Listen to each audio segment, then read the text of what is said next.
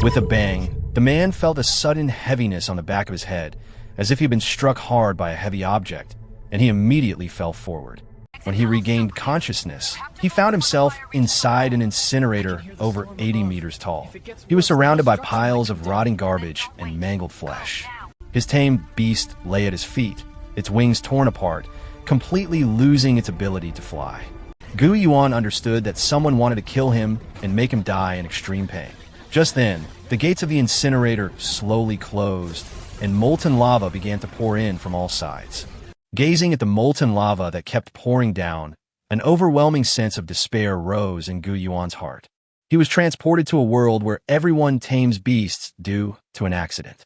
In this world, everyone can sign a contract with a monster after reaching adulthood, using the monster's power to nourish themselves and continuously grow stronger. However, Gu Yuan only managed to contract a common-level pheasant beast, which was weak, and even his girlfriend broke up with him because of this. Just as Gu Yuan was sinking into despair, the wooden bracelet on his right wrist suddenly glowed with a blue light. The bracelet, which was carved with 9 indistinct patterns, seemed to have been activated, shimmering with a faint light. Immediately afterwards, a clear voice rang in his mind. Ding! Mythical-level beast taming has been activated. Please select one to evolve your beast. In an instant, 9 figures of light appeared in Gu Yuan's mind. They were all different in appearance, showing the beauty of women in all their forms. They were all formed from pure spiritual energy. Although they had no physical form, they were extremely beautiful. Gazing at the dreamlike images in his mind, Gu Yuan's initial despair was suddenly replaced by a strong will to survive. He knew that as long as he could evolve his tamed beast, he would have a chance to escape and reverse his fate. At this moment, the scalding lava was already close to Gu Yuan's feet, and the intense heat made it almost impossible to breathe. Who can fly the fastest one? Take me back, he cried out urgently in his heart. As he called out, the 8 beautiful figures in his mind looked somber. Then, their figures gradually blurred in the light, eventually turning into specks of spiritual light, which were sealed by iron locks and returned to the wooden bracelet. Only the crimson shadow slowly drifted down, finally landing on Hongling. Due to the thin air under the scorching heat, Gu Yuan gradually lost his breath. His vision suddenly went black, and his body collapsed towards the molten lava behind him. However, just as he was about to touch the magma, the surging lava strangely converged and flowed towards the red feather in his hand. A giant, crimson bird slowly spread its wings in the scorching lava, its body enveloped in flames. Its 6 red tail feathers unfurled in the wind, accompanied by delicate and beautiful feathers that drifted down and scattered across the space. Just as the bird landed, a pair of shapely, long legs emerged from the firelight, wings folding into shape. A pair of gentle yet strong hands caught Gu Yuan just before he hit the ground. Immediately following, a blazing flame suddenly shot into the sky, like a fire defying the heavens, carrying the phantom of a fire phoenix straight up into the sky, and crashed open the heavy iron door of the incinerator with unstoppable force. Her eyes burned like flames, yet her demeanor was as cold as ice. Her pretty face possessed a unique beauty, and her skin was as white as snow, seemingly untouched by the world. Her hair was piled high, like a noble and aloof princess in an ancient costume drama. She wore a long red robe embroidered with phoenix feather patterns, with the chest slightly open and jade beads swaying gently with her movements, showing her elegance and nobility. How beautiful she is! When will someone like me ever be able to touch her? Gu Yuan thought to himself. He slowly extended his right hand, the noble aura emanating from the woman before him, making him almost afraid to approach. But at that moment, his fingertips actually touched her cheek. The touch was as smooth as cream, and it made his heart tremble. Oh my God! Gu Yuan suddenly woke up and sat up abruptly. Looking down, he saw her beautiful legs, as delicate as jade, kneeling on the ground. He was shocked. Could it be that he had just been resting his head on her legs? The woman smiled slightly and nodded gently, her expression tender. Who are you? Gu Yuan was so frightened that he took several steps back. Seeing his reaction, the aloof beauty lightly covered her red lips, tilted her head slightly, and with a playful expression, uttered a clear gu. Red feather. Gu Yuan's brow twitched, his voice instantly changing as he stared incredulously at the woman before him. She had actually transformed, and she was already level 40? Just then, The wooden bracelet on his wrist flashed slightly. After consuming 7 points of spiritual matter, a pale blue system notification appeared in Gu Yuan's mind. Beast Tamer information. Beast Tamer, name, Gu Yuan, Beast Tamer aptitude. First grade, soul power, 32, beast tamed. Name, red feather, level 3 aptitude. Mythical, race, fiery phoenix. Mythical level talent. Even their race has changed. Gu Yuan was shocked. There were indeed precedents for this. Gu Yuan remembered that the textbook mentioned that a demon tamer of the 7th rank or above once spent a huge amount of money to inject a powerful bloodline into a demon beast of ordinary aptitude, thereby enabling it to complete its racial advancement. Just then, he looked down and saw that one of the 9 previously blurry engravings on the wooden bracelet on his right hand had become clearly visible, transforming into a lifelike phoenix engraving. Buzz, buzz, buzz, buzz. Gu Yuan subconsciously pulled out his phone. It was his alarm clock ringing. I'm going to be late for the exam. He turned around with a start, only to find himself standing on a rooftop of a towering building. Is this the Guangzhou Twin Towers? Yes, master. Hongling lowered her head, her expression respectful and gentle. I was worried that you were not getting enough sleep, so I dared not wake you rashly. I was also afraid that you would miss the exam time, so I took the liberty of bringing you here. Thank you, master, for not abandoning me. Hongling's eyes were filled with gratitude. At that time, my wings were broken, but you protected me in your palm and never abandoned me. I will remember this great kindness forever. Before she finished speaking, she gently bent her knees and knelt down again. Immediately afterwards, Hongling transformed into a phoenix about 60 centimeters long, spread her wings, and took off, her sharp claws firmly gripping Gu Yuan's shoulder, carrying him into the air. A gentle breeze caressed his face, and the bustling city traffic stretched out before him. Gu Yuan was filled with excitement. He was actually flying in the sky. However, such scenes are not uncommon in this world. Beside him, an old man with an air of otherworldly elegance sat atop a crane, his refined demeanor making Gu Yuan feel slightly ashamed. Hongling seemed to understand his thoughts. She lowered her head slightly and said with some humility, Your Majesty, I have not yet mastered the combat technique to change my body shape. Once my spiritual power increases, I will definitely let you ride me through the heavens every day. Meanwhile, inside the examination hall of the Zhongshan Beast Taming Academy training camp, tens of thousands of candidates had already gathered. Did you hear? The question setter this time is from Jiangsu and Zhujiang. This is terrible. That person shows absolutely no mercy. A bunch of little brats tried to escape the college entrance exam by taking a special admissions exam. Today, let them know that they can escape even if they have wings. On the exam stage, a middle-aged man smiled, and the candidates below immediately fell silent. Hey, look up at the sky. Someone's flying over. Everyone looked up and saw a giant, fiery red bird flying over and gliding gracefully down, with a young man hanging below. The young man landed smoothly, while the magnificent and noble giant bird obediently perched on his shoulder, exuding an air of nobility and standing proudly. Gu Yuan walked through the crowd, showed his admission ticket, and calmly asked, Excuse me, where is the candidate entrance? Gu Jun on the stage immediately narrowed his eyes. He could tell at a glance that the spirit pet on Gu Yuan's shoulder was no ordinary creature. What kind of beast is that? Among the onlookers in the distance were many of Gu Yuan's former high school classmates. He spotted Song Yingying in the crowd at a glance, who was staring dumbfounded at the red feather on his shoulder.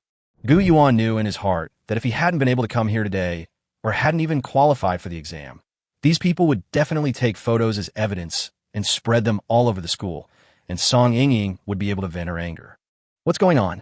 That red-feathered bird, isn't it just a pheasant? How did it become so beautiful? It's like a phoenix. The former classmates were all surprised, their faces full of disbelief. Inside the room, Gu Jun, with a gentle smile, said, Dear students, this exam tests the most basic things. As long as you review thoroughly and grasp the key points, you can pass easily. I believe you have covered all of this in class. Despite these words, the students below the stage broke out in a cold sweat. The examination hall was divided into multiple directions based on the different attributes of the spirit pets. Gu Yuan's crimson feather possesses both flight and fire attributes, and he has the right to choose one.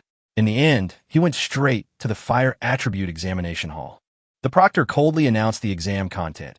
Each pot here contains dew extracted from 3,000 epiphyllum flowers. Your task is to heat it. The degree you reach will determine your score. Every 10 degrees, the temperature rises. A test will be triggered. A correct answer will continue to raise the temperature. A wrong answer will forcibly lower it. The words had barely left his lips when cries of agony erupted from the test takers. I chose the wrong one. I'm actually a water type. Let me go, I want a different test. Ha ha ha. Song Ying in the audience laughed so hard her face was shaking. She had long heard that this burning pot question and answer session was the most difficult assessment method for fire-type beast tamers, a nightmare for all fire-type beast tamers. Gu Yuan, keep it up. You're a top student who is just 1 point away from passing the unified exam. If you can't get into Sun Yat-sen University, it will be a huge loss to the beast-taming world. A sarcastic voice rang out from the audience, making the surrounding students burst into laughter. Gu Yuan recognized the person. It was He Xian, one of Ling Yunpeng's followers. Don't be discouraged, Gu Yuan. It's never too late to work hard after you go to the Beast Taming Academy. Another cheerful male voice rang out, coming from Ling Yunpeng on the other side of the audience. In his past life, Gu Yuan was a top student, and he had even felt some goodwill towards Ling Yunpeng because of his constant flattery. But now, hearing these encouraging words again, he felt nothing but malice and disgust. The dew from the ephemeral flower is extremely in water, and it's incredibly difficult to heat. Even our school's top fire-type beast tamer, who possesses the fire god turtle, only scored 68 points on the test back then. Gu Yuan today, he'll struggle to even get 30 points. Song Ying's follower mocked. Gu Yuan ignored the sarcastic remarks and went straight into his examination room. In front of him was an iron pot containing dew extracted from 3,000 epiphyllum flowers. The key to the entire exam lay in this dew. He needs to work closely with Hong Ling, who provides the flames to heat the dew, while he, as a beast tamer, must use his soul-controlling power to sense and answer questions. Each correct answer raises the temperature. An incorrect answer immediately lowers it. If the pot temperature is not high enough, the questions cannot even be triggered. He said softly to Hong Ling, Hong Ling, I need to rely on the experience of our seniors now. I will answer the questions as quickly as possible, and you should try to keep the temperature rising steadily. You're only level 3, so don't feel pressured. Ideally, we should keep each stage within 15 minutes. Before he could finish speaking, Hong Ling spewed out a ball of blazing flame, instantly raising the temperature of the dew in the pot to 10 degrees Celsius. Gu Yuan's first challenge had been triggered. He was stunned for a moment. A mythical level beast tamer was indeed powerful. As Gu Yuan's soul sea unfolded, his consciousness seemed to be drawn into a blank spiritual realm. Ahead, Hong Ling's figure stood gracefully, a red thread connecting them tightly. At that moment, steam from the boiler entered his soul sea, condensing into the first question. Briefly explain the function of the soul sea. Gu Yuan answered without hesitation. The soul sea is the place where the beast tamers and spirit pets' minds connect, and it is an important standard for judging combat strength. Its capacity and richness determine the strength of the soul control power. The second question followed. What are the classifications of combat skills among demonic beasts? What? Gu Yuan was stunned, thinking that shouldn't they wait for the temperature to continue rising? Hong Ling replied softly, Master, there's no need to worry. My spirit fire is called Phoenix Feather Flame, which is a terrestrial level flame. By the way, the answer to this question is human, yellow, profound, earth, heaven, God. Is it against the rules for me to help answer? Of course not. Gu Yuan nearly coughed up a cough. The third question appeared, unfortunately a knowledge point about inscription, which happened to be something Gu Yuan hadn't memorized. He had no choice but to tactically give up. After the wrong answer, the boiler temperature immediately dropped, and the Phoenix Feather Flame was forcibly extinguished. If it were any other spirit pet, it would have been severely weakened at this point, but Hong Ling simply exhaled lightly, and the Phoenix Feather Flame reignited, continuing to support Gu Yuan in answering the question. Gu Yuan sighed inwardly, too strong. Even a mediocre student could have survived by using brute force. Time passed slowly, and candidates began to emerge from outside the examination hall. Some beast tamers answered questions incorrectly in a row, exhausting their spirit pets, and even requiring emergency hospitalization. Others had spirit pets that weren't performing well, preventing them from raising the water temperature, so the owners couldn't even see the questions. But a few still persevered. Look, it's Lin Xiao Xiao, the top student from #1 high school. She got 60 points and came out early. Wow, finally someone passed. Look, Tian-gu from the next exam room is coming out. He got 76 points, which is the highest score in #3 high school. Night Wind. His scoreboard is already at 80, and it hasn't come out yet. He's aiming for 90. The proctor was so excited he almost screamed, drawing everyone's attention. Everyone present was immediately shocked. Night Wind, the undisputed top fire element student in Yangcheng, was actually aiming for 90. Truly, new talents emerge in every generation. Even Gu Jun couldn't help but exclaim in admiration. Meanwhile, Gu Yuan's exam was still in full swing. What is the prelude to modern human history? A new question appeared before Gu Yuan. He answered almost without hesitation. In the 18th century, England witnessed its first beast-taming revolution. Humans made contracts with magical beasts for the first time, establishing the first factory that utilized magical beasts for production, which greatly improved the quality of human life. 30 points. How did the Pacific Theater of World War II end? Please describe the mission and key events in detail. Gu Yuan continued fluently. Towards the end of World War II, the plan successfully progressed, leading to General MacArthur's promotion to the rank of 8th rank Beastmaster. His 2 spirit beasts destroyed 2 cities, forcing the island nation to surrender. Minus 40 points. Please state the new motto of the international demon tamer community during the 2008 Demon Crisis. The 2008 Demon Crisis was a global catastrophe. The Lehman and Boundary Array was breached by demons, causing the failure of numerous city defense systems and resulting in enormous loss of life and property. Minus 50 points. Hongling was stunned, her eyes filled with shock and joy. Amazing. Master only scored 59 points a few days ago, yet he can answer so fluently today. He must have been studying the whole time. The next question followed. Please inscribe a level 3 inscription to aid the evolution of your bird-type pet. Oh no, it's an inscription question, my master's weak point. Red Feather couldn't help but worry. However, Gu Yuan had already begun to inscribe on the edge of the pot, his expression focused. Hongling was stunned, her cheeks flushed slightly, and a strange flutter arose in her heart. Could it be that before I even possessed the mythical bloodline, my master secretly began to study the methods of raising me, just to help me evolve one day? She gently covered her mouth, her emotions a complex mix of feelings and excitement. When everyone else gave up, my master persisted. He wasn't just trying anything. He had been prepared all along, wanting to grow stronger together with me. Hongling's eyes were gentle yet resolute, and she had already made a vow in her heart. This is my master. In this life, I will follow you and grow stronger together. The moment the inscription was completed, Hongling's phoenix feather flames erupted, and the water temperature instantly soared to 60 degrees. Master, please stop. You've already passed. Your soul control power is only 32 points, which isn't enough to maintain the Soul Sea expansion for long.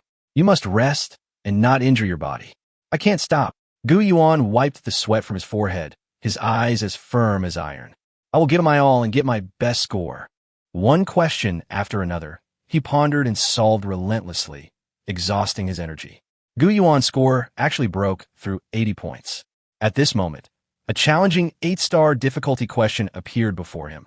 A complex calculation problem about the proportions of beast-taming elixirs. Gu Yuan felt a tightness in his chest and shortness of breath. The pressure from his soul sea almost squeezed him out of consciousness. Calculating such a difficult problem had pushed him to his limit. He decisively made up his mind, yes. The problem required accuracy to 2 decimal places. See, Gu Yuan gritted his teeth and made a decisive choice. At this moment, the excitement outside the arena had reached its climax. Look, Bossy Foam is out. His score is 94. My God, is he a god? He actually got 94 points. Everyone stared at the most dazzling name, but they did not notice that another name was quietly approaching the top of the list. That's incredible. I bet he got the highest score today. I heard he relied on his level 11 nine-tailed firefox and only stopped at 94 after running out of spiritual energy.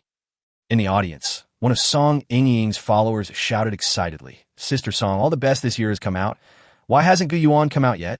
Song Yingying looked arrogant and laughed triumphantly. Ha ha! Is there even a question? That good-for-nothing probably only scored in the teens. He's too ashamed to show his face. Just then, Gu Yuan faced the final question. During the Lushan rebellion, Lushan stormed into the palace, looting for 3 days and 3 nights, all in search of a mysterious soul artifact. The type of this soul artifact is unknown, but based on the clues in the blood-written letter, is speculated to be a wooden bench B, a wooden shoe C, a wooden bazundi, a wooden bracelet. Gu Yuan's face darkened. Gu Jun, you son of a bitch. I spent an entire afternoon studying history the day before yesterday, and this wasn't even in the curriculum. You're setting questions way beyond the syllabus. Are you deliberately messing with me? Despite his cursing, time was of the essence. Rather than stubbornly enduring a feint and being carried out, he decided to take another gamble. Choose D. The moment the option was selected, the 9th seal on Gu Yuan's wooden bracelet instantly dissipated, and the crimson feathers erupted. Fiery feathers flashed, red light radiated, and a phoenix cry echoed. The water temperature soared to 96, 97, 98, 99, and 100. The air in the entire examination room was filled with a burnt smell. It's exam room 241, someone exclaimed. Thick black smoke rose from Gu Yuan's exam room. The proctor's face changed drastically. He rushed into the room and immediately saw that the cold dew in the pot had been completely burned dry and the bottom of the pot was charred black. Chapter 7 Shocking Explosion. Gu Yuan's name appeared at the top of the big screen, and his score was fixed at 3 digits, 100 points. The audience erupted in cheers and applause. No one expected that someone could achieve a perfect score in this high-intensity assessment, especially a high school student like Gu Yuan with mediocre grades. The proctors even suspected that someone had taken the exam for them, and even asserted that it must have been a second-grade beast tamer who had sneaked into the exam room with a level 13 beast to cheat. After searching through the crowd for a long time, they finally found only Gu Yuan and the giant red bird, Hongling, on his shoulder. There was no proxy test taker at all. The water temperature was now around 100 degrees Celsius, meaning the dew in the pot had completely evaporated and the exam was over. At that very moment, Gu Yuan's name surpassed the previous number 1, Night Wind, and unsurprisingly surged to the top of the list. A gasp rippled through the crowd. This achievement caught everyone off guard and silenced his classmates who had previously mocked him. Song Yingying was stunned. She practically ran to the proctor and shouted angrily, almost out of control. She simply couldn't believe that Gu Yuan could get a perfect score. She insisted that he must have cheated and loudly questioned why a mythical-level spirit beast, which had never appeared before, was on him. Gu Yuan simply walked past her without saying a word, but this silence was all the more intimidating. His attitude seemed to say, "Look at it however you want." This scene completely broke Song Yingying. She knew that if this scene were to spread to the school, the most humiliated person would no longer be Gu Yuan, but her. In front of everyone, she frantically reached out to grab Gu Yuan, wanting him to give her an explanation. With a crack, just as she grabbed Gu Yuan, the red feather on her shoulder suddenly spread its wings, its eyes sharp as knives, and slashed her face with a claw.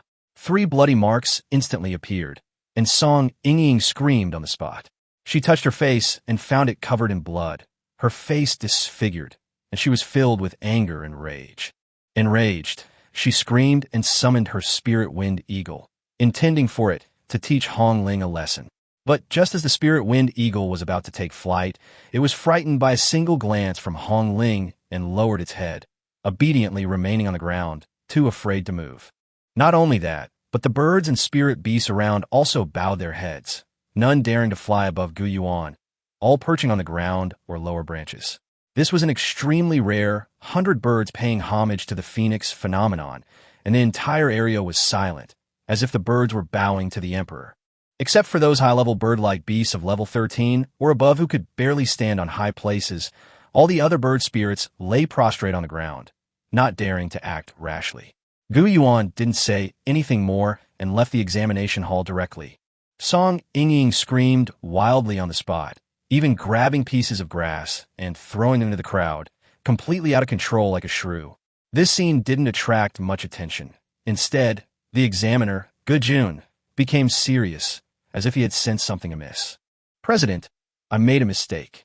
An examination staff member ran over and reported in a low voice. "Last night, When I was inscribing runes, I mistakenly inscribed a set of Tang Dynasty secret question bank runes into the examination system. What do you mean? Gu Yuan frowned. That question was originally an internal secret, but because I worked overtime all night and carved the wrong pattern, it was included in the exam. How did he choose the right question? Gu Yuan stared at Gu Yuan's back, lost in thought. He probably guessed, since it was a choice between A, B, C, and D. Maybe so. Gu Yuan nodded slightly. He is one of my best students. We'll send out a notice saying that there was a system error, so we changed the score from 100 to 90 and hid the last question, but the scholarship will still be awarded based on a perfect score. Gu Yuan received a notification from Zhongshan Beast Taming Academy, confirming his selection for the training camp.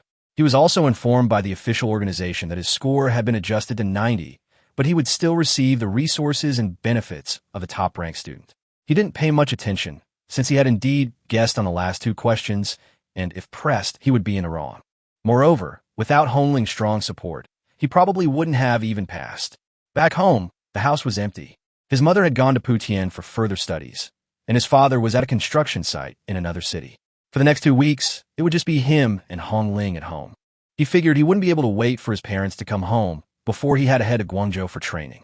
Gu Yuan lay on the sofa, feeling utterly exhausted. Damn it, I'm still too weak, he muttered, staring at the ceiling light.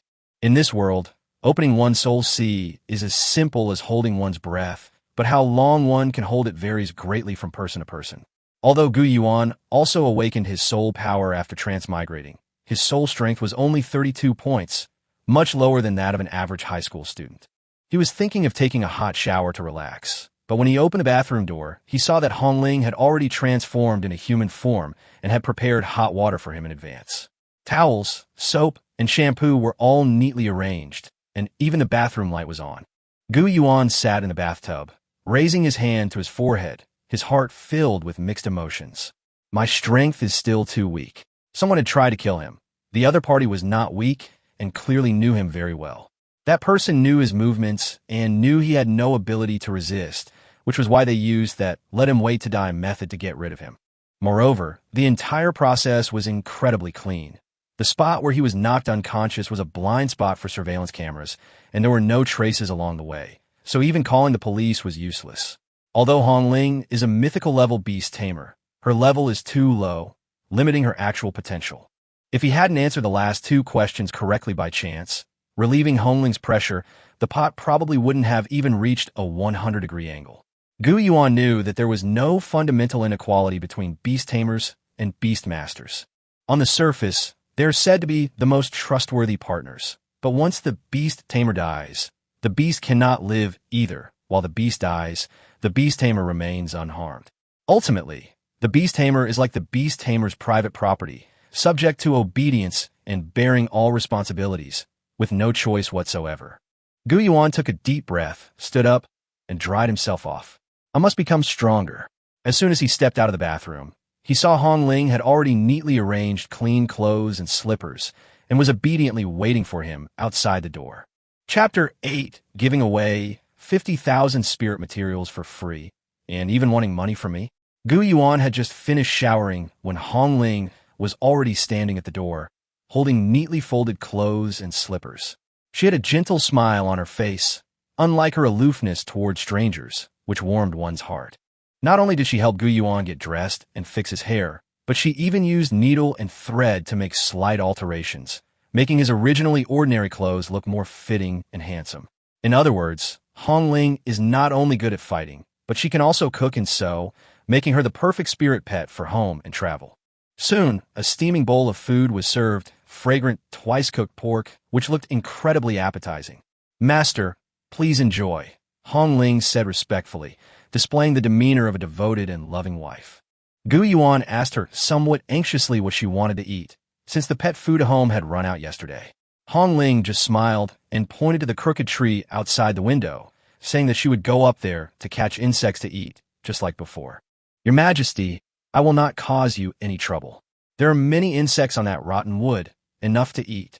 At this moment, many memories of the past flashed through Gu Yuan's mind. He was too foolish in the past, using the money he had saved to please Song Yingying and buy cosmetics to win her favor. But now he realized that the one who truly deserved care was Hongling, who had always been by his side.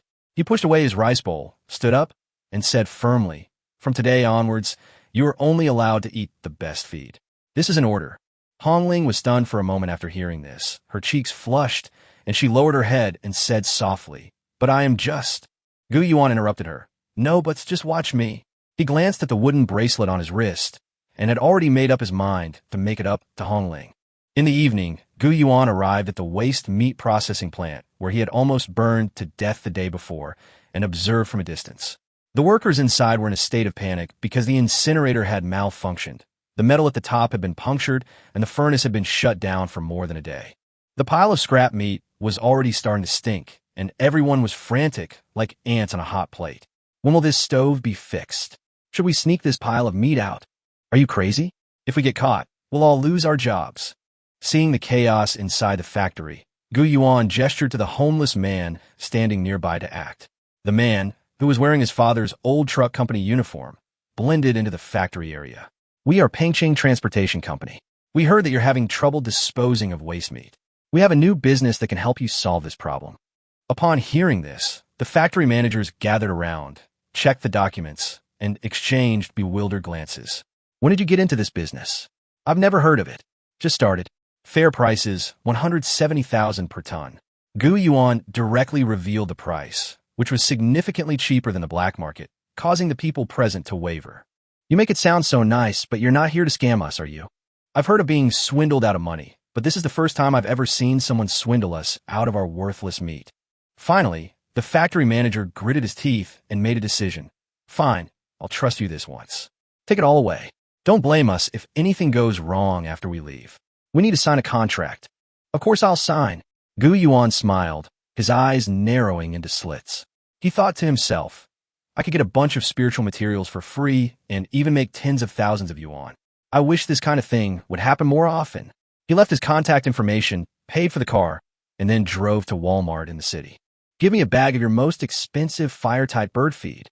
To be honest, he originally planned to only buy a small spoonful. But now that he had money, he spoke with more confidence. The shop assistant introduced, "This is a 500-gram bag of top-grade feed, made with the inner core of the fiery sky insect and spirit grains. The price is 53,000. Gu Yuan almost bit his tongue. A meal costing over 50,000? That'll bankrupt us. But he discovered that by using the wooden bracelet to absorb and decompose 1 ton of waste meat, he could obtain nearly 3 kilograms of this feed. Moreover, the feed was marked with different colors according to its grade, from low to high: white, blue, purple, orange, and there was also a rarely circulated feed with red lettering. His uncle had previously sent him purple-grade feed, but this bag of orange-grade feed was even better. The quality was worlds apart. Gu Yuan calculated that as long as he could control the city's waste meat resources in the long term, Hong Ling could eat orange-grade feed every day. As for what to do if the incinerator is repaired, Gu Yuan's thinking was simple. If it's repaired, just smash it again. Anyway, he's not that spineless high school student anymore. Back home, seeing the room full of orange-colored animal feed, Hong Ling was moved to tears, kneeling on the ground and weeping. "It's too extravagant. I'm just an insignificant spirit pet, yet I enjoy such favor." In her heart, even if she transformed into a mythical phoenix, in Gu Yuan's eyes, she would probably still be nothing more than a 5-cent chick. Gu Yuan used the function of his bracelet to compress the feed into the shape of Doritos, and even specially packaged it in a bag so that Hong Ling could carry it with her and eat it like a snack anytime. He wanted to teach Hong Ling how to eat it, so he deliberately held the Doritos on his finger, preparing to demonstrate. Suddenly, he realized something. He was human, and eating feed was useless and too expensive. "This thing costs hundreds of dollars a bite. I can't afford it. Let Hong Ling do it instead." Upon hearing this, Hong Ling immediately ran over playfully, opened her mouth, and gently bit the crispy snack off Gu Yuan's fingertip. The moment her soft lips touched Gu Yuan's fingertips, their slight warmth sent a blush through him. Hong Ling, however, merely smiled slightly, her hands behind her back, as if nothing had happened. Chapter 9, Rapid Advance. Suddenly, a red light shone from Hong Ling's body. She raised her head, her long hair flying, and her fair skin glowing softly. Then, a high-pitched phoenix cry rang out, and her aura changed. Hong Ling had actually broken through to level 4. Gu Yuan's eyes widened. She had only eaten one serving of orange-grade pet food, and the effect was already so powerful. It truly lived up to its reputation as high-grade spirit pet food. Just as he was marveling at the moment, the doorbell rang. He opened the door and saw the delivery man, his face flushed, holding a package, his body stiff. "Why are you so late? I just heard a phoenix cry." The delivery man peeked into the house and saw a beautiful woman in ancient style leaning against the wall in the middle of the living room. Her alluring figure and cold, elegant demeanor, combined with the sound he had just heard, made him feel incredibly jealous. He was practically spitting fire. This was a mythical-level spirit beast. This guy was a total winner in life. Gu Yuan blocked the doorway with annoyance, saying indifferently, "What are you looking at?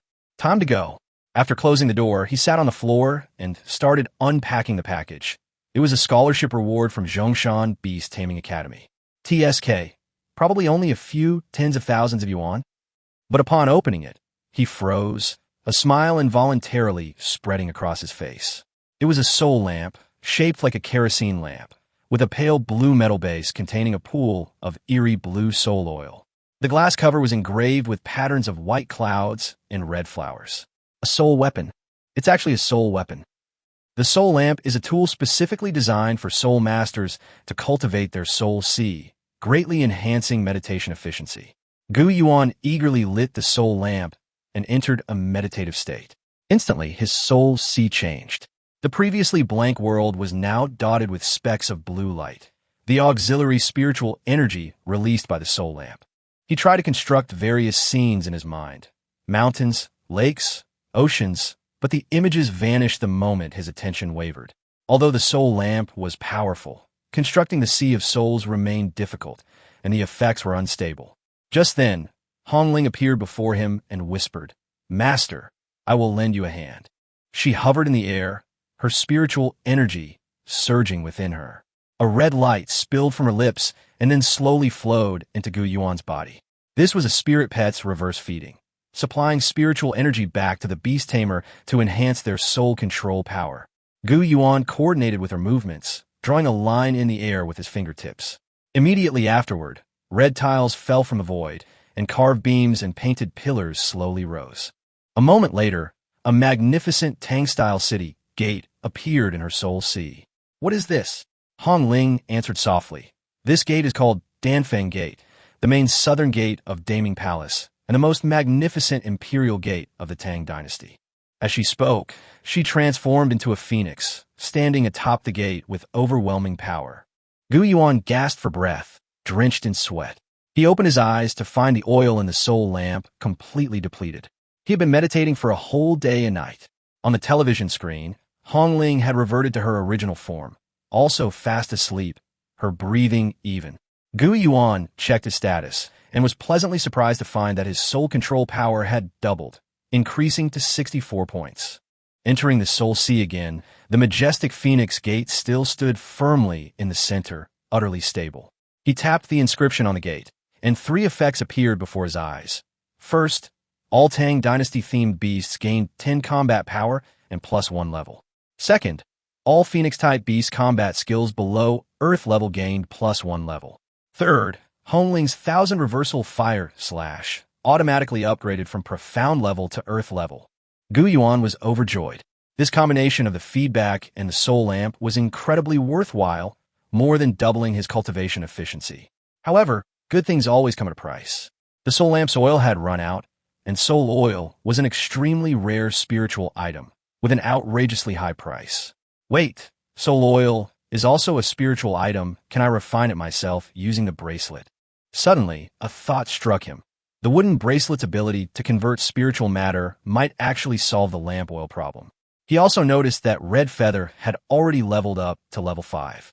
Level 5 spirit pets could inscribe new combat skills, but this process required purchasing spirit bones or demon beast inner cores, which was extremely expensive. Although he had a good memory and theoretically inscribing skills shouldn't be difficult for him, the core problem remained the same. Where would the resources come from? Even bracelets need to be based on equivalent exchange. We can't just wait for spiritual substances to fall from the sky every day. Just as he was racking his brains, the phone rang. "Hello, who is it? I'm in a bad mood right now. Get to the point quickly." A middle-aged man's voice came from the other end of the line. Is this Mr. Gu Yuan? I heard you're the young agent in charge of waste meat disposal. I'm the owner of the incinerator. Chapter 10. A free fortune of 100,000 spirit materials. Gu Yuan was initially confused and wondered. It's only been a day. Why are there still unwanted meat to deal with? Logically speaking, wild monsters wouldn't come to their deaths in groups, so where did all these brainless monsters come from?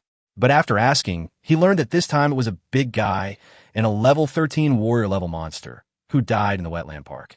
Worse still, there were large areas of crops and spiritual fruits around the corpse. If it wasn't dealt with within an hour, the consequences would be unimaginable. This wasn't just an environmental issue.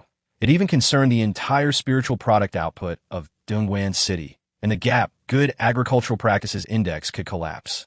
Gu Yuan asked, "Where are the processing experts?" The other party replied that they had all gone to attend an important meeting, and the remaining processing specialists were either too lazy or were asking for exorbitant prices. Then she remembered Gu Yuan, saying that his connections were fast and cheap, and asked him to help in this emergency. Monsters also have ranks, roughly corresponding to the common, rare, and mythical ranks of tame beasts, but wild ones are more special. They possess spiritual power and can control other monsters, so humans classify them into ranks such as scholar, minister, king, emperor, and even higher. This kind of monster could command thousands of its kind, and its combat power was generally stronger than others of the same level. Gu Yuan quickly arrived at the wetland park, where the water of Huayang Lake flowed quietly under the arched bridge, and the orchards on both sides carried a faint fragrance of fruit. But hanging on the bridge was a strange-looking monster that looked like a giant abscess, without eyes.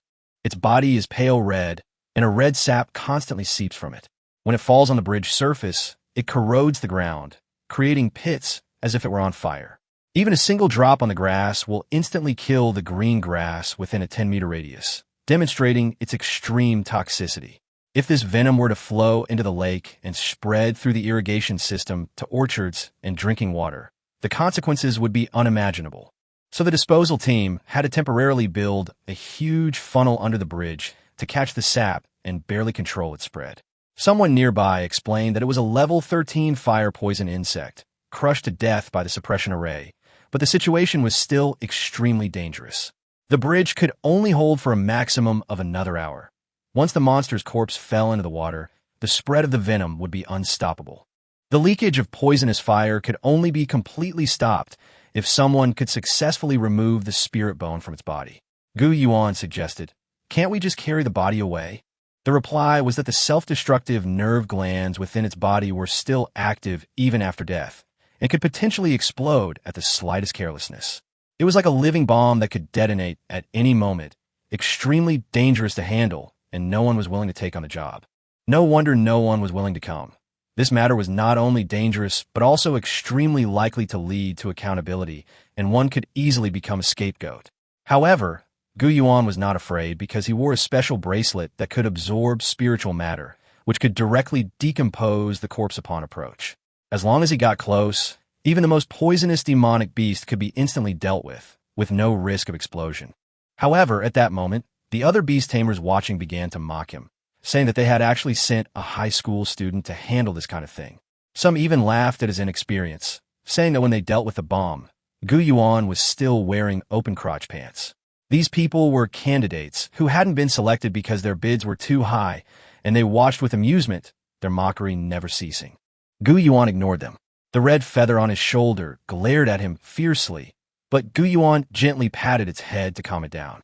He walked straight onto the bridge. The logistics team had already set up gas tents, covering the entire bridge to prevent injuries from explosions. Everyone else was waiting outside, which suited Gu Yuan perfectly. He didn't want anyone to see the secret of his bracelet anyway. This bracelet is too amazing.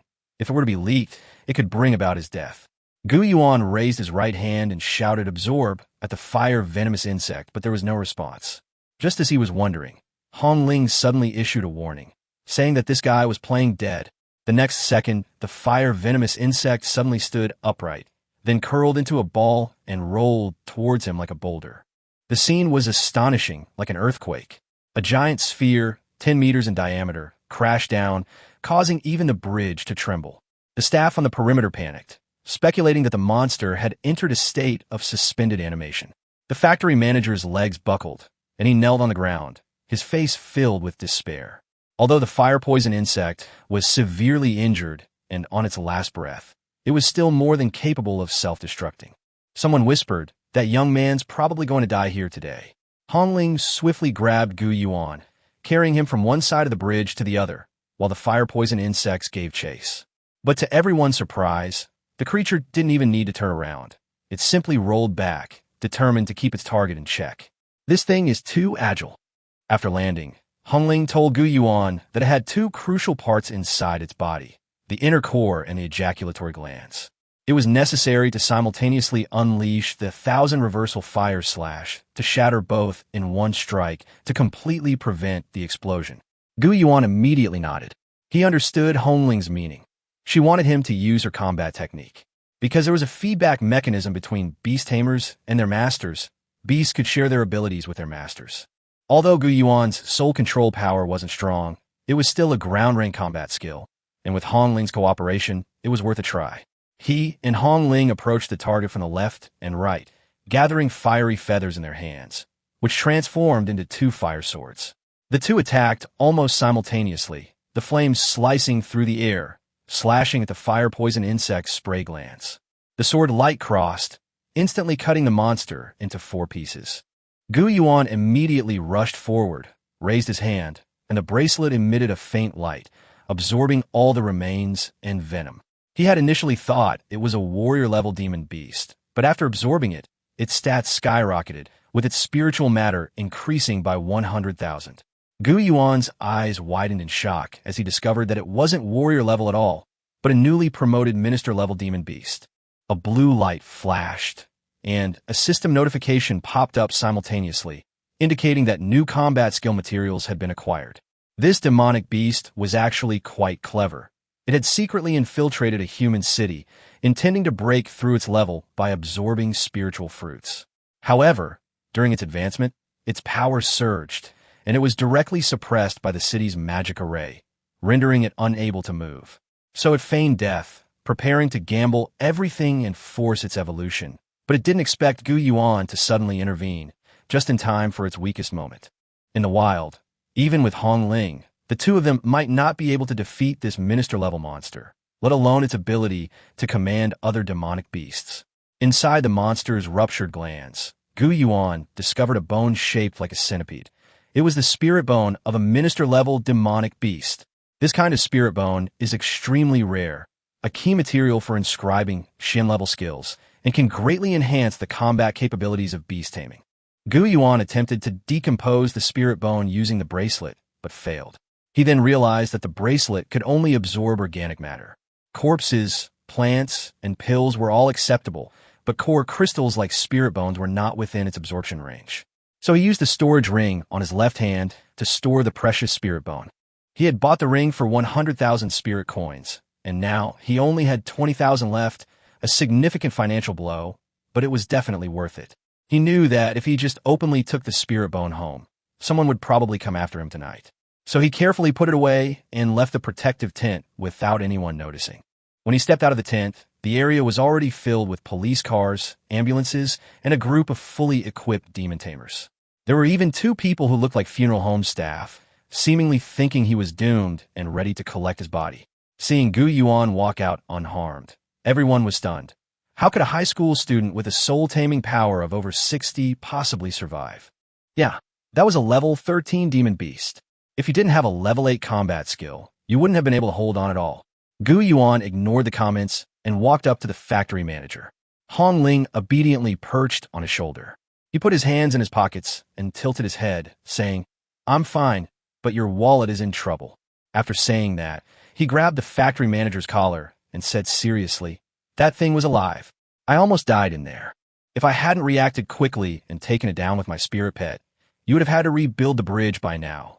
So, the payment will be doubled. Otherwise, don't blame me for tearing things apart right here." The factory manager was almost furious. "Why don't you just rob me?" But before he could lash out, Gu Yuan warned, "You'd better think it through. There are police and security personnel all around. Your boss was there too, and I saw that fat guy staring at you without daring to say a word. Are you trying to explain by saying, 1. You asked me to save money, but almost caused a disaster, or 2. I had everything planned out and was in complete control. The factory manager broke out in a cold sweat, feeling utterly miserable. That's double the price. Is it possible to negotiate? Before he could finish speaking, Gu Yuan suddenly yelled and rolled on the ground. Liar! You said that monster died, but it almost blew me up. Everyone was stunned by the scene. The factory manager quickly rushed over and covered his mouth, saying, I'm impressed. I'll give you whatever you want. In the end, 500,000 yuan was transferred to Gu Yuan's account, leaving everyone speechless. No one expected that this young man was not only courageous and resourceful, but also had a knack for ruthless schemes, a veritable extortion genius. This young beast tamer can actually defeat a low-ranking demon beast. It's outrageous. He's only in high school, and he's already undertaking dangerous missions. His future is simply immeasurable. Ignoring the gossip, Gu Yuan turned and got into his car, driving home with a satisfied smile finally appearing on his face. Back home, he took out a book titled 5 Years of Beast Taming, 3 Years of Simulated College Entrance Examination Inscription, and began to study it carefully. It should be noted that Level 5 inscription was the passing score for the beast taming category of the college entrance examination, a moderate level of difficulty for ordinary students. However, he was facing a spirit bone of the ministerial level, and even with Hong Ling's assistance, he couldn't be careless. Moreover, the spirit bone would be consumed after the inscription was completed, and failure would severely injure the beast tamer. The price was too high. Hong Ling had already returned to human form, and was lying on the bed waiting for Gu Yuan to perform the inscription technique. Her figure was graceful, rising and falling gently with her breath, making Gu Yuan almost lose focus. Hong Ling said softly, Master, don't be nervous. I will cooperate well. Gu Yuan nodded. It might hurt during the engraving process, but I will take it slowly. He released his spiritual energy, raised his hand to make the spiritual bone float in the air, and it quickly turned into fine white powder.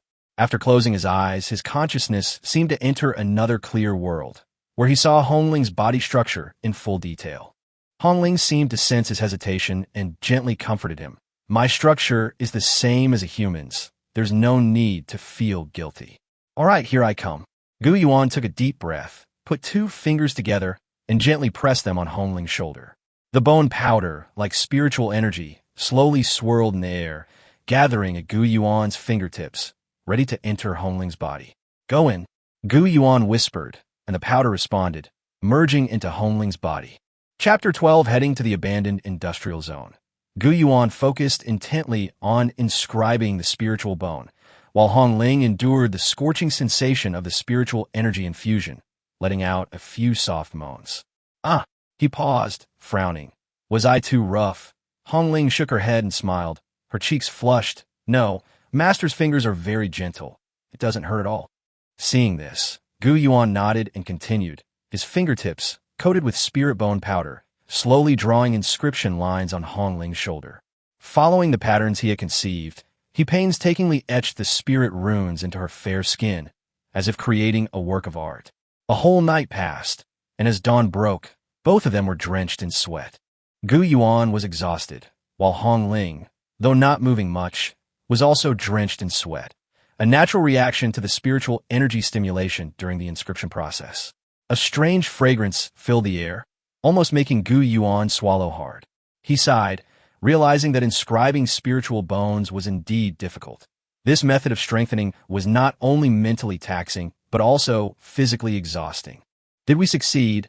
He wiped his sweat while checking Hong Ling's status. The system panel expanded. Hong Ling, level 5, aptitude. Mythical, race, fiery phoenix, combat skills. 100 birds paying homage to the phoenix. 1,000 reversal fire slash. Phoenix Featherflame inscription, combat skill, fire scorching poison, originally profound rank, promoted to earth rank due to the Danfeng sect bloodline enhancement. Gu Yuan nodded. This skill, as expected of being extracted from the fire poison insect, is incredibly ruthless. Hong Ling, standing beside him, also circulated her spiritual energy, and a tattoo appeared on her right arm. It was a row of 9 pale, red peony flowers, running horizontally from her shoulder to her wrist, like a burning pattern, extremely elegant. Hong Ling looked at the tattoo with joy in her eyes. Master, this inscription is so beautiful. It's different from the ones in the book. Gu Yuan nodded. That's right, the textbook recommends using poisonous insect patterns, but I thought they were too ugly, so I changed them to floral patterns. But floral patterns are harder to make, so I spent 4 more hours on them. But it was worth it. Hong Ling was deeply moved upon hearing this. She was about to get up to cook when her legs suddenly gave way, and she fell back onto the bed. She struggled to get up again, holding onto the bedside table. Gu Yuan was both amused and exasperated. He waved his hand and said, "You worked so hard last night, you should get some rest. Keep eating your feed. I'll just go downstairs and have a bowl of snail noodles." With that, he left the room and started thinking about his upcoming cultivation plans as he ate. Although he now had 100,000 spirit materials, he couldn't unlock the second spirit energy lock. To unlock the next lock, he needs to bind a second beast, but currently his soul C only has 1 contract slot. He'll only be qualified to contract a second beast once he advances to the 2nd rank. The problem is, besides Red Feather, he doesn't have any other beasts he can entrust with this. What if he binds to an unreliable one, and it absorbs his spiritual energy and flies away? Wouldn't all his efforts be for nothing? Therefore, these spiritual substances can only be used to buy high-end cultivation materials, such as lamp oil. Gu Yuan considered going to Walmart to buy the most expensive lamp oil, but upon checking, he found that the purple label lamp oil was basically out of stock on the market. This high-grade material is extremely rare, and even money cannot guarantee its availability. As for the orange label lamp oil, it is an officially controlled resource, and ordinary people have no chance of coming into contact with it.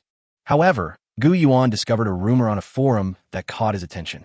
There was an urban legend about a level 30 crocodile monster with human-like intelligence that once appeared in a sewer in Dongguan City. This crocodile was not only incredibly powerful, but could also steal meat and memorize passwords to open cold storage rooms. Legend has it that it was abandoned by its original owner and hid in the sewers, where it coincidentally drank waste liquid from a secret laboratory. Gu Yuan smiled, but his attention was drawn to another crucial point, the legendary sewage pipe. If there truly were abandoned medicinal essences there, even a single drop could be extracted using his bracelet and replicated in large quantities. While this method might be illegal, becoming stronger and protecting himself was far more important than waiting to die. The murderer hadn't come knocking yet, and Gu Yuan wasn't about to let himself be defenseless again. So, he resolved to investigate this legendary sewer system. Soon, following clues from the video, he found a legendary location, Shirpai Town in Dongguan City. This was a nationally renowned industrial wasteland, overgrown with weeds and covered in rust, a favorite spot for adventure enthusiasts. Chapter 13: Acquiring the Secret Elixir for 5 times Faster Cultivation. Gu Yuan ventured deep into the abandoned industrial area of Shirpai Town, where towering chimneys stood, covered in rust. This place seemed like a relic where time had stopped. Walking through it felt like stepping back into the 1980s, a heavy sense of oppression washing over him. But his target today wasn't on the surface, but rather the drainage system beneath this wasteland. Just as he was about to enter the sewer, Hong Ling quietly landed on his shoulder. "Didn't I tell you to stay home and rest?" In fact, Gu Yuan had already guessed that she would come along. This phoenix never trusted him to go out alone. Sure enough, as soon as he stepped out the door, Hong Ling had been quietly circling in the clouds, watching him the entire time without leaving his sight. The two of them entered the dark and damp sewer in tacit understanding. Water still flowed slowly into the distance in the waterway, probably the main drainage pipe leading to the sea. They followed the current deeper, when suddenly a low rumble came from behind them. Red Feather alertly spread its wings, its feathers standing on end, its gaze locking onto the shadows ahead. A small crocodile slowly crawled out of the darkness, only a little over 2 meters long, yet its entire body brimming with spiritual energy. Gu Yuan gasped. Really? This is actually a level 30 minister rank demon beast. Before he could react, the crocodile stood up and spoke, its voice deep and heavy with rolled "Our sounds, young man." Gu Yuan's mind went blank. He wondered if this was an imposter, and whether the next sentence would threaten his life. As a result, the crocodile pulled out several DVDs from behind his back and said with a smile, "Want to buy some DVDs?" Gu Yuan was completely stunned, and the tense atmosphere just now instantly collapsed. A low-ranking demon beast was actually making a living by selling DVDs in the sewers, and it was a legal business at that. The crocodile was quite friendly, putting on a hat and introducing himself. My name is Gu Yuan, and I am the most knowledgeable intelligence broker in this area. It doesn't eat people. Eating people doesn't make money. Business is booming. You can buy truckloads of meat as you please. Gu Yuan followed him into a secret space with some skepticism. There was even a well-furnished lounge with neat tables and chairs, plenty of tea and snacks, and even English biscuits. This crocodile not only seemed to understand human nature, but also controlled the resource network beneath the city. He proudly declared, "Selling films is just a side job. My main business is reselling intelligence." Gu Yuan pressed him for the source of the intelligence, since this place was incredibly far from the city center and there were hardly any people around. The crocodile revealed a mysterious smile, its eyes flashing with golden light, and instantly summoned a swarm of rats. Thousands of spirit rats lined up neatly, standing as if they had undergone military training. He had chuckled and patted his shoulder. "Don't be modest. I'm particularly interested in outstanding newcomers. That push notification on your phone was actually arranged by me. Today is the first time I've come to see you, specifically for our first collaboration." Gu Yuan raised an eyebrow. "Collaboration? Why should I trust you?" "Believe it or not, it's up to you, but I know everyone has things they want to know. Just ask, whether it's a secret video, a celebrity's privacy, or even the person appearing in person. I can do it." Gu Yuan's eyes darkened. It was time for him to reveal the truth. "Someone tried to kill me. 3 days ago, on the afternoon of December 20th, downstairs in the low-rent housing area of Marin District in Dongguan City, he ambushed me and threw me into the incinerator. I want to know who did it." Gu Yuan immediately stopped smiling and nodded. "The surveillance footage can't find it, then you've come to the right person. I can access secondary surveillance, satellite records, and even the criminal investigation system, but it will take some time, about 3 days. Do you want me to bring the head?" Gu Yuan replied in a deep voice. "No need. I'll do it myself."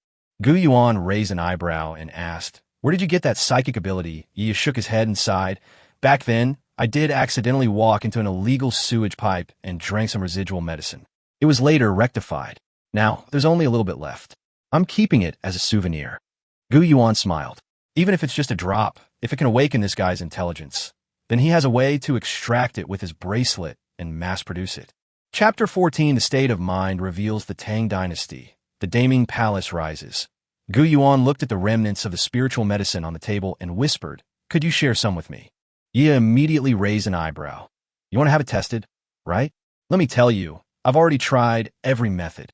There is a substance in this thing that no instrument can detect. All we know is that it is a certain aggregated state of spiritual energy."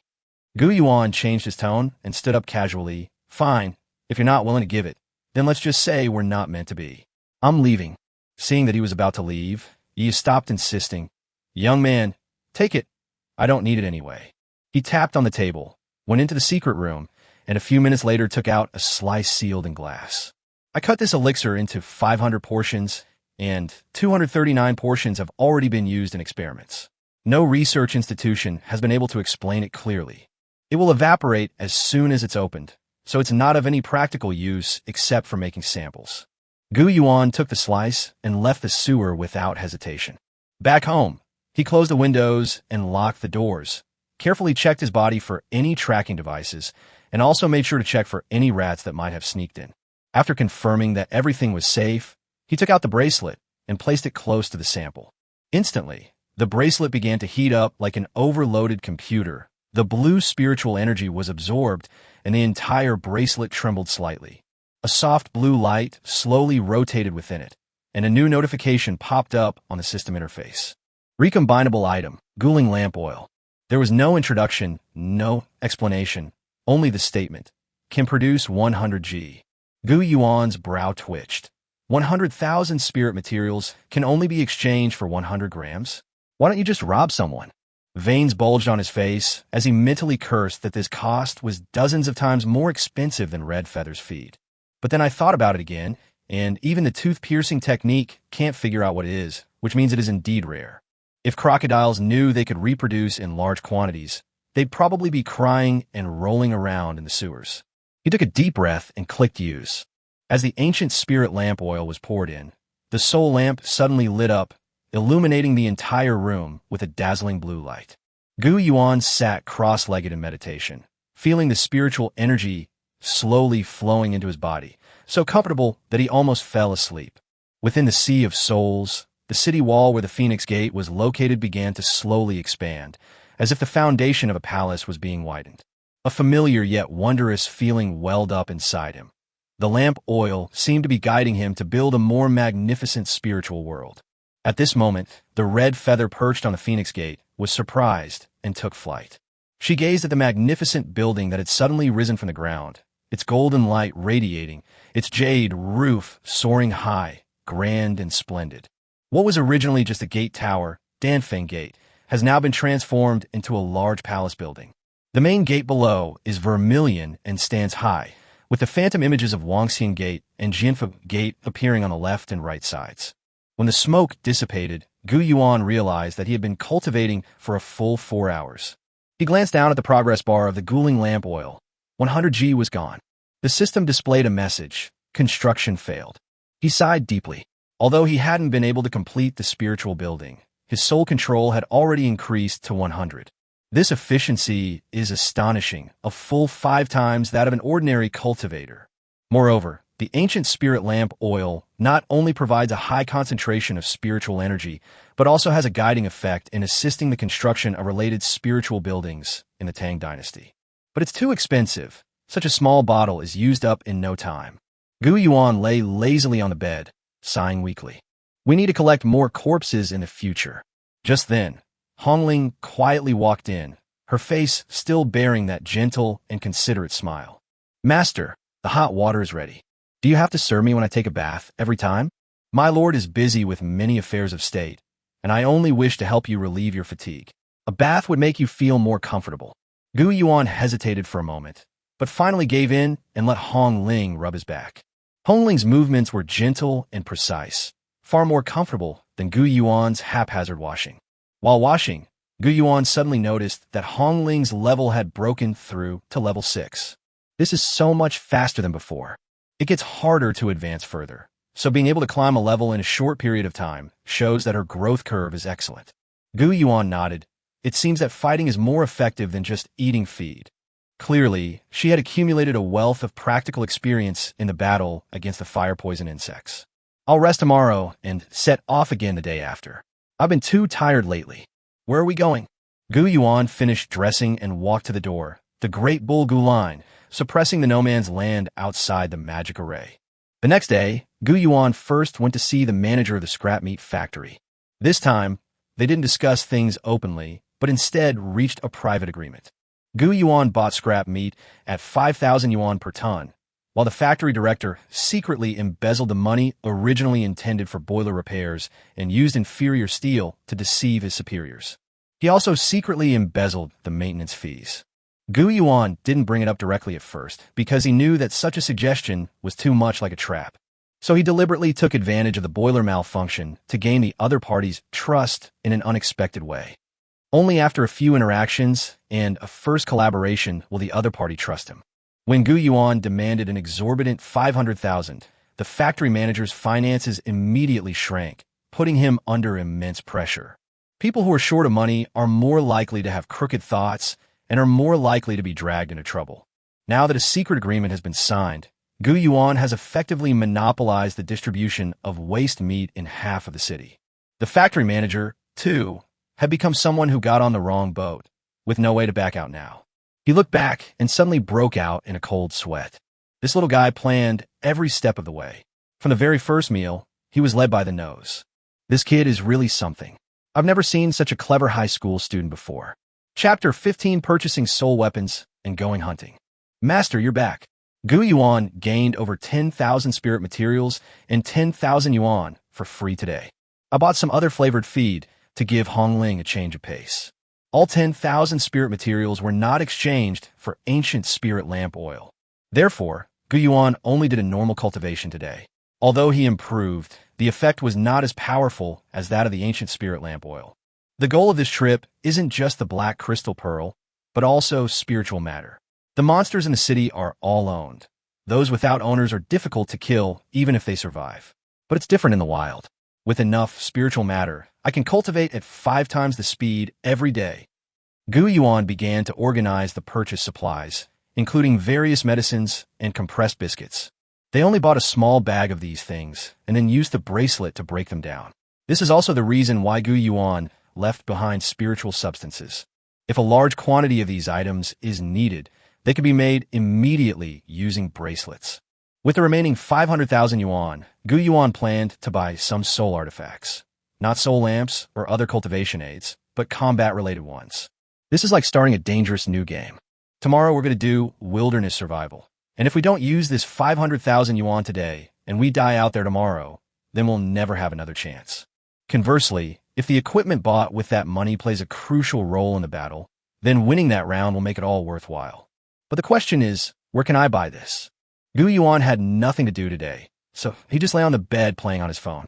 Hong Ling transformed into human form, her jade-like legs kneeling on Gu Yuan's back, and she massaged him with her slender hands. Master, is my strength appropriate? Yeah, pretty much. Although Gu Yuan repeatedly objected and told Hong Ling to rest, Hong Ling would immediately look at him with a slightly resentful gaze until he agreed. Just as Gu Yuan was feeling anxious about getting the pity score again in his 10th consecutive pull, a WeChat friend request came through. Gu Yuan knew who it was just by looking at the name. Yi Chuan. Yi Chuan. Are all high school students choosing their online names like this nowadays? Can't pull a 6-star character. Won't change name. Speak quickly if you need something. Yeah. I think I'll change the nickname. How about your hunter's license sorted out for you? Phoenix Tamer. Okay. Not everyone can leave the city's magic circle at will.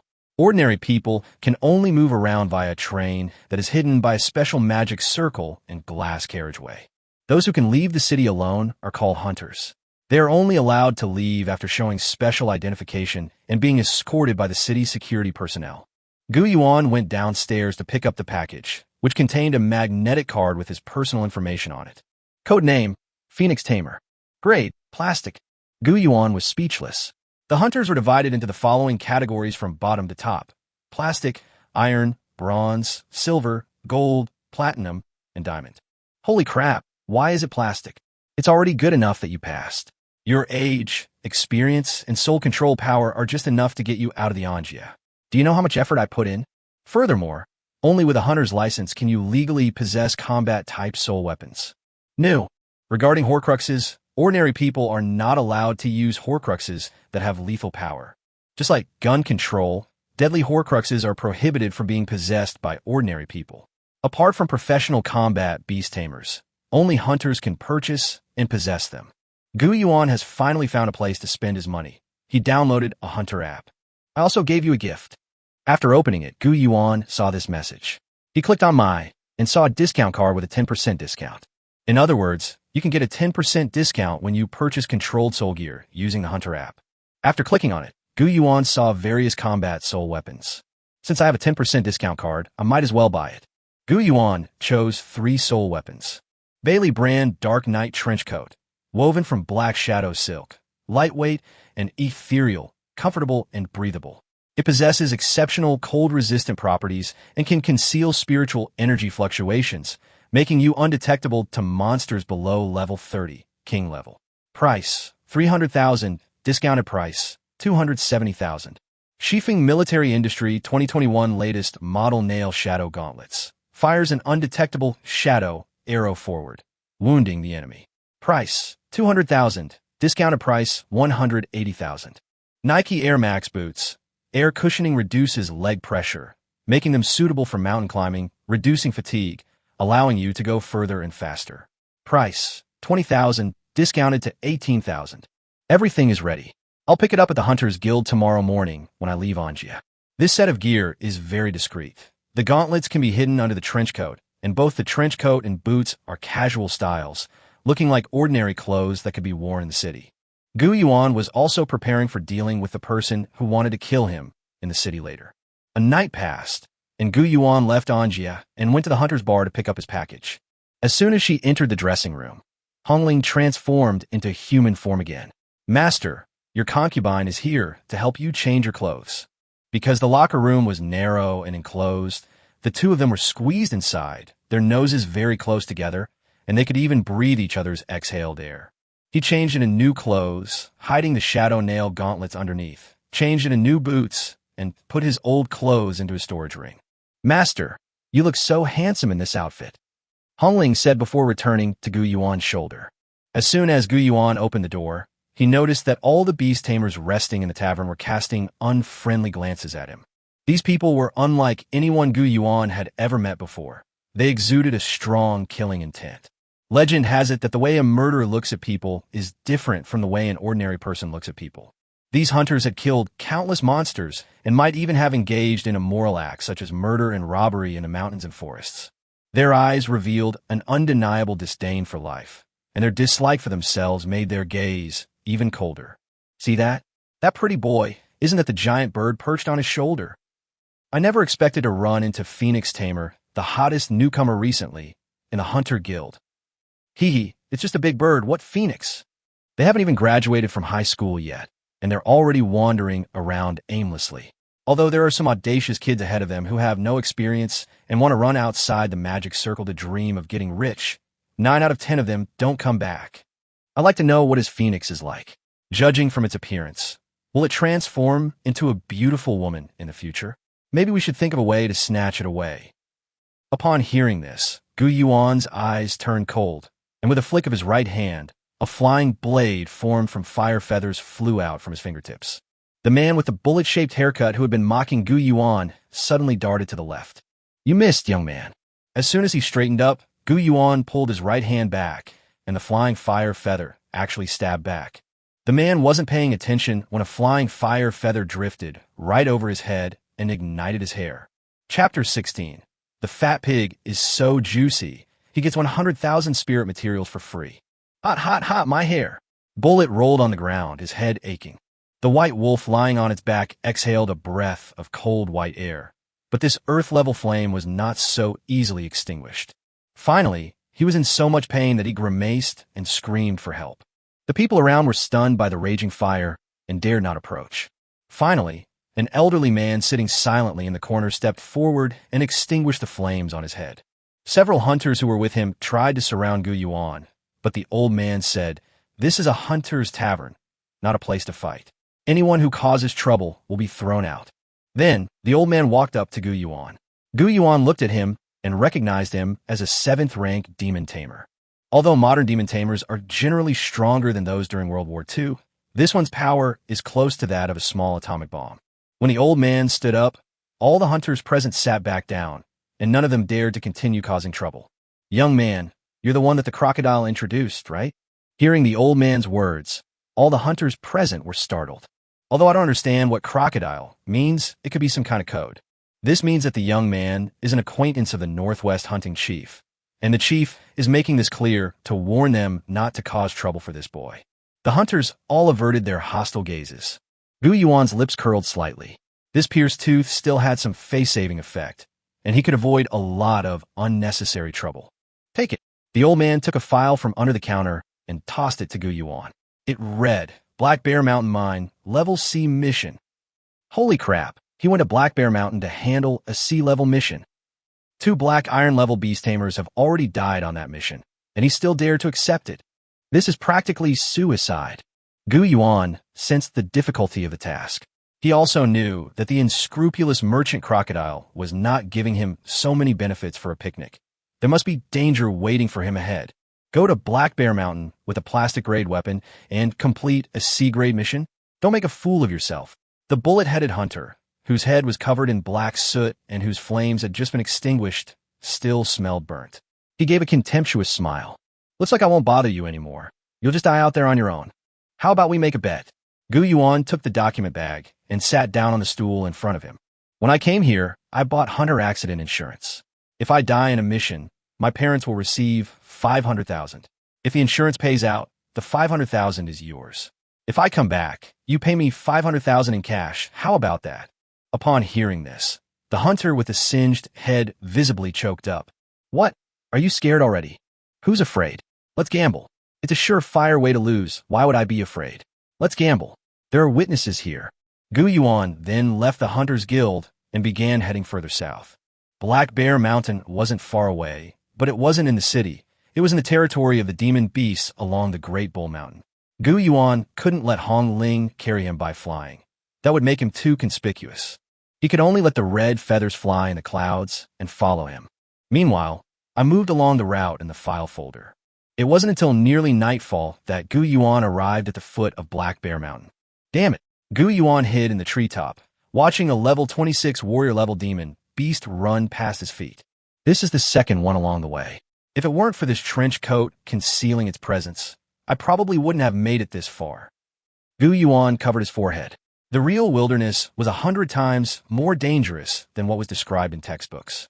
At first, Gu Yuan thought the probability of encountering monsters in the no man's land was similar to that in old wilderness survival documentaries.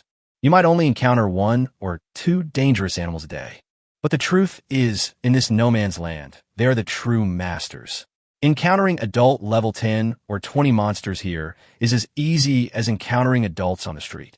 There are countless groups of demons, and you might even encounter beings like the one just now that can command large numbers of demons.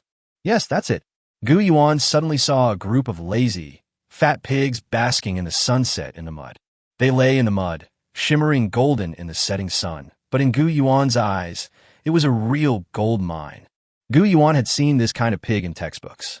They are fat pigs unique to southwestern China, called oil pigs. In this world, weak monsters have evolved in various ways by relying on spiritual energy in order to avoid enemies. Some are good at hiding, some are good at digging and burrowing, some are fast and agile, and some are good at making themselves unpalatable. Don't be fooled by their fat appearance. In reality, their entire body is made of inedible fat. The fat inside their bodies is black, smelly, and sour. Eating them will cause diarrhea, provide no energy, and has a complex composition. It is almost impossible to extract any useful parts. So, humans didn't hunt, and predators didn't eat them. They lived a comfortable life. As long as they didn't trespass into the territories of other monsters and anger powerful monsters, they could live a carefree life, just eating and waiting to die. However, Gu Yuan is different. Their foul-smelling, unpalatable flesh is unwanted by humans and predators, but his bracelet can be decomposed into spiritual matter. Moreover, they won't stay in the territories of other dangerous monsters, which means this mud pit is safe, and you can just go there and pick up the loot for free. These fat pigs lay in the mud, basking in the glow of the setting sun. Suddenly, a shadow arrow flashed by and struck a pig in the head. These fatty pieces of meat offered no defensive capabilities, and the level 7 fat pig died instantly. Gu Yuan came to the outside of the mud pit. These fat pigs were really enjoying themselves. He was initially afraid of disturbing the pigs, so he approached stealthily and launched a surprise attack. As a result, even after killing one of them, they still didn't know to flee and were still basking in the sunset. So Gu Yuan tentatively stepped out, and it turned out that these greasy pigs really didn't know how to run for their lives. Gu Yuan dismantled the carcass of an oil pig and directly extracted 5,000 points of spiritual matter. Too fat. 5,000. That's a lot. Looks like all that fat on you guys wasn't for nothing, haha. Gu Yuan was so excited that he accidentally laughed out loud. All the greasy pigs turned their heads to look at Gu Yuan, and instead of running away, they lazily stayed in the sun. With a whoosh, Gu Yuan once again swiftly killed a fat pig with an arrow. This time, the slaughter took place right in front of these fat pigs, who were immediately stunned. Their faces said, "You're not playing by the rules. We're worthless. We can't be eaten. Why are you killing us?" After Gu Yuan slaughtered another one, the remaining hogs finally couldn't sit still any longer and got up to run away. However, with its round, plump body and super short trotters, it can't run fast at all. Watching these spheres, each with a radius of over 1 meter, flee at a speed of 10 centimeters per second, Gu Yuan thought to himself that even if he were blind, he couldn't possibly miss them. And so, Gu Yuan marched down Black Bear Mountain and fought his way to the mountainside, wiping out the entire population of the fertile oil pigs that had been living there. He didn't even spare the piglets that were only half a month old. Ha ha ha, awesome. Another 100,000 spirit materials. Once the mission is complete, I'll go back and exchange them for ancient spirit lamp oil for cultivation. Chapter 17, the rich second generation refuses to accept it and dies tragically. Night had fallen, and Gu Yuan knew that more large and dangerous monsters would emerge at night. According to the Hunter's Handbook and knowledge from high school textbooks, fires cannot be lit now. Many monsters are intelligent and will know that humans are coming once a fire is lit. They will come to observe and seize the opportunity to launch a sneak attack. If it is a large hunting group and someone is on night watch, a fire can be lit in a safe place. However, if you are alone, it is best to rest in a tree near the train tracks. Gu Yuan had a dark trench coat to keep out the cold. The cold wind in the wilderness in December could freeze a person to death, but Gu Yuan was still not afraid. He was resting against a tree trunk near the high-speed rail station when suddenly a red feather fell from the clouds and landed on his thigh. It spread its huge, fiery red wings and perched on its own chest. "Hey, what are you doing?" "Master, please go back and blame me then. The night is cold in the wilderness, and I fear that you will suffer from the cold." Gu Yuan felt that the inside of Hong Ling's wings was very warm, with a warm heat coming from her hot inner core, which was radiating fire. Red Feather's wings are very soft, feeling like a warm and comfortable blanket. It's like a kotatsu. I felt completely drawn to her. She was so warm, so comfortable, so soft, I didn't want to go out. Gu Yuan's nerves slowly relaxed. He never expected to have the chance to get a good night's sleep in the wild. Suddenly, with a thud, something fell from the treetop. Gu Yuan and Hong Ling immediately became alert. Hong Ling landed on Gu Yuan's shoulder and right hand, where spiritual energy gathered into a shadow arrow, which was then cocked into the shadow guard. Just as he crawled over to examine what was on the ground, Gu Yuan fell silent. It was a barbecue grill. Then, Gu Yuan saw someone jumping off the train tracks.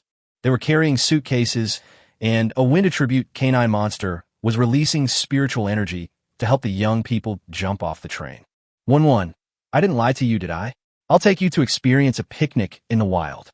The person who jumped down first was dressed in trendy designer brands. Gu Yuan, the beast tamer beside him, finally recognized him as Feng Mu. This is a noble canine spirit beast with a high price tag. Judging from its coat color, it should have a very pure bloodline. It's legendary and extremely expensive. Following closely behind were 3 more people. A girl wearing a pink fluffy coat and a bunny ear hood, whose face was obscured, and 2 men dressed in designer clothes. Gu Yuan was sweating profusely. These rich kids had a boring life and wanted to try something more exciting. But this is way too exciting. A picnic? A picnic outside the border of Lion. I wonder if monsters are most easily attracted by the smell of meat, and they want to barbecue it? I wouldn't even dare light a fire. Gu Yuan wanted to jump down to save the person, but he quickly regained his composure. 4 ordinary people, with only 1 spirit pet, all at level 7 and of legendary rank. However, these rich kids and their pampered pets would probably lose their will to fight if they saw a man-eating monster.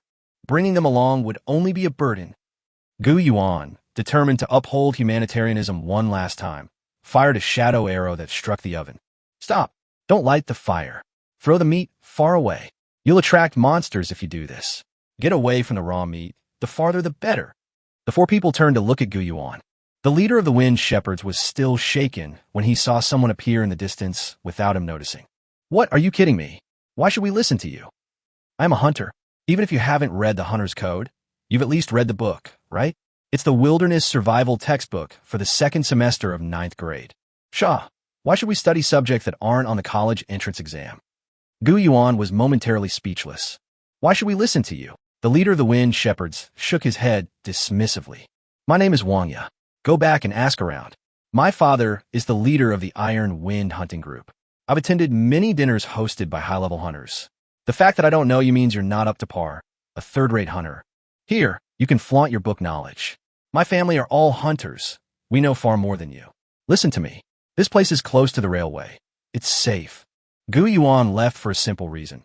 His men had opened the packaging of the lamb leg, and the gamey smell had already spread. Moreover, he had picked it up directly with his right hand, so the smell had already gotten on his hands. It was beyond saving. Haha, see? You've been thoroughly humiliated by my vast knowledge and run away. These are just scammers. With that, Wang Yi turned around. The other 2 male students who followed echoed.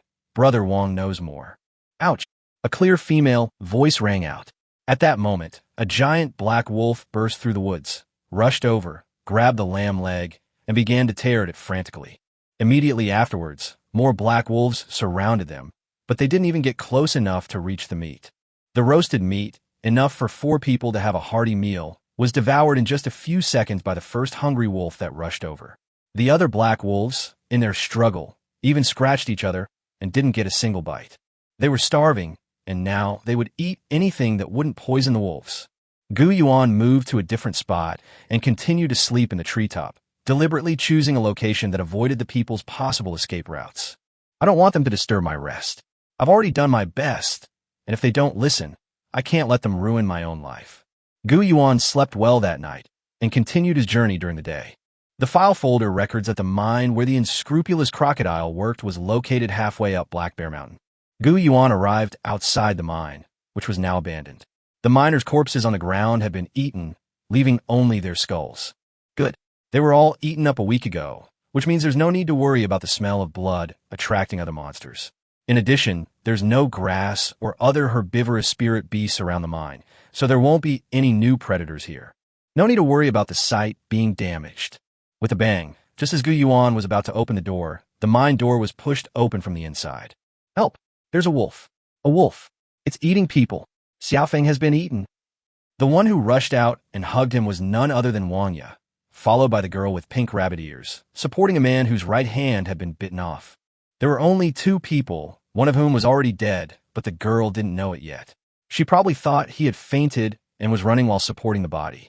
The bleeding from their right wrist had stopped. They had escaped from the mine tunnels at the foot of the mountain, past a pool of water, and the blood had drained away in the water. Gu Yuan's first reaction was to retreat, but this was his destination, and he couldn't retreat. A wolf howl rang out, and within the cave, the green eyes of countless wolves flashed with a cold light as they swarmed towards him.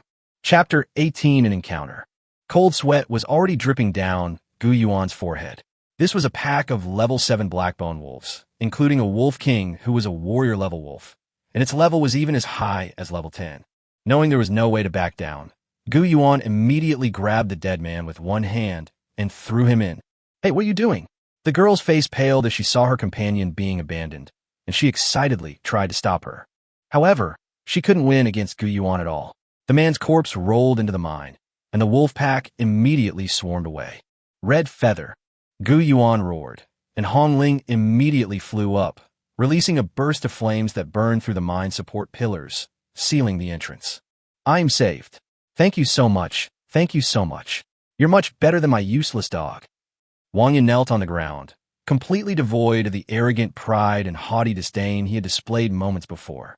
Like a stray dog, after witnessing the horrors of the deepest part of the forest, he knelt on the ground, begging for any straw to save him. He crawled to Gu Yuan's feet like that. It seems that the Blackbone Wolf Pack, like me, doesn't recognize your Hunter's Guild. Please, take me away from here. I'll give you 100,000. No, 1,000,000. Just take me away, please. Just let me leave. However, Gu Yuan shook his head. No, you have too much blood on you. The wolves will keep chasing you. I don't have much blood on me. When the wolves came, I didn't even take my dog. I dragged Blackie away. It was that woman who had the most blood on her. You abandoned her, but please, please don't abandon me. Wang Ye knelt on the ground, covered her face, and cried like a woman. Meanwhile, the pink-eared girl on the other side turned deathly pale with fright, completely abandoning her pretense of civility. Wang Ye, what are you talking about? I thought you were a handsome hunter, but all you're talking about in terms of wilderness survival experience is abandoning your friends one by one. However, at this moment, the sound of wolves colliding and causing rocks to slide began to ring out, like the tolling of a death knell, making the three of them's hearts jump into their throats again. They've finished eating the man's corpse, and now they're looking for something new. Knowing there was no way to escape, Gu Yuan said, Hong Ling, listen to my command. We're going to take care of them here. Hong Ling immediately took off, while Gu Yuan retreated and climbed a tree. If you don't want to die, jump into the well on the side, use the water to mask the smell of blood, and dive into the water. Hold your breath for as long as you can. Gu Yuan stood on the branch and used a dagger to cut open his palm. This guy's gone mad. He's bleeding himself to attract all the wolves. Run, run. Don't follow this madman. After he's eaten by the wolves, we'll be hiding in the well too. However, the girl with pink bunny ears had already run to the well. Wang Ye, if I, Chen Wenwen, listen to you again today, I'm a pig. Idiots, I'm running away first. You can keep sending yourselves to your deaths. However, by this time, the wolf pack had already broken through the barrier of the collapsed area. They howled like wolves, and the blood dripping from Gu Yuan's palms on the tall trees in the distance immediately caught their attention. The girl who came out of the well to get some air was startled, This man was completely different from the 3 high school students who claim to be hunters. They get so scared they almost wet themselves when they see a pack of wolves, and they lose their minds instantly when they see themselves or their companions being bitten. However, this man dared to squat on a tree branch, cut open his palm with a knife, and let the wolves gather under his trunk, watching their eyes yearning to devour him. Gu Yuan was actually quite flustered, but he knew that panicking was useless, and he needed to stay calm. Red Feather. At this moment, Red Feather flew past swiftly, its right claw flashing, leaving several scratch marks on the backs of several wolves. In a flash, Hongling dodged the pounce of 5 or 6 black bone wolves and took to the air again. The wolves, relying on their spiritual energy, tried to climb up the trees, while Gu Yuan continuously used his shadow nail bracelet to shoot down the wolves that were about to climb up. Hongling also used her ability to fly to keep the wolf pack being knocked down. They huddled together under the tree, unaware that among them was a wolf wounded by red-feathered claws, its wounds swelling into pustules like molten lava bombs. With a bang, 4 or 5 red lava sacks exploded inside the wolf pack. The black bone wolves, attracted by the blood energy, huddled together, almost all within the blast radius, and each wolf was severely injured by the explosion. Hongling and Gu Yuan simultaneously swooped down, reaping their lives.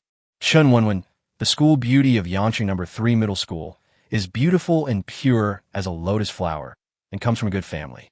Known as one of the 3 goddesses, she is the dream goddess of countless men, and many men want to reach her but have no chance.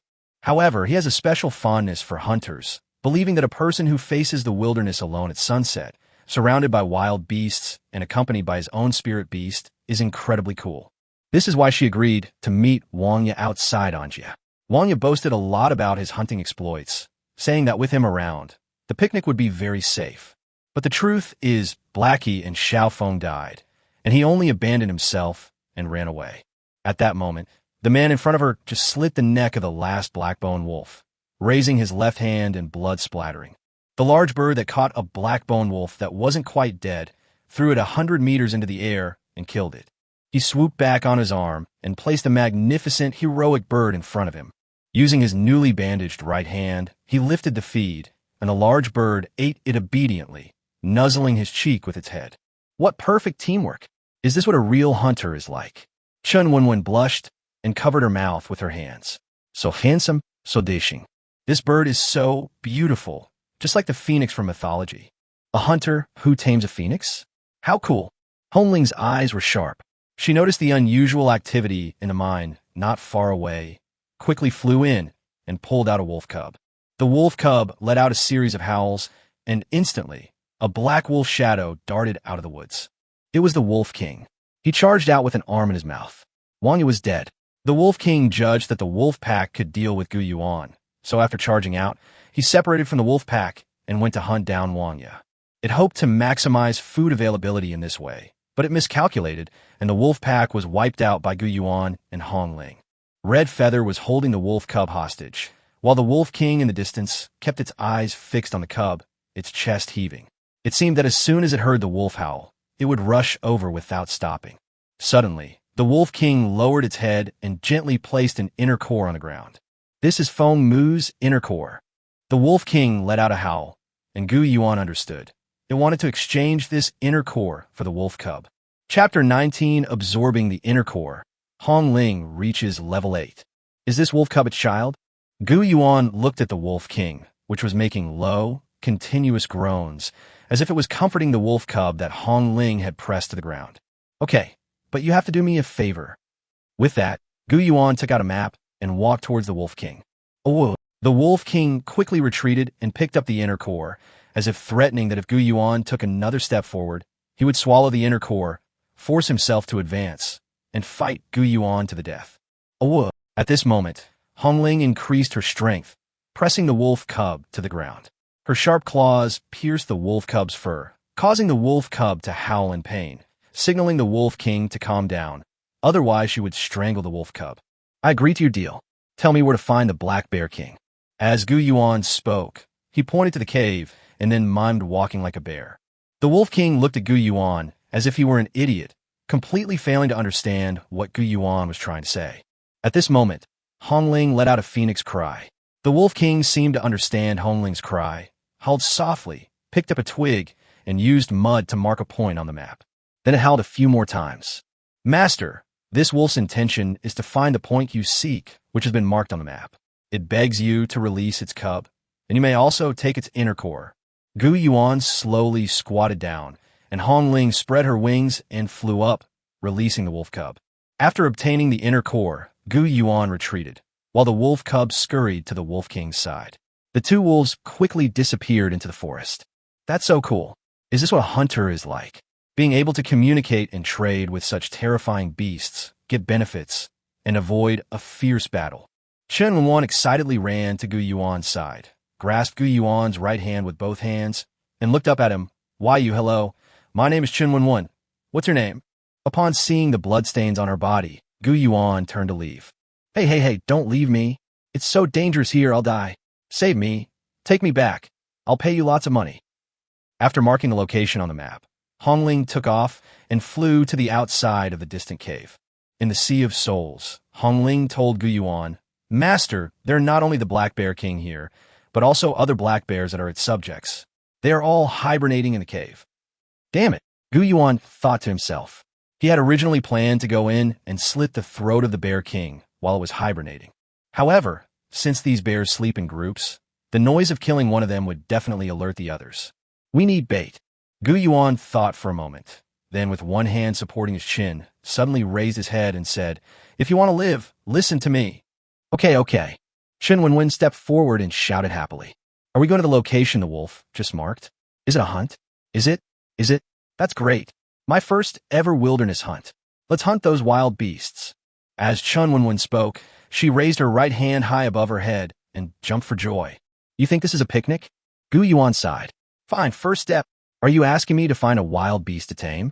Don't underestimate me, just because I'm only in my first year of high school. My soul control power is already 74, which is enough to form a contract with my first monster. Can you help me find one that's cute and strong? You should go to a pet store to buy one. These wild monsters are all very fierce.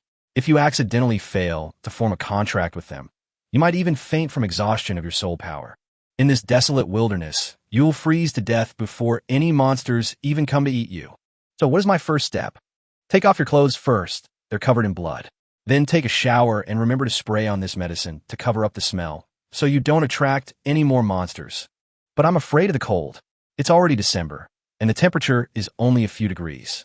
If I get splashed with the cold water in this mine, I'll freeze to death. Chen Wenwen said, blushing and lowering her head. You're so hard to please. I'll cook it for you. Gu Yuan pinched the bridge of his nose. He drew water from the well in a bucket, then heated it with a spirit fire, preparing to hand it to her. As Gu Yuan walked back, he saw clothes scattered all over the ground outside the dilapidated shed. I put hot water here for you. We're not in the city now, so just rinse off and come out. Okay, sure. He thought for a moment, and then left, throwing his blood-stained clothes into the well to prevent them from attracting other monsters. He then proceeded with his usual routine to loot the corpses, collecting all the wolf carcasses on the ground into his bracelet. These 30 wolves were all exceptionally fierce predators, with abundant spiritual energy, and 19 of them already possessed inner cores. Gu Yuan directly received 70,000 spirit materials in this wave.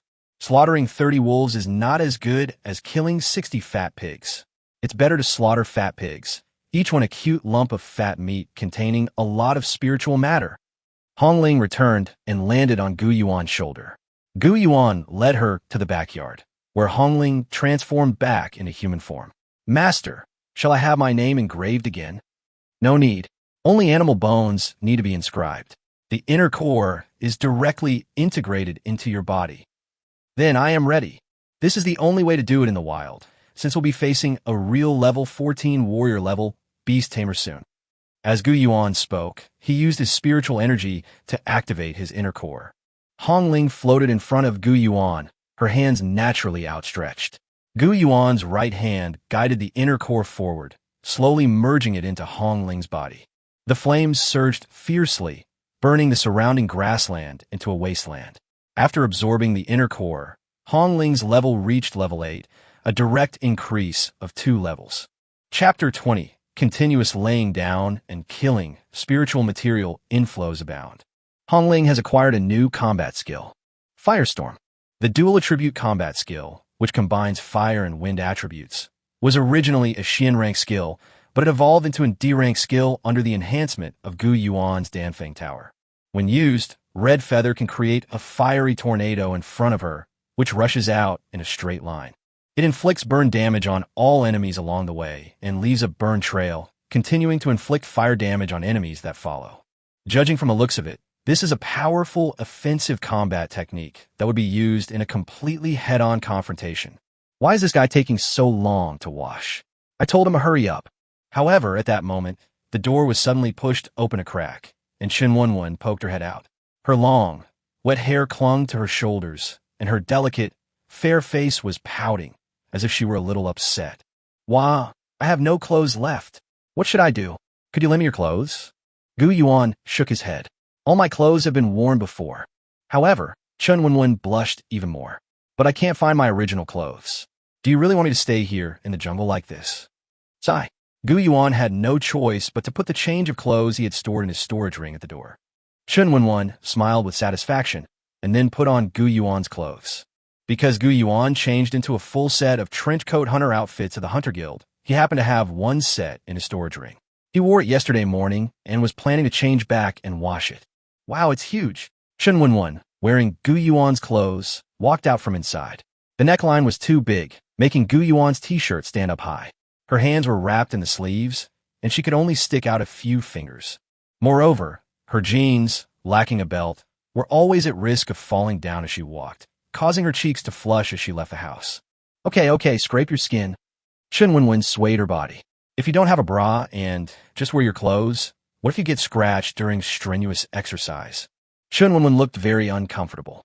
How about you lend me your boxer shorts again? Chen Wenwen said, tilting her head towards Gu Yuan. With a whoosh, Gu Yuan fired a shadow arrow from his shadow nail gauntlets, creating a hole in the wall. After you go home, you can change whatever you want, but don't cause me any trouble here. Hee. Chen Wenwen made a face at Gu Yuan while he turned his head, sticking out her tongue and saying angrily, You bad guy, you don't know how to be gentle with a woman. However, what she didn't know was that even more inconsiderate behavior towards women was yet to come. Gu Yuan found a hidden beehive underground and poured out a drop of white honey. Oomph! The white honey produced by the white bees has a pure and fragrant aroma and is the favorite food of all bear-like spirit beasts. It's time to come out and replenish our energy during the cold winter. Could it be a trap? Chen Wenwen excitedly leaned closer. What should I do next? Take this and stand at the cave entrance. When the bear wakes up and runs out to chase you, run until you are out of the Black Bear King's spiritual energy perception range. Then Hong Ling and I will strike and kill it at the same time. Chen Wenwen suddenly realized that she was the bait. She wanted to refuse, but Brother Gu Yuan, there's only one drop of white honey. Will the black bear inside fall for it? However, Gu Yuan had already disassembled the bracelet with that drop of white honey. Although this white honey is sweet, it's not some rare and precious ingredient. A whole barrel only costs 100 spirit materials.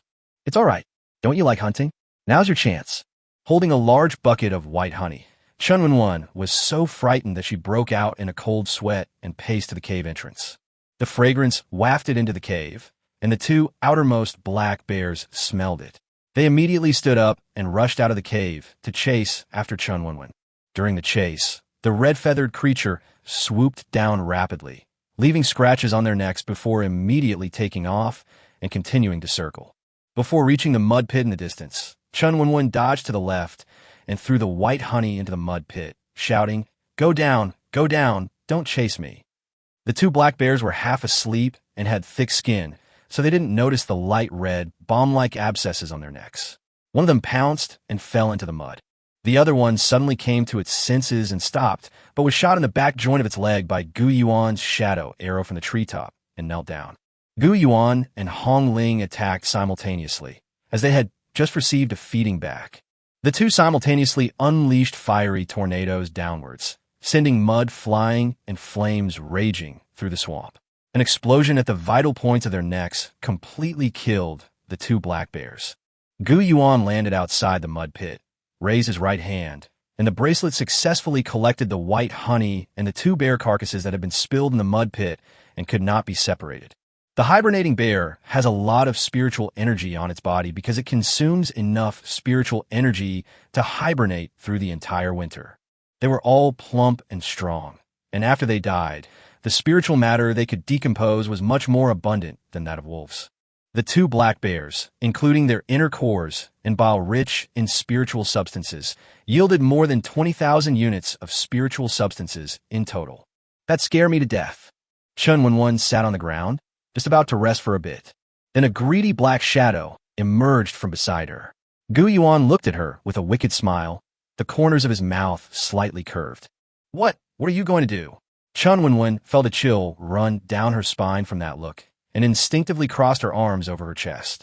Suddenly, she remembered that this was a lawless wilderness where this man could do whatever he wanted. But thinking about it, seeing his handsome movements when he tamed the phoenix, I suddenly didn't find him so annoying anymore. It's not impossible. It's just that. Get up quickly. We need to kill all the black bears inside before dark. Huh? Hearing this, Chen Wenwen, who should have felt fortunate, suddenly felt a sense of loss for some reason. Could it be that this black bear was more attractive to him than she was? Or did he prefer black and strong bears that were indistinguishable in gender? Then, she was ruthlessly dragged to the cave entrance, where she faced a second wave of death. Then the third wave. The fourth wave. Chapter 21 Zombie Bear King. Huff, huff, huff, I'm exhausted. Chen Wenwen clutched her chest with both hands, sitting on the ground like a little bird, panting heavily. Gu Yuan's clothes and jeans were completely soaked with her sweat. Brother Gu Yuan, please spare me. I can't let it happen a sixth time, or I'll die. These 5 runs are only 800 meters. That's about the level of a girl's high school physical fitness test. And you even rested 4 times in between. But failing the 800-meter race only means retaking the test, not dying. Yes, people die here. Gu Yuan's expression suddenly turned serious. So, before you're ready to become a hunter, don't come to the outer reaches of Anjie again. People die here. What? Chen Wenwen suddenly covered her mouth. She suddenly realized, isn't this man using himself as bait, actually telling himself that the outside world is dangerous? I should go back to my own school as soon as possible. He's so mature, so kind of guy, unlike any other boy I've ever met. However, what Gu Yuan was thinking was, that's about it. We can't use her as bait anymore. All that's left is the Black Bear King. She definitely can't outrun a warrior-level demon beast. Let's just take her back on the way. Her family should be very grateful and give her a thank you gift. After all, she's a shareholder of the Yangqing Zijin community. Gu Yuan raised his hand and said, find a good place to hide. The boss battle is about to begin. Hong Ling has already reached level 8, so Gu Yuan is confident in his ability to fight her head-on.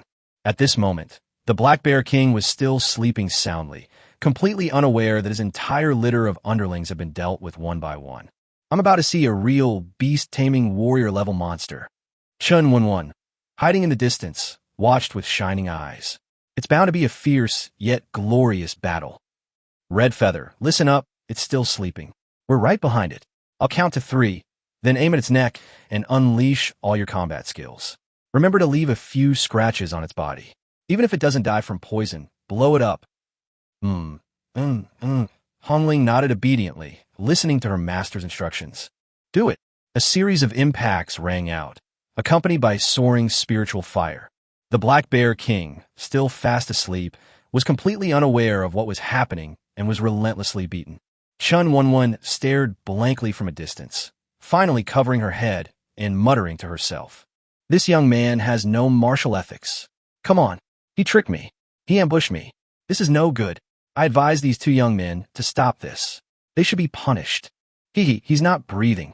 Gu Yuan checked the pulse, slapped his thigh with delight, and raised his right hand, preparing to dissect the corpse. However, upon seeing their mission objective, the black crystal bead suddenly emerged from the black bear's body. Gu Yuan was about to be happy, thinking to himself, I was still looking for you, and you just popped up here. As a result, the black crystal-like bead emitted a black light, and the pouch on the bear's chest rolled up as if the black crystal bead had been embedded in its flesh. Then, the corpse bear that had been lying on the ground stood up. Tears streamed from his eyes and the corners of his mouth as he stared blankly at Gu Yuan. Gu Yuan smelled a foul odor like the smell of rotting meat. The black bear tilted its head, completely ignoring the wounds all over its body, the torn flesh and bone, and the leg bone that had pierced through its knee, and roared angrily at Gu Yuan. Holy crap! Gu Yuan dodged to the left, and the black smoke he exhaled blackened the cave wall behind him. Impossible! It's definitely dead. Why is it standing up again? What is it, a zombie? The zombie bear king turned around and slapped Gu Yuan with its paw. Gu Yuan thought to himself, I knew this money wasn't so easy to earn. Gu Yuan planned to retreat to an open area outside the cave, a place where Hong Ling could fly, before continuing the fight. However, at that moment, the zombie bear king roared, and the black crystal bead on its chest emitted 2 beams of black light. Then, 2 corpses blocked Gu Yuan's path. When Gu Yuan turned around, he was shocked to find a rotting, middle-aged man blocking his way. One of his arms had been eaten, and his skin had turned black. There was also a female corpse, dressed in rags, with skin so white it was almost colorless, half of her chest exposed, and only a few tattered strips of cloth covering her body. The iron-ranked hunters codenamed Carrot and Blueberry. They must be the 2 seniors from the Hunter Guild who died here. Are you even going to get up and welcome me? Gu Yuan fired 2 shadow arrows, but 2 flashes of light appeared. A white zombie fox and a black zombie wolfhound jumped out at the same time, blocking the shadow arrow.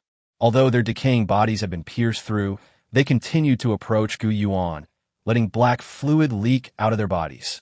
These were 2 level 10 legendary zombie monsters. Damn it, I thought it was a 2-on-1 sneak attack, but it turned into a 5-on-2 encirclement. Gu Yuan was caught in the middle. At this moment, Hong Ling transformed into human form, and with one hand she unleashed a raging storm of fire, engulfing the 2 demonic beasts and their master in it.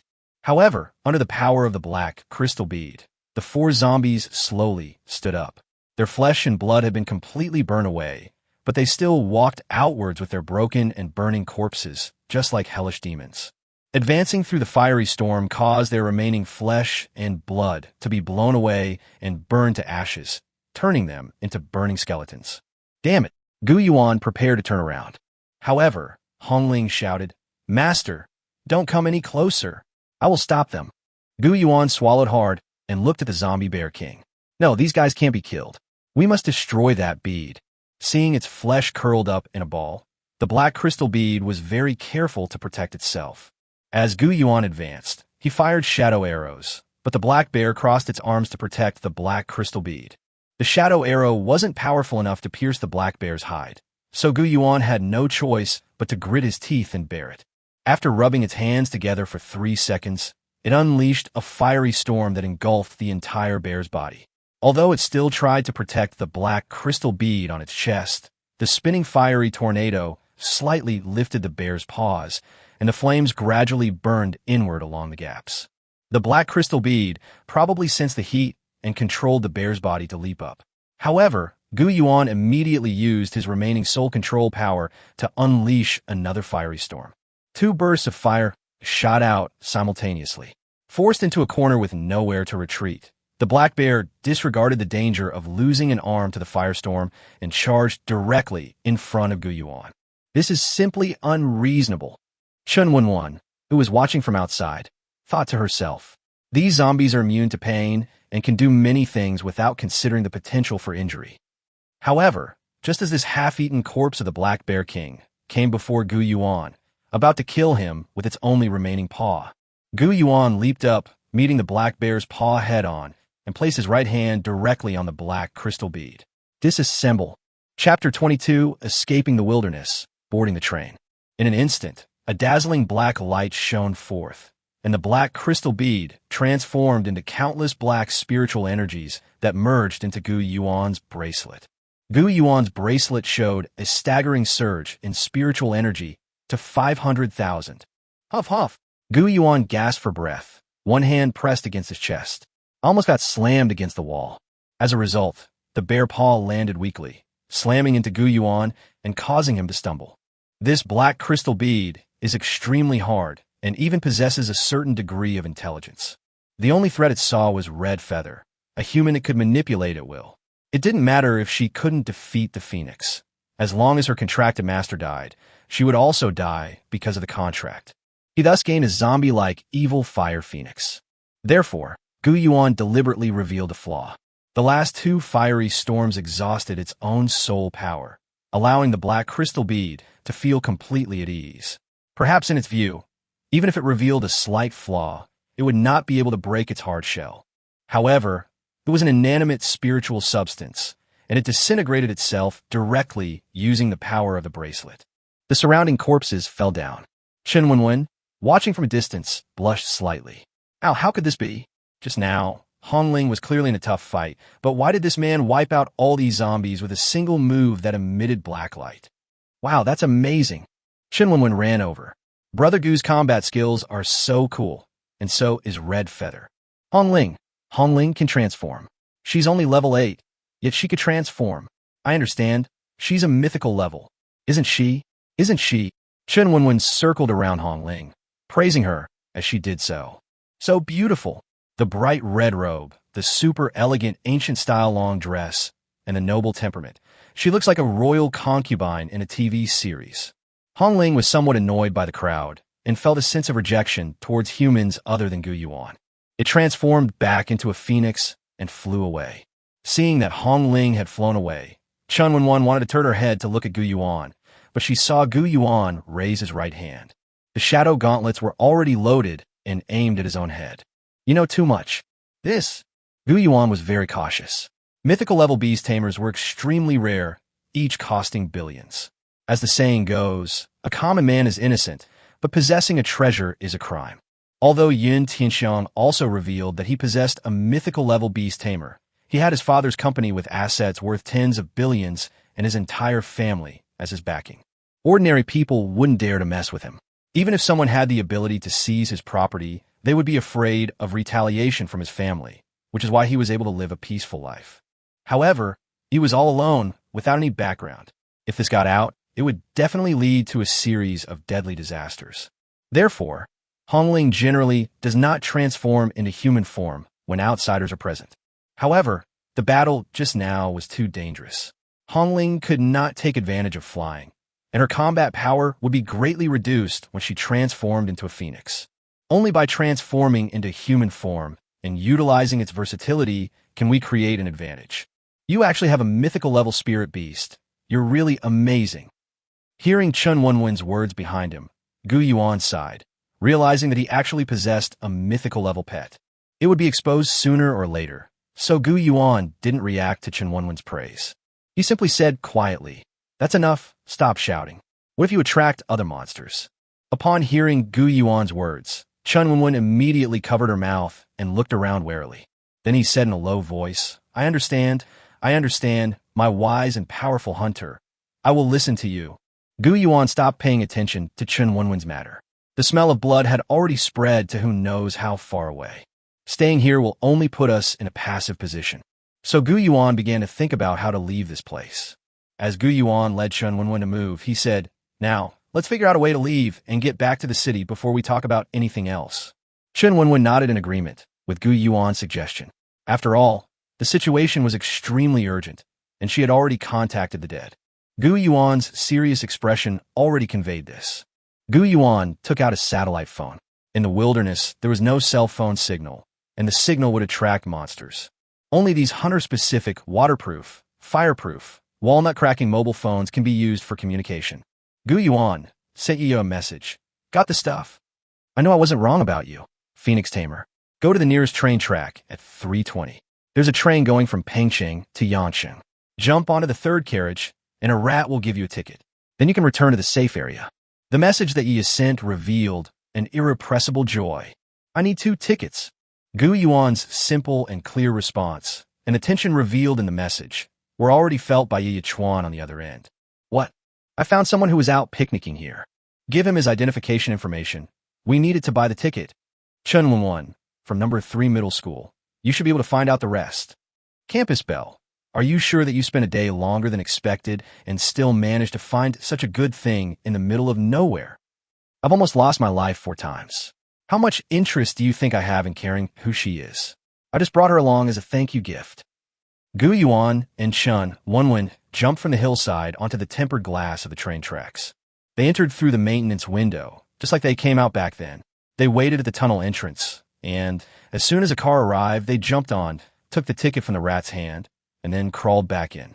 Oh, so you're the two who forgot to show your tickets, right? Okay, please come with me. I'll take you to your room. A room. Gu Yuan was startled upon hearing the flight attendant's words. Is it a sleeper ticket? Yes, and there are even bunk beds.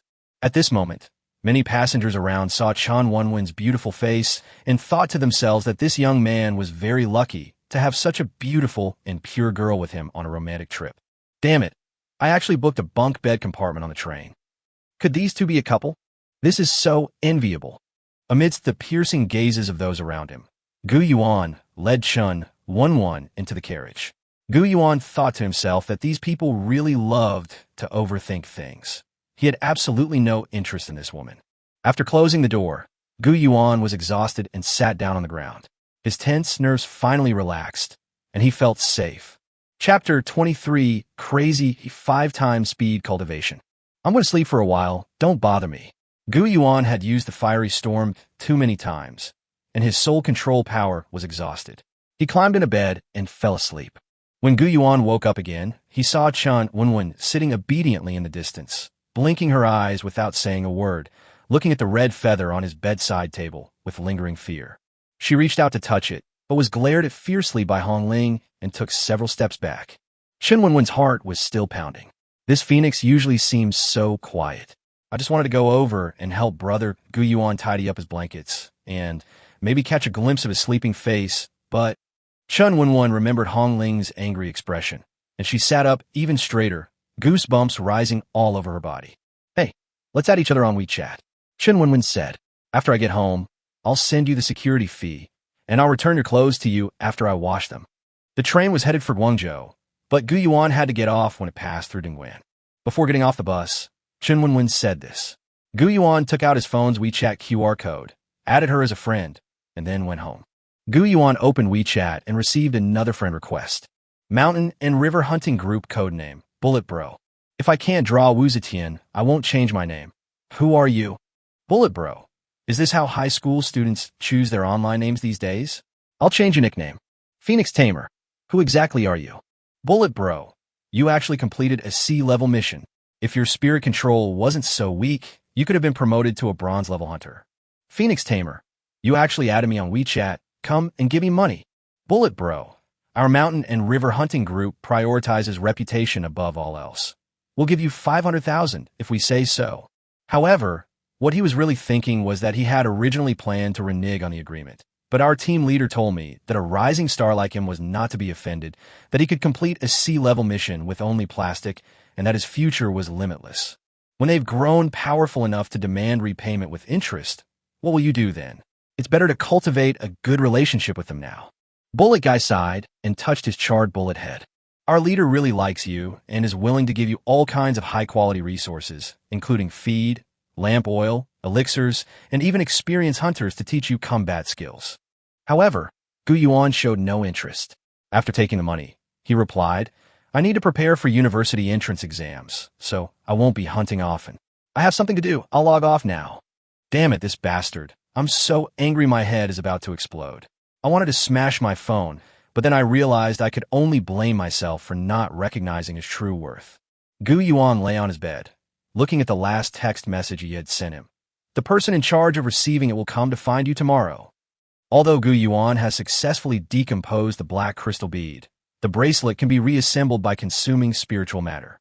However, this process requires the consumption of the 500,000 units of spiritual matter that it decomposes. These 500,000 spirit materials are a huge sum of money for Gu Yuan right now, but the Hunters Guild has its rules.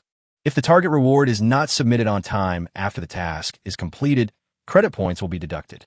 Moreover, he couldn't receive the mission rewards, which was also a headache for Gu Yuan. Gu Yuan thought for a moment, and then suddenly had a flash of inspiration. He took out the file folder and checked all the materials one last time. All the information indicates that this black crystal bead only exhibits dark attribute spiritual energy fluctuations. In other words, those above know that this bead is quite powerful, and may even know that it has the ability to turn corpses into zombies. However, they did not know how big the bead was. Everyone who had seen the bead died, except for themselves and Hong Ling. So why should I hand over a complete black crystal bead? Gu Yuan used the power of the bracelet to create a smaller black crystal bead, consuming only half the original amount of spiritual material. Hee hee, you bastard Yi Chuan. You even dare to book a couple's room for me to tease me. Consider this the interest you paid. This was truly a flawless operation, because this black crystal bead is extremely rare, and the person who inspected it certainly wouldn't be able to make an accurate assessment. When they inspect the beads, they might just confirm whether they're genuine, because they had no idea that they possessed such an amazing soul artifact as the wooden bracelet, which could be disassembled and perfectly restored. Just then, Yaya Chuan sent another message. It took us a long time, but we have finally figured out who was most likely to have launched the sneak attack on you during this process. Who? Gu Yuan immediately became alert upon seeing this message. The moment for his counterattack had finally arrived. Ling Yimpeng. Gu Yuan fell silent. He recognized this guy. He was his former class monitor for school. Impossible. Why would he kill me? I had no past grudges or recent feuds with him. Someone hired him to kill you. Who? You need to pay more. I'll ask myself. Gu Yuan thought to himself, this crocodile is such a shrewd businessman. Everything costs money. Could it be another mission where I have to risk my life? I'm going back to school the day after tomorrow. I don't have time to fool around with you.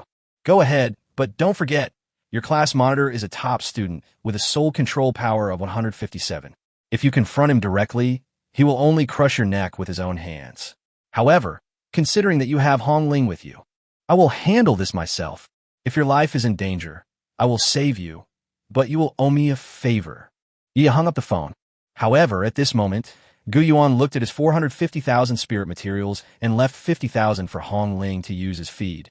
The remaining 400,000 were all exchanged for ancient spirit lamp oil, which could accelerate cultivation fivefold.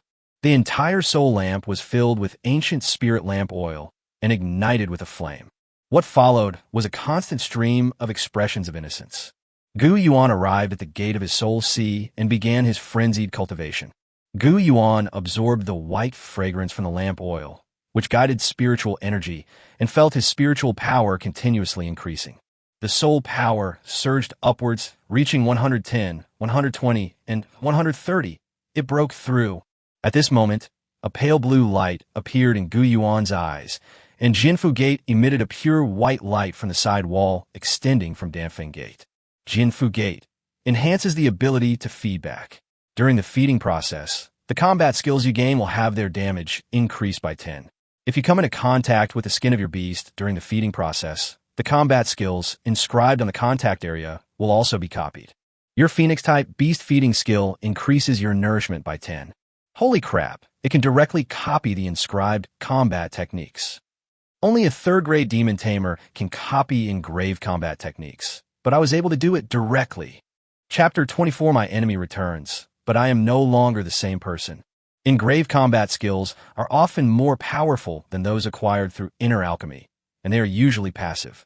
The ability to feed back can only copy the combat skills within the contracted beast, but it cannot copy the inscribed combat skills, because the activation hardware is on the beast tamer. However, the effect of Jinfu Gate can indeed be directly copied, and after copying, the effect will be increased by 10. This is far more powerful than the feedback from many third-rank demon tamers. However, Gu Yuan had no time to celebrate. The ancient spirit lamp oil, which increased cultivation speed by 5 times, was extremely precious, and he couldn't waste a single second of his cultivation time, just because he was happy. 140, 150, 164, 170. After reaching a small peak, the cultivation speed slowed down and got stuck before 200. This is a hurdle. The Wangxian Gate keeps appearing and disappearing in my mind. I must always pay attention to the Wangxian Gate. If I am not careful, it will collapse and disappear. However, if you focus all your attention on it, you will feel very tired, as if something is dragging you down. As soon as you pay attention to this feeling of fatigue, the Wangxiaman will disappear in a flash. He would then have to gather his soul power again to reforge it. However, Gu Yuan was not in a hurry, because he still had enough lamp oil to burn for 6 hours. Even if it meant fighting all night, he would finish building the Wangxian Gate. Building this mindset of Wangxiaman is difficult, so let's persevere to the end. Gu Yuan recalled his life experiences in the wilderness and the 3 rich kids who had died. When they were in the city, they were so high and mighty, But when attacked by the wolf pack, they were nothing more than stray dogs running away and crying out. Gu Yuan recalled the greedy and hungry wolf pack, the prosperity and tranquility of the city, the people eating all kinds of delicious food, playing games, and cultivating for the so-called better life. They were all kept in the dark. The government hadn't told the people in the city even a tenth of the truth about the dangers outside the security perimeter. However, Gu Yuan saw outside, saw the vast rivers and mountains, and saw the raging and ferocious monsters within them. Is the Anjia truly safe forever? If they break through human defenses and enter the human world, will this false prosperity be utterly shattered in an instant? Power, more power, nothing else is trustworthy. Only greater power is absolutely trustworthy. Such prosperity, such tranquility, such a happy life are nothing more than the way people in this world are numbing themselves. I will not be numbed. I must become stronger. It's not for the so-called entrance exams, nor for any wealth or glory, but simply for myself to survive in this world. Gu Yuan's eyes gradually emitted a faint light, and his spiritual energy slowly transformed into a bluish-white light. The Gate of Immortals is now built.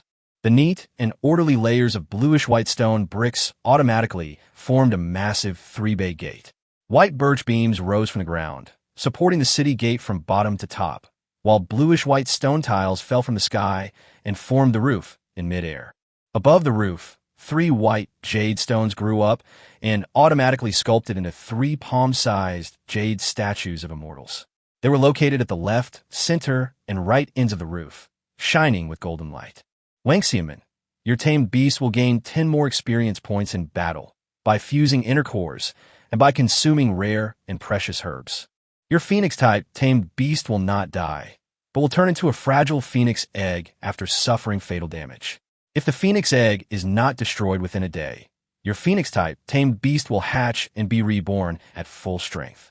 Phew, finally broke through 200. Gu Yuan, having exhausted all the lamp oil, panted heavily, immersed in the joy of the breakthrough. At this moment, his soul control power reached 200 points. This achievement is no longer that of a poor student, but rather close to that of a top student from one of the top 10 high schools in Dongguan. Gu Yuan leaned back and lay down on the bed. 400,000 spirit materials, not wasted, hee. At this moment, Hong Ling reformed into human form and obediently knelt beside Gu Yuan's bed, looking at Gu Yuan with tender eyes. She realized that she had gained a kind of protection in Gu Yuan's soul sea. One of the effects of the Wangxiaman skill is that it grants an extra life.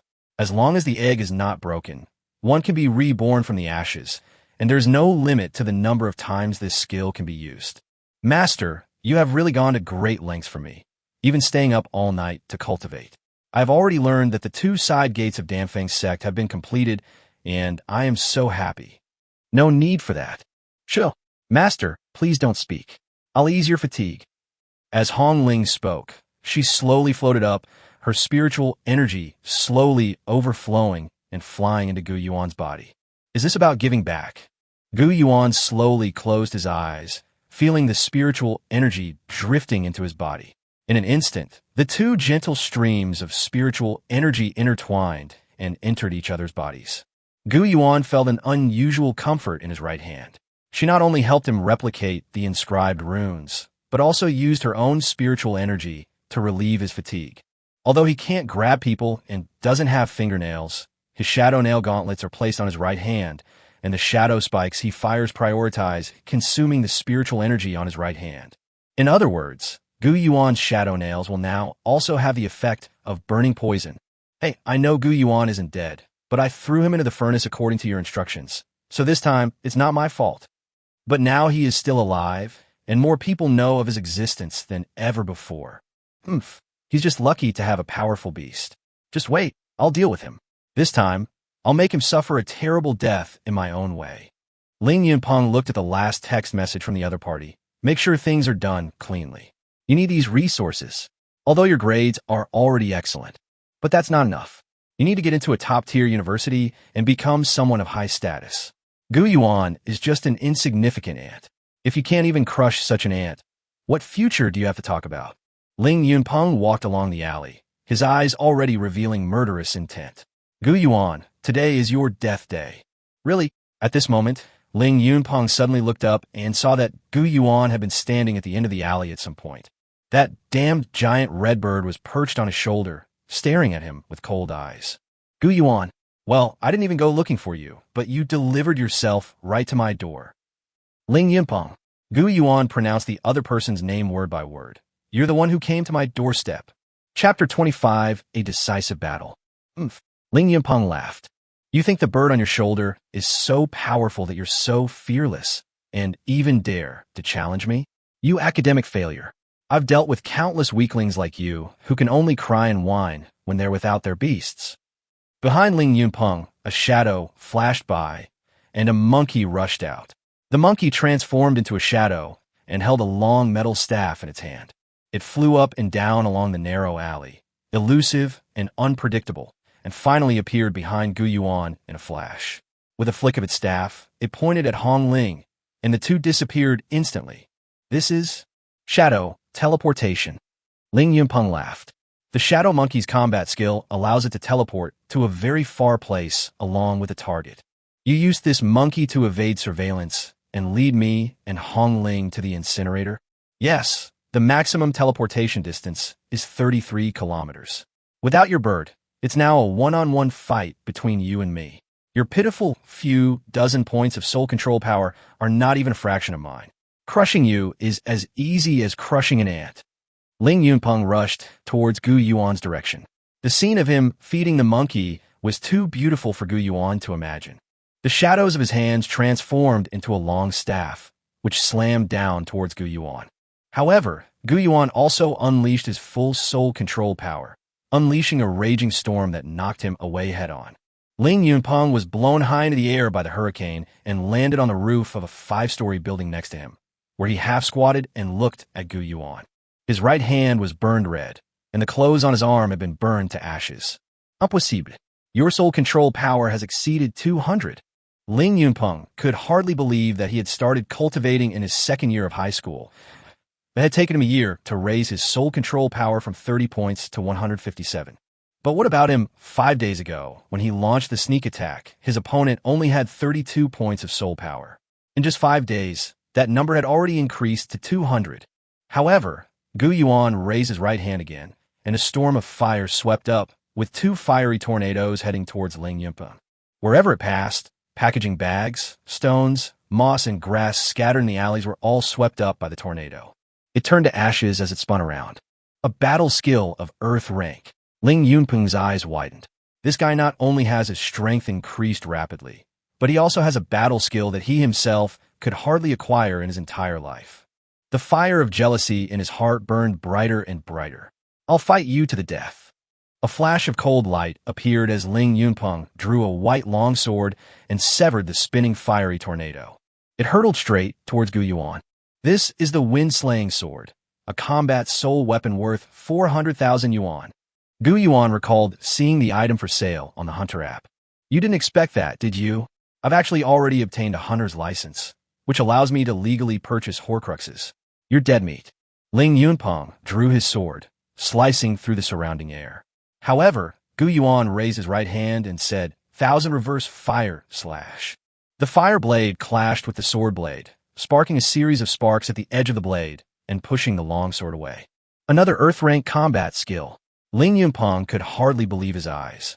Gu Yuan dodged to the right, brushing against the edge of the longsword, and the two were almost pressed chest to chest. Gu Yuan raised his right hand and shot a shadow arrow at his neck. The moment the shadow arrow was shot, the wind-slaying sword struck Gu Yuan's gauntlet, producing a sharp metallic clang. Ling Yunpeng was shot close to the neck, and blood began to flow from his neck. He swayed and finally knelt on the ground, clutching his throat and screaming in agony. Nail shadow gauntlets, why? You also have a combat-type soul weapon. Because I'm also a hunter, and like you, I have seen the outside world. A pale red abscess began to swell on Ling Yunpeng's neck. Ling Yunpeng tried to gather spiritual energy, but found that the spiritual energy in his body was being absorbed by the abscess on his neck. The abscess grew larger and larger, and then with a bang, it exploded. Ling Yunpeng fainted. My face, my face. When Ling Yunpeng woke up again, he felt a burning sensation and he couldn't feel his face. From Gu Yuan's perspective, the left half of his face was completely burned. Do you remember this place? Gu Yuan stood beside the furnace and looked at him. Ling Yunpeng was surprised to find that he was being tied tightly with ropes and hanging from a wooden stake with the churning furnace below. You abandoned me once, so how about I abandon you once too? At this moment, Red Feather had already flown back, still clutching the Shadow Monkey's corpse. Shadow Monkey. Ling Yunpeng burst into tears instantly. His life goal is to get into a prestigious 211 university specializing in beast taming, and he trained with Shadow Monkey for 3 whole years in order to achieve good results in the college entrance examination. During this process, he also spent almost all of his pocket money, and his parents also took out hundreds of thousands of yuan in loans in order to make Shadow Monkey stronger. But now that Shadow Monkey is dead, his hopes for the college entrance exam have been completely extinguished. All his efforts in life have died along with Shadow Monkey. Murder carries a minimum sentence of life imprisonment. Do you think you'll have the chance to spend the rest of your life outside of prison? Gu Yuan continued, I will only ask you this question once. If you answer it wrong, I will cut one of the ropes binding you. Think carefully before you answer. There are only 3 ropes binding you in total. Who ordered you to kill me? Ling Yunpeng glared fiercely at Gu Yuan. He had lost everything. His handsome appearance, the beast he had acquired for the college entrance examination, and the Zhanfeng sword that he had saved up for a year to buy. Now, it was all in Gu Yuan's possession. Gu Yuan, I will definitely tear you to pieces. Snap! Red Feather cut a rope with its claws. Ling Yunpeng felt his body falling. This feeling of falling, along with the scalding molten lava below, made him feel the approach of death. He forgot he was afraid. The courage he had just shown to bite Gu Yuan to death had turned into a desire to survive. But just as he was about to open his mouth, he remembered that man and the organization behind him. Another kind of fear of death, like a sharp blade, scraped back and forth along his spine.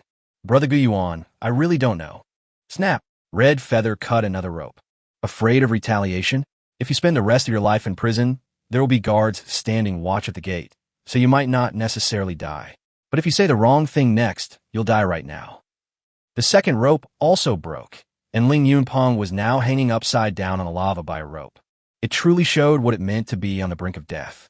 Looking at Gu Yuan's indifferent expression, Ling Yunpeng could feel the killing intent. He's really going to kill him.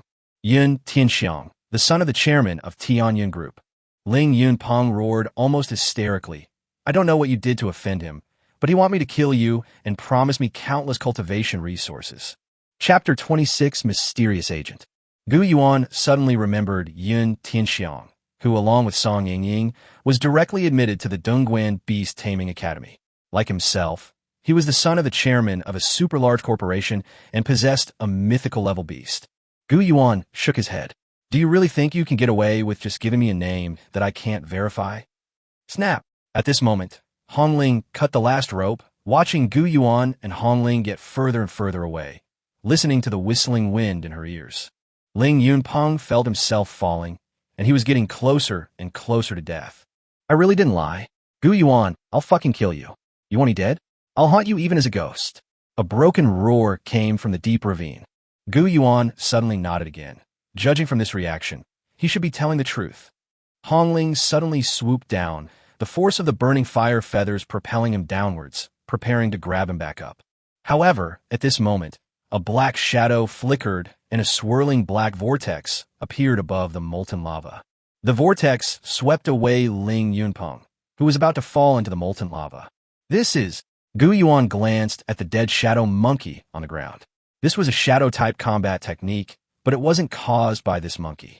The distance, range, and accuracy of shadow teleportation far exceed the combat power of a level 10 beast tamer. Classmate, you can't just resort to vigilante justice. But since you made your phoenix retrieve it in the end, I'll forgive you this time. Don't do it again. What? Gu Yuan turned his head. At this moment, a mature beauty was standing in front of him. She was dressed in a professional office lady outfit, a crisp black jacket over a white shirt, the shirt's chest pushed up high as if a button was about to pop off. Below there was a short, form-fitting skirt that accentuated her curvaceous figure while revealing a pair of slender, beautiful legs, which appeared somewhat veiled by flesh-colored stockings. Wearing a pair of black high heels, her S-shaped figure was accentuated making her completely different from the naive female classmates Gu Yuan usually saw, exuding maturity and poise. She looked to be in her late 20s, with short hair styled in wavy curls at the ends. She appeared refreshing and mature, possessing a wonderfully approachable charm. When she saw Gu Yuan, her face was delicate, adorned with a kind smile. "Are you his accomplice? Are you here to rescue him?" Gu Yuan wanted to step forward and argue with this beautiful woman. But then, a warning came from the red feather in the Sea of Souls. "Master, do not come closer." At this moment, Gu Yuan noticed that 5 dark shadows flickered up behind her at the same time. 5 black shadow butterflies, which were exactly the same except for their patterns, appeared at the same time. 5 butterflies fluttered around the beautiful woman's graceful body, as if surrounding a mysterious and delicate flower. 5 butterflies, all of them are its pets. This is a 5th-rank beast tamer. At that moment, 5 beams of light flashed simultaneously. All 5 butterflies transformed into 5 petite and adorable little girls. They looked like quintuplets, small in stature, with pairs of black, spotted butterfly wings unfolding behind them as they took flight, like 5 flower fairies. Their smiles were incredibly heartwarming. 5 of them. All of them are shadow-type monsters, and they're all over level 40. "Classmate." The mysterious woman clapped her hands, then gestured for herself to relax. "Don't worry, I'm not his accomplice. I'm just here to pick up something." "What?" "I never imagined that boys these days could be so brave. They're so young, yet they've been to dangerous wilderness and successfully completed a sea-level mission." Gu Yuan thought to himself. Could she be the one Yi was talking about? The one who came to receive the black crystal bead? Gu Yuan took out the black crystal bead. The mysterious woman walked up to Gu Yuan, extended a hand, and took the black crystal bead from Gu Yuan's hand. "Yes, you did a great job on your task. Keep up the good work and become a pillar of society. But punishing bad guys is too early for a boy as young as you." Gu Yuan had a strange feeling that this woman wasn't a spy from some murderous organization, but a kindergarten teacher who had naturally taken him in as her student. "Hey, that person is mine." She was about to leave. Gu Yuan took 2 steps forward, only to see the beautiful woman turn her head and put a finger to his lips. Her expression suddenly turned serious. "Boys, you need to protect yourselves when you're out. Don't touch anything dangerous. Leave this to me. I'll protect you." "What the hell? What are you talking about?" However, at this moment, the mysterious woman looked at Gu Yuan's sleeve and the nail-studded handguards peeking out from under the sleeve. "Your Horcrux is broken. There are 3 knife marks on your clothes, and the spirit-gathering device on your gauntlets is also broken. It must cost a lot of money to repair." As she spoke, the mysterious OL-uniformed beauty placed one hand on Gu Yuan's sleeve. The little shadow butterfly that had just been there flew up and spit out black silk, which then repaired Gu Yuan's trench coat. Meanwhile, without anyone noticing, the woman had already taken Gu Yuan's shadow nail gauntlets into her hands. "You did a great job. Your teacher will reward you." The shadow butterfly is an adult shadow silkworm that has evolved. Clothes repaired with its silk can help you temporarily become invisible and increase your movement speed. "I'll return this gauntlet to you tomorrow." With a whoosh, the black mist flashed, and she, the 5 butterflies, and Ling Yunpeng all disappeared. Gu Yuan felt a sense of disorientation. What had all happened? "Hey, Yichuan, what's going on? Your contact person, she's out her mind." Dee. Suddenly, Yaya sent me a file. "Listen carefully. Tomorrow morning at 9:50, open this file, and everything will be revealed. Remember, do not open it beforehand, otherwise it will be very dangerous." This, Gu Yuan thought to himself, though he didn't understand what had happened. However, this beautiful woman shouldn't be a threat to me, even though she took my shadow gauntlets. However, before she left, she enhanced her trench coat, allowing her to increase her movement speed and become invisible for 1 second when she gathered spiritual energy. If her goal really is to rob me, or to take something from me, her strength is so great that she doesn't need to waste time talking to me. After Gu Yuan checked his bank account one last time and confirmed that he hadn't lost any money, he treated the whole thing as a farce. Before going home, Gu Yuan went to Ling Yunping's parents' supermarket and saw Ling Yunping's parents with tears streaming down their faces. They were taken away in a police car. Did that woman hand Ling Yunpeng over to the police? This doesn't seem like something a normal, mysterious organization would do. Could it be that she belongs to a mysterious organization that works in cooperation with the judicial authorities? Gu Yuan felt that there was only one way to find out the secret. Tomorrow at the appointed time, he would open the mysterious file that Yi Chuan had sent him. However, Gu Yuan had other things to do tonight. He packed his things and was about to leave Dongguan City for Guangzhou. I took a nap in my sleeper berth while participating in the training camp at Zhongshan Yusha University. When I arrived the next day, I first found a hotel to drop off my luggage and then went to school. The training camp started at 8 a.m. Gu Yuan arrived at the school, and as soon as he entered, almost all the students turned their attention to him. Do you know? He's the student who got a perfect score. Where is the 100 points? I heard that there was an engraving error in the test pod, and you didn't see that his score was reduced to 90 in the end. Yes. He must have used some underhanded methods. After all, I heard that he had a hard time even passing the 3 subjects in a unified exam. Hearing what his classmates said, Gu Yuan realized that in just a few days, he had truly become someone from a different world than them. In the Hunters Guild, in the city's logistics department, and even in the confidential documents of various organizations. Gu Yuan, the Phoenix Tamer, is rising through the ranks, becoming a rising star in their eyes. However, these ordinary students in the school are different. They're like those rich kids who want to go on picnics outside the school gates, because their access to information comes entirely from the comfortable and simple school environment. Therefore, they have no idea of their true strength. His focus was still on the exam, on the grades, and on whether someone had cheated. This was completely different from the concerns he had about the various interest groups, hunters, the wilderness, humans, and monsters. Gu Yuan shook his head. To be honest, he now felt that he was no longer one of them. Gu Yuan sat in his seat, waiting for 9:40, and then opened his phone to unzip the file. Hey, have you guys heard? Intensive training is very different from regular study. Really? Tell me quickly, what are the differences?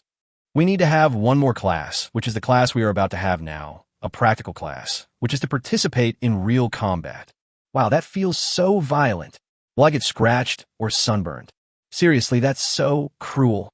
Will my baby rabbit get hurt? I heard from my senior that the teachers for this class are terrifying.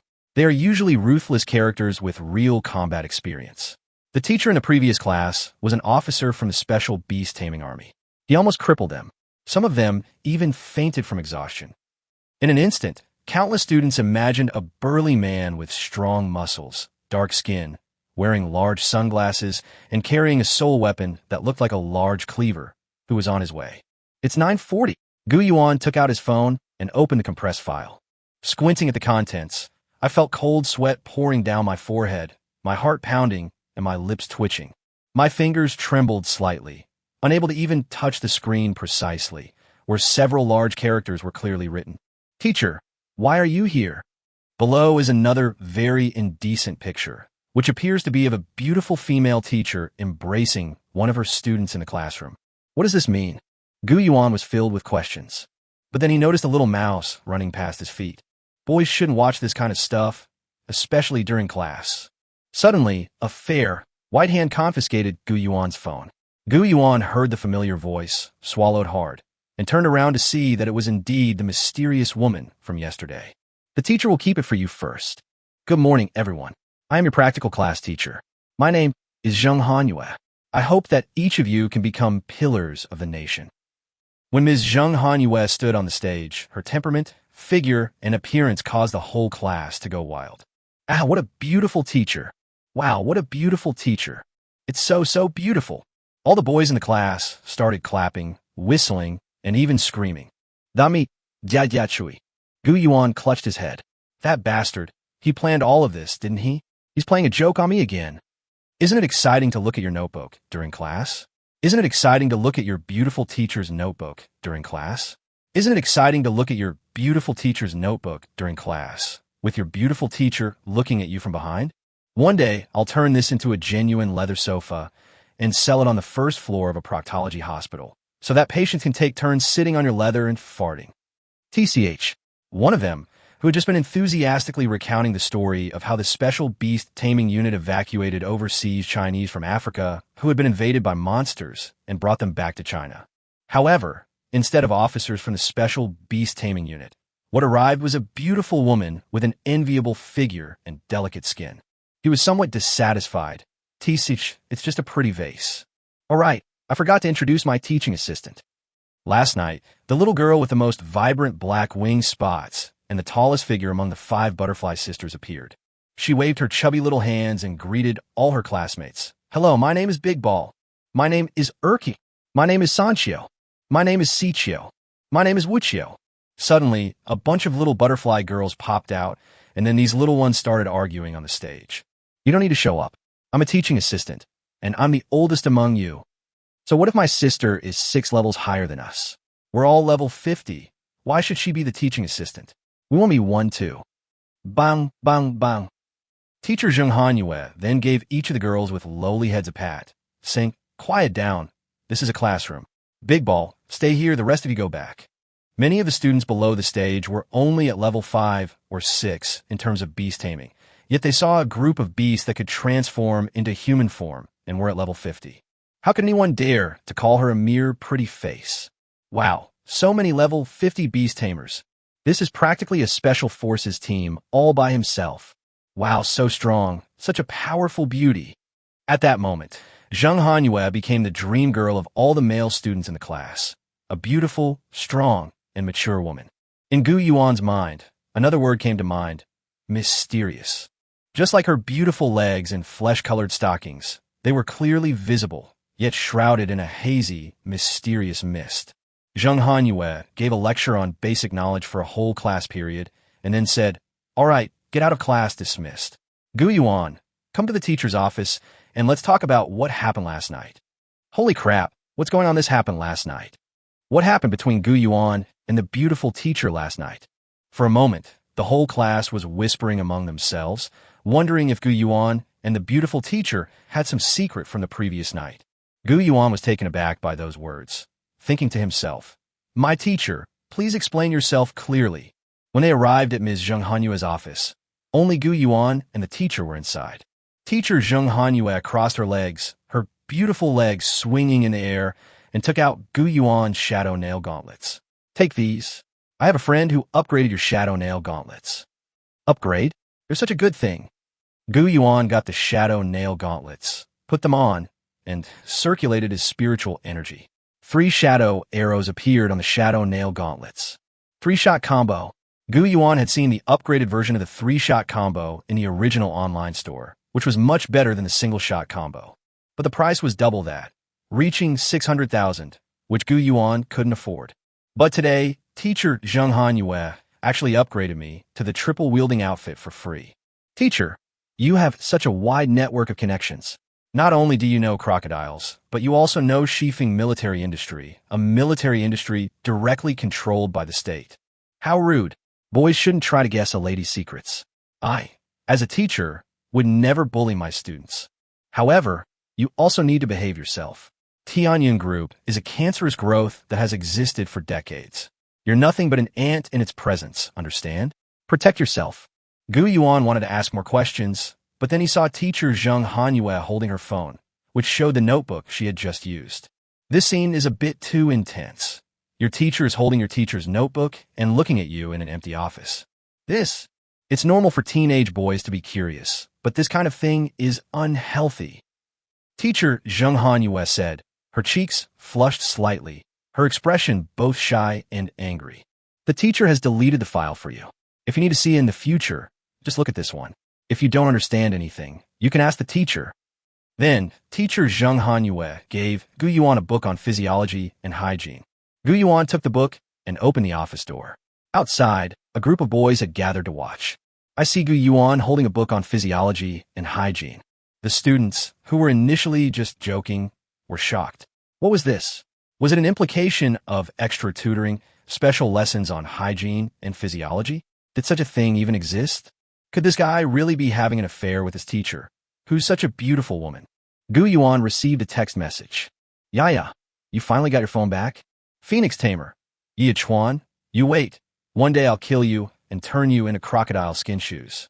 Yeah, don't be angry, it was just a joke. Phoenix Tamer, you're asking for it. After turning off his phone, Gu Yuan returned to his hotel. Gu Yuan would never do something like taking Hong Ling to stay in the boys' dormitory. Let's rent a place outside. 2,000 yuan a month. only 3,000 in upscale neighborhoods. Looking at the detailed list of rental properties, Gu Yuan thought to himself that this was probably the cheapest in a first-tier city. He'd heard that in Shanghai, it cost 5 or 6,000. Gu Yuan wouldn't spend 5 or 6 million to buy a house in Guangzhou. He'd rather buy more cultivation resources. With power, he can earn more money, while a house will just sit there. Zijing Residential Area, 3601. Gu Yuan felt that he had some connection with this residential area, but he couldn't remember where it was. Gu Yuan arrived at the entrance of the residential complex, ready to pay the landlord. However, when the landlord saw Gu Yuan pulling a suitcase, he thought he looked like a student, probably someone who had recently come to Zhongshan for training. How could he not rip off a kid like that? He immediately gave the guy next to him a look. 5,000. Rent the house to me. Before Gu Yuan even got close, he saw a girl next to him hugging the landlady and starting to cry, even kneeling on the ground. Young man, I have a classmate here, a student from a nearby school. He's willing to pay 5,000 a month. But I'm a person of my word. How about this? You give me 4,005 and I'll rent it to you. What the hell? Gu Yuan thought to himself. Do you think I'm an idiot? Can't you tell this is an act? Young man, we are all ordered to rent out these apartments. Zijing Community is a school district, and we all got the subletting rights from higher-ups. We also have performance evaluations, so please be understanding of this older woman. Gu Yuan thought to himself that this was a blatant threat, meaning that if he didn't pay more, he wouldn't be able to rent any more apartments in this complex. Gu Yuan wanted to leave. Suddenly, Gu Yuan saw a familiar figure. We won't charge him any money for this house. It will be transferred directly to his name. The old woman and the surrounding security guards were all taken aback. Miss Chen Wenwen, Gu Yuan gasped. Chen Wenwen was wearing a beautiful outfit today, looking much prettier than when she wore his own clothes. You know the young lady? The old woman's face froze instantly. Chen Wenwen walked up to Gu Yuan and said, Brother Gu Yuan, we've finally met again. Hey, don't talk nonsense. This house is worth at least several million. Ha ha ha, you're my daughter's savior. This little favor is nothing to worry about. Suddenly, a middle-aged man walked over. The moment this person appeared, he startled all the security guards and cleaning staff in the entire community. Hello, Chairman. Brother Gu Yuan, please don't refuse. My dad is very kind. Gu Yuan looked at the middle-aged man who was giving him a friendly smile. Was it before or after he heard that I could complete a sea-level mission? After saying that, Gu Yuan turned and left. He who takes a bribe is bound to be obligated to serve it, he thought. A house worth millions, just given away for free? I won't let myself be tied down by such a dead thing. Hey, why did you leave so suddenly, Brother Gu Yuan? Chen Wenwen waved and called out from behind Gu Yuan. At this moment, a middle-aged woman walked up to Chairman Chen. What happened? Why did he leave? He's only a senior in high school, yet he can complete C-rank missions. Our group has always wanted to cultivate a powerful guardian of our own, haven't we? Why aren't we trying to recruit him? This young man is not so easy to win over. Men are just unreliable. After saying that, the middle-aged woman took Chen Wenwen's hand and asked, Daughter, do you really like her? Yes, Mom. Okay, Wenwen, Mom will help you check. I have connections with all the rental companies in Guangzhou. I'm not doing this for any particular company, but because I want you to be happy. Chen Wenwen bit her upper lip and nodded firmly. Chapter 29, The Mysterious Library. Gu Yuan dragged his suitcase to his newly rented apartment. When Gu Yuan arrived at the apartment and opened the door, he found Chen Wenwen had changed into a white thin nightgown and was lying lazily on the sofa, playing on her phone, her feet swinging up and down in pink plush rabbit slippers. You're back, Chen Wenwen said, without even looking up at Gu Yuan. What are you doing here? Gu Yuan asked in surprise. I'm your landlord. I live in a room next to yours. Oh, and I put your clothes in your closet. Chen Wenwen continued, lazily turning over on the sofa. No, isn't this your property? It wasn't like that before. After you moved in, my dad bought this place and asked me to manage it for you. Sigh. Gu Yuan sighed, thinking to himself that, judging from her attitude, even if he were to sleep in an internet cafe today, she would buy it and sleep next to him. Don't come into my room. After saying this, Gu Yuan went into his room, closed the door, and lay down on the bed. Hongling landed and transformed into human form. Master, please rest assured, if she dares to come in, I will definitely teach her a good lesson for you. As Hongling spoke, a surge of spiritual fire suddenly erupted behind her. Gu Yuan smiled. Whatever she wanted to do was useless. He had no interest in her. Calm down. Don't burn the house down. This apartment is very expensive, Gu Yuan said, pressing down on Hong Ling.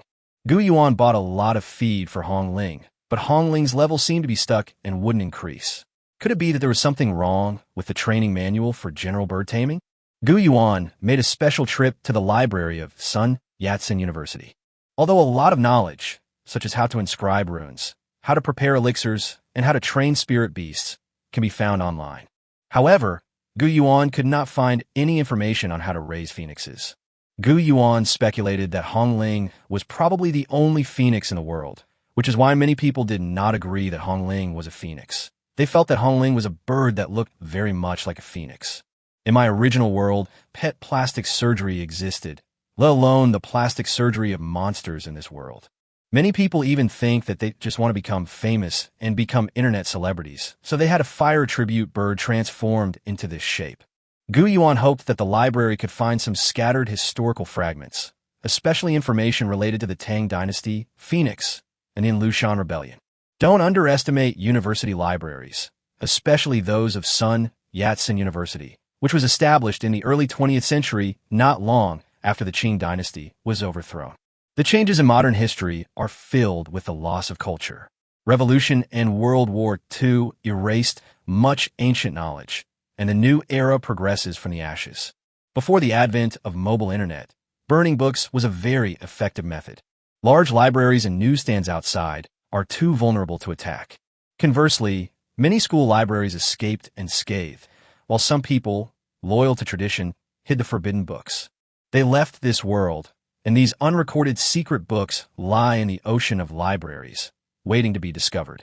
Zhongshan Library. After passing Mr. Sun's statue, I swiped my card to enter a modern room with bookshelves, plastic tables and chairs, and even a milk tea shop and a computer room.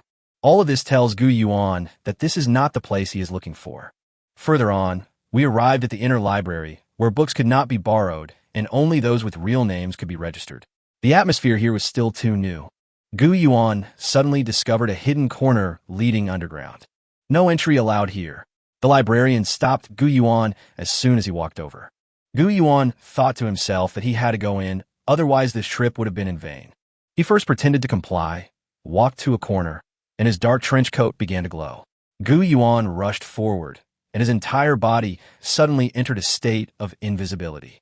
Although he was invisible for only a second, it was enough for Gu Yuan to get downstairs. "Master, I can't sense you anymore." Hong Ling cried out in her soul sea, very worried. "Hong Ling, don't worry. My trench coat has an hour of cooldown for invisibility. I won't be able to come up for a while, but I'll take good care of myself." Gu Yuan's trench coat only made him invisible, not Hong Ling, so he had to go down by himself. Once you enter the basement, the furnishings are full of classical charm, with solid wood cabinets, no signs, and bookshelves arranged neatly, making it feel like a maze. I picked up a book at random and saw that it was written in traditional Chinese characters with a brush. The book had holes punched in it and was bound together with white thread. Damn it, this is more than just an hour. In an hour, I'm afraid I won't even be able to finish reading the table of contents of this book, if there is one. Gu Yuan climbed onto the cabinet and looked around. The scale was enormous. Each bookshelf had about 200 books, and the 8x8 bookshelves formed a square array. There were a total of 9 such square arrays on the entire floor. More than 900,000, and if you include some pamphlets, there are probably 1 million old books. Damn it, this isn't a survivor camp. It's practically a densely populated city center. "Hey, classmate." Gu Yuan heard the voice behind him and jumped back in fright. Gu Yuan actually saw a spirit beast, which turned out to be a small talking parrot spirit beast. "Please don't climb on the bookshelves. Young people these days have less and less respect for books. It's all because of online reading." Gu Yuan was so startled that he jumped off the cabinet, only to see a hunchbacked old man staring at him. "Sir, I meant no offense." Gu Yuan waved his hands repeatedly. The old man remained silent. "Old sir," Gu Yuan thought the other party was angry. "My master's tongue has been cut off, and he can't speak. I am his mouth." The parrot landed on his shoulder. "You sneaked in, didn't you? Normally, no one would allow someone as young as you to come in. So, are you going to kick me out?" "That depends on what type of book you're looking for." "History." Gu Yuan noticed that the old man was very kind, so he pretended to be interested in learning. "I really like history. but I think that the contents of many history books are contradictory. And the library of Sun Yat-sen University has many ancient books. I like ambitious students, but if it's modern history, I can tell you based on my own experience. You don't need to read the books here. I was there during the revolution. You fought in the War of Resistance against Japan? No, I fought against the Qing army. Senior, you really are old. Gu Yuan was embarrassed and wanted to say, "What kind of monster are you? I thought you were in your 60s, but you're telling me you're over 100. Gu Yuan continued scratching his head, but not in modern times, but from the end of Emperor Xuanzong's reign to the beginning of Emperor Daizong's reign. The Inlushan Rebellion? The old man sized up Gu Yuan. Come with me. I'm trapped here by a magic circle, destined to live and die with the library. I don't like to break the rules of any era, and this will allow me to live on. However, the longer I live, the more I understand the ideas in these books. Tell the right thing to the right person when they appear, and then continue to sleep until the next person appears or disappears." At this moment, the old man led Gu Yuan to a section filled with books related to the Tang Dynasty. Chapter 30, Unveiling the Veil of History. Who is this woman? Gu Yuan's gaze fell on a traditional Chinese ink painting in the style of the Tang Dynasty. Surrounded by countless maids and eunuchs, the painting depicted a graceful and beautiful woman.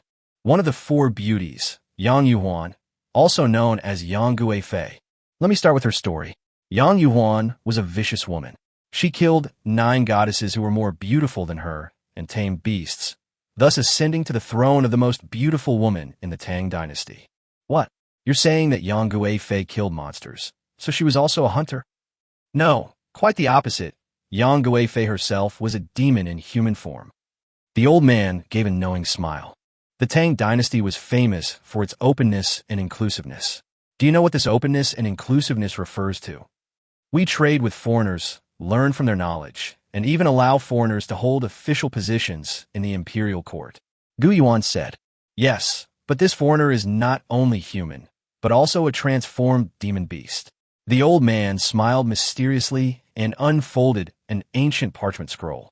The Tang Dynasty prospered by establishing cooperative relationships with intelligent demon beast clans that could transform into human form. Humans' organizational skills, Taoist magic, and inscription techniques were combined with the powerful strength of the demon beasts. It can be said that the first monster revolution did not occur in England, but in China during the Tang Dynasty, but it failed. Why?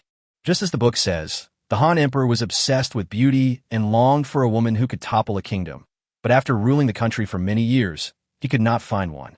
In order to consolidate his rule, every Tang emperor would choose a powerful humanoid beauty from a prestigious demon beast clan to marry.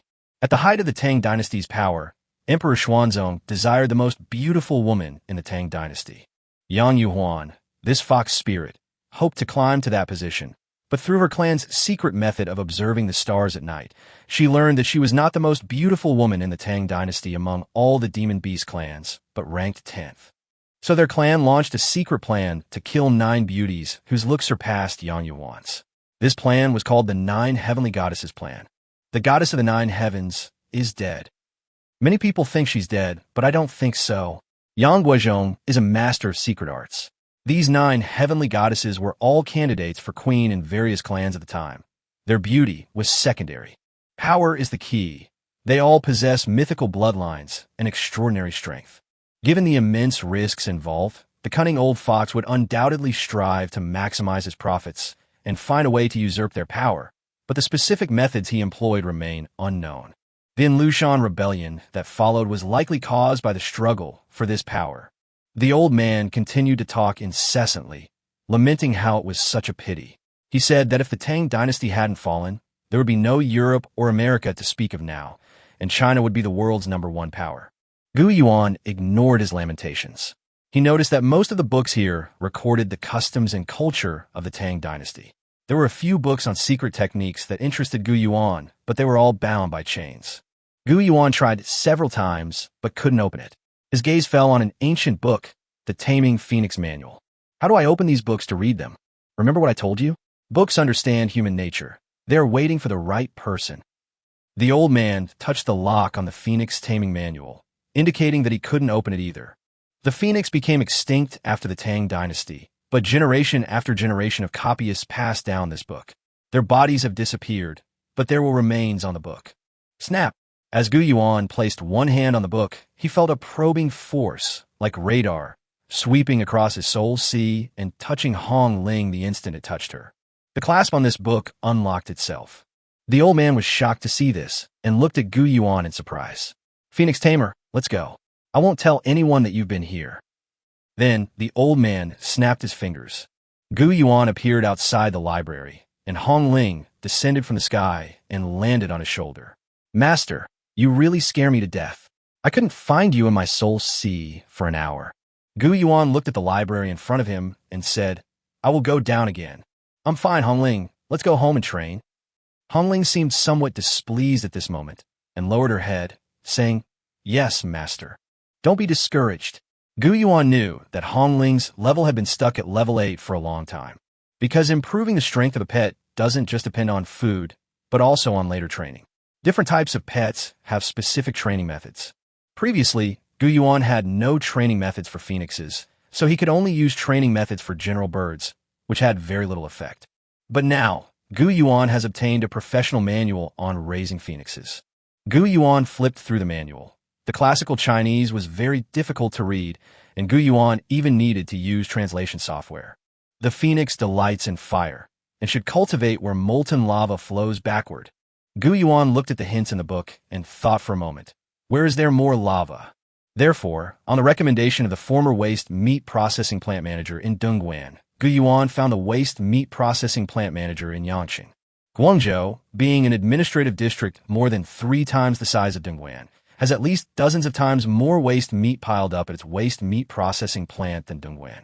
Because Guangzhou's gap national beast-taming output value is much higher than that of Dongguan, it is easier to attract monsters to break in, and many more monsters are killed by the suppression array. This is just the waste meat produced in the Zhuhai area, which is several times more than that in Dongguan. Don't try to fool me. Old Lu's words are useless. Today is waste meat disposal day. We need to process the waste meat output of last week. All the smelting furnaces must be running according to regulations.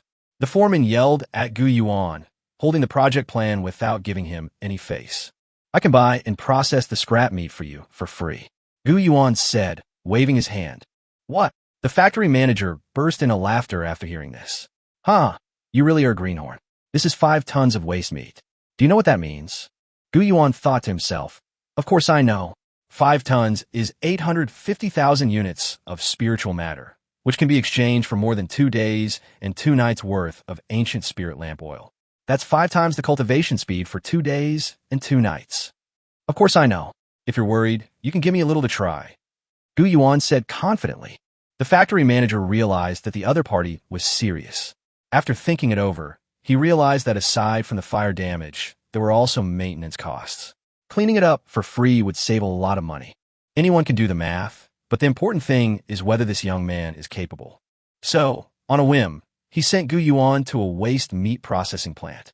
Gu Yuan told him to wait at the door. Once inside, he decomposed all the waste flesh and then had Hong Ling breathe fire onto the open ground, scorching it. Then he opened the door, pointed to the charred ground, and said, My spirit beast can use Earth-rank spirit fire to completely burn away its flesh, and my training program includes having Hong Ling practice burning. Now you can rest assured. Chapter 31. Deceiving the meat factory owner, earning 850,000 yuan worth of spiritual material. Gu Yuan's explanation reassured the factory manager a little. Therefore, it was approved to send all the scrap meat to Gu Yuan.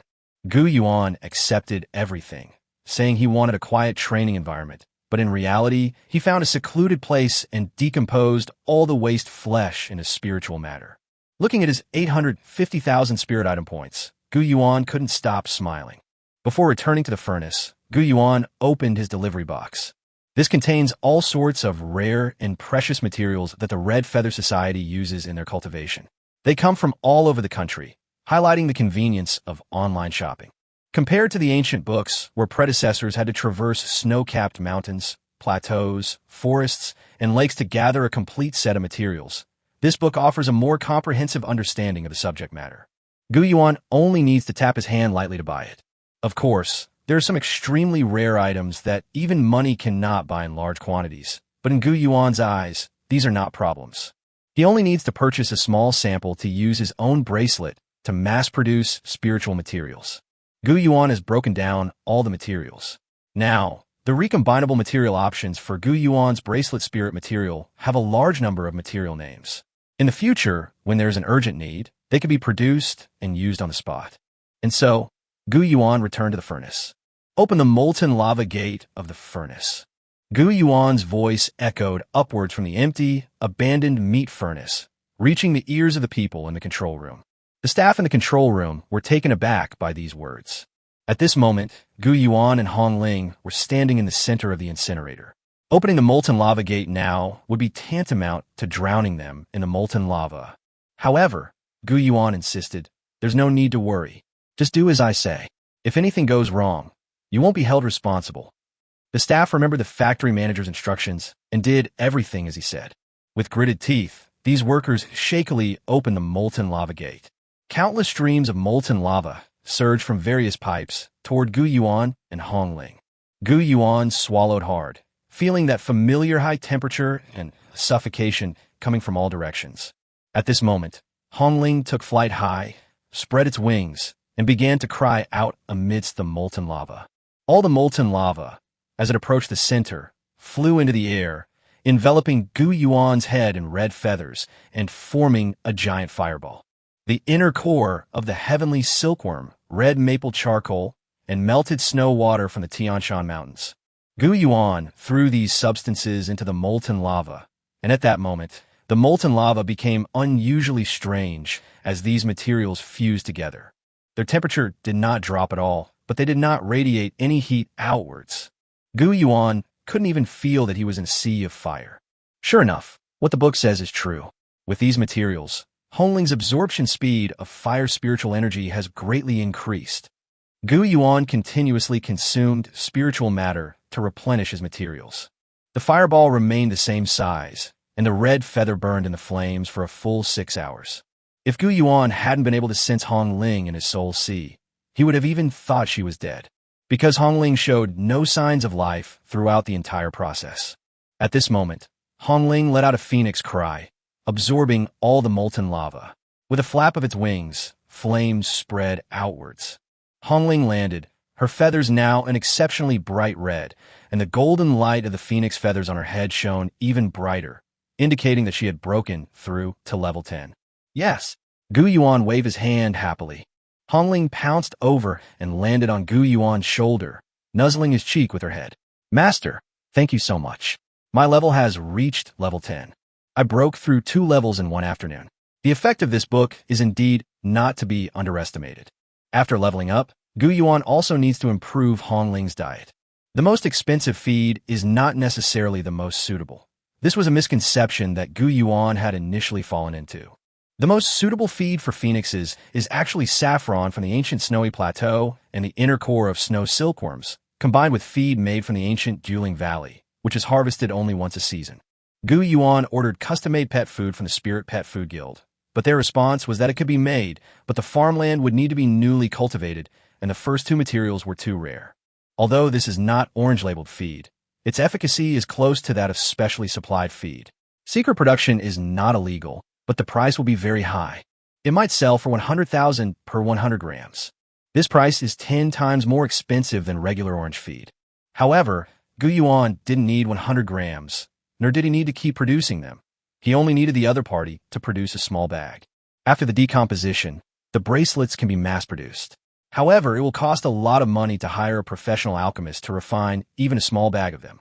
Gu Yuan thought to himself that the few 100,000 he had just received was already almost gone.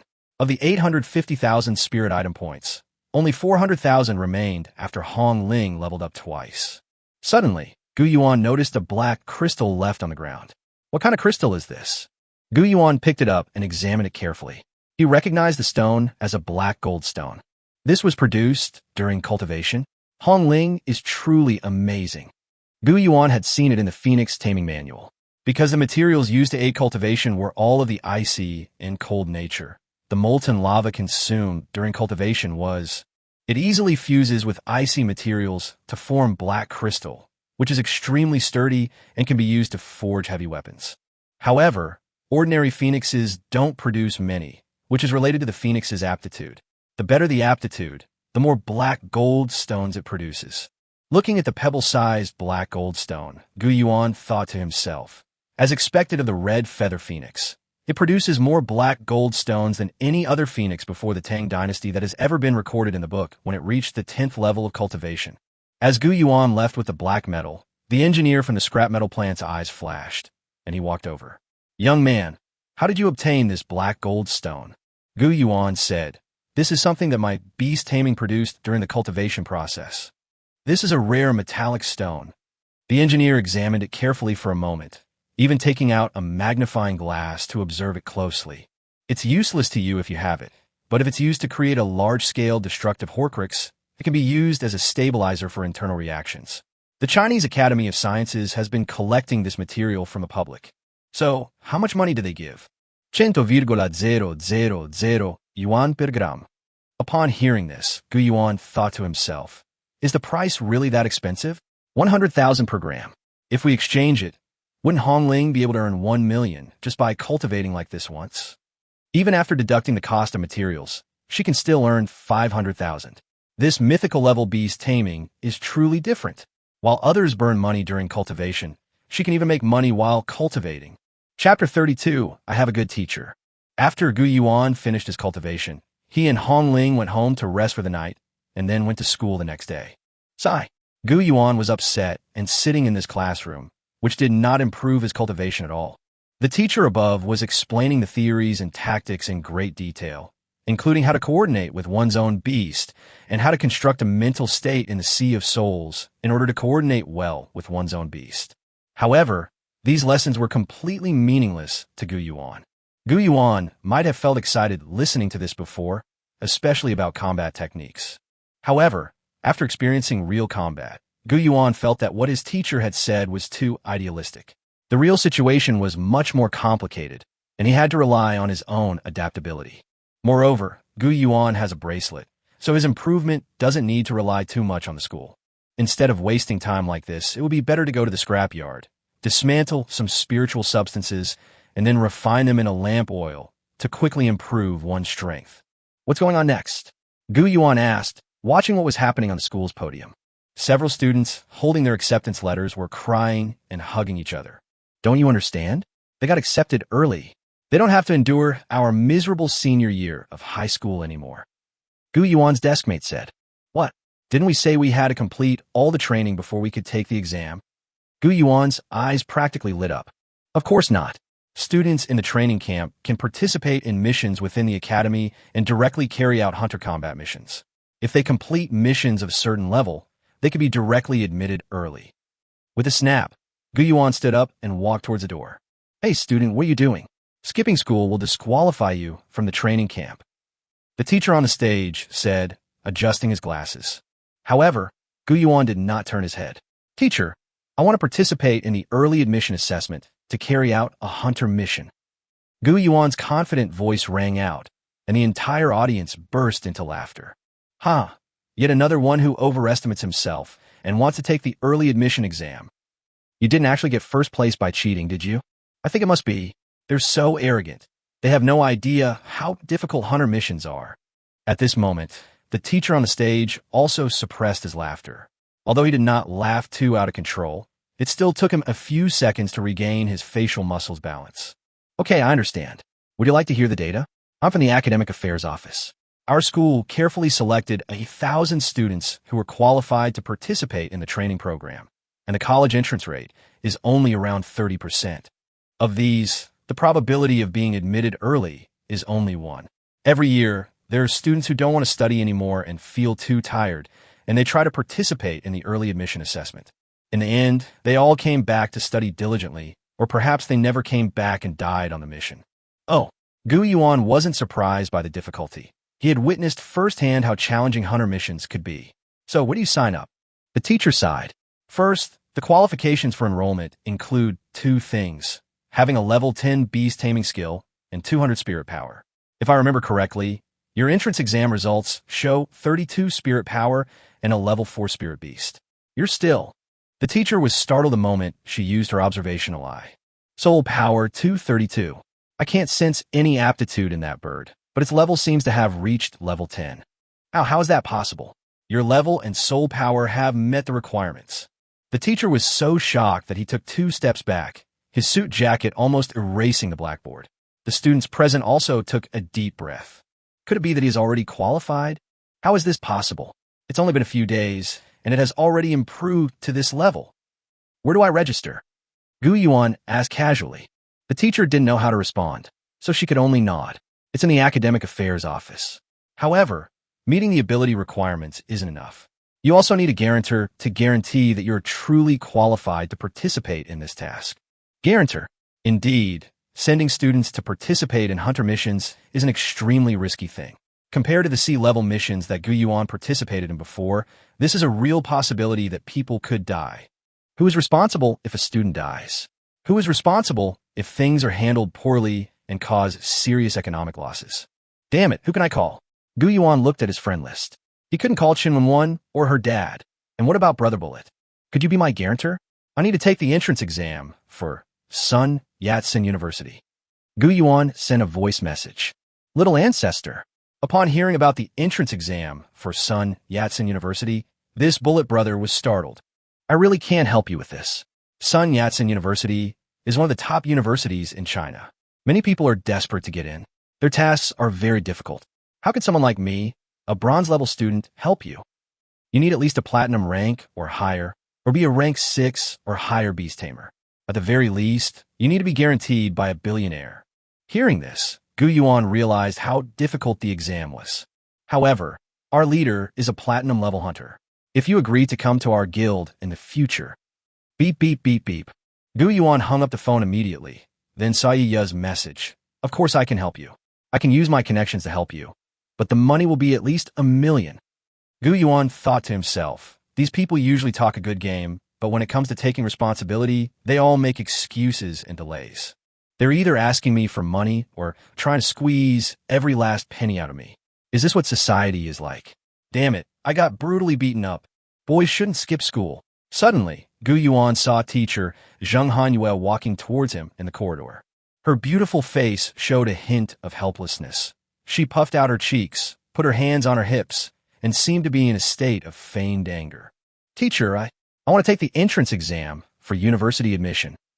For some reason, Gu Yuan felt a little afraid of Zheng Hanyue when he saw her. I guess every naughty student feels this way when they see a teacher who can control them. Gu Yuan wanted to turn around and leave. Don't run away. The teacher won't eat you. Teacher Zheng Hanyue put one hand on Gu Yuan's shoulder. Suddenly, teacher Zheng Hanyue also looked surprised. Oh, your cultivation level is high enough, so go ahead. Boys should try more new things because you are naturally more lively and active than girls. But I don't have a guarantor. What's the big deal? Your teacher will vouch for you. Teacher, Zheng Hanyue said. These words shocked the entire audience. Being a guarantor for this is extremely dangerous. Teacher, please think it over. It's like tying the teacher's life to this guy. It doesn't matter if he dies, but the teacher mustn't ruin their future because of him. The male students present went crazy. This beautiful teacher is too good to Gu Yuan. Teacher Zheng, please think it over, said the male teacher, standing nearby. However, teacher Zheng Hanyue directly grabbed Gu Yuan's hand and said, Come on, let's go get our marriage certificate. Chapter 33, Accepting a Rank B Mission. Gu Yuan was initially taken aback by teacher Hanyue's words. Gu Yuan's feelings for teacher Hanyue were primarily out of respect for her as a teacher, and he had no other intentions. Later, teacher Hanyue explained, Go get your hunter's license. This is the first step to becoming a hunter. Faced with the male teacher's obstruction, Ms. Zheng Hanyue did not let go of Gu Yuan's hand, but said, Move aside. This is my own judgment. After speaking, teacher Zheng Hanyue turned her head and looked at Gu Yuan. Can't you see? He's grown up and ready to soar. Keeping him confined in the classroom to learn basic things he doesn't need is a waste of his prime. What a teacher needs to do is not to lock students in the classroom, but to prepare them for leaving the classroom. He is ready. He really didn't know how he managed to complete the sea-level mission by sheer luck, but that doesn't mean anything. He's still just a kid. Gu Yuan turned his gaze to the teacher next to teacher Zheng Hanyue. It was obvious that he also knew about the black crystal bead, and he and teacher Zheng Hanyue might belong to the same secret organization. Don't cause any more trouble. We're not teachers.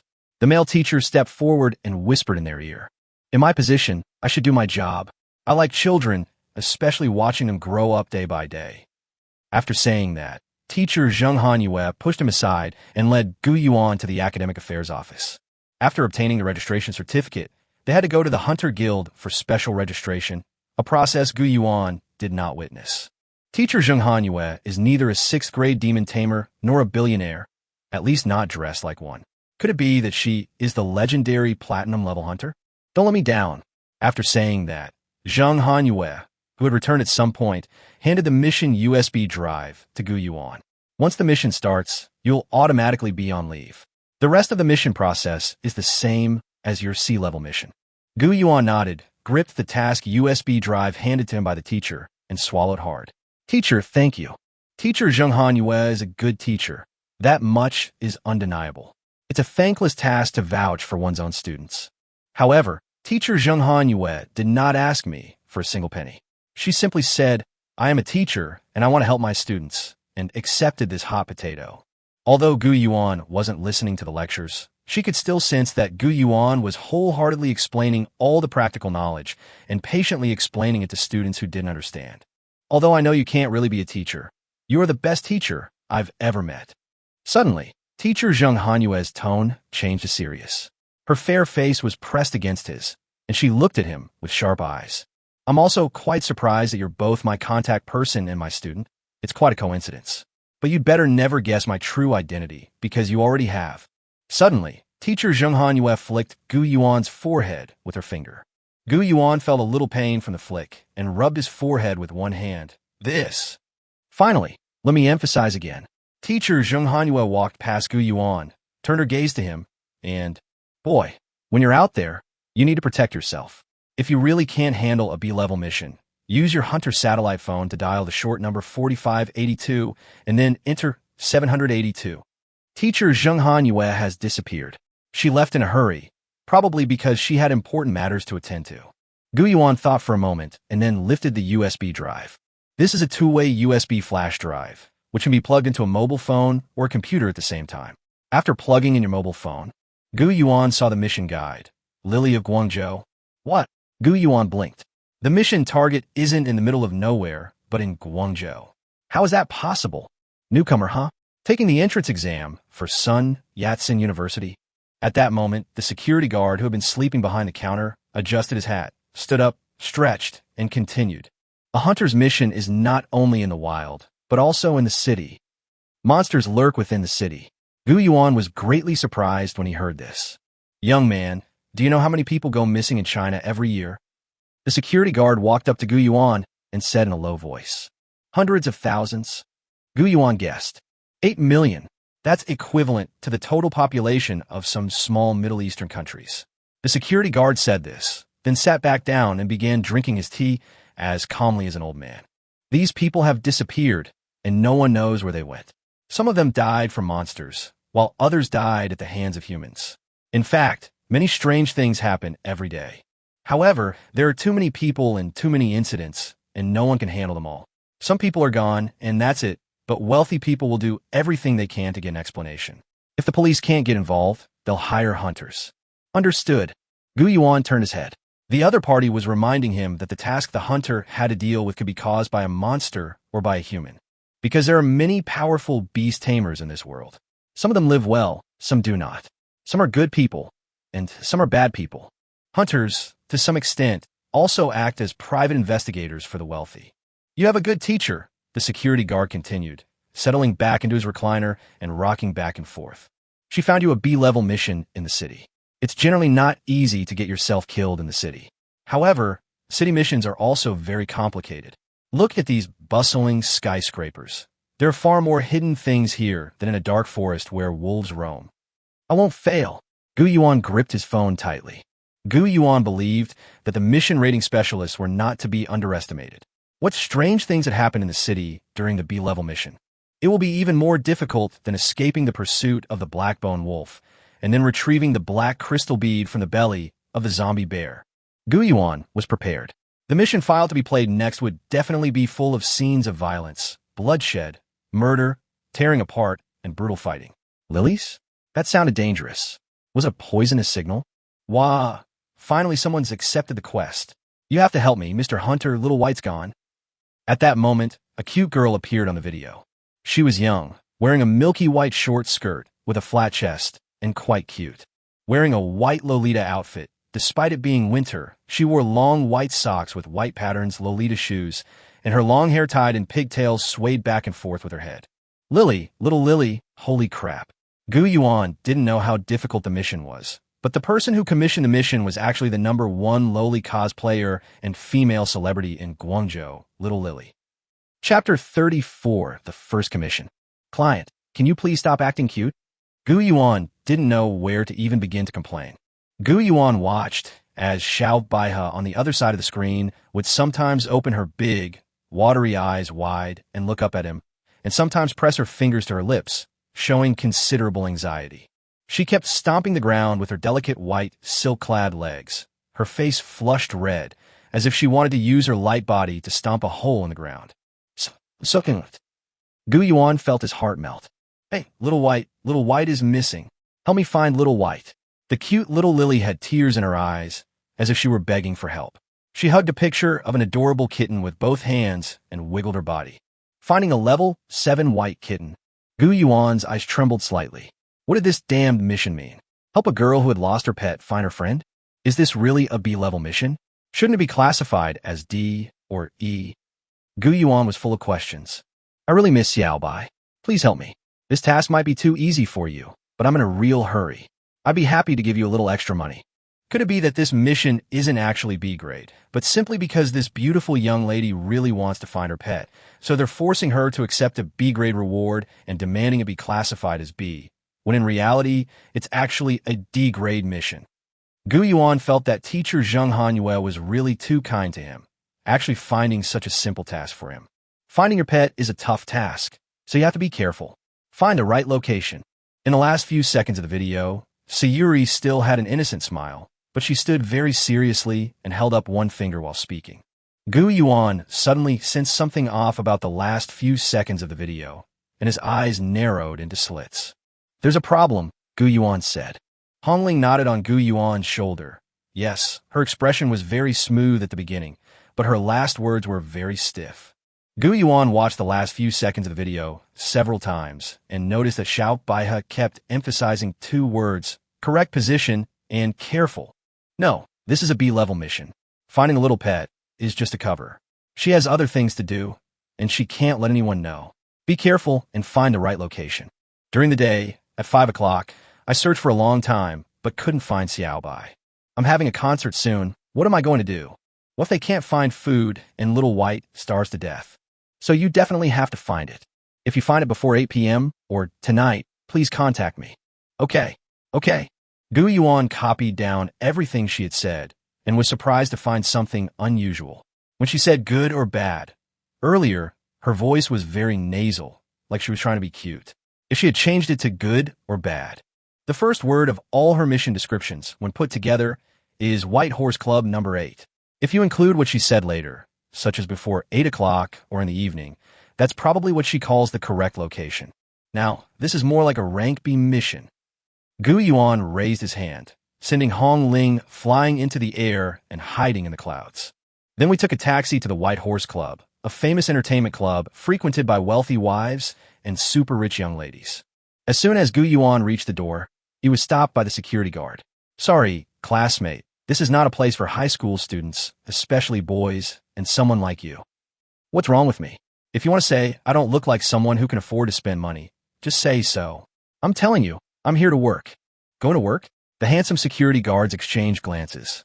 Are you kidding me? I've heard that some clients like real high school boys, but you should at least come in the middle of the night. I'm looking for number 8.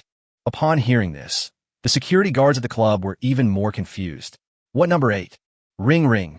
Suddenly, the security guards' earpieces rang, and then the most handsome one among them said, "Please follow me." Then, Gu Yuan was taken inside.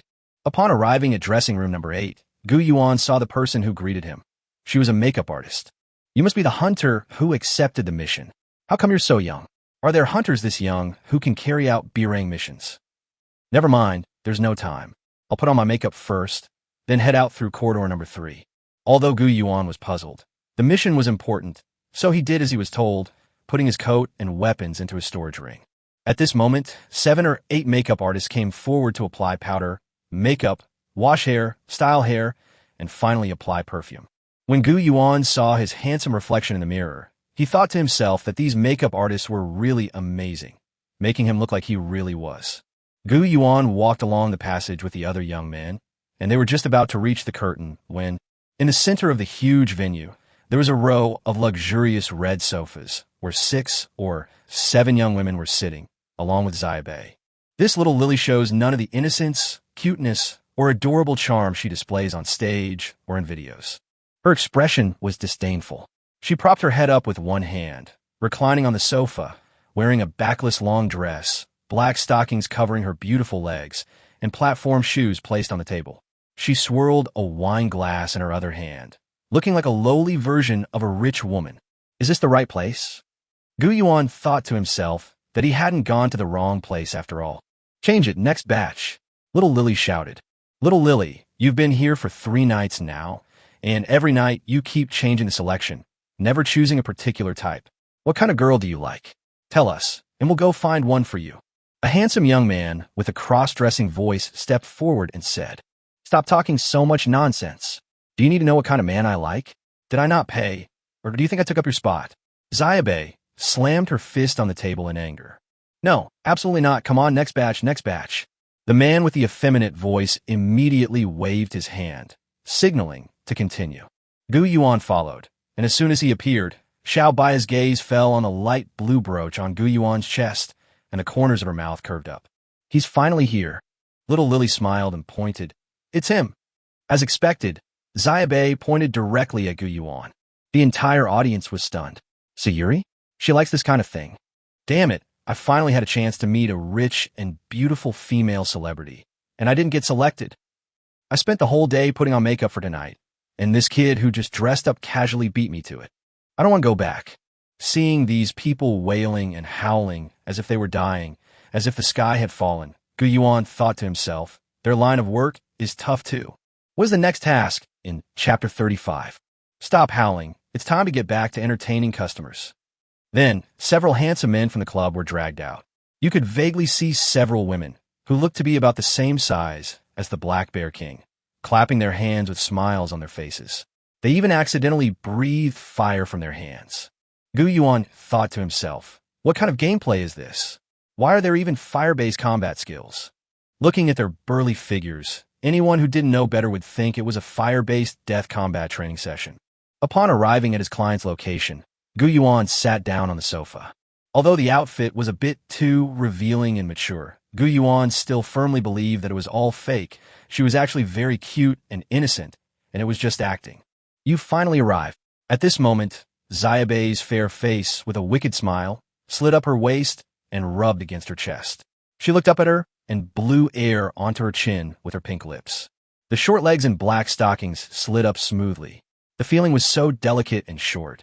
The touch of the stockings against the skin, even though it was a thigh, felt like a normal woman's arm stroking it. Do you know how tired I am from waiting for you? Something cracked in Gu Yuan's mind. The beautiful illusions about her idol were all fake. All fake. This was her true face.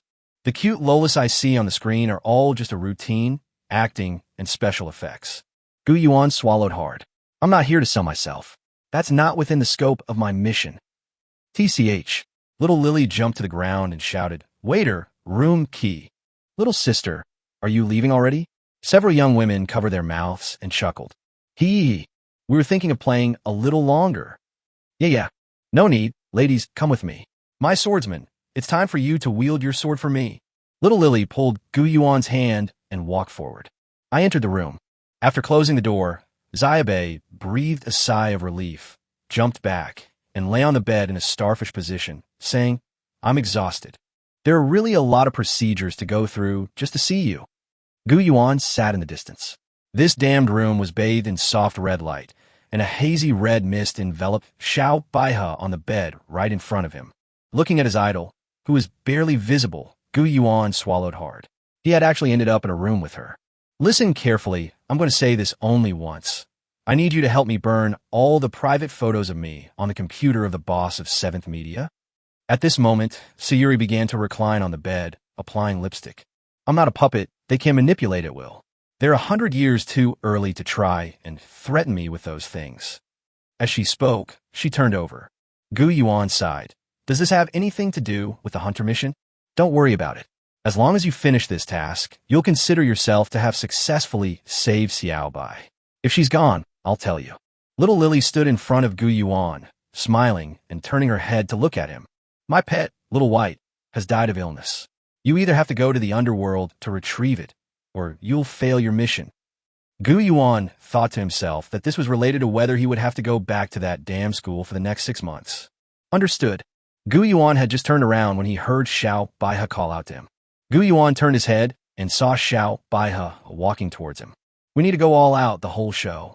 After all, my bodyguards and agent are all informants. When you go out, you should have some kind of mark on you. At this moment, Xiaobei smiled like a little succubus. Gu Yuan didn't even have time to wonder. The beautiful leg clad in black stockings had already kicked her own shin, but it didn't hurt at all. Her strength was too weak, and she almost bounced back and fell down. Don't ask, you're too tall, squat down. As soon as Gu Yuan squatted down, Xiao Baihe pounced on him and kissed him on the neck. The scent of perfume brushed past Gu Yuan's nose. Is this what they call a dream come true? When Gu Yuan looked up, he saw Hong Ling perched on a branch outside the window, with flames constantly erupting from her head. Stop, I still have a mission, so I'll stop here for now. Gu Yuan stood up, then pushed open the door and went out. At this moment, the bodyguards and other staff members all saw the lip print on Gu Yuan's neck. Here, take your money. The bodyguard paid Gu Yuan 100,000 yuan, then waved his hand and said, Get out of here. This is none of your business. Don't ever show your face in front of us again. Gu Yuan left, but the bodyguards were still pounding their fists on the wall. We're so envious. This damn bastard got off so easily. The key point is that we also need to give him 100,000 yuan. I'm so envious, so envious. I really want to shoot him for 10 minutes. When Gu Yuan left, he felt that all the men in the room were looking at him. If jealousy could be turned into bullets, he would probably be being shot at right now. After Gu Yuan left, he headed towards 7th Entertainment Avenue. To gain access to the company, one needs to steal an internal ID card. Only their manager, Wang Fenghua, possesses this card, and one must also visit his home. Hello, young man. At that moment, under the dim light, a figure slowly walked towards Gu Yuan. It was a middle-aged, overweight man whose smile revealed a set of large, yellowed teeth stained by smoking. I heard you were at the club just now, right? He really came. Gu Yuan looked at the other person, that smug, fleshy face. Gu Yuan recognized him. It was General Manager Wang. Everything was exactly as Xiao Baihe had planned. After she leaves with a lip print on her lips, the general manager, who hopes to use more leverage to threaten Sayuri, will come knocking on her door. Young man, it's only a few tens of thousands this time. Here's what we'll do. You be my witness. As long as you help me threaten Xiaobei, all of this is yours. As he spoke, he took out a box of money and, in the dark alley with his back to the light, revealed a wicked smile. Chapter 36, President Wang's Attack. Gu Yuan's eyes were practically gleaming as he stared intently at the money in the briefcase. Seeing Gu Yuan's expression, General Manager Wang nodded smugly. How about it? You like it, right? Then accept it quickly. Gu Yuan immediately accepted the money and deposited it into his storage ring. Very good. Next, go to the company and record a video, preferably in as much detail as possible. General Manager Wang looked confident of victory. After receiving the money, Gu Yuan acted as if he hadn't received any money at all and continued. What video? What are you talking about? I don't understand. General Manager Wang felt like he'd been kicked hard in the backside. Didn't you take the money? What money? I don't understand. Gu Yuan looked confused, as if he had selective amnesia and knew nothing at all. Wang Fenghua's lips twitched slightly, and Gu Yuan could see the nerves on his forehead twitching with the naked eye. Good, you got some nerve daring to double-cross me. Beat him half to death and then steal my money back. At this moment, two bodyguards stepped forward and simultaneously summoned two level 16 beasts, one a water spirit turtle and the other a ghost hummingbird, both of which had legendary bloodlines. Wang Fenghua could sense that Gu Yuan's cultivation level was only a mere 200 points of soul control power, and at most he possessed a level 12 or 13 beast-taming beast. Little brat, do you really think I'm easy to bully? Wang Fenghua thought that Gu Yuan should surrender and admit defeat when he saw this situation. However, Gu Yuan showed no fear and silently replied, "Yes, you're asking for it." Wang Fenghua was furious. A ghostly shadow flashed through the air and disappeared. The ghost hummingbird flew out, drawing a crescent-shaped arc in the air, and rushed towards Gu Yuan. At this moment, Hongling had already broken through the clouds and was falling rapidly towards the ground, landing on Gu Yuan's shoulder, its blazing heat spreading outwards. The ghost hummingbird dodged the flames with a single turn, only exchanging a glance with Red Feather. 100 birds pay homage to the phoenix. In an instant, the ghost hummingbird, this small bird, landed, head bowed and motionless, as if it had surrendered. The bodyguard, who controlled the ghost hummingbird, was secretly pleased. This big red bird is quite imposing. However, my ghost hummingbird is the smallest bird in the shadow type, and it is good at sneak attacks and assassinations. This big red bird is only level 10, and it is impossible for it to stop Little Shadow. Watch me stab her master from behind. Within his own sea of souls, he sensed the flow of spiritual energy. The bodyguard was overjoyed to find no shadow energy behind Gu Yuan. When did Xiaoying become so strong? I didn't even sense it appearing at the designated location. Hey Laolu, what's your bird doing? Why isn't it moving on the ground?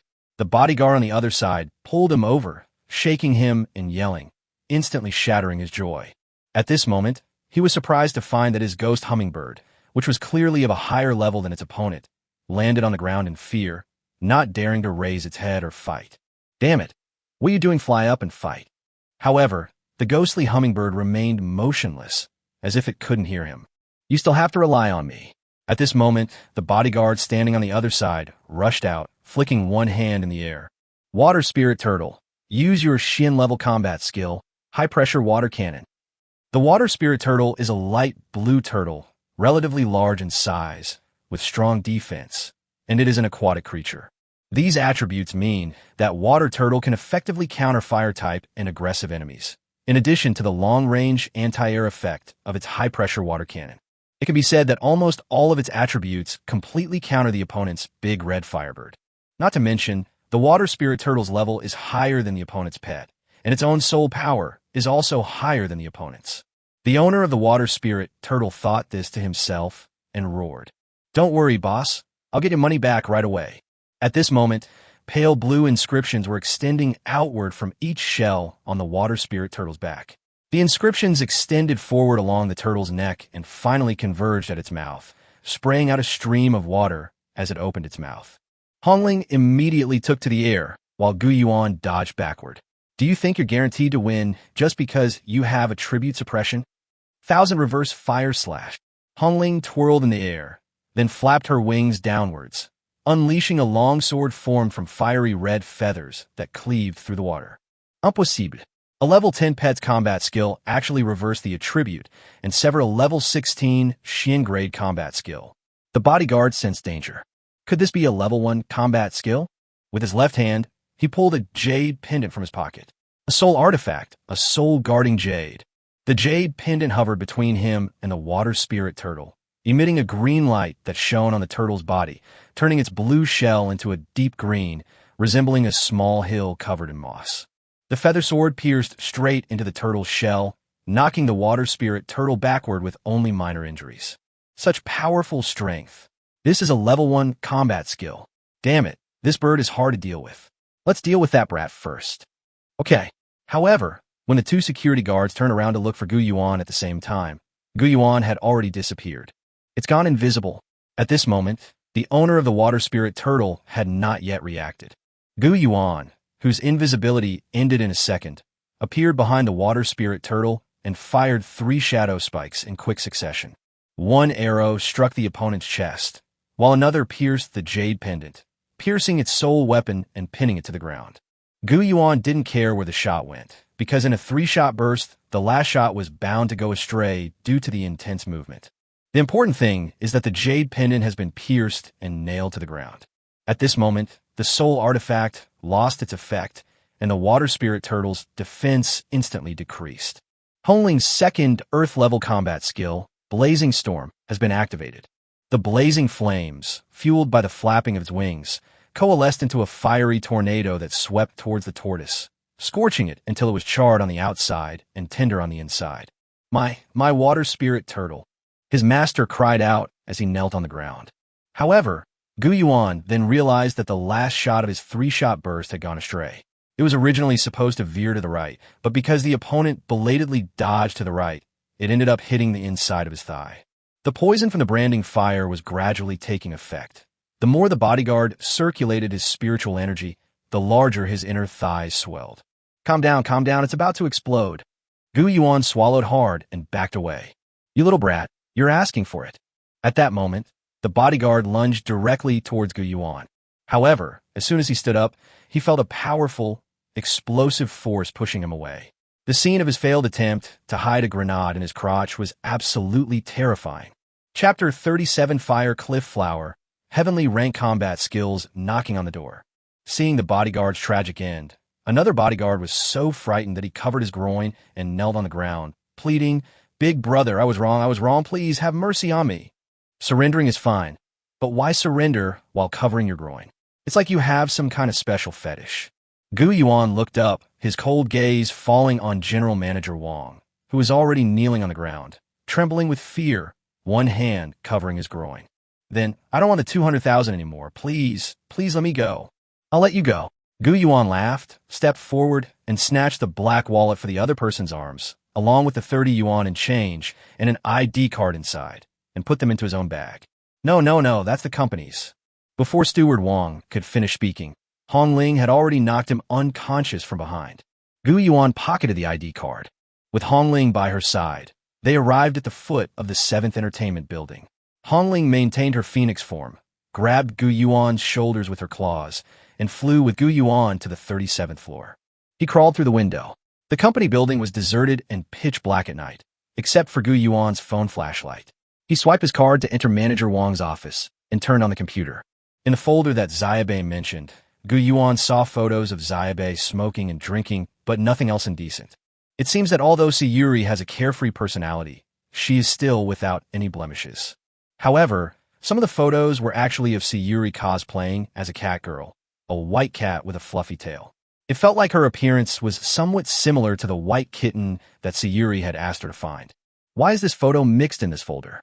Other photos of her smoking and drinking could be used to ruin her image, but this one looks like just a nice cosplay photo. Why is Sayuri afraid of others seeing it? Gu Yuan completely deleted the file. However, he found more folders on the hard drive. Fan Bingbing, Lu Chu, and countless other female celebrities from 7th Entertainment have been exposed for their shady dealings, including videos and pictures of them engaging in intimate acts with General Manager Wang all night long, showing them blushing and shy. Gu Yuan understood.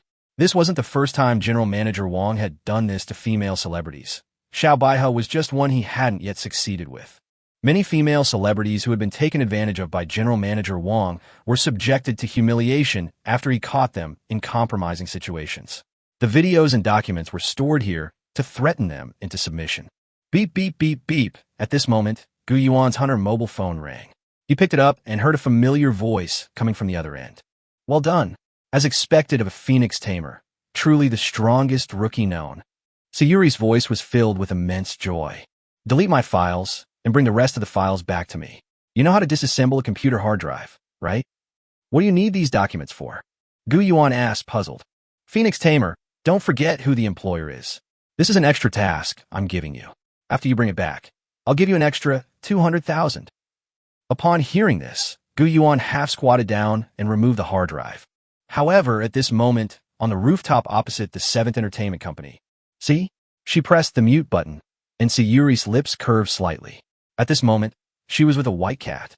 Standing in the moonlight, her twin ponytails swaying in the wind, dazzling in the silvery light, she looked at Gu Yuan. "Am I right, Xiaobai? Humans will do anything for money. He's untrustworthy, even if he possesses the special ability to help his beast tamers level up quickly. He's just a scheming, opportunistic person. Absolutely no contracts or master certain agreements." However, at that moment, Gu Yuan suddenly raised his hand and threw the hard drive into the air. Hong Ling, standing on Gu Yuan's shoulder, spewed out a burst of flames and burned it to ashes. "Sorry for calling so late," Gu Yuan finally replied. "I couldn't find your file, so I just burned the entire hard drive. Now there's nothing left." At this moment, Xiaobei's lips twitched slightly on the opposite rooftop. "Meow." The kitten in Xiaobei's arms meowed. Xiaobei's face froze as she turned to leave. "Shut up, I said no, and that's it." Gu Yuan burned the hard drive and sighed. "Really, I originally wanted to keep a copy for myself, but with General Manager Wang's ugly appearance as the male lead, it's best to burn it." However, just as Gu Yuan was about to leave, he saw a file folder fall to the ground. Gu Yuan squatted down and saw a photo in the file. The photo showed a red flower with petals that looked like delicate tendrils, forming layers upon layers. At the heart of the flower grows a pale red flame, which looks less like a living thing and more like an ever-burning lamp. However, its bright and vibrant color tells you that it is a plant. "What's going on?" Gu Yuan was shocked. "Isn't this the fire cliff flower?" In Gu Yuan's Phoenix Taming Manual, there are 3 combat skills that a phoenix can inscribe. They are independent of each other and are all located in the chest area, so they cannot be obtained simultaneously. The engravings that increase speed are Phoenix Shadow. The engravings that increase leveling speed are Fire Phoenix Heart, and the most explosive offensive engravings are Phoenix Fall. Among them, Phoenix Fall is the highest level, belonging to the Heaven Rank combat skill, and is the best choice. However, the inscription of these combat skills has special requirements. Phoenix Shadow needs to be found in a secret realm of fire and wind elements, and requires 3 fire attribute inner cores and 3 wind attribute inner cores. Although it is difficult, it can be found by spending money.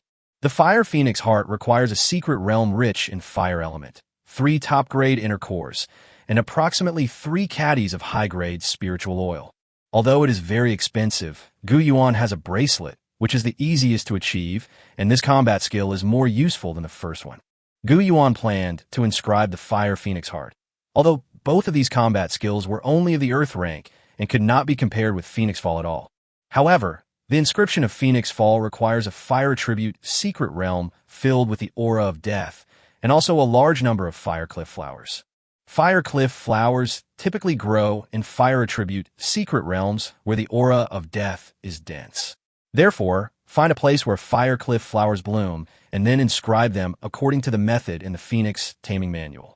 With Red Feather, you can possess a heaven-level combat skill with extremely high damage.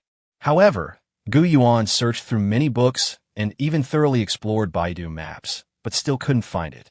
Chapter 38. Complete the B-level mission and be admitted ahead of schedule. According to historical records, this flower went extinct several hundred years ago because it was too dangerous. However, it cannot be ruled out that this flower may still exist in the wilderness of the no man's land. This statement is so improbable that Gu Yuan gave up. However, there's a photo of the Fire Cliff flower in this file. Could it be that General Manager Wang is also looking for the Fire Cliff flower? Gu Yuan took the file, which was quite an unexpected surprise. The next day, news of Gu Yuan completing the B-level mission reached the school. The entire school was shocked. The ceremony where Gu Yuan received his acceptance letter was unusually quiet, unlike the jubilant atmosphere of the other attendees. The students who arrived at the scene all looked bitter and resentful, their envy, jealousy, and hatred overflowing. How on earth did this guy manage to complete a B-level mission? I've only been at the school for a little over 10 days, and I've already received my acceptance letter. It's like I'm on a cheat code. I'm so envious. He won't have to endure the miserable senior year of high school anymore. Gu Yuan's success in receiving the acceptance letter was partly due to luck, because in Xiao Bai's plan, the final step was meeting with General Manager Wang. He will bring at least 4 bodyguards with level 16 beast taming skills, a setup that would require at least a silver-level hunter to counter. However, it's possible that Gu Yuan's soul control power was too low, causing General Manager Wang to underestimate him and scatter his bodyguard team, sending the other 2 to collect other evidence. Therefore, the difficulty of the most challenging part of the task was greatly reduced, and Gu Yuan gained an easy advantage. However, the mission rewards and the Hunter's Guild certificate were both based on rank B. So Gu Yuan was still considered to have successfully passed the school's test and received his admission notice ahead of schedule. Congratulations. It seems the teacher was right about you. Teacher Zheng Hanyue also appeared at Gu Yuan's personal admission ceremony. She had a smile on her face, while the male teacher next to her looked worried. Even though you're no longer in school, you still need to participate in more missions and improve your skills. Your teacher believes in you. Teacher Zheng Hanyue stepped forward and patted Gu Yuan on the shoulder, to which Gu Yuan simply nodded. And so, Gu Yuan embarked on his journey back to Dongguan. "Damn, Mom, I'm back." Before Gu Yuan could finish speaking, the glass his mother was holding slipped from her hand and shattered on the floor. "Son, why are you back?" Tears streamed down Mom's face. Gu Yuan thought to himself, "I've only been gone a few days, Mom. You miss me that much? You're even crying." It seems like the training camp at Sun Yat-sen University is really tough. Dad was also shocked. "Were you rejected and sent back?" Mom hugged him. "It's okay, son, don't be sad. You can still go back to a regular university." "Mom, I came back after I got my acceptance letter. It was an early admission letter." Gu Yuan said this somewhat awkwardly, and at this moment, his parents' expressions froze. They even thought they had misheard, or perhaps Gu Yuan was just embarrassed to admit he had been fired and had made it up. It wasn't until Gu Yuan produced his acceptance letter that the two of them finally believed it, as if in a dream. "I've been accepted. My God, one of our family members is a student from Zhongshan."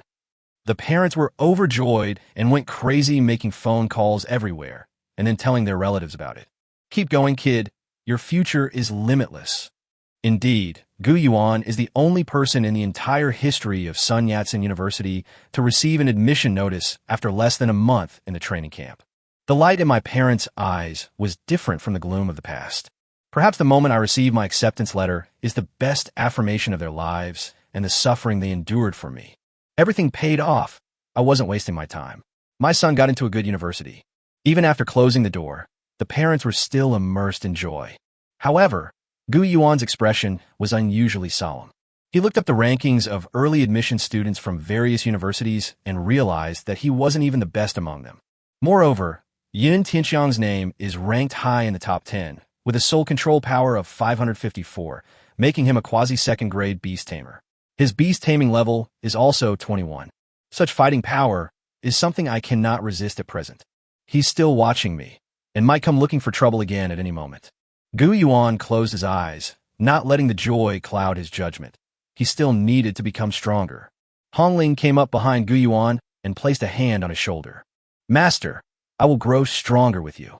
No matter how strong or who the next enemy is, I will not let him lay a finger on you." Hongling's resolute vow deeply moved Gu Yuan. This feeling of not being alone was wonderful. No matter what happened, she would face it with him. This bond is not a contract, nor is it formed by a master-servant relationship. Rather, it is an indescribable bond forged through shared trials and tribulations. All of this gave Gu Yuan more confidence. Gu Yuan and Hongling had one more important task upon their return, to continue processing the waste meat from Dongguan City. Having absorbed another 100,000 units of spiritual matter, Gu Yuan took out a brand new soul lamp. This soul artifact is even more expensive than the one obtained by the top student in the training camp. It is a high-level soul lamp that all students admitted to Sun Yat-sen University in advance can obtain. The original ordinary soul lamps were priced at most 500,000, but this one, specially provided for the future seed students of Sun Yat-sen University, is priced as high as 1 million, and its efficiency of improvement is much greater than that of the original soul lamps. Hongling ate Gu Yuan's specially made feed and, with the help of the spiritual herbs marked in the Phoenix Taming Manual, began to cultivate in the molten lava. The ancient spirit lamp oil and feed consume too much spiritual matter. Over 900,000 spiritual matter is completely insufficient. Therefore, Gu Yuan did not rely on the bracelet for the training materials for Hongling, but instead bought them directly with real money. The black gold stones generated from Hongling's 2-level advancement can be exchanged for 500,000. Including the B-level mission, Xiaobei didn't use any materials and directly settled for 1 million. Gu Yuan's savings reached 2 million. Money has now become Gu Yuan's preferred option to consume, even before spiritual items. Gu Yuan used 700,000 units of spiritual matter to exchange for enough ancient spirit lamp oil for 35 hours of cultivation. And Hongling truly lived up to that promise, sharing life and death with Gu Yuan, advancing and retreating together. For as long as Gu Yuan cultivated, she burned and cultivated in the molten lava. Even though the difficulty of her cultivation was much higher than Gu Yuan's, she had no complaints. Chapter 39. The Yinjing sect is established, and super Taoist magic is obtained. If Gu Yuan hadn't told the factory manager of the waste meat processing plant that they didn't need to come in and that his life or death was in his hands, they probably would have called the police and ambulances long ago. Gu Yuan and Hong Ling cultivated continuously in the furnace for 35 hours, except for eating some food to replenish their energy. One person and one bird, and they never stopped. With 1 million soul lamps and ancient spirit lamp oil, the effect is 1.5 times faster than the old version. For those 35 hours, Gu Yuan cultivated at a speed 7.5 times that of an ordinary person. This time, with ample spiritual matter as a guarantee, Gu Yuan plans to build 2 new gates in his soul sea at the same time, Xing'an Gate and Yanjing Gate. Xing'an Gote, Yionfu Gote, Donfeng Gote, Vongxiang Gote, Yonseng Gote. When these 5 gates were connected, the entire south wall of the Tang Daming Palace was completely restored within Gu Yuan's soul sea. At that time, Gu Yuan's soul control power will undergo a qualitative leap, reaching 300 soul control power in one go. For a normal person, it would take at least half a year to achieve an increase of 100 soul power. However, Gu Yuan, who was cultivating at 7.5x speed, planned to finish it in one go. There are risks involved. Building 2 doors simultaneously does greatly increase the speed, but if it doesn't succeed before the lamp oil runs out, with both doors disappearing together, Gu Yuan will not receive any improvement. His soul power will remain at 200, instead of the 250 soul power gained from successfully building 1 door and failing to build another. The lamp oil was gradually running out, and Gu Yuan's 2 doors were still teetering on the brink of collapse. Gu Yuan was very anxious. His whole body was soaked in sweat, and he could feel waves of mental shock coming at him like ocean waves, hoping to crush the 2 city gates. What's even more difficult is that time is gradually no longer a solid support for them. It is slowly tilting towards the side of defeat. When the lamp oil runs out completely, all my efforts, the time I've wasted, and the hundreds of thousands of spiritual materials will be in vain. Get up. At that moment, 2 beams of light shone down, and Gu Yuan broke through the bottleneck barrier. The oppressive feeling disappeared, as if a bright and clear view lay before him. The 2 gates were successfully rebuilt, and the entire south wall was completed. Xing'an Gate is a 3-arched gate, with a large archway in the middle and 2 smaller archways on either side. The entire gate is predominantly vermilion, emphasizing a festive atmosphere. A small bridge extends from the center, with handrails made of white jade, making it quite luxurious. Congratulations, Master. You have successfully broken through to 300 soul power. Hong Ling transformed into human form and appeared behind the extended bridge, spreading her arms wide and happily spinning around. Xing'an Gate. Hong Ling looked up at the gate. This is where princesses and royal consorts get married or enter into marriage. It's near the East Palace.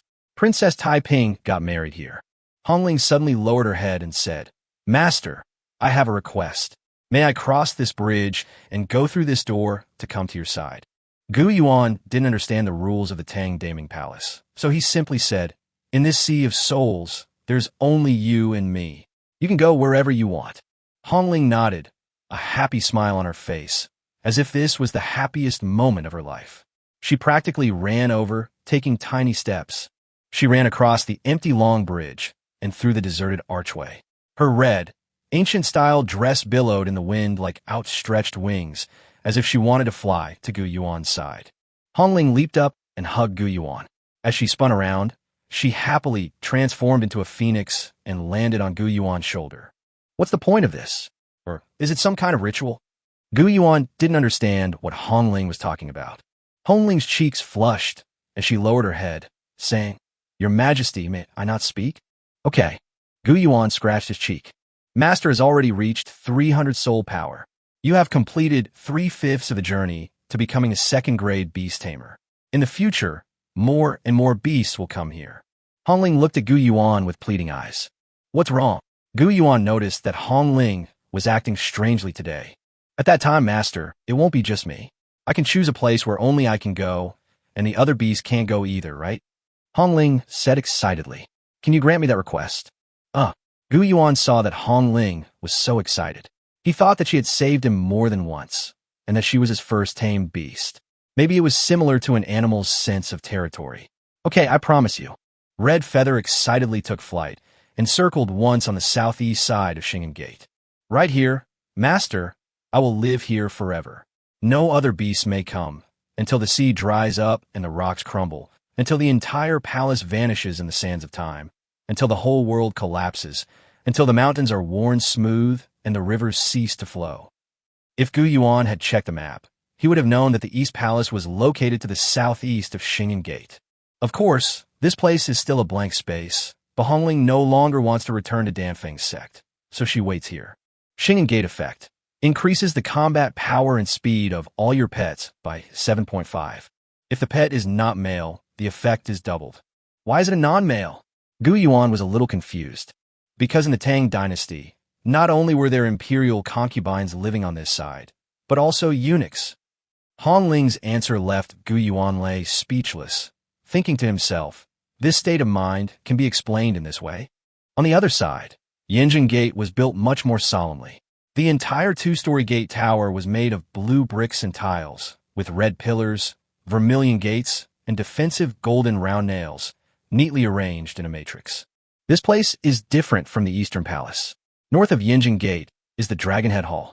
Although it is still blank, 1,000 years ago, it was where the Emperor commanded the army, equivalent to the Pentagon in modern-day America. Hongling introduced like a tour guide. Gu Yuan nodded. The effect of Yanjin Gate was that it provided him with a completely new method of cultivation. That's right, it's not a combat skill, nor is it a beast-taming technique copied to humans. It's a Taoist method that only humans can use, something unique to them that Hongling doesn't possess. Yanjin Gate. You have obtained a brand new Taoist method and command. Command. You can choose one of your tamed beasts and issue one of 4 commands. Attack command. Within the time it takes for an incense stick to burn, attack power increases by 100, defense power decreases by 50. Defensive command. For the duration of 1 incense stick's burning time, defense increases by 100, while attack decreases by 50. Void command. Within the time it takes for an incense stick to burn, the tamed beast transforms into pure Taoist spiritual energy, without physical form, immune to physical damage, increases the damage of Taoist combat skills by 150, and cannot deal physical damage. Brutal command. Within the time it takes for an incense stick to burn, the beast loses the ability to unleash Taoist combat skills, converts all spiritual energy into physical abilities, increases physical attack by 150, and grants immunity to Taoist combat skills by 80%. Chapter 40. Another journey out to find the Fire Cliff Flower. Pretty good. Gu Yuan thought to himself, finally having his own unique Taoist method. Hongling, how is your cultivation going? As Gu Yuan spoke, Hongling smiled slightly. Master, only then can you temporarily leave the Sea of Souls and inspect my cultivation results. Gu Yuan withdrew his consciousness back to the real world and saw 2 black gold stones on the ground. Level 14. Gu Yuan didn't even think about the million he had just picked up.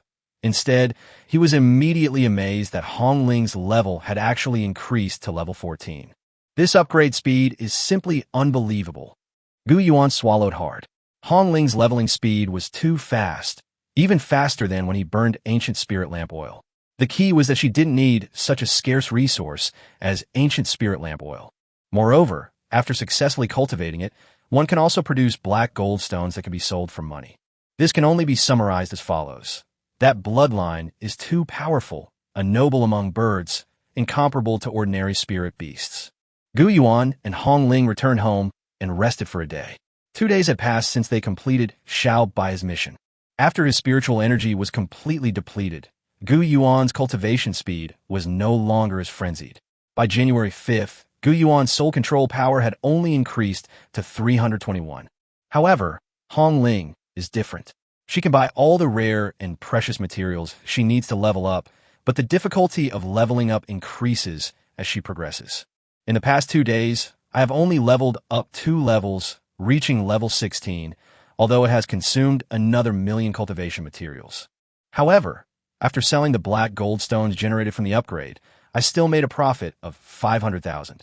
Gu Yuan's savings have once again recovered to 500,000. Master, today is the lesser cold. According to the customs of Guangdong province, we should eat glutinous rice balls today. As she spoke, Hongling brought over a plate of fragrant glutinous rice balls.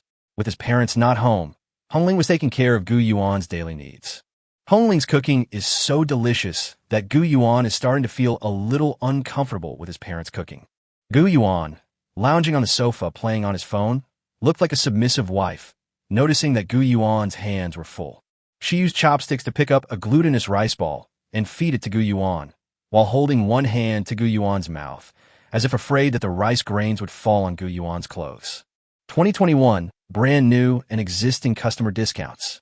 Upgrade your Dark Knight coat to extend your stealth time by 2 seconds, priced at 1 million. Gu Yuan sold the Zhanfeng sword he had stolen from Ling Yunpeng in a second-hand market, and then used the 500,000 yuan he had to upgrade his Dark Knight trench coat. Because at this point, Gu Yuan had already advanced from a plastic-level hunter to a black iron-level hunter. So you can enjoy an 8.5% discount. After investing 850,000, you only have tens of thousands left.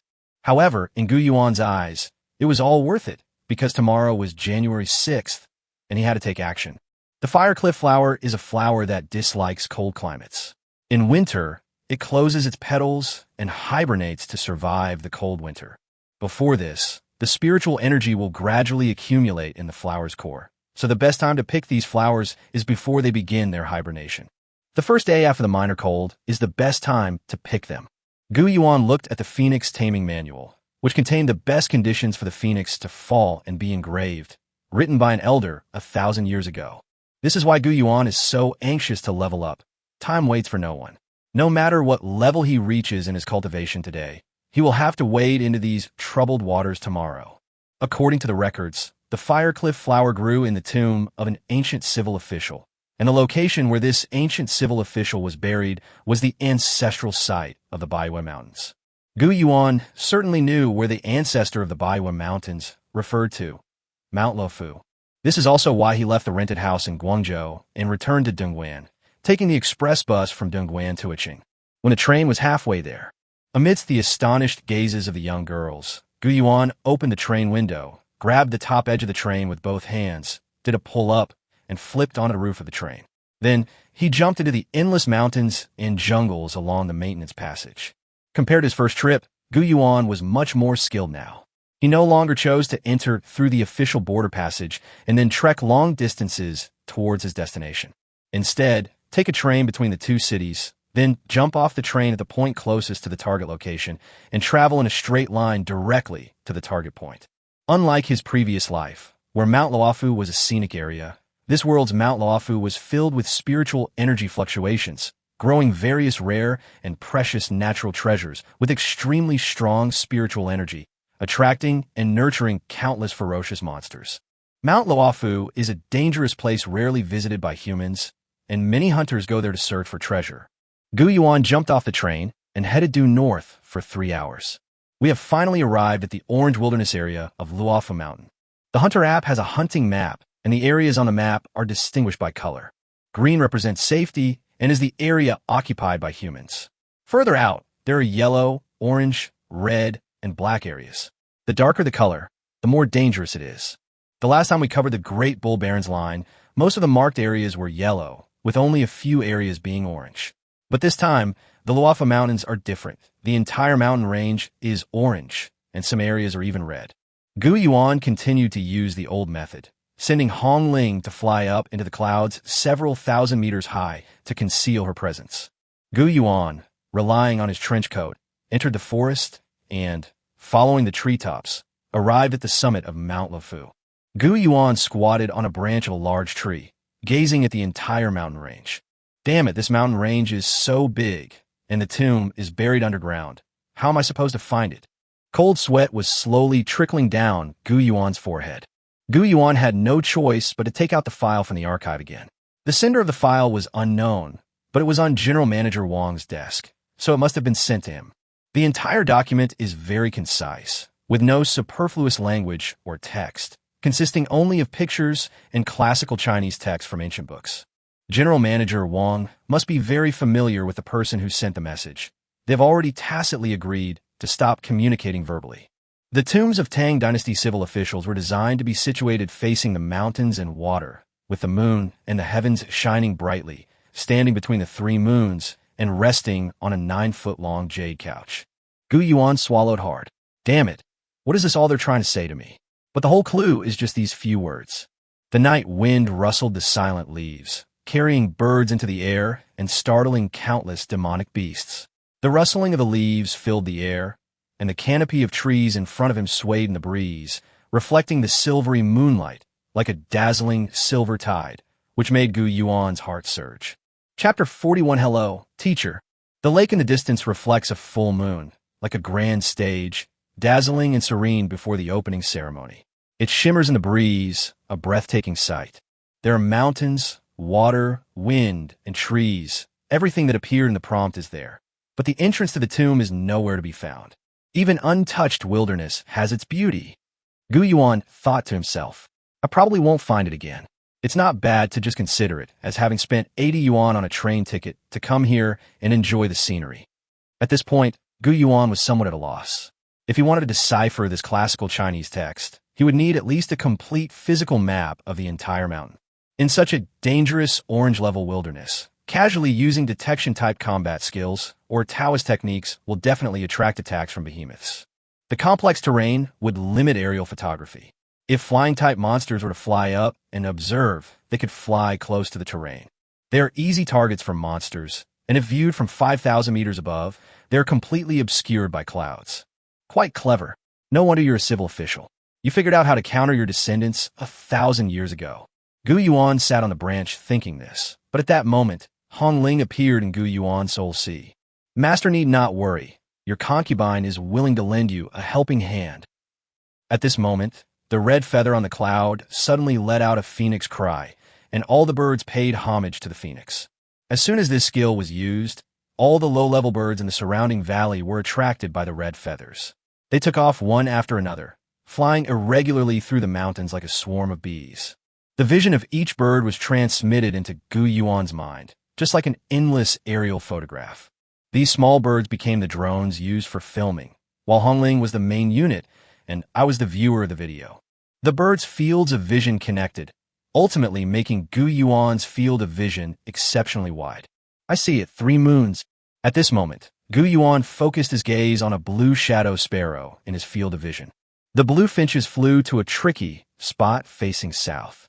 Looking down from this position, the entire mountain range resembles the mouth of a bowl, with moonlight flowing like water to the mountain range and finally gathering at the bottom of the bowl. At the bottom of the bowl, there are 2 pools of water reflecting the moon in the sky. The reflections of the 2 moons, together with the full moon in the sky, create a beautiful scene. At that moment, 3 moons appeared in the field of vision, forming a triangle with a tall locust tree several tens of meters in the center. That's it, that's the place. Gu Yuan hadn't even had time to be happy yet. Master, be careful, Hongling cried out in her soul sea. At this moment, a blue shadow sparrow king appeared in the air. The opponent was level 39 and was a king-level creature. It was rushing towards Gu Yuan's direction. Gu Yuan was startled on the spot, and cold sweat broke out on his forehead. The situation is roughly like this. This bird king is excitedly basking in the moonlight with his level 25 concubine, creating offspring. Then, suddenly his wife was summoned away by the 100 birds paying homage to the phoenix with red feathers. The bird king was very angry because of this, but he did not want to be enemies with the king of birds.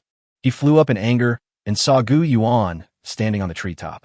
Damn it, a king-level demonic beast, and a level 39 one at that. Gu Yuan quickly retreated, hiding for 3 seconds in hopes of dodging, but found that the giant bird seemed to have locked onto him and continued to chase after him. The blue shadow sparrow king let out an angry cry in the air.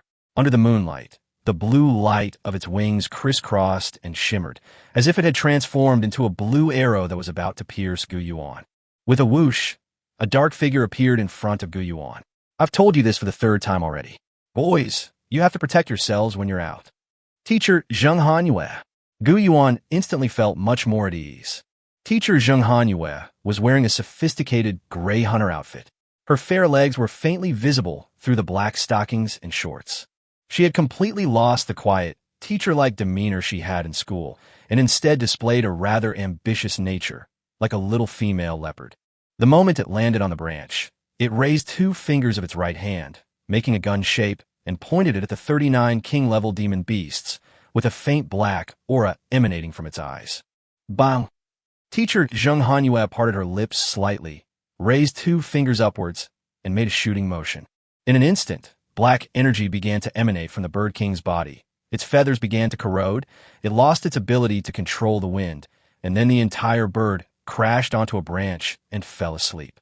Wearing black high heels, Teacher Zheng Hanyue lifted her jade-like foot and stepped on Bird King with her high heels. Big ball, 2 balls. Here. 2 butterfly girl Lolas emerged from the shadows, wearing sweet smiles. Use combat technique, Shadow Ball. Yes. The 2 little girls still had their sweet smiles and raised their little hands high. 2 huge shadow balls appeared and smashed down at the same time, instantly killing the Bird King. Wow, that's amazing. Gu Yuan hadn't finished speaking yet. Teacher Zheng Hanyue had already come over. Honestly, you're running around everywhere again. There are dangerous monsters like this all over the place. I'll take you to a safe place. No, Gu Yuan said. Today is the first day after the lesser cold. I can't leave. Suddenly, Teacher Zheng Hanyue's eyes flashed. The first day after the lesser cold, January 6th, 2021. Why do you care about this date? Could it be that you are also here to find the 1,000-year fire cliff flower? What? That's not just any ordinary fire cliff flower. It's a 1,000-year-old fire cliff flower. Gu Yuan was surprised to hear another unexpected delight. The Taming Phoenix manual states that the longer the fire cliff flower lives, the better the effect of the inscription, and the stronger the Phoenix Fall inscription combat skill becomes. This is outrageous. This matter involves many forces, including foreign ones. Gu Yuan, if you insist on getting involved, your teacher will be very angry. Teacher Zheng Hanyue said angrily, hands on her hips. Teacher, it's me. Gu Yuan thought to himself. Teacher Zheng Hanyue could teleport him to a safe train at any time. There was only one way for him to stay. I know where that civil official's tomb is. I can take you there. Upon hearing this, Teacher Zheng Hanyue was immediately shocked. Impossible. We even used military satellites, but we still couldn't find the location described in the poem Zhang Fengjin. Of course, Gu Yuan thought to himself, because satellites cannot photograph the moon behind them, so they cannot see the rare phenomenon of 3 moons appearing at once. Teacher, I really know. Gu Yuan continued in a confident tone. Are you really going? Teacher Zheng Hanyue asked, looking down in thought. Gu Yuan nodded. All right, consider this your teacher taking you on a training mission. If it's too dangerous, I'll use shadow teleportation to send you away. Also, if the mission is successful, I can help you get a civilian beast tamer medal. There are medals too? Gu Yuan swallowed hard. Medals for civilian beast tamers. Gu Yuan had heard of such things before.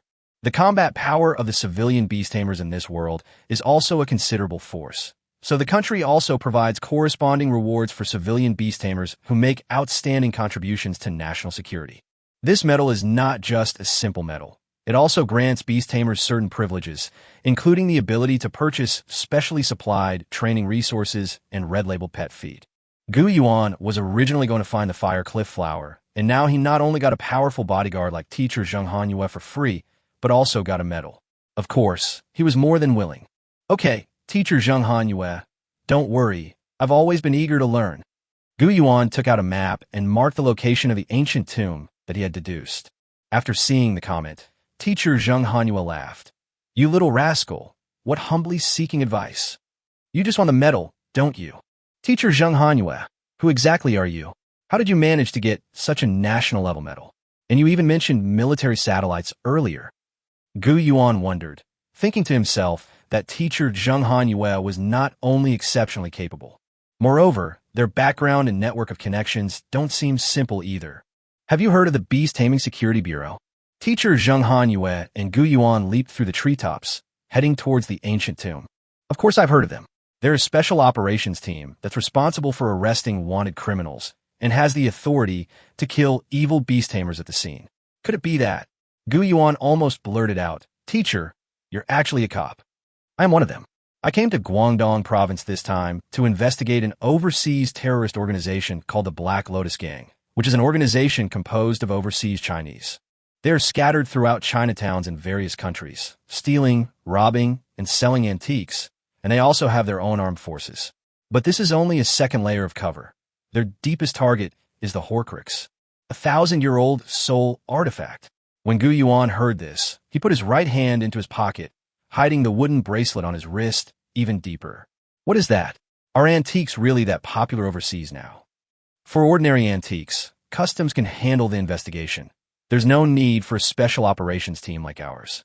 A 1,000-year-old soul artifact, as the name suggests, is a soul artifact from 1,000 years ago. Teacher Zheng Hanyu added, how could those ancient soul weapons be more powerful than our modern soul weapons? Teacher, you must be joking. Gu Yuan said, you don't know how strong the Tang dynasty was 1,000 years ago. In short, the craftsmanship of the Tang dynasty's soul weapons was by no means weak. Moreover, the soul weapons that can survive for 1,000 years without being damaged are the most powerful batch. If they fall into the hands of terrorists, they will be a threat to the whole world. Teacher Zheng Hanyue continued to leap through the tree canopy, with Gu Yuan following closely behind. Gu Yuan tentatively asked, that General Manager Wang from yesterday? That's right, he's from the Black Lotus Gang. Gu Yuan certainly knew the truth about that period of Tang dynasty history. At that time, the Tang dynasty cooperated very closely with the demon beasts and may have possessed some soul weapons that even modern soul weapon experts could not understand or create. He was almost certain that his bracelet was a 1,000-year-old artifact, the ancient spirit lamp oil, a product of the Tang dynasty, and had been researched in an underground laboratory in Guangdong province, only to have it leaked out. General Manager Wang's position as general manager is just a facade, or perhaps just a facade he chose to satisfy his lust. That's why there's this ancient tomb document on his desk. It's his job. As for teacher Zheng Hanyue, she's probably been investigating the location of this ancient tomb for a long time. It seems that the terrorist organization has gained the upper hand. Teacher Zheng Hanyue landed on a branch, signaling Gu Yuan to stop. Gu Yuan stopped, and the two hid in the shadow of the tree canopy. Gu Yuan actually saw a hunter group. The entire group consisted of 3 people, dressed in matching hunting outfits, with 2 wolf-shaped tame beasts lying on the ground, sniffing the air. It seems there's a third force coming after us. A bead of cold sweat trickled down teacher Zheng Hanyue's forehead. Oh, one of the wolf-shaped spirit beasts raised its head, as if it had discovered something. Oh no, this is a level 40 wind shepherd. Its spiritual energy perception is extremely strong. We're about to be discovered. Before Gu Yuan could finish speaking, Teacher Zheng Hanyue pounced on him and pinned him against a tree branch. Teacher Zheng Hanyue covered Gu Yuan's mouth with one hand, pressed her whole body against Gu Yuan, and pinned him to the tree branch face to face. Do not emit spiritual energy fluctuations. Teacher Zheng Hanyue held Gu Yuan down like that, and it was the first time Gu Yuan had ever been so close to a mature woman. Moreover, this woman was also his teacher, and his heart pounded. Black spiritual energy emanated from teacher Zheng Hanyue, gradually engulfing Gu Yuan. Feng Mu twitched his nose, tilted his head in confusion, then continued to lie on the ground, leading the team forward.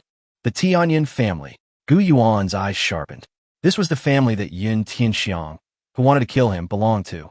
It's best if the sky cloud hunters don't let them discover your whereabouts, said teacher Zheng Hanyue. These wealthy and powerful families not only wield power and influence in the city, but also possess their own hunter groups. Spirit Wind Wolf, Black Wind Bear, Gale Eagle.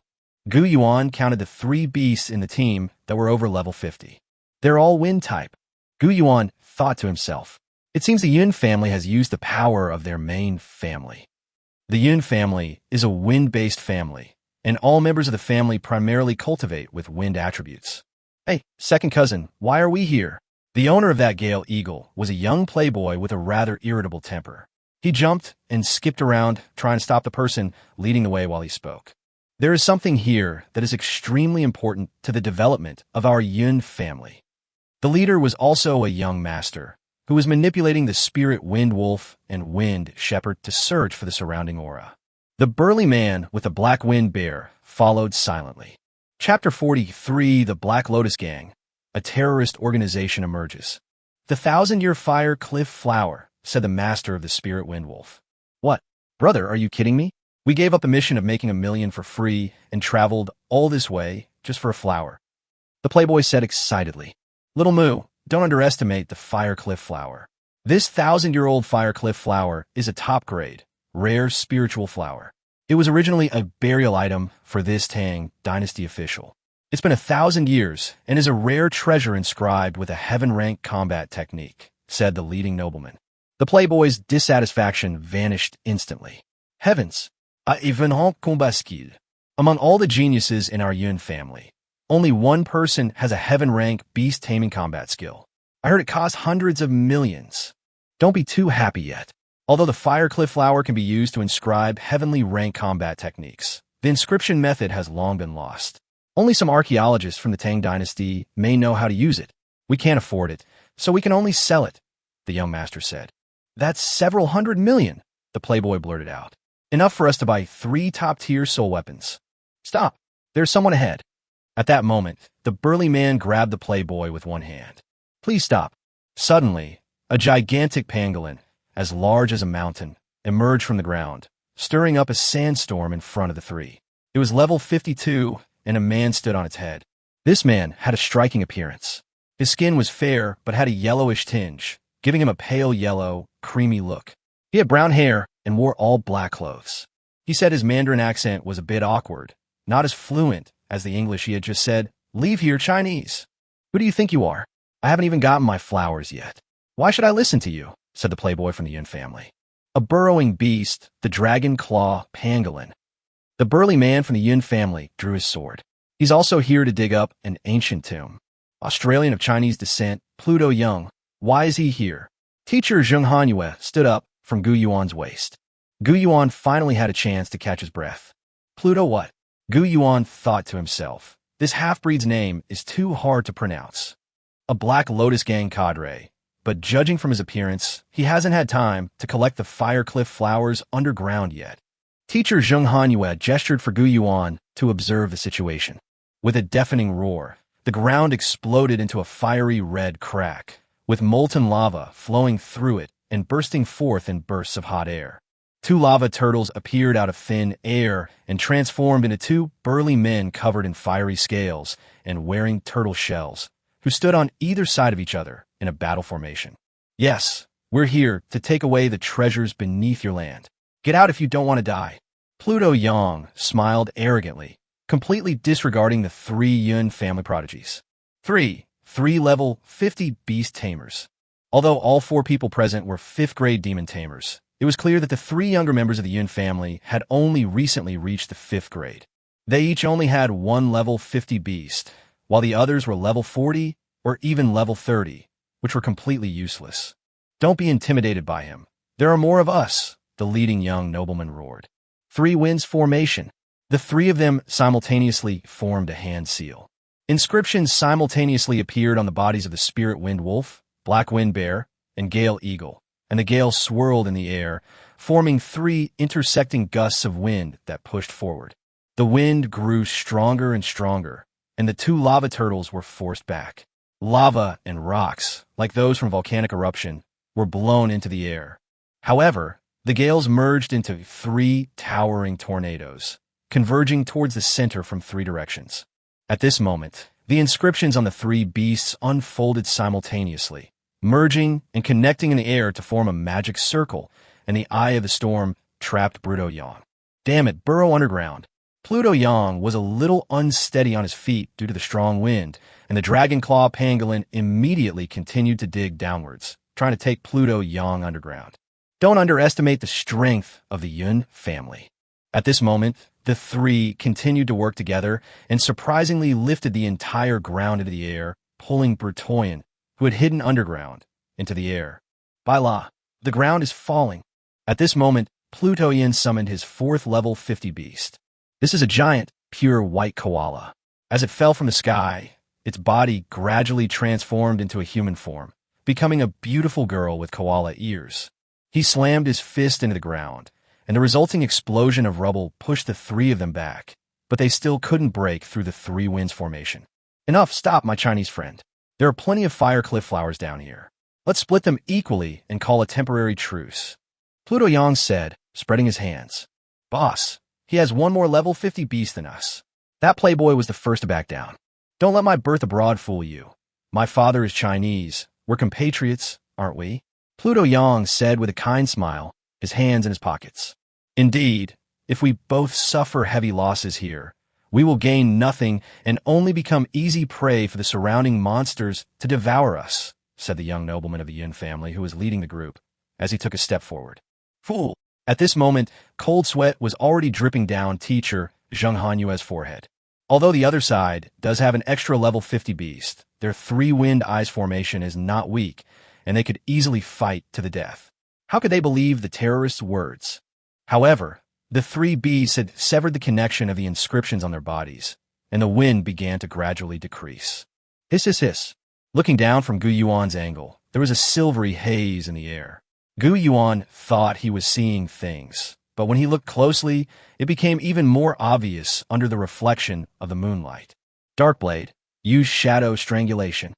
Pluto Yang suddenly raised his right hand and roared. Suddenly, a shadow mantis burst forth from the previously empty shadows. A pair of wielding shadow claws, like sharp blades that slice through bone. Not good. The three members of the Yun family were all taken aback. They had just realized that there was danger when it was too late. The sharp blade sliced through the middle of the three men, and in an instant, one of them was shattered into 3 pieces of flesh, blood flowing freely. Damn it, this guy also has a level 40 shadow mantis. The others who were still alive were extremely anxious. With its master dead, according to the contract, the spirit wind eagle fell from the sky and died. Because the three winds formation was missing a corner, it could not be cast again. The remaining 2 level 50 beast tamers and their masters were completely unable to fight against 4 level 50 beast tamers. The outcome of the entire battle was no longer in doubt. The 3 prodigies of the Yun family are all dead. Ha ha ha, how ridiculous. No wonder you're a pampered rich kid. You'll compromise the moment you're in danger and end up losing your life for nothing. Pluto Yang covered his face with one hand, tilted his head back in the moonlight, and laughed so hard that his whole body trembled. His facial muscles were contorted, and there was no trace of his previous friendliness. Chapter 44 Teacher Hanyue versus Pluto Yang. Sigh. Teacher Zheng Hanyue sighed. Boys, take good care of yourselves in a little while. I'm afraid I'll have to leave for a while. However, Gu Yuan had a different idea. The corpses of 3 level 50 tame beasts, along with their inner cores, hadn't even been dug out yet. All that spiritual material. If others don't want it, I can just pick it up myself. It's free money. Gu Yuan's eyes were practically sparkling. Teacher Zheng Hanyue could sense the barely suppressed excitement emanating from Gu Yuan. Hey, a boy can't be without compassion. The 3 dead people, even though they were members of the Yun family and your enemies, aren't you getting a little too worked up? As Teacher Zheng Hanyue spoke, she tapped Gu Yuan on the head. No, that's not true, Teacher Zheng Hanyue. This is the first time I've seen so many level 50 monsters fighting. I'm a little excited. Gu Yuan laughed it off. Although I don't know how you did it.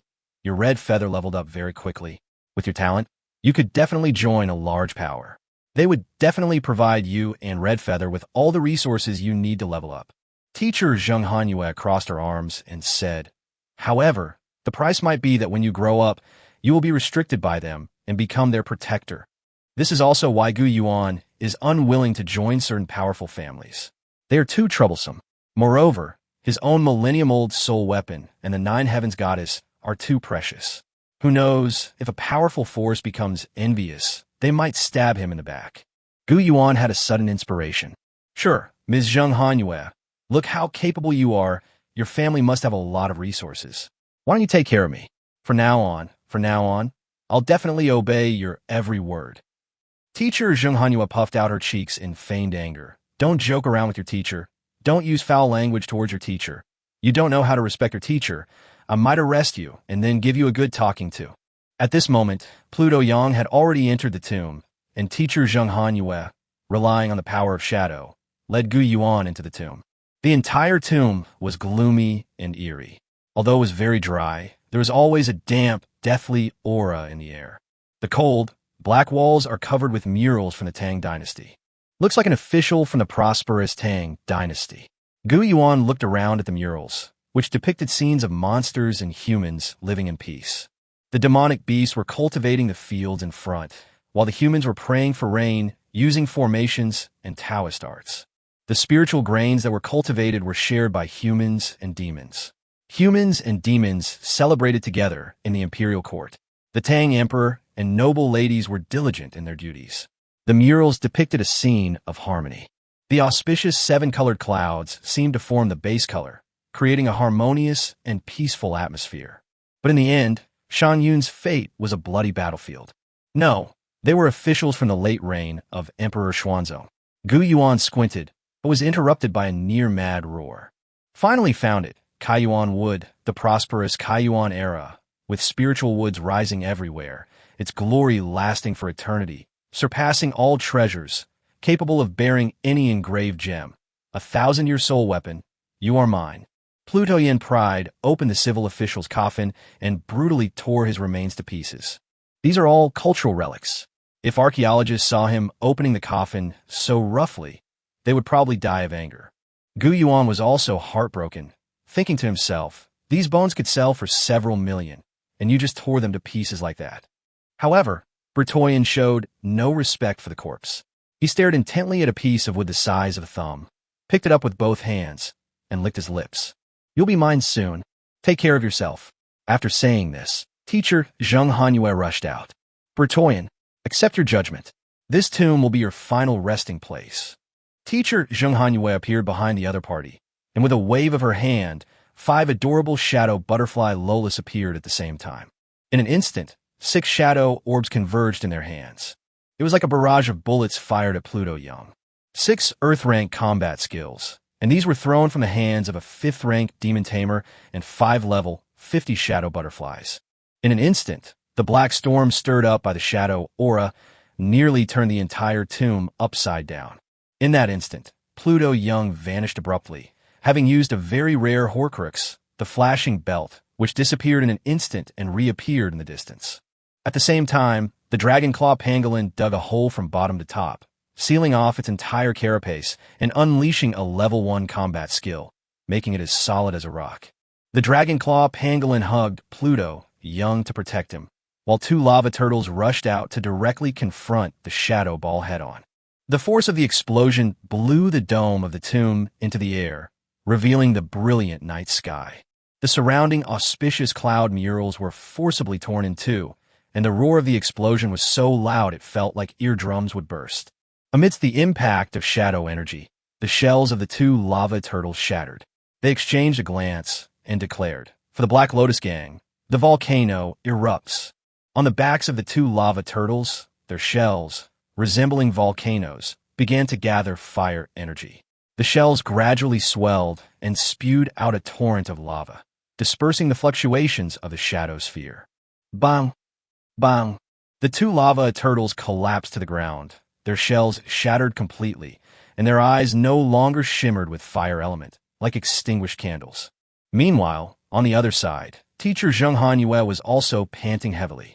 Sichio and Wuchio, whose cultivation levels were the lowest, had been burned and were slumped on the ground. 4 balls, 5 balls, you can go back and rest. Second-rank demon tamers can learn the Taoist technique of pet space, which allows them to store their pets in their soul sea to rest. 0 for 2, or you could say 2 for 2. Gu Yuan is now confident of victory. On the field now, teacher Zheng Hanyue has the upper hand. She also has 3 level 50 pets, and the strongest one, the big ball, is level 56. As for Bertoyan, he only has 1 level 40, 1 level 50, and 1 level 54 left. Seriously, these local cops have no sportsmanship, resorting to sneak attacks. Hey, pretty girl, is your main job cracking down on prostitution? You interrupted me when I was at my most excited. Pluto Young remained completely unfazed, even chuckling maliciously as he licked his lips with his disgusting tongue. However, I don't dislike policewomen at all. Last time I encountered a prostitution raid in Dongguan, that policewoman, I'll make you taste the pain she suffered. We were careless. There was a shadow thread wrapped around his waist the whole time. Whenever there was danger, the spider would use shadow teleportation to pull him away. Teacher Zheng Hanyue thought to herself and snorted coldly. Stop being so glib, Pluto Young. Cherish the last few minutes of your life. At this moment, Gu Yuan noticed something unusual. The molten lava that the lava turtle had just spewed out was converging toward a single point. This direction led directly behind the murals, and Gu Yuan looked in that direction, only to be greeted by a sea of fire cliff flowers. Chapter 45 Crisis, Teacher Hanyue's Defeat. Flowers, like eternal flames, bloomed throughout the eerie and terrifying tomb, each with a crimson wick burning within.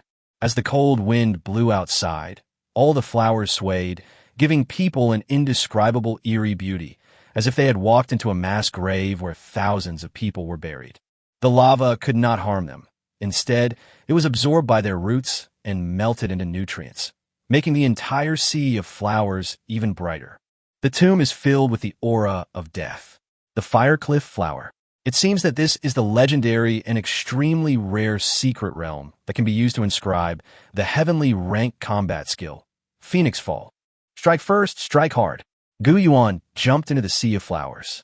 Teacher Zheng Hanyue should be able to handle this on her own. Let's finish the inscription first. Teacher Zheng Hanyue is a good teacher, and Gu Yuan doesn't want to see her in a dangerous situation. However, it is obvious that Teacher Zheng Hanyue has a huge advantage now and is already on top of the game. She doesn't even know how she lost, so she is not in a dangerous situation. I wanted to borrow the site before the relevant departments came to take it over, otherwise I wouldn't have another chance. However, at that moment, a serene white phantom flashed by. Ghost! Gu Yuan saw a pure white fox spirit appear before him. He could only make out the general shape of a fox, with faint blue ghost flames burning in its eyes. 9 large, pure white tails were spread out. Immediately afterwards, the fox pounced towards Gu Yuan. 2 bells could be vaguely seen around its neck, and its flawless white fur was so beautiful. Master, there's no need to panic. It is indeed a ghost, but it is just the spirit of a demon beast that was buried with her. It is only level 14, and I am able to deal with it. With that, Hongling raised her right hand, and a crimson phoenix fire gathered in her hand. She then unleashed the 1,000 reverse fire slashing forward. The spirit that was buried with the deceased was no match for Hongling. It was immediately knocked away by Hongling and then fled. However, at this time, a dramatic change was taking place on Teacher Zheng Hanyue's side.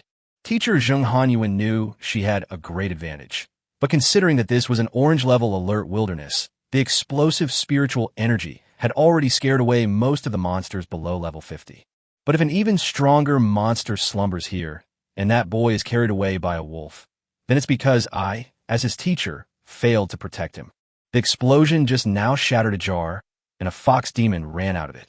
That fox spirit is very strange. I wonder if it might be dangerous. Quickly finish the battle. Teacher Zheng Hanyue directly divided her forces into 4 groups and launched a simultaneous attack. The giant ball's target was the strongest white koala girl.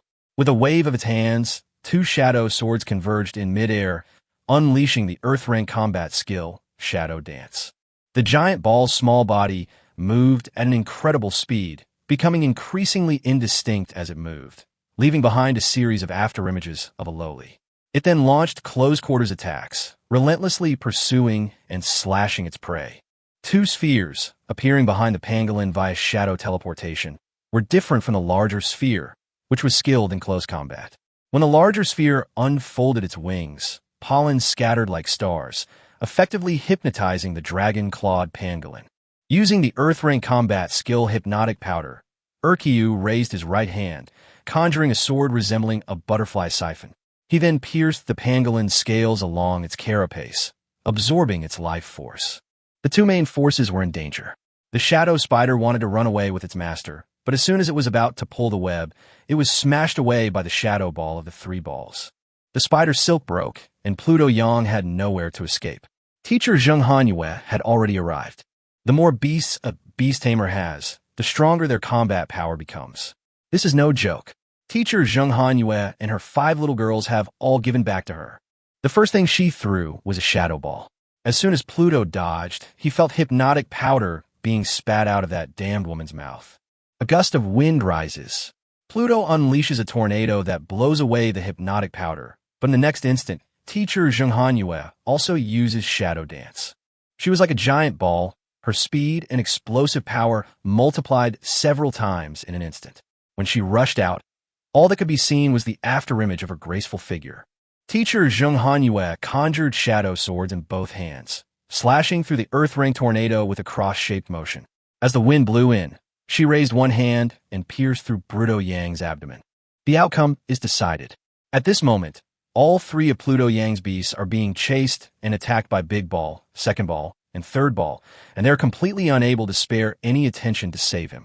Teacher Zheng Hanyue slowly exerted her strength, lifting him up like a piece of meat, his feet off the ground. Pluto felt the tearing pain in his abdomen. He was about to be cut in half at the waist. Ah! Pluto Yang screamed in pain. Zheng Hanyue had already decided to kill him and gradually increased the force in her hands. Spare me! Spare me! I confess! Confess! Teacher Zheng Hanyue stopped. Please give me a chance to confess, okay? Speak, and I will give you the final judgment after you confess. Assaulting a police officer, attacking the beautiful you. Suddenly, Pluto Yang changed the subject, raising his right hand as a surge of shadow energy gathered in it. In an instant, an even larger spider emerged from the ground, its body radiating an aura of death, and a huge skull on its massive back. Its sharp forelimbs and fangs flashed through the air, each strike seemingly accompanied by the wails of a dead soul, slashing at Teacher Hanyue. Impossible. Teacher Zheng Hanyue recognized it at a glance. It was a level 60 undead spider, a rare spirit beast that went extinct 1,000 years ago. Why was it here, and why had it formed a contract with Pluto Yang? Aren't you only a 5th-rank pet? Why do you have a 6th pet?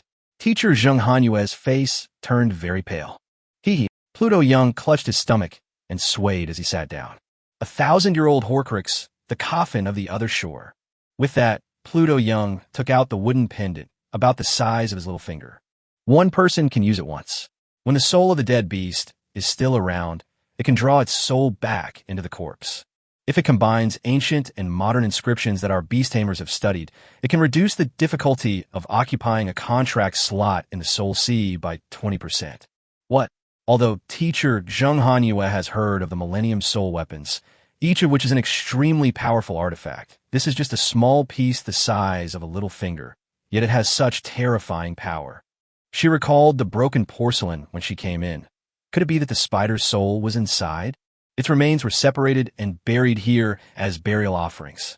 It was then led by the coffin of the other shore to the spider's remains, where it was resurrected and made a pact. In this way, the advantage is no longer on my side. This guy is really cunning. He didn't use it immediately, but instead lured me into his trap step by step, even at the cost of being stabbed twice by me. Chapitre 46 Phoenix Inscription, Wildfire Spread. I was careless. Cold sweat was already dripping down Zheng Hanyue's forehead. For some reason, the blood on her skin that had just been scratched was mixed with purple powder. Teacher Zheng Hanyue let out a sob and collapsed to the ground, kneeling before Pluto. Teacher Zheng Hanyue suffered considerable injuries. Her body was covered in wounds, and blood dripped down her fair skin. However, Teacher Hanyue remained unfazed by the violence, looking firmly at Pluto Yang before her. He wore a wicked smile and explained, Earth-rank combat skill, Ghost Poison Synthesis. Pluto Yang tilted his head and said, The bone spider can transform the vengeful spirits of the dead into a specific poison that can be injected into the enemy's body. Did you see the wailing faces of those women on his buttocks? This Tang Dynasty official enjoys using its power to torment women.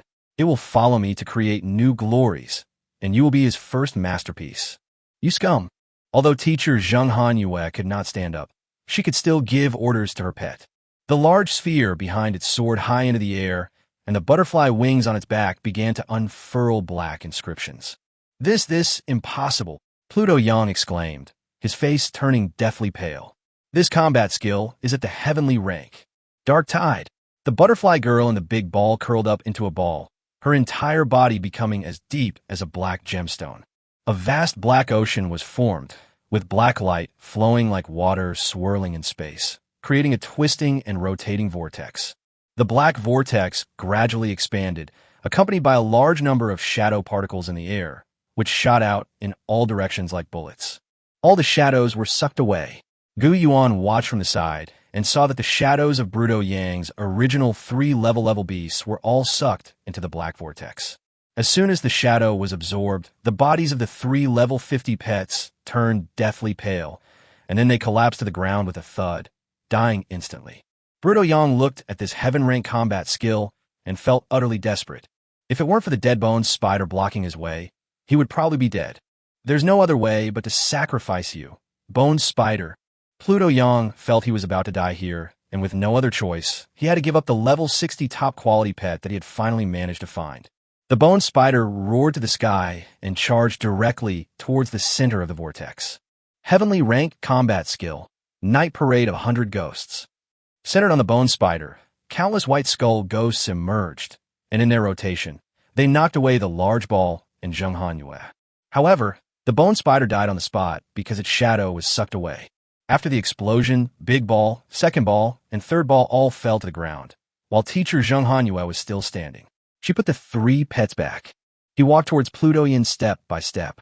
With none of his fighting beasts left, Pluto Yang was terrified and retreated quickly, his legs going weak. However, with a bang, it was teacher Zheng Hanyue who fell first. Damn it! Gu Yuan hurriedly got up to help, but was stopped by Hong Ling. No, master, this place is dangerous. Moreover, he has already discovered us, but because he is extremely arrogant, he regards us as ants and therefore ignores us. But Gu Yuan gritted his teeth. Red feather landed among the flowers and transformed into a human. Master, this situation has reached a critical point of life and death. I am powerless and fear I have no way to fight him. Even though he has no beast left to use, he is still a 5th-rank beast tamer. In my opinion, there is only one plan that can be done. Hong Ling unbuttoned her robe and walked step by step toward her master, looking at Gu Yuan with a serious expression. Heavenly rank battle skill. Phoenix Fall. Okay. Gu Yuan nodded. Although he didn't know how effective Phoenix Fall would be, it was still a heaven rank technique. He wondered if it could handle Pluto Yang. Gu Yuan flipped to the introduction and took a look. Phoenix Fall, a secret technique from the Tang Dynasty, the strongest heavenly rank combat skill in the world. It is forbidden for 2 reasons. Firstly, its destructive power is enormous, capable of killing disobedient individuals across multiple ranks. Secondly, its pure phoenix flames can directly rupture meridians, and those struck by it die in extremely gruesome ways. Gu Yuan laughed, thinking to himself, wow, that's amazing. This is so cool. But his smile immediately froze. Secondly, the consumption is excessively huge, requiring the life of a phoenix to be burned away, and together they fall to the other shore flower. The phoenix's fall technique requires the complete depletion of a phoenix's life force to be released. Phoenix descends requires the life of a phoenix. No, Hong Ling, I absolutely cannot allow that to happen. Gu Yuan didn't want to see that worst-case scenario unfold. This combat technique cannot be inscribed. Your Majesty, I am ready to do anything for you. However, Hong Ling had already stepped forward and grasped Gu Yuan's hand. Master, I am so fortunate to have lived to this day and to have met you. Do you remember the first time we met at the gate of the elementary school? I am confined in a cage. My illness has reached its terminal stage. The cold wind howls, and the city management officers chase away the vendors all day long, leaving them helpless. Every day, I had no choice but to throw the weak and sickly chicks into the incinerator to burn them alive. The chicks that were bought were simply played with to death by their respective owners. I had already lost all hope of living. My master was willing to spend 5 cents to buy me. Not only did he not harm me, but he also helped me with my spiritual practice. I will never forget such a great kindness. When Hong Ling got to this point, her eyes were already red, like a ferocious beast going berserk. The greatest blessing in my life is watching my master grow up day by day. Today, tomorrow, no matter how long the world ends, if any thief tries to harm my master, he will have to step over my dead body first. After saying this, Hong Ling looked at Gu Yuan with lingering reluctance, tears streaming down her face and dripping on her chest. The situation is perilous today. I only ask that you take good care of yourself, my master. In my next life, I will serve you again like a cow or a horse. As Hong Ling spoke, she looked at Gu Yuan with pleading eyes, took Gu Yuan's hand with one hand, and slowly placed it on her chest. Hong Ling, Gu Yuan recalled the past. From the very first day he transmigrated, Hong Ling had been by his side, taking care of him like a gentle and virtuous wife and mother. This was something his past self had never imagined. He could actually have such good fortune in this life. Those heartwarming moments, would she really leave him? Really? Only then did Gu Yuan realize that he had touched Hong Ling, and his face flushed red instantly. Seeing Gu Yuan blush, Hong Ling burst into laughter through her tears and squeezed Gu Yuan's hand tightly. Being with Master makes me happy even if I'm about to die. I love being with Master the most. No matter if I turn into ashes or not, I am willing to die for Master. Chapter 47, I will love you forever. Thank you, it's so good to have you. Gu Yuan knew that if he died, Hongling would die no matter where she flew. This was the first time Gu Yuan had ever touched a woman's breasts. He really wasn't good at interacting with girls. The first time he touched one was with a spirit beast. All I could do was to help her. And by the way, I also saved teacher Zheng Hanyue, which was a way of repaying her for helping me get the admission notice. Gu Yuan took out the book and opened the array on it. Red feather spread its wings and, following the formation, swept across at an extremely low speed, using one of its phoenix claws to dance among the fire cliff flowers. Gu Yuan took out the array flags he had prepared in advance, as well as 5 candles, 5 human skulls, and 5 bottles of black dog blood. With a flick of his wrist, 5 skulls landed on the magic circle. 5 candles lit simultaneously, and black dog blood splattered everywhere. Gu Yuan swallowed hard. The inscription process began. Gu Yuan pressed his right hand against the ground, and countless incantations spread from his palm into the surrounding array. In no time, it filled the entire sea of flowers. Inscription? Ha ha ha. Pluto Young laughed. I'm dying of laughter, little brat. What do you think that is? That's a 1,000-year-old fire cliff flower. Not to mention a 1,000-year-old fire cliff flower. Even a 1-year-old one isn't something anyone can pick. Pluto Yang clutched his stomach and stood up. He looked down on Gu Yuan so much that even knowing he was in the sea of flowers, he couldn't be bothered to go over. During the harvesting process, a large amount of dead bone energy will erupt. If you get even a little bit of that stuff on you, you will die. You snot-nosed brat. It's not my place to easily crush you with a single finger. I'm too lazy to crush you.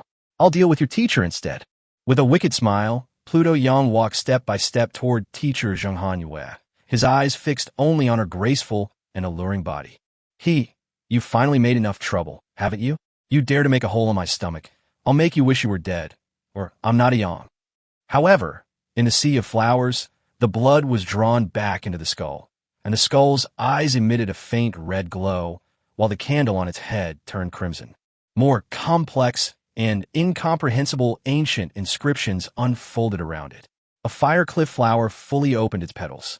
As the fiery red wick rose from the petals turned pure white, and like a final burst of life, it fully unfolded its petals.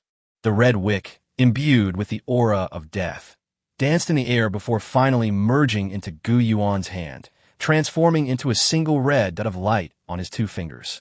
All the fire cliff flowers in the entire flower sea emitted their own wicks, and countless points of light scattered and danced in the air.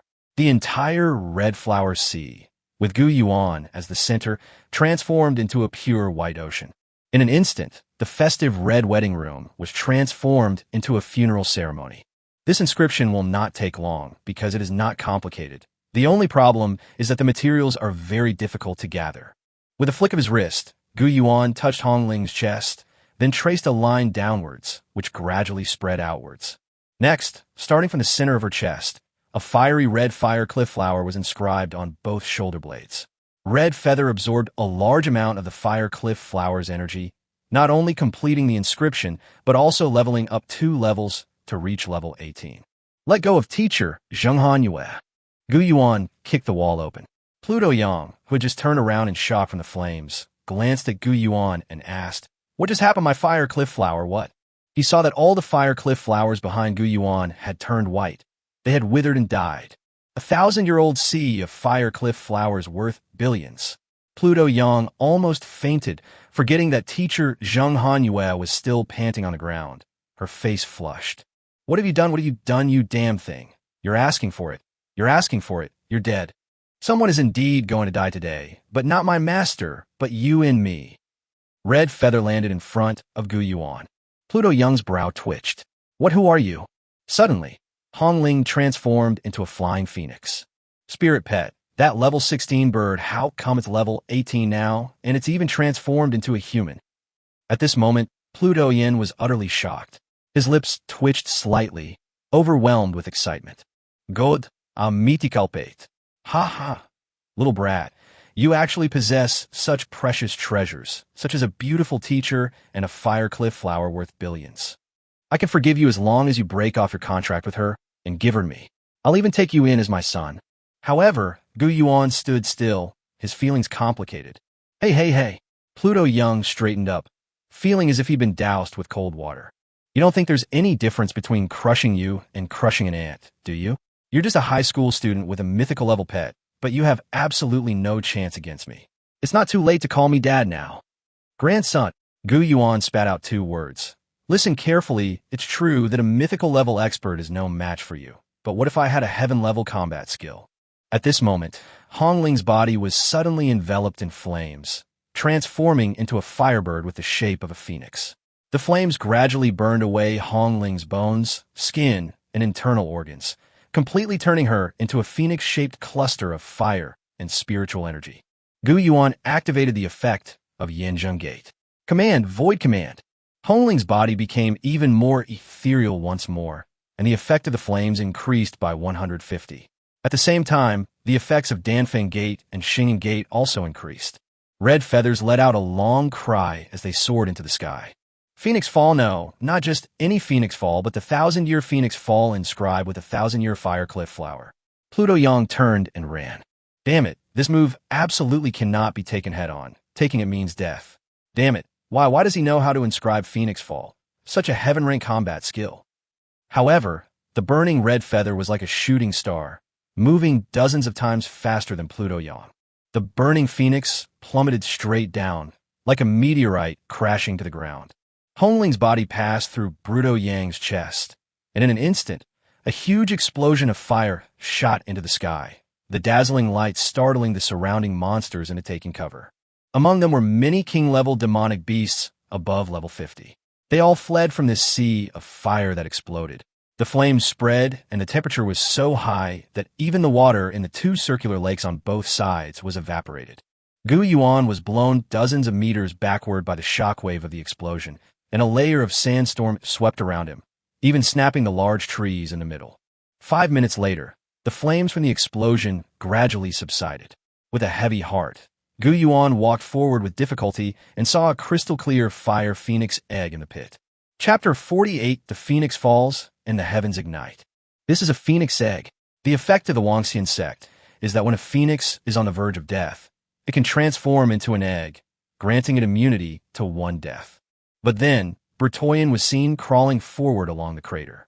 His meridians were severed, rendering him a cripple. Blood flowed from his 7 orifices, and all his joints were dislocated, yet he still managed to pull out a blood-red dagger and stab it at the phoenix egg in front of him. You damn firebird, die.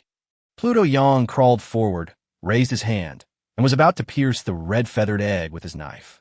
Although the phoenix egg left behind by Hong Ling looks very exquisite, with sharp edges and corners, it is somewhat like a well-cut ruby. However, its hardness is only comparable to that of ordinary sheet metal, and ordinary people can easily break it. Just as Bruto Yang raised his hand, Gu Yuan's shadow arrow shot out, piercing through his entire arm and pinning him to the wall. The dagger fell to the ground, and Gu Yuan stood in front of Bruto Yang. Logically speaking, he should be dead, but why is he still alive? Moreover, he was in a state where his meridians were severed, he was left with only 1 breath, and anyone could finish him off with a single blow. The power of Phoenix Fall has been weakened to the point that it can no longer kill someone 3 levels above, and it must leave the enemy with a breath left. Gu Yuan stroked his chin and held the red-feathered egg in his arms. The effect of Phoenix Fall is to burn all of one's own life force to burn enemies beyond one's level, while the effect of rebirth from the ashes is to leave a trace of life when near death and turn it into an egg. These 2 effects conflict with each other, resulting in the following. When the phoenix crashes into the enemy, it transforms into an egg just before it dies, but the target it hits will also survive with a breath of life. The downside is that Feng Luo cannot directly kill strong enemies. He must finish them off and ensure the safety of the phoenix eggs. The advantage is that Hong Ling won't die. She will be resurrected from the egg after a day. What? Plutoyang exclaimed in shock. Damn it, your phoenix can be reborn from its egg. So the biggest drawback of Phoenix Fall, which consumes a phoenix's life, is no longer a concern. You should be worried about yourself. At this moment, Gu Yuan's eyes were already filled with murderous intent. He walked up to Bruto Yang, and Shadow Arrow was already loaded. The clanging of machinery, along with the soft whistling of arrows cutting through the air, sounded like the death knell in Bertoyan's ears. No, no, don't kill me. Take me to court, try me. I'm not Chinese. Deport me back to China. Let me go. Australia doesn't have the death penalty. I'll take hundreds of years. Just don't kill me. Tears streamed down Bertoyan's face. He was utterly desperate, and his cries were so hysterical that his voice cracked. This is China, not a place for you to act recklessly. If there is an afterlife, think twice before you come here to steal again. Gu Yuan approached step by step. Wait, Pluto Yang hadn't finished speaking. 3 whooshing sounds filled the air as 3 shadow arrows were fired in quick succession, piercing Pluto Yang's throat, brow, and skull. They pinned his head to the ground, his muscles spasmed and convulsed, and finally he stopped breathing completely. Gu Yuan carefully put away Hong Ling's egg and ran to teacher Zheng Hanyue's side. Don't come any closer. Teacher Zheng Hanyue was covered in sweat. Her breathing was rapid. Her legs were curled up, and her slender fingers had scratched marks on the ground.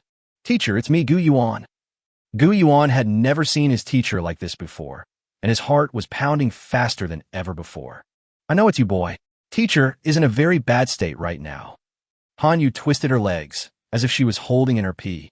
Gu Yuan could tell that she was about to give up on the local specialties of Dongwan. Gu Yuan had some wild thoughts in his mind, but remembering that this was his teacher, he took a step back and turned around. I felt teacher Hanyue hug me tightly from behind and knock me to the ground. She pressed herself to the ground, holding herself tightly. Her back was soaked with sweat. A rich, sweet fragrance wafted past Gu Yuan's ears. Should I not have refused? Teacher Zheng Hanyue regained her senses, stepped back, and pushed Gu Yuan away with one hand. Then he sat down on the ground. Teacher Zheng Hanyue, are you all right? Gu Yuan asked.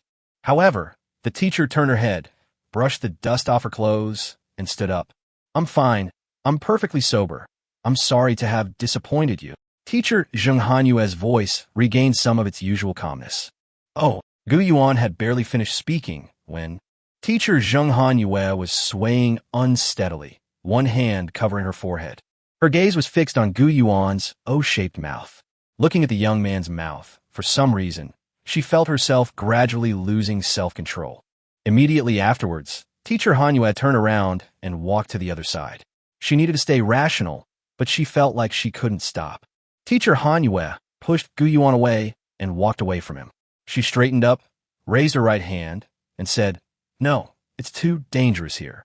I'm counting on you from now on.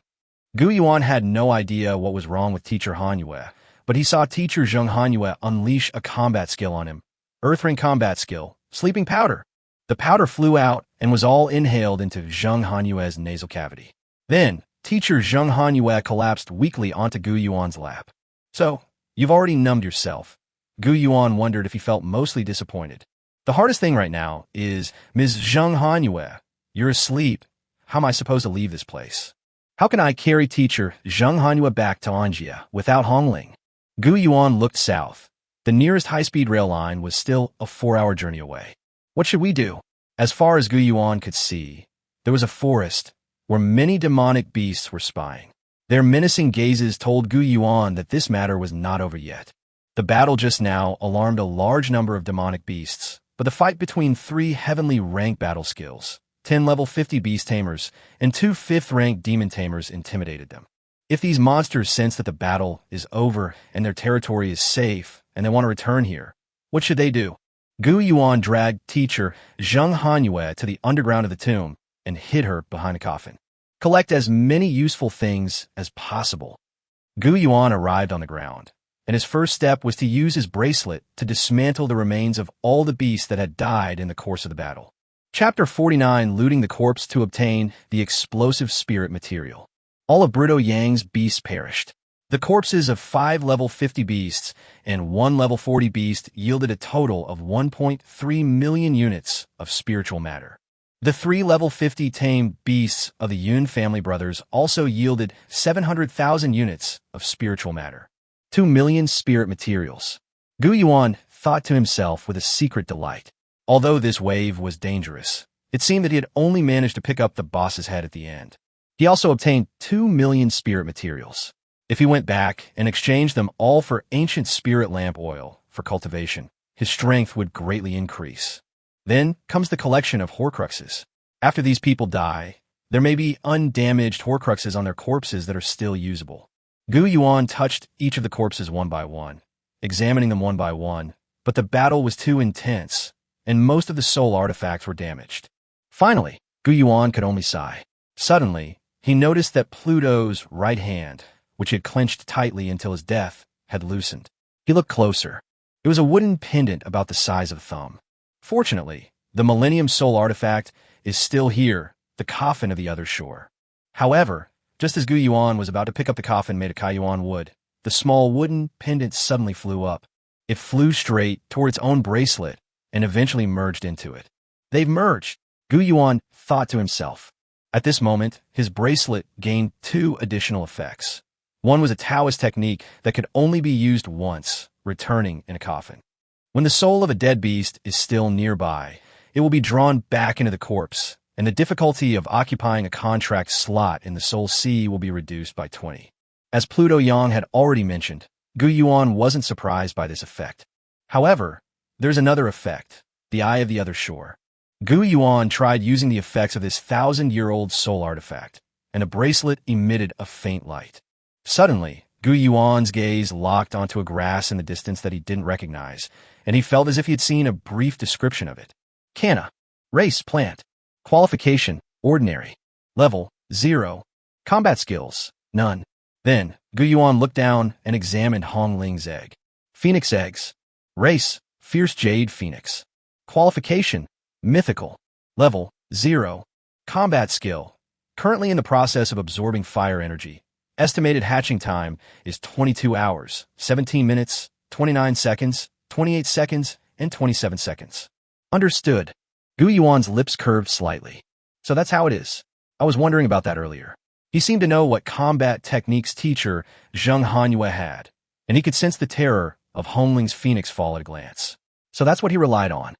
Gu Yuan felt that these 1,000-year-old soul artifacts were like cheat codes, completely beyond the comprehension of people of his time. How did our ancestors create these things back then?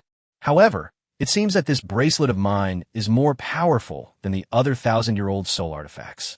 According to the documents found on the corpse, the mainstream 1,000-year Horcruxes were made of a type of wood called Kaiyuan wood. This type of wood is incredibly intelligent, capable of being engraved with all sorts of fantastical soul weapon effects. And his own bracelet can assimilate other 1,000-year-old soul artifacts made of Kaiyuan wood. Gu Yuan smiled wryly. He had picked up a whole bunch of good stuff, but whether he was alive to enjoy it was another question entirely. Gu Yuan sprayed disinfectant made from spiritual substances everywhere to wipe away the stench of blood. Then he started setting the mountain on fire, hoping that the earth-rank phoenix feather flame would temporarily make the surrounding demonic beasts believe that the battle was still ongoing and that there were still powerful beasts fighting inside. However, this is only a delaying tactic. If he still can't come up with a solution before all the surrounding trees are burned, things will be in trouble. There's only one way, Gu Yuan said, looking at his 2 million spirit materials.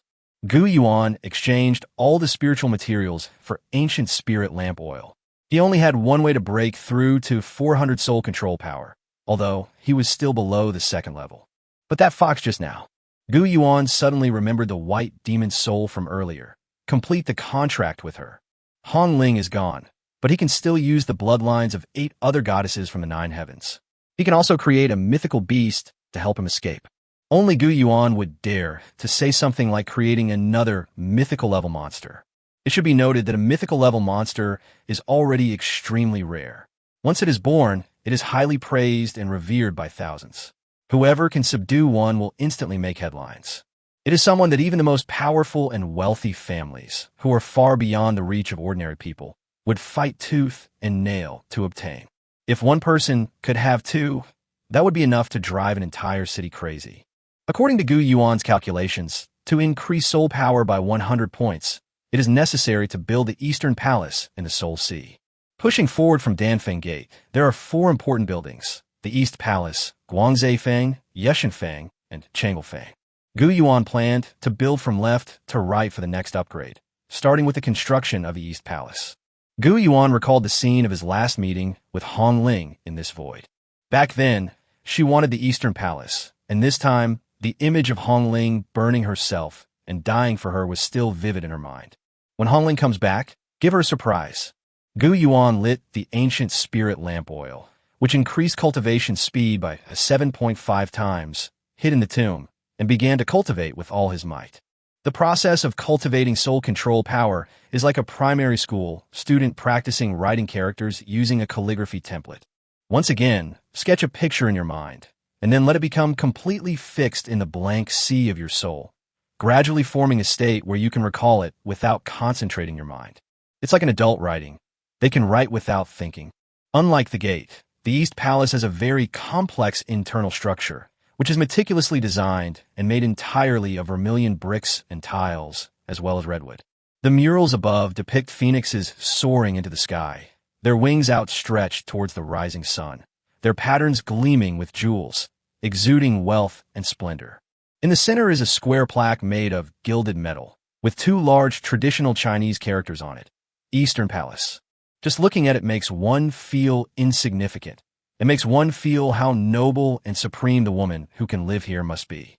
This palace is so imposing, so luxurious, and so difficult to create in the Sea of Souls. In 12 hours, Gu Yuan had almost burned Luofu Mountain to the ground. The soul power has only increased to 360. The first floor of the East Palace has begun to take shape, but the superstructure is too complex and cannot be fully completed. Chapter 50, The Second Pet. A 1,000-year-old nine-tailed fox. Whoosh, whoosh, whoosh. Gu Yuan felt the pressure coming from the top of the Eastern Palace. This pressure felt like a massive boulder weighing 1,000 pounds, pressing down on me and making it hard to breathe. With each additional brick added, I felt a tightness in my chest and shortness of breath. But time waits for no one, and Gu Yuan had to achieve a breakthrough, so he concentrated the spiritual power in his soul sea. Streams of spiritual energy converged on the second floor of the East Palace, eventually transforming into magnificent red tiles and bricks, radiating light and overflowing with spiritual energy. Gu Yuan almost collapsed to the ground. His soul control power had finally reached 400, and he could now form a contract with the fox demon. Gu Yuan arrived at the corner of the corner tomb and found that all the pottery jars there had been broken. The burial objects inside had all escaped, scattering and dancing in the air, unable to leave, filling the entire underground with a melancholy atmosphere. Their bodies have not yet been found. Where are these monstrous beasts buried with the corpses? Gu Yuan pondered this question. How did Pluto Young pull the spider up? And from where? Gu Yuan looked down at his feet. The bone spider had crawled out from underground. Following the large hole dug out by the skeleton spider, Gu Yuan saw a pitch-black underground burial chamber filled with funerary objects. There are many corpses here, but most of them are rotten, except for one white spot that remains underground. Gu Yuan walked over. It was a pure white nine-tailed fox demon lying on the ground. Even after 1,000 years, it still looked incredibly exquisite. She seemed like a beauty who had been asleep for 1,000 years. Its fur was pure white and incredibly smooth. Gu Yuan was just about to walk over when a flash of white light appeared, and the white fox from before pounced swiftly, landing right in front of him. Calm down. Gu Yuan raised his right hand and slowly walked toward the nine-tailed fox, hoping to stroke its forehead. But then the white fox suddenly leaped up and bit Gu Yuan's right hand. Before Gu Yuan could establish a soul connection with the fox, it bit his right hand, leaving a bloody mark, and then jumped away. Damn it, the smell of blood. Gu Yuan thought to himself that this fox was really fierce.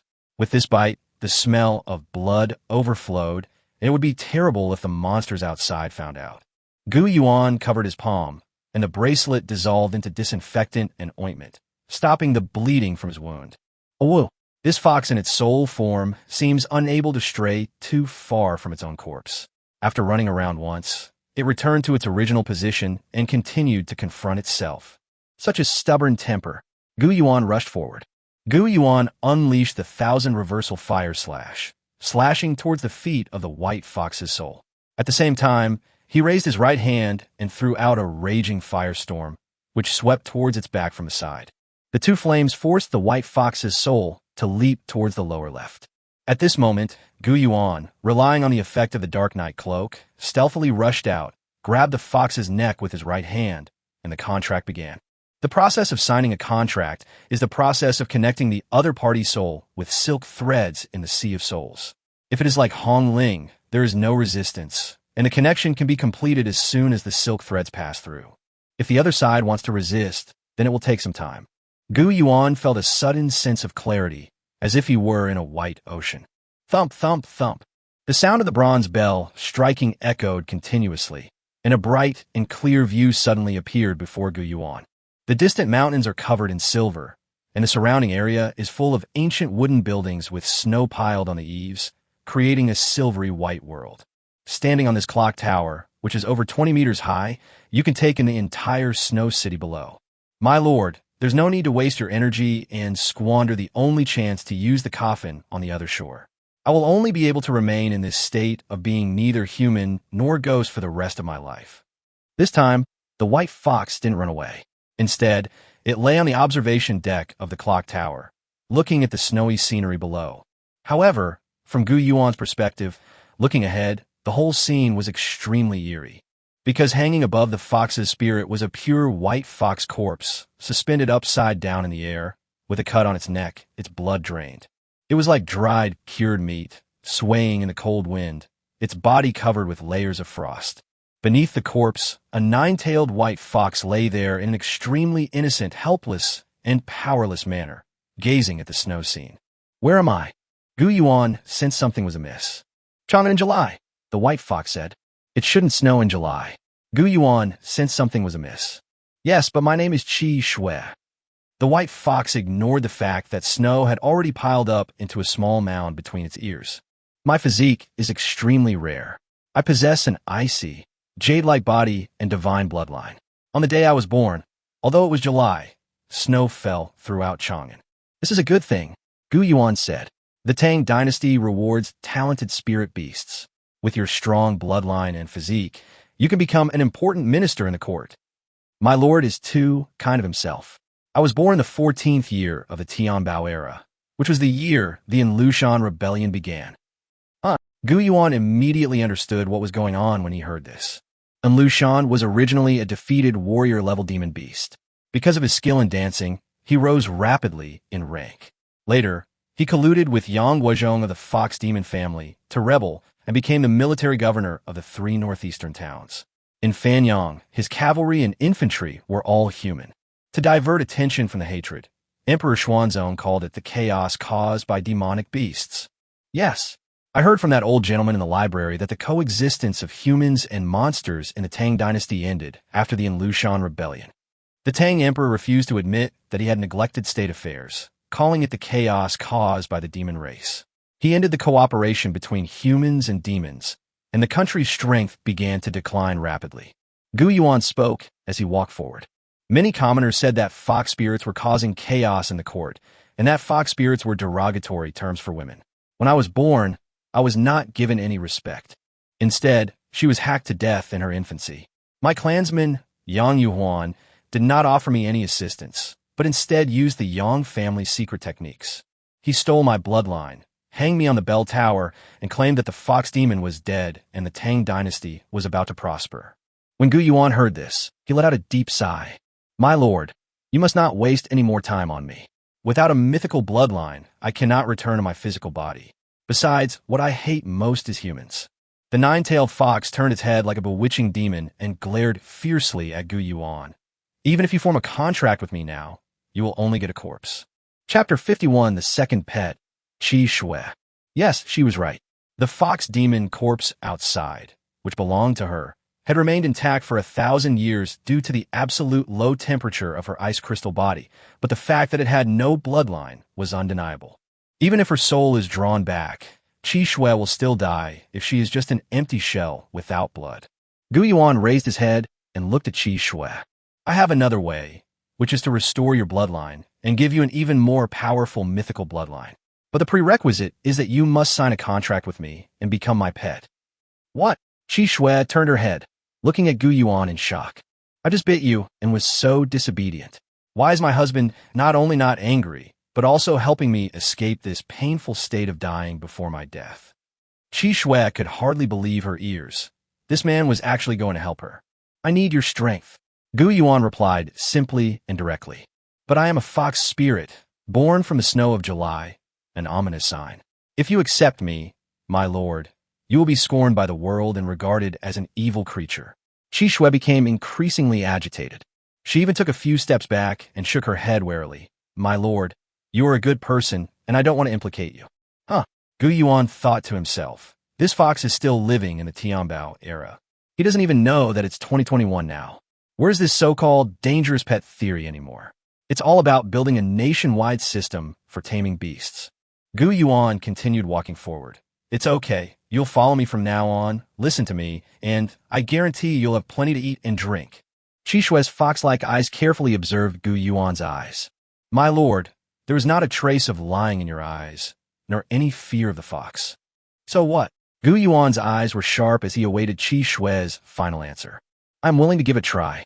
If you need anything while protecting me, I am willing to share your burden. Qi Shui jumped in front of Gu Yuan, swaying from side to side to shake off the snow, and looked up at Gu Yuan. Gu Yuan raised his right hand, and a red thread extended towards Qi Shui, finally connecting at Qi Shui's neck. Within Gu Yuan's soul sea, the contract positions were reconnected. At this moment, a beam of black light from the bracelet connected to the white fox corpse on the ground. Activate the second function. Gu Yuan silently recited the mantra in his mind. At this moment, Gu Yuan's bracelet turned outward, forming 8 unbreakable locks. Once again, the other 8 goddesses of the 9 heavens appeared before Gu Yuan. They were still as elegant and beautiful as ever. Even though it was the second time he saw them, he was still as amazed as when he first saw them. Oh, if only I could choose them all, but I can only choose one. Gu Yuan thought this to himself, but still asked, does it have fox blood? Having consumed 100,000 points of spiritual matter, one of the 8 seals suddenly shattered, turning into a pale blue light. The other 7 goddesses of the 9 heavens exchanged glances, shrugged, and returned to the seal. A pale blue light was injected into the white fox corpse on the ground. At this moment, the black light emanating from the waiting coffin of the other shore followed closely behind a snow-white soul. What happened? At this moment, the other agents who were rushing to rescue teacher Zheng Hanyue all looked up. Hey, no way. Even though it's winter, this kind of scene shouldn't happen. It's snowing in Guangdong province. Are we really located in a subtropical monsoon climate zone? At this moment, Gu Yuan felt a chill. The white, cold mist pushed outwards, as if a winter snow scene had suddenly come to life before her eyes. Emerging from the snow-covered landscape was a stunningly beautiful woman with a pair of snow-white fox ears on her head. 9 snow-white tails peeked out from under her skirt, and she gently stroked one of her tails with one hand, looking like an ancient beauty who had stepped out of a traditional Chinese ink painting of a snowy landscape. A pristine white dress accentuated her stunning figure. Her body was lithe and graceful, and her bare, jade-white feet shone on the snow without her feeling the chill. Her toenails were painted with blue nail polish.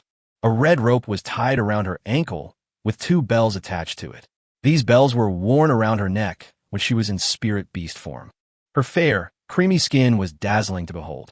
Then, she turned to the side, placing both hands flat in front of her left chest, pressing her right hand over her left, bending her right leg back, bending her knee, and lowering her head. My lord, I greet you. Gu Yuan had indeed seen this kind of etiquette in palace dramas. It was called a grand ceremony, and it was only performed by the people a woman respected most.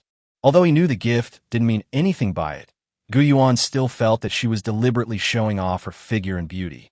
Especially her eyes, when they looked at me, had an unusually alluring quality. The fox demon moved with a light and graceful gait, like a fairy floating on air. Her movements were elegant, like a close concubine of the emperor in the palace, and she was the kind of villain in period dramas. Gu Yuan felt as if there were hooks in the other person's eyes at all times, ready to catch him. 7 Snow. Race, 9-tailed snow fox. Qualification myth. Level, 14. Combat skills. The blizzard constitution has the following properties. It can cause drastic changes in the celestial phenomena, with blizzards falling from the sky, reducing the combat power of all fire tribute beasts, and increasing the combat power of ice attribute beasts.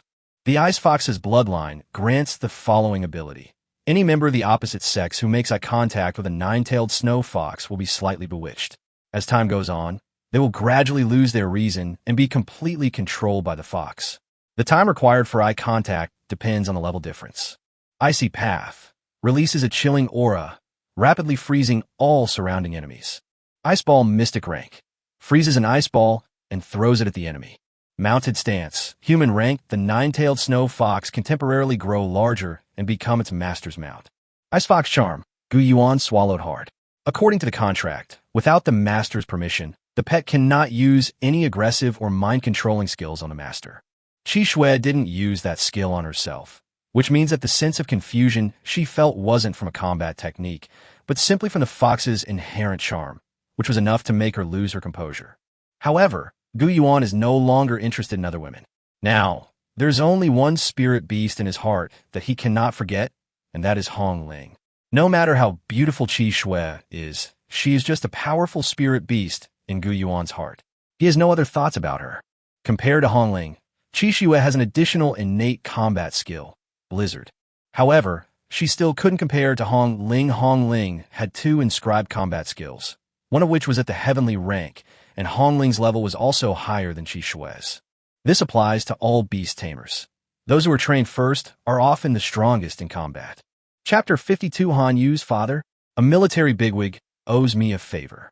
This land has just suffered. An agent stood in the snow, his gaze sweeping around.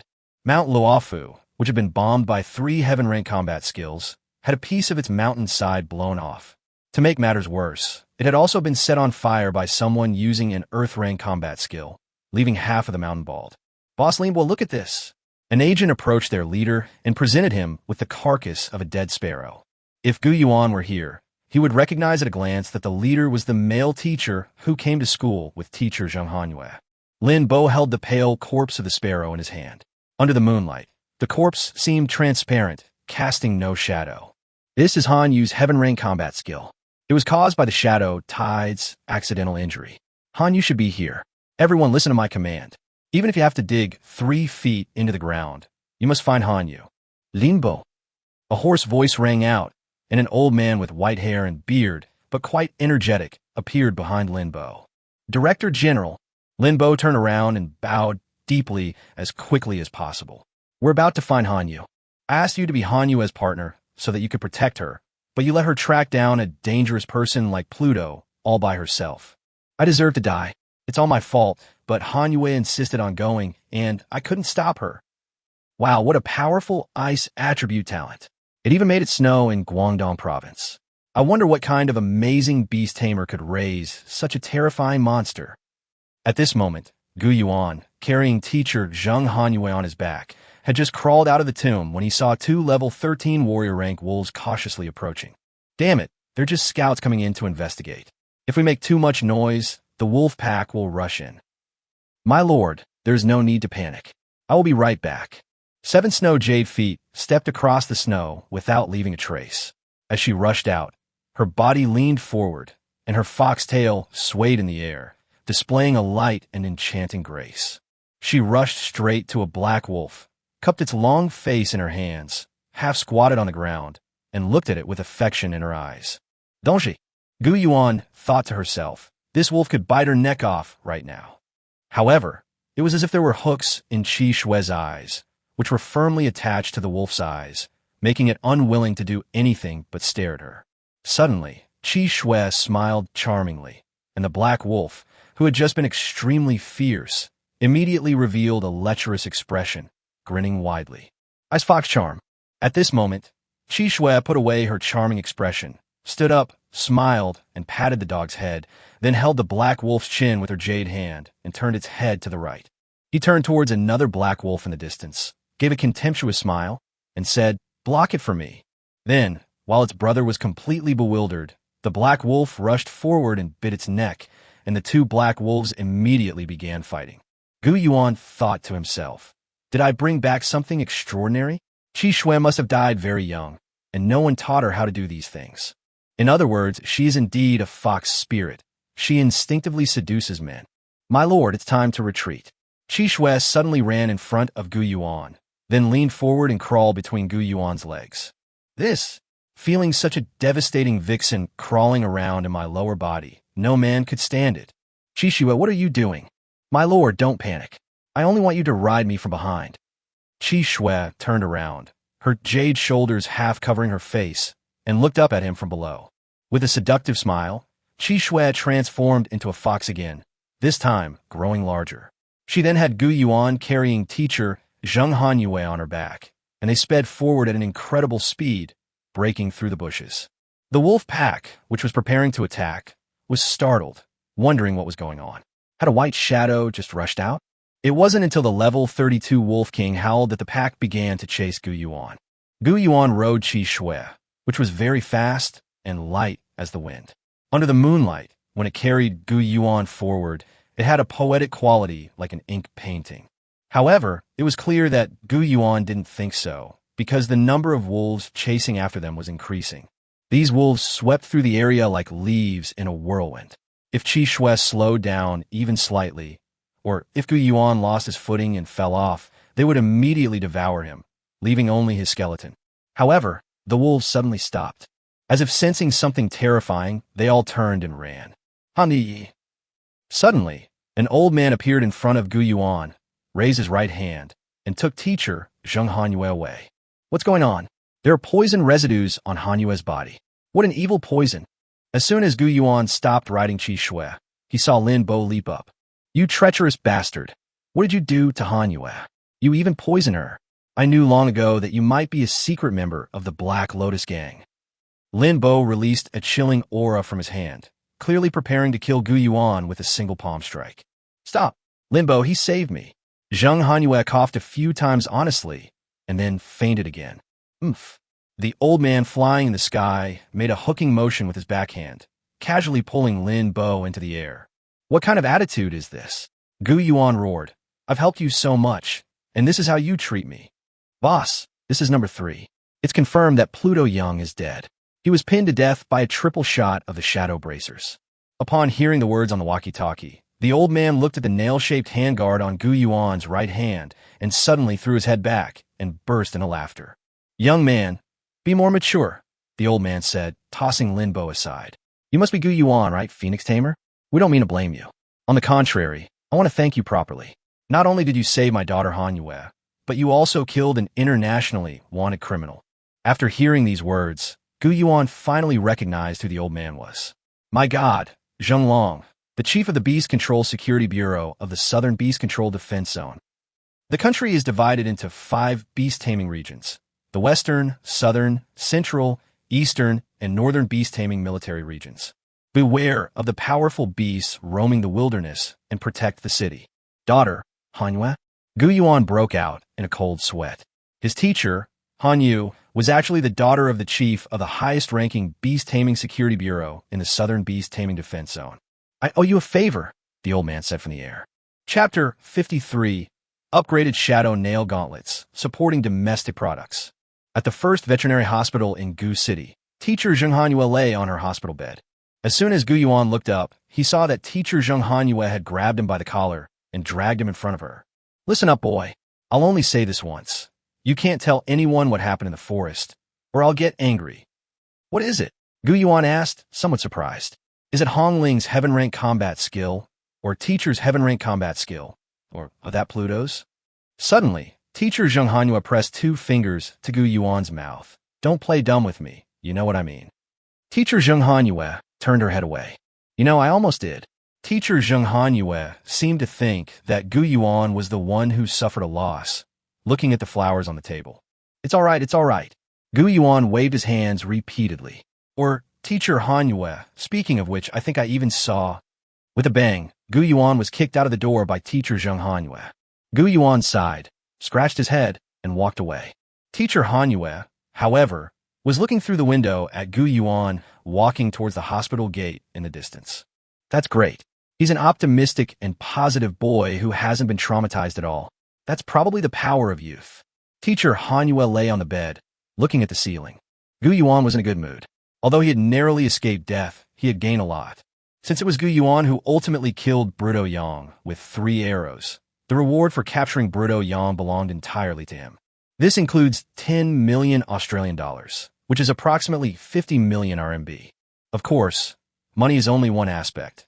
There's another important thing: the International Folk Beast Tamer Bronze Medal. This is far more powerful than the ordinary Beast Tamer medal that teacher Hanyue promised. because this metal allows one to enjoy more than just the controlled cultivation materials of China. Even equipment and training materials controlled by non-governmental beast tamer organizations around the world can be purchased, and at a discount of nearly 20%. Gu Yuan felt embarrassed. After all, he had only delivered the final blow, while teacher Han Yue had been fighting to the death the whole time. Therefore, Gu Yuan suggested that he give the money to teacher Han Yue and only take the medal himself. However, teacher Zheng Han Yue did not accept the money. Instead, she gave it to Gu Yuan as a thank you gift. Gu Yuan thought to himself, that's true. Teacher Zheng Han Yue isn't someone who's short of tens of millions. Gu Yuan arrived at the Hunter's Mall, showed off his medal, and was led to a car. After passing through countless tunnels, they arrived at a pristine white hall. Horcruxes, animal feed, lamp oil, and spirit lamps are displayed in the showcase. This is the M7, the Piercer, a standard-issue piece of equipment specially supplied to the CIA. This is a short knife handle that looks only as long as a water glass. When held in the hand, it will extend forward into a bayonet about 36 centimeters long when spiritual energy is activated. The entire bayonet is made of black aluminum steel, exuding a chilling aura. This weapon is extremely well concealed and is made of military-grade steel used in aerospace-type soul artifacts. It is extremely tough, lightweight, and agile, and very wear-resistant. Gu Yuan tried to burn it with the Earth-rank Phoenix feather flame of red feather, but it did not deform at all. Gu Yuan also bought black silk and upgraded his Dark Knight trench coat. Now, the Dark Knight trench coat can conceal Gu Yuan's aura, making it impossible for even a level 50 king-rank monster to detect him. Suddenly, Gu Yuan saw a brand new nail shadow hand protection upgrade module being displayed on a 100-inch color TV. The latest 2021 technology, the Shadow Arrow Blurring technology, is the result of 3 years of painstaking research and development by Shifeng military industry. It has finally achieved a breakthrough, allowing Shadow Arrow to pass through obstacles and hit enemies behind cover after being fired. This technology is something that money can't buy, but Gu Yuan obtained beta testing access here after getting the medal.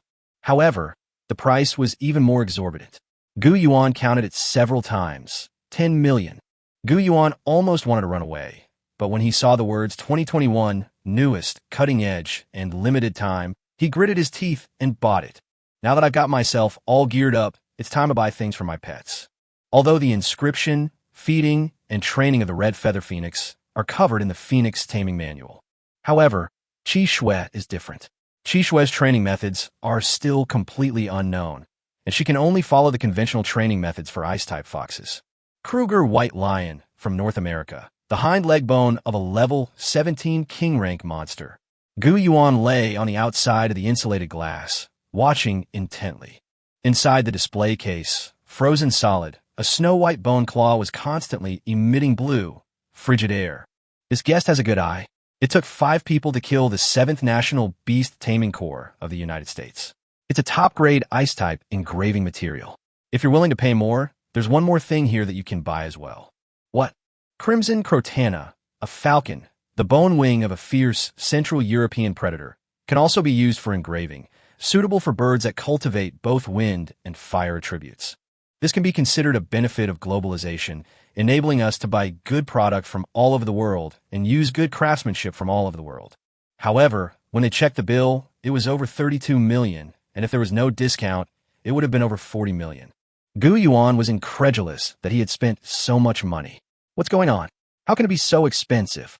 Transportation fees, customs duties, pre-license usage fees, and city maintenance and construction taxes, aside from your shadow nail gauntlets being entirely domestically made. All the rest are extra charges. The waiter explained with a smile. The M7 costs 10 million each, even with a discount. So why is the urban maintenance and construction tax so high? Isn't the tax rate supposed to be very low? Gu Yuan wondered. Yes, because the M7 is made in California, so it's supplied according to their standards. No, I don't live in the US, so why should I be responsible for maintaining their urban development? Gu Yuan argued vehemently. The waiter gave his signature smile and a slight bow, asking, card or cash? Gu Yuan felt a chill run down his spine. Among all the upgrades, the shadow nail gauntlets were the most practical and would greatly enhance his combat power. However, because they were made entirely in China, they were the cheapest. Sigh, we can only hope for more invented in China products, rather than made in China products. Before leaving, Gu Yuan upgraded the Shadow Nail Gauntlets by 1 level, enhancing the effect of reducing spiritual energy consumption, meaning that firing shadow arrows would consume less spiritual energy. This is a rather lackluster effect, and few people upgrade it. It's also cheaper, but Gu Yuan still upgraded it, just to support domestic products. Chapter 54 The Fox Spirit, Qi Shui.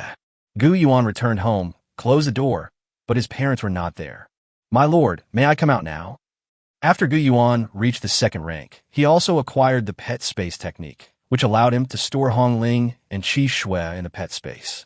Qi Shui leaped out of the pet space. My lord, where is this place? Qi Shui walked towards the window, pressed her face against the glass, held onto the glass with both hands, and looked ahead.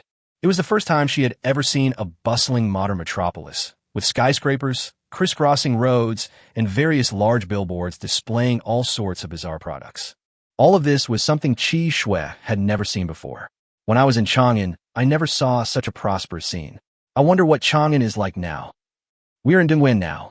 The gap of Chang'an is more than 10 billion yuan lower than that of Dongguan, and the gap is widening. I'll take you to see Guangzhou sometime. That's where prosperity is. The gap there is more than 3 times that of the ancient capital. As Gu Yuan spoke, he was already preparing to order takeout. Hong Ling would not be reborn from the ashes until the evening, so she would have to solve her own food problem for now. Is that so? The world has changed so much. Chang'an, which once echoed the purple star, summoned power, and illuminated the world, is now not even comparable to the counties of the Baiwei region. Qi Shui sighed.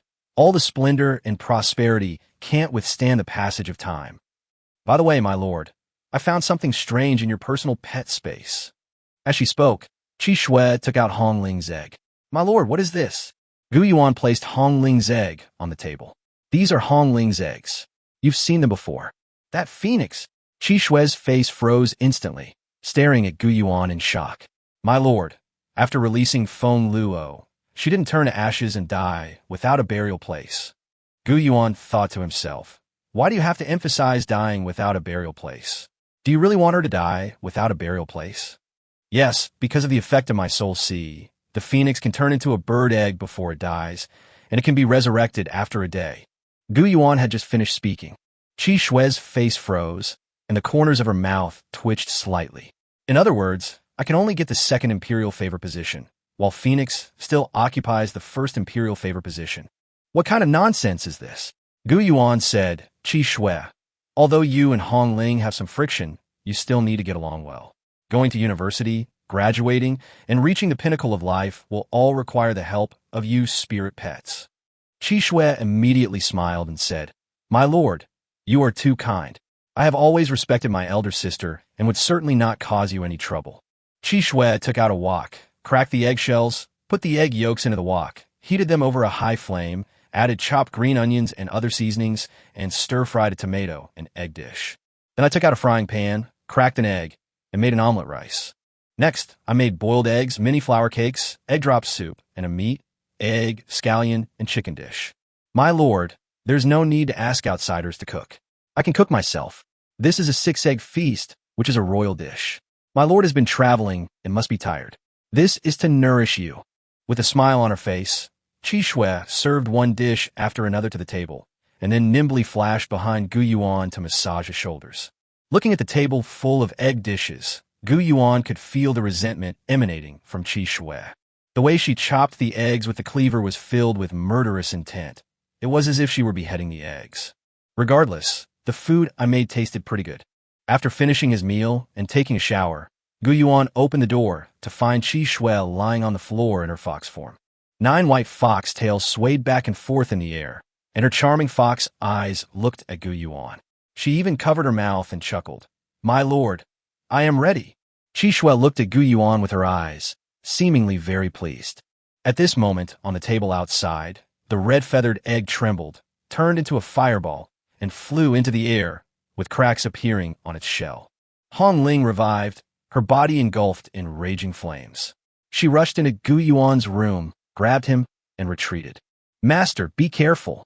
This is a 1,000-year-old white fox that can bewitch people. Your concubine will deal with her.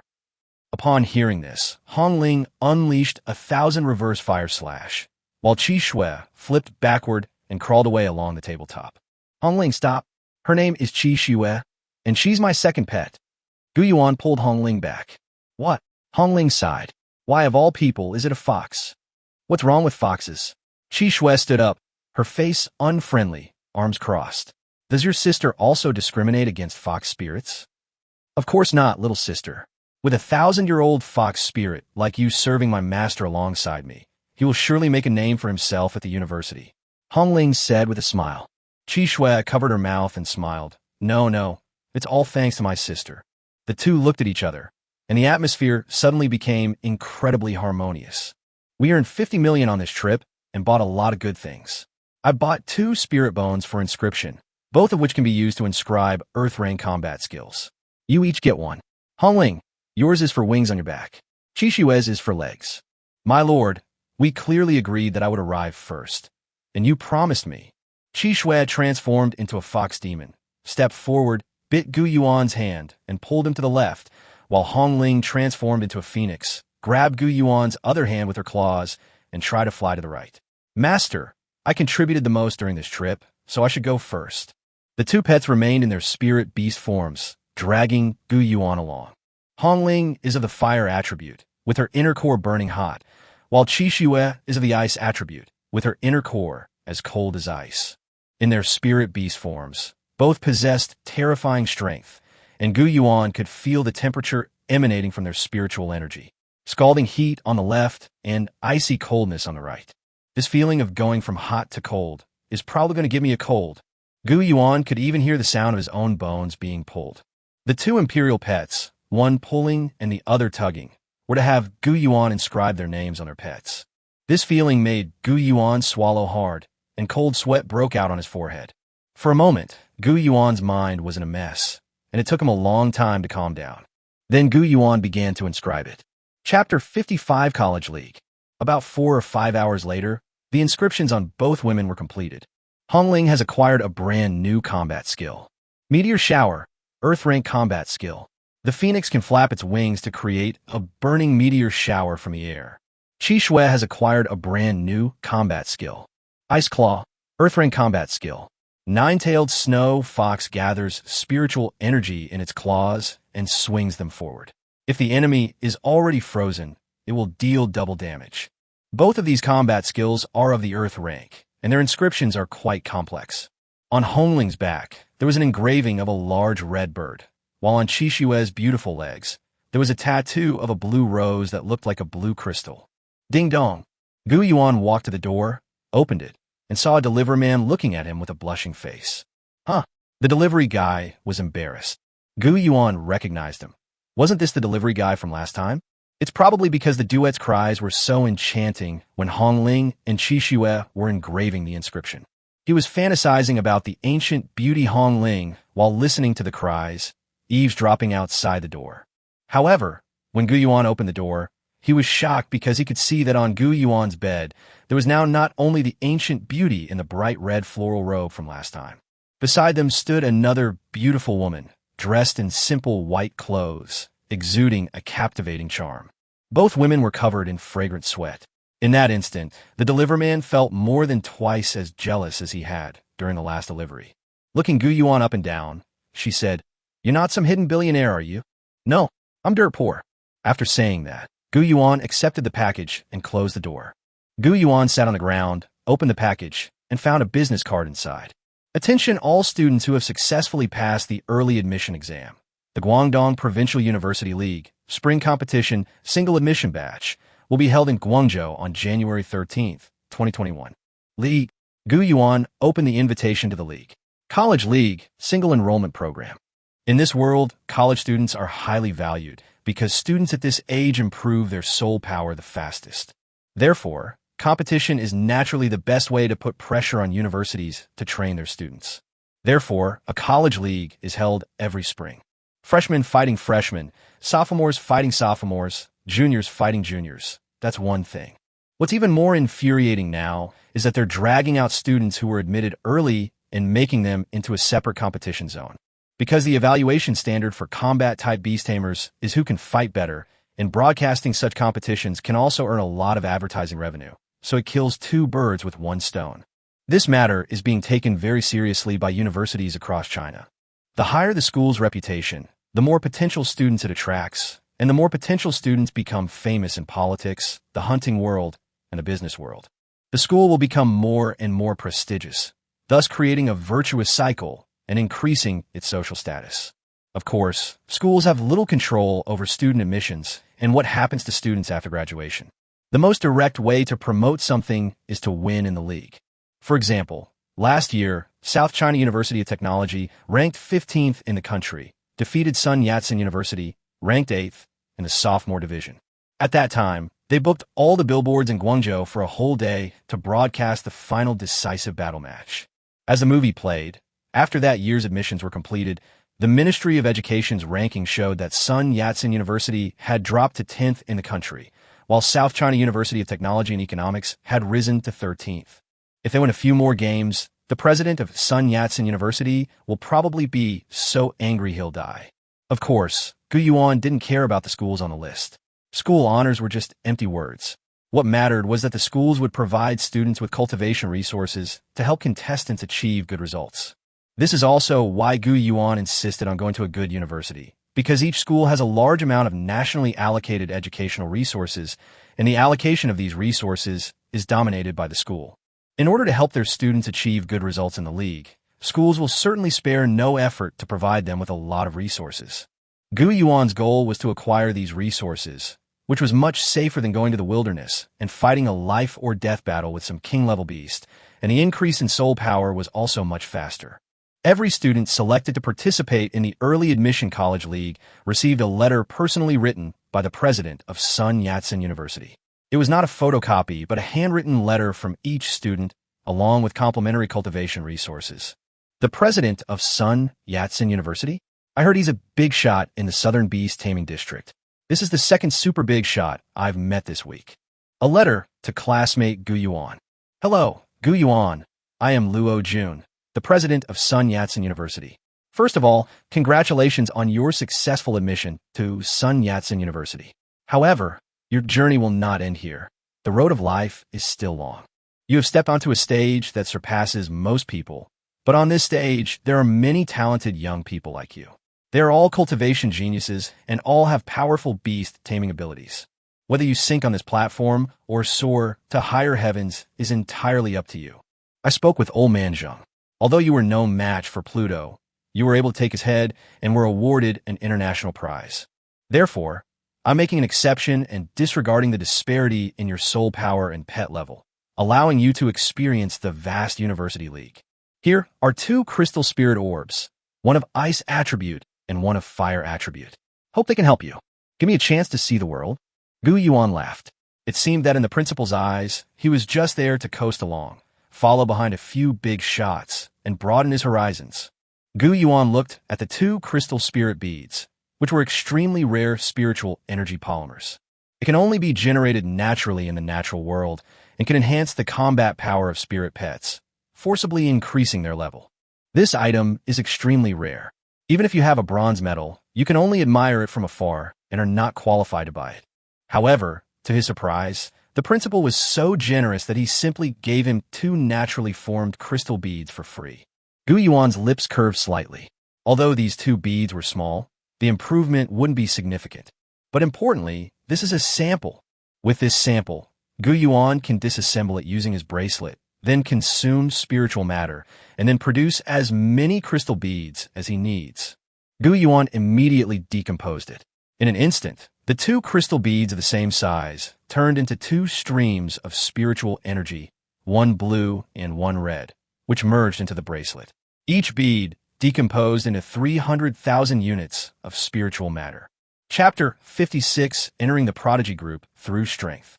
The fact that a single crystal bead could yield 300,000 units of spiritual matter was not good news for Gu Yuan. This means that if Gu Yuan wants more crystal beads, he will need to consume more spiritual matter. So Gu Yuan created two crystal beads, one with ice attribute and the other with fire attribute, to test their effects. However, the results were so good that Gu Yuan could hardly believe it. After absorbing the spiritual energy of the crystal beads, Hong Ling and Qi Shui's levels rose to 19 and 16 respectively. Compared to the same amount of red text feed, although it does not restore stamina, it is nearly twice as effective at leveling up pets when consuming the same amount of spirit matter. It can be said that, apart from the fact that crystal beads are rarer and can only be harvested from the wild, making mass production impossible, their cost-effectiveness completely surpasses that of red label feed. However, this problem was not a problem for Gu Yuan at all, because Gu Yuan did not need to go to the wilderness to search and collect. He could produce it directly using spiritual matter. Moreover, during the last battle in the wilderness, Gu Yuan obtained a large amount of spiritual matter. Just when Gu Yuan was struggling with how to consume this spiritual matter, the headmaster gave him a method. That was so awesome. Gu Yuan used up all his spiritual materials in one go to help Hong Ling reach level 21 and Qi Shui reach level 19. Gu Yuan also exchanged a lot of ancient spirit lamp oil. Under the 7.5x speed of cultivation, he cultivated frantically, and his soul control power increased to 500 points.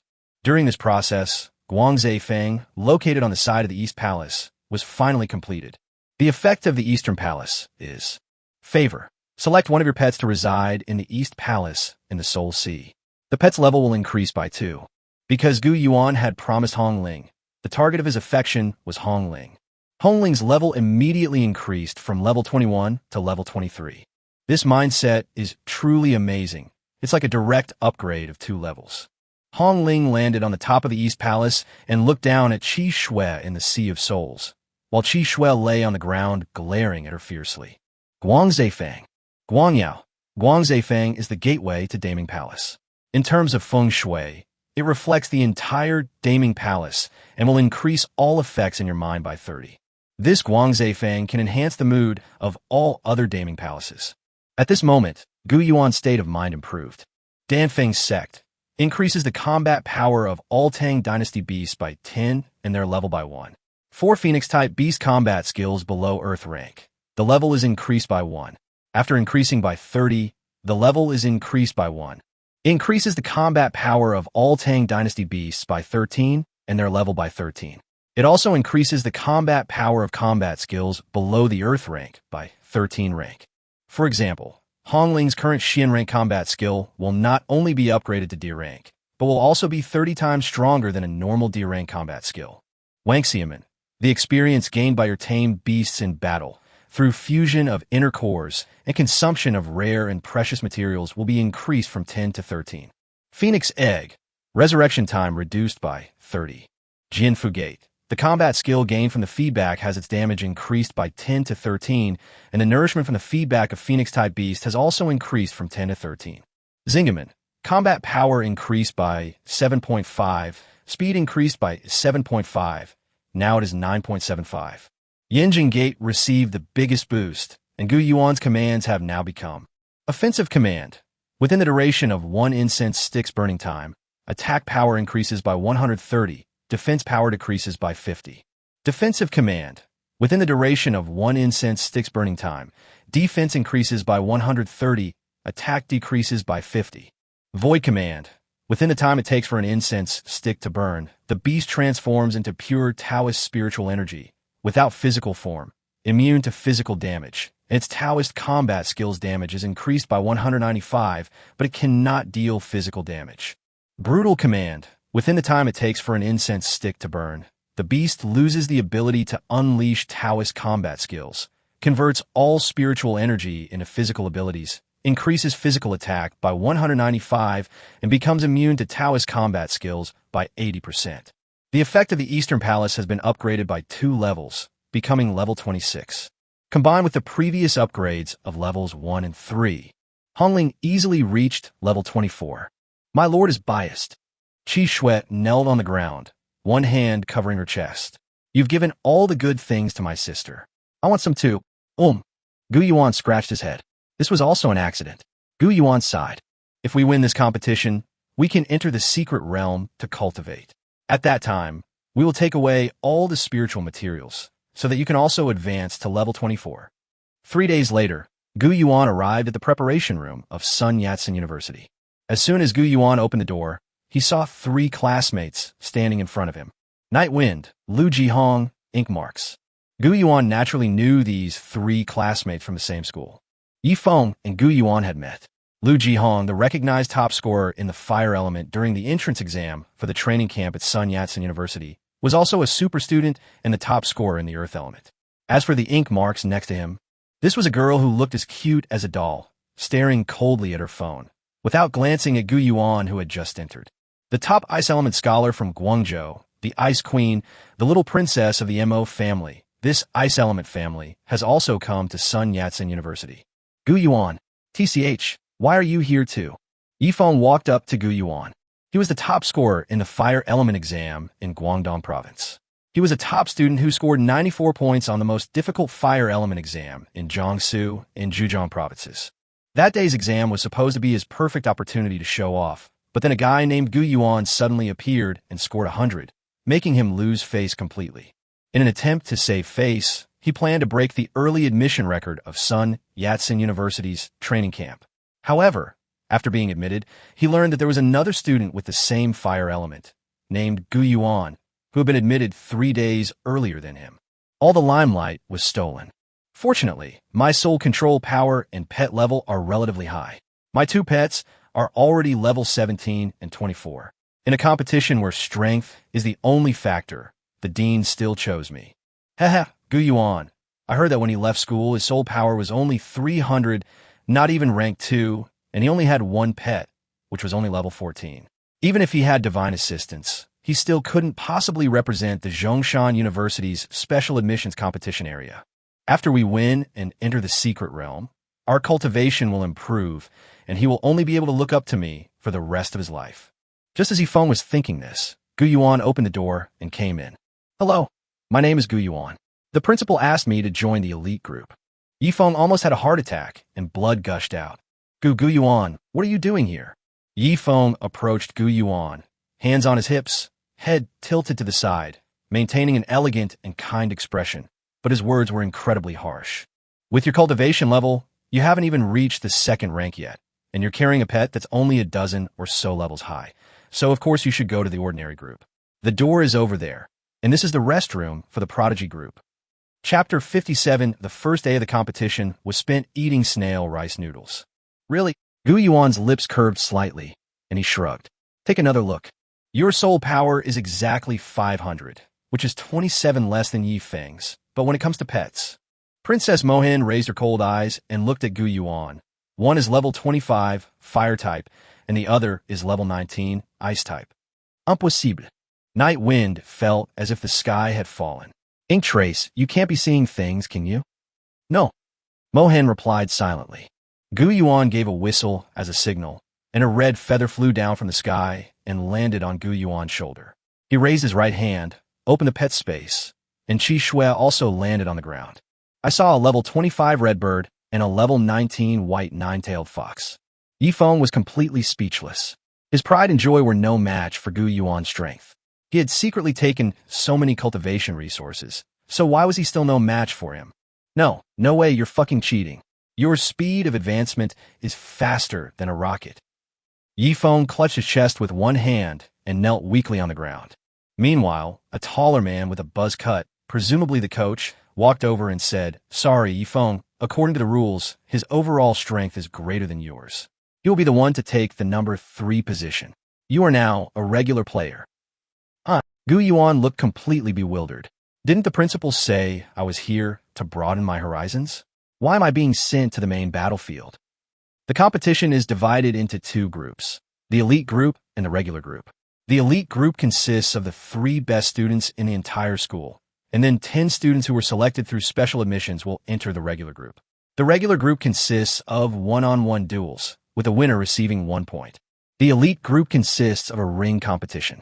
Winning against one person earns 3 points, winning against the second person earns 6 points, and winning against the third person earns 9 points. Gu Yuan understood. In this competition format, the scores of the 3 members of the prodigy group were extremely important and accounted for a larger proportion. For substitute players in the regular group, winning or losing only takes 1 point, so it's not very important. So, this is what the principal meant by broadening one's horizons. He was to join the regular group to earn some points. If he won, they could enter the secret realm together, which would be considered as Old Man Zheng repaying the favor of saving teacher Hanwei. Unfortunately, Old Man Zheng probably didn't expect himself to be such a prodigy, taking only a few days to achieve this. He went from 300 to 500 soul power, advanced to a rank 2 soul master, and even gained a spirit pet named Qi Shui with an exceptionally strong ice and snow physique. As a result, Gu Yuan went from being a player who just coasted through to becoming a key player because of his superior combat strength. If this favor wasn't reciprocated, I wonder whether Old Man Zheng would be happy or have a headache if he found out. Ordinary group. In an instant, when these 3 words appeared above Yi Feng's head, he felt as if Gu Yuan had slapped him in the face. This bastard had taken everything from him. Gu Yuan used the power of his bracelet to take a look. These 2 teammates are incredibly powerful. Mohen has 2 pets, an ice lizard and a snow sprite. Both are over level 20. One is level 22 and the other is level 23. My own soul power is also as high as 627. The strongest boss in the middle, Lu Jihong, has a soul power of 700, and his 2 pets are at levels 25 and 27 respectively. Both of his pets are rock-type rock golems. These are pets from Europe, so it seems this guy comes from a well-off family. No wonder the old headmaster felt comfortable letting me come here to gain points. With 2 big shots around, entering the secret realm is basically a sure thing. On the first day of the competition, in the bustling arena filled with people, Gu Yuan, sitting in the contestant seats, was basically just coasting along. The ordinary group fought first, and the battle was almost over. Then Gu Yuan, being in the elite group, was ranked 3rd. The 2 big shots ahead of me were too strong, so I didn't get a chance to play. I watched Mohen and Lu Jihong fight 2 against 3 the whole time. It seems I'm slacking off even more. Gu Yuan realized that he was the most idle person in the room. Watching the students from Yangqing Ocean Beast Taming University descend the stairs, Gu Yuan roared, "Hey, you guys better do your best and beat them both, otherwise I won't go on stage. There's no quiet environment to train in, and I'm just wasting my time eating takeout here all the time." The defeated students of Yangqing Ocean Beast Taming University were so angry they felt like their chests were about to explode. "You bastard! What right do you have to speak, you slacker? Have you heard? It seems he got promoted through connections from the regular group to the main group when he didn't even have the qualifications to enter. I guess he's too weak, so he's hiding behind the 2 big shots and picking up the benefits. You trashy crook, a coward with no ability. All you do is hide. I don't even want to talk to a coward like you." This atmosphere had already spread throughout the audience, ever since Gu Yuan ate his 5th bowl of snail rice noodles that morning. The audience felt that Gu Yuan's relaxed demeanor was unnatural. Despite being a key player, he seemed to be just coasting along. Could this guy really be a nepotism recruit who's just here to rack up points? The first day of the competition is over. A beautiful young female student stood on the platform, holding a microphone, and announced in a playful voice. After the 2 sessions, only 4 of the 16 first-tier universities remain. Sun Yat-sen University, South China Beast Taming Academy, Jinan University, and Dongguan Beast Taming Academy. The Dongguan Beast Taming Academy, which was originally ranked only 11th in Guangdong Province, didn't make much of a splash by reaching the top 8. However, it swept through Yangchang Beast Taming and Spirit Medicine University and made it into the top 4, which is quite impressive. However, in the next round, facing South China Beast Taming Academy, a university ranked 2nd only to Sun Yat-sen University, it will probably be eliminated in the semifinals. Those present were discussing it, thinking to themselves that this year's Dongguan Beast Taming University was really amazing. As for the invincible top college in Guangdong Province, Sun Yat-sen University, their contestants are indeed formidable. In this single enrollment competition, it would not be an exaggeration to describe them as a whirlwind sweeping away fallen leaves. They didn't even have time for the 3rd contestant from the elite group to take the stage. His abilities remain a mystery, but at least we know that this student really enjoys eating snail rice noodles. Ha ha! In an instant, the whole audience burst into laughter. "Trash, crony, slacker. Strength? What strength do you have? We're just here to eat, drink, and have fun." He probably never even considered playing. In a crisis, he'd be so scared he'd wet his pants. However, at this moment, Gu Yuan frowned, thinking to himself, do these guys think that if they sit still and don't make a fuss, they're just slacking off? He was just not afraid. After 2 hunting trips in the wilderness, Gu Yuan's courage was far beyond that of an ordinary high school student. This was just a competition. Losing wouldn't kill anyone, so why panic? Chapter 58. Dongguan Beast Taming University suffers a shock. Powerful force arrives. Dongguan Beast Taming University has pulled off a major upset, advancing to the semi-finals. Gu Yuan was momentarily stunned. There's something strange about this. Within just a few days, Song Yingying and Yun Tianxiang's cultivation levels increased dramatically, and they were admitted to Dongguan Beast Taming University. Then, they entered the elite group of the Dongguan Beast Taming Academy, and then made it to the semi-finals. This is too much of a coincidence. Because of the competition format, the elite group plays an absolute main role in the competition. Could it be that after being accepted, their abilities continued to surge in an illogical way, leading to the current situation? Gu Yuan arrived at the stands. There were many spectators at the college league, although the single admission batch had the fewest viewers among all the batches, and it was a new competition area that was only established this year. However, the Guangzhou 3rd Coliseum, which can accommodate 50,000 people, was still packed with people. In the center of the oval-shaped venue was a standard 120-meter long and 90-meter wide coliseum. Both teams entered from entrances on either side, with 16 high-definition 4K screens arranged in a circle suspended in the middle, each with a diagonal length of nearly 10 meters, to ensure that viewers from any direction can have a good viewing experience. From the semifinals onwards, was the entire event broadcast live online from this venue? Gu Yuan felt his blood pumping. Fighting in such a high-profile place was much more exciting than the pitifully small school arena in the top 16 competition. The previous 10 battles seemed like a mere formality, with Guangxing Beast Taming Academy trailing by a score of 3-7. Hey, how did they even make it to the semifinals? There's absolutely no sign of them being able to compete with 985 or 211 universities. They're just a slightly higher-ranked university. Someone in the audience muttered something. The show has only just begun. Soon, you'll see how powerful the Beast Taming Academy of Dongguan City is. Their 3 students are all monsters. Our first student to take the stage is Song Yingying, a beautiful and academically gifted student from Guangxing Beast Taming Academy. When Song Yingying appeared, Gu Yuan's eyes widened in disbelief. What is this? Gu Yuan could hardly believe what he was seeing. Gu Yuan used the spiritual energy sensing effect of the coffin of the other shore, and sensed a familiar black spiritual energy on Song Yingying's body. Ancient spirit lamp oil. They also used ancient spirit lamp oil for cultivation. No. Gu Yuan sensed that their ancient spirit lamp oil was impure, containing a large amount of industrial compounds, so its effect was not 5 times that of other products, but only slightly more than 2 times, and it also had side effects. There was a distinct flow of black spiritual energy around them, forming a swirling vortex, somewhat like the deathly aura of black crystal beads. Song Yingying. Soul power, 668. Possessing a pet. Shadow worm. Race worm. Level, 25. Qualification, legendary.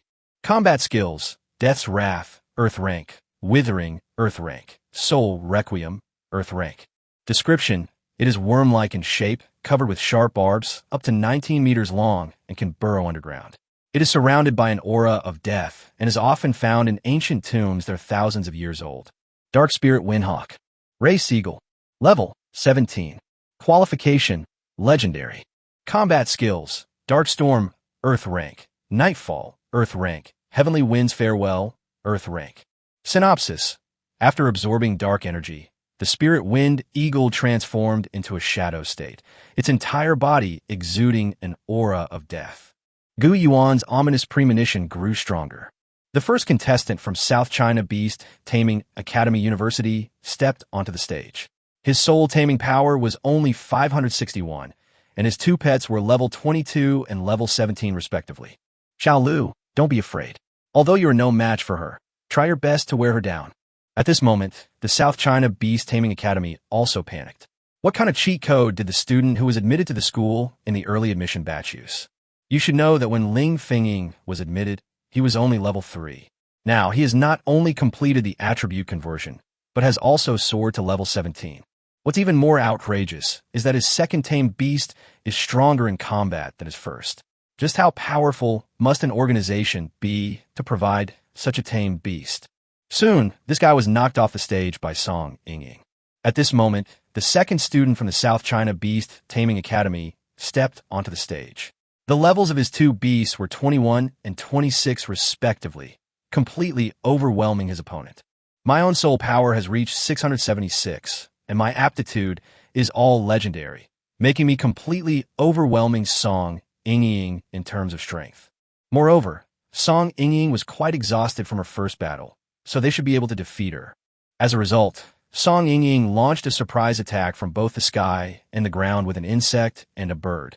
And after nearly 30 minutes of chaotic fighting, she actually accomplished the feat of taking on two opponents at once.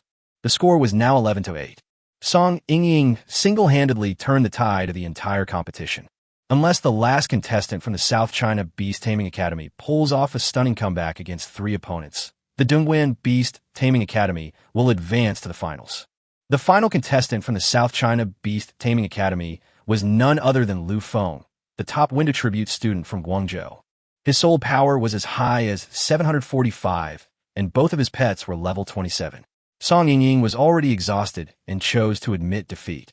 The score was tied at 11-11, but Guangxing Beast Taming Academy was ready to close out the game. Their strongest player, Yun Tianxiang, has taken the stage. Yun Tianxiang did not summon two beasts at the same time, but summoned one pet first. They are both 27. However, its qualifications are clearly mythical. They're here. The hearts of all the students in the room were pounding wildly. Mythical level. The gale in the sky, like a wave of destiny changing, swept across the entire sky, blowing away all the clouds. A giant python spread its wings and swept through the air, landing on the ground and transforming into a muscular, angular man with white wings spread on his back, resembling an angel. Mythical level. The final contestant from the South China Beast Taming Academy was clearly frightened. Just reading the word mythical had already shaken his pursuit of victory. Ants, legendary ants, watch closely. The truly supreme bloodline of the demon beast, crane-wing flying serpent, fill my cup with the wine of victory. The entire battle was even more overwhelming than expected, because the final contestant from the South China Beast Taming Academy had already accepted defeat the moment he saw the mythical level opponent. A symbolic counterattack is more pathetic than a direct surrender. It wouldn't be an exaggeration to describe it as a brutal massacre. Did you see that? Guangzhou. Yun Tianxiang spread his arms, and the burly man transformed back into a snake, coiling in the air. He announced this to the entire city of Guangzhou. Top scholar? What use is such an unrealistic thing? I am the man who will become the guardian of Guangzhou in the future. How can ants stop me?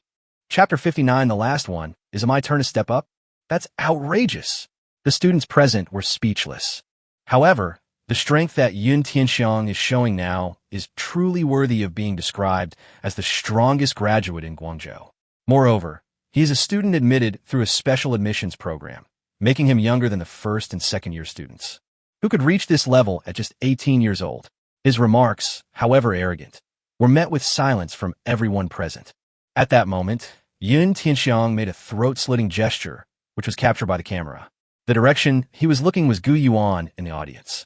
He flipped his right hand over, thumb down, and repeated the words, "Ants, how can you stop me?" The giant snake on top of him suddenly opened its massive mouth and roared at Gu Yuan. A wild storm blew from the center of the arena toward Gu Yuan, blowing up his trench coat and causing his bangs to flutter. At this moment, Song Yingying, who had just finished a performance, walked past Gu Yuan from behind and whispered in his ear, "Gu Yuan, how can you be so ungrateful? We've let you off the hook time and time again, but since you're coming today, don't blame us for accidentally escalating the situation." Then, Song Yingying left a ring behind and turned to leave. Gu Yuan opened the storage ring and found slippers inside. What kind of slippers? Fur slippers, made from the fur of a creature called a spirit rabbit. Gu Yuan frowned slightly as he looked at the fur slippers. How vicious! Qi Shui exclaimed as she appeared in the Sea of Souls. These slippers are made of rabbit skin, and there are traces of the shattering by the talons of the gale eagles on the fur. This is a blatant threat, clearly telling us that they will fight to the death next time we fight them. There's another meaning. Gu Yuan's lips curved slightly. They're showing off, flaunting their family wealth and status. Even with such threats, they're not afraid of the police investigating. I'm as powerless as a rabbit in front of them. Do you know why they made it into slippers? because, in their eyes, it's only right for them to trample me underfoot. Gu Yuan threw the storage ring into the trash can, then turned around and entered the preparation area. The second semi-final of the early admission competition was about to begin. Gu Yuan entered the preparation room, where Mo Hen and Lu Jihong were waiting for him. You have a grudge against them? Mo Hen remained as cold and aloof as she sat in her seat, putting on makeup and using her phone as a mirror. If you're a man, you settle things with your fists. Lu Jihong patted Gu Yuan on the shoulder. Don't be afraid, we're here. We know your strength. We'll win this semi-final, then go to the final and crush those two arrogant guys. Yes, Gu Yuan nodded. After the first 10 matches, the score was a staggering 6-4. As expected, Sun Yat-sen University, as the top university in Guangdong province, had a higher average quality than Jinan University, which ranks third and has initially established an advantage. However, the real battle was yet to come. Mo Hen stepped onto the stage. As soon as the ice element champion appeared, all the students present erupted in a deafening roar, and the entire audience cheered with joy. I love you, ice and snow goddess. Mo Hen, please just look at me. Ink Trace, I love you. The screams and shouts from the audience rose and fell. However, Mo Hen actually lost his first match. His opponent was a fire type and defeated him by suppressing his elemental power. These people have bought out their jobs. Lu Jihong said, wiping sweat from his brow as he drank water. Buy out life, yeah, what does that mean? Gu Yuan looked completely bewildered. You've only just entered the realm of academic superstars. You still know far too little. Lu Jihong shrugged. Let me explain it simply. The three top students on the other side are actually capable of getting into Tsinghua and Peking universities, which are ranked first in the country. However, they were bought out. For example, Jinan University spends 10 million yuan to encourage students to apply to Jinan University instead of Tsinghua or Peking University, and promises them the same resources as Tsinghua and Peking University. This is a tactic of sacrificing a pawn to save the king. Night Breeze, who had somehow already entered the lounge, said they abandoned the money that should have been invested in freshmen, sophomores, and juniors, because they felt they had no hope of beating Sun Yat-sen University in those competitions. They gave up and instead invested their funds in the separate admissions competitions. Others used the strategy of Tianji's horse racing to send a medium-sized horse to beat a low-sized horse, but they've gone and sent a top-sized horse to beat our low-sized horse. Yifeng sat on the table and sighed. We've stopped at the top four. I don't acknowledge it. At this moment, Lu Jihong's body erupted with a surge of spiritual energy. Gu Yuan, guard the last person. I'm going up and kill these despicable bastards. Lu Jihong rushed forward, gathering spiritual energy in his hands. Two stone giant statues emerged from his pet space and pounced forward with him. The beast tamer opposite saw three burly men, each as strong as an ox, charging towards them. Only one of them was made of flesh and blood, while the other two were made of pure stone. They lost in terms of momentum, but they still fought for 19 minutes before being carried off. The second beast tamer entered the arena, and Jinan University made an adjustment, sending out a water-type mage in hopes of achieving a surprising effect through attribute suppression. However, with rocks flying and water surging, the entire battle felt like the arena was about to be dismantled. The 30-minute battle was arguably the longest one this morning. However, the hot-tempered Lu Jihong won by sheer brute force, defying all odds. As a result, at the start of the third match, Lu Jihong, who was exhausted, was knocked down by his opponent's crushing punch. No way. The strength of the first two Jinan University students was already visibly impressive, but this third and final contestant has refreshed everyone's understanding. Wei Qingsong, impossible. Wasn't he admitted to Tsinghua and Peking universities early? How could he be at Jinan University? Haven't you heard? Jinan University spent 20 million yuan, plus nearly 100 million yuan in quotas for the next 4 years, to buy Wei Qingsong, just to ensure that Jinan University can win the championship in the single enrollment batch competition. Stop joking. A student who aspires to attend Sun Yat-sen University is furious. Lu Jihong just finished a 1-on-2 battle, adding 3 points and 6 points. Now Sun Yat-sen University has 15 points, while Jinan University only has 12 points. But what if Wei Qingsong wins another match? Wouldn't he also be taking on 2 opponents at once? Adding 6 points, that would be 18 points, enough to defeat Sun Yat-sen University. Don't forget, Sun Yat-sen University still has one last contestant. At this moment, the outcome of the competition rested on the shoulders of one person, Gu Yuan. Everyone turned to look at the player's bench, only to be surprised to find that Gu Yuan was not there. Chapter 60 Red Feather vs. Celtics Bull. Where is he? People in the audience cast questioning glances at the host. The host seemed slightly embarrassed, but this was not a problem for the director at all. All the contestants wore a special badge on their chests, which emitted a signal to ensure that a camera could continuously track them. This is the only way to better convey the chaotic battle scenes to the audience. The director immediately used a tracking camera to locate Gu Yuan's position. On the big screen, everyone saw the delivery rider, the delivery box being opened, and the delivery rider taking out the snail rice noodles. This guy had somehow gotten to the back of the audience seats.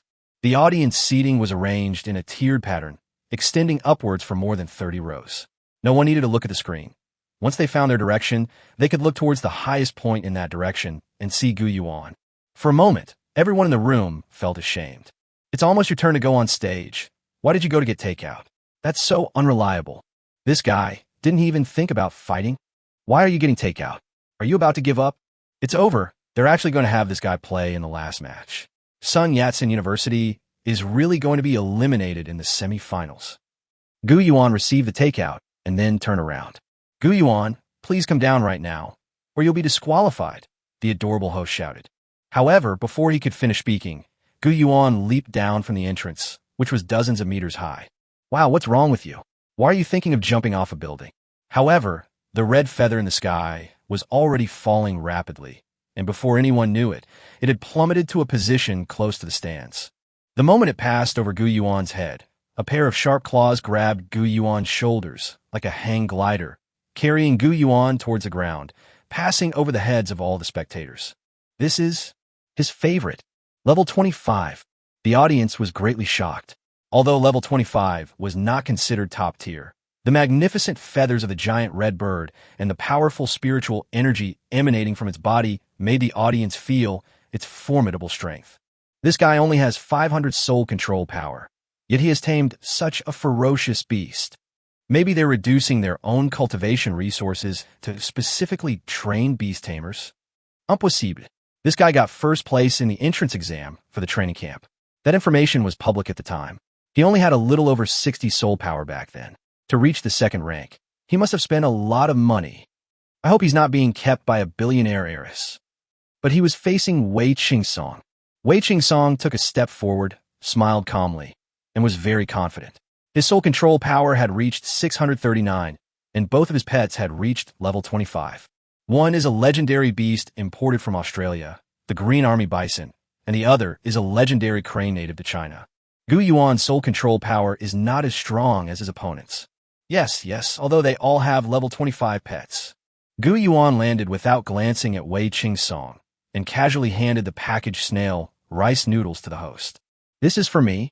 The host smiled, thinking to herself, could he be trying to pursue me?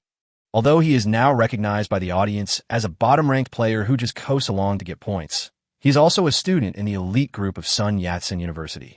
The host, dressed in a student uniform, just blushed as he held the snail rice noodles in his hands. Then Gu Yuan said, "You keep this for me. Remember to return it to me when I'm done." The host looked embarrassed as he watched Gu Yuan's departing figure. Hey, it's December now. Aren't you afraid you'll come back and be eating ice jelly later? However, Gu Yuan turned his head to face the camera and smiled slightly. Then I'll just come back before it gets cold. That's way too arrogant.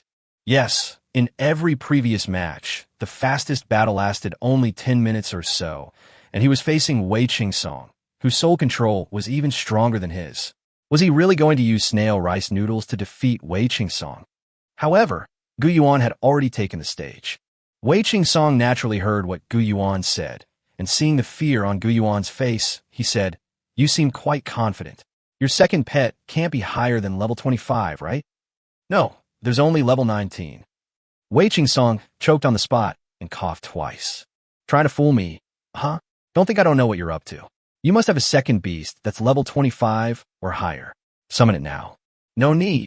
Gu Yuan put his hands behind his back. "To avoid you saying I'm bullying you, I won't summon my second beast. I'll only use Hong Ling." "What the hell?"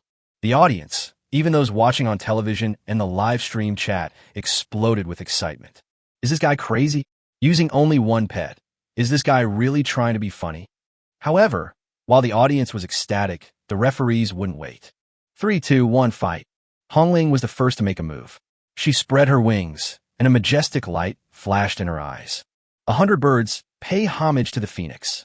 With a single phoenix cry, all the bird pets in the entire venue trembled 3 times. At level 25, the immortal crane, the same level as Hongling, only glanced at Hongling before being so frightened that it dared not take flight. Instead, it landed and lowered its head, no longer daring to fly. It was as if they were subjects bowing down to their queen. Hey, Xian Bin, what's wrong with you? Go fight.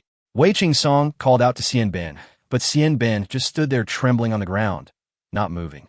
The Green Army ox let out a moo, reminding its master not to bother with the immortal crane. At this moment, Hongling had already drawn an arc in the air, and with the flapping of her wings, she had clearly used an engraved Earth-rank combat skill. Meteor shower of fire. Burning meteorites continued to fall from its wings.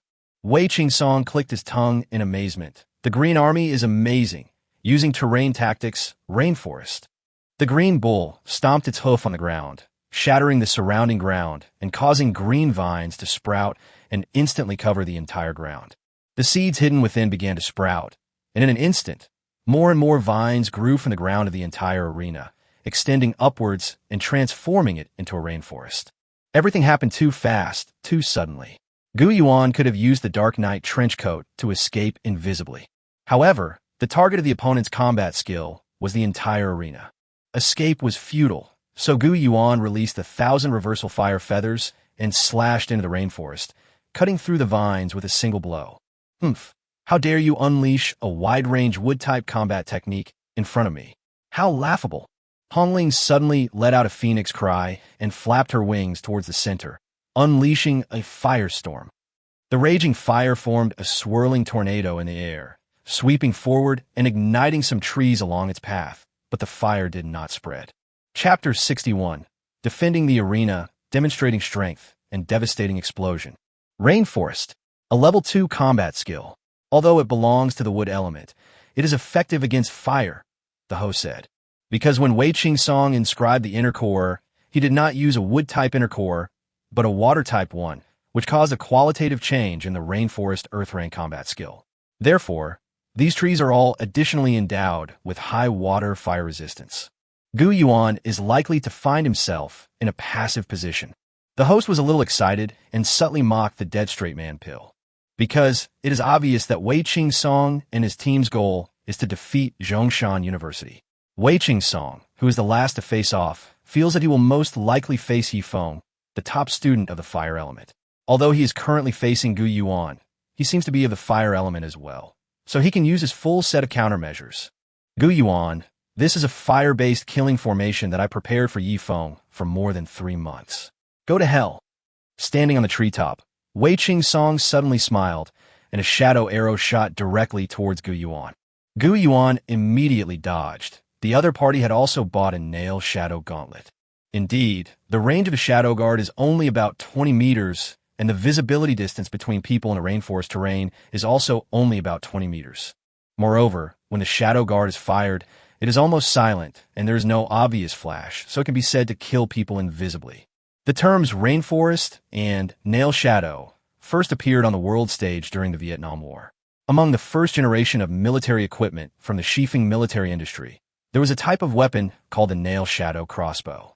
Its stealth and precision caused the United States a lot of trouble. As the successor to the shadow crossbow, the shadow gauntlets are perfectly suited for combat in the rainforest. Gu Yuan, I'm using the latest 2020 model of the shadow nail gauntlets, with a triple shot feature. Wei Qing mocked from his high vantage point, followed by another triple shot. Gu Yuan dodged behind a tree trunk on his left, and all 3 shadow arrows struck the tree behind him. It seems that Gu Yuan is indeed going back to eat hot snail rice noodles, but he'll be on a hospital bed. The comments flooded the screen like a torrent, and the referee thought about it and realized that it made perfect sense. So they reminded the security personnel to watch out for Gu Yuan, lest he be accidentally killed, as these students were even secretly carrying military equipment with them. A rule should be added that students who work part-time as hunters cannot use controlled military-grade Horcruxes in official competitions. It seems you've gone to great lengths to deal with Yifeng. However, you've underestimated one thing. Gu Yuan suddenly turned his head, and his right wrist guard, the shadow nail, fired 3 shots in quick succession. Startled, Wei Qing-song rolled backward, dodging the attack, but ended up falling headfirst into the mud. Damn it, are you a hunter too? Wei Qing-song ran wildly to the left through the woods. Gu Yuan maintained the same movement speed as him, and the two moved parallel to each other through the woods, constantly firing at each other with their shadow nail gauntlets. However, when Wei Qing-song was halfway there, he suddenly felt a slight heat in his waist. Looking down, he saw 5 or 6 black shadow arrows stuck in his lower abdomen. Shadow arrow. Impossible. I clearly dodged every single one of them. The ones I didn't dodge should have been hidden by the trees. Suddenly, Wei Qing-song gasped. Could it be that all those arrows hit their mark? They went through the tree trunks? Impossible. Wei Qing-song grimaced in pain, half kneeling on the ground. Suddenly, he noticed an even more serious problem. His lower back was swollen, and pustules were constantly appearing. This arrow is poisoned. Green Army is awesome. Wei Qing-song sensed the danger of the poison and immediately summoned his pet. The Green Army bull charged through the bushes, its green hide radiating light, a clear indication of its Earth-rank combat skill, gentle purification. A green light shone on Wei Qing-song's waist. Wei Qing-song felt the poison being suppressed and no longer spreading, but the stinging and weakness remained. With a whoosh, the red feather soared through the air like a rocket, crashing into the treetops, the trees behind it ablaze. Meteor shower of fire. As Hongling's wings flapped, bursts of flame gathered beneath them, and with each flap, a rain of meteorites bombarded the ground. Wei Qing-song gritted his teeth and suddenly threw out a support-type soul artifact, Green Heart. It seems Jinan University has gone all out to ensure victory, the commentator suddenly remarked from the commentary booth. Green Heart can put all plants into a frenzy, drawing all underground water resources into the trees and causing all plants to drain themselves to produce water, thus enhancing their next water-based combat skill. All the green plants withered, and the plants that had burrowed into the underground water pipes began to frantically absorb water. It nearly caused the water supply to be cut off for 3 minutes in the entire Baiyun district of Guangzhou. The moisture produced diffuses into the air. The water swirled in the air, forming a giant waterspout. Wei Qing-song roared, his hands raised high above his head, constantly gathering water vapor. Gu Yuan, although I don't know what method you used to put my immortal crane into that state. However, don't forget that the owner can give back to their pet. If you really have the guts, don't summon a second pet and take this attack head-on. Earth-rank combat skill, Heavenly Lake. The water flowed from the sky and gathered in the air to form a huge lake.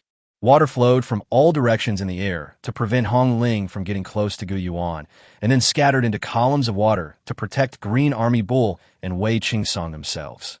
Wei Qing-song was going to attack Gu Yuan with all his might, because the standard for judging a duel was not necessarily defeating the opponent's beast, but defeating the opponent's master. That's how real battles are. If the master dies, the pet won't survive either. Hey, this is against the rules. They're just pumping out groundwater for use. A teacher from Sun Yat-sen University roared. No wonder Jinan University chose this arena. They had it all planned out. However, Gu Yuan laughed and raised his right hand. I only said that I would not use my second pet. Not that I would not use the combat skills that I learned from my second pet. Gu Yuan recalled the extremely passionate scene from last night when he and Qi Shui were feeding each other. That fox spirit had insisted on lying on top of him, sniffing his entire body, her slightly parted red lips, her fair skin, and her seductive eyes. Why are you blushing like a teapot? Wei Qing-song roared. We're dueling. What are you thinking? Suddenly, Gu Yuan raised his right hand, and the power of ice began to gather. Earth-rank combat skill, ice and snow.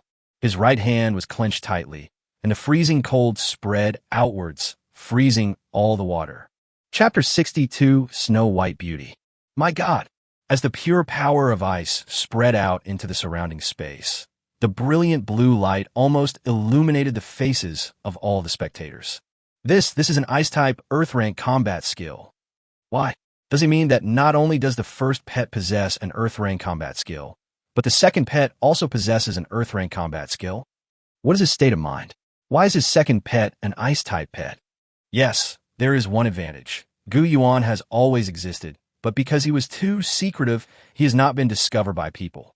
That was Gu Yuan's Soul Sea state of mind, whose functionality and enhancement far exceeded the common people's understanding of the Soul Sea. Most beast tamers generally do not choose two pets with conflicting attributes, because it is difficult to simultaneously favor two different attributes. However, Gu Yuan is different. Gu Yuan's state of mind is neither inclined towards fire nor ice. Instead, it leans towards a special category, imperial pets that lived during the Tang dynasty. This emphasis ensures that almost all pets that have acquired the bloodline of the Nine Heavens goddess are greatly enhanced, thus completely avoiding the problem that even the strongest beast tamers find troublesome. Moreover, the effect of enhancing one's pet's control is much more powerful than a normal state of mind. Originally, the water attribute combat technique, which was like a wild dragon dancing in the air, was strangled by Gu Yuan and stopped moving. The icy energy bursting from Gu Yuan's hand completely froze all the wildly flowing water. The water columns that had been forming defensive lines around Green Army's Neo and Wei Qing were now completely frozen, immobilizing them. It was as if a frozen cage had been formed. Attack order! Gu Yuan raised his right hand, and a surge of spiritual energy rose from the Yin Zheng Gate within his Soul Sea. These spiritual energies formed the shadow of a Tang dynasty general behind Gu Yuan, who raised his command flag. In an instant, Hongling's phoenix cry became even more powerful, and below was a chilling aura, as if Hongling wanted to prove that her raging fire was more powerful. Unleashing a burst of intense heat, Hongling unleashed a fiery tornado downwards, sweeping the man and ox, who were frozen in ice, into the sky. Match over, Gu Yuan wins. The referee stood up excitedly and announced this. The paramedics rushed in immediately, and Hongling stopped what she was doing, allowing the medical staff to carry Wei Qing and his pet away. The students present all watched as Wei Qing was carried off the stage. Amazing! Someone said this, and everyone started looking for the answer to a question. How many minutes had passed since the beginning? However, this question was no longer important because Gu Yuan walked over to the host. One hand took the snail rice noodles, and when the lid was opened, hot steam shot into the air from the plastic box. It was like a hard slap in the face to everyone who had just mocked Gu Yuan. He did it. Holy crap, he really did it. A student from Sun Yat-sen University defeated Wei Qing, and he did it all with just one pet, taking on two opponents in a very short time, while the snail rice noodles were still hot. Gu Yuan sat back down in his original seat and started eating as if nothing had happened. Gu Yuan looked up and saw two people standing at the entrance, Song Yingying and Yun Tianxiang. The two men looked as solemn as if they had just attended their own mother's funeral. After exchanging a glance, they slunk away. What's going on? That damn Gu Yuan. Why is he so persistent?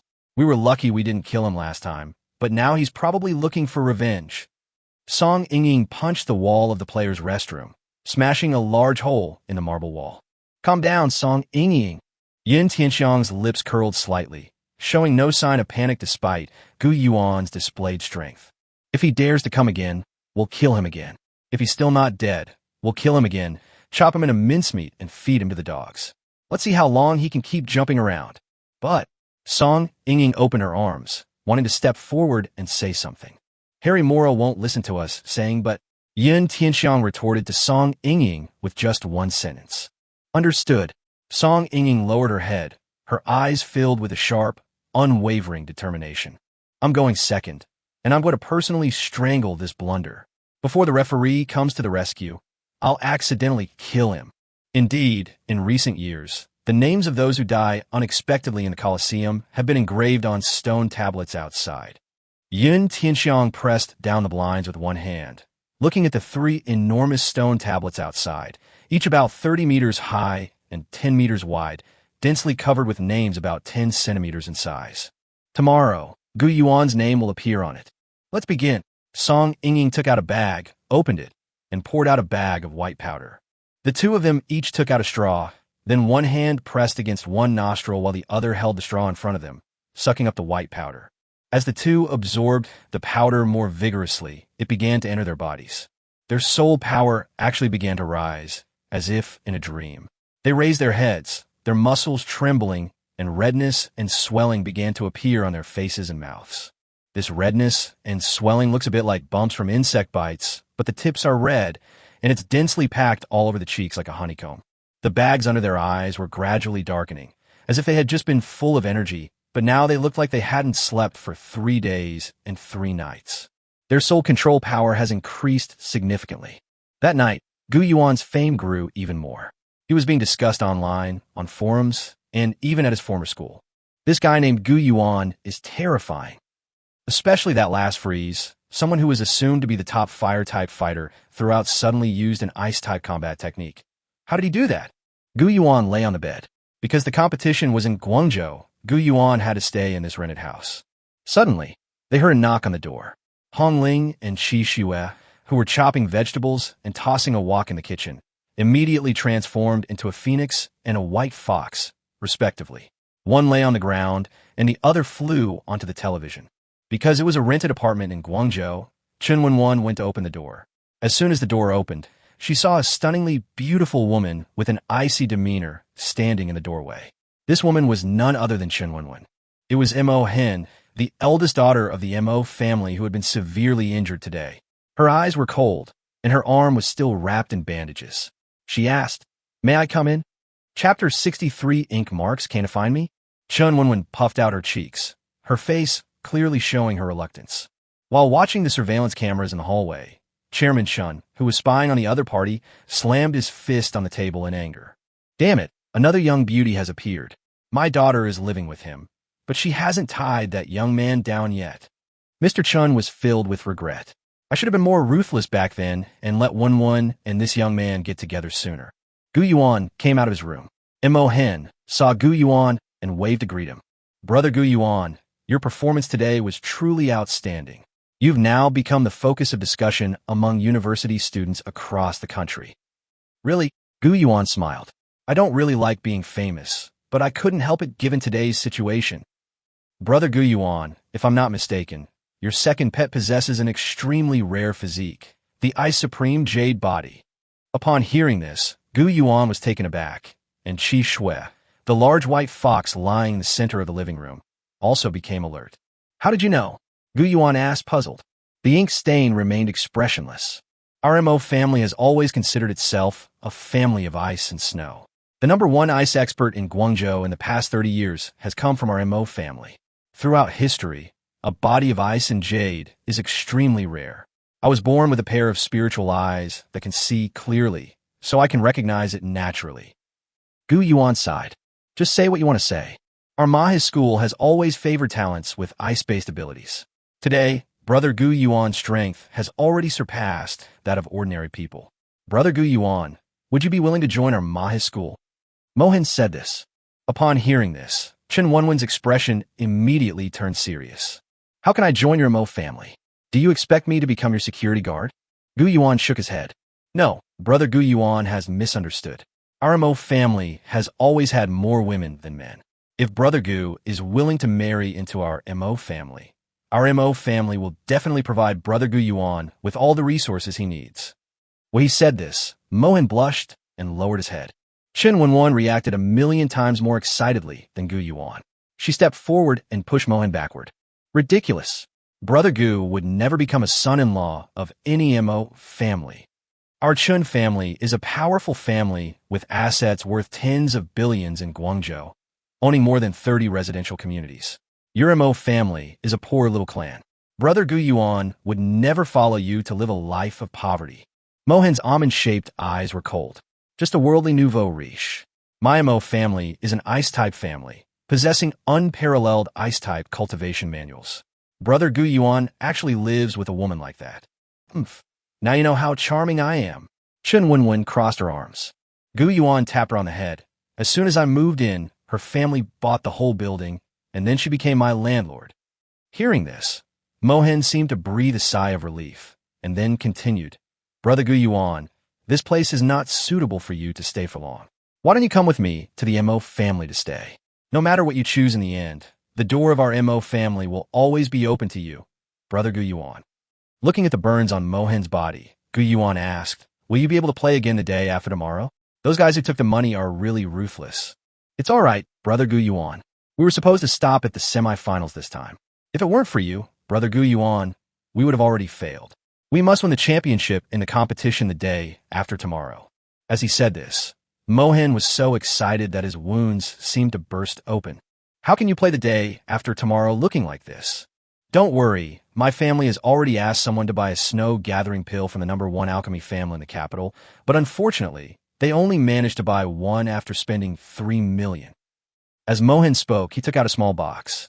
This pill can not only gather ice attribute spiritual energy and nourish the mind, but also remove burns from the body. Your family is so rich, wouldn't it be better to buy a few more?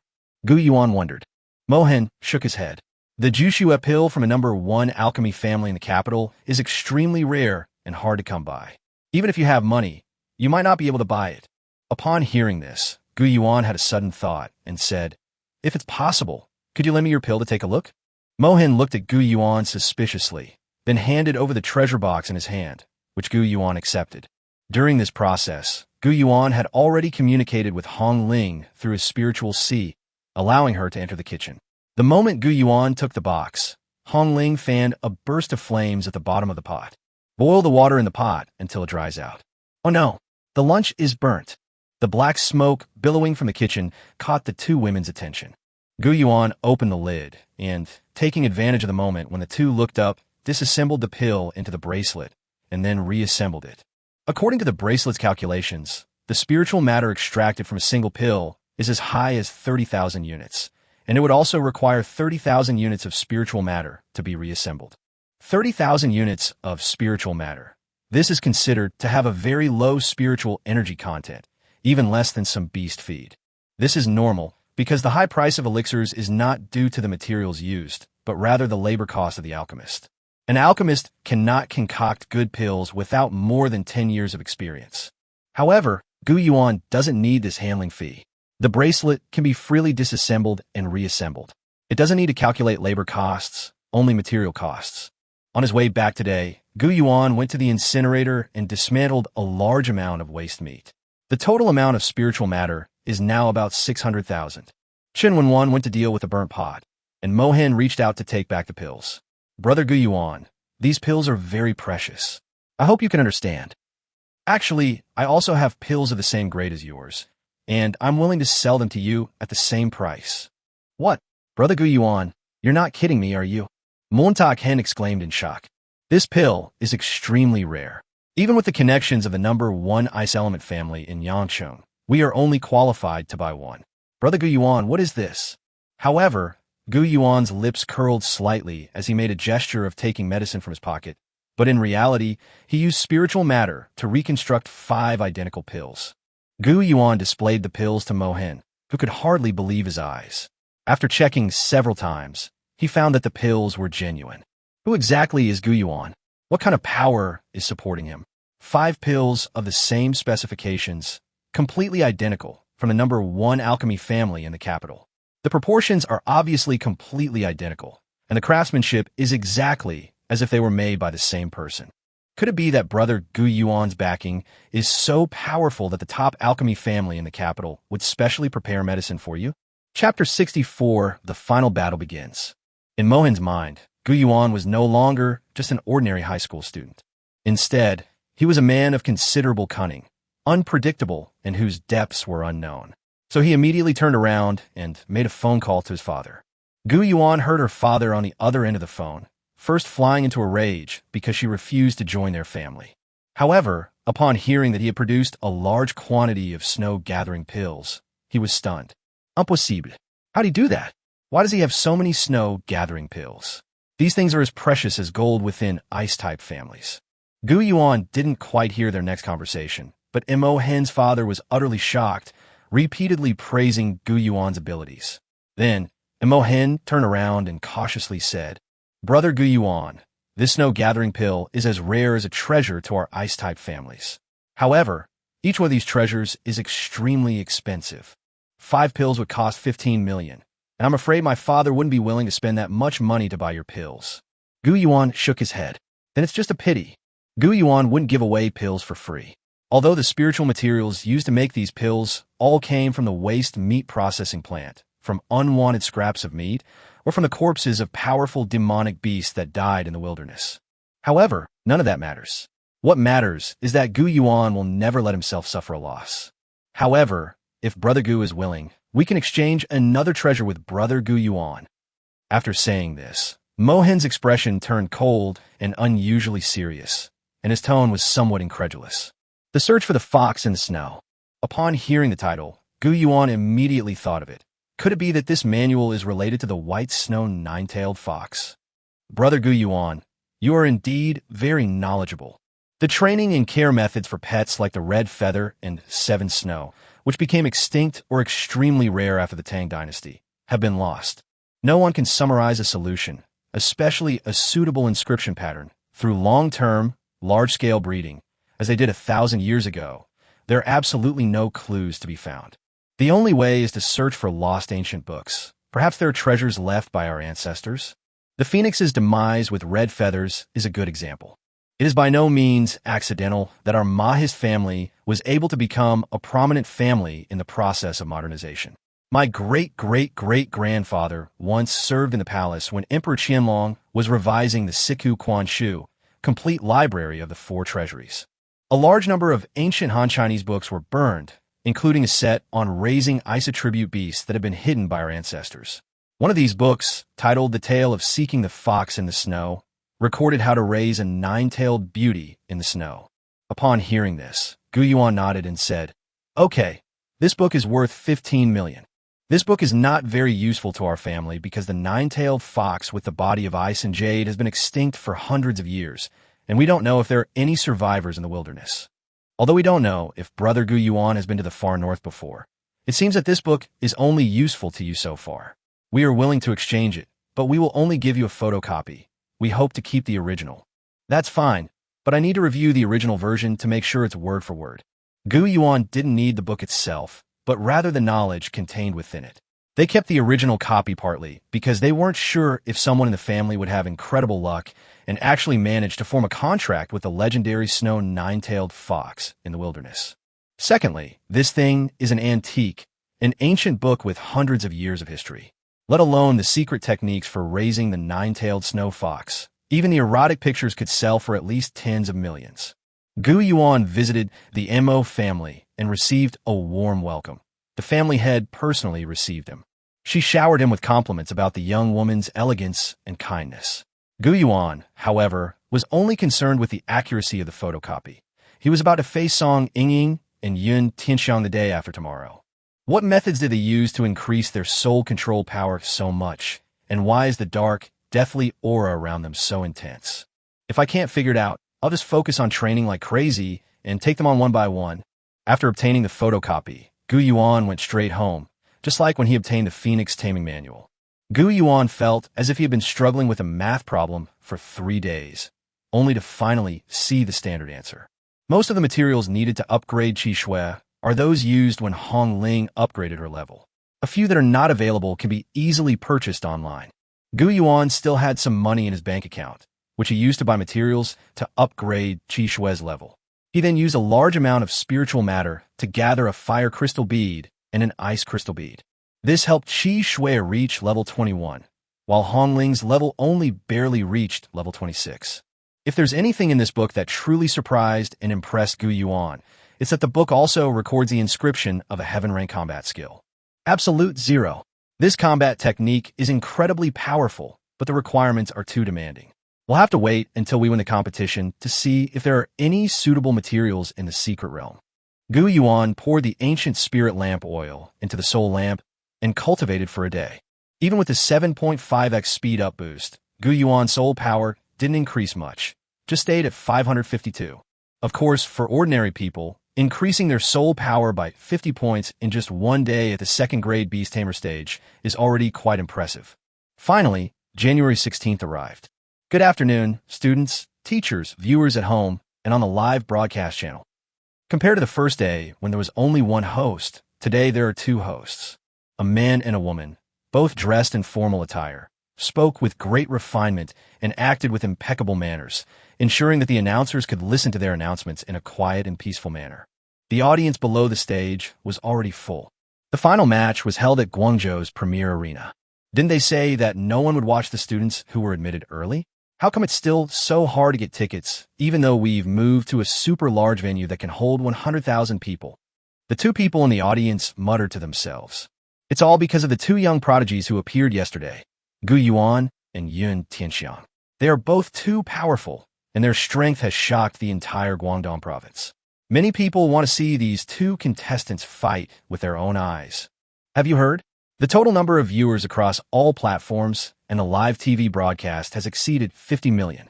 Many schools even suspended classes for a morning just to watch this competition.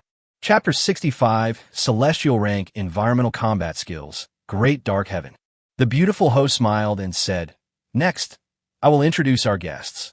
The famous actress Xiao Baihe, the president of Sun Yat-sen University Luo Jun, and the principal of Dongguan Beast Taming Academy, Ma Weihong." Holy crap, the principals of both schools are here. The audience erupted in cheers.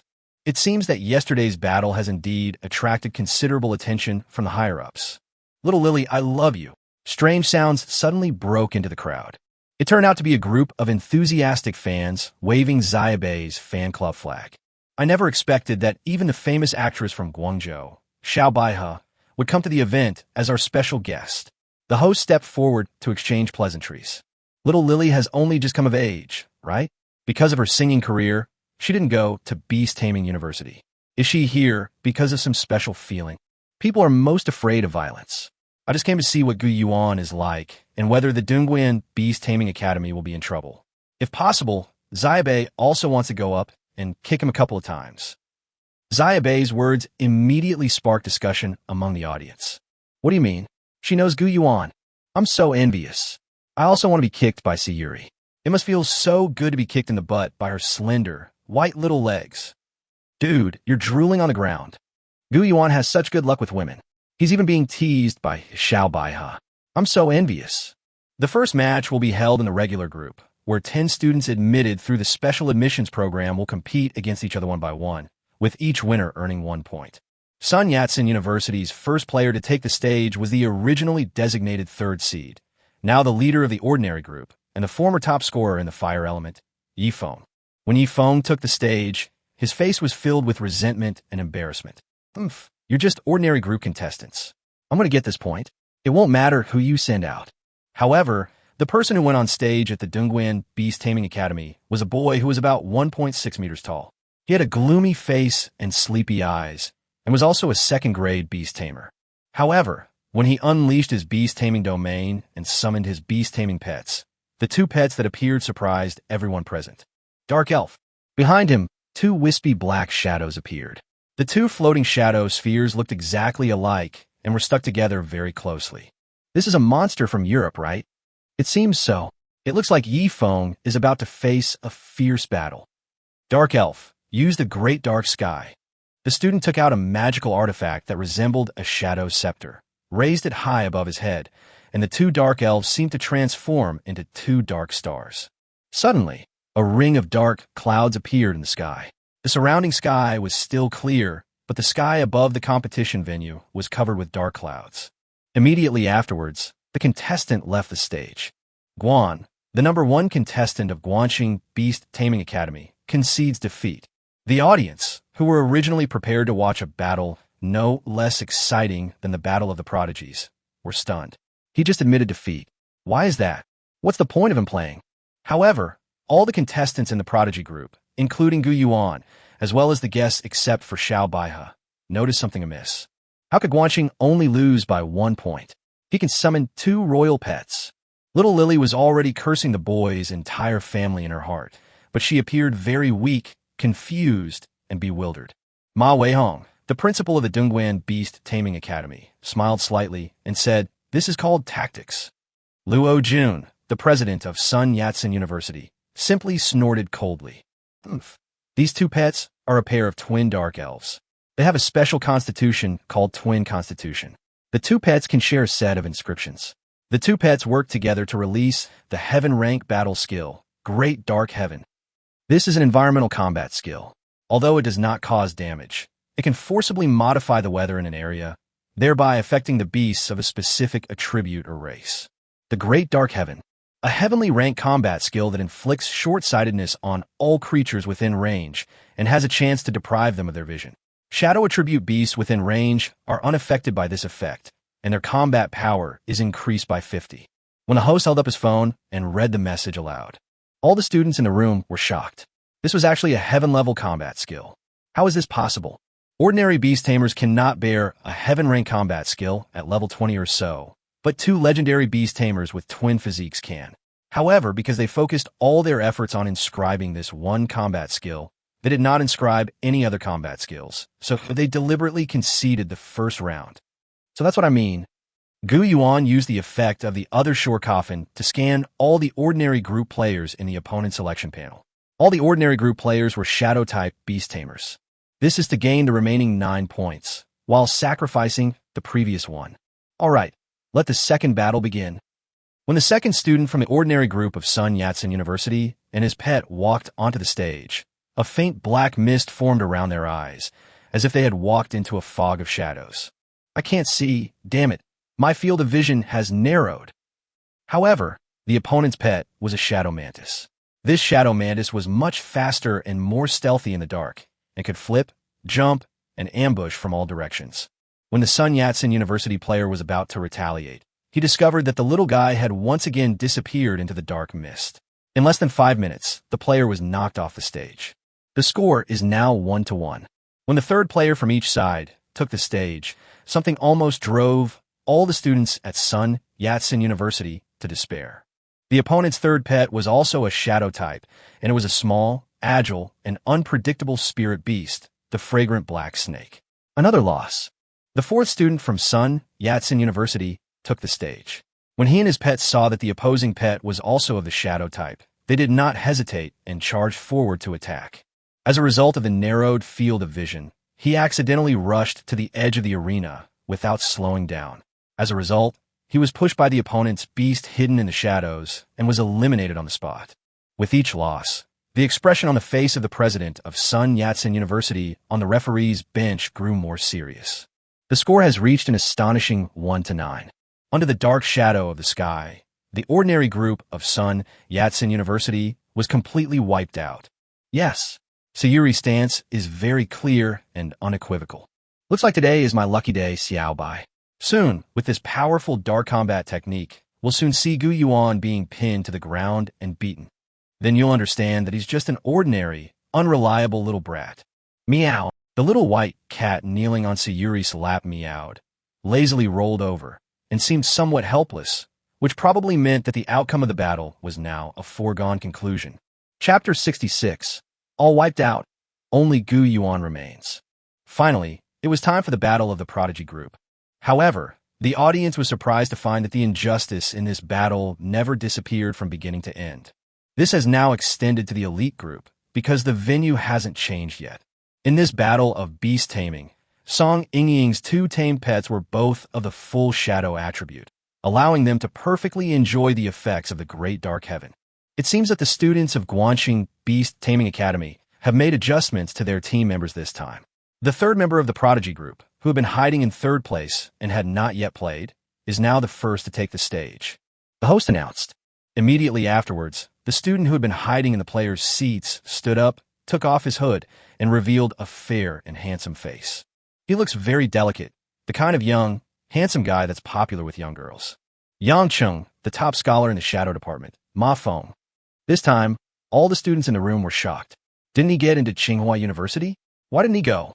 They also bought students, but they were very careful just to compete for the championship of the single enrollment group in this league.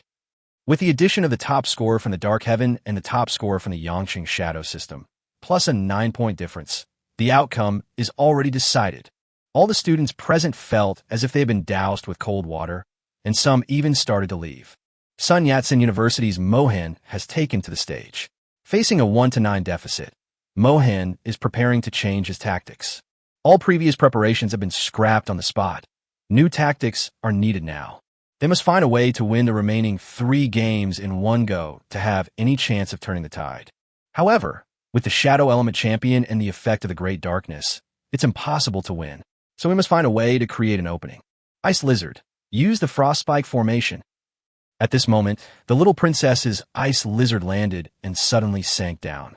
The freezing cold air formed patches of frost around it, and ice spikes grew out of it. These icy spikes, like a phalanx of spears, protected the ink marks within. Is this a defensive tactic? There were whispers among the audience. Indeed, in situations where visibility is limited, protecting oneself in this way is not a bad idea. But how to retaliate?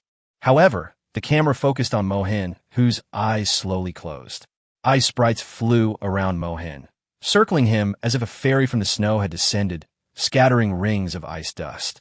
What are they trying to do? The audience looked puzzled. The president of Sun Yat-sen University, Luo Jun, who had been ashen-faced, widened his eyes in excitement. This is, if I'm not mistaken, this is a blizzard. Blizzard? What kind of combat technique is that? Little Lily was puzzled. Luo Jun laughed. It's an environmental alteration combat technique similar to the Great Dark Sky, which can change the surrounding weather, thus causing the Great Dark Sky to disappear. Yes, she wanted to use this method to turn the dark weather of the Great Dark Sky into a blizzard, so that Song Yingying would not be strengthened later, and Ma Feng would also lose his strengthening. She gambled in this way, betting that the two people behind her could defeat the three people on the other side. Can it succeed? The opponent's combat skill is a heaven-ranked technique. Environmental combat skills will be weakened over time. The icy cold air is rapidly gathering. Mohin's expression was solemn, and his whole body was covered in sweat. So powerful, as expected of a heaven-rank environmental combat skill. Even with all my strength, I can't break it. Keep it up. As the top scholar in the shadow category, Ma Feng's two pets are naturally also shadow type, and they are extremely rare shadow wolves, both with legendary bloodlines. They sense the icy chill rising madly into the sky, as if trying to tear through the endless darkness, and they could even see snowflakes falling in the air. Damn it, we won't let your death throes affect our victory in any way. Principal Ma Weihong promised me this time. He'll give me 30 million if we win. With a roar, Ma Feng summoned two wolves that charged recklessly toward the icy, snowy formation alongside him. Ice spikes kept piercing through the air from beneath the ground, but the shadow wolf used the void technique to become invisible and pass through the ice spikes. He himself, relying on his reckless spirit and rapid movement speed, rushed towards the center of the ice and snow formation. Why hasn't it broken open yet? The great dark heaven is too powerful. Her blizzard has been suppressed at all times. Now it's Ma Feng and Mo Hen racing against time. It's almost done. A ray of sunlight has already shone in, but the snowflakes melt before they even hit the ground. With a bang, the two shadow wolves and Ma Feng, aided by the great dark heaven, greatly increased their speed and impact, breaking through the ice spike array and arriving in front of Mohin. However, the ink marks have not yet cracked the great dark sky. Ink mark was sent flying by shadow balls released simultaneously by the two shadow wolves. The score is now 1-12. The two sides are no longer on the same level, the host said. Mohin, who was lying on the ground, coughed twice. I'm sorry. My presumption of authority has rendered me completely useless. Your plan is flawed. The weather is affected by environmental combat skills, and environmental combat skills are also affected by the weather. This is Guangdong Province, located in a subtropical monsoon climate. You are still not quite there yet to make it snow here. It's okay. I'll go up there and beat him up for you. Lu Jihong angrily slammed his fist on the ground, then stood up and stormed toward the stage. Ma Feng, I'll beat you to death today. Lu Jihong jumped onto the stage and slammed his fist into the ground. The two stone figures jumped up almost simultaneously, and the three of them slammed their fists into the ground, causing cracks to spread outwards. Within the fissure, magma was constantly churning, clearly using the fire-based earth-rank combat skill, Hellfire, as illumination. However, it would have been better if the light hadn't been on. Once it was, there were more than 30 shadow wolves standing densely in front of them. These two shadow wolves were actually inscribed with the same earth-rank combat skill, Shadow Clone. That same old trick of hiding your true intentions again. Ma Feng, I'll beat you to a pulp today.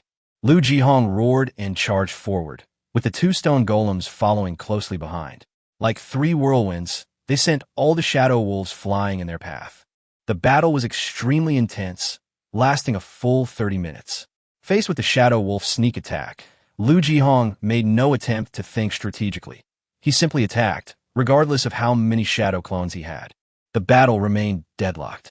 Lu Jihong's field of vision had shrunk so much that he couldn't find anyone to hit. He could only attack these phantoms as if each punch was hitting cotton. Until that one instant, Lu Jihong saw Ma Feng, whose face was filled with shock. Ma Feng, I found you. Lu Jihong lunged forward and punched Ma Feng, only to find that the opponent's body shattered. It was a reverse healing. He had copied the combat skills of his pet, the Shadow Wolf. Lu Jihong, having missed his punch, fell headfirst off the stage. Chapter 67 1 against 3, rematch with Song Yingying. Lu Jihong crashed headfirst to the ground, the impact so great that it created a large crater. However, along with Lu Jihong, everyone's hearts also plummeted to the ground. The face of Sun Yat-sen University President Luo Jun could only be described as contorted in anger, as the scores had already been calculated. After Lu Hongji fell, Ma Feng completed the feat of taking on two opponents at once, as if the match was already infinitely close to its end at that moment.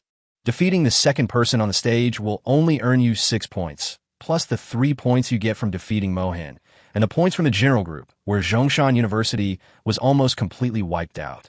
Finally, the score of Guanxing Beast Taming Academy reached 18 points.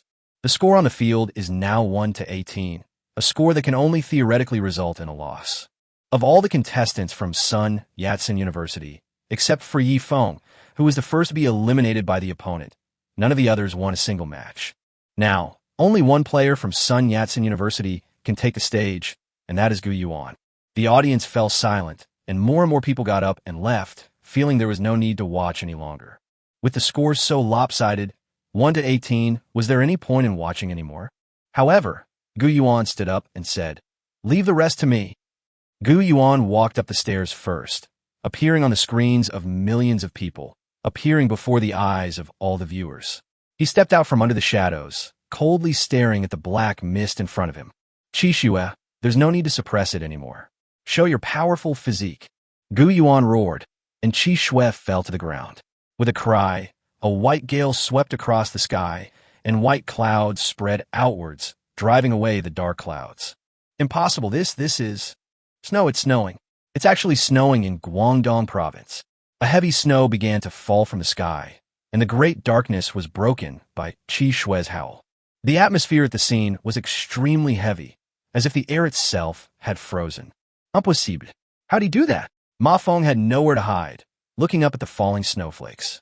It didn't require any casting process at all, and it broke through such a powerful environmental combat skill in just 1 second. Just how powerful is that? Ma Feng was exhausted at this point. When the black mist dissipated, 6 Ma Fengs could be seen standing on the field, 5 of which must have been his shadow clones. "You lost," Gu Yuan said casually. Hong Ling leaped into the air, her wings flapping as she swept across the sky. 3 fiery storms converged amidst the wind and snow, taking up a quarter of the already small arena. The key point is that this huge firestorm can also move, sweeping away all the clones on the field like a whirlwind sweeping away fallen leaves. Damn it, damn it, damn it. At least we need to wear him down. Ma Feng felt that he was no longer a threat to Gu Yuan. However, he also wanted to gain an advantage for his 2 teammates behind him. Ma Feng and the 2 Shadow Wolves charged forward together, forming a wall of wind with 3 fiery tornadoes. Is Ma Feng going to directly collide with the opponent's Earth rank combat skill? He'll get severe burns. However, Gu Yuan did not think so. His opponent had still held back a move. Gu Yuan saw the Shadow Wolf's attributes through the eye of the other shore of the coffin. Shadow Wolf. Level, 23. Qualification, Legendary. Race, Shadow Wolf. Combat skills, innate ability to create intangible forms, Shadow Clone Technique, Earth rank, Shadow Flash, Earth rank. Engraved combat skill, Shadow Sphere, Earth rank. Trying to wear me down, huh? Gu Yuan's lips curved slightly. Just as Ma Feng and the 2 Shadow Wolves were about to collide with the raging storm, the man and the 2 wolves disappeared almost simultaneously. With a flicker of shadows, they appeared simultaneously in front of Gu Yuan, the 3 shadow orbs converging in his hands. Although it's nowhere near as good as Teacher Hanyue's Shadow Ball, it's still a pure offensive combat skill. If Gu Yuan gets hit, he'll probably be seriously injured. However, Gu Yuan, who had seen through all of the opponent's combat techniques, had already positioned Qi Shui in the location where they might appear by teleportation. Qi Shui unleashed her battle technique, freezing them in a world of ice and snow. Immediately following was the inscription of the combat skill, Ice Claw. A chill swept through the air, 3 claw marks flashed by, accompanied by shattering ice crystals. Screams and wolf howls rang out simultaneously, and a fiery tornado swept in from behind. This push, having just experienced the baptism of icy cold, plunged into the swirling, burning flames. The scene shocked the entire audience. The contrast between ice and fire was terrifying. Ma Feng and the 2 shadow wolves were carried off the field together. 4-18. The score has been narrowed a bit, although the gap is still large. However, the students at Sun Yat-sen University were greatly encouraged because they won the game so beautifully. Ma Feng's desperate counterattack came with overwhelming force, and with his shadowy movements, a single combat technique concealed the entire situation without revealing a single clue, yet was perfectly countered by Gu Yuan. They intended to exhaust Gu Yuan's stamina, but Gu Yuan didn't move an inch from beginning to end. Gu Yuan, I still haven't forgotten how your damn bird scratched my face. Song Yingying limped forward, her body covered in wounds and bandages, leaning on a cane. When she saw Gu Yuan, she surprisingly burst into laughter. Watch how I'll completely destroy you, right here today. Gu Yuan glanced at the coffin on the other side. It was a huge surprise. Song Yingying's soul power has reached 700. The 2 imperial pets are respectively Shadow Worm, Race Worm, Level 25. Qualification, Legendary. Combat Skills, Death's Wrath, Earth Rank, Withering, Earth Rank, Soul Requiem, Earth Rank. Description, it is worm-like in shape, covered with sharp barbs, up to 19 meters long, and can burrow underground. It is surrounded by an aura of death, and is often found in ancient tombs that are thousands of years old. Flame Spider. Race, Fire Spider. Level, 25. Qualification, Legendary. Combat Skill, Fire Net, Earth Rank, Blazing Storm, Earth Rank. Description, a spider living in lava terrain. It is fierce in combat and skilled at using burning spider webs to wrap up enemies and burn them to ashes. Where is your Spirit Wind Eagle? Why does this spider possess a Tier 1 combat skill that combines wind and fire attributes? As Gu Yuan spoke, he slowly raised his eyes. You know, quite a lot. Song Yingying laughed. I killed it, dug out its inner core, and gave it to my new pet. It was too weak, and besides, any bird would lose control when faced with your strange bird, right? At this moment, everyone fell silent, because Song Yingying thought that her first pet might cause an unfavorable situation when facing Gu Yuan. She killed it directly and freed up a contract slot in her soul sea. She used it on a more powerful pet. This woman is so ruthless. Chapter 68, Defeating Song Yingying. After breaking the contract, wouldn't it be better to release the animals? Why do you have to kill them? Upon hearing this, Song Yingying laughed. What's mine is mine. Even if I dig out its inner core, it can still benefit me. Unnecessary trash should be crushed. As Song Yingying spoke, she tilted her head to look at Gu Yuan. You're the same. You're no longer the trash I need. I gave you the chance to be my wallet before, but you ran away on your own. Now that the chance is gone, I'm going to dig your heart out myself. As she spoke, Song Yingying took out a dagger-like soul weapon and rushed towards Gu Yuan. Her 2 pets didn't move, so Gu Yuan naturally signaled Hong Ling and Qi Shui to stay in their positions and not move either. Then, he rushed towards Song Yingying's direction. I am a powerful expert with 700 soul power, and you, with a mere 500, dare to oppose me. But then again, your pets are only 25 and 21 respectively, no match for my 2 pets. Song Yingying thrust her dagger toward Gu Yuan, but Gu Yuan nimbly dodged to the left, avoiding the dagger's sudden thrust. He pulled a USB flash drive-size handle from his waist, pressed it lightly to pop out the M7 military dagger, and flicked it upwards with his backhand, sending the dagger flying. However, Song Yingying caught the flying dagger with her left hand, bent forward, and used the combat skill she had gained to create a fire net, which sprayed directly towards Gu Yuan. The burning spider webs lashed out at Gu Yuan, but Gu Yuan raised his right hand, and the world turned icy and snowy. Due to the blizzard effect, the power of all fire-type combat skills is reduced, while the power of ice-type combat skills is increased. Therefore, even though Gu Yuan's soul control power was lower, this move, ice and snow, completely froze the fire net. As she rolled backward, 3 ice spikes shot out from her shadow nail gauntlets, destroying the ice net and striking Song Ying in the waist. Although it was just a scratch, it had already planted the poison of the branding wound.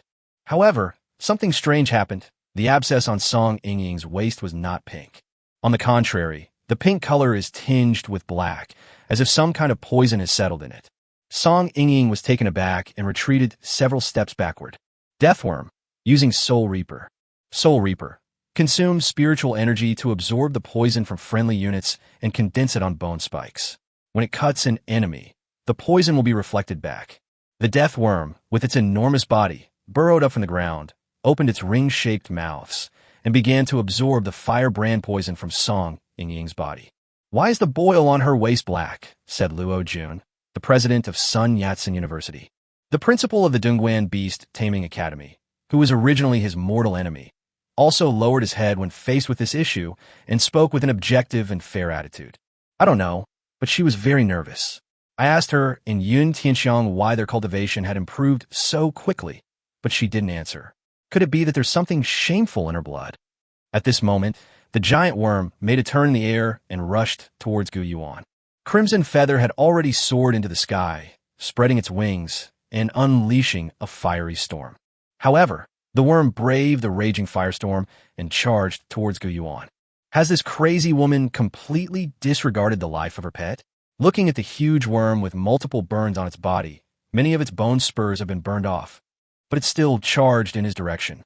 Gu Yuan used his M7 saber to parry, but the M7 was bounced away into the distance. Gu Yuan activated the Shadow Cloak's speed-up stealth ability to dodge, but the giant worm actually started spinning.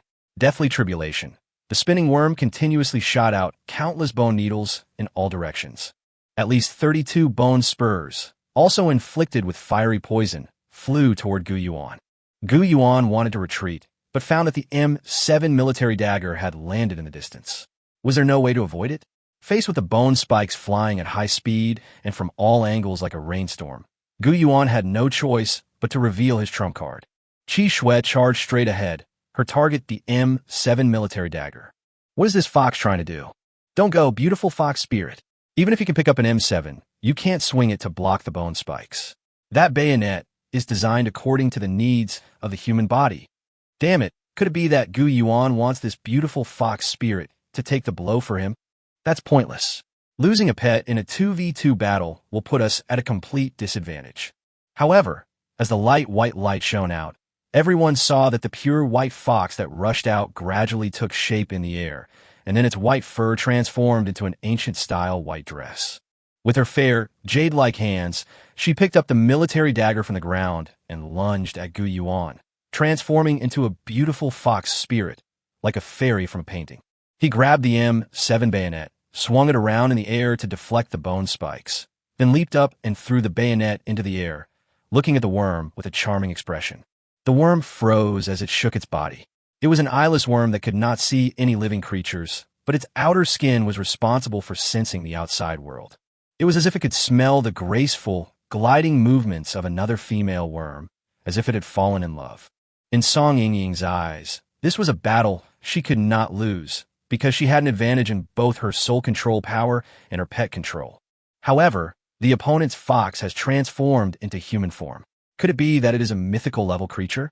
Deathworm, come back quickly. That's a mythical level pet. Very strong. No way. However, it was no use. The deathworm just swayed back and forth there awkwardly. Gu Yuan caught the M7 military dagger that Qi Shui had just thrown into the air. He took a step forward, holding the sword in his left hand and using the combat skill, 1000 Reverse Fire Slash, with his right hand. In an instant, Gu Yuan broke through the belly of the death worm and cleaved it in two in midair. The dead worm fell to the ground, its body, now in 2 segments, still swaying. Its face still wore a blissful smile, as if it had met its love at first sight, but that expression would forever remain. Song Ying looked to her left and saw that Hong Ling had already dropped the powerless fire spider from the sky.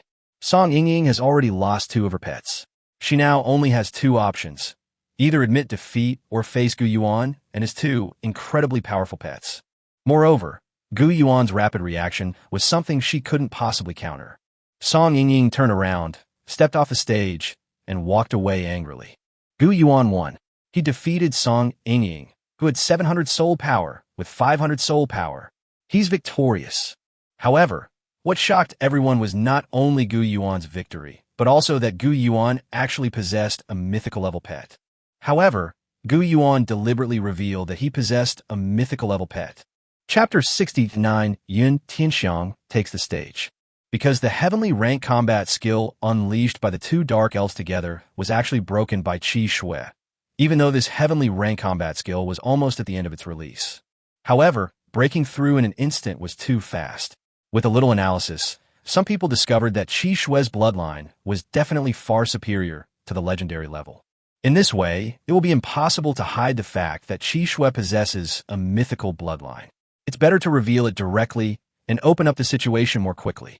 The news that Gu Yuan also possessed a mythical level pet became the focus of major forums within a minute of the competition ending.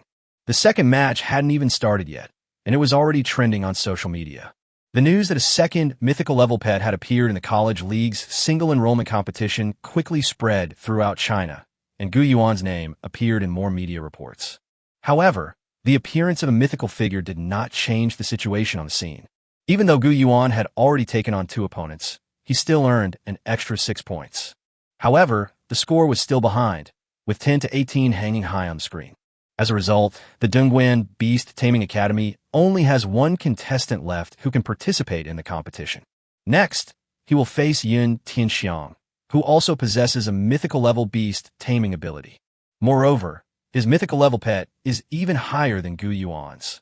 In the preparation room, Yun Tianxiang looked at Gu Yuan standing in the center of the arena on the screen, waiting for him. Gu Yuan's soul control power and pet level were both lower than his own. However, for some reason, Yun Tianxiang still felt a little uneasy. This guy is very confident. You wretched ant. You actually think you can make me beat you? You're having a hard time.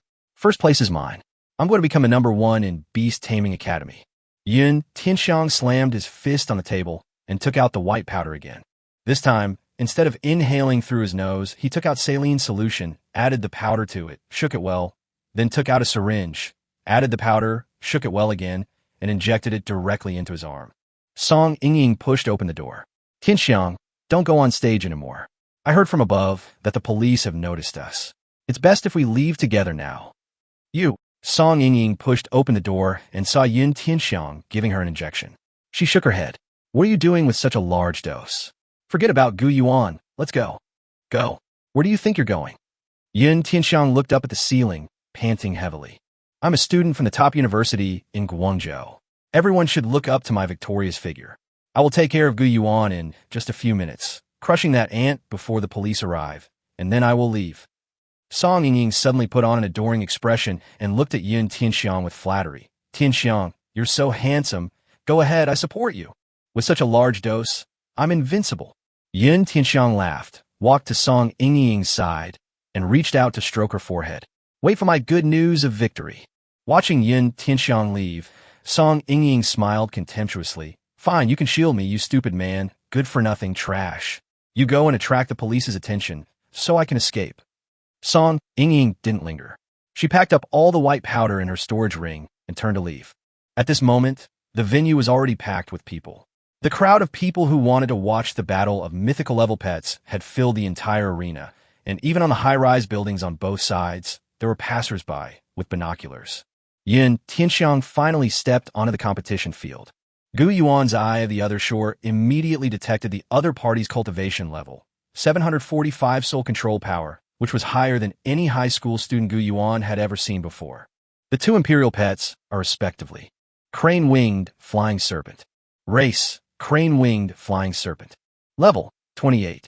Qualification Myth.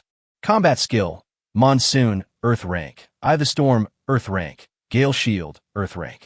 Inscribed Combat Skill, Wine Blade, 10,000 miles Heavenly Rank. Wind Shepherd. Race, Wind Shepherd. Level, 26. Qualification, Legendary. Combat Skill, Spirit Wine Claw, Earth Rank. Heavenly Wind Assassin, Human Rank. Engraved Combat Skill, Sandstorm, Earth Rank. His soul control power increased by 50 points. His 2 pets have also leveled up by 1. Is this the Yun family's wind attribute beast taming secret technique? It's ridiculously powerful. Even with a mythical level pet, Gu Yuan has no chance of winning. At this moment, all the students watching felt a jolt in their hearts, and then looked at Qi Shui with sad expressions. Qi Shui, now in human form, turned her head and waved her right hand toward the audience with a smile, as if to say hello. This fox certainly has the potential to be a star. Just a smile and a wave are enough to make these men unable to resist. Even some of Xiaobei's fan clubs were moved by Qi Shui's beauty and captivating smile, and wish they could just throw away Xiaobei's flag, print a Qi Shui flag on the spot, and then establish a Qi Shui fan club on the spot. What a beautiful imperial pet. It's a pity it's with Gu Yuan. The other party is Yun Tianxiang. He's probably going to get beaten up badly. Brother Yun, just cripple Gu Yuan. Don't hurt Miss Fox. Meow. Little Lily suddenly meowed as she held the white cat in her arms. At this moment, Xiaobei was puffing out her cheeks, looking down at Gu Yuan from the stage. Hearing the cat meowing in her arms, she immediately became furious. Shut up, shut up. I'm not worried about that kind of man who would get beaten up being kidnapped by other beautiful, transformed beasts. Gu Yuan, your death is near. Yun Tianxiang's black aura suddenly surged, and a huge figure fell from the sky. The giant snake reappeared in its original form, and as it raised its wings, a strong wind swept through the entire venue. The white wings on its back slowly folded up, and the corners of its mouth curved slightly, revealing a chilling smile before it transformed into human form. Both of mythical level pets have transformed into human form. Although I know that the crane-winged flying serpent is stronger, I still support Qi Shui. Qi Shui is the most beautiful. Qi Shui is the prettiest. Big breasts are justice. With a deafening roar, like a thunderous explosion, the humanoid form of the crane-winged flying serpent charged forward like a bombshell. Earthring combat skill, Eye of the Storm. The speed was extremely fast, causing the falling snowflakes to swirl and fly everywhere, hurtling straight towards Qi Shui. Qi Shui gave a seductive smile, dodged backward, and circled around to the side. Attack command.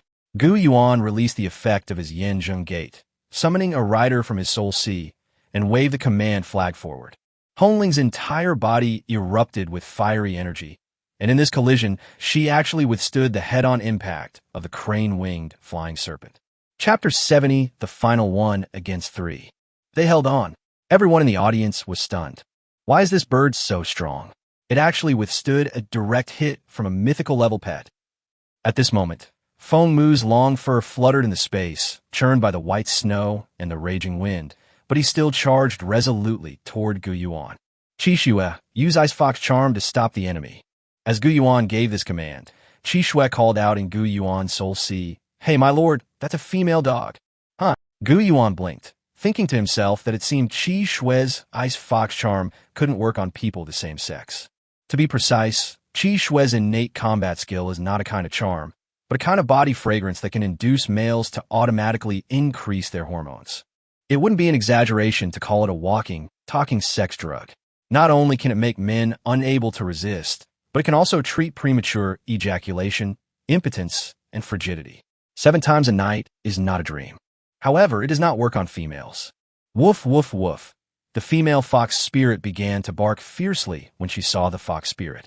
Her keen sense of smell told her that the female fox was full of captivating charm. Void command. Gu Yuan released the effect of Yin Zheng Gate again, but this time the target was not Hongling, but Qi Shui. Qi Shui's body became completely ethereal, passing directly through Feng Mu's body, and her light, phantom-like figure rushed towards Yun Tianxiang. It's hard to tell if a dog is male or female, but Gu Yuan can tell whether a person is male or female. Qi Shui rushed to Yun Tianxiang's side, her graceful figure circling around him. Brave warrior, stop fighting. Order your pet to stop. Her coquettish expression, seen through the screen, almost stole the souls of every man. Of course, other women scoffed at this kind of manipulative behavior. However, Yin Tianxiang unleashed a level 1 combat skill, Eye of the Storm. He closed his eyes. No matter how beautiful or alluring you are, I'm not looking at you. What can you do about it? The Eye of the Storm is a combat skill that he received from the crane-winged flying serpent. It's hard to imagine what it would have been like when he and that strong man received it back. The Eye of the Storm, with its raging winds, blew away all the alluring aura, causing Qi Shui to lose her balance. Black eczema appeared on Yun Tianxiang's face. "I'm perfectly sober right now, you vixen." With a single punch, Yun Tianxiang, whose soul control power of over 800 was not to be underestimated, struck Qi Shui directly in the abdomen, sending her flying. Why isn't it working? Qi Shui clearly heard the sound of her ribs breaking as she flew backward. Gu Yuan had already rushed over, stepped over Feng Mu's head, and caught Qi Shui. Blood spurted from the corner of Qi Shui's mouth as she was held in his arms, and she transformed back into her fox demon form, but her eyes narrowed. At this moment, Qi Shui saw that behind Gu Yuan, the Feng Mu had already leaped up and was about to bite the back of Gu Yuan's neck. Despite her pain, Qi Shui leaped off Gu Yuan's shoulder. Qi Shui no longer maintained her human form, but instead took on the form of a fox, enduring the pain as she and Feng Mu locked in a fierce struggle. "Gu Yuan, you ant! How dare you stand in front of me, the young master of Tianyan Group? I'll crush you to death." At this moment, Yun Tianxiang had already rushed up behind Gu Yuan. "I'll stomp on your mother." Gu Yuan roared. "You dare hit my imperial pet? You're asking for death." Yun Tianxiang took out a wind-slaying sword, but it wasn't the standard version that Gu Yuan had seen in the store. Of course, the young master should use the most expensive one. This wind-slaying sword looks more like a samurai sword, and there's a blue gem at the end that can absorb the power of wind elemental. This is a special samurai model that my old man bought from Ni Hong. It cost more than 30 million. You can accept your fate. Gu Yuan drew his M7, and the military dagger clashed with the samurai sword, sparks flying and a powerful aura emanating from them. But the pressure came from Gu Yuan's hands. The M7 was deflected, and Yun Tianxiang seized the opportunity to stab repeatedly. Although Gu Yuan successfully dodged, he was left with several knife wounds.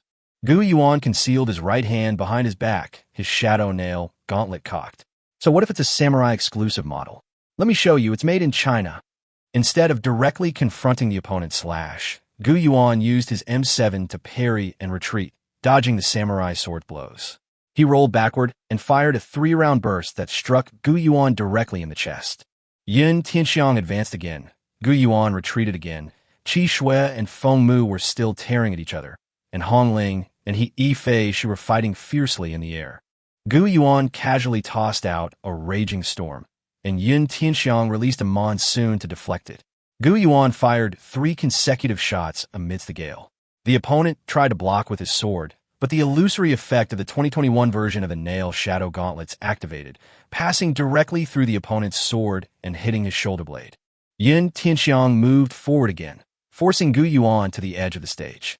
"Nowhere to run now, you little mouse." Yun Tianxiang roared and slashed down with his sword. But Gu Yuan's dark trench coat flashed with light, and Gu Yuan disappeared on the spot, while Yun Tianxiang's attack missed its mark again. Taking advantage of those 3 seconds, the invisible Gu Yuan unleashed 2 more triple shots. 4 3-shot bursts, 12 arrows in total, all hitting their targets. The 2021 version of the Phantom Handguard nearly blew up the sales charts for all low-end civilian weapons after this battle. Because the effect was so explosive, the 3-shot burst maintained an extremely high hit rate and stability even under the influence of combat skills that disrupt wind directions such as blizzards, monsoons, and Eye of the Storm, and was hailed as the pride of domestic products. Just 2 days ago, Yun Tianxiang was arrogantly mocking everyone as trash, saying that ants could not stop him. Now, however, he couldn't even hit Gu Yuan with a single sword strike. Instead, he was riddled with arrows by Gu Yuan. The effects of the firebrand poison were being triggered, and more black spots and black pustules appeared on Yun Tianxiang's body. A world of ice and snow. Gu Yuan clenched his right hand, and Yun Tianxiang, who was clearly feeling unbearably hot all over, suddenly felt a chill run through his body, as if his body had been frozen. Gu Yuan clenched his left hand into a fist, and an icy claw had already condensed on his wrist. Earth-rank combat skill, Frosty Claw. With this punch, Gu Yuan's fist slammed into Yun Tianxiang's face, knocking out 2 of his front teeth. His ice claws tore through the opponent's skin, and, at the same time, the intense fluctuation of spiritual energy triggered the explosion of 12 fiery, poisonous pustules all over his body. Amidst the interplay of ice and fire, Yun Tianxiang collapsed to the ground, black blood flowing from his entire body. Why is this blood black? Could it be that this guy has been using drugs sold by the Black Lotus gang that can quickly boost spiritual energy and are highly addictive? Both principals were furious and stood up at the same time. Many students were surprised to see that the police had already surrounded the area. Yin Tianxiang, you've lost. Gu Yuan looked at the police officers running past, his left hand in his pocket, his right hand drawing his M7 and pointing it at the other man's neck. A loss in every sense of the word. Ha ha ha ha. Gu Yuan, even if I die today, I'll drag you down with me. Yun Tianxiang roared. Crane Wing Flying Serpent. Use Heaven Rank Battle Technique. Chapter 71, a devastating, province-wide, shocking kill. With himself pinned to the ground and a knife pointed at him. According to the rules of the competition, it was almost certain that Gu Yuan had won. However, Yun Feiping was no longer going to talk to Gu Yuan about the rules of the competition. He had one more trump card he hadn't used yet, which was a Heaven Rank combat skill. A wind blade stretches for thousands of miles. A giant serpent soared into the sky, its wings unfurling, and the patterns etched on its back began to faintly appear at the moment its wings unfolded. He unleashed countless whirlwind blades in all directions, whether out of excessive excitement and a lack of control over his strength or out of complete disregard for the lives of ordinary people. The wind blades that flew outward sliced through the surrounding venues and even cut 2 buildings in half. The crowd standing on the top floor with binoculars were fortunate enough to personally experience the effects of this heavenly rank combat skill. They were buried in the rubble, but fortunately the police were nearby, and the police had already begun search and rescue operations. However, even more wind blades were gathering their power in the air. From Gu Yuan's perspective, thousands upon thousands of wind blades were rapidly converging. It was as if a guillotine was poised to fall and take Gu Yuan's life. There were so many wind blades that they densely locked Gu Yuan in place. There's nowhere to escape. The spectators, crawling out of the ruins, felt a chill run down their spines. Gu Yuan is doomed. Even en combat technique. Gu Yuan simply has no way to avoid it. Gu Yuan stared at the wind blades gathering in the sky, cold sweat already dripping down his forehead. Damn it! However, Hong Ling had already landed in front of Gu Yuan, and towering flames surged up, brewing a battle technique no less powerful than a 10,000-mile-long wind blade. This is impossible. Gu Yuan's pet is also going to unleash a heaven-rank battle skill. God, mythical level. Gu Yuan also has a mythical level pet. At this moment, the entire audience was shocked. Gu Yuan, this man, actually possessed 2 mythical level pets, something that ordinary people simply could not imagine. Hongling transformed into human form, her beautiful eyes slightly raised as she looked up. In an instant, her crimson ancient-style robe billowed in the wind as she stared at the giant flying serpent in the sky with a fierce and fearless gaze. Master, see you tomorrow. The beauty of this phoenix is in no way inferior to that of the fox. Don't just look at his face. His fierce aura and powerful heaven-rank combat skills are completely incomparable to that fox. Hongling suddenly charged towards the giant serpent in the air, its massive flames, shaped like a fire phoenix, meeting the oncoming wind blades with even greater force and incinerating them completely. Everyone could see the terrifying power of the wind blades that stretched for thousands of miles, but the heavenly rank combat skill released by the phoenix was even more violent, despite being of a much lower level than its opponent. However, it burned all the falling wind blades to ashes, and then Hongling crashed directly into the flying snake. We must go up. We can't let the shockwave from the explosion spread out, otherwise the entire venue and the audience inside will be reduced to ashes. Principal Luo Jun was the first to stand up and fly into the sky, summoning his strongest beast, a level 73 scaled turtle. Principal Ma Weihong followed closely behind, summoning his level 69 pet, a water sprite. Both beasts unleashed water-based combat techniques, forming a water shield resembling a tortoise shell, enveloping the impact of the flames within it. With a nimble movement, Qi Shui rushed to Gu Yuan's side, picked him up, and ran off the field. The violent energy brought by Feng Luo filled the entire circular shield, even compressing it into an oval shape. Flames soared into the sky, turning the entire venue into the color of hell. The water was boiling, and a thick cloud of hot steam billowed out in all directions. The steam temperature reaches as high as 120 or 130 degrees Celsius. Just inhaling it can burn the respiratory tract and many people have been scalded by this steam. Fortunately, the two principals had a backup plan. They summoned two level 60 ice-type pets, which released cold air to counteract the pushed-away steam and save the lives of the people in the venue. However, a considerable number of people were still burned. It was like a bomb with the equivalent of 10,000 tons of TNT exploding.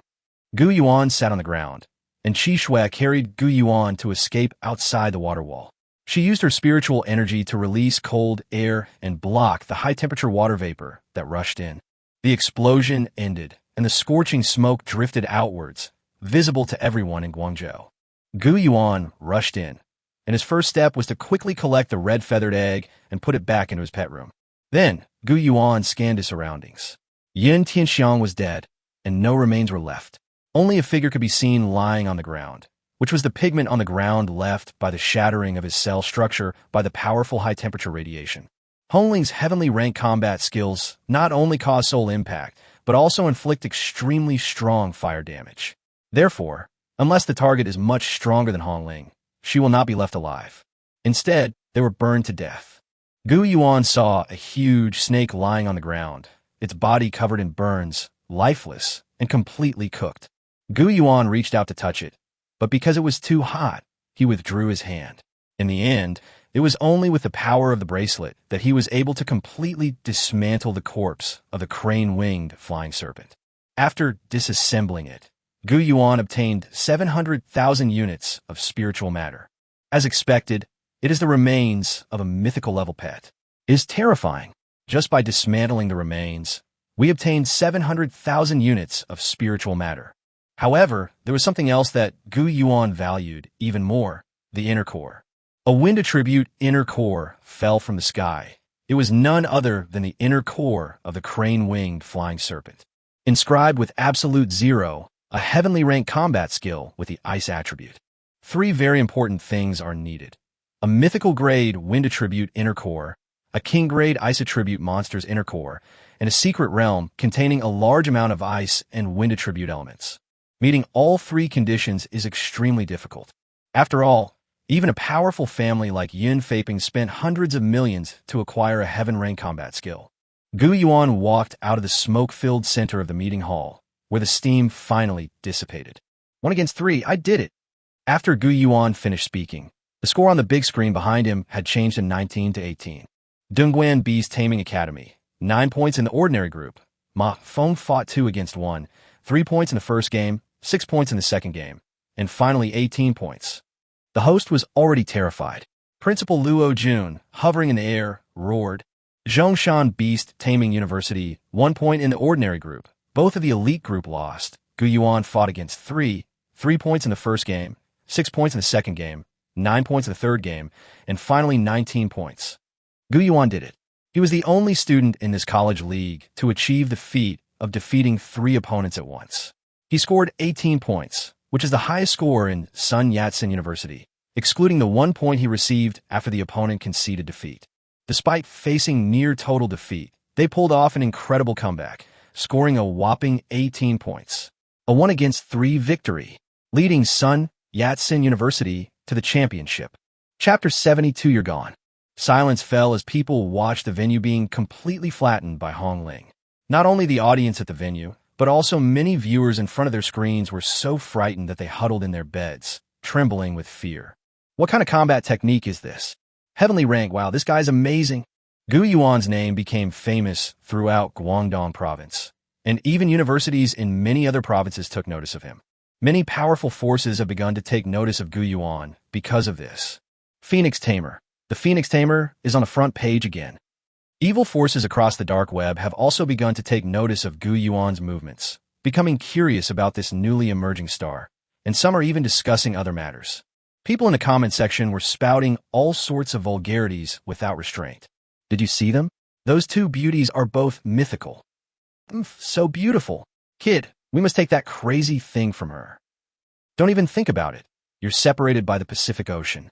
We'll definitely get that beauty before you do. Our Skull and Bone Society has already sent people there, so don't even think about taking it from us.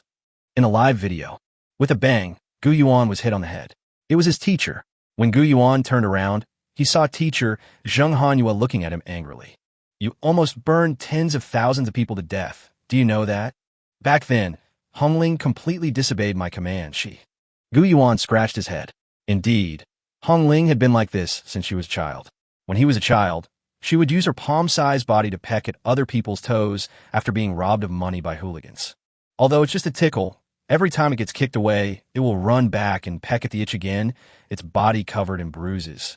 Back then, she had no power, just a little chick, yet she would fight desperately for herself.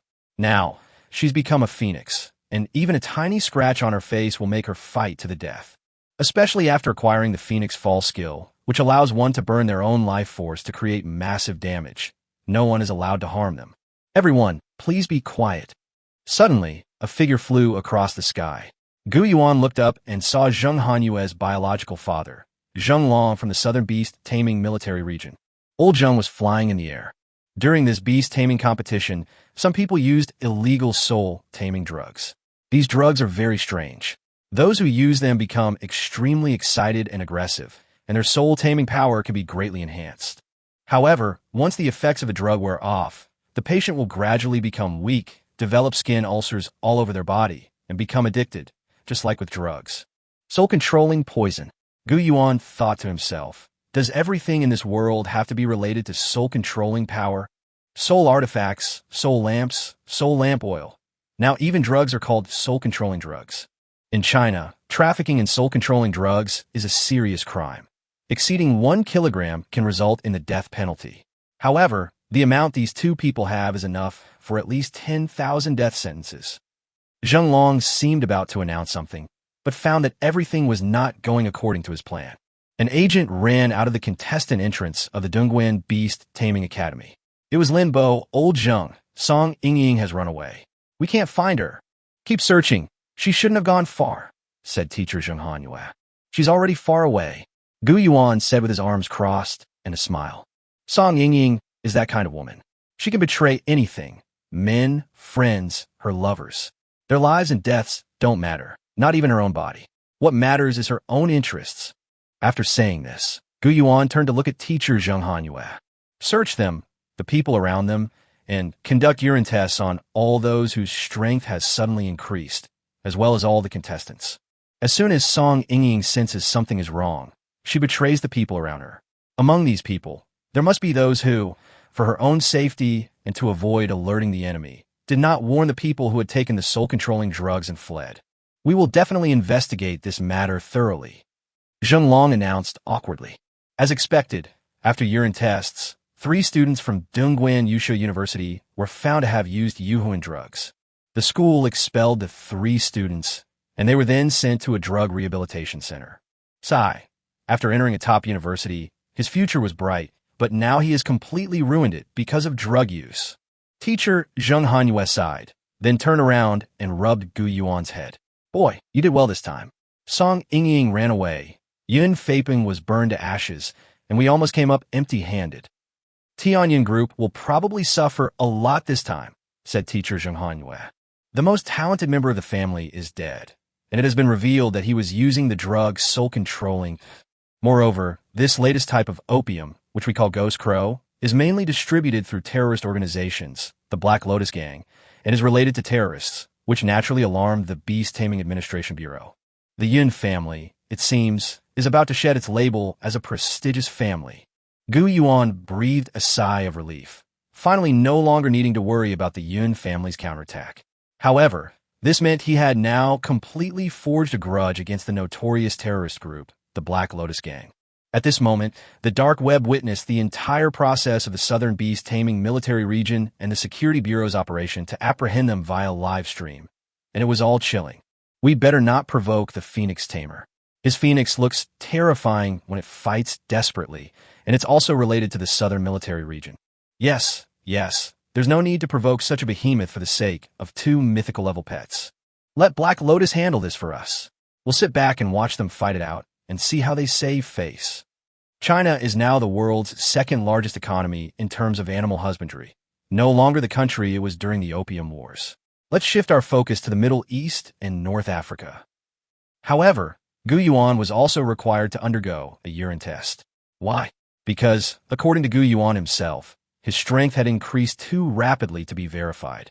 He is the one whose strength has improved the fastest and is the most difficult to verify.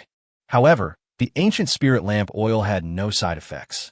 The next day, Gu Yuan's urine test results showed that his body was actually perfectly normal. After seeing the report, teacher Manhwa breathed a sigh of relief, thinking that as long as the boy was healthy, there would be no problem with anything else. Teacher Manhwa nodded as she thought this through, and then prepared to take some things to visit Gu Yuan. Gu Yuan suffered many injuries during the operation a few days ago. This made teacher Manhwa feel a little uneasy. She hoped that Gu Yuan's health would improve. After all, he had bravely saved her in the wilderness. Chapter 73, Obtaining the Nine-Dragon Soul Lamp. Of course, there are other possibilities, such as him reading some unhealthy books. After the expert finished speaking, he looked up and discovered that teacher Zheng Hanyue had already left the room using shadow teleportation some time earlier. At this moment, Gu Yuan stood on the podium, and Luo Jun, the president of Sun Yat-sen University, praised Gu Yuan highly, personally commending him at the award ceremony. Gu Yuan is not only strong, but also of upright character. He has made outstanding contributions to the stability of the country and the happiness of the people. He has uncovered the conspiracy of an international drug trafficking organization. All of you students should learn from Gu Yuan. Gu Yuan was a little embarrassed by what was said. Gu Yuan, as a reward for you, our school has prepared a brand new soul weapon for you, which is one of the highest specifications known to date, the Nine-Dragon Soul Lamp. The principal handed a soul lamp to Gu Yuan. This soul lamp contained more soul-controlling power than any soul lamp Gu Yuan had used before. The entire soul lamp is made of a black spirit wood. Below the 9 discs, from the lamp base upwards, is a main lamp pillar, which is carved into a wooden dragon spiraling upwards. Extending to the left and right are 9 wooden dragons that coil around the main lamp post. All 9 dragons open their mouths wide, each holding a tray with a lamp wick in the center. This soul lamp. Gu Yuan has seen this kind of soul lamp before. This 9-dragon soul lamp is something that money can't buy. It's a divine-level soul lamp that can increase cultivation speed by 3 times. Of course, it still can't compare to the ancient spirit lamp oil, which can increase cultivation speed 5-fold right away. However, the special oil-dividing design can greatly improve the utilization rate of the soul lamp oil, thus saving oil. This is quite useful to Gu Yuan, as it can save a lot of ancient spirit lamp oil. After obtaining the 9-dragon soul lamp, Gu Yuan couldn't wait to go back and cultivate. However, as soon as the award ceremony ended, Gu Yuan saw a familiar person blocking his way. It was none other than Lin Bo, the male teacher who had partnered with teacher Hanyu. Lin Bo's expression was unfriendly. Gu Yuan, I have a question for you. Where did the inner core of the crane-winged flying serpent go? Gu Yuan's expression was indifferent. I'm sorry, I don't know anything. It was probably burned in the red feather's flames. Bullshit. Lin Bo's eyes widened in anger. You rushed into the smoke, and no one saw what you did. Tell me, were you trying to steal the inner core of a mythical level pet? However, Gu Yuan laughed. Is this how you thank me for helping you improve your performance? Instead of investigating the Black Lotus gang, you come here to interrogate me. Stop changing the subject. You stole it, and that's it. I'm going to search your storage ring. Don't forget, I'm a police officer, and I have that right. Lin Bo moved closer and closer, looking down at Gu Yuan with an air of superiority. Gu Yuan was naturally not afraid. Lin Bo's guess was correct. He had indeed obtained the inner core of a mythical level demon beast. However, he had made one mistake. He hadn't hidden it in his storage ring. Indeed, for most people, storage rings have the ability to recognize their owners. Only their owners can open them, and forcibly breaking them open will cause some damage. Therefore, many people like to put important things in their storage rings. However, Gu Yuan would not do that. As long as it could be disassembled by the bracelet, Gu Yuan would choose to disassemble it into spiritual matter and then reassemble it when needed. It can be said that he absolutely could not find the inner core of the crane-wing flying serpent on Gu Yuan's body, because Gu Yuan really did not have the inner core of the crane-wing flying serpent on his body. The spiritual substances extracted from the dismantling process, along with the formula for reconstructing the inner core, are all stored in the bracelet. However, Gu Yuan had been annoyed with Lin Bo for a long time. Am I a criminal you're interrogating? What right do you have to search me? After Gu Yuan finished speaking, he turned to leave, but Lin Bo pressed down on his shoulder with one hand You are not allowed to leave until you explain this matter clearly today. As he spoke, the two detectives put their hands behind their backs and blocked Gu Yuan's path. What are you doing? At this moment, teacher Zheng Hanyue teleported in front of Gu Yuan. Linbo, why are you causing trouble for the boys again? I've already told you not to bully my students. When Linbo saw teacher Zheng Hanyue arrive, he immediately cowered. But, Hanyue, this kid stole something. I'm helping you teach him a lesson. Let's go. Zheng Hanyue gave Linbo no friendly look and grabbed Gu Yuan's hand to leave. But this time, it was Gu Yuan's turn to stop and turn his head. I can show you my storage ring, but not to search it. Instead, I'll bet you that there's no crane wing flying serpent's inner core inside my storage ring. What?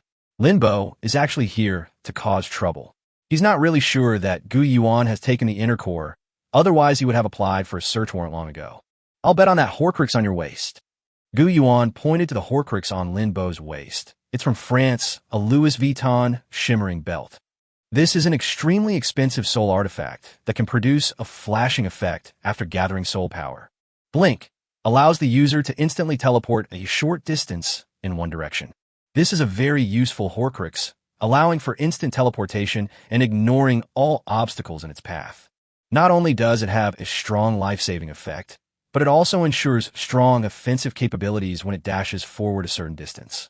It is widely recognized as a super soul weapon that can both attack and defend, and can advance or retreat at will.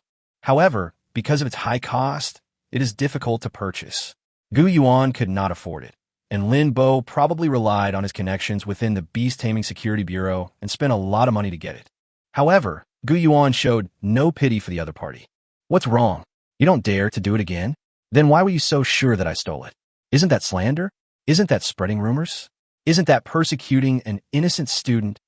Every word Gu Yuan spoke was like a thorn piercing Linbo's thin face. So, all that talk about public safety was just an excuse? You were just using your position to settle personal scores. Teacher Zheng Hanyue's expression was particularly angry. This brat, Linbo, sensed that Gu Yuan was no ordinary kid. He wasn't trying to reason with him at all. This is blatant kidnapping, blackmailing someone for their flashy belt. If I don't gamble today, the good image I've painstakingly built in Han Yu's mind will be gone. And how will I have the face to continue working under Zheng Long? Okay, I'll bet. Having no other choice, Linbo had to put on a brave face. After searching Gu Yuan's storage ring, of course, there was no inner core. Helpless, Linbo had no choice but to hand over his most precious shimmering belt to Gu Yuan. Chapter 74, Misunderstandings and Confusions. Gu Yuan, Gu Yuan, Gu Yuan. Linbo found a small alley and angrily punched the trash can repeatedly. This guy has ruined our plans time and time again. I'm going to strangle him with my own hands. Don't worry, Linbo. We will avenge Gu Yuan. Song Yingying appeared behind Linbo. Linbo glanced at her and said, "It's all your fault. Our Black Lotus gang gave you so many benefits, and you can't even handle such a small matter." A black, shadowy figure appeared behind Linbo, its lips slightly curved, revealing a row of white teeth when it smiled. "Don't be impatient. Neither Zheng Hanyue nor Gu Yuan can stop our plan." Hedi Mora. Linbo and Song Yingying immediately stood at attention and bowed.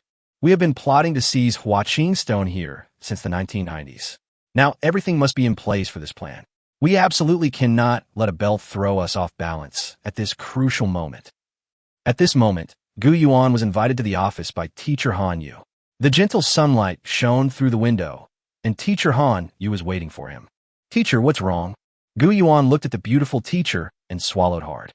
Teacher Han Yue smiled slightly when she saw Gu Yuan walk up to her. "Gu Yuan, come sit here." The teacher patted the sofa seat next to him. Gu Yuan mechanically sat down. "You little rascal," Teacher Han Yue said. Gu Yuan leaned closer. "Teacher Han Yue, just say what you have to say."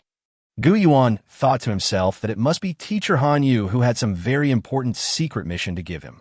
He was about to hear an important secret, so he had to sit closer. "How have you been lately?" Gu Yuan shuddered. "I feel pretty good." Upon hearing Gu Yuan's words, Teacher Han Yue nodded. "Okay, I understand," said Teacher Zheng Han Yue. "Last time you were seriously injured while saving your teacher. To help you heal, your teacher is going to give you something." Gu Yuan thought to himself, there are still good things to be gained. I didn't know there were such good things in this world. Then, teacher Hanyue took out a box containing pills and handed it to Gu Yuan. Gu Yuan looked at it and saw that the box contained 2 pills specifically for treating physical injuries. After taking the 2 pills, Gu Yuan thought to himself that he had never seen these pills before and wondered how effective they were. Suddenly, at that moment, Gu Yuan saw Zheng Long outside the window.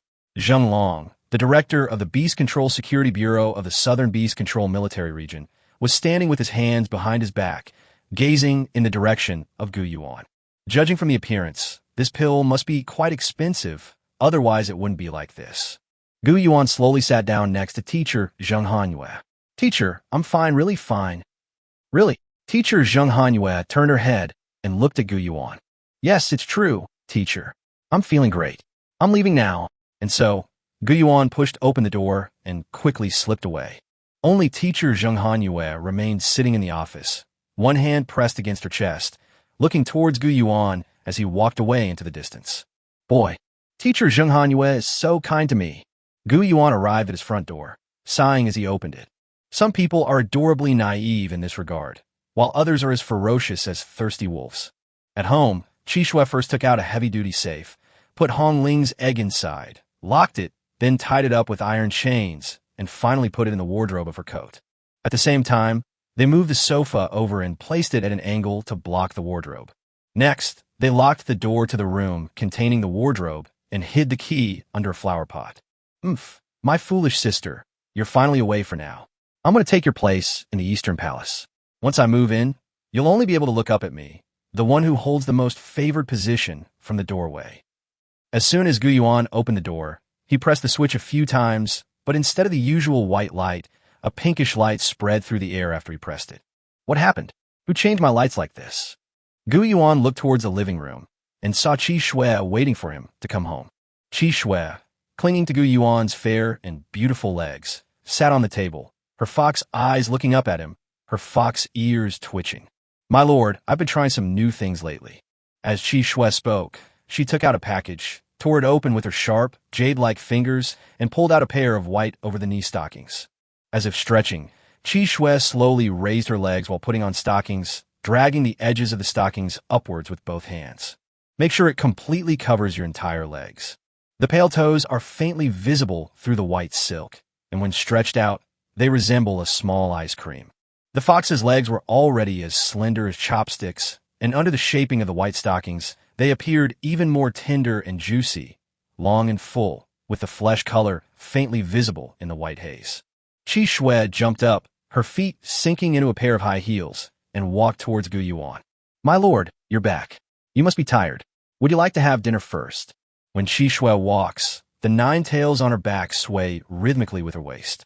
She has already mastered the standard catwalk of model, and when she walks in high heels, she exudes feminine charm. Should I take a shower first? Don't worry, even though my sister is gone, I will take good care of you. Qixue placed one hand on her lips, which were covered in lipstick, and leaned forward while looking at Gu Yuan with the unique, alluring gaze of a fox demon. However, Gu Yuan showed no reaction to Qixue's behavior. In fact, Gu Yuan already had someone he liked in his heart, Hong Ling. But because Hong Ling was a spirit beast, Gu Yuan couldn't say it. Therefore, his reaction to Qixue's appearance was very indifferent. Gu Yuan looked at Qixue and said slowly, You're adapting very quickly. Qixue nimbly flashed, appearing behind Gu Yuan without anyone noticing. I'm very good at learning, very fast, faster than most people. Because of the effect of a lighthouse, Hong Ling's resurrection time will be reduced by 30, which means that she will no longer need 24 hours to resurrect, but less than 17 hours. Gu Yuan suddenly added. Cold sweat immediately poured down Qixue's forehead. At that moment, a loud noise erupted from the room where Hong Ling was. No one knows when, but Hong Ling had burned through the safe, flown out of the room window, circled outside, and then crashed directly into the living room window from the center. He pinned Qixue to the ground. Chapter 75, High-Speed Cultivation, Yushan Fong. Hong Ling pressed Qixue down on the ground, with one hand on Qixue's face, and the floor instantly cracked from the pressure. You fox as the master's beloved pet. How dare you be so immoral? Today, I will certainly teach you a lesson on behalf of my master. Sister, please don't be violent. I was just curious about modern clothes, and I had no other intentions. Do you think I'll listen to your explanation? As she spoke, Hong Ling's hand was already ablaze. Then, Qi Shui and Hong Ling started fighting in a room, tearing the whole house apart again. Helpless, Gu Yuan kept sweeping the ground with a broom inside. Qi Shui was actually wasting her time. Gu Yuan had lost interest in other women. Gu Yuan could always recall the image of Hong Ling burning with raging flames and falling for him. Qi Shui was merely a powerful spirit beast in Gu Yuan's heart. He had no other thoughts about her. Stop fooling around. I need to cultivate. In a few days, we'll be going to participate in the secret realm exploration. Gu Yuan interrupted the two. The secret realm we're going to explore this time is called the Realm of Sinking Bones. This hidden realm is located underwater. Heading south along the Pearl River near Guangzhou, this realm has already left the continental shelf and is located in the Pearl River estuary area. Further south lies the South China Sea. The fighting power of the monsters in the ocean is far superior to that of the monsters on land. Beneath the churning, raging waves, countless ferocious monsters lurk.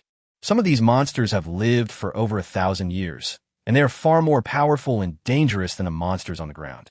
It shouldn't be too dangerous, because it's a long distance from the ocean, and the Pearl River estuary is surrounded by inland areas and military regions.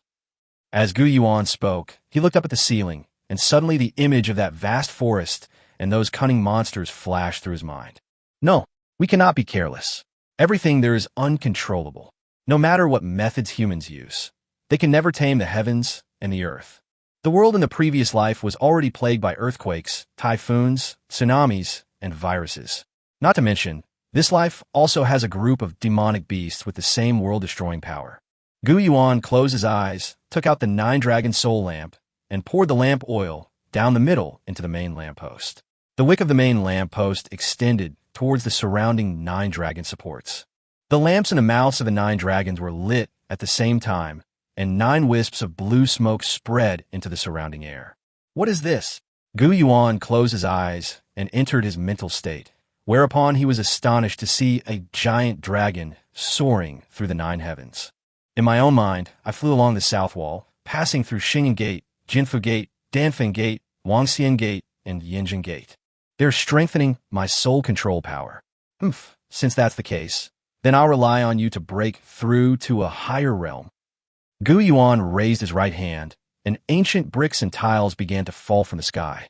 Gu Yuan wanted to build Yishan Archway, which was the second archway facing Danfeng Gate, alongside Guangzhai Archway, and was known as the second facade of Daming Palace. After this initial probing, bricks and stones falling from the sky formed a vast courtyard. In the center of the courtyard stands a Buddha statue, and extending outwards is a frozen lake. Like all the houses, it was built in a neat square on all 4 sides, with a courtyard and 4 entrances. Gu Yuan walked slowly forward, looking up at the Buddha statue in the middle. Why is there a Buddha statue here? The surrounding lakes are all frozen. Outside the frozen pool, there is a circle of neatly arranged pine trees, which is very beautiful. Standing among them, you feel a sense of sacredness and tranquility.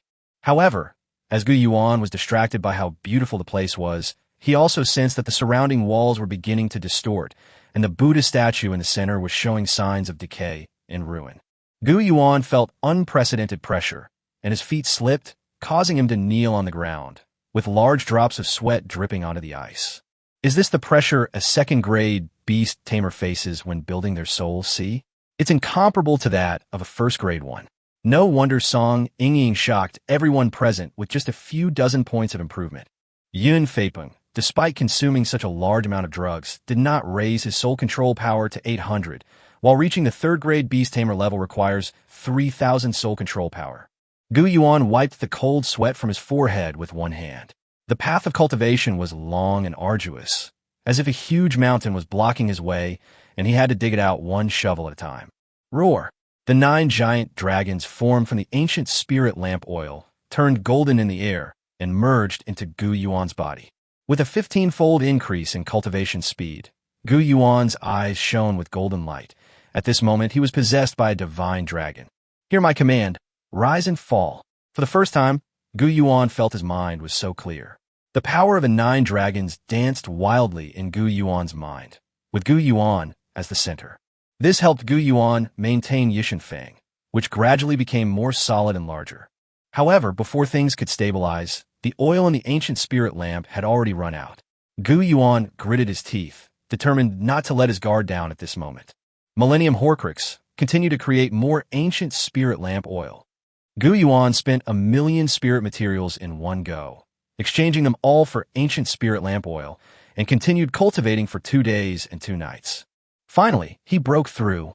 When Gu Yuan successfully established Yishan, the first light of dawn was already breaking. Gu Yuan lay on the ground, panting heavily, having exhausted all of his 1,000,000 spirit materials. Gu Yuan is currently unable to reconstitute the inner core of the crane-winged flying serpent, even though he travels back and forth between Dongguan and Guangzhou every day to collect spiritual substances. However, spiritual matter is still not enough. On the contrary, Gu Yuan had a lot of money now, more than 10 million, and he doesn't know what to do with it. He directly uses the money to buy expensive inner cores to decompose. It's true that you can exchange money for spiritual materials, but nothing beats the comfort of picking them up for free. I'll just have to go and see what's in this secret realm. Yishan. Auspicious omens. The white fox has been a symbol of a mythical beast since the Han Dynasty, but it signifies great fortune during the Qin Dynasty, and both meanings coexisted during the Tang Dynasty. When a fox spirit follows you, your luck will improve. Ice Heart increases the effect of all ice attribute combat skills by 10. All your fox spirit pet's combat skills below the Xian rank are upgraded to the D rank. The subsequent skill upgrades are quite good, and the level 10 ice attribute skill upgrade is also decent. Of course, Yishan was also affected by Guangzifang's state of mind. Its 10 became 13, and its luck was also increased by 30, making it 30 stronger than the Earth rank combat skill. However, when a fox spirit follows you, your luck will improve. What is this constant standard, and how do you know if your luck has improved? Gu Yuan returned to the real world.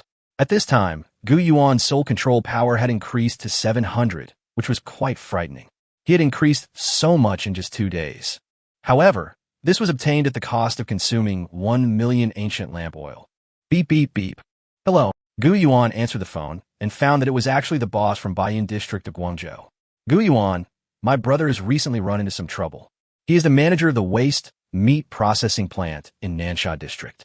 This is a pile of leftover meat that's been sitting around for a month, and I'm planning to cook it all this morning. As a result, a level 30 rodent chewed up the equipment's cable, and there's no way to fix it. Do you have any ideas? Chapter 76, Entering the Bone-Sinking Secret Realm. Gu Yuan was filled with questions. What was going on? It just so happened that a month's worth of scrap meat had been stored in Nansha district, and this morning, just as they were about to start work, the equipment was chewed up by rats. If I want to get to the Pearl River estuary, I have to pass through Nansha district. What a coincidence. Gu Yuan wondered to himself, could it really be because he had Qi Shui by his side that he had triggered this auspicious omen? Gu Yuan excitedly took out his phone and called Qi Shui over. Qi Shui, try to get as close to me as possible. I want to test the effect. My lord, do you want me to keep a negative distance from you? When Qi Shui heard Gu Yuan call her, she immediately jumped onto the sofa, climbed up to Gu Yuan's side, snuggled close to his arm with a seductive smile, and rested her chin on his shoulder. Negative distance is fine, but don't sit too close to me, just sit next to me. As Gu Yuan spoke, Qi Shui sat up straight again, because at this moment, Hong Ling was looking at Qi Shui with a kind smile, and her whole body was radiating fire. Qi Shui sat upright with her hands on her knees, looking exceptionally well-behaved. Gu Yuan wanted to test how much his luck had improved, so he started the mobile game. After a period of inhumane spending, with guaranteed supplies and 0 drops in dungeons, Gu Yuan felt that Qi Shui's luck had a randomness to it. Sometimes it would suddenly take effect, and sometimes it wouldn't, with the effects varying wildly. Oh well, something is better than nothing. And so, Gu Yuan boarded the subway to Nansha district and arrived at the abandoned meat factory. Gu Yuan was taken aback. The pile of waste meat that had accumulated here for a month could be decomposed into 1,000,000 units of spiritual matter. It's like all the energy I used up last night has been recovered. Why do you have so much unprocessed meat lately? Even if you live near the coast, it shouldn't be this terrible. As Gu Yuan spoke, the factory manager shrugged and said, I don't know, but recently, things have been unsettled in the sea.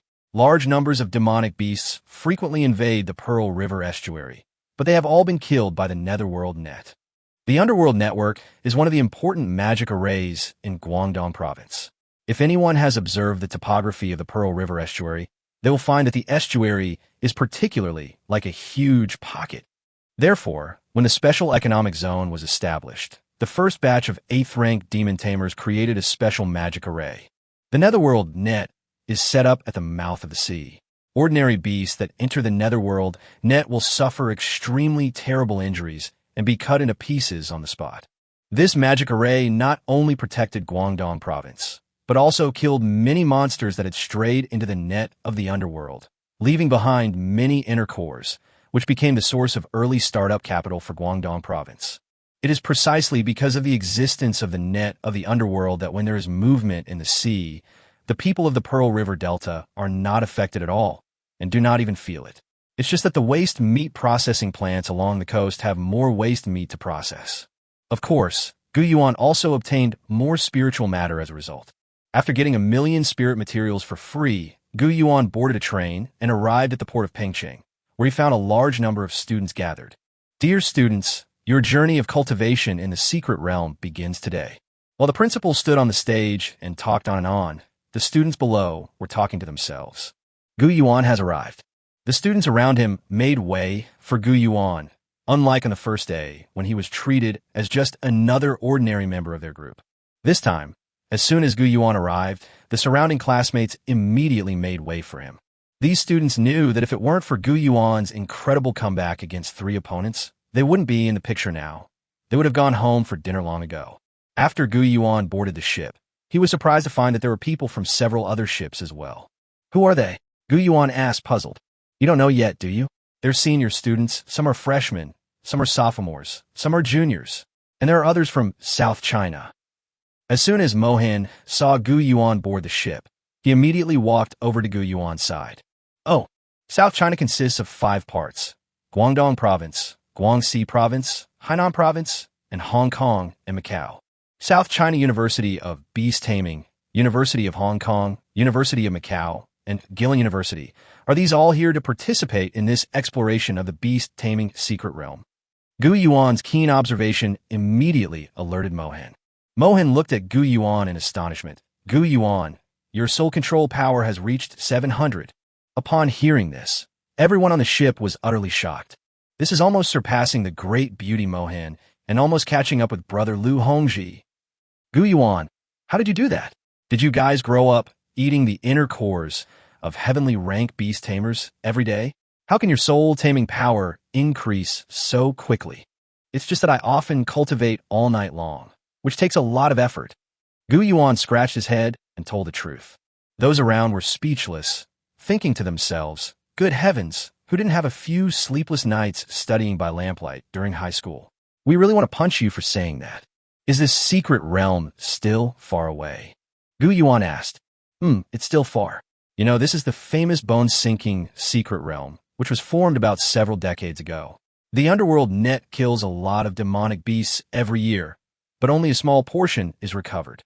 A large number of corpses fell into the deep sea, forming a bustling underwater secret realm. However, some of the severely injured monsters not only did not die, but also mutated and evolved in the deep sea canyon. The risk level isn't too high, but the resources are abundant, making it a perfect opportunity for elites from various universities to gain experience. Principal Luo Jun said this. In other words, all the people around you are your competitors. As soon as Gu Yuan said this, he looked at his teammates beside him and the ships in the distance. Yes, that's right. How much you get is entirely up to you. Upon hearing this, Principal Luo Jun's expression suddenly turned cold. The premise is that you don't hurt anyone. In previous years, there were cases where people who died from attacks by monsters had marks on their backs from being hit by soul weapons. Upon hearing this, everyone broke out in a cold sweat. However, it only happened once last year, so there's no need to worry too much. Yeah. And these treasure hunts are mostly the domain of 2nd and 3rd year students. We just go along and take what's left over. That's true. There's too much good stuff in here for us to handle. Let's find some 2nd or 3rd year students to go together. At this point, these people started forming teams. Gu Yuan, however, was pondering another question. If the killer from last year was a freshman or sophomore who hadn't graduated yet, Would he come back again? You must be Gu Yuan. Suddenly, a voice rang out behind Gu Yuan. Want to team up with us? Chapter 77, Underwater Secret Realm. Gu Yuan turned around and saw a man who looked to be about 21 or 22 years old standing behind him. He was wearing a white overcoat, made entirely of genuine leather, which appeared to be made from the hide of some kind of mythical beast. It appeared to have a strong defensive effect, and he seemed to be showing off that his white coat was more expensive than Gu Yuan's dark night cloak, as he flicked his collar. But Gu Yuan was not stunned. Instead, he smiled and said, "Your clothes are so new. Did you just buy them, or have you never worn them since?" Huh? The man asked, puzzled. What did Gu Yuan mean by that?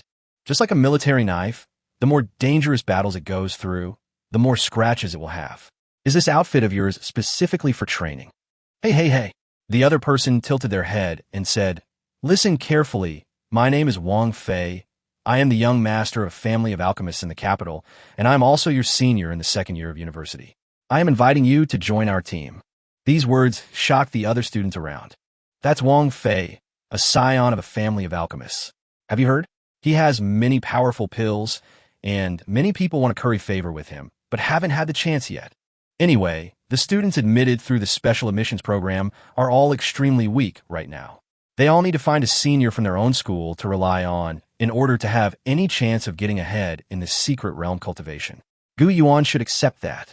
I'm so envious to be noticed by Wang Fei just because you're a student who hasn't even enrolled in school yet. However, Gu Yuan shook his head. I'm sorry, I'm not planning to team up with anyone this time. After saying this, Gu Yuan walked away. Left standing there dumbfounded, Wang Fei roared as if to save face. Hey, are you an idiot?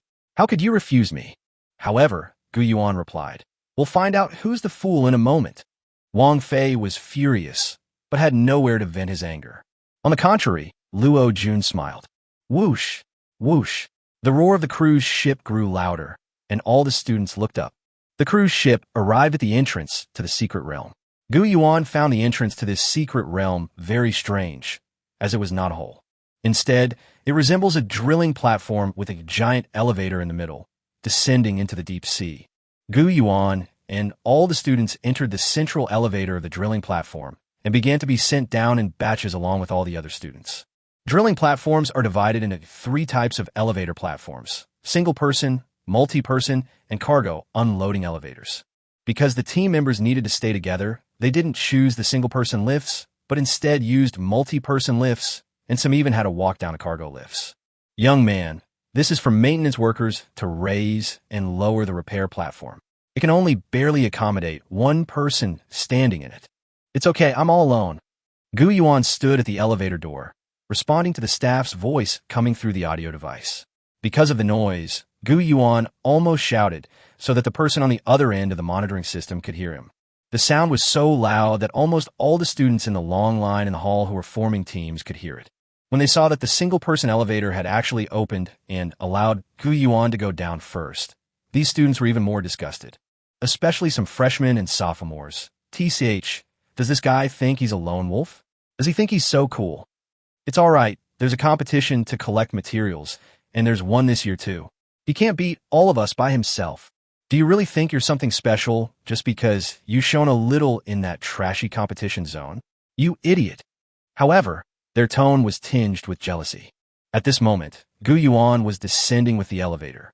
Looks like the people upstairs will be waiting. According to calculations, this secret place is located more than 1,000 meters below sea level. This special track elevator will accelerate to a drop of 30 meters, then decelerate in the last 100 meters, and finally land safely. At an average rate of 10 meters per second, it would take over 100 seconds to let one group of people down while there are still so many people queuing up above. Gu Yuan was among the first group of students to reach the secret realm. As Gu Yuan stepped out of the employee maintenance elevator, he saw a strange sight. Before me stretched a vast blue forest, where the leaves, shrubs, and grasses were all blue. This is a unique spiritual tree in the South China Sea called blue spirit grass. It can grow underwater. After it matures, it will form a domain, displacing seawater and forming a self-consistent oxygen cycle structure, creating an underwater secret realm where terrestrial organisms can live. Qi Shui appeared first in her fox demon form, and landed at Gu Yuan's feet.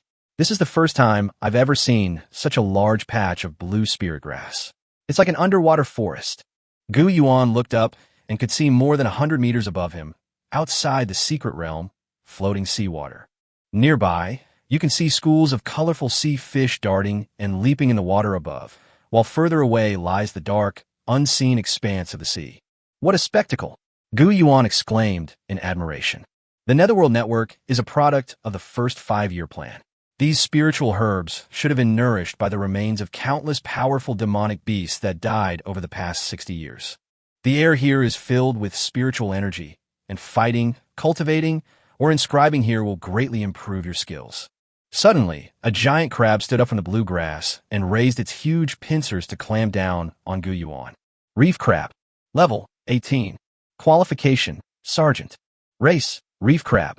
Description, a mythical beast living in the deep sea, with extremely strong defense, capable of attacking enemies with a pair of sharp pincers. Because of their large size and slow movement, they mostly use their rock-like shells to hide in the deep sea, waiting for enemies to get close before launching a surprise attack. Combatskid, tous en gold clos, mystiquant, disguise, mystiquant.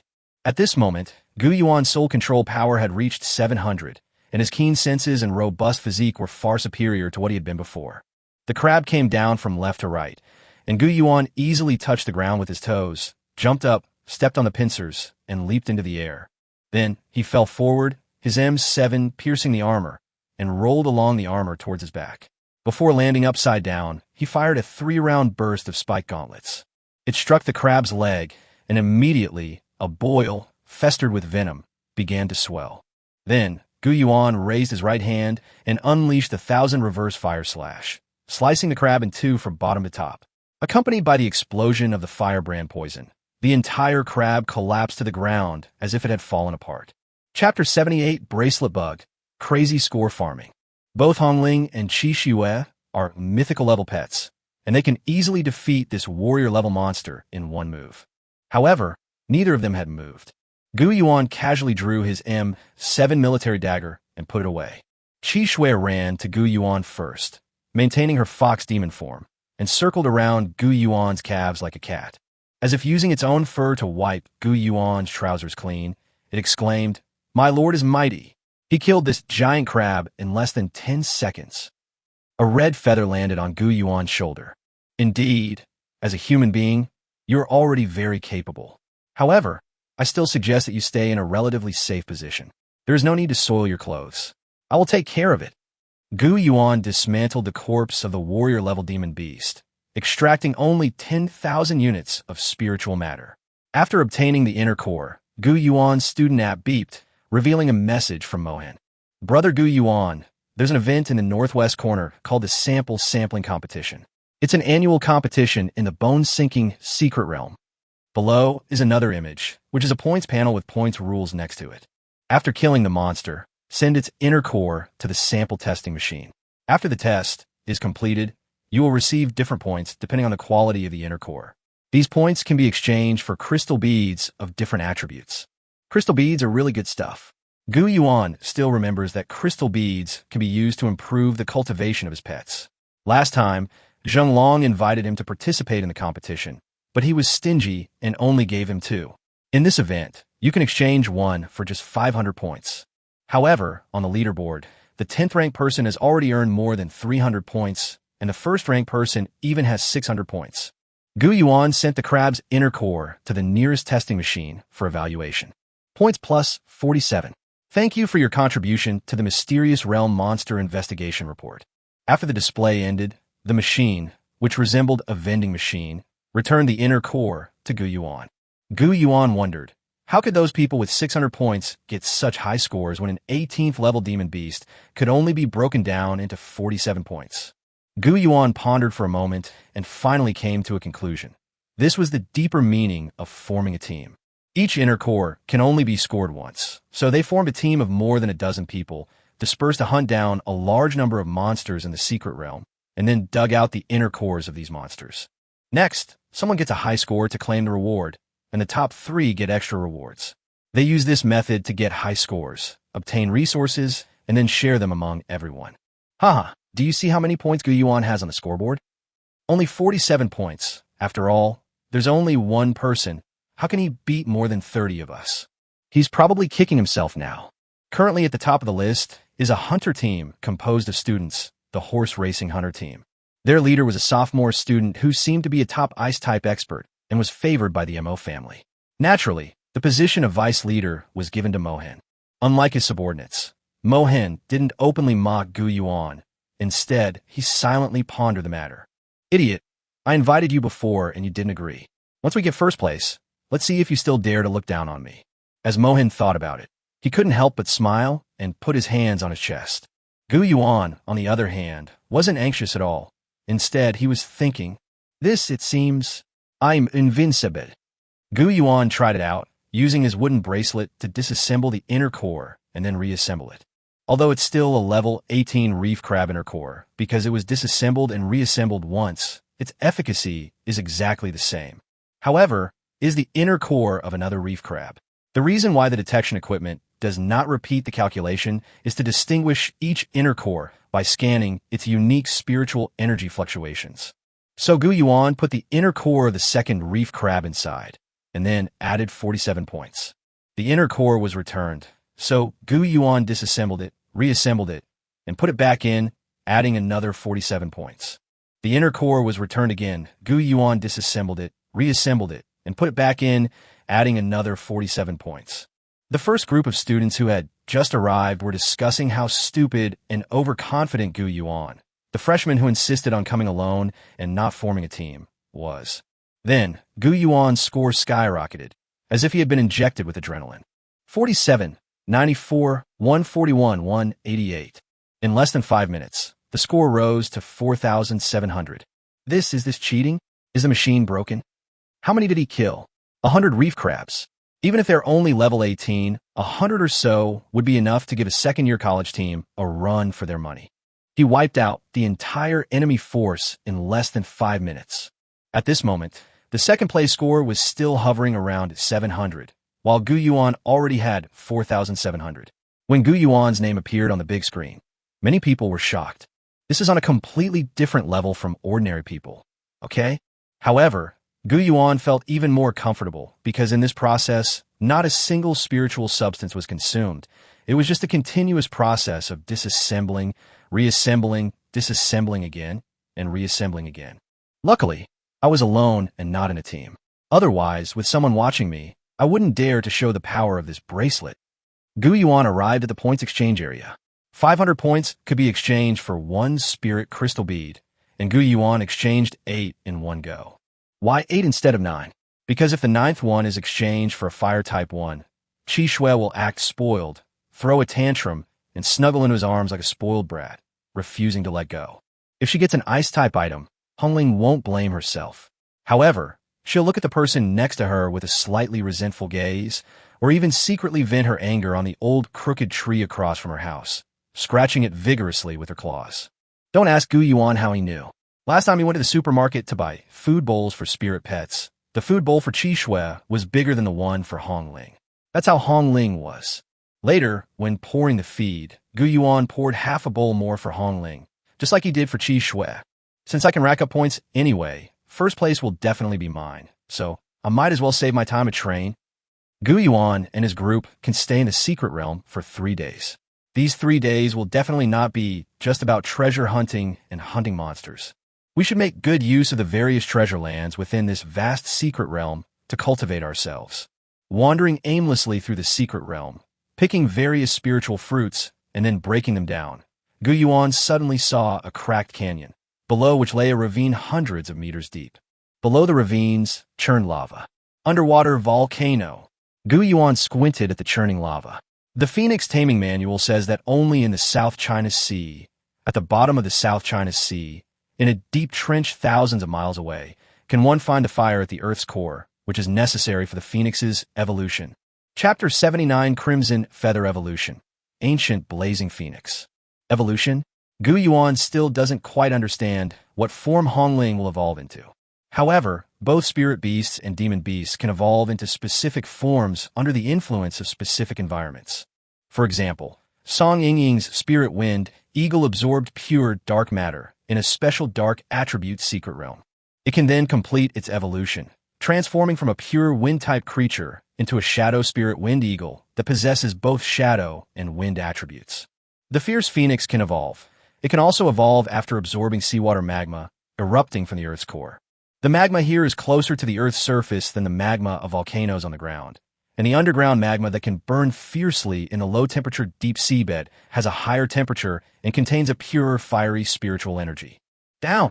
Gu Yuan suddenly leaped into the air, grabbing Hong Ling's claws with one hand, and flew together with Hong Ling into the crevice of the volcanic canyon. Gu Yuan's bracelet came in handy once again. The materials needed for the evolution of the red feather were also very complicated and varied. Gu Yuan's time to cultivate underground is limited. 3 days is definitely not enough time to mail it over, and even if it were mailed over, Gu Yuan wouldn't have a chance to receive it. However, because of the bracelet, and because these materials could be reassembled once before by Gu Yuan, they would not take up space in the storage ring. It also increases the options for reconfiguring the bracelet, so that you can be prepared for any eventuality. Although it costs nearly 500,000 in spiritual materials, most of the materials have been gathered.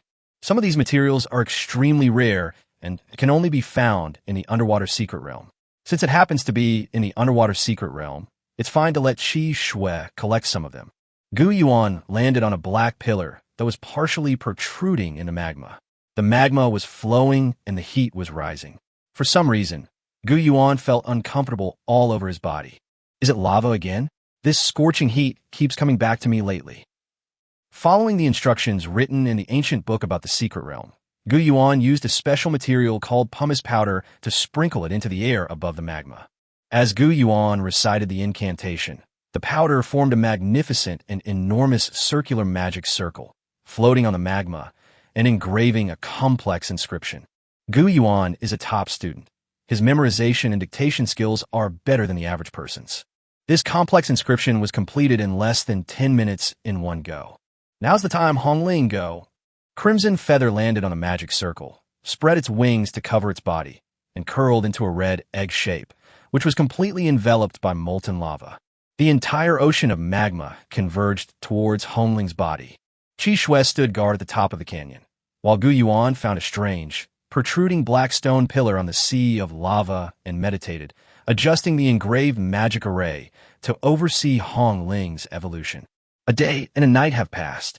Because Gu Yuan was fully focused on helping Hong Ling evolve, he did not hunt any monsters, and his ranking on the leaderboard has dropped to 6th place. Crack! The giant egg of fire, encased in molten lava from the Earth's core, suddenly shattered. The red feathers that flew out indicate that the phoenix's form has undergone a new change. The red phoenix feathers on her head, which Gu Yuan called calyx, turned golden and became fuller, and the 9 feathers at her tail also turned golden. At the tip of each tail feather is a fiery red gem, resembling 9 red eyes. Hong Ling's body exudes an even more sacred and solemn goddess-like aura. Red feather. Level, 27. Qualification myth. Race, ancient fiery phoenix. Combat skills, 100 birds paying homage to the phoenix. Innate, 1000 reversal fire / earth rank. Phoenix feather flame, earth rank. Meteor fire feather, earth rank. Inscribed combat skills. Fire scorching poison earth rank. Phoenix descending heaven rank. Synopsis. The fiery phoenix is an evolved form formed after absorbing the ancient magma that has been burning for millions of years. Its bones are stronger and its respiratory system is more advanced, enabling it to withstand and perform supersonic flight. Its phoenix feather flame can evolve into a heavenly rank after absorbing earth rank spiritual fire. This is no ordinary subterranean fire, but an ancient, desolate subterranean fire. Gu Yuan's head buzzed. At this moment, Gu Yuan looked down and realized that what he was sitting on was not a stone, but a palace pillar made entirely of black stone. This is an underwater tomb. This is a smokescreen. Gu Yuan looked at the canyon above him. The canyon was surrounded by an open area formed by blue spirit grass, and above that was the pitch-black seabed. An ancient old man chose this place for his tomb, and he selected a special burial item, ancient magma. The magma covered the ancient tomb.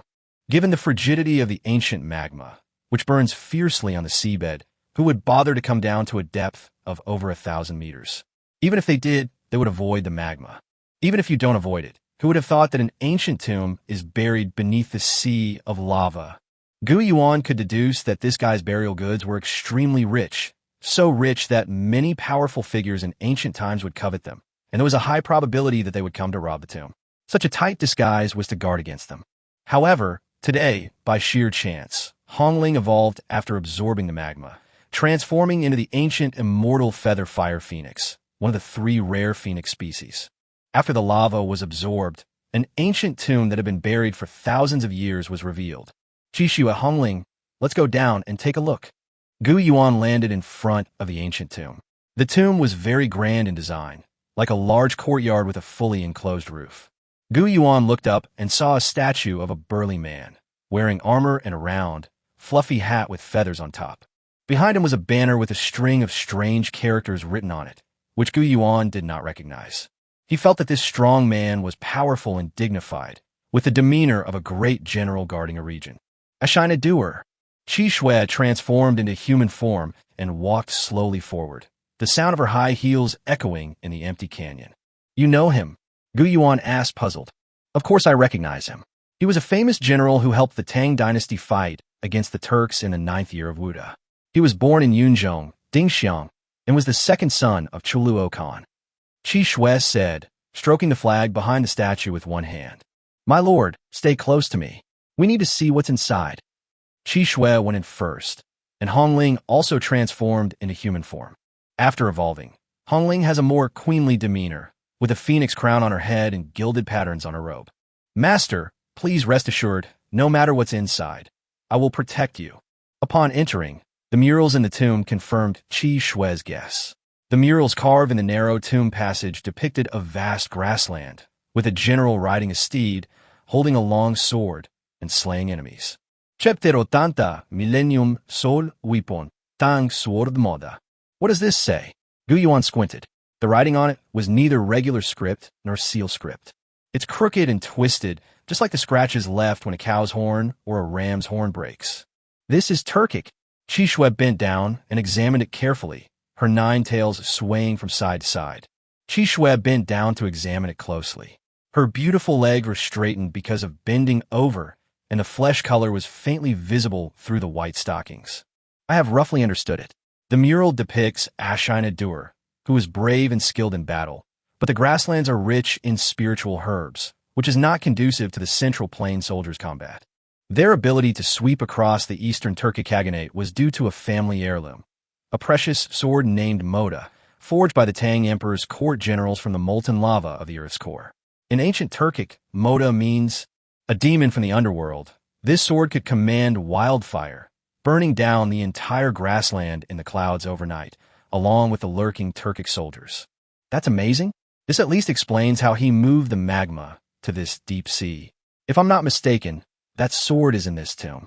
When Gu Yuan heard this, he was secretly delighted. 1,000 years had passed, and the lava from the Earth's core had not melted his grave, which meant that the sword was still effective and could still be used. 1,000-year-old soul artifact. Gu Yuan's lips curled into a smile. You know, the coffin and the wooden bracelet are both 1,000-year-old soul artifacts. I wonder what kind of effects such soul artifacts have. Gu Yuan and Qixue pushed open the door. The pursuits of military generals and civil officials are indeed different. The last time we excavated the tomb of that civil official from the Lushan Rebellion, it was full of antiques, calligraphy and paintings, gemstones, and so on. Any one of them was priceless. That was during the Lushan Rebellion. This military general, who died during the prosperous Yuan era, was at the height of the Tang dynasty's power. Look at what kind of burial goods he had. The skeletons of various common livestock, such as horses and cattle, as well as rusted, fragile iron chariots and swords. He has no noble aspirations at all, which is why I can't find anything of value. Gu Yuan clicked his tongue in amazement, but then a golden light illuminated his eyes. On the corrupt chariot, a sorrowful-faced, ram-headed monster knelt on the ground, bowing its head in repentance. In front of them was an offering table, on which lay a knife holder made of elm wood. There lay a long sword with a pure red scabbard and a white jade handle, decorated with golden patterns and a crimson gem on the hilt. It looks a bit like a samurai sword. Gu Yuan said, tilting his head. This is not a samurai sword. Please recognize it, master. This blade is narrow and straight, a true Tang sword. Hongling added, "All right, I admit I'm ignorant. But a Millennium Horcrux. I finally have a Millennium Horcrux that I can fight head-on. Although the bracelet and the coffin of the other shore are both powerful, they're more functional than for direct combat." Gu Yuan stepped forward, ready to draw his sword and leave. Suddenly, Qi Shui, who was still looking at the mural, shouted, "My lord, wait a moment. This blade is cursed. Ashina Doer is not actually human, but a demon beast that transformed into human form and entered the Tang dynasty. Moda burned millions of his compatriots to death, causing resentment to surge up. He plunged his blade 3 inches deep, and pulling it out would trigger something terrible. Snap! At this moment, the blade had just left the sword holder on which the blade was enshrined. Then, the ram-headed human-bodied corpse behind Gu Yuan, which seemed to be repenting for its sins, actually stood up. Its muscles bulged, and Moda flew directly from Gu Yuan's hand and landed back in the ram-headed corpse's hand. Immediately, the brave man drew his blade, and flames shot into the sky, engulfing everything in a fierce display. He slashed directly at Gu Yuan. Flickering, Gu Yuan immediately used his blink belt and instantly appeared in the distance. As soon as he slashed down, the flames immediately scattered in all directions. Amidst the flames, the shadow bolts fired from the shadow gauntlets have all hit their mark in 3 consecutive shots. However, the guy's body was stiff, and the shadow arrow did not cause any real damage after it pierced his body. Moreover, this guy wasn't a living being, but a moving skeleton, so naturally he wouldn't be affected by the fire poison. His eyes were wide open in anger as he continued to charge towards Gu Yuan. The eye of the other shore. Gu Yuan wanted to try using the detection effect of his other 1,000-year-old soul weapon to see just how strong this guy was, if he really was the legendary Ashina Doer's original zombie form. I estimate that I will have no choice but to retreat for the time being. However, the results of the probe were different. Shadow Might. Level 30. Qualification, King rank. Race, Shadow Might. Synopsis, a malevolent curse that can parasitize a person's body from childhood, growing gradually with the constant growth of resentment. In the end, it kills its host and merges with the host after death, becoming a zombie. Gu Yuan roughly understood that the so-called curse was actually caused by a king-level demon beast, and that the demon beast was still inside his corpse. Icy and snowy, Qi Shui raised her right hand, and a blast of cold air shot forward, directly hitting Ashina Doer, but it did not completely destroy his body. Ashina Doer suddenly moved, tearing through the ice and snow, and Red Feather flew up from behind, unleashing the 1,000 reverse fire slash. Red Feather, after evolving, was only level 27. However, the effect of the flames was greatly enhanced, the temperature was higher, and the entire tomb was ignited. The flames actually melted Ashina Doer's corpse, and the fire slowly seeped into the interior of the body. However, Hongling made a mistake. Instead of attacking the spine parasitized by the Shadow Might, she set Ashina Doer's body on fire. Ashina Doer felt a searing pain and raised his sword to defend himself. The ruby on the Moda sword shone brightly, directly absorbing the phoenix feather flames of the Red Feather, and he raised his hand to slash it back. Hongling dodged, but Gu Yuan had already rushed forward, shouting, "Right here!" Gu Yuan raised the M7 military dagger high from behind, hoping to pierce Ashina Doer's back directly. However, Ashina Doer reacted quickly, swung his sword with such speed that Gu Yuan had to raise his M7 to block it. In an instant, however, there was absolutely no resistance, as if what he was holding was not standard equipment from the CIA, but a toy knife. M7 was cleaved in two by Moda, sending Gu Yuan flying and crashing into a pile of bones. However, Gu Yuan didn't know whether it was because he had Qi Shui by his side that the auspicious effect was triggered, or whether he was just really lucky today. With this impact, Gu Yuan landed right where the pile of bones was located. Due to the decay of the monster's flesh, the marble in this area had turned into a quagmire. Gu Yuan only got his clothes dirty, but he discovered that there was actually gold in the mud. Chapter 81 Shocking. Gu Yuan reclaims the top spot. So that's how it is. Gu Yuan looked at the gold in the mud pit. These war horses were his beloved horses, and they used to be clad in golden armor.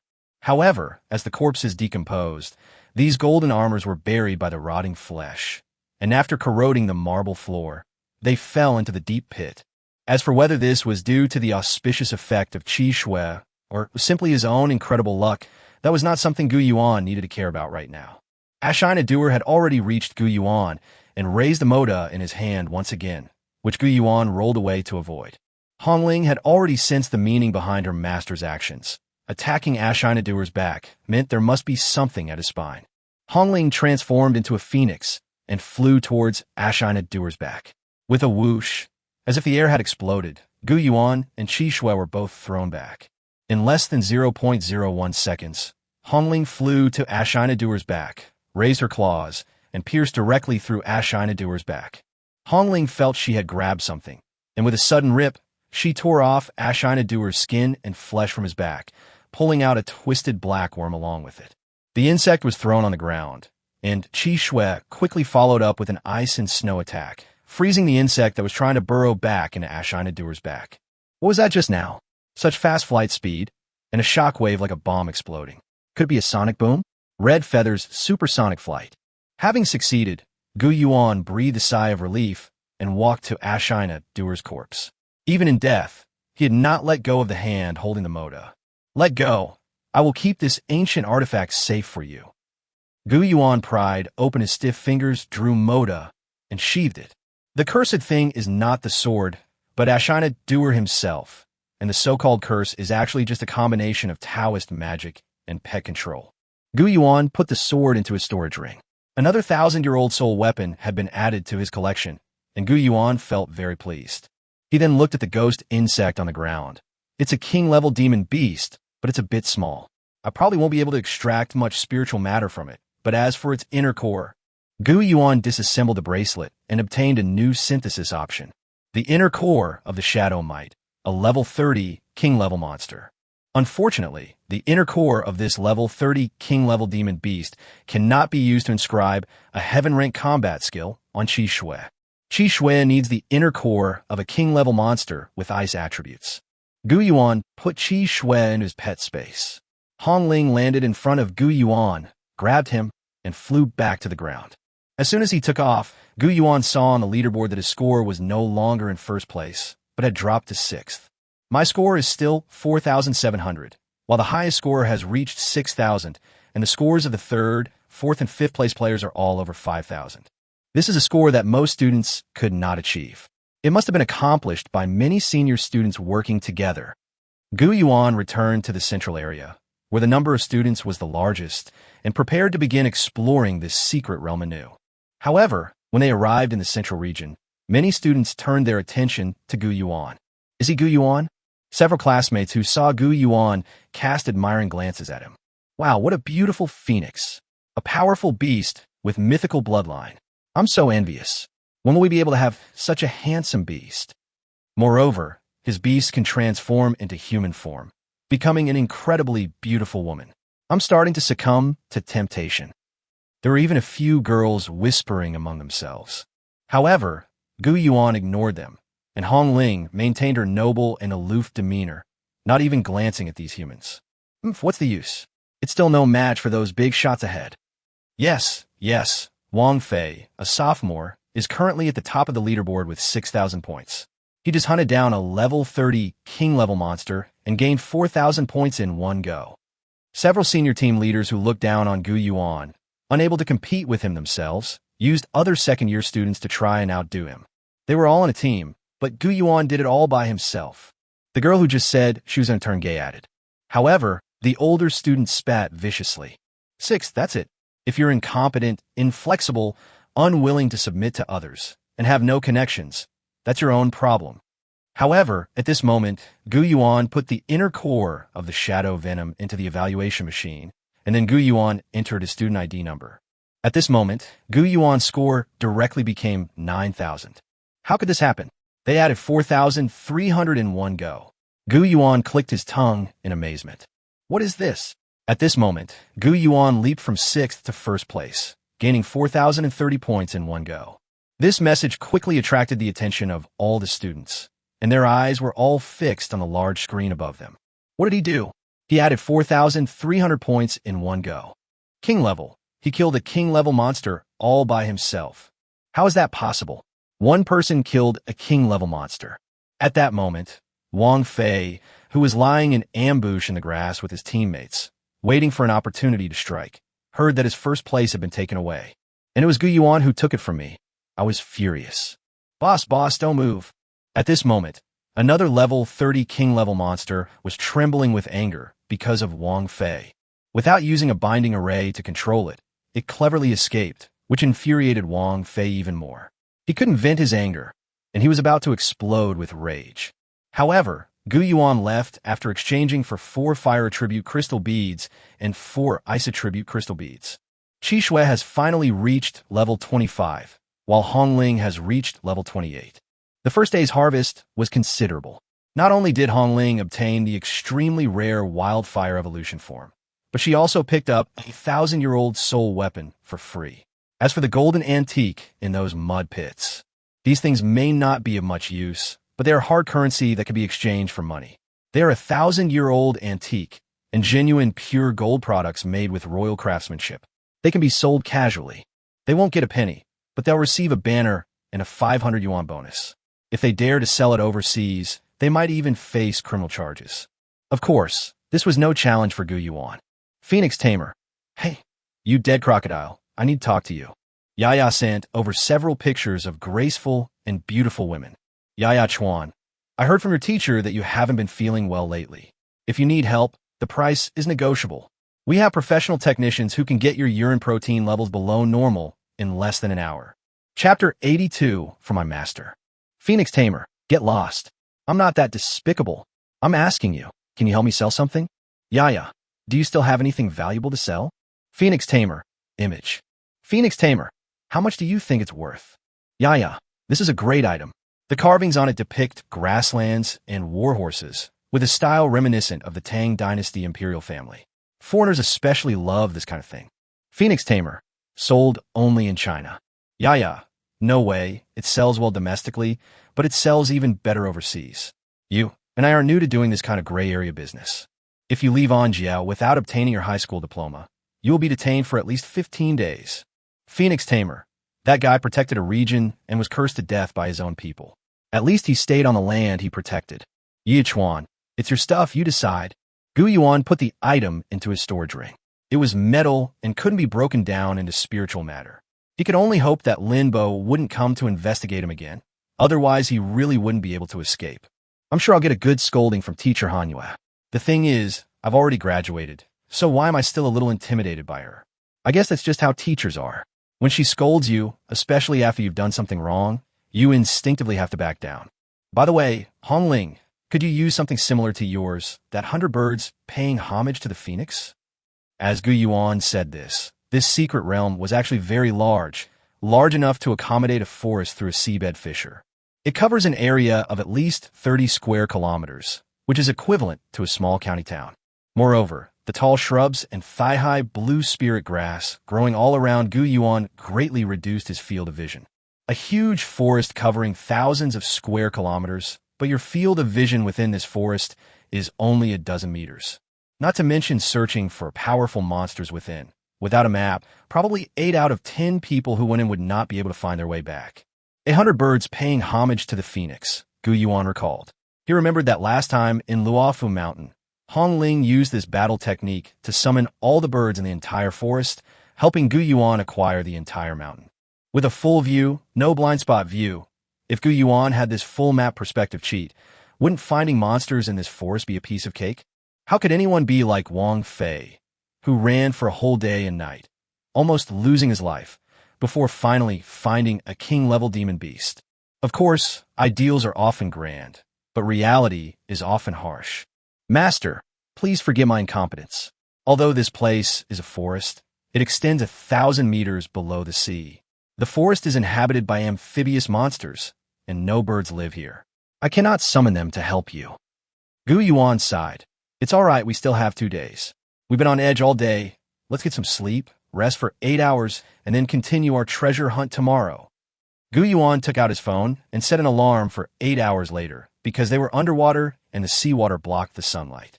Gu Yuan and his group were able to see not because of sunlight, but because of the crystal corals growing on these blue spirit grasses. These corals emitted a dazzling light, like underwater lamps, illuminating the entire secret realm. Therefore, there is no distinction between day and night in this secret realm. Gu Yuan casually picked up a large leaf, covered his face with it, and then began to sleep. Qixue, you guard the master. I'll be right back. Hongling spread her wings and flew towards the air wall outside the secret realm. Where are you going? Qixue lay on the ground. Aren't you afraid that if you're not around, I'll eat my husband? Your Majesty, I only wish for your happiness. If it is your choice, I will accept it. But if there is something that Master desires, and I have the ability but fail to fight to the death to obtain it from Master, then I need not live. The elevators at the entrance and exit were already closed. Hongling flew directly out of the invisible wall and plunged into the cold seawater. Relying on the stronger bones and respiratory system she had gained after absorbing the wildfire, she held her breath and flew towards the sea surface. Has she gone mad? Qixue was shocked as she watched Hongling soar into the sky. This place is 1,000 meters below the ocean, and she's trying to use the body of a bird to hold her breath, withstand the water pressure, and surface. Hongling broke through the water surface, breathing in the fresh air deeply. Wait, Master. Whatever you desire, I will definitely help you obtain it. As if receiving a command, the feathers on Hongling's body intertwined even more firmly, and the red eyeballs on her 9 tails began to burn fiercely, like rockets ready to be ignited. Immediately afterwards, a sharp, piercing sound rang out from the sea. The sea began to ripple even though it hadn't touched anything, and some fish and monsters even rushed toward the shore as if committing suicide, only to be strangled by the net of the underworld. What kind of bizarre phenomenon is this? Have these fish gone mad?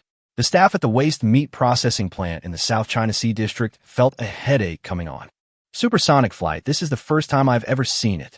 I've seen it before in science programs about monsters, powerful bird-like monsters. They can accelerate using special methods. Their bones and hearts are highly developed and can withstand atmospheric pressure. At the moment of breaking the sound barrier, they trigger a sonic boom, just like a shock bomb. Many spirit beasts with keen hearing can even have their ears bleed and become deaf due to the direct shock waves. This is especially true for fish, as the underwater sound waves are even more powerful, forcing some fish to rush towards the shore. So many fish have died, and the meat processing plant is still not repaired. We'll have to ask that guy named Gu Yuan to help us clean it up again. By the way, boss, why is this monster flying at supersonic speed? Is she in a hurry? I don't know. It must be something very important to her.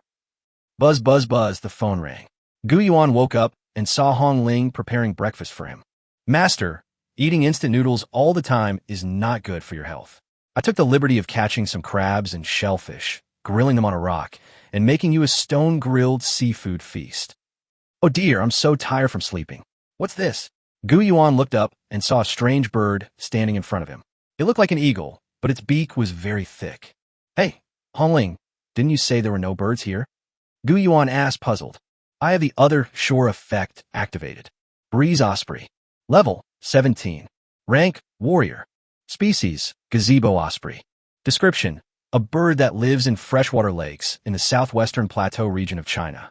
It is very good at diving and can live for a long time in high-pressure environments with an extremely low heart rate. Chapter 83, Anglerfish Ice Fish King, King-level monster. Could it be? Gu Yuan's eyes widened. Red Feather set off from Guangdong province, flew to Qinghai, gathered this flock of birds there, and then flew back. Master, I will do anything for you. Hongling slowly lowered her head, pried open a grilled clam with her fingernails, put in a little sauce, and handed it to Gu Yuan.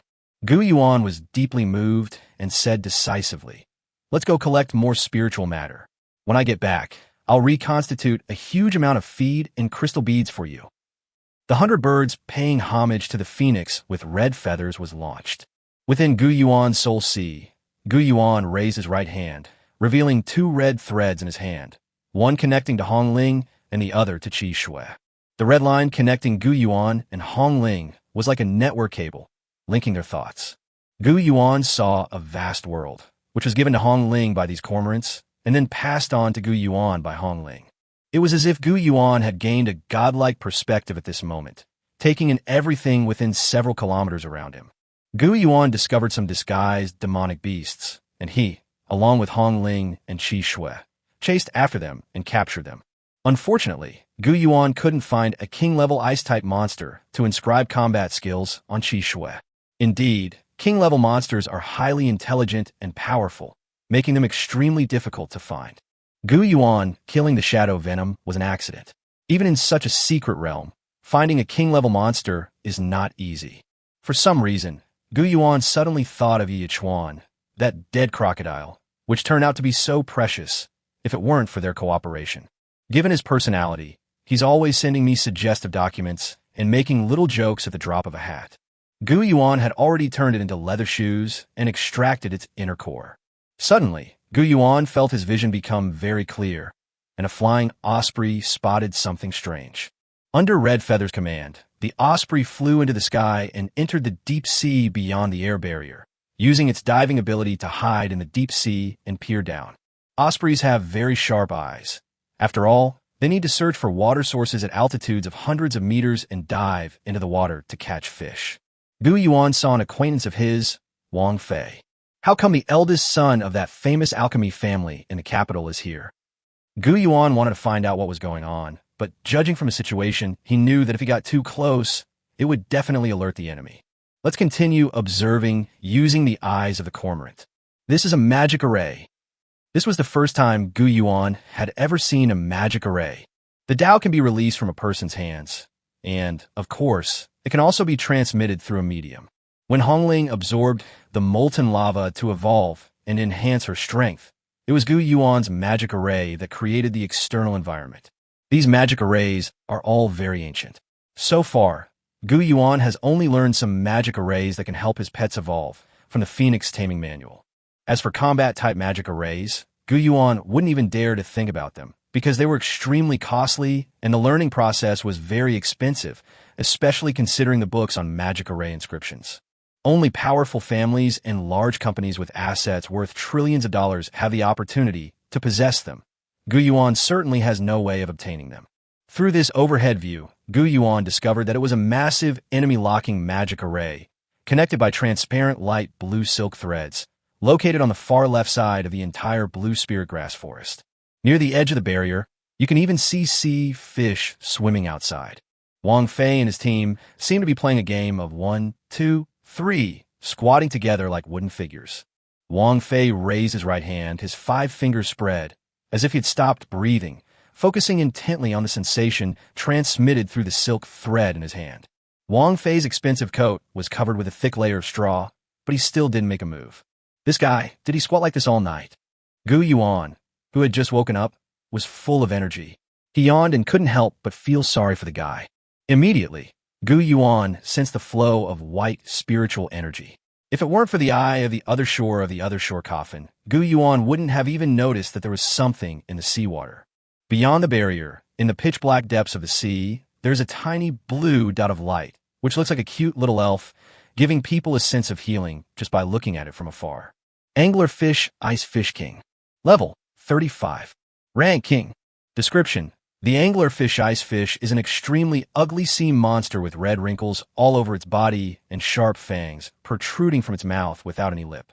Its 4 leg-like tail fins allow it to crawl on the seabed, and its bite force of nearly 300 tons can easily crush reefs and rocks. They use small blue lights on their heads to lure prey closer. These blue lights contain abundant, icy, spiritual energy, which can freeze prey into ice blocks the moment they touch them. Then the anglerfish Ice Fish King suddenly launched a surprise attack and bit it to pieces.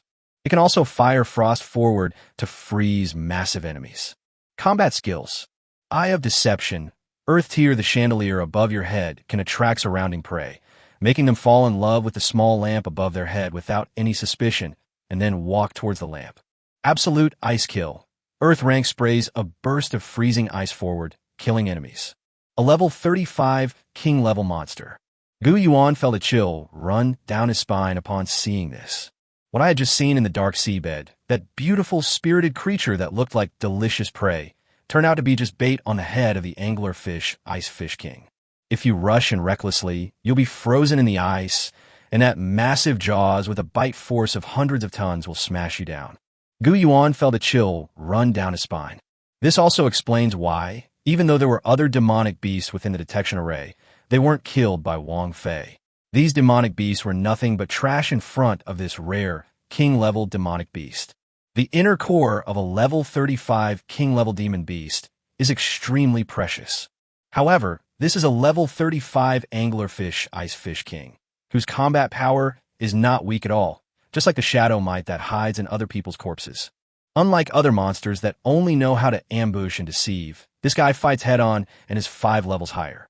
Therefore, Gu Yuan has absolutely no chance of winning unless Hong Ling releases Feng Luo, but Feng Luo's impact is too strong. They burned all the blue spirit grass underground, and Gu Yuan drowned. Therefore, we cannot force our way in this wave. We must use strategy. For example, we can wait for Wang Fei to go first, and then we can try to deceive him or launch a surprise attack. Chapter 84, The Matryoshka Doll at Sea. The mantis stalks the cicada. Gu Yuan really wanted the inner core of the anglerfish ice fish king, a king level 1, and its attributes were very similar to Qi Shui's. Charm and ice attribute are things that Qi Shui needs. Aside from its ugly appearance, all of this monster's characteristics are basically complementary to Qi Shui's. There are no other creatures around, right? Wang Fei began to confirm with his subordinates. The others nodded in agreement.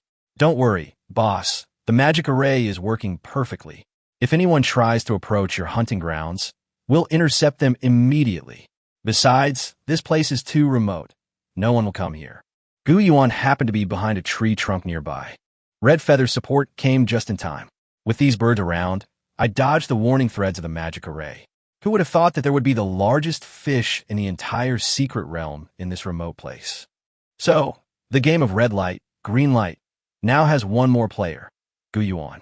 However, Gu Yuan did not have to wait long, because by then it was already daytime, although it was still impossible to tell whether it was day or night underwater.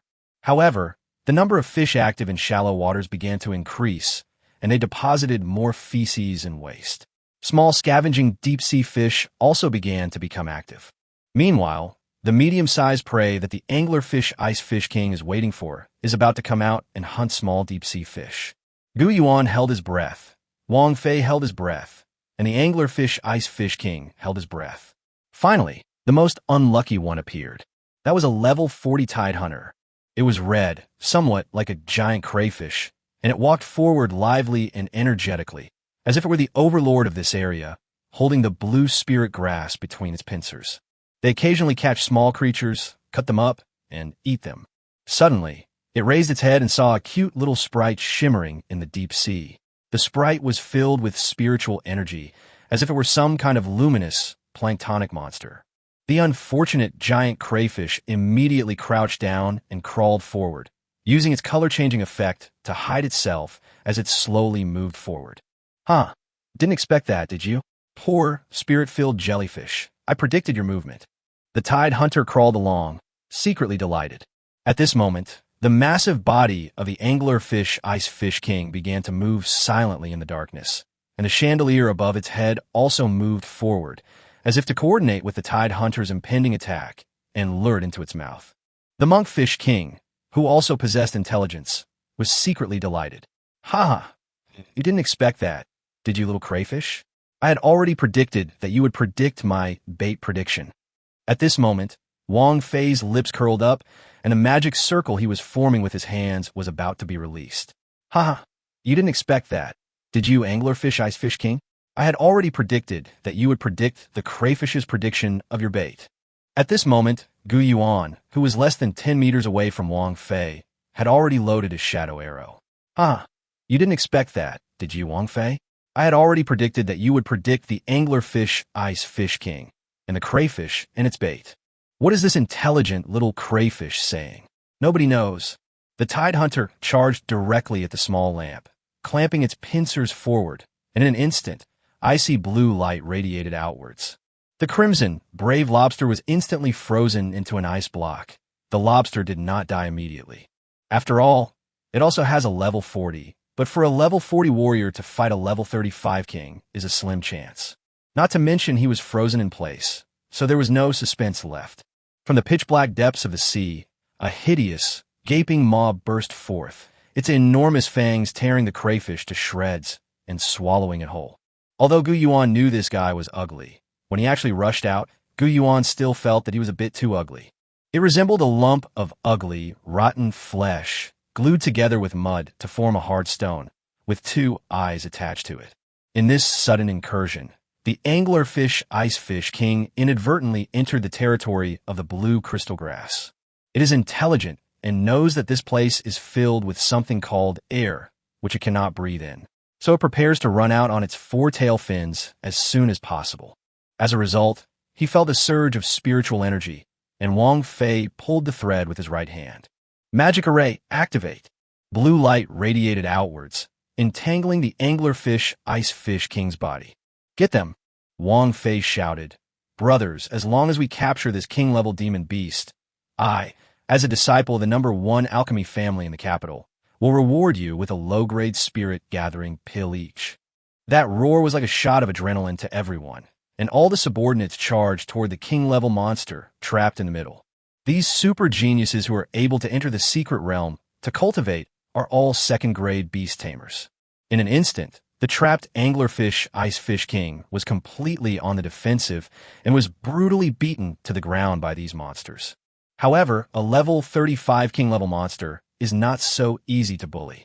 The anglerfish icefish king roared to the sky, as if to declare that this was its territory. Within a few miles, all the anglerfish and icefish rushed towards this forest with air. In the dark, black world, it seemed as if countless tiny, ethereal blue sprites rushed towards them in an instant. More, smaller, but in greater numbers, anglerfish icefish began to rush in, frantically tearing at Wang Fei and his teammates. An anglerfish landed on the ground, thrashing about and biting off a connecting thread. The anglerfish icefish king broke free of its restraints, but its first instinct was not to retaliate. Instead, it prepared to plunge into the deep sea to get back to a place where it could breathe. However, Wang Fei was not going to give his opponent a chance. He raised his right hand, and 3 level 30 monsters flew up from behind him. They are all fire type: volcano turtle, fire spirit monkey, and fire horse. Let me show you the latest soul weapon worth 100 million yuan, the blazing 6 doors. Wang Fei raised his right hand, and spiritual energy gathered towards the jade stone in his hand. The jade stone was carved like a 6-sided gate. With a wave of his hand, the jade transformed into a blazing, sealed gate, instantly rising over 30 feet high before flying towards the edge of the magic array and crashing heavily in front of the anglerfish icefish king. As soon as the anglerfish icefish king stopped, 6 fiery impacts simultaneously struck from behind it. It was Wang Fei's demonic beast that unleashed the Earth Rain combat skill, Double Fire Flying Star. Chapter 85, Reaping the Benefits. 6 fireballs struck the anglerfish icefish king directly on the back, propelling it forward as its massive body crashed into the 6 flaming doors. Oh! The anglerfish icefish king let out a miserable scream, and the aroma of burnt food filled the secret realm. Several of Wang Fei's men drooled. After all, they had been guarding for a day and a night, and everyone should be hungry. But Gu Yuan remained composed. After all, he had just finished eating the stone-fried seafood made by Hong Ling. Hong Ling was about to rush out, but Gu Yuan stopped her, saying, "Wait a little longer. The time is not right yet." Although half of the anglerfish icefish king was charred, it was still alive. Its will to survive forced it to reveal its last trump card. The small light on the head of the anglerfish icefish king emitted an even brighter blue light. The cold aura masked the heat, and a cold wind blew, even carrying mottled white snow. The small blue light on the head of the anglerfish icefish king pushed out a blast of cold air. Gu Yuan turned around and leaned against a tree trunk. Cold blue spiritual energy blew past both sides of the tree trunk. When Gu Yuan looked back again, the blue spirit grass in front of us was covered with a layer of frost, and many tree trunks were still covered with icicles.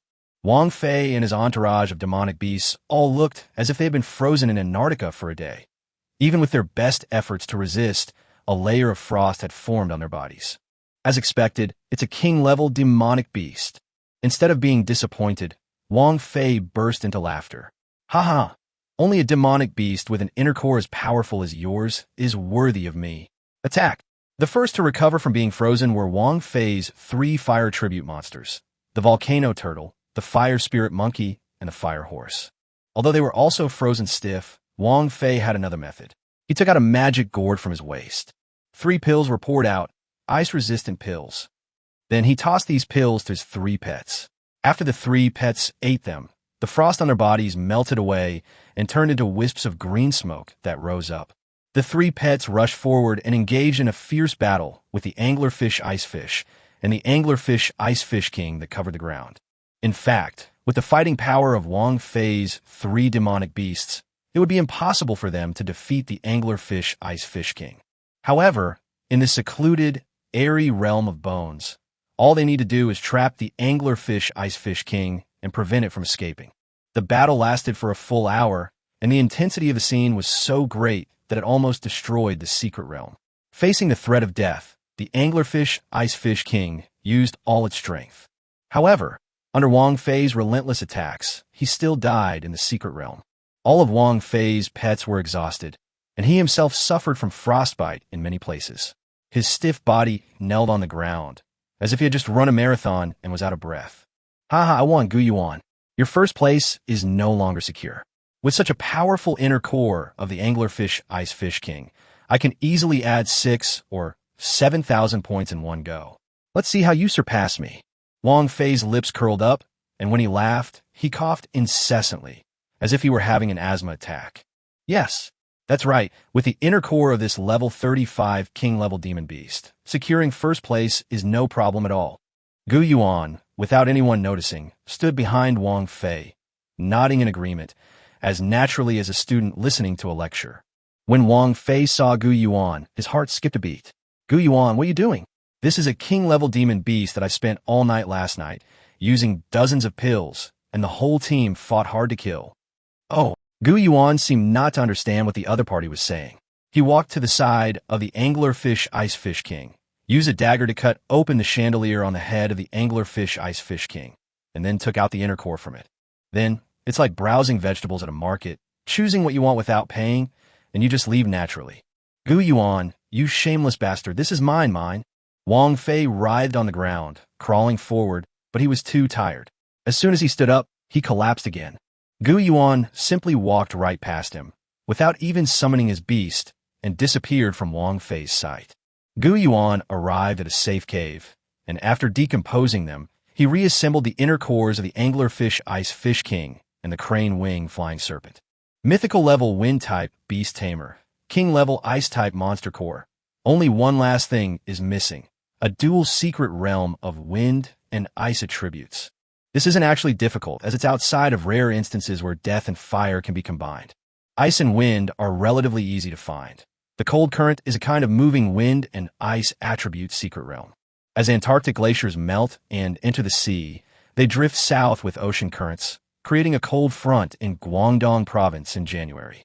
The oceans in the nearshore areas can be considered secret realms with both ice and wind attributes.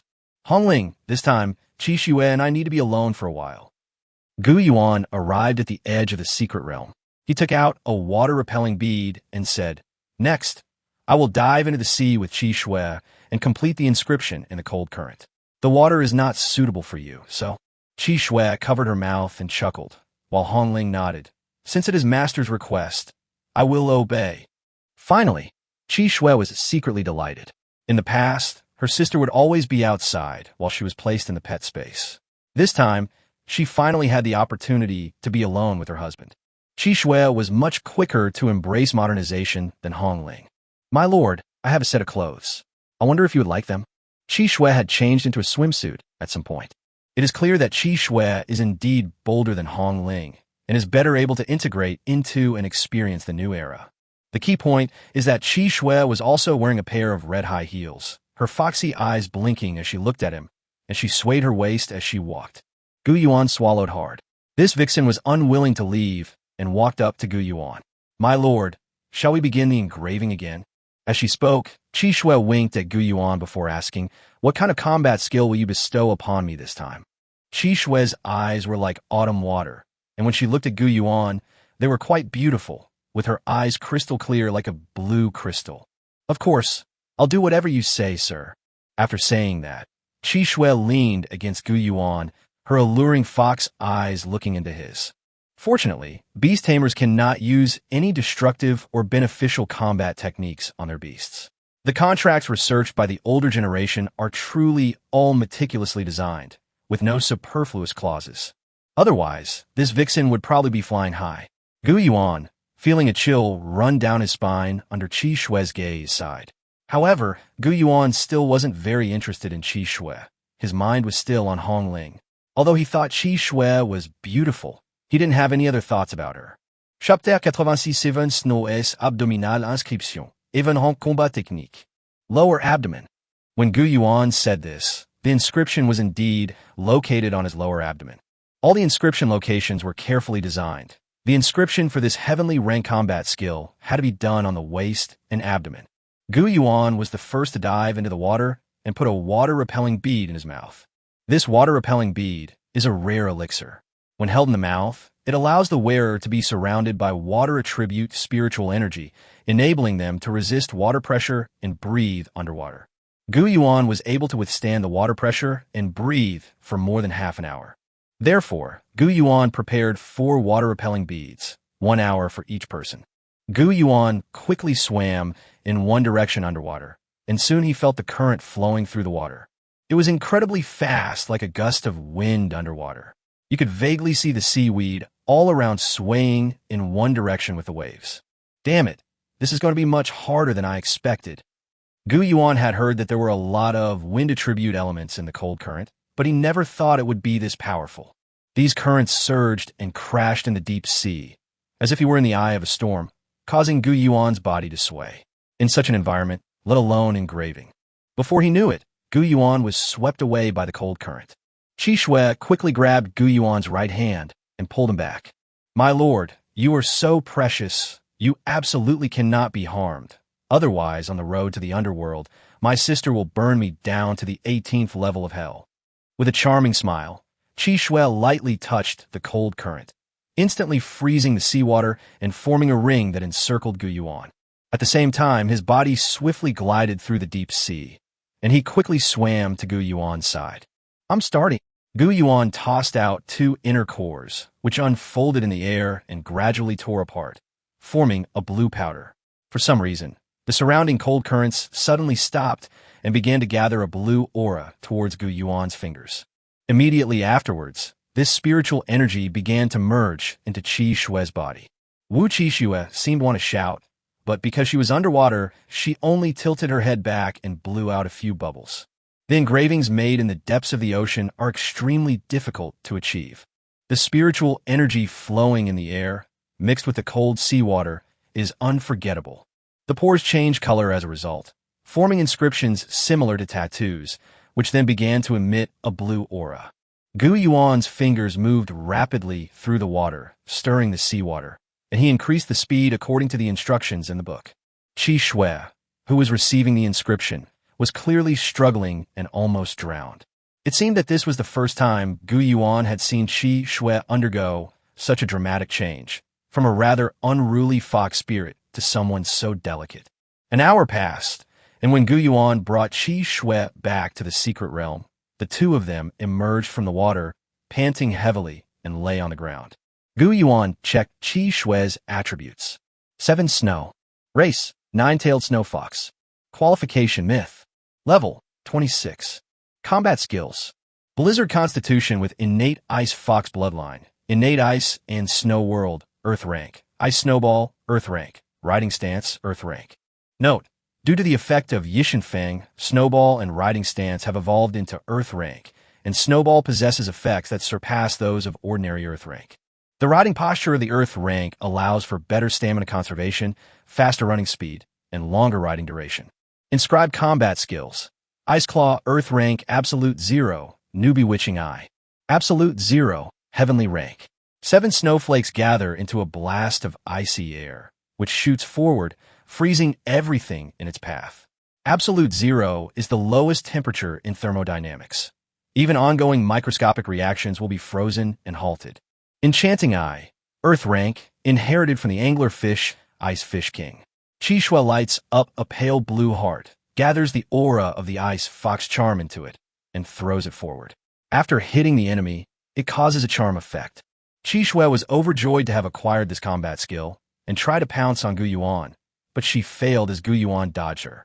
Qi Shue was very disappointed because she could sense Gu Yuan's thoughts in his soul sea. Gu Yuan had no interest in other women. There was only one spirit beast he could not forget, and that was Hong Ling. What an unexpected bonus! Gu Yuan suddenly exclaimed. One inscription has actually left behind 2 combat skills. Judging from the appearance, the anglerfish ice fish king that Gu Yuan encountered was not just a king-level creature, but also a high-potential existence among king-level monsters.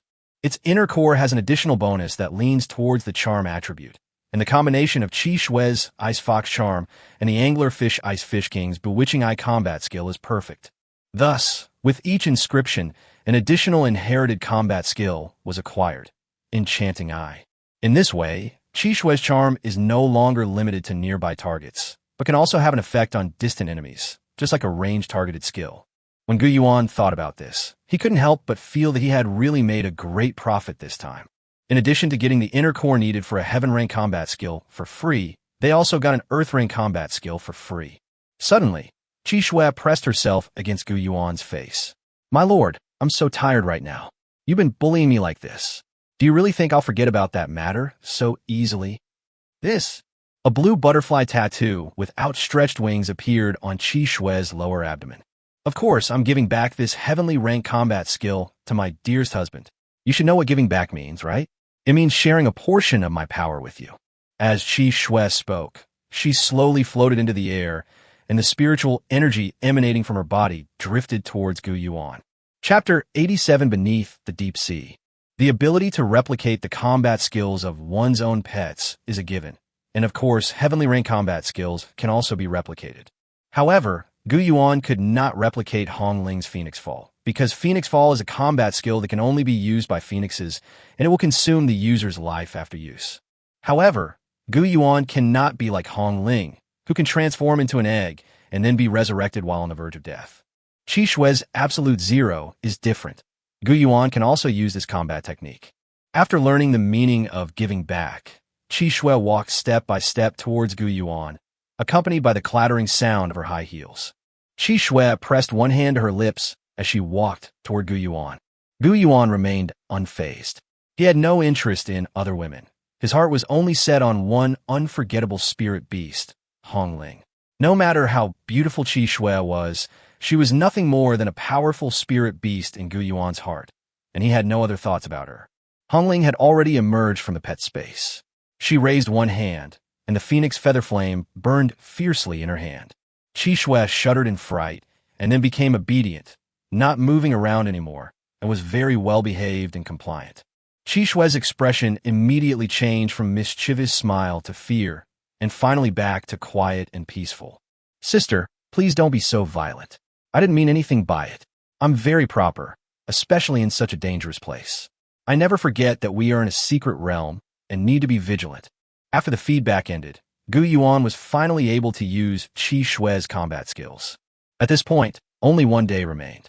Gu Yuan had overreacted by memorizing the inner core of the king-level anglerfish Ice Fish King before inscribing it. After exchanging for the inner core of the anglerfish Ice Fish King, Gu Yuan gained nearly 6,000 points. Gu Yuan's current points total 13,000. When Gu Yuan checked the university forum, even though a whole day had passed, the forum was still buzzing with activity. Gu Yuan is still in first place. He's too strong.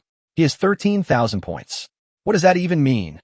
To put it simply, he is not only the first place in this secret realm cultivation, but also the first place in the history of the bone-sinking secret realm cultivation, more than 3,000 places higher than the second place.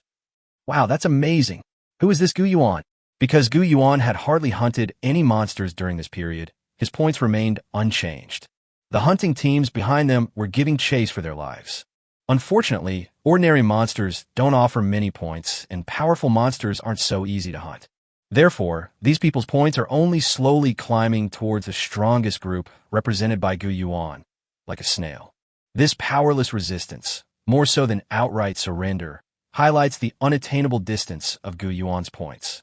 Wang Hao, a sophomore, is almost risking his life, but he still can't catch up with Gu Yuan. What high school prodigy? They're no match for that guy. The ice-type little princess, Mo Hen, is probably already crying. She met Wang Fei and Gu Yuan, who is many times more monstrous than Wang Fei. As messages from these forums flashed by one after another, Gu Yuan merely smiled indifferently, Then his expression turned serious. Someone is dead. The somber news immediately shattered the students' cheerful atmosphere, like a bucket of cold water poured over their heads, telling them that this was not a field trip. This is a secret realm. Although it is located within a large human magic array, one careless move can still cost you your life. Gu Yuan saw a bloody and violent picture.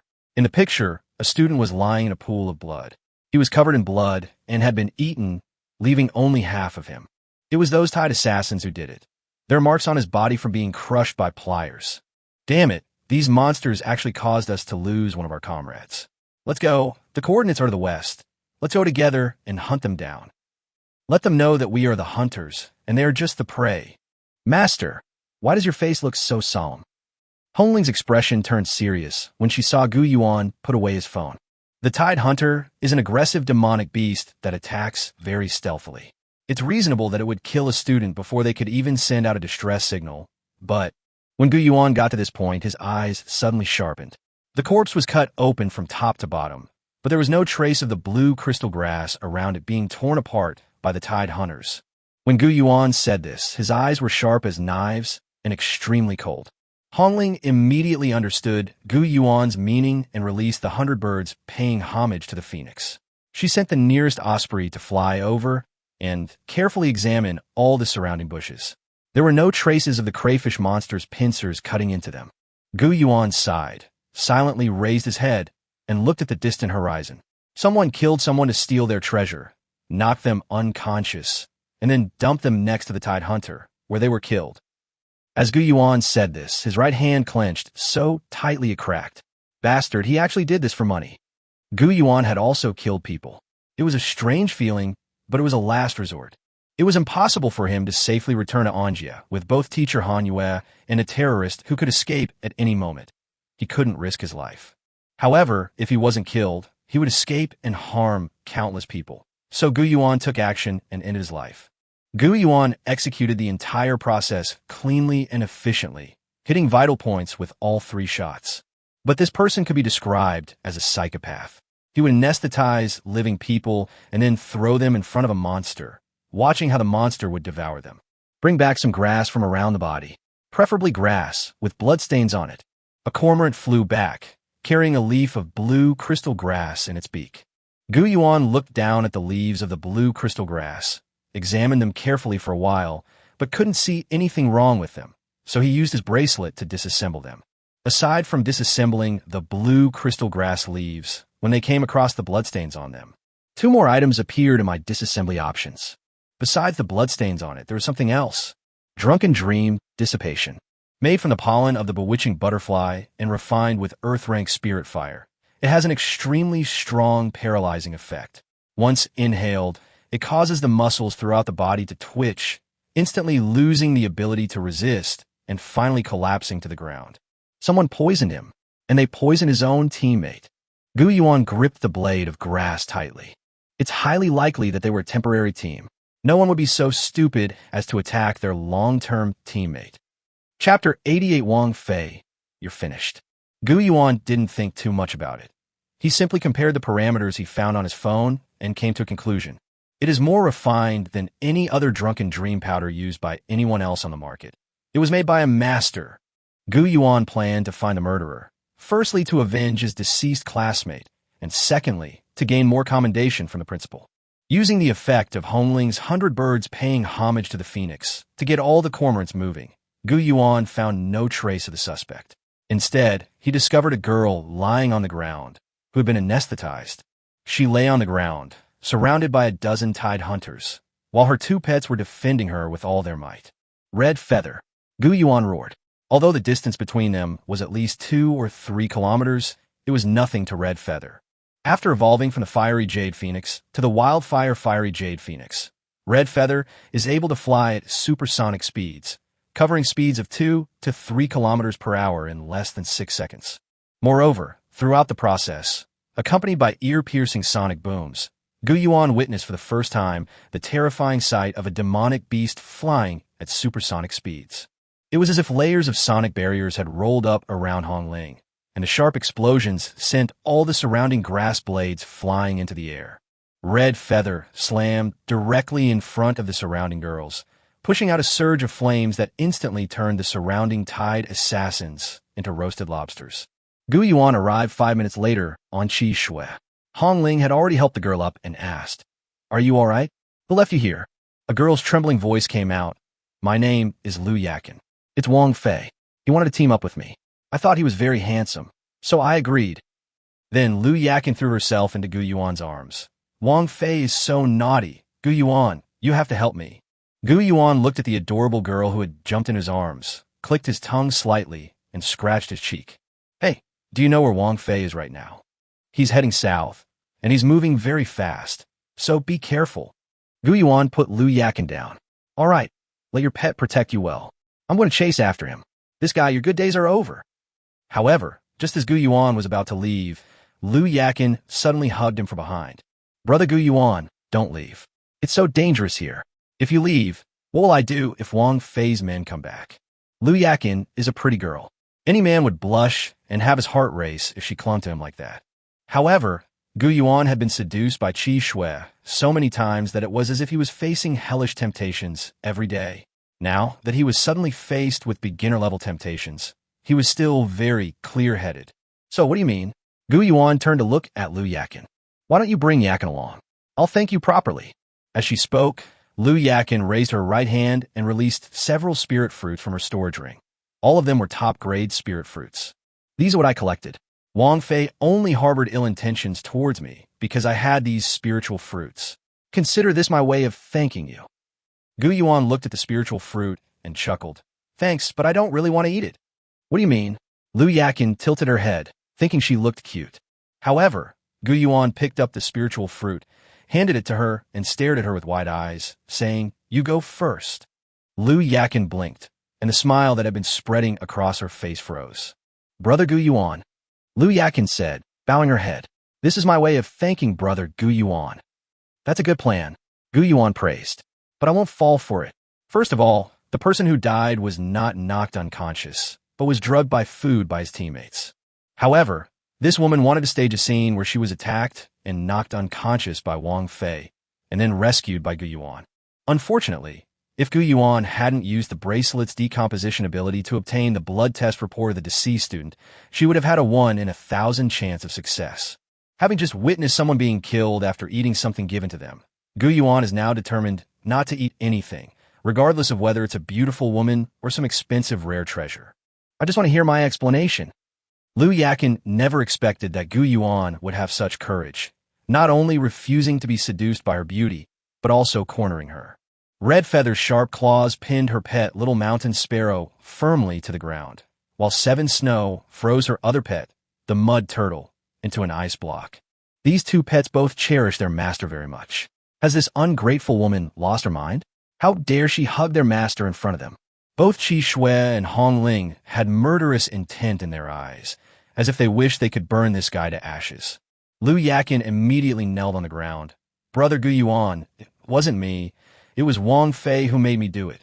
This was a setup by Wang Fei." She took out her phone and pulled up her chat history with Wang Fei. "The most handsome and dazzling demon king.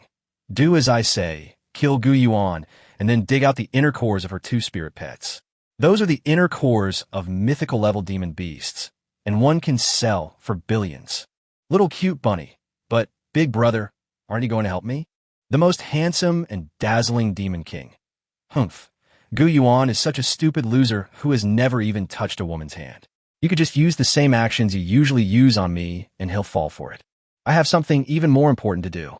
I've discovered a rare spiritual fire, a low-grade earth-level one, which can be used to refine pills. I can't come over for the time being. Even if you can't kill Gu Yuan, you have to keep him occupied and prevent him from bothering me again. Little cute bunny. Okay, I'll do as you say, big brother. After we're done, give me a hug and a kiss." Gu Yuan laughed, thinking to himself, "Wang Fei, you're incredibly bold. You're even willing to kill someone just to steal the inner cores of my 2 mythical level pets. However, I still want that Earth rank spirit fire of yours. After all, it is Earth rank. After Hong Ling evolves, as long as she absorbs any Earth rank spirit fire, she will advance to obtain a Heaven rank spirit fire. How can I let go of such a good opportunity?" Gu Yuan smiled slightly and sent a message. Little cute rabbit, Brother Wang Fei, Brother Wang Fei, you're so amazing, so amazing. I've already knocked out Gu Yuan and his two beasts. Where are you? I'm coming to find you and bringing them over too. I want a hug, and I want a kiss. Chapter 89 One-on-One Challenge with Wang Fei. Ugh, Gu Yuan almost threw up after sending the message. But sending a disgusting message was nothing compared to Hong Ling's ability to obtain the heavenly rank spirit fire. On the other side, Wang Fei's ecstatic emotions almost overflowed from the other side of the screen. He sent 3 hug and kiss emojis in a row. Gu Yuan felt a chill run down his spine at the sight. This guy was truly disgusting. Hey, he seems to really like you. Gu Yuan called out to Lu Yakin, then showed her the messages on his phone. However, the other party didn't care. He's just a playboy. He's like that with everyone. All he wants is the inner core of a mythical level pet. Gu Yuan smiled knowingly. Indeed, you're right. It seems you're not stupid after all. The message Wang Fei sent later confirmed Lu Yakin's guess. Quickly dig out the inner cores of that phoenix and the white fox. Then kill Gu Yuan and throw him to those demonic beasts so they can eat him until there are no bones left. Wang Fei's message arrived quickly, but Gu Yuan snorted coldly, thinking to himself that if he wanted to die, he'd see who the real clown was. The other party has already sent an address. I'm currently collecting Earth-grade spiritual fire and can't leave right now. Just come over here and give me the inner core. Although Earth-rank spirit fire is precious, it still cannot compare to 2 mythical-level demon beast inner cores. What Wang Fei wanted most right now was the inner cores of these 2 demonic beasts, so he naturally stopped hiding them and hoped that Lu Yakin would arrive as soon as possible. However, what he didn't know was that after Gu Yuan obtained this position, not only would he not be able to get the inner core, but even his own Earth-rank spiritual fire would be taken away by Gu Yuan. Gu Yuan forcibly fed the spirit fruit that Lu Yakin had just given him to her, causing her to fall into a deep sleep. He then threw her into a hole in the ground and hid her away. There's no need to worry too much. This is 1,000 meters below the seabed. She can't escape even if she wanted to, and the police guarding the elevator are already on standby. Gu Yuan quickly moved towards Wang Fei's coordinates and soon discovered another underwater rift valley. Gu Yuan saw Wang Fei below the rift, his hand raised high. The lava below the canyon was fiery red. However, the transparent bottle in Wang Fei's hand was a very crystal blue color. The blue bottle emitted a soft blue light, and the flames absorbed from the molten lava gradually turned azure. Ha ha ha! Today is truly my lucky day. Wang Fei held the bottle in his hand. The bottle had now turned transparent again, and a blue snowflake was floating inside. The snowflakes are perfectly hexagonal, but the charred marks on the bottle's rim reveal that they are not as cold as snowflakes, but rather filled with violent heat. Not only were we able to obtain the inner cores of 2 mythical-level demonic beasts, but we also obtained a tertiary-grade spiritual fire, specifically the nether snow earth fire used for alchemy. If I hadn't been carrying the spirit fire collection bottle from my family's alchemy lineage, I wouldn't have been able to collect it. With this spiritual fire, I'll soon be able to become the next generation of alchemists that my family is grooming to become. Is it that rare? There are actually such treasures in this secret realm. It's really amazing. Gu Yuan appeared behind Wang Fei. Upon hearing Gu Yuan's voice, Wang Fei was startled and quickly turned around, only to see Gu Yuan looking at him with a smile on his face. Lu Yakin, that shameless woman actually lied to me. Wang Fei's face, which had been beaming with smiles just moments before, now looked as disgusted as if he had swallowed a fly. He glared at Gu Yuan, instinctively trying to hide the bottle behind his back. Gu Yuan appeared quite content. During the last treasure hunt in the secret realm, you were the one who killed your classmate, right, Wang Fei? You have nowhere to run now. I'll punish you for what you did. You've given it to the garrison here. Do you still want to run? Hand over all your valuables obediently, and I'll spare your life.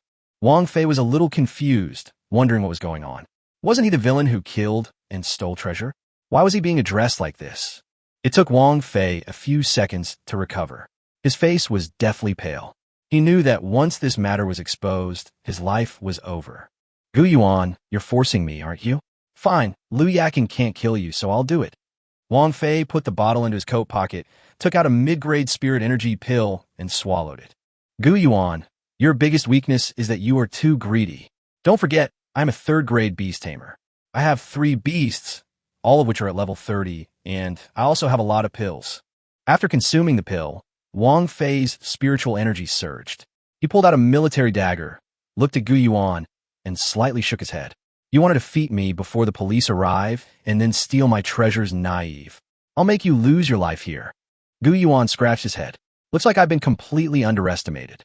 Wang Fei, a beast tamer, isn't like Han Xian commanding troops, where more is always better. It still depends on the quality of the pets you tame. Wang Fei's pet control space opened, and 2 level 30 spirit pets jumped out together. A raging fire burned on the back of the fire horse, and the fire spirit monkey sat directly on it, as if it had become a knight, and charged towards Gu Yuan at an extremely fast speed. The fire spirit monkey unleashed its earth-rank combat skill, Fire Dance Slash.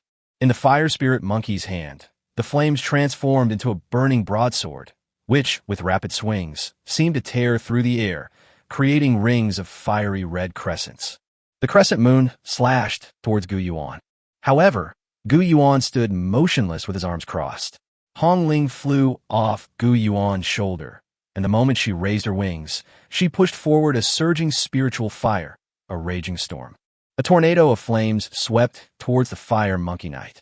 J-Bell, fire-resistant pill. Wang Fei also demonstrated the profound knowledge and experience expected of a scion of a family specializing in alchemy. He tossed a small vessel, resembling a copper bell, into his hand. The vessel traced a parabola in the air, gradually growing larger until it transformed into a copper bell, which enveloped the fire spirit monkey and the fire horse. Before throwing them out, 2 pills were tossed into the bronze bell. After the bronze bell covered the fire spirit monkey and the fire horse, the pills fell into their mouths. Protected by the bronze bell, the 2 spirit pets broke through the flames. Try the fire-based combat skills unleashed by 2 level 30 monsters at the same time. Wang Fei clenched his right fist as if shouting a victory, and the bronze bell flew up. The fire spirit monkey punched out a pillar of fire, while the fire horse also spewed out a torrent of flames. 2 streams of fire shot towards Gu Yuan's direction. There's no chance.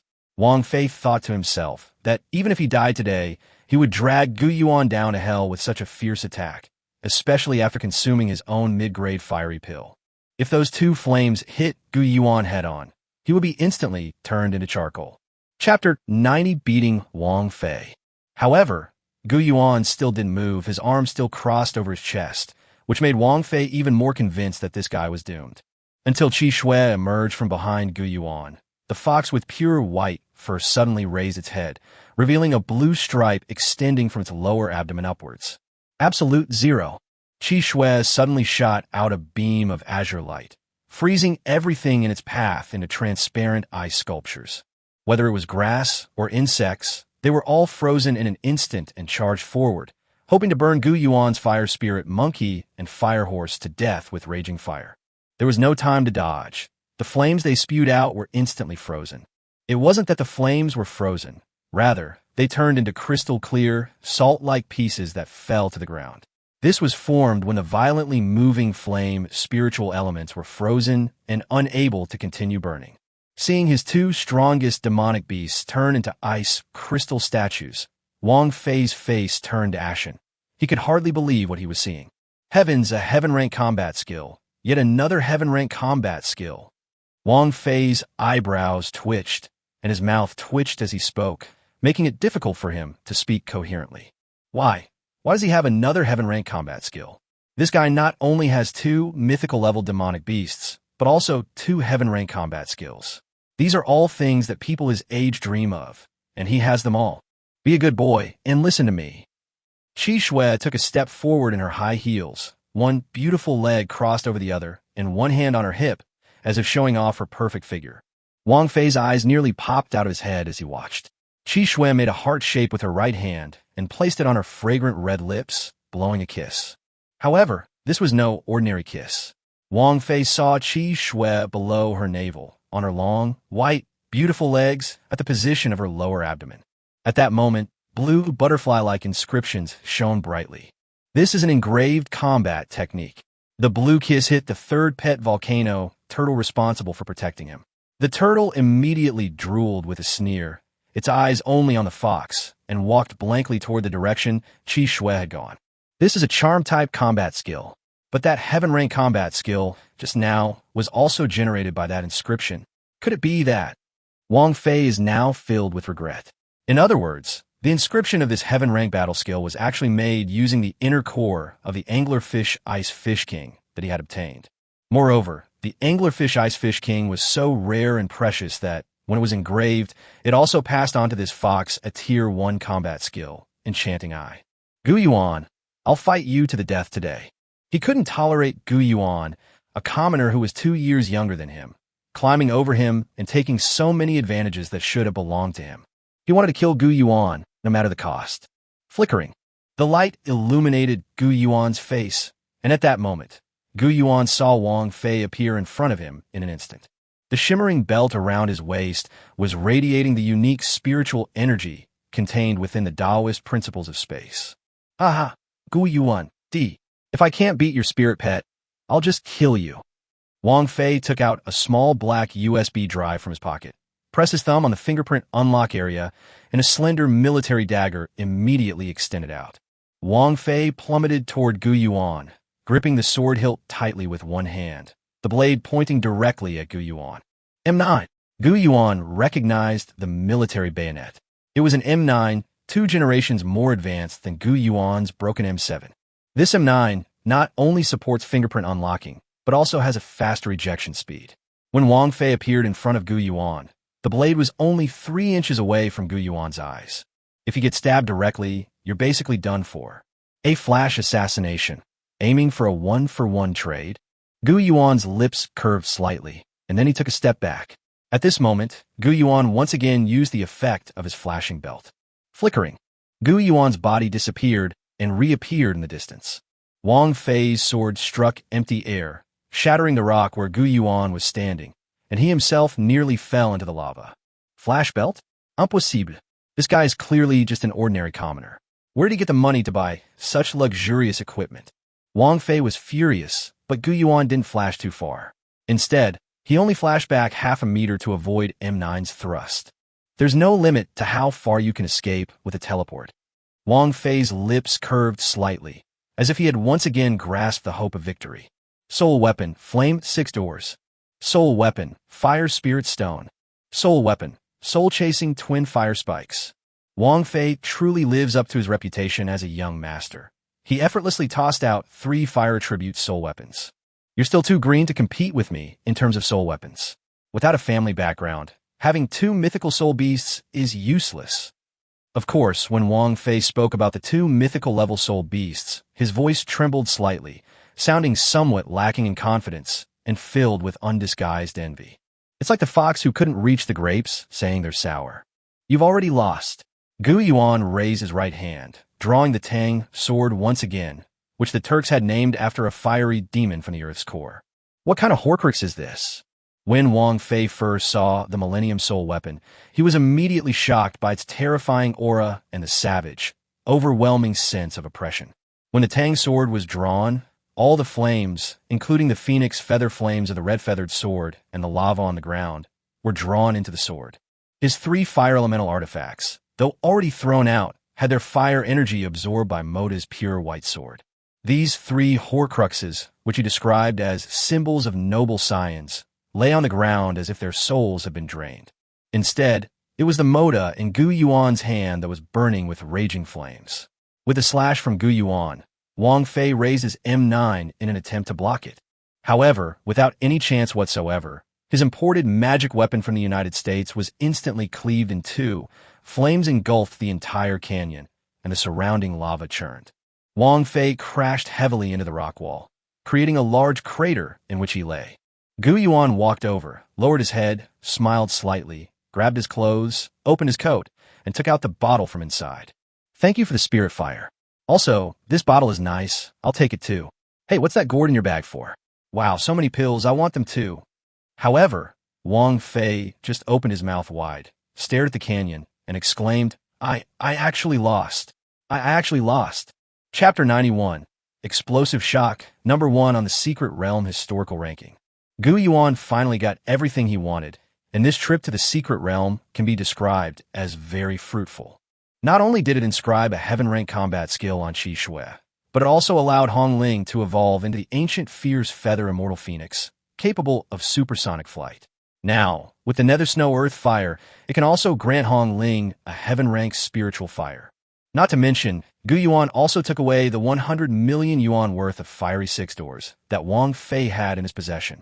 However, this heavenly rank combat skill is not geared towards brute force.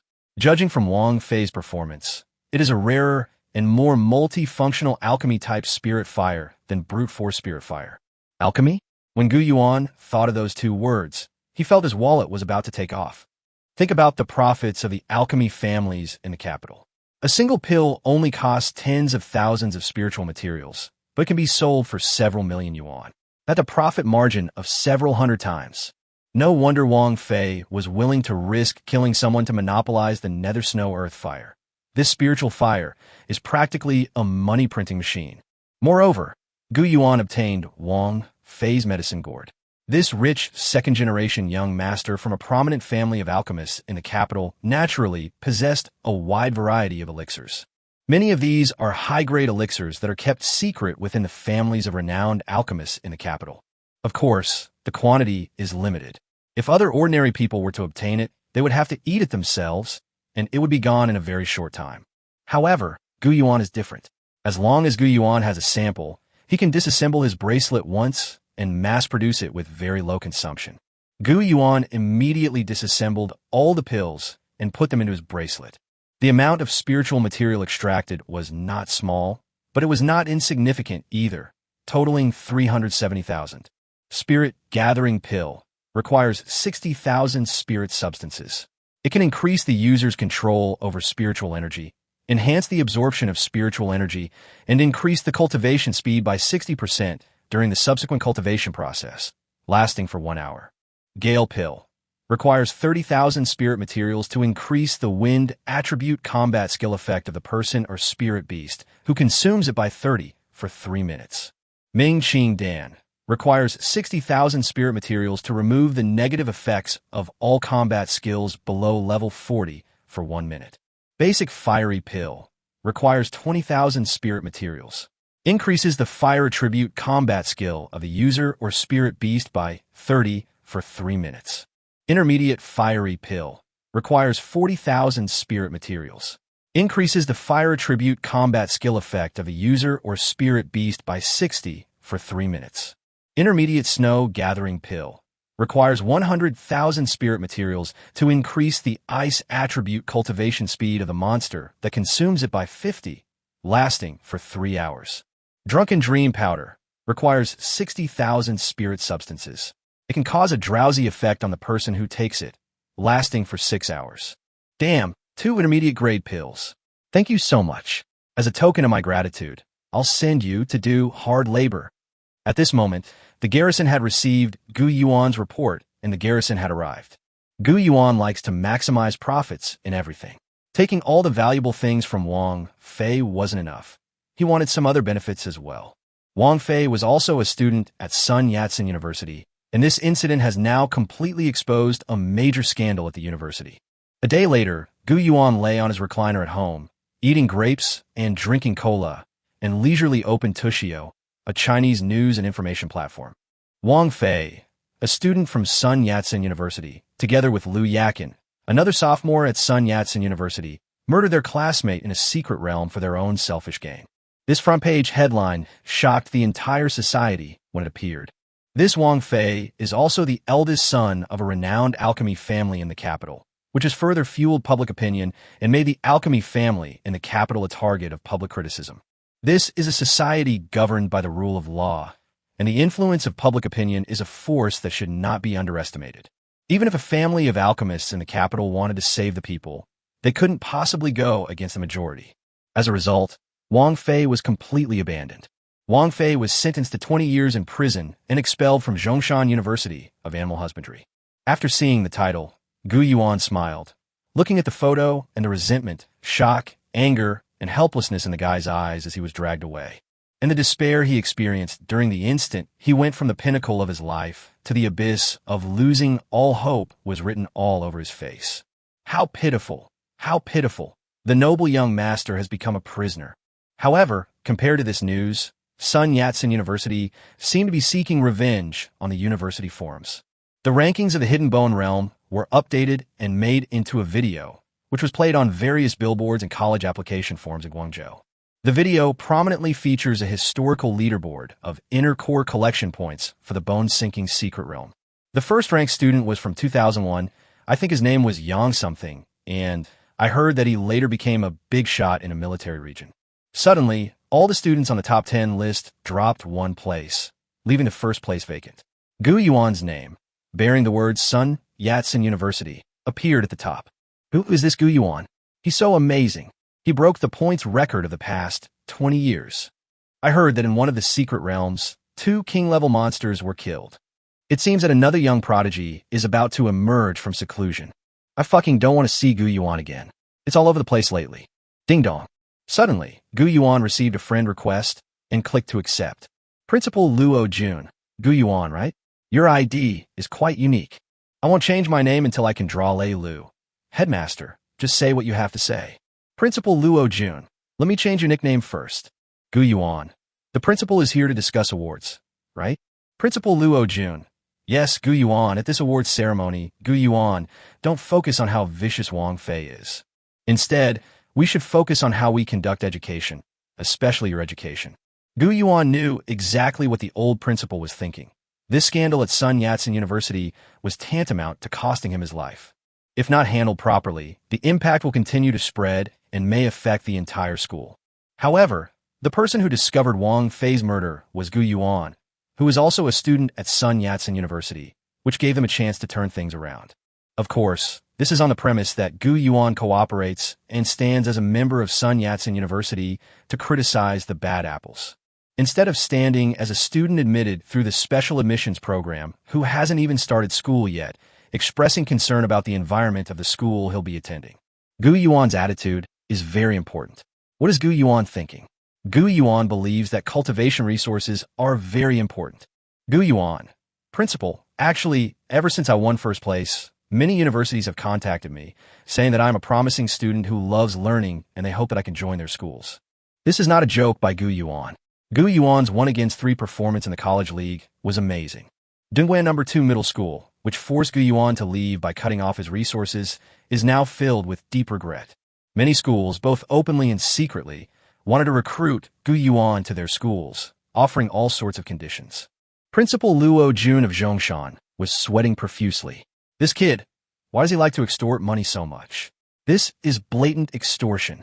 Although Luo Jun knew Gu Yuan's personality and that he was going to be blackmailed, he didn't expect it to be done so blatantly. 30 crystal beads. 30 crystal beads, half fire attribute and half ice attribute. The price was just right, enough to make Luo Jun wince, but not so bad that he couldn't afford it. With a heavy heart, Luo Jun gave in. He almost smashed his phone.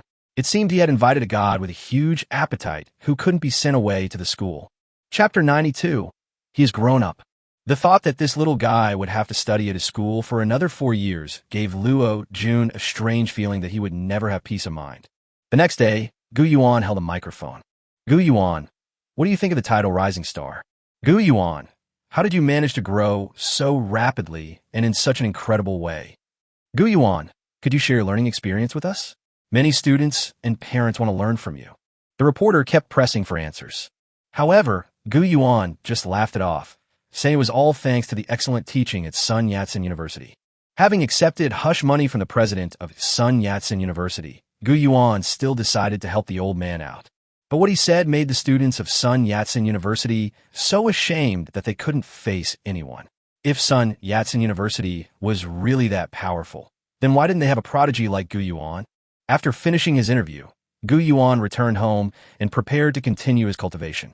After absorbing a large number of crystal beads, Hong Ling's level directly broke through to level 30. Qi Shui's level reached level 27. Qi Shui and Hong Ling were both very happy, as their strength had increased even more during this training in the secret realm. However, Gu Yuan is now facing another problem. His soul control power is far too disconnected. The 2 mythical level pets were too talented, and they absorbed spiritual matter at a very fast speed, leaving Gu Yuan far behind. So far, Gu Yuan's soul control power is only 788, which creates an imbalance, with Hong Ling and Qi Shui far ahead of Gu Yuan. Fighting enemies that are too weak will not help them improve much, while fighting opponents that are too strong will leave Gu Yuan without the ability to protect himself. Therefore, Gu Yuan decided to focus all his efforts on cultivation to improve his soul control power. Gu Yuan took out the 9-dragon soul lamp. He had obtained a lot of spiritual materials during this trip. The mental preparation that Gu Yuan will face next will be an enormous undertaking. The last ward of the entire southern region of Daming Palace. The layout of the south wall of Daming Palace is as follows. Xingnon Gota, Yonfu Gota, Donfeng Gota, Vongxiang Gota, Yonseng Gota. The Eastern Palace, Guangzhai Ward, Ishan Ward, Chang'e Ward. This Chan Lu Fong was the largest of all the southern wards, even larger than the East Palace. It was located in the southeast corner of the entire Daming Palace. After the completion of Chang Lu Fong, Gu Yuan has now completed the construction of the southern part of the Daming Palace, and the next step is to extend it into the more central interior of the palace. He was a major obstacle on Gu Yuan's cultivation path, because creating such a behemoth in one go required an even greater amount of soul power. Such a requirement for soul control power would likely plunge Gu Yuan into a continuous training period of an unknown duration. To maintain a strong breakthrough capability, more lamp oil is needed. Otherwise, if the construction of one workshop fails, all previous efforts will be in vain. That would probably cause a huge amount of spiritual matter to go to waste, so the only way is to smash it with force and use the ancient spirit lamp oil at 5 times the speed. Therefore, Gu Yuan decided to spend a day making preparations, spending money to purchase a large quantity of bred spirit worms. Mealworms are fattened worms specially bred to be used as food for birds and other pets. They are inexpensive but offer good value for money. Gu Yuan has had plenty of money but little spiritual material for a long time, so he is also researching what materials to buy to disassemble the spiritual material. Only then can you buy the most spiritual substances with the least amount of money. After trying many methods, I finally concluded that buying pre-killed bread beetles is the most cost-effective. They are cheap, contain the highest amount of spiritual substances, and are reliable to purchase. Of course, scrap meat is the most cost-effective option since it's free, but where do you find so many monsters that have lost their minds and keep running into the human world? Beep, beep, beep, beep. Hello, who is it? Gu Yuan's phone rang, and he answered it impatiently, only to hear an anxious voice on the other end. Gu Yuan? We are the waste meat processing plant in the South China Sea district. The night before last, a flying-type monster suddenly flew at supersonic speed in the Pearl River estuary. The sonic boom startled many fish and mythical beasts, who rushed towards the shore like madmen. Among them were 2 giant whales, weighing several tens of tons in total. Our waste meat processing plant is not yet finished. Could you come and handle it? Gu Yuan was completely confused, thinking to himself that his luck had been incredibly good lately. Could it be that Qi Shui's auspicious influence had activated again? In short, Gu Yuan spent 8 million that day to buy an entire farm of mealworms. It was originally going to cost more than 16 million, but because this waste meat processing plant contributed more than 3 million spiritual materials, we saved 8 million. Of course, this reduced Gu Yuan's savings to a paltry tens of thousands.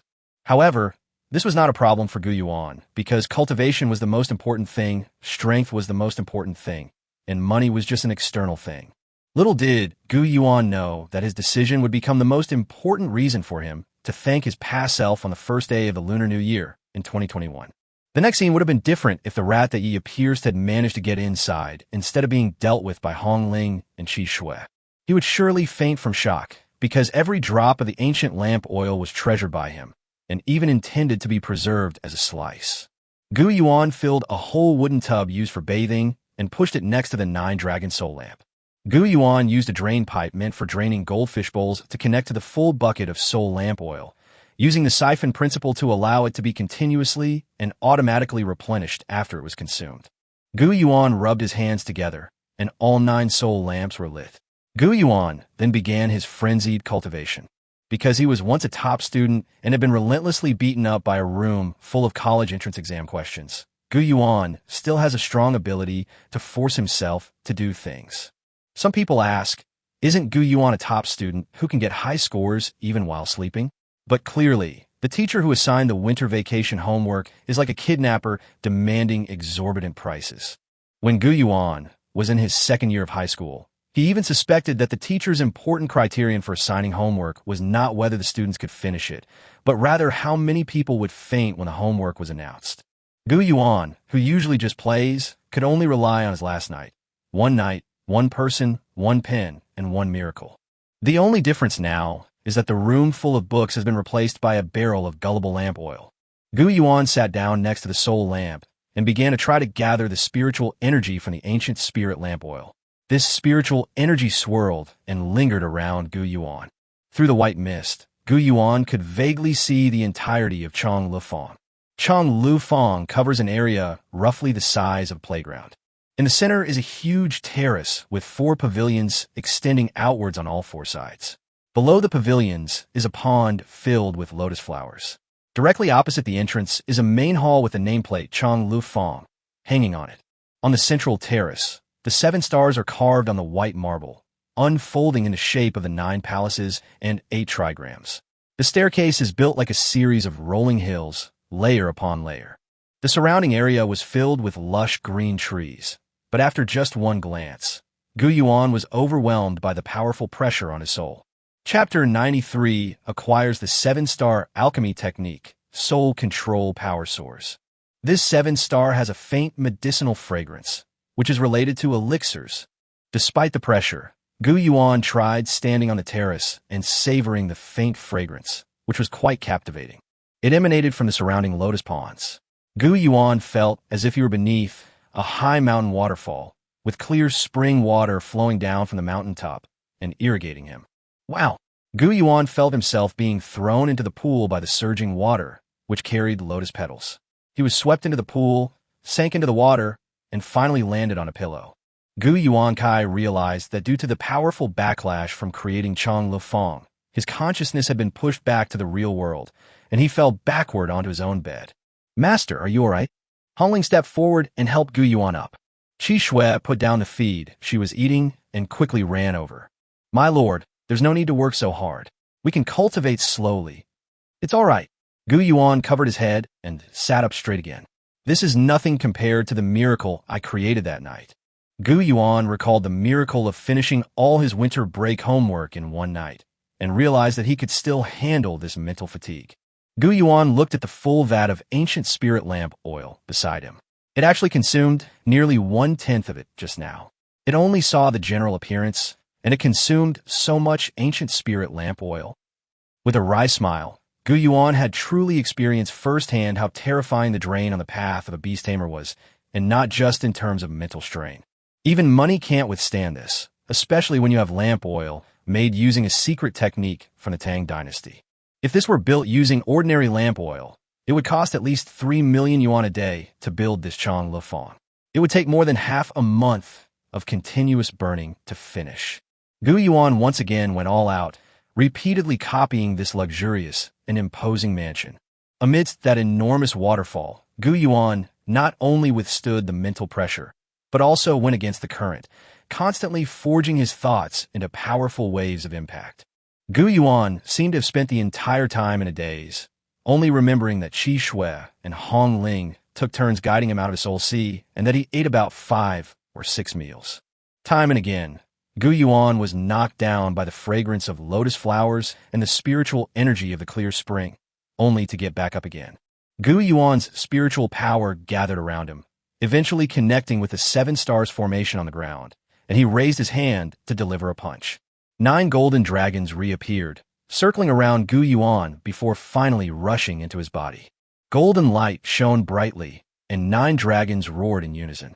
Suddenly, the clear spring water flowing from all directions surged up, pushing a turbulent wave into the sky, shattering the tranquility of the entire lotus pond.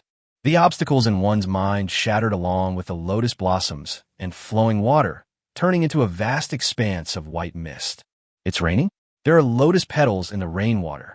Hongling stretched out a hand. At this moment, the Daming Palace was very poetic. Not only was it raining, but also pink petals were falling from the sky. Meanwhile, Qi Shui on the ground was still circling around the East Palace, trying to climb up to it, drag Hongling down, and sit on it herself. Suddenly, she also sat down on the ground and looked up at the sky.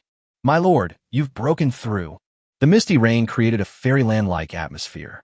From Hongling's perspective, looking into the distance, a massive building was gradually emerging from the hazy fog. Hongling transformed into a phoenix and flew towards Chang Lufeng.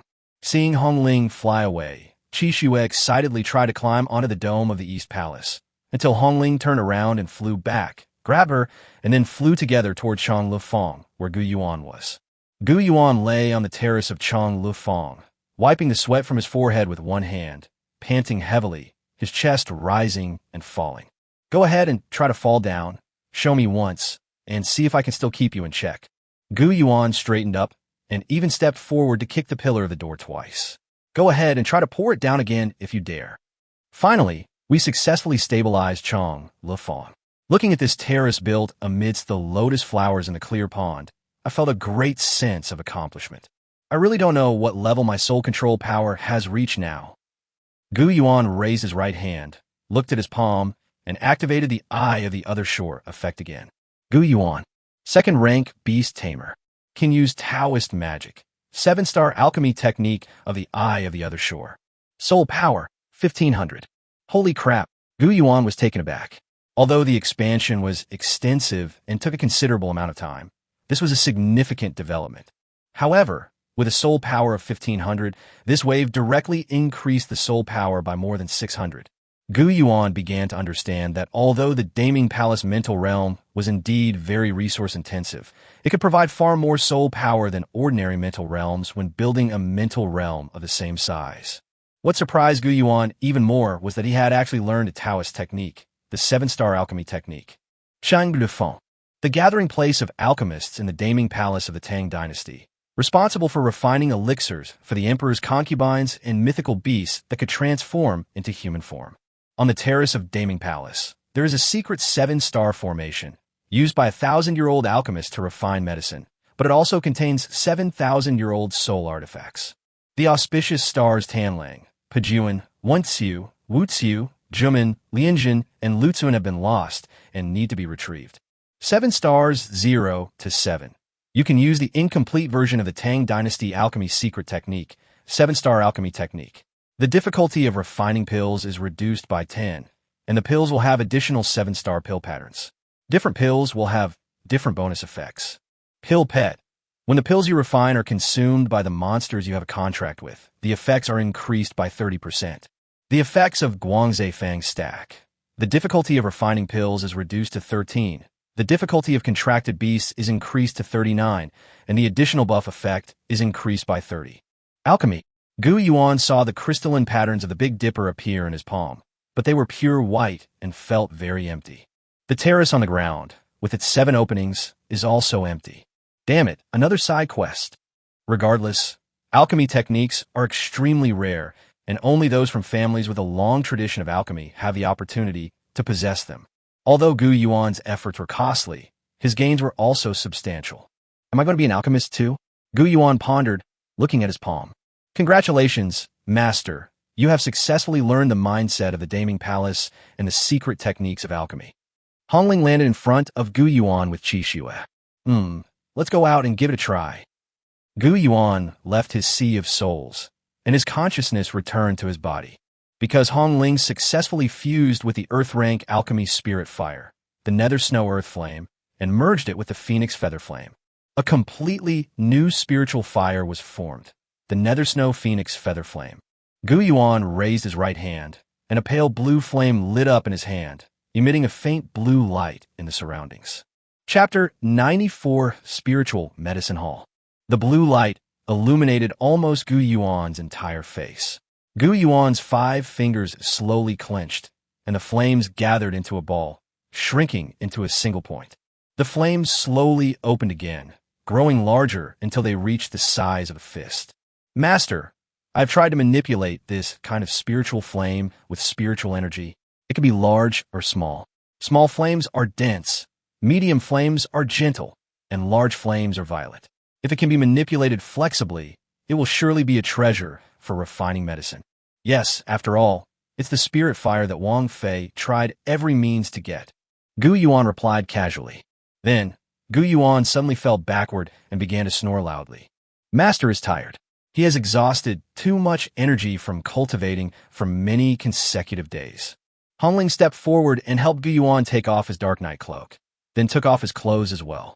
Qi Shui had somehow appeared by the bedside, reaching out to remove Gu Yuan's belt, her eyes alluring, her tongue licking her lips. But then Hongling slapped Qi Shui's fox paw, and Qi Shui had no choice but to dodge. Hongling helped Gu Yuan take off his pants, helped him to the bed, covered him with a blanket, and turned off the light. Qi Shui lay on the sofa, her beautiful legs swinging back and forth, while eating a Doritos-shaped pet food. While watching a TV series. Master is asleep. Qi Shui, turn the TV down. No. Hongling threw Gu Yuan's clothes into the washing machine and started agitating them. Then she took out a brush and laundry detergent and helped Gu Yuan clean his shadow trench coat. After washing it clean, I hung out to dry on the balcony. The next day, as dawn approached, Hongling jumped off the television and prepared breakfast for Gu Yuan. He took the clothes that hadn't dried overnight to the rooftop and released his heavenly rank spirit fire, Nether Snow Phoenix Feather Flame, to dry them. Hongling controlled the flames very well, without burning or damaging the clothes, and then dried them. Back home, they eagerly await the time their owner wakes up, hoping to be dressed in warm clothes to avoid catching a chill in the cold winter. However, Gu Yuan did not wake up. Hongling did not call him, but waited silently. Qi Shui finished watching another TV series, and Gu Yuan didn't wake up until noon. After putting on the clothes that Hongling had warmed up again, he drank the hot milk that Hongling brought him while putting on a clean trench coat. Master, today is the 15th of the 12th lunar month. The spring festival is approaching. Please take good care of yourself. Gu Yuan stretched, and the fatigue in his body and stomach vanished. Let's go to the Spirit Medicine Hall today and buy a pill formula to see how effective the 7-star alchemy technique really is. Walking down the street, the festive atmosphere of the new year is getting stronger and stronger. The streets and alleys are decorated with lanterns and colorful decorations, and red lanterns are hung everywhere. There are lion dances, dragon dances, and the beating of gongs and drums. Lingyatang is located in the southern part of Guangzhou. It is a wooden house that looks old but has been carefully maintained and has a strong old house feel. The wooden plaque of Lingyao Hall hangs high, antique in style, and carries the fragrance of sandalwood.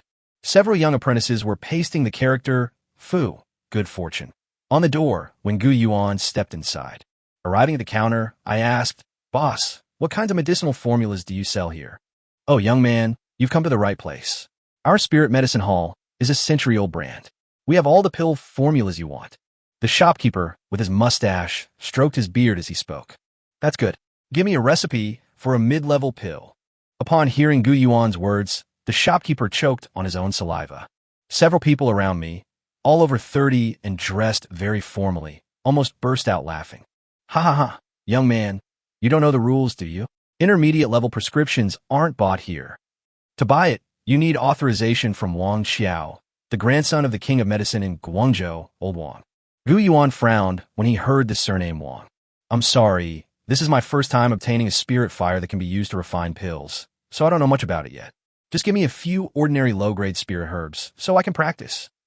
When Gu Yuan finished speaking, the mustache-wearing shopkeeper thought that he was just a newcomer and there was nothing to say, so he casually tossed a few bills to Gu Yuan. "Looks like a newbie. It's good that young people are energetic, but their knowledge is far too lacking. However, to have obtained the spiritual fire for alchemy at such a young age, he should be a good prospect. How about I become your teacher, little one?" These alchemists spoke half jokingly and half seriously. Gu Yuan smiled and said, "Sorry, I have something to attend to. I'll be leaving now." Gu Yuan, who was about to leave through the main gate, suddenly felt a surge of spiritual energy. Within the sea of one's own soul, in the Chong Lu Fong, at the very beginning of the open-air 7-star platform, a burst of starlight suddenly shone. Just before Gu Yuan was about to step over the threshold, he looked up at the plaque and suddenly felt a light flashing behind it. However, this light could only be seen by himself, and it seemed like a cunning purple light. The first Yangming Greedy Wolf Star Lord of the Big Dipper. Gu Yuan thought to himself, "No wonder this place has such excellent feng shui and has been able to become a century-old shop. It turns out that the ancestors built this Tang Dynasty Daming Palace. One of the 7 millennium-old soul artifacts on the 7-star formation is hidden inside the plaque, and its medicinal power helps the medicinal aura of this place soar to the heavens. Gu Yuan was furious. He had finally found it, but could he really take it away? This is the plaque of a century-old brand. Legend has it that it was here during the Qing dynasty, and it survived World War II and the Civil War. In modern times, after the situation in China stabilized, it was finally restored. They only managed to save it at the last minute. If Gu Yuan were to let someone else take this plaque today, he'd probably saw it in half. This family of alchemists in the capital would likely have to cut themselves in half as well. Let's think of a solution, such as shadow-based combat techniques. While Gu Yuan was still in a daze, he saw a bodyguard wearing dark sunglasses push him aside with one hand. Make way, make way. Don't block our boss Wang's way. Before he could finish speaking, Gu Yuan saw a handsome young man of about 23 years old step into the main hall with Mohen. Miss Mohen, how has the MO family been lately? The reason for my recent visit is that my father's Ice Bee lion suffered an accident while inscribing a heaven ring combat technique. It was injured all over by spiritual ice, and a cold poison has entered its body. We are not comfortable letting ordinary alchemists treat us.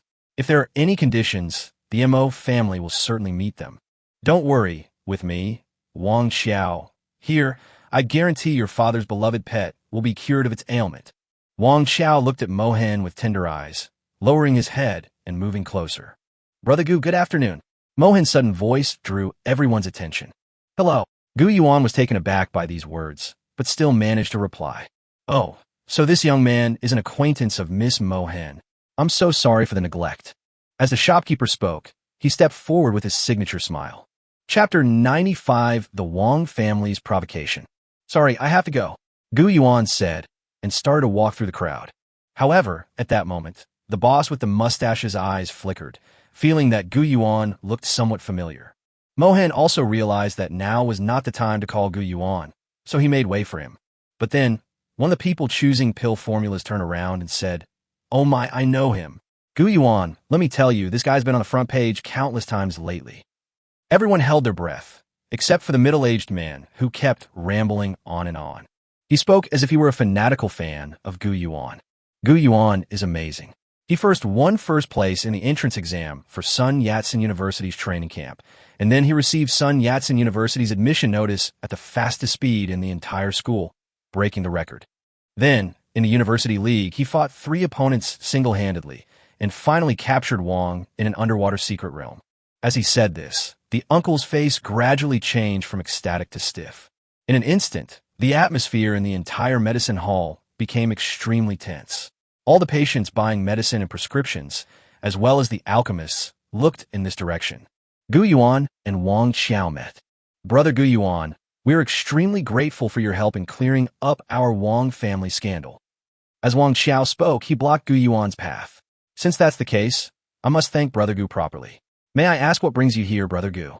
Seeing that his way out was blocked, Gu Yuan smiled and said, I'm here to buy pill formulas. Wow, Brother Gu Yuan, you wouldn't be someone who's not only outstanding in combat, but also going to become an alchemist, would you? Mohen was taken aback, but Gu Yuan did not deny it. He only felt that Gu Yuan was now even more mysterious and powerful. Indeed, it's rare to find someone who is proficient in both combat and alchemy.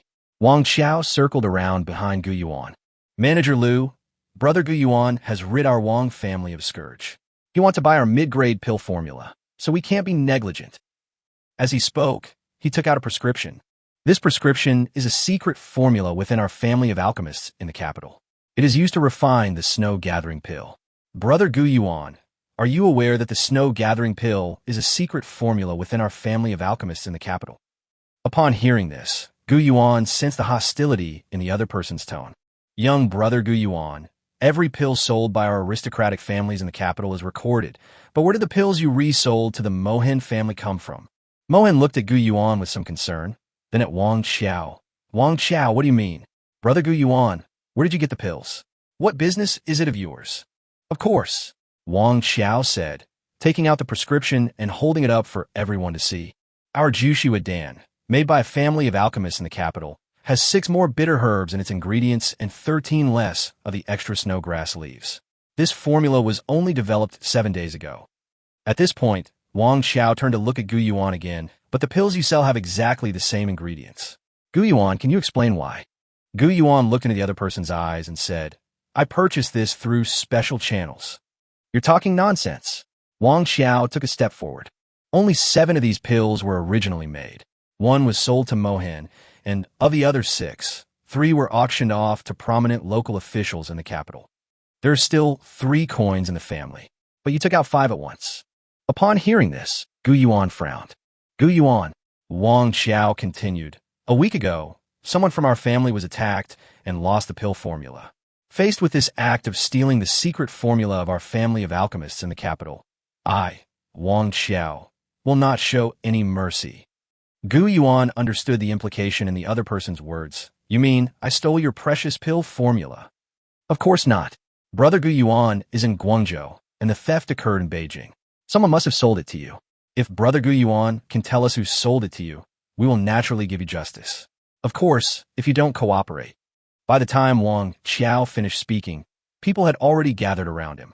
However, Gu Yuan sneered, Are you kidding me? Are you going to interrogate me? Gu Yuan thought to himself that this guy was here to avenge Wang Fei, or he might just want to gain more attention in the family by suppressing him. If you want to climb over me to get ahead, aren't you worried about breaking your ankle? But the problem is that it's hard to explain. Gu Yuan certainly couldn't reveal who sold him the pill, because he himself had reconstructed it using the bracelet. This is the only option left. Gu Yuan turned his head and said, I refined this pill myself, and I developed the formula myself. The 6 additional herbs are my own ideas, just like yours. You, a high school student, Brother Gu Yuan, please forgive my bluntness, but you are not qualified. What kind of background do you have? What kind of background do the alchemists of our Wang family have? Although the formula for the snow-gathering pill is indeed simple, it is not up to you to research it. Wang Xiao said this. And what about you? Don't you think some things are too coincidental? I arrested the scum of your family 1 minute, and the next minute you said, I stole your pill formula. Gu Yuan grabbed Wang Xiao by the collar, and the security guards on both sides tried to intervene. At that moment, Hong Ling and Qi Shui appeared simultaneously, and the atmosphere in the entire medicine shop instantly became tense. Enough, Wang Xiao. Stop making things difficult for Gu. At this moment, an elderly man walked in, pushed open the door, coughed twice, and then all the bodyguards put away the soul weapons they were about to draw. Old Wang. The bodyguards all bowed to the old man. Gu Yuan looked at the old man, who had a youthful face and white hair and beard. So Gu Yuan nodded. Since there were no bodyguards to stop him, Gu Yuan prepared to leave directly. But then Wang Xiao roared. Gu Yuan, you said it was you who refined that pill? Fine, let's settle this with a pill today. Meanwhile, the Ice Bee lion, belonging to the Mohan clan head, was poisoned by cold poison while inscribing a heaven-rank combat technique. Today, let's have a contest to see who can cure the cold poison in his body. If you win, I will let you go. If you lose, then I'm sorry. I will seek justice for my Wang family. Gu Yuan wanted to laugh when he heard this. He spoke righteously, but in reality, he had inadvertently revealed that he was doing this in order to gain a reputation within the Wang family. However, this gave Gu Yuan an opportunity. Gu Yuan turned his head and decided not to leave. Instead, he said, Of course I can, but you're asking me to leave if I win? What kind of condition is that? If I win, I want one thing. What is that? Wang Xiao said, his eyes fixed on Gu Yuan, when Gu Yuan pointed to the plaque above his head. If I win, I want your Lingyatang's century-old brand plaque. Do you dare to bet on that? Gu Yuan's words shocked everyone present. This guy, is he crazy? He actually went to the Spirit Medicine Hall and asked for their signboard.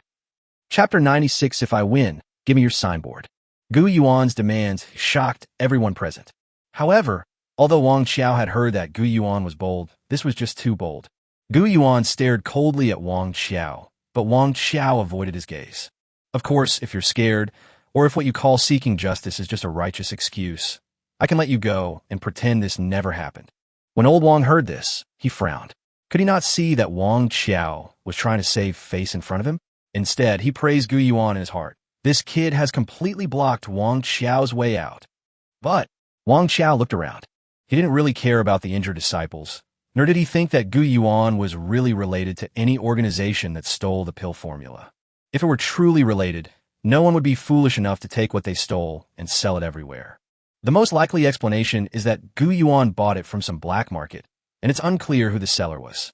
What Wang Xiao wanted was to make things unclear, and then give Gu Yuan a good beating here, so that he could avenge the Wang family. Moreover, the Ice Princess he had been secretly in love with actually thought highly of Gu Yuan. He wanted to deflate his arrogance, which would make it easier for him to establish a tall and mighty image in the goddess's heart.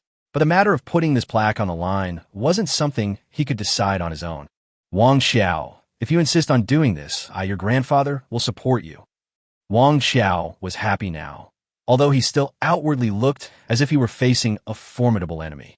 In reality, he didn't take Gu Yuan seriously at all. This was not only an opportunity to show himself in front of Mohan, but also an opportunity to show himself in front of his grandfather. Gu Yuan, who serves as the background character, is merely a novice who has just begun learning alchemy and has come here to purchase basic pill formulas, without any prior alchemy experience. Today is truly my lucky day. Hearing his grandfather's words, Wang Xiao knew that he had authorized him to gamble on the brand, so he nodded and said, "Okay, let's do it this way. Gu Yuan, don't blame me for bullying you." The alchemists present all knew Wang Xiao's strength, and none of them were worried about the plaque. They all stood around Gu Yuan, trying to dissuade him. "Gu Yuan, you have no idea how powerful Wang Xiao is. He is the chief alchemist of the Spirit Medicine Hall. If you want to compete with him in alchemy, you're practically courting death. Quickly apologize, and we'll go ask old Wang for your help and plead your case. Then you'll be able to leave. You've only just started refining pills. How could you possibly be his match?" However, Gu Yuan raised his right hand and gestured to Mohan. "Mohan, lead the way." When Mohan's father, Mo Jiasin, saw Gu Yuan and Mohan returning together, his expression was one of uncontrollable grin. "Gu Yuan, are you finally ready to marry into our Mo family?" However, after Mohan explained to the other party why Gu Yuan came here, Mo Jiasin turned his eyes and was somewhat unhappy. So he didn't come here to marry into the family after all. Seeing Mo Jiasin's expression, Wang Xiao thought to himself, "What do you mean by marrying into the family? This guy has already gained his father-in-law's approval? Then I need to work even harder. Please rest assured, Uncle Mo, I will refine the first pill and ensure that your pet will not suffer any mishaps. No matter what problems arise with your pet today, with me here, there will be no accidents." Hearing this, Mo Jiasin nodded, feeling a little better, and continued, "All right, let's do it your way, otherwise you juniors will say I'm petty again." And so, Mo Jiasin opened his beast-taming space, and a huge blue lion appeared out of thin air in everyone's sight, with blue scratches all over its body.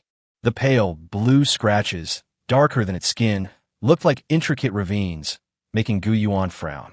This icy poison is quite potent. It truly lives up to its reputation as a heavenly rank combat technique. Wang Xiao frowned. However, at this moment, he had already summoned his pet, which landed and took human form, transforming into a cat girl dressed as a nurse. Gu Yuan had already activated his eye of the other shore, wanting to know if this was a mythical level cat demon. However, it was not.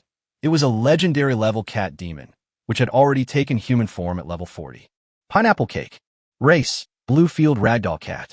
Level, 47. Rank, Legendary. Description, a cat living in England, skilled in healing combat techniques, often helping its beast tamer concoct elixirs to treat injuries and illnesses. Combat skills, Green Fungus Fire Earth Rank. A harmless flame that can carefully clean infected substances from wounds during combustion without harming the body, and can remove all abnormal statuses. In the process of alchemy, this precise control can assist in the preparation of medicines. Heartfelt Meow. Earth Rank emits a meow to heal injured creatures. Rapid Cat's Cry Ground Rank. Increases the movement speed of nearby allies. Bloodlust.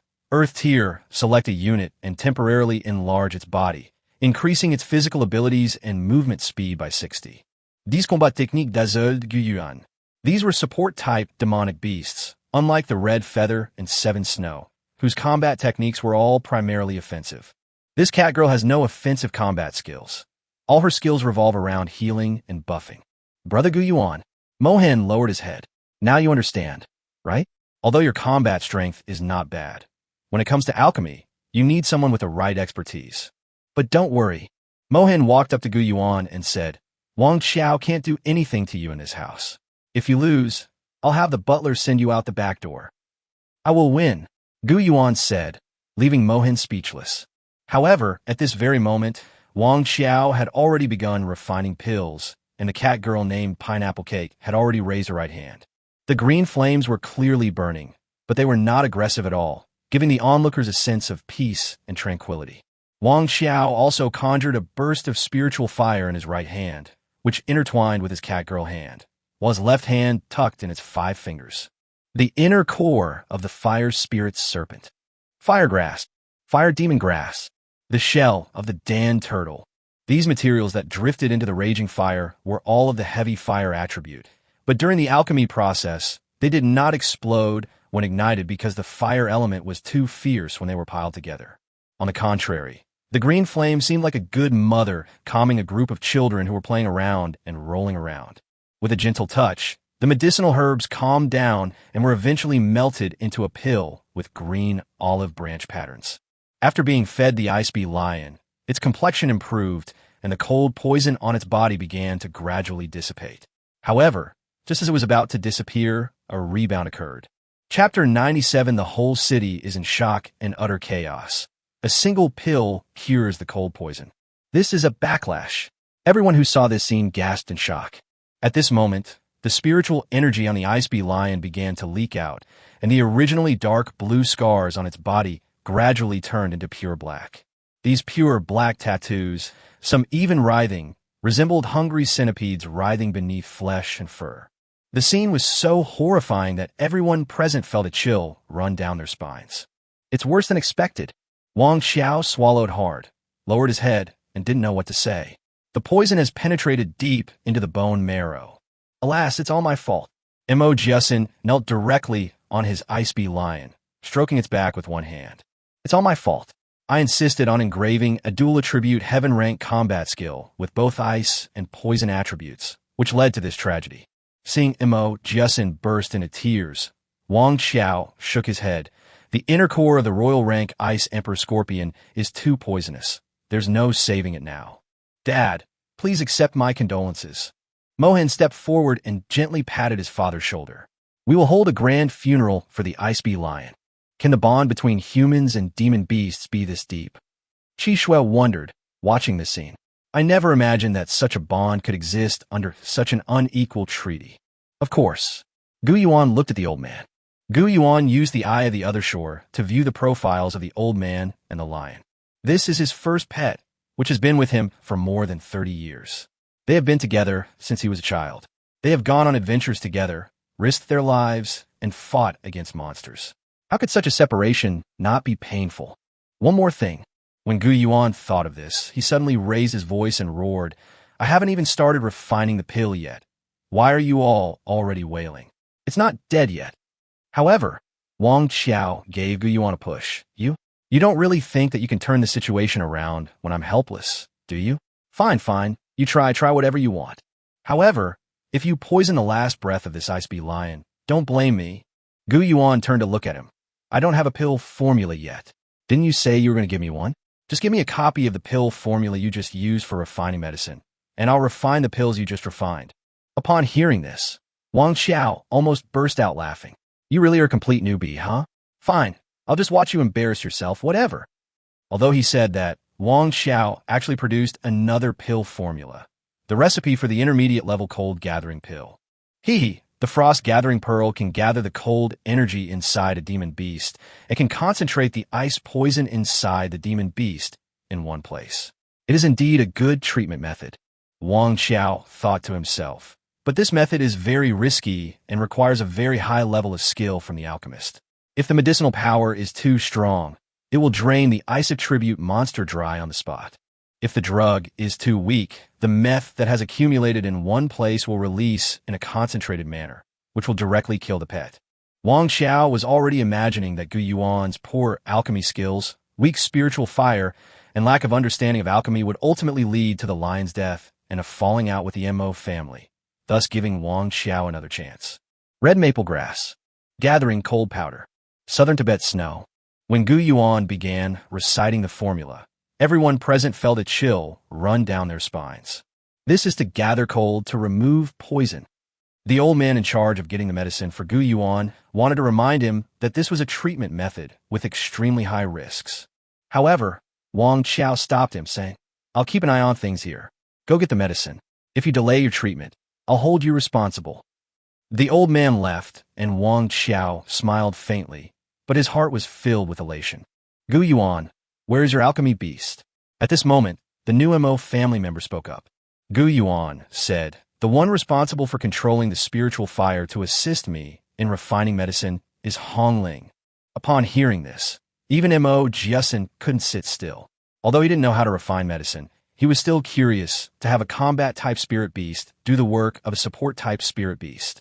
This is so unprofessional. Even someone like MO Jiasen could see it. Gu Yuan, if you're really not confident, then forget it. Mohan hoped to prevent a tragedy from happening. However, Hongling had already landed and transformed into human form. As the fiery feathers burned fiercely, the phoenix transformed into a beautiful woman with a queenly aura, dressed in ancient style. A level 30 beast tamer has actually transformed into human form. Everyone present was shocked, and two words appeared in their minds: mythology. A mythical level monster. My god, this giant red bird is actually a mythical creature. TCH. Wang Xiao was also stunned, but he kept trying to reassure himself. So what if it's mythical level? The spiritual fire needed for alchemy isn't the kind used in battle, the kind that can only burn people to death. However, Hongling raised her right hand, and a blue flame of clarity ignited. Those present were once again stunned. Heavens! Heavenly rank spiritual fire. Before they could continue to marvel, Gu Yuan had already begun refining the medicine, throwing all the spiritual materials into the flames, and Hongling began to absorb the nutrients from the spiritual herbs. Gu Yuan, who was standing to the side, was not just there to make up the numbers. He raised his right hand. The two men used their hands, one above the other, to merge the two flames together, squeezing the herbs into the flames. However, at this crucial moment, the Big Dipper pattern appeared in Gu Yuan's palm. Like a bright medicine spoon, the light sparkled with starlight, and spiritual energy gathered towards it, causing the ingredients in the medicine to converge with an extremely high purity. Gu Yuan felt that the terrace in his soul sea began to emit a stronger spiritual energy. This spiritual energy seemed to fill his limbs and bones, making him more adept at controlling the pills. Not to mention the exquisite control that the Nether Snow Phoenix Feather Flame possesses, allowing it to precisely control every single drop of spiritual energy. Gu Yuan felt the surge of spiritual energy in the medicine, and the final process of condensing the elixir was exceptionally beautiful. It was as if a singularity had formed within the flames, creating a black void that absorbed all the flames and medicinal liquid into it. Finally, it solidified into a blue pill, which was as clear and transparent as a glass bead, and you could even see the other side of the pill from one side. Among them, the sparkling points of light, resembling the Big Dipper, shimmer with brilliance. Their beauty alone is breathtaking. All of MO Jiasen's worries vanished upon seeing this pill. He put the pill into the Ice Bee Lion's mouth and helped it swallow it. In an instant, light flashed, and the pill entered its stomach. At this moment, all the dark black patterns on the Ice Bee Lion's body converged towards a single point, forming a huge abscess. Chapter 98, The Star of Greed, returns to its position. Alchemy power increases drastically. At this moment, a crystal-clear abscess appeared on the Ice Bee Lion's belly. Gu Yuan looked at the abscess. Although he didn't know what had happened, it seemed that all the cold poison was inside. Should he remove it? However, Gu Yuan was somewhat at a loss. How should he clean this abscess? Should he cut it off with a knife? However, Hongling called out from within Gu Yuan's soul sea. Master, you must not approach this place. This sore contains a chilling poison. If you touch it carelessly, you will also be harmed by the chilling poison. Please give it to me. As Hongling spoke, she raised her right hand and placed it on the abscess, beginning to use her spiritual fire to digest the cold poison within. Gradually, the spiritual energy dissipated and the abscess disappeared. The Ice Bee Lion began to shimmer with blue light, the runes reappeared, and the Ice Bee Lion evolved. The ice spikes on the Ice Bee Lion's tail grew longer as it stood up again. A ring of gold appeared around its mane, and its claws and teeth became even shinier. It's evolved. Mo Jiasen almost fainted with joy. Brother Gu Yuan, you are truly a god. Not only did you heal my Ice Bee Lion, but you also did so without losing even a fraction of its cultivation. Moreover, you also... Mo Jiasen was so excited that his voice trembled. It has even evolved into the Ice Lion Scorpion King. The Ice Lion Scorpion King, having broken through level 60, swung its neck and pounced on Mo Jiasin, licking him with its tongue. Old friend, I thought I was going to lose you forever. Mo Jiasin stroked the neck of the Ice and Snow Lion Scorpion King, and the two of them pressed their foreheads together. Finally, Mo Jiasin turned around and looked at Gu Yuan. Young man, Gu Yuan, from today onwards, you are my friend, Mo Jiasin. No matter what you need in the future, I and the Mahe school will always stand firmly behind you. Gu Yuan smiled, glanced at Wang Qiao beside him, and raised his right hand. May I ask when I can move your signboard? Wang Qiao's face was ashen, his teeth clenched, wishing he could rush up and strangle Gu Yuan. However, upon seeing his expression, Hong Ling stepped forward and stood in front of Gu Yuan, looking at him with sharp, knife-like eyes.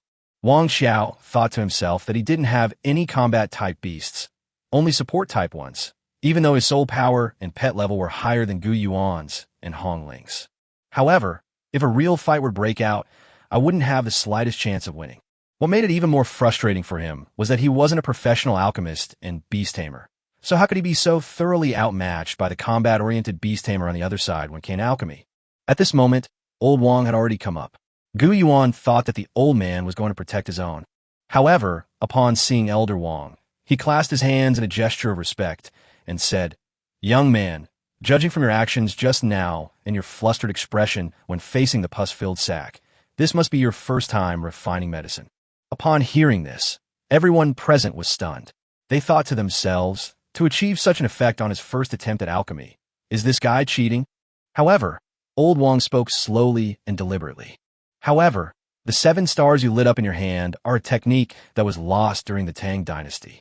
The 7-star alchemy technique was an ancient method that was kept secret by the alchemists who made elixirs for the Tang dynasty royal family. I admit defeat to you. 7-star alchemy technique, what is that? Those around were completely bewildered, but just hearing about it gave them a sense of the heaven-defying alchemy techniques used by the pharmacists who prepared medicine for the emperor.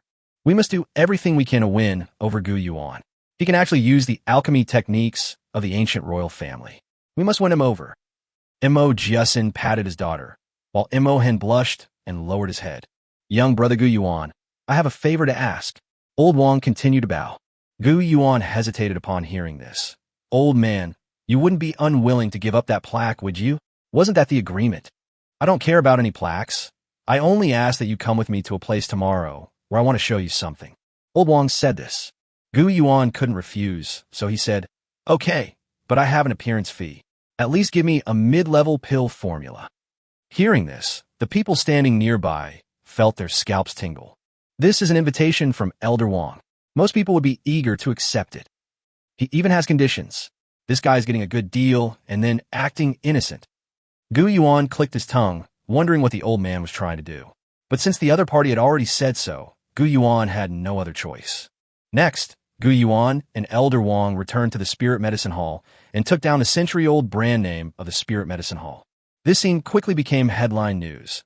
The century-old Lingyao Hall was gone? Who did it? Gu Yuan won. Guangzhou was once again shaken, and more people knew the name Gu Yuan. His story of dominating the front-page headlines has spread far and wide, and the whole of Guangdong province knows that there is such a rising star. Of course, if they knew that Gu Yuan was searching for the black crystal bead in the wilderness and had killed a wanted criminal worth 50 million, Gu Yuan's fame would be even greater. Gu Yuan returned to his home, dug a small hole behind the plaque, and pulled out a black glass bead. Finally got you, the first star of the Big Dipper, the greedy wolf star lord, Tian Shu. When Gu Yuan grasped the black pearl, he felt it transform into an invisible spiritual energy that rushed into his mind and entered his soul. This 1,000-year-old soul artifact, which had transformed into black spiritual energy, landed in one of the keyholes of the 7-star array in Chang Lufang. The effects of Chang Lufang began to increase. 7 stars 1 to 7. You can use the incomplete version of the Tang Dynasty Alchemy secret technique, 7-star alchemy technique. The difficulty of refining pills is reduced by 10, and the pills will have additional 7-star pill patterns. Different pills will have different bonus effects. Pill Pet. When the pills you refine are consumed by the monsters you have a contract with, the effects are increased by 30%. The effects of Guangzhou Fang Stack. The difficulty of refining pills is reduced to 13, The difficulty of contracted beasts is increased to 39, and the additional buff effect is increased by 30. Greedy Wolf Star returns to position. Achieve new effects. Tian Shu. The difficulty of your pill refining has been reduced by 10, and due to the effect of Guangzhe Fang, it has evolved to a reduction of 13. Tanlang Star is the first star of the Big Dipper among the 7 stars, transforming Peach Blossom evil and governing fortune and misfortune. The amplification pills you refined have their effects increased by 30, and after being blessed by Guangzhe Fang, they become 39. The poisons you refined have their effects increased by 30, and after being blessed by Guangzhe Fang, they become 39. Amazing! The Greedy Wolf Star has returned to its rightful place. I wonder how much it will be upgraded once all 6 of the Millennium Soul weapons are recovered. Chapter 99, The Black Lotus Gang's Secret Operation. It's time to ask that guy some questions. Gu Yuan sent a message to Yi Chuan.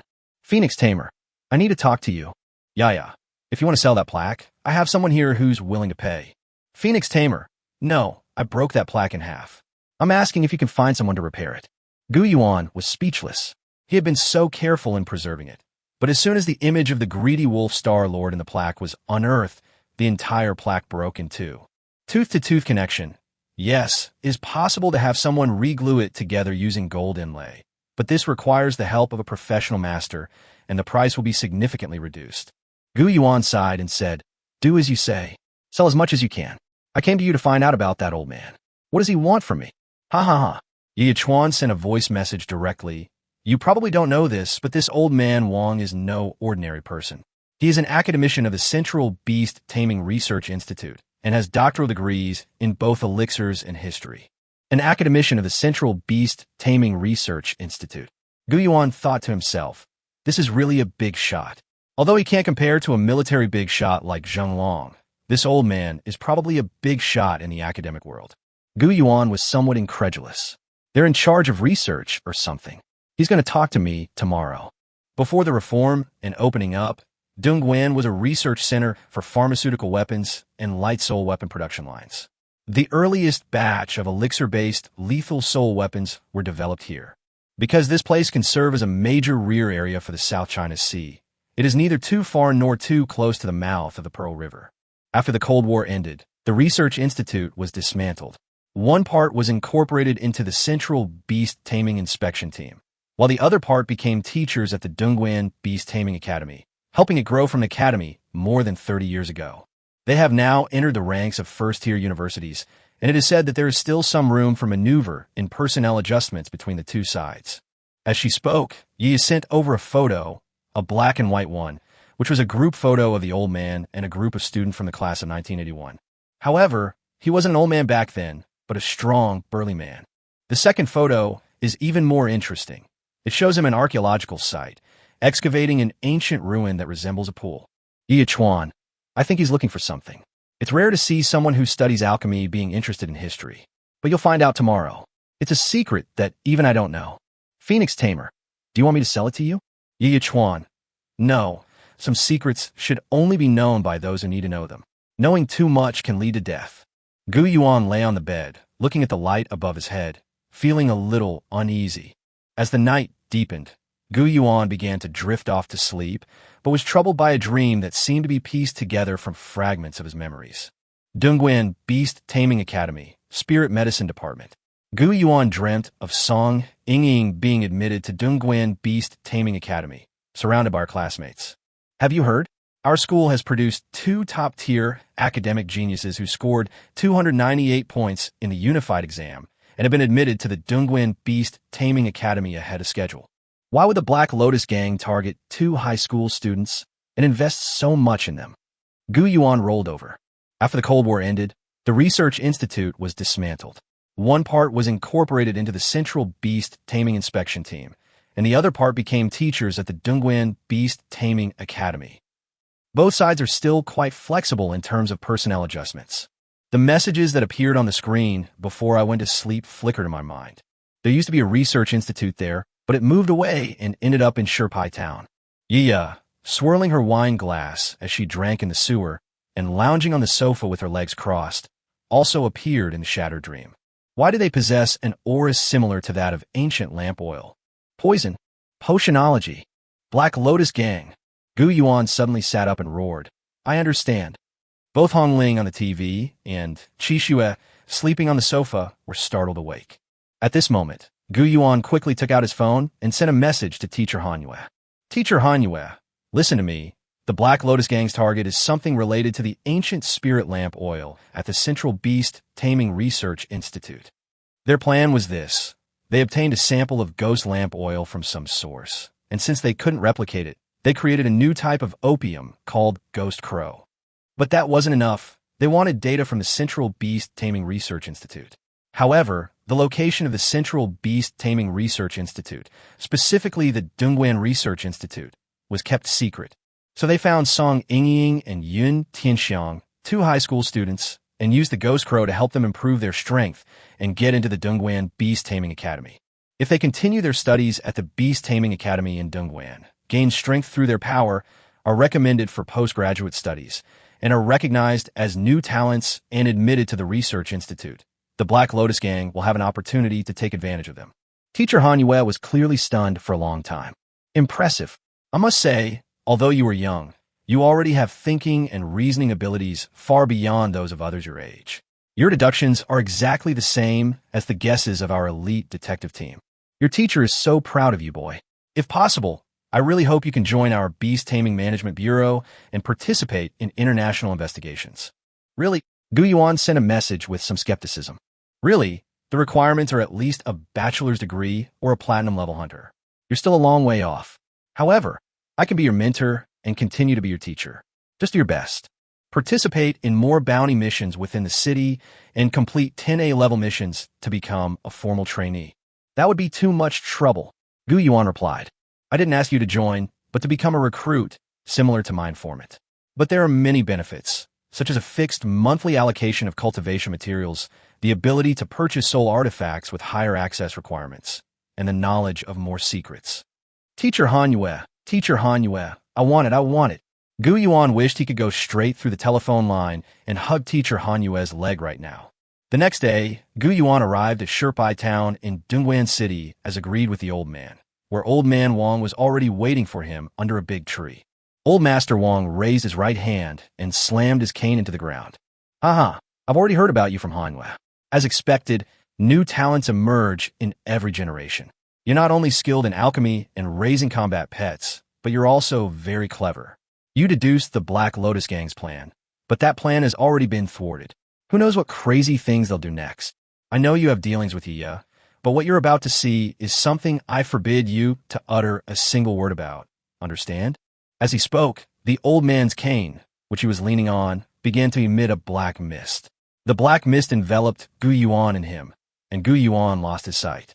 But then a sudden sense of openness washed over me, and I found myself in a research lab. Chapter 100.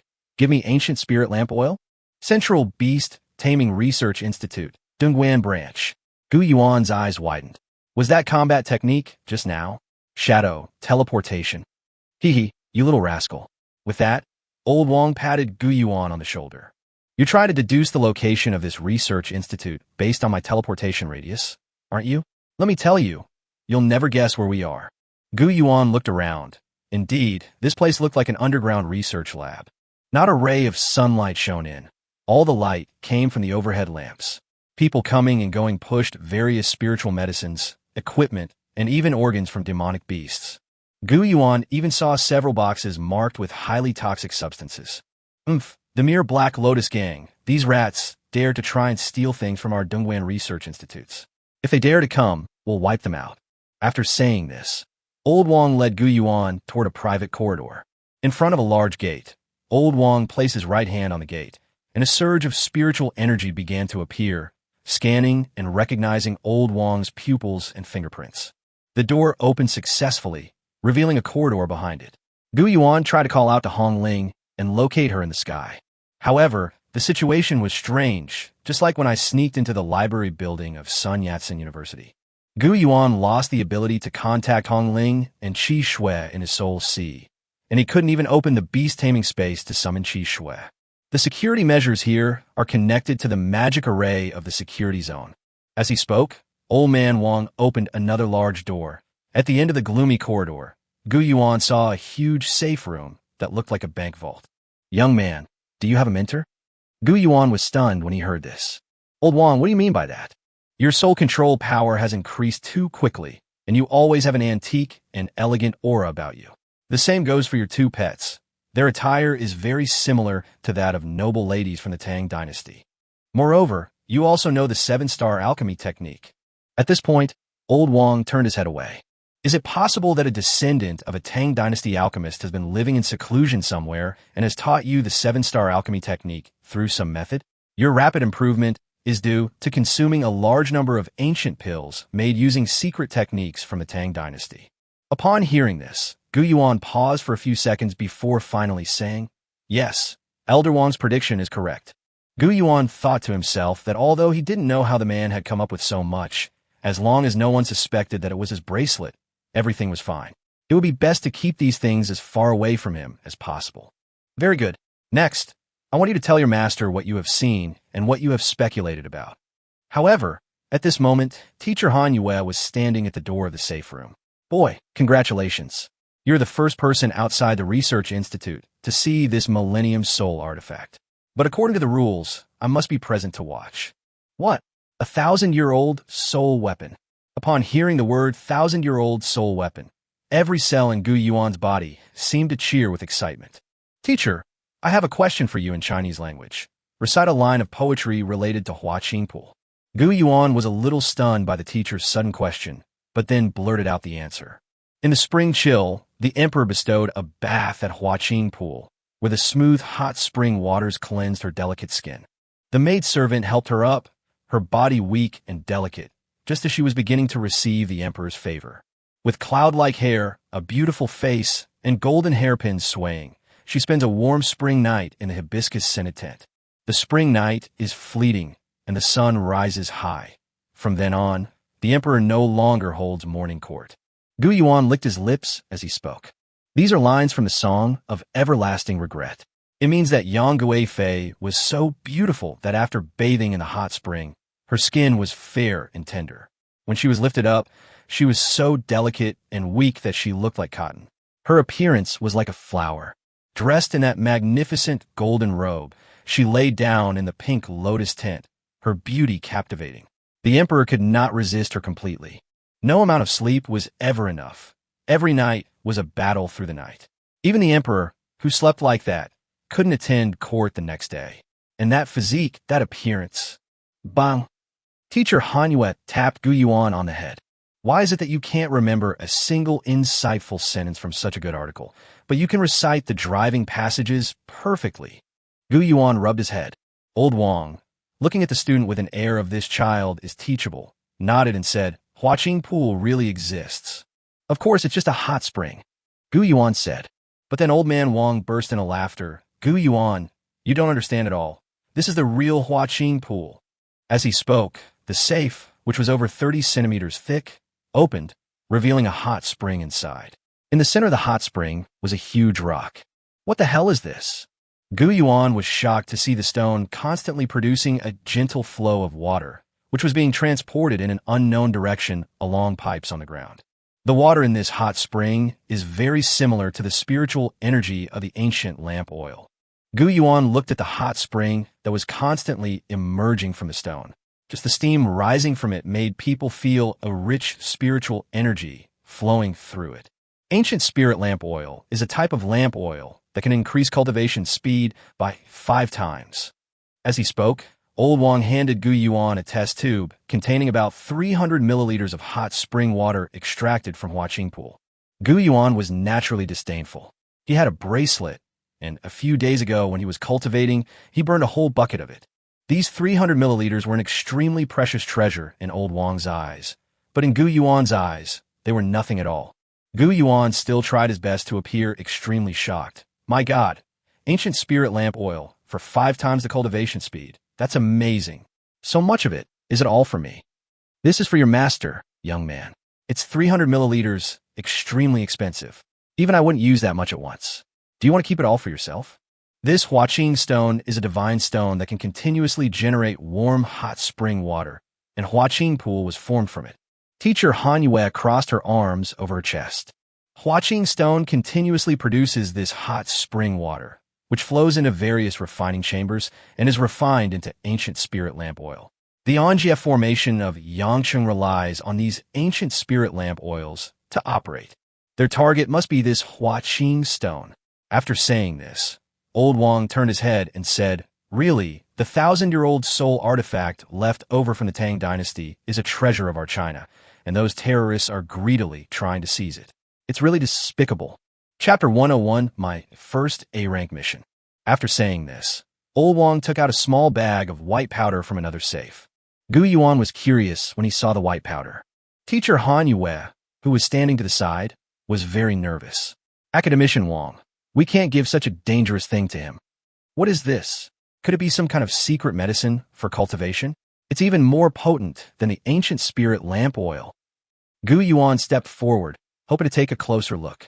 However, Teacher Hanyue said helplessly, "This is a ghost crow. It's a drug. No matter what happens to a boy, no matter how much he craves power, he must never touch this thing. Poison drugs. Ghost crow." Gu Yuan suddenly felt that this bag of white powder was no longer so kind and friendly. This is a dangerous drug that is addictive. Once you take it, your life is basically over. Yes, Old Wang sighed. Putting aside its vicious toxicity, it is an extremely fine product of the beast taming industry, with highly advanced alchemy techniques, and it closely resembles some of the components of the ancient spirit lamp oil. However, the oil from the ghost lamp is too mysterious, and its composition is so complex that probably no one in the world can fully understand it. They are filled with a large amount of addictive, hallucinogenic, and stimulant drugs, and their potency is less than 1/5 that of the oil from the ghost lamp. However, being able to mass-produce it is already a miracle. Having obtained the bag of white ghost crows, Old Wang continued, "Be careful.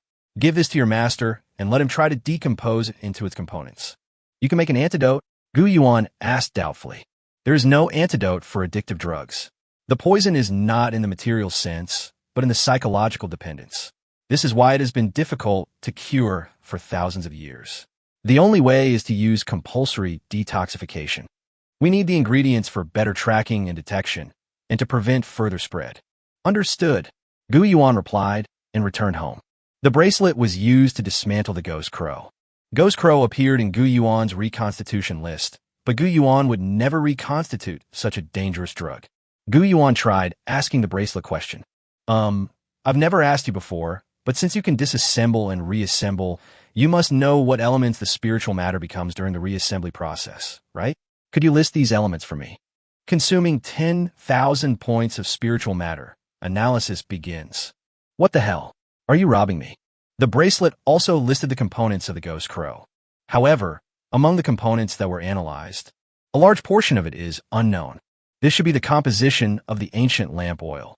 I know what this bracelet is, and I also know how to reconstitute it.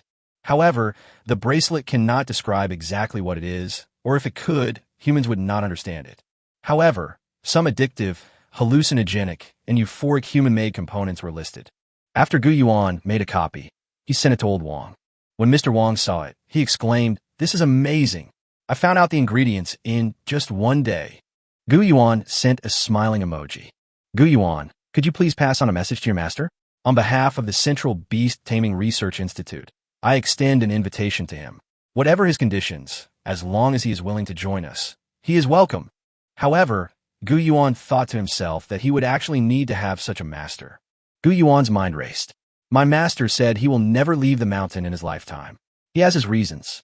However, if you encounter anything whose composition is difficult to determine in the future, you can send it to him." Gu Yuan's words, which seemed to be a favorable condition for the Central Beast Taming Academy, were actually more advantageous to himself. For Gu Yuan's bracelet, there are only two important things: the spiritual material and the sample needed for recombination. After opening this door, Gu Yuan was able to easily obtain all sorts of rare samples with uncertain composition from the Central Beast Taming Research Institute. Of course, after getting such a great deal for free, Gu Yuan didn't forget to continue taking advantage of others.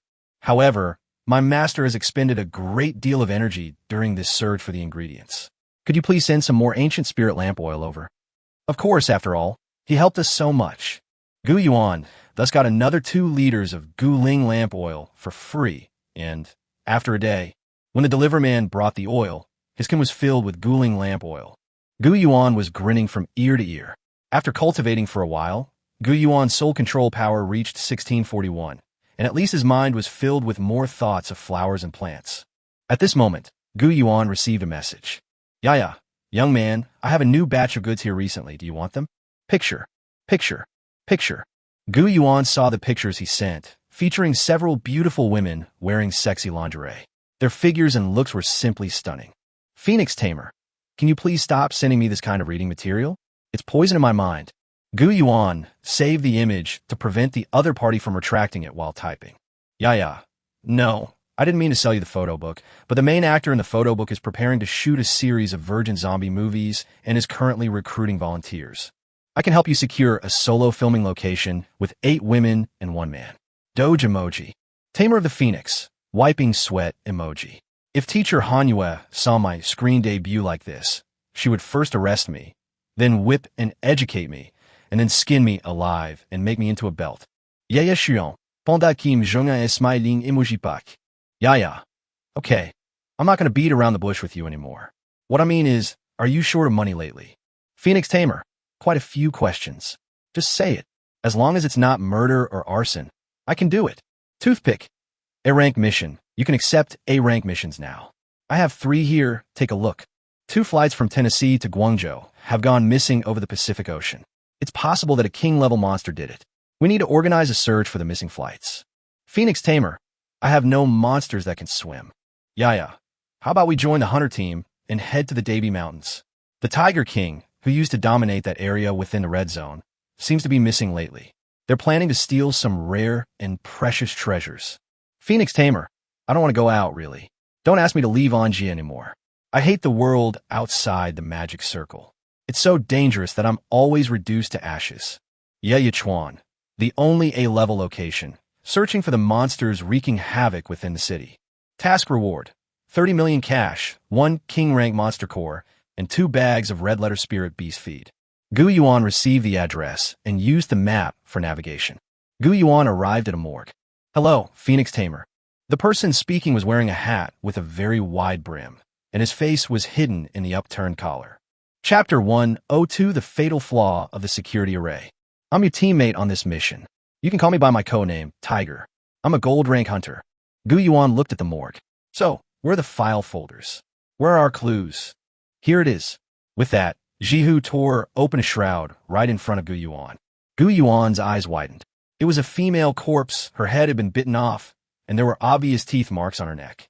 At least we can confirm that this wasn't something a human could bite out of. Gu Yuan's brows gradually furrowed. I have also seen demonic beasts in the Anjia realm. They were in a state of near death due to the suppression array. I wonder how these people were bitten to death by demonic beasts in that state. The tiger laughed. It seems you still know nothing. The suppression array is designed for all creatures with a body structure different from humans and rich in spiritual energy, so why aren't our beasts killed by the suppression array? Gu Yuan replied, Of course I know, because our inscribed contracts with demonic beasts include a clause that grants them exemption from the pressure of the security array. The monsters that have been inscribed with human names must obey human commands, and the city's stable operation depends on this system. Yes, but there is a loophole in this problem. After a monster signs a contract with a human, the contract is locked by the Sea of Souls. The physical component of the Sea of Souls is the human brain. After signing the contract, the demon beast will connect with the human soul sea. When this connection is complete, the demon beast's inner core will bear the mark of the master's soul sea, thus becoming immune to the harm of the security array. In other words, there is another way for monsters to enter the in-realm, by using the mind of a beast tamer. Upon hearing this, Gu Yuan's heart pounded faster, as if he were listening to a bloody and terrifying biohazard story. The monster can dig out a person's head, cut off the prefrontal cortex that controls thinking, and preserve it with a cultivation device to ensure that the head is not completely dead. Turn this brain into a vegetative brain, and then sign a contract with this vegetative brain. In this way, the contract was completed, a contract without an owner, and they were able to live in the city. When Gu Yuan heard this, he was shocked. Could it really be done like that? However, once they are discovered, They will be hunted down by hunters, so they are bound to be unable to attack humans or rob or steal any cultivation equipment or resources. They can only live as discreetly and legally as possible. Apart from the entrance fee and the fact that it's a human brain, what are they after when they come in? Gu Yuan was puzzled. Upon hearing this, Jihu turned his head and said, most of the demon beasts that enter the human world have reached level 40, awakened their intelligence, and gained human wisdom after transforming into human form. At this point, what attracts them is not necessarily those things, but something unique to the human world that we take for granted, but that they crave immensely. What? Gu Yuan asked, puzzled. Safety, food, entertainment. Gu Yuan thought to himself, so it's for these reasons. You've been to the wilderness, right? It's dangerous for humans, and it's the same for monsters. They have to fight every day just to survive. They live in constant fear of being killed by other predators, eat raw and rotten meat every day, and even sleep with one eye open to prevent being ambushed. As he spoke, Jihu looked out at the safe zone. But look here, the human world is full of tall buildings and orderly. If you don't have to go to work, you can sleep until you naturally wake up. There are delicious cooked steaks, hamburgers, fried chicken, fries, marshmallows, ice cream, movies, TV series, and anime. As Jihu spoke, he became more and more excited, pressing one hand against the glass window as if lost in reverie. When Gu Yuan heard this, he had other thoughts. If these monsters aren't really here to harm society, but just want cotton candy, ice cream, and a safe place to sleep, can we relax a bit and give them these things? Would that prevent people from having their heads ripped out? Suddenly, a tiger appeared in front of Gu Yuan. There are no good demonic beasts in this world, understand? There are only tamed beasts that have signed contracts with humans and demonic beasts. Our mission is to kill demonic beasts, especially those that have run into the human world. This is human land. After saying that, Jihu tapped the nail-strewn gauntlets on Gu Yuan's arm, the metallic clanging echoing throughout the morgue. Grab your weapon, Hunter. It's time to move out. Tiger pushed open the door, letting in light. Let's go, Phoenix Tamer, to the crime scene. Then Jihu led Gu Yuan to investigate 5 crime scenes, all of which were densely populated areas. At the Poly World Trade Center Expo in Guangzhou, the incident occurred on the evening of January 3rd at the end of the Firefly Comic-Con. A 17-year-old cross-dressing man, who was clearly a boy but dressed in Lolita fashion, had his head bitten off in a men's restroom. The second body was found at the Pirate King Friendship Bond event. It was a middle-aged man whose brain had been bitten off. The third body was found at the Guangzhou Grand Theater. It belonged to a cleaner whose head had been eaten and whose body was buried under the lawn. The fourth body was found in the Pearl River. It was believed that the head of the body was bitten off and thrown into the river from a cruise ship on the Pearl River bank on the night of January 10th. The fifth body was found on the South China Bridge in Guangzhou, a giant bridge spanning the entire city of Zhuhai. A taxi driver had his head bitten off. Gu Yuan visited several of the locations where the bodies were found. The police had tried various methods to trace the bloodstains in the surrounding area, but had not found anything. This indicates that the monster was very clever and used some kind of Taoist technique to conceal its scent. Gu Yuan's clever mind began to work.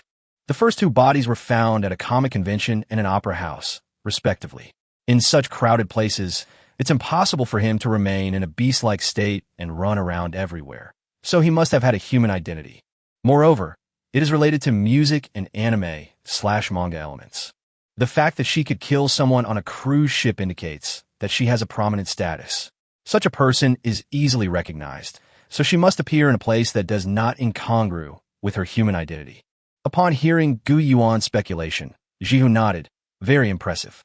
No wonder even the people from the Beast Taming Security Bureau think you're smart. You discovered an important clue so quickly. That's what I speculated too. Moreover, its species must be a feline monster. Jihu turned around and said, taking out a comparison report of teeth marks and giving it to Gu Yuan. Chapter 103, Arresting Sayuri.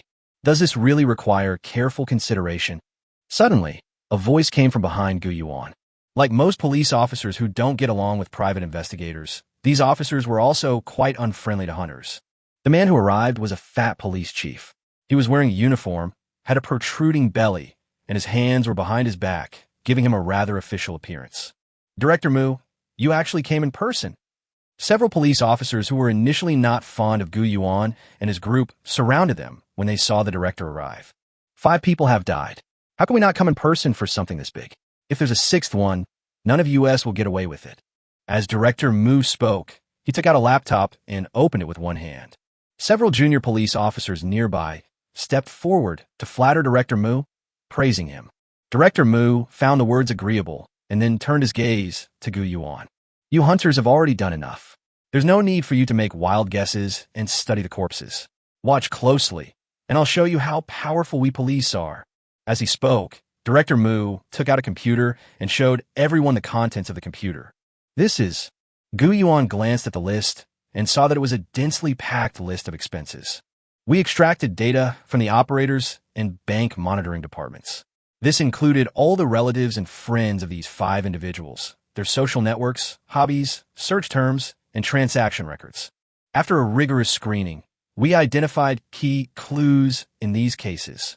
The first victim had attended Sayuri's handshake event at that comic convention. The second victim was also a fan of Sayuri, who bought many Sayuri posters and almost all of Sayuri's songs. The third victim, Sayuri, attended a contralto rehearsal on the day of her death. The fourth victim was a partner of Xiaobei, who had previously invested in Xiaobei, but recently withdrew his investment. The fifth victim had no connection to Sayuri, but considering the taxi driver's identity, it's possible that he was simply bitten to death by a predator while carrying Sayuri. After reading the analysis, Gu Yuan felt even more puzzled. These reports were all too accurate. All the clues pointed to Sayuri, as if Sayuri wanted everyone to know that she was the one who did it after this incident. Meanwhile, the police officers on the other side applauded repeatedly. No, as expected of the director, he saw through Xiaobei's trick immediately. What a cunning monster, actually disguising itself as a female celebrity. Sayuri? She's a cosplaying female celebrity and singing star, and her deductions match up perfectly with this young hunter. I feel something's fishy. Since she's already entered the realm, why would she attack other people? Gu Yuan wondered. Of course it's possible. Jihu came up behind Gu Yuan. Maybe she has other friends from outside Anjia, and hopes to bring them in exchange for the support of some powerful demon beasts. Yes, it has happened before. A monster infiltrated human society, became a healing surgeon, cured the patient, issued a death certificate, and then secretly dug out the brain of the seriously injured beast tamer. Then they kept bringing in new partners from the wilderness, and eventually they built a sizable gang in the city. A police officer immediately added that Sayuri had been identified as the culprit behind the series of murders. They began to organize police forces to secretly approach the villa area where Xiaobei lived. Gu Yuan still felt something was off, even though all the blame was now being placed on Xiao Baihe. Gu Yuan still sent a message to Ye Chuan. Phoenix Tamer, I need all the information you can find about Lily. Tooth piercing. Little Lily was an orphan. There were no documents showing who her parents were. She was adopted by an orphanage when she was a child. His life was unremarkable, and he disliked becoming a beast tamer, while all his peers were eager to become beast tamers. She has never participated in any beast tamer qualification test, nor has she ever contracted any demon beast. At the age of 16, she displayed exceptional singing talent and was discovered by a talent scout from 7th Entertainment, thus beginning her entertainment career. Further down the list are the concerts she's attended, her financial status, and the movies she starred in. Phoenix Tamer. Is there nothing else? Ye Chuan. She has never been in contact with any of the dark side of society. Although she is considered a big shot, she is just a singer and has no value in monitoring her, except for... Then Yaya posted a bunch of super cute photos of Xiaobei, taken when she participated in various activities. Even some adorable celebrities dressed up as Sayuri and acted out scenes in tokusatsu films. Gu Yuan covered his head. The situation is extremely urgent. Can you please stop driving? Gu Yuan downloaded all the videos to his local computer and then asked one last question. Phoenix Tamer, one last question. Do you also have a human brain that has signed a contract with you? Yaya. Looks like Jihu explained it to you. But unfortunately, I didn't. Because there are many cases of trading monsters in the human world.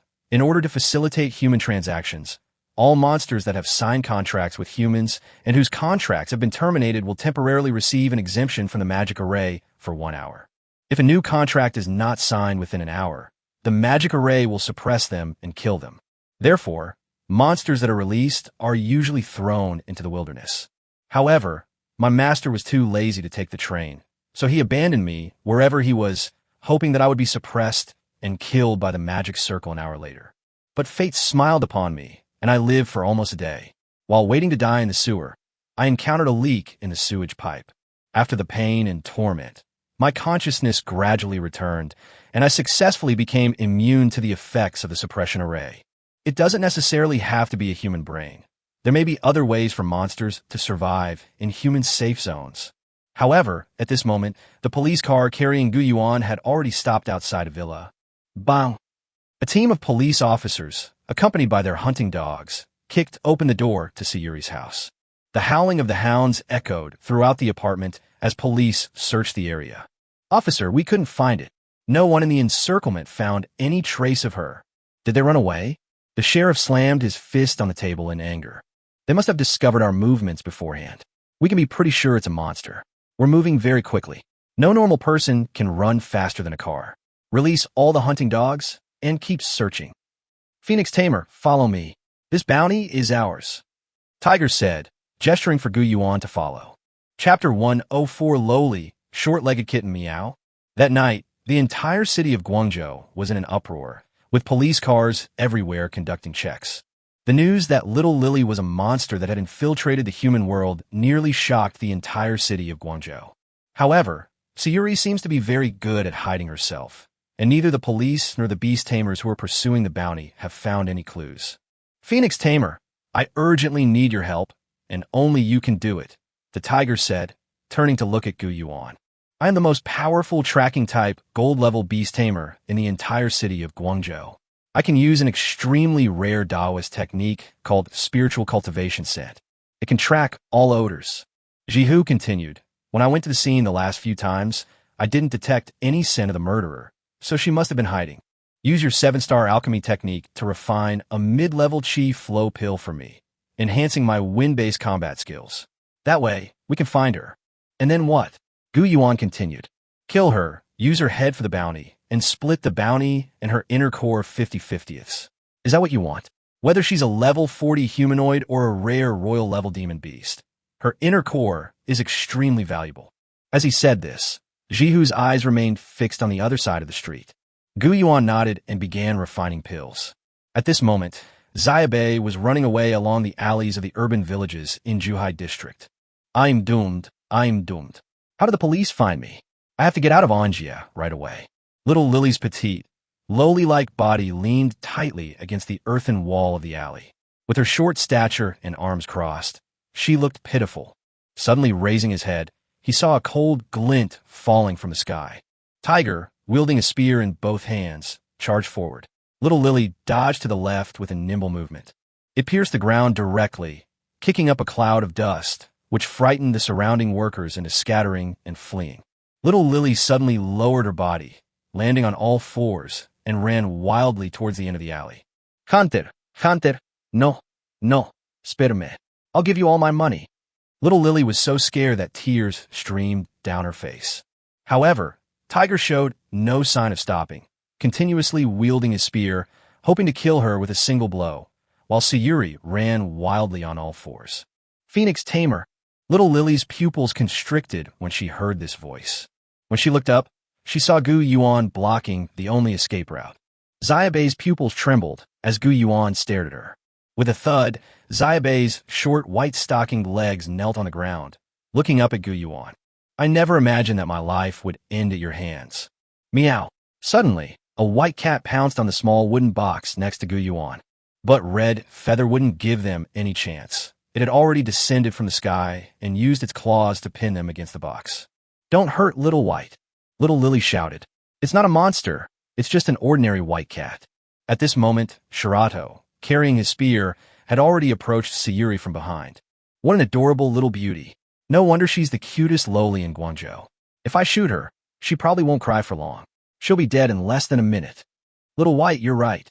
Little Lily looked at the white cat being pressed against the box by Red Feather, tears welling in her eyes.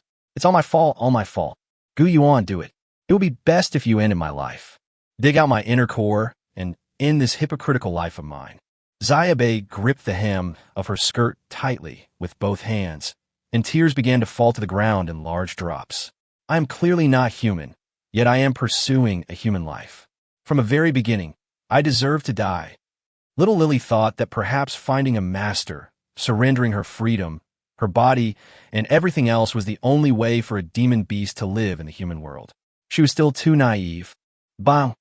Tiger raised his spear, ready to thrust it down, but only felt a presence coming from behind him. At some point, Qi Shui circled around behind Ji Hu and used the drunken dream powder to smash Ji Hu's head. It works quite well. No wonder it's a formula from the #1 alchemy family in the capital. Gu Yuan watched as the tiger collapsed to the ground and fell fast asleep. Hongling released her grip on the little white cat's neck. Gu Yuan crouched down and lifted Xiao Baihao up. What type of monster are you? When Xiaobei saw that Gu Yuan hadn't killed her, tears welled up in her eyes, and she looked up at Gu Yuan with her big eyes, looking incredibly cute. White cat ears and a slender cat tail emerged. Like a pitiful cat being lifted up, it lowered its head and said, I am White Dwarf.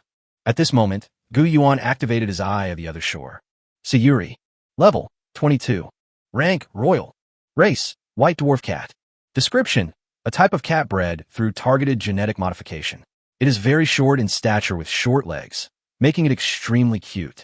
It has almost no combat ability, but can use healing and support skills to assist its teammates in battle. The prefix white indicates that this monster is light elemental. You're not going to yell at me anymore? When you were my boss, you used to give me all sorts of attitudes. Gu Yuan said with a puzzled expression. Little Lily puffed out her cheeks, wanting to lash out, but her identity had been exposed, and she was now being held in the other person's hands like a pitiful kitten, so she didn't dare to say anything harsh. It could only lower its head, its cat ears folded down, looking very obedient. The little female cat that had been yelling and trying to kick Gu Yuan's, but was now obediently transformed into a submissive kitten in Gu Yuan's hands. I won't do it again. Meow, I can meow. Can you please not cut me? Little Lily tried to get away with it. Yeah, I know you didn't kill them. Gu Yuan placed the little Lily on the ground. Indeed, all the clues point to you, including your inability to find an alibi, and all the dead are related to you. But the murderer underestimated one thing: time. Gu Yuan continued. The Firefly Comic-Con was held from January 1st to January 3rd, 2021. The deceased was discovered on the evening of January 3rd. When I set off to find the Firecliff flower, it was January 6th, the first day after the minor cold solar term. And 3 nights ago, we were together. It seems so. Xiaobei suddenly remembered that she was at the White Horse Club that night, and he helped her get rid of the situation that was being threatened.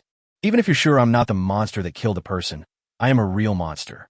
If you kill me, you can obtain a royal grade inner core, said Little Lily. However, at that moment, Gu Yuan nodded. Yes, you're right, but want to kill 2 birds with 1 stone. As Gu Yuan spoke, he looked at Xiao Baihe. I will protect you for now. The murderer is another demon beast lurking in the human world. The dead cat is the quietest cat. He's the one who eats people. He'll frame you first, then kill you so he can claim the murderer has been punished and he can get away with it. He'll stop at nothing to kill you. I can use you to lure him out, then kill him, take his inner core, and then deal with you. TCH, disgusting human hunters. Sayuri couldn't help but swear. Chapter 105 Little Lily's Special Inscription. Gu Yuan shifted his gaze to Xiao Baihe. What did you say? Little Lily trembled with fright, rubbing her head, adorned with cat ears, against Gu Yuan's hand, meowing softly. She tried to fool him again, but Gu Yuan just stared at her coldly. This is the second question I'm leaving you with. Gu Yuan said, once I reach the 3rd rank, there will be a 3rd beast taming position. Will you accept me then? Upon hearing this, Sayuri hesitated, clutching the hem of her skirt tightly with both hands. I can consider it, but I really don't want to become a spirit pet and lose my freedom. Gu Yuan knew that intelligent pets like Xiao Baihe were often difficult to tame, so her refusal to agree immediately put Gu Yuan at ease. Since he hasn't reached the 3rd grade beast tamer level yet, and can't immediately complete the contract with her, it's obviously more advantageous for her to agree directly and then find an opportunity to escape than to say it outright. But she chose to be honest with herself, and this proud and arrogant pet, once tamed, often becomes even more loyal. Gu Yuan sighed. However, you know, I won't do a losing deal. After all, handing you over would be a decent reward. Okay. Little Lily grabbed her hair with both hands, then took out a pill formula from her storage ring and said, this is a recipe for a high-grade fire spirit pill. Consider it a deposit. In this storage ring, there are also 2 scrolls for engraving heaven-rank combat techniques, both of which are extremely rare. In addition, I also have the inner core of a royal-level demon beast and 3 inner cores of king-level demon beasts, which I can give to you. Upon hearing this, Gu Yuan exclaimed in astonishment, "How do you have so many good things?" "Well, let's just say it's better to be prepared."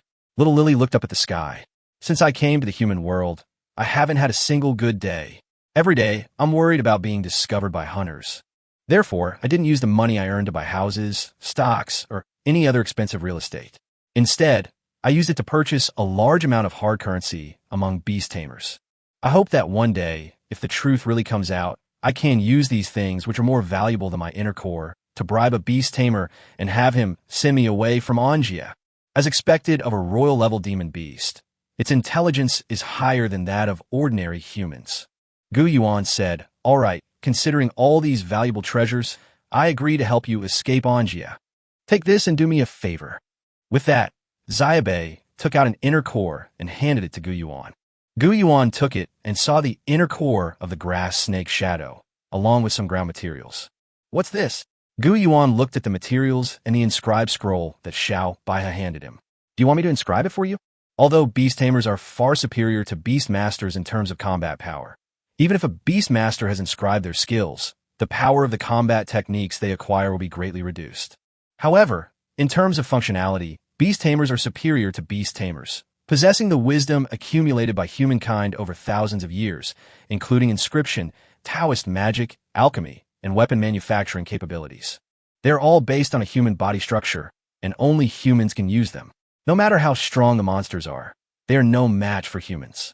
Therefore, despite buying so many rare and precious materials, Xiaobei doesn't have a single inscription on her.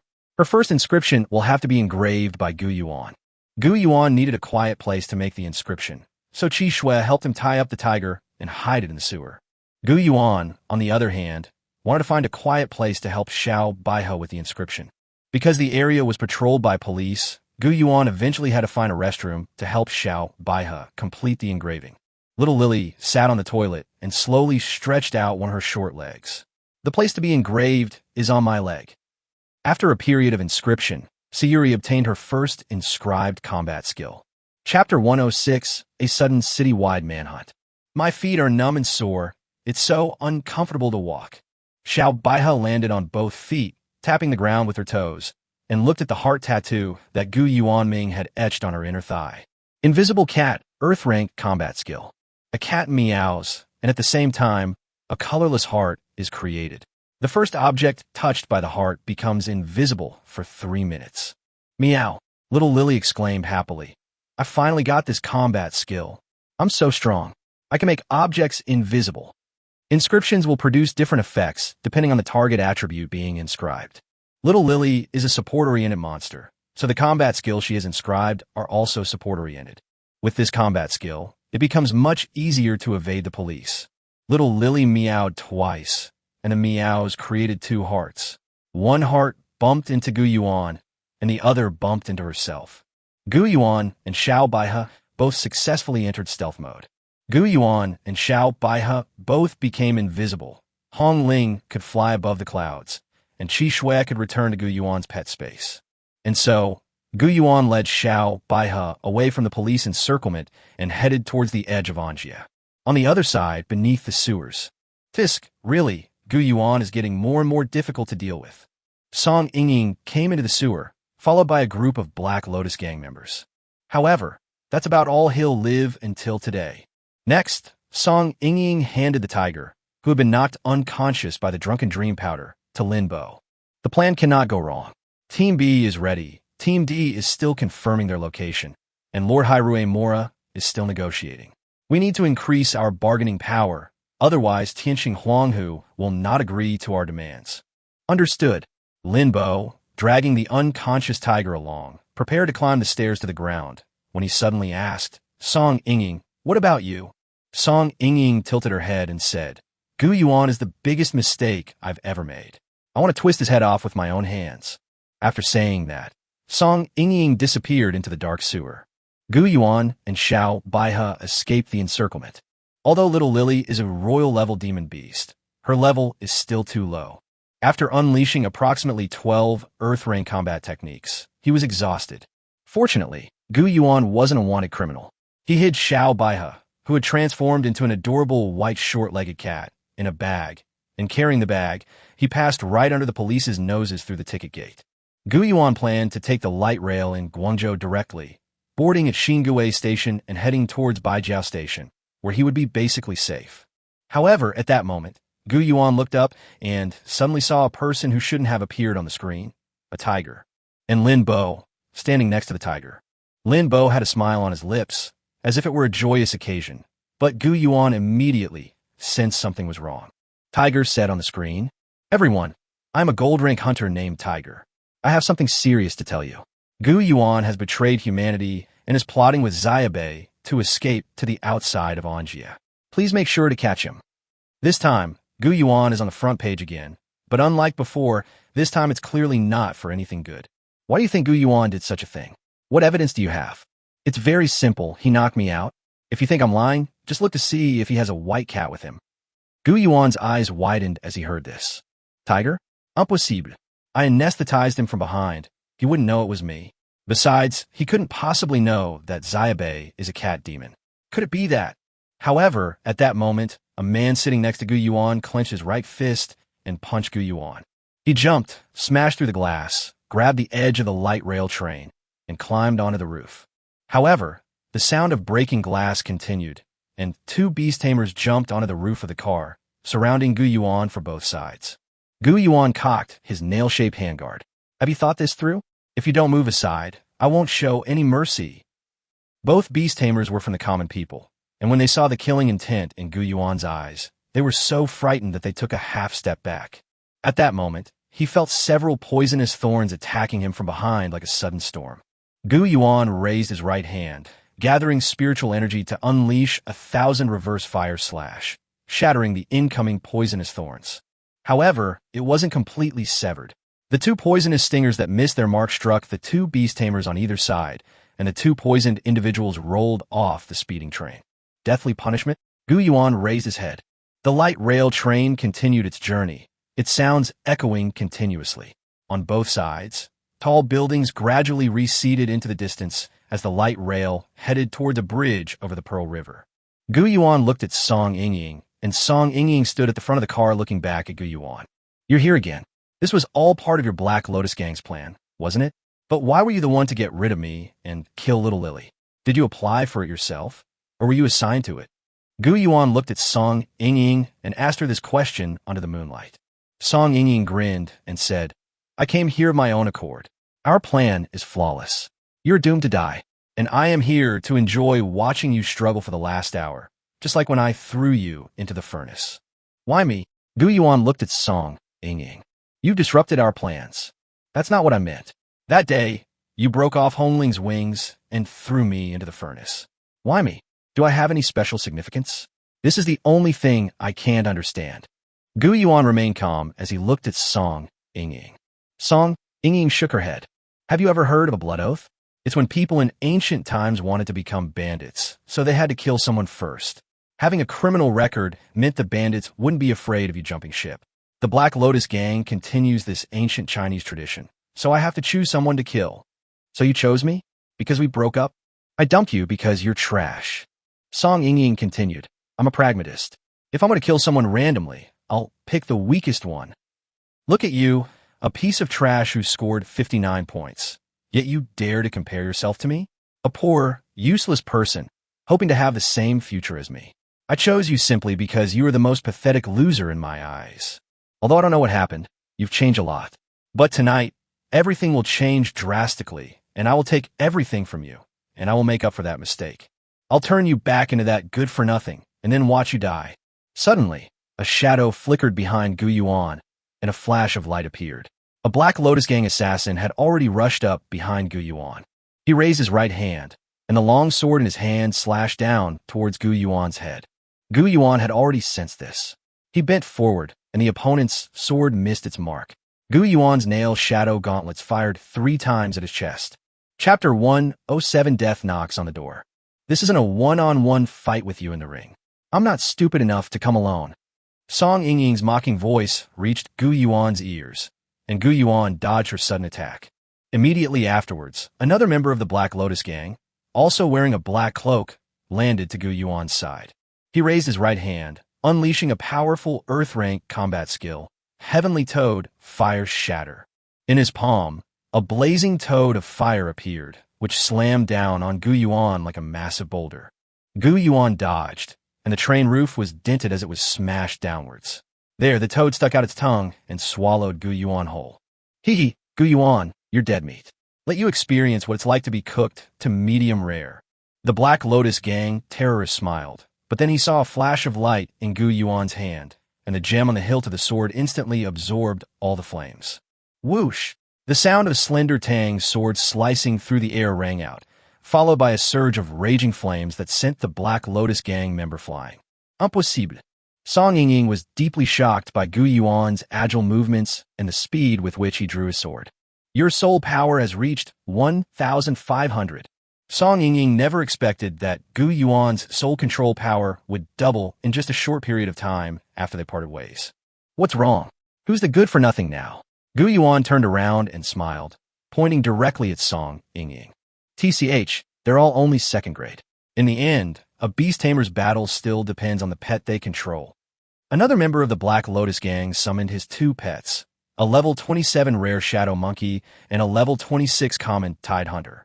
However, Gu Yuan took a step back, and Qi Shui jumped out of the pet's space. Her beautiful legs, clad in white stockings, landed lightly, accompanied by the sound of her high heels hitting the metal roof of the car. As the nine tails spread out, the white ice dust danced and fell like fireworks during an entrance. So beautiful. The Black Lotus gang terrorists were stunned, only to see Qi Shui throw out a kiss and cast a bewitching glance. Tidehunter's eyes turned red, clearly showing signs of lust, and it actually turned around and attacked Shadow Monkey. Taking advantage of the situation, Qi Shui used her ice and snow skill to freeze the terrorist's feet, then stepped forward and used her cold claw skill to send him flying. However, behind Gu Yuan, Song Yingying was already deeply shocked. That fox has become so strong. What was that inscription just now? You'll find out.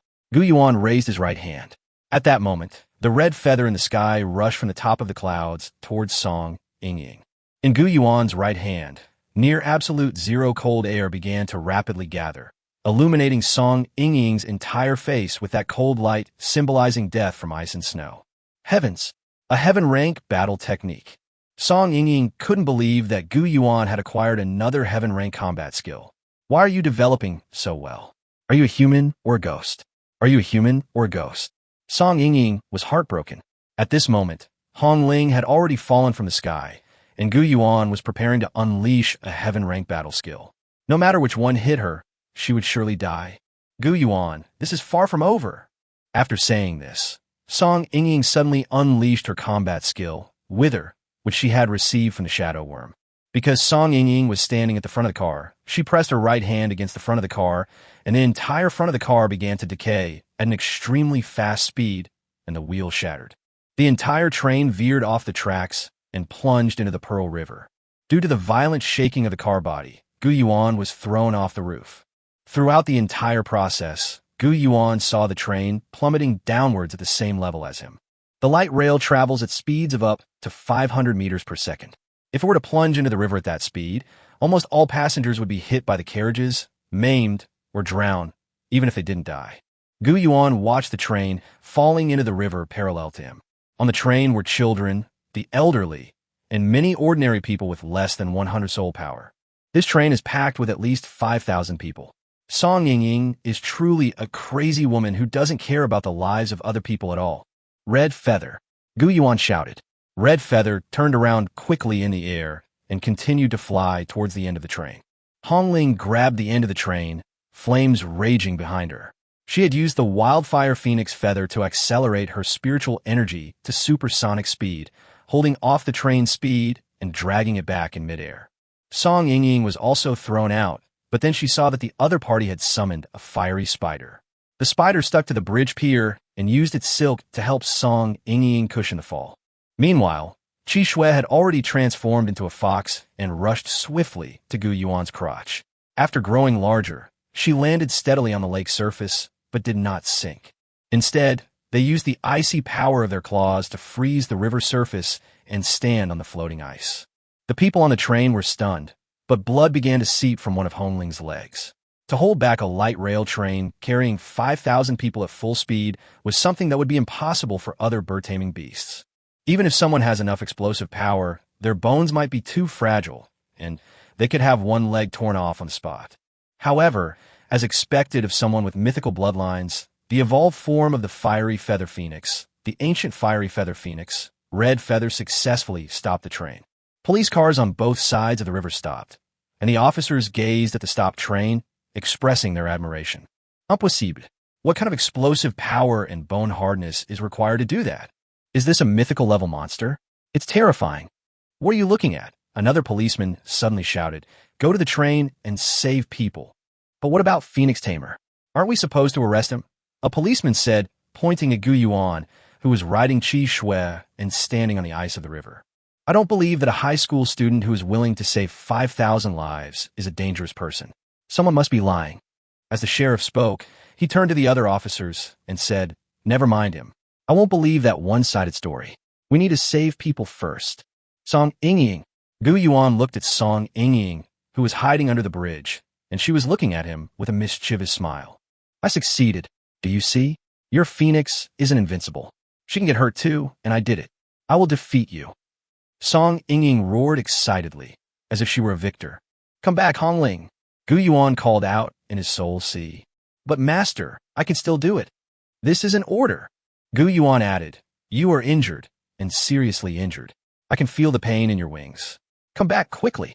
Hongling returned to Gu Yuan's pet space, and Gu Yuan rode Qi Shui directly towards Song Yingying. "The last person who injured my pet was reduced to ashes. Song Yingying, you won't have a better ending than him." Chapter 108, Citywide Chaos. Before Gu Yuan had gone very far, a series of spiritual energy fluctuations appeared in the sky. Damn it! Fortunately, Qi Shui reacted quickly and dodged to the side. She saw 2 level 30 flying beasts flying in from the sky, along with their hunter master. 2 hunters, codenamed Flying Bird and codenamed Vanguard. Just as Gu Yuan was preparing to continue his pursuit of Song Yingying, these 2 people who suddenly appeared in the sky interrupted Gu Yuan's original plan. Their pets flew through the air and, taking advantage of their ability to fly, began their attack on Gu Yuan. Although Hongling had taken the healing pills made by Gu Yuan and the bleeding and pain had stopped, she was still not suitable for prolonged combat, especially against a large group of hunters. Yes, hunters are not police officers. They only care about money, not people. The 2 who attacked Gu Yuan on the train just now were hunters. "Everyone, capture the Phoenix Tamer." Captain Linbua said that whether he's dead or alive, there's a reward of 50 million for each person. 50 million? These hunters are going crazy. 50 or 60 people stood densely packed on both sides of the bank, all looking at Gu Yuan with greedy eyes. For a fleeting moment, Gu Yuan suddenly understood the pain in Xiao Bai's heart. Indeed, being wanted by a bounty and watched by countless greedy eyes was a terrifying thing. What exactly is Lin Bo doing? Gu Yuan began to have doubts about Lin Bo. 50 million? If he really killed him, could he come up with 50 million?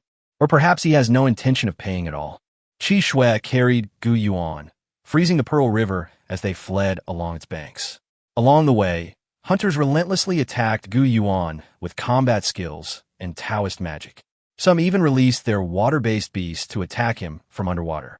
However, Gu Yuan's 7 Snows possesses a D-rank riding combat skill. Mounted combat skills are also graded, and most beast tamers will only choose to teach their beasts a human-level mounted combat skill. It's like adding a little bit to serve as a means of transportation. It doesn't mean allocating important resources to such a weak combat skill. However, Gu Yuan is different. Because of the effect of Yushan Fong, all of Qi Shui's combat skills are automatically enhanced to the Earth rank. Therefore, Gu Yuan did not use any resources to give Qi Shui a D-rank riding combat skill. Compared to the human rank, the Earth rank allows Qi Shui to carry heavier loads, move at faster speeds, and maintain a stronger continuous running ability. However, more than 100 hunters were still besieging Gu Yuan, and they were becoming increasingly ruthless. They were in a bloodthirsty frenzy. Seeing Gu Yuan surrounded and attacked from all sides, many police officers couldn't bear to watch any longer. "These damned hunters, Do they have no conscience? This child just saved 5,000 lives, and they immediately tried to kill him. Who does Lin Bo think he is? He's a piece of trash who wants to suck up to Zhonglong and become a live-in son-in-law, but he can't even get the job. Do you think I should listen to him? Since when did it become the Beast-Taming Bureau to command our police station? Some police officers couldn't hold back any longer and summoned their pets to help Gu Yuan. They clashed directly with the hunters chasing Gu Yuan, and a fierce conflict broke out between the two sides. Ha ha ha! At this moment, on the border of Guangzhou, a dark figure was laughing continuously. He sat in a recliner, basking in the moonlight, with the starry sky above him and a silent forest behind him. At that moment, in the hunter's bar behind him, the same bar Gu Yuan had visited, a massacre was taking place. Help me, help me. Screams rose and fell as the hunters were surrounded and pursued by their usual prey. A man with charred black hair, still resembling a bullet, hid in the toilet, watching as savage tigers rushed into the tavern and tore apart and devoured their companions in the place where they usually frolicked, played, and drank. Who is still alive? Report. The Black Lotus Gang, with a pack of violent tigers, has attacked the hunters' huts along the way to Guangzhou. With trembling hands, Bullet Bro pulled out his phone, sweat pouring down his face like a waterfall. He prepared to send this message to as many people as possible. However, he was currently logged into his own hunter account and could only send messages to his hunter friends. The hunting tigers outside had already caught his scent, and he didn't have time to switch to his own account. But all of his hunter friends were dead outside, except for one. Phoenix Tamer, you absolutely must send him this crucial information. Bullet Bro fell into a pool of blood, his phone lying there. Hey Morella. At that moment, a huge tiger, as large as a mountain, appeared behind the person basking in the moonlight. How is the situation? Your daughter's identity has been exposed, and she is now being hunted down by all the police and hunters in the city. The tiger roars angrily to the sky. Don't do anything foolish. This is a magic array in Yangqing. Even a level 83 Emperor-level Heavenly Star Tiger would die if it rushed in, unless you make a deal with us. As Hairue Mora spoke, he glanced sideways at Tianqing Huanghu. A calm voice came from the other end. I don't believe you. You only have a few hundred people. What makes you think you can harm a city with tens of millions of people? Ha! You just don't understand. Harry Morath swirled his wine glass. The most powerful weapon of human society is not its numbers, but its order. Tens of millions of people can unleash tremendous power when there is order, but they are extremely vulnerable when there is no order. As he spoke, Harry Mora leaned forward. And what we do best is disrupt order. That is the essence of terrorism, spreading fear, creating instability and chaos, thereby bringing out contradictions in all aspects of society and causing them to harm themselves. Harry Mora opened a live streaming website, which showed a large number of chaotic scenes captured on camera. At this point, Guangzhou was in complete chaos, with people in residential buildings on both sides of the Pearl River taking photos from their high vantage points using their mobile phones. The messages were climbing rapidly. A chaotic battle broke out on both sides of the Pearl River. A train derailed. Hey, hurry up and save them. Why are the police fighting with the hunters? Where's the Phoenix Tamer? Where's he? Little Lily is missing. Are these guys planning to tear this place down? Explosions caused by the battle rang out continuously. Cars caught fire. Shouts of fighting and killing filled the air, and the cries of children rescued from the train blared like alarms. However, from an aerial view, a small blue light can be seen moving rapidly within the flames. Chapter 109: A Race Against Time, exposing the tiger's disguise. The blue light was particularly striking. It was from a white snow fox carrying a young boy on its back. The boy was holding a bag, and inside the bag was an adorable, short-legged white cat. Daughter, Tianqing Huanghu's eyes trembled slightly. Hey, get out of the way. Get out of the way. You stupid man, think of something. If this keeps up, you won't be able to escape. Little Lily the cat was huddled in a plastic bag, with only her adorable cat, eyes peeking out, seemingly calling out from within. I know, but yelling won't help. Gu Yuan shouted as he struggled to dodge. But there are still 30 flying monsters bombarding me from above. If Hongling's injury had been less severe, a single 100 birds paying homage to the Phoenix technique would have solved all the problems. Damn it, No wonder they say air superiority is very important in modern warfare. Once you have air superiority, anything on the ground will just be chased and bombed by one side. Gu Yuan rode Qi Shui, galloping forward at high speed. Various fireballs, wind blades, and ice shock waves constantly landed around Gu Yuan, creating churning waves. Meow, meow, meow, meow. Little Lily was so scared that she cried out like a mad cat. However, Gu Yuan roared, "Stop meowing, little ancestor. I will protect you and send you out of Anjia." Seeing Gu Yuan's reaction and hearing him say those words, Tianqing Huanghu was noticeably less agitated. Instead, he silently watched the content on the screen without saying a word. Harry Moore's elegant smile vanished instantly, and in her anger, she crushed the wine glass in her hand and pulled out her satellite phone. Song Yingying, why is Gu Yuan still alive? How many times have you assured me that he will die without a burial place? I'm so annoyed. And Master, Song Yingying sensed the killing intent in the other party's tone. She knew that the continuous failures had worn down that master's patience with her. With those words spoken, it was practically certain that either he or Gu Yuan would die tonight. If Gu Yuan is still alive, even if I manage to return to the organization, Lord Hairue Mora will burn me to ashes on the spot. Song Yingying took off her own clothes and put on a rubber outfit worn by motorcycle girls, along with a helmet. By concealing himself in this way, and then relying on his fiery spider, he also joined the chaotic scene of killing and saving Gu Yuan. This riot must be stopped.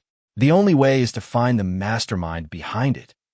Gu Yuan slowly raised his eyes, and suddenly he saw a tiger standing on the top of the Guangzhou Twin Towers. No wonder these police officers found me so quickly. This guy was standing on high ground and used his nose to find my scent. That makes sense. Gu Yuan suddenly put Qi Shui into his beast-taming space, then leaped forward, clearly preparing to climb over the riverbank to catch a tiger. Tiger hadn't expected Gu Yuan to run away so quickly. When they met eyes at the corner, Tiger was startled. However, just as Gu Yuan was about to leap to the top of the building, he saw, from his perspective, a fiery spider crawling along the wall, and Song Yingying standing on it, wearing a black helmet and a motorcycle girl outfit. Why is this woman so persistent? Gu Yuan gritted his teeth. If this world were to select the human being most devoted to Gu Yuan, Song Yingying would be second, and no one would dare to be first. Hong Ling was a phoenix, not a human. They risked being surrounded by the police, even wearing a motorcycle helmet, just to chase after him and kill him. In Song Yingying's hand, a raging fire hurricane was gathering, clearly preparing to unleash the Earth-rank combat skill, Raging Firestorm, to stop herself from jumping up. Flash belt. Gu Yuan's heart stirred, and his entire body was enveloped in a blue light. In the final stretch, he flashed upwards, and his entire body appeared on the riverbank accompanied by the blue light, just as he stood firm. However, the purple belt on Song Yingying's black leather jacket suddenly flashed. She also had a flashing belt, and she was preparing to use it to chase after him. Gu Yuan, don't even think about going up. Get back into the encirclement and die in peace. Song Yingying also flashed upwards by 5 meters, and the original attributes before the flashing process were not affected during the flashing process. Therefore, Song Yingying's process of gathering a raging firestorm was not interrupted, and a raging firestorm was directly smashed towards Gu Yuan's direction, almost touching his face. Song Yingying really went all out. Gu Yuan's teleportation ended, and he landed on the riverbank, but Song Yingying's teleportation distance wasn't enough, and she had nowhere to land. After she was thrown, she rolled directly into the Pearl River. Accelerate and become invisible. At this moment, Gu Yuan made a rapid dive forward, and his dark cloak suddenly emitted a surge of light. He accelerated forward and became invisible. This was crucial. Jihu felt a surge of satisfaction. It forced out Gu Yuan's blink and stealth acceleration, making it impossible for him to reach the top of the Guangzhou Twin Towers without being detected. I won, Tiger thought to himself, but as time passed second by second, Gu Yuan still did not appear. Where is he hiding? Standing next to the bureau chief, Jihu looked around nervously. He can only be invisible for 3 seconds, so he must be hiding somewhere down there. The police and hunters were still searching down there, and Jihu kept reassuring himself. No matter where he hides, it's just a death throes. I don't know what Gu Yuan can possibly change in this situation. The assassins hidden among the hunters will eliminate Gu Yuan immediately, not giving him a chance to reveal the truth. Ha! Tiger laughed with his head tilted back until he saw a cold glint flash above his head, which turned out to be a slender and exquisite Tang sword moda. Gu Yuan pierced the tiger's shoulder with his sword, pinning it to the ground. Gu Yuan's eyes were icy cold. Tonight, so many people were injured or killed. You are fully responsible. Combat technique, stealth type technique. He didn't hide. He never left stealth mode. Impossible. Neither Hongling nor Qixue possess such techniques. How could you? Jihu's eyes twitched. Meow. Xiaobei's cat head popped out of Gu Yuan's coat pocket, revealing a super fierce little expression, and meowed. The surrounding police officers wanted to step forward, but they saw Gu Yuan pull out the moda and drip a drop of blood onto a test strip. This is a test strip for animal testing. Gu Yuan, what are you doing? Why did you drip Tiger's blood on it? Stop. Director Mu watched this scene, cold sweat pouring down his forehead. The test strip was gradually turning red. It's a tiger, not a human. Chapter 1, 10 Omens of Calamity. What's going on? Isn't Jihu a gold-level hunter? The police officers all showed expressions of shock. Gu Yuan, on the other hand, was looking at the tiger. I felt something was strange from the beginning. Why didn't you summon your pet while you were searching for little Lily? It turns out you don't have a pet at all. You yourself are a demon beast. Tiger was pinned to the ground by Gu Yuan. This was all part of your plan, wasn't it? You need 5 human brains to help you with 5 insurance contracts, so that your 5 partners can enter the in-realm. But you know that if 5 people's heads are bitten off, the police will definitely investigate thoroughly. And you also know that Sayuri is a monster. So you deliberately choose people related to Sayuri to eat, and then you join the investigation to guide the police to find Sayuri as a scapegoat. Jihu silently looked at Gu Yuan, offering no rebuttal. Of course, you can say I have no evidence. But just by comparing the reports of the corpses, the tooth marks of the tiger and the cat are different. Tiger's eyes trembled slightly. Phoenix Tamer, you're right. As he spoke, Jihu closed his eyes and lay down weakly. However, I have no accomplices. I hope that those who approach Anjia are not man-eating monsters, but my wife and children. I killed them all, and I'm willing to give up my life and inner core. But I beg you, Phoenix Tamer, spare my wife and children and stop investigating. Director Mu's face gradually turned ashen. He had always been confident that all of this was an important achievement of his political career. The truth is that the murderous monster was actually right beside him all along, and he had been led by the nose by it from beginning to end. The one who truly saw it was this senior high school student. He realized he had no face left to continue living like this. The surrounding police officers were all praising Gu Yuan, saying how amazing he was. It's time to stop. Gu Yuan came to Director Mu's side. Tell your men to stop fighting. There have already been enough casualties tonight. Yes, we will handle it well. This applies to Tiger and little Lily as well. As he spoke, Director Mu actually raised his right hand to snatch the little Lily from Gu Yuan's pocket. Gu Yuan immediately dodged, grabbed the director's hand, and used a move called Ice and Snow to freeze the director's feet. Its chubby body fell directly to the ground. Gu Yuan, regardless of whether Xiao Baihe killed those 5 people or not, don't forget that Xiao Baihe is indeed a demon beast. Killing demon beasts is our duty as humans. At this moment, Director Mu raised his hand, and more than a dozen police officers surrounded Gu Yuan. Are you even being reasonable? Gu Yuan said, taking out a moda. If anyone dares to steal my cat, I won't be polite.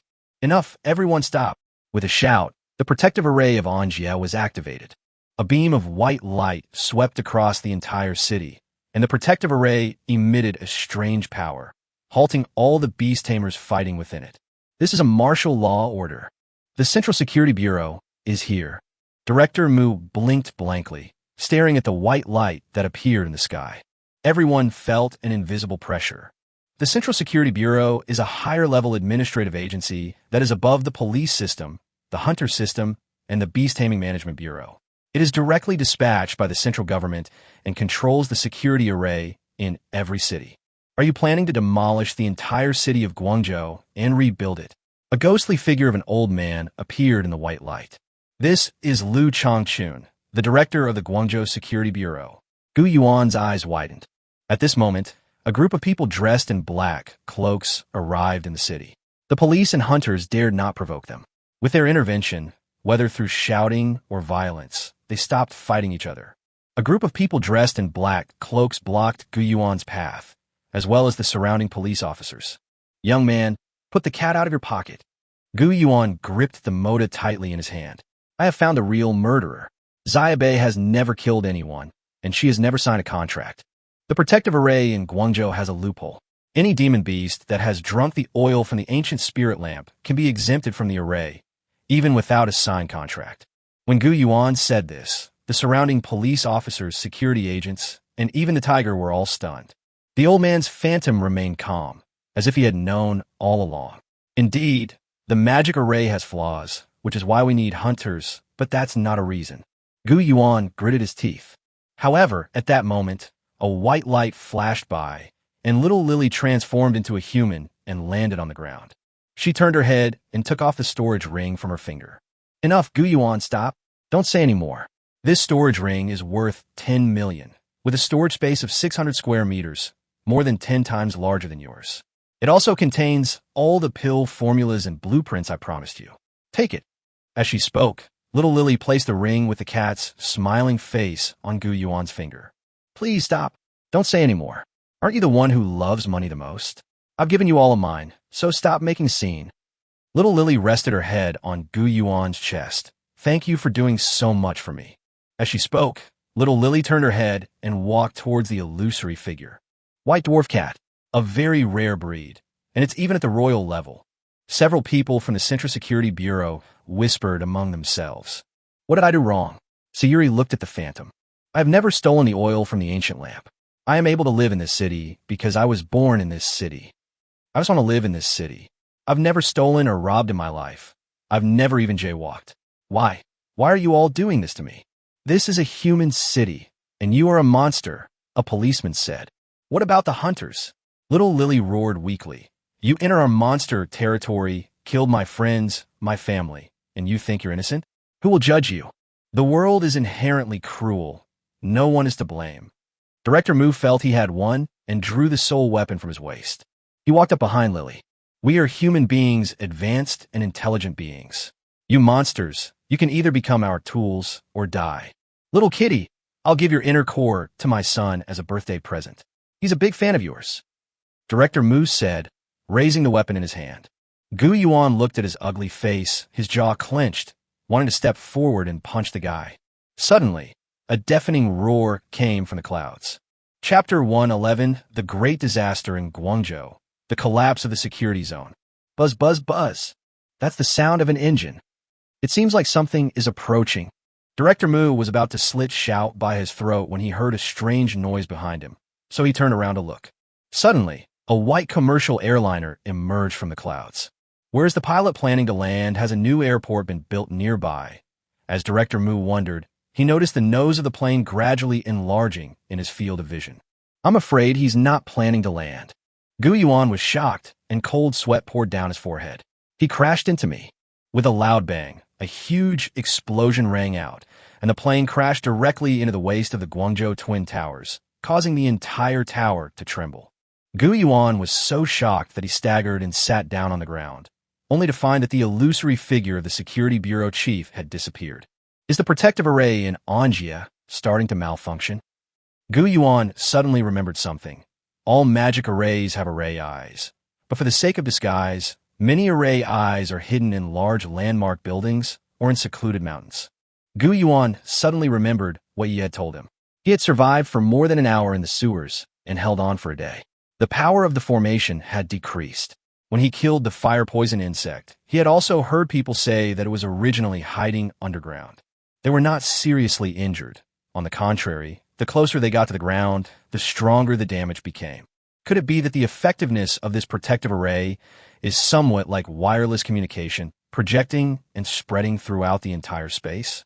In that case, choosing a tall building as the array's core is the most correct choice. Suddenly, Gu Yuan had a bad feeling. This was the Black Lotus Gang's real purpose. They had been preparing for a terrorist attack here for many years. At that moment, a series of thuds rang out, and the steel bars of the building began to crack. Everyone present realized that danger was imminent. They were hit. The Guangzhou Twin Towers were hit by a plane. At this moment, the terrified police officers and law enforcement personnel from the Central Security Bureau were thrown into disarray, abandoning Xiaobei and Gu Yuan. Several people were about to find their superior to ask what was going on, But Director Mu was faster than anyone else. He had already abandoned Xiao Baihe and ran to the elevator, frantically pressing the buttons. Open the door, open the door, open the door, I want to get down. Gu Yuan picked up Xiao Baihe, quickly changed back. Little Lily transformed back into a white, short-legged cat and hid in Gu Yuan's pocket. But when he looked up again, he saw another plane flying towards him from a more western direction. The Twin Towers of Guangzhou are each over 100 stories high, and each is a building over 500 meters tall. Gu Yuan was on the rooftop, with nowhere to escape. Gu Yuan watched the plane get closer and closer. At this moment, the midnight bells had already rung. This was a day to be remembered. February 4th, 2021, was the day before the Lunar New Year. Then, with a loud bang, the second plane crashed into the Guangzhou Twin Towers. The entire building began to shake, half of the buildings started to fall apart, and raging flames were burning. The buildings below the 60th floor were still okay, as people could still run down. But what about floors above 60? Especially Gu Yuan, who was still on the top floor. Gu Yuan arrived at the edge of the building. He was now 500 meters in the air. Looking down, even a truck weighing tens of tons looked only as big as an ant. Master! At this moment, Hongling had already rushed out of the pet space. Hongling maintained her human form. Although she had stopped bleeding, Gu Yuan could see that she looked exhausted. Hey, why are you out here? Didn't I tell you to rest properly? Gu Yuan stepped forward to check carefully and found that Hongling's injuries were still there.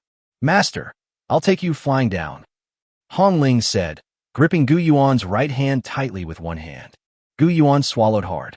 Hongling, it's still more than 500 meters from here. This isn't as simple as jumping off the top floor of Guangzhou's #1 Coliseum. It was only a dozen meters high back then, and you were injured. Master, are you afraid that I won't be able to hold on to you? Sparks from the raging fire are flying upwards, and the building is tilting. Hongling gripped Gu Yuan's hand tightly with her injured hand, her beautiful eyes looking at him, her voice almost trembling. Your Majesty, I will hold on to you tightly. I will never let you slip from my grasp. Even if my limbs are torn off, I will never let go of your hand. Hongling's eyes were very firm, and Gu Yuan nodded, having no choice but to agree. Huff, huff, huff, Gu Yuan breathed in the thin air and climbed to the top railing of the Guangzhou Twin Towers. Below him were raging flames, and the cold wind at 500 meters above the ground made Gu Yuan sway. Gu Yuan slowly released his grip on a handguard with his right hand and straightened up. Little Lily, who had transformed into a cat, had never seen anything like this before and was so frightened that she shrank back into Gu Yuan's pocket. Below them was the Wanda Plaza, which could be seen at a glance, and people looking up at it. The people below looked like ants. Gu Yuan's heart pounded wildly, while the flames spreading beneath his feet were rapidly climbing upwards. Ah! Gu Yuan roared suddenly, leaping forward and jumping down. Hongling gripped Gu Yuan's shoulders tightly, spread her wings, and fell down as well. Instead of flapping its wings, Hongling glided away like a hang glider, carrying Gu Yuan into the distance. Gu Yuan is 1.8 meters tall and weighs 134 kilograms, which is considered average. The red feather humanoid is 1.71 meters tall and weighs 102 kilograms, which is considered slender. However, it is difficult for Hongling to perform high-altitude flight and rapid maneuvering in human form. It is only possible when one transforms into a phoenix, at which time the red feathers weigh only about 20 pounds. Now, these wings, spread wide to support a load of 20 kilograms, are meant to hold onto Gu Yuan, who weighs 134 kilograms, and glide through the air. In fact, Hongling had already performed such a glide once before. It was when Gu Yuan and Hongling, after she had transformed into a phoenix, first met. At that time, Hongling was carrying Gu Yuan from here to Sun Yat-sen University. However, this time, Hongling was seriously injured. Gu Yuan could feel that the sharp claws that Hongling was gripping his shoulder were trembling slightly, and blood was seeping from the claws. Hongling must have been in a lot of pain, but she didn't cry out. She held back, knowing that she was holding onto her most precious master and would never let go. Finally, Gu Yuan was safely landed. Hongling was exhausted, so Gu Yuan quickly fed her another healing pill. Damn it, Hongling, wait a minute. We've been in such a rush the whole way. I don't have time to concoct a special medicine for you to deal with physical injuries. However, before Gu Yuan could finish speaking, a huge figure swept across the sky. The enormous tiger was at least the size of a football field, and its outstretched wings cast a shadow that enveloped the entire Wanda Plaza. Its massive body landed straight in the center of the plaza, kicking up dust that sent people and objects flying. Chapter 112: The World After the Magic Array Collapsed. Immediately afterwards, the ferocious giant tiger raised its head and suddenly shot out a beam of white light into the ground, blasting through the square and leaving a crater with a radius of tens of meters and a bottomless depth. That white light is even more powerful than a heaven-rank combat skill. Gu Yuan was shocked.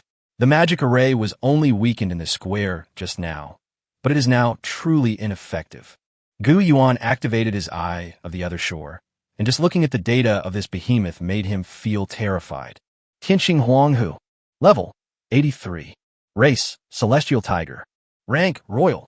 Introduction: Royal Level Demonic Beasts.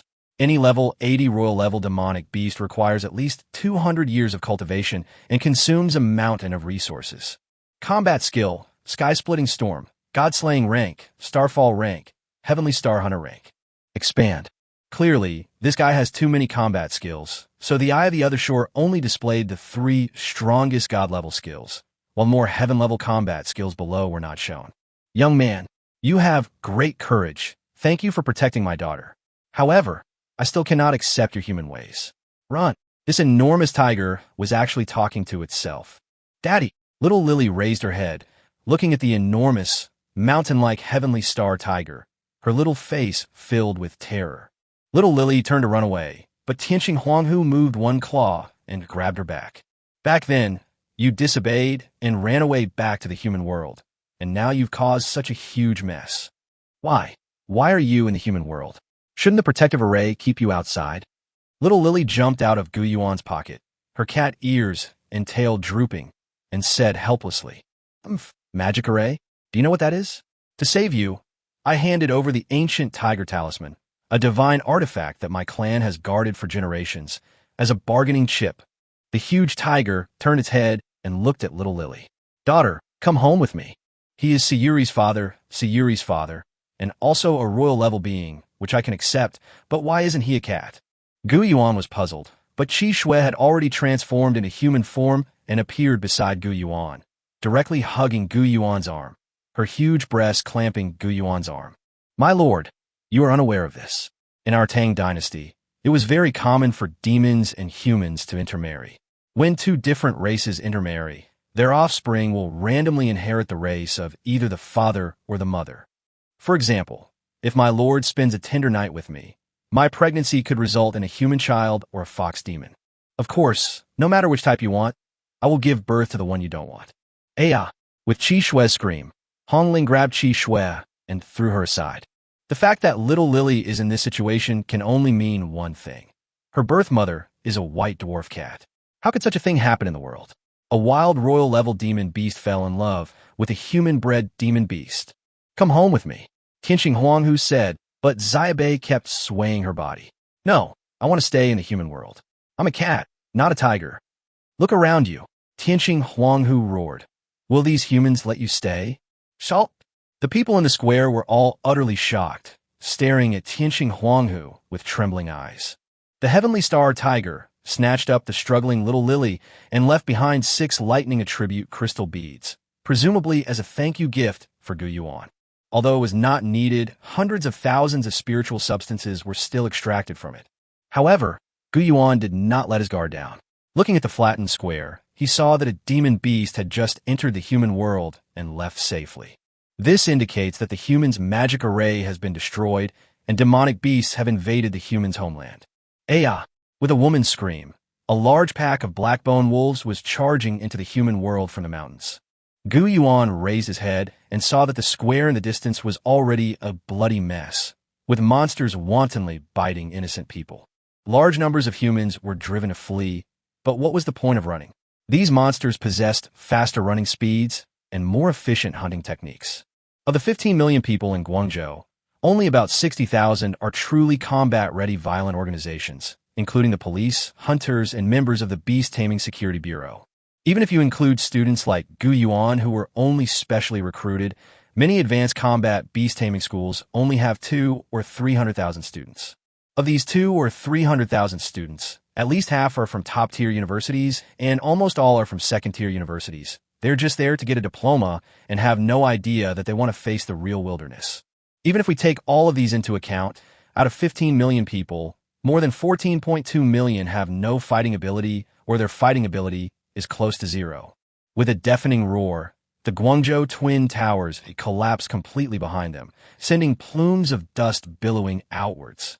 Many people were buried in the ruins, with bricks and stones larger than a person falling everywhere, and those who were hit died instantly. The stench of blood attracted the earliest group of demonic beasts to enter the human world, who rushed towards this direction.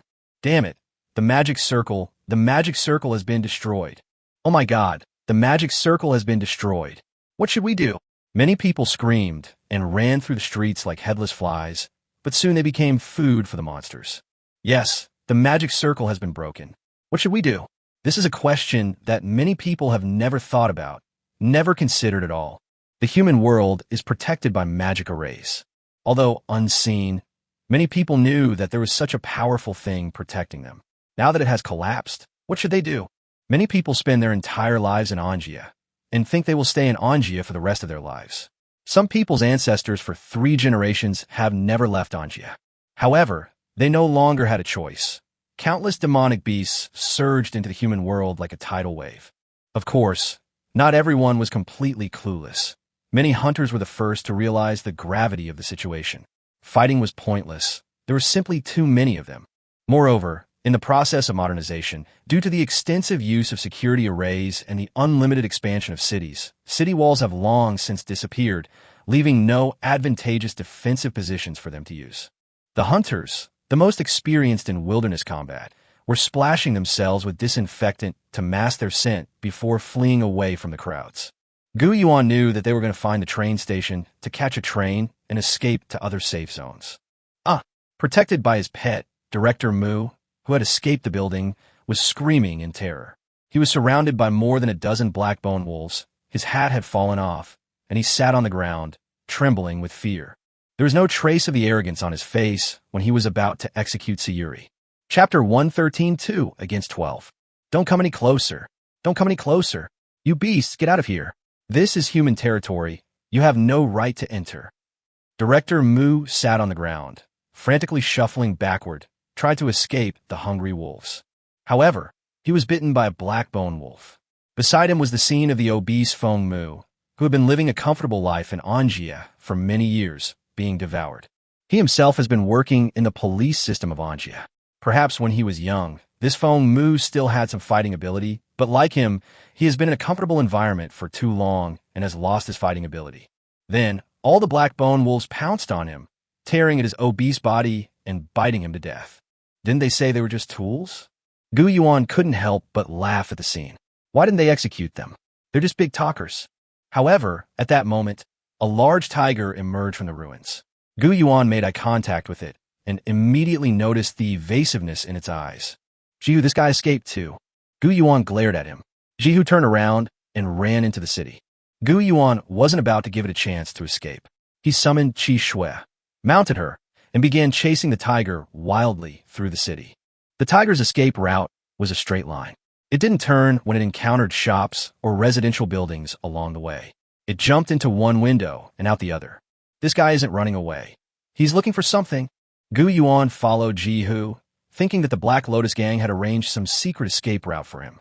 Instead, they followed him to a shared apartment. In the shared apartment, there are 4 tiger cubs and a mother tiger. They were hiding in the room with a goat on the table, presumably for their breakfast the next day. Children, we must leave this place. The protective array has been destroyed. The tiger roared, only to find that the eyes of his family were focused on his back. Turning their heads, they saw Gu Yuan already standing at their doorstep, staring at them with icy eyes. Phoenix Tamer, what's done is done. Please stop harassing my family. The tiger turned and knelt on the ground, pleadingly speaking. What about outside? The magic array is gone. So what happened to the people who originally lived here? Gu Yuan shook his head. Please, I never expected things to turn out this way. I really never expected it to be like this. I just wanted my children to experience the happy life in the city. My son has respiratory problems and will die if he doesn't take human medicine on time. To raise the money, I even became a hunter killing my own people and selling their inner cores at auction. Jihu covered his head with both hands, pressed his head against the floor, and kept pulling at his hair. I just want them to stop living in fear and to be able to eat delicious popcorn, cotton candy, and ice cream. Gu Yuan looked at Jihu. Everything he did was for his family. For some reason, Gu Yuan suddenly thought of his own parents. He studied hard, hoping to get into a good school. Wasn't it all to make his parents happy? Gu Yuan's tang sword, Moda, trembled as he gripped it tightly. With a bang, accompanied by the sound of glass bottle shattering, Gu Yuan and Jihu looked towards the bedroom of the lower-end apartment, following the sound. The person who came was none other than Song Ying. She opened the locker, which contained 6 jars, each holding the brain of a tiger that had killed someone. These brains are the masters of the tiger family. When the jar shattered, and when the brains in it died completely, the tiger's wife, who was bound to it by a contract, collapsed to the ground on the spot because of her master's death. Her eyes were open, her whole body convulsed, her skin collapsed, and it turned black and withered. Song Ying, what are you doing, wife? He roared. Then, Song Ying took off her motorcycle helmet and pressed it against her face, which was covered in damp hair. Useless pawns, just offer up your inner cores and spirit bones and die. I'll take your last bit of value. Then, Song Ying casually slapped the tiger cub's jars, shattering them all over the ground. The sound of shattering glass rang out continuously, accompanied by flying glass shards, and the nutrient solution in the culture bottle was spilled all over the floor. Wah! The 4 tiger cubs let out a scream, their eyes wide open, and died tragically on the spot. Not only did Hu watch as his family, whom he had tried his best to protect, all died tragically with a single palm strike from Song Ying, but he also broke down on the spot and lunged towards Song Ying. However, Song Ying smashed the last jar on the spot, and Jihu also fell to the ground and died. At that moment, 3 more people jumped in through the window that Song Ying had crawled through. They were all second-rank beast tamers, including Song Ying. The 4 people summoned 8 pets. Song Ying's fiery spider was the first to be attacked, while the shadow worm was entrenched in the concrete. 2 level 27 pale yellow bison and a level 26 lava giant lizard blocked Gu Yuan's way out. A level 31 petal butterfly flew up in the room, along with a shadow monkey, a shadow poison insect, and a black iron rhinoceros, all of which were level 20. They guarded the kitchen, bedroom, and the exit through the window, intending to surround Gu Yuan and kill him here. With 4 people and 8 beasts, Hong Ling was seriously injured, and Gu Yuan had to face 12 opponents alongside Qi Shui. He had to be cautious. Song Ying took out a dagger from her storage ring, cut open the tiger's chest, and took out its inner core. He got it. Level 43, King rank Howling Tiger's inner core can sell for a lot of money. Why choose to kill the tiger last? Gu Yuan asked calmly. Song Ying tilted her head and looked at Gu Yuan. Because this tiger is too useless. He actually gave himself away, almost ruining the plan. His death is inevitable, but I want to see him die after witnessing the tragic state of his family, as punishment for his incompetence. With 12 against 2, Song Ying felt she had a huge advantage and spoke with great confidence. Gu Yuan, you're surrounded. Surrender.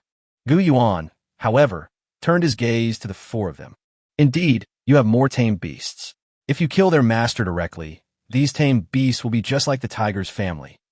When Gu Yuan said these words, his murderous intent was revealed. Gu Yuan remained calm and made a rational judgment. It was unlikely that he could kill the 8 pets in a direct confrontation, so the only option was to kill their master. Driven by the threat of death, Gu Yuan became even more determined to take the lives of these terrorists. Come on, Song Ying, when the sunlight shines on this land again, only one of us can live. As Gu Yuan spoke, Moto was already drawn, the cold glint of the blade flashing. The tang sword was unsheathed, pointing directly at all of them. Gu Yuan's eyes were cold. These terrorists, who among them didn't live in this world with a blood debt of more than a dozen lives on their shoulders. However, upon seeing Gu Yuan's cold and murderous gaze, they all took a half-step back in fright. What a terrifying look. Song Ying, your enemy is no ordinary person. Then let's see who will die without a burial place today. Song Ying roared, and the fiery spider spewed a burst of flames at Gu Yuan. Chapter 114 Counterattack against 9. Gu Yuan snapped his fingers, unleashing a level 1 combat skill, Frozen Wasteland. When this combat technique was unleashed, the cold air clashed with the raging fire. However, because this combat technique was released by Gu Yuan, it was not as powerful as Qi Shui's, who possessed a mythical bloodline. The ice and the fire clashed perfectly, and the entire room was enveloped in a white mist. Gu Yuan grabbed a stool and threw it out the window. At this moment, Qi Shui was already lying next to the shadow monkey by the window, using her enchanting eyes. The bewitching eye struck the shadow monkey guarding the window. "Damn it, the fog is so thick, I can't see anyone," one of the terrorists shouted. But then another terrorist replied, "There is the sound of glass breaking just now." He ran from there. The shadow monkey in the Sea of Souls told me it was the window on the west side. "The windows are too narrow. There are 12 of us. If we go out one by one, it will be too slow and he will get away. Song Yingying and I will take our pets and go out from the front. You two, take your pets and chase after him through the 2 windows." The 4 split up, with one of them running towards the shadow monkey. "Shadow monkey, let's chase it." However, he saw his shadow monkey with eyes sparkling like peach blossoms and a silly smile on its lips, as if it had fallen in love. Not good. Before the terrorist could even shout, he felt a cold glint flash behind him. Moda, engulfed in raging wildfire, pierced his chest from behind. Gu Yuan immediately kicked out and snatched his tactical headset. Qi Shui delivered a finishing blow with a freezing attack, instantly freezing him to death. "One done," Gu Yuan said into his earpiece.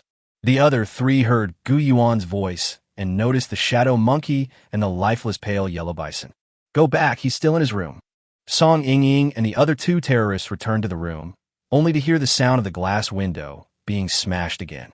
The fog inside the room hadn't dissipated yet, and they had no idea whether Gu Yuan had really run away or was still hiding in the room. "Let's not separate anymore. Let's come together." When the remaining 3 people and 6 beasts slowly emerged from the window, they discovered that Gu Yuan was already riding Qi Shui, galloping wildly along Dongqing Road. "Damn it, he tricked me again. Let's go after him." With a shout from Song Yingying, the other 2 terrorists mounted their respective backs, one a pale yellow bison, the other a steel rhinoceros. They chased after Gu Yuan. Song Yingying rode a fiery spider, using its silk to chase Gu Yuan across skyscrapers. The city was in chaos, with flames burning everywhere and continuous explosions. Monsters roamed the main roads. But when he reached the end of Dongqing Road, Gu Yuan sensed something was wrong. "Something's fishy here." Gu Yuan noticed that there weren't many demonic beasts on the road. The demonic beasts that first entered the human realm should be the most ferocious and bloodthirsty. They should already be attacking innocent residents. Suddenly, Gu Yuan's eyes widened. He saw a sign with a cartoon pig's head on it, making a hello gesture to him. "Oh, the famous slaughterhouse in Huangpu district. It must be the meat of the spirit beasts inside that attracted the beasts to enter." At this moment, Song Yingying and her group were still relentlessly pursuing them. With a thought from Gu Yuan, Qi Shui suddenly turned around and dragged Gu Yuan into the alley on the side of the slaughterhouse. "Catch up with him. This guy is at his wit's end. This alley is very narrow in one way. He's doomed." Gu Yuan rode Qi Shui, galloping wildly through the crowd, dodging attacks from behind. Gu Yuan made a very strange move. While running at high speed, he actually jumped up and took Qi Shui back in his pet space. Gu Yuan turned sideways, his feet touching the ground, and Moda, embedded in the wall beside him, came to an abrupt stop. The blade sliced a crack in the wall, and Gu Yuan was left with his back against the wall, just as the oxen the 2 men were riding were about to collide with him. Shining belt. Gu Yuan's blinking belt finally finished charging and disappeared from their sight in a blink. "Damn it, he used the flash belt. Where did you run off to?" The 2 of them finally managed to stop, almost crashing into the wall. From his side, Song Yingying seemed to want to show off her knowledge of the shimmering belt. The blink belt can pass through walls. He just stuck to the wall, intending to blink into the warehouse on the right. I have a flashing belt too." The beast tamer with the level 31 petal butterfly should be someone valued by the organization, just like Song Yingying. While the other 2 didn't have the flashing belt, he and Song Yingying did. So, this beast tamer, who possessed a pet of level 31 or higher, opened his pet space, recalled his pet, and moved closer to the wall, flashing away. A flash of light appeared. In the warehouse, 16 level 32 black bone wolves, boredly gnawing on their last few bones, and more than 20 level 20 black bone wolves were gathered in a circle, looking at the few bones left on the ground. Ah, boss, there's no more food. Oh no, you're asking me? I can't help you. Can food just magically appear in front of us? Then, with a flash of light from his belt, the Black Lotus Gang leader landed directly in the middle of 40 wolves. The 40 wolves stared at each other, dumbfounded. The chat channel fell silent amidst the howls of wolves and the terrorists' heart-wrenching screams. Song Ying and the last Black Lotus Gang terrorist listened to the screams, which disappeared amidst the buzzing of a completely lost signal. 2. Upon hearing Gu Yuan's words, cold sweat broke out on Song Ying's forehead. What's going on? What's going on? What happened? At this moment, Song Ying's mind was as silent as a chat channel. She couldn't understand how Gu Yuan did it. He was a high-ranking member of the Black Lotus Gang, with better equipment than her, and his pet was at the highest level. How could Gu Yuan kill him in less than a second without firing a single shot? Could it be that he didn't dodge to the right? Qi Shui used the heavenly rank battle technique Absolute Zero. At that moment, the last Black Lotus Gang terrorist felt a faint chill beneath his feet. The ground was suddenly shattered, and a freezing cold air shot up from below, breaking through the sky, leaving only a frozen ice sculpture. Gu Yuan climbed out of the frozen pit, leaving Song Ying utterly shocked. Blinking, it can be used like this too. He blinked downwards from the ground, blinked through the ground, and blinked into the underground parking lot. He could do this from anywhere, but he was right next to the right wall, pretending to flash through it. Those who were tricked into following the flash were then surrounded by a pack of wolves on the other side of the wall. He then unleashed a heavenly rank combat skill from below, killing another person.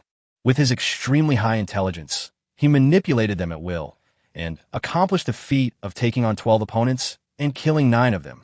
Chapter 115, The Death of Song Ying. Her own methods turned against her. 3.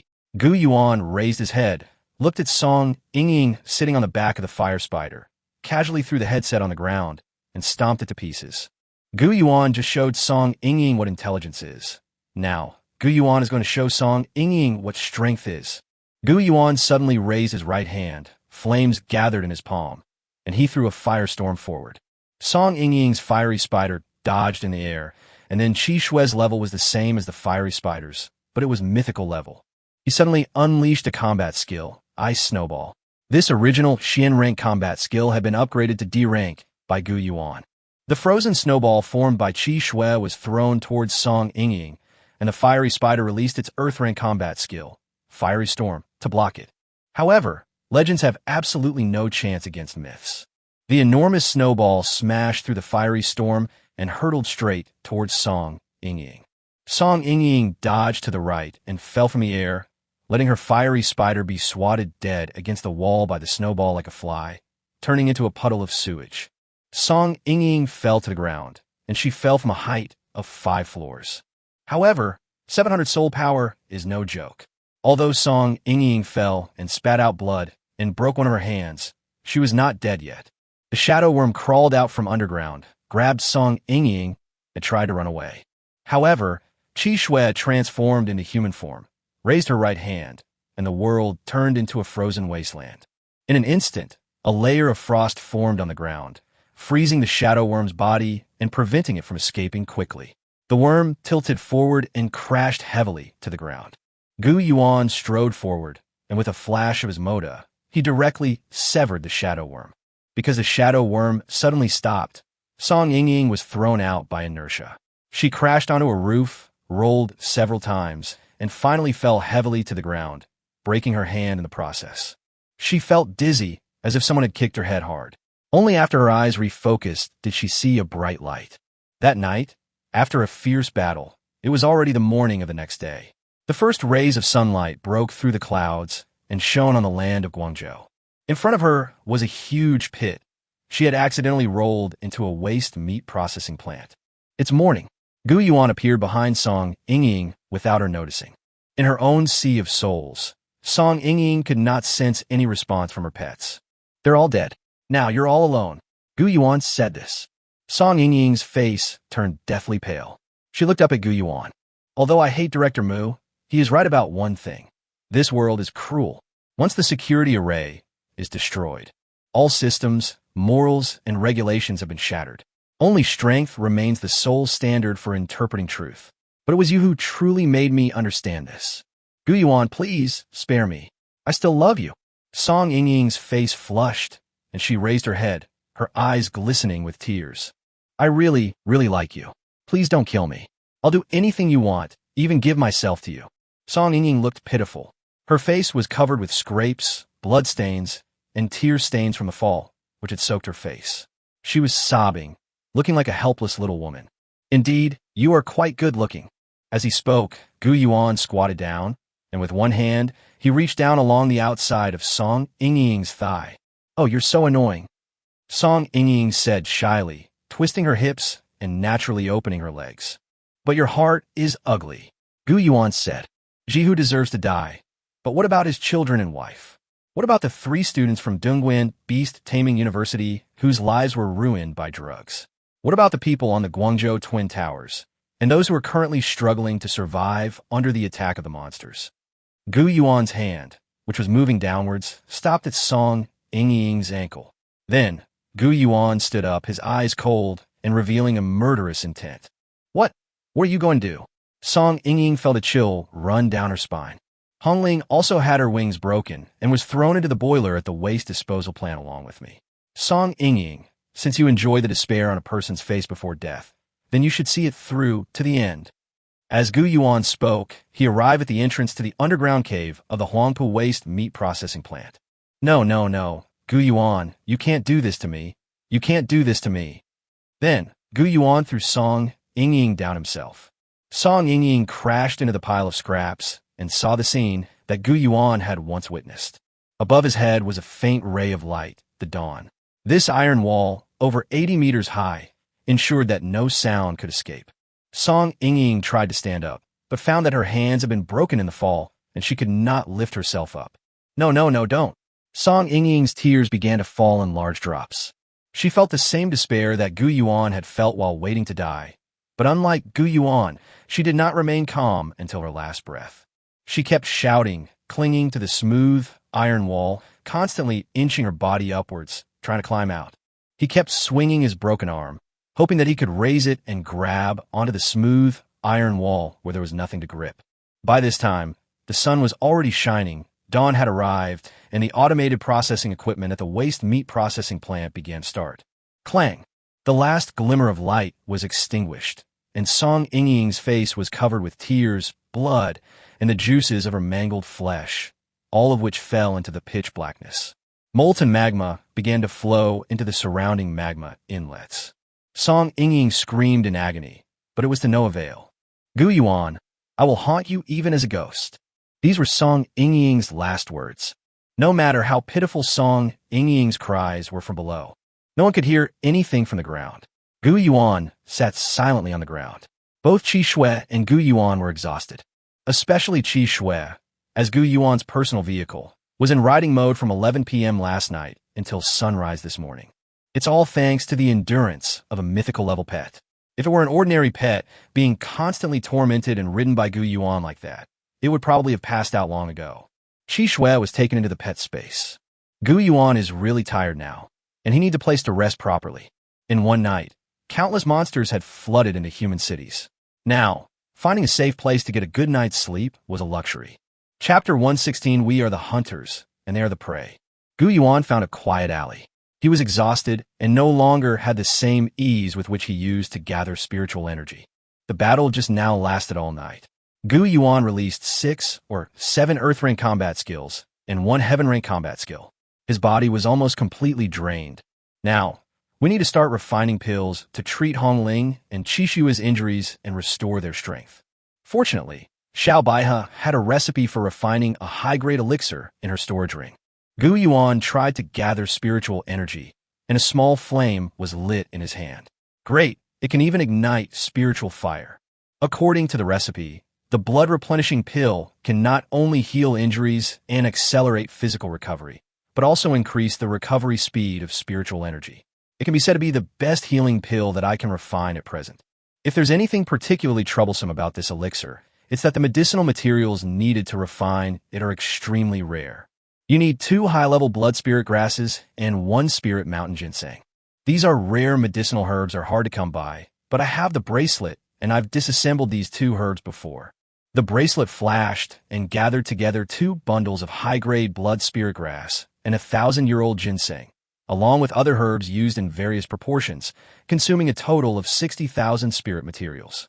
60,000 spirit materials, still at cost price. Don't disappoint me, Gu Yuan thought to himself. The Big Dipper shone in Gu Yuan's right palm, with the greedy wolf star already lit up, emitting a purple light, while the other 6 stars remained in a relatively dim white light.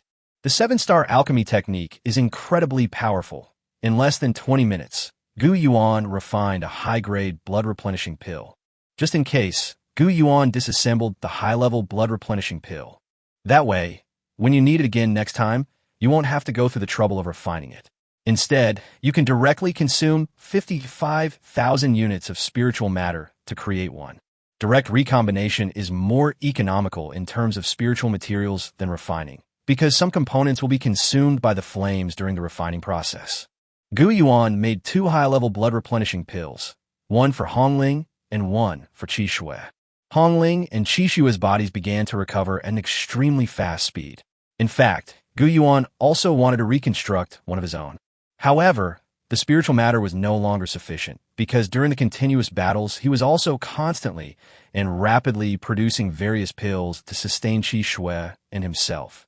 In addition, the establishment of Chong Lu Fong in his mind last time almost consumed all of Gu Yuan's savings, and he had less than 1,000 spiritual materials left. Fortunately, Gu Yuan had just dismantled the inner cores of Song Yingying's 2 demonic beasts, as well as the inner core of a tiger, contributing 160,000 units of spiritual energy. Worn out, when Gu Yuan came out of the bathroom, he felt sore all over and nauseous from staying up all night. However, at the end of the street, a wolf howl suddenly rang out, and a large pack of black bone wolves began to gather. Damn it, there should be plenty of pet food in the shops on this street. So what's with these wolves? Before Gu Yuan could figure out what was going on, he saw the level 25 spirit bone wolf that had appeared first, baring its teeth at him. Master, we have met an old friend. Hong Ling responded in Gu Yuan's Soul Sea. What? Gu Yuan asked in confusion. When did I meet it? Does Master remember the Wolf King you encountered in the Denyoku area during your first hunting trip? For some reason, its bloodline broke through to the king rank, and its level reached level 25, Hong Ling replied. Although Gu Yuan thought all the wolves looked the same, the Wolf King recognized him. After a wolf howl, hundreds of black bone wolves had gathered around him, all of them at level 20 or higher. I don't have time to mess around with you guys. Gu Yuan couldn't get entangled with him here because at this moment, Gu Yuan saw more level 30 and even level 40 monsters entering the city. The bloodshed from a prolonged battle will surely attract even more monsters. Gu Yuan cannot possibly kill all the monsters in an entire city by himself. Run! Gu Yuan turned around, and Qi Shui, who hadn't rested for a while, was summoned out of the pet space again. Gu Yuan jumped on a Qi Shui and ran. The Wolf King, unwilling to let Gu Yuan leave, began to chase after him at breakneck speed. Gu Yuan had assumed that with Qi Shui's speed, the wolf pack would stop once they realized they couldn't catch up. However, these enemies were extremely hostile to each other. The Wolf King chased Gu Yuan from Dongqing Road to Yuejing Road, and then to Dompa Road. He chased him for 3 whole streets and was still chasing him. They didn't even glance at any of the ordinary people they encountered along the way. Their eyes were only on Gu Yuan. Damn it, they're still chasing us. Gu Yuan hid in a small alley and, through the reflection in the glass window, saw a pack of wolves lying on the ground, sniffing his scent. My lord, although I don't mind you riding me every day, it's been a whole night from 11 p.m. last night to 9 a.m. this morning, and I really can't take it anymore. Qi Shui looked at Gu Yuan pitifully, and Gu Yuan was also tired. Looking at the monsters roaming the city and the canopy and trees in the forest that could provide cover, it was impossible to outrun a pack of wolves in the flat city. Gu Yuan looked up at the building above him and said, "Retreat upwards." Gu Yuan continued to consume the little spiritual matter he had left to create disinfectant to mask his aura, and then took the elevator upwards. Gu Yuan went straight to the 19th floor of the commercial building and stepped out of the elevator. Next, I'll find a family to rest at temporarily. I should be able to use my bronze-level hunter status to secure their safety in exchange for their help. The elevator doors opened, and Gu Yuan froze. The empty corridor was covered in blood. At the end of the corridor, a level 17 leopard was resting on the carpet. On both sides of the corridor, the resident security doors had all been torn to shreds, and there were pools of blood behind the doors. You can even see dolls, soaked in blood, lying on the ground. There's no one left alive on this floor. Gu Yuan's eyes were filled with shock and anger as he slammed his fist against the wall. Hearing the sound, Leopard looked up, excited, thinking that other food had been delivered. But when he saw another young man, Leopard gave Gu Yuan a disdainful look. Then, he swaggered towards Gu Yuan. However, the prey did not cry out in fear upon seeing itself, nor did it scream or flee blindly. The leopard tilted its head in confusion, as if asking, "Are you the prey?" "I am not your prey. I am a hunter." Gu Yuan flicked his right hand, firing 3 consecutive shadow arrows that struck the fierce-toothed leopard's legs. Then he swiftly closed in, drawing his tang sword, Moda, and cleaving the leopard in 2. Chapter 117: A Flight Attendant, for free. Gu Yuan casually used the power of the bracelet to completely decompose it into spiritual matter. The stench of blood didn't need to be concealed. The place was already filled with it. Gu Yuan randomly found a room and went inside. Then, Gu Yuan lifted up the cabinets one by one to block the door.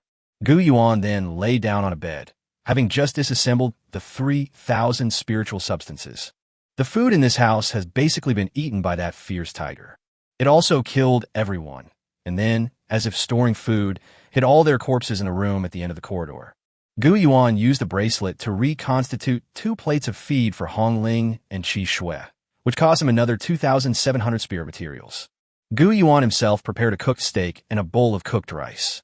After eating, I lay down on the bed and started to sleep. When Gu Yuan woke up, it was already February 6th. He had slept for a full day and night.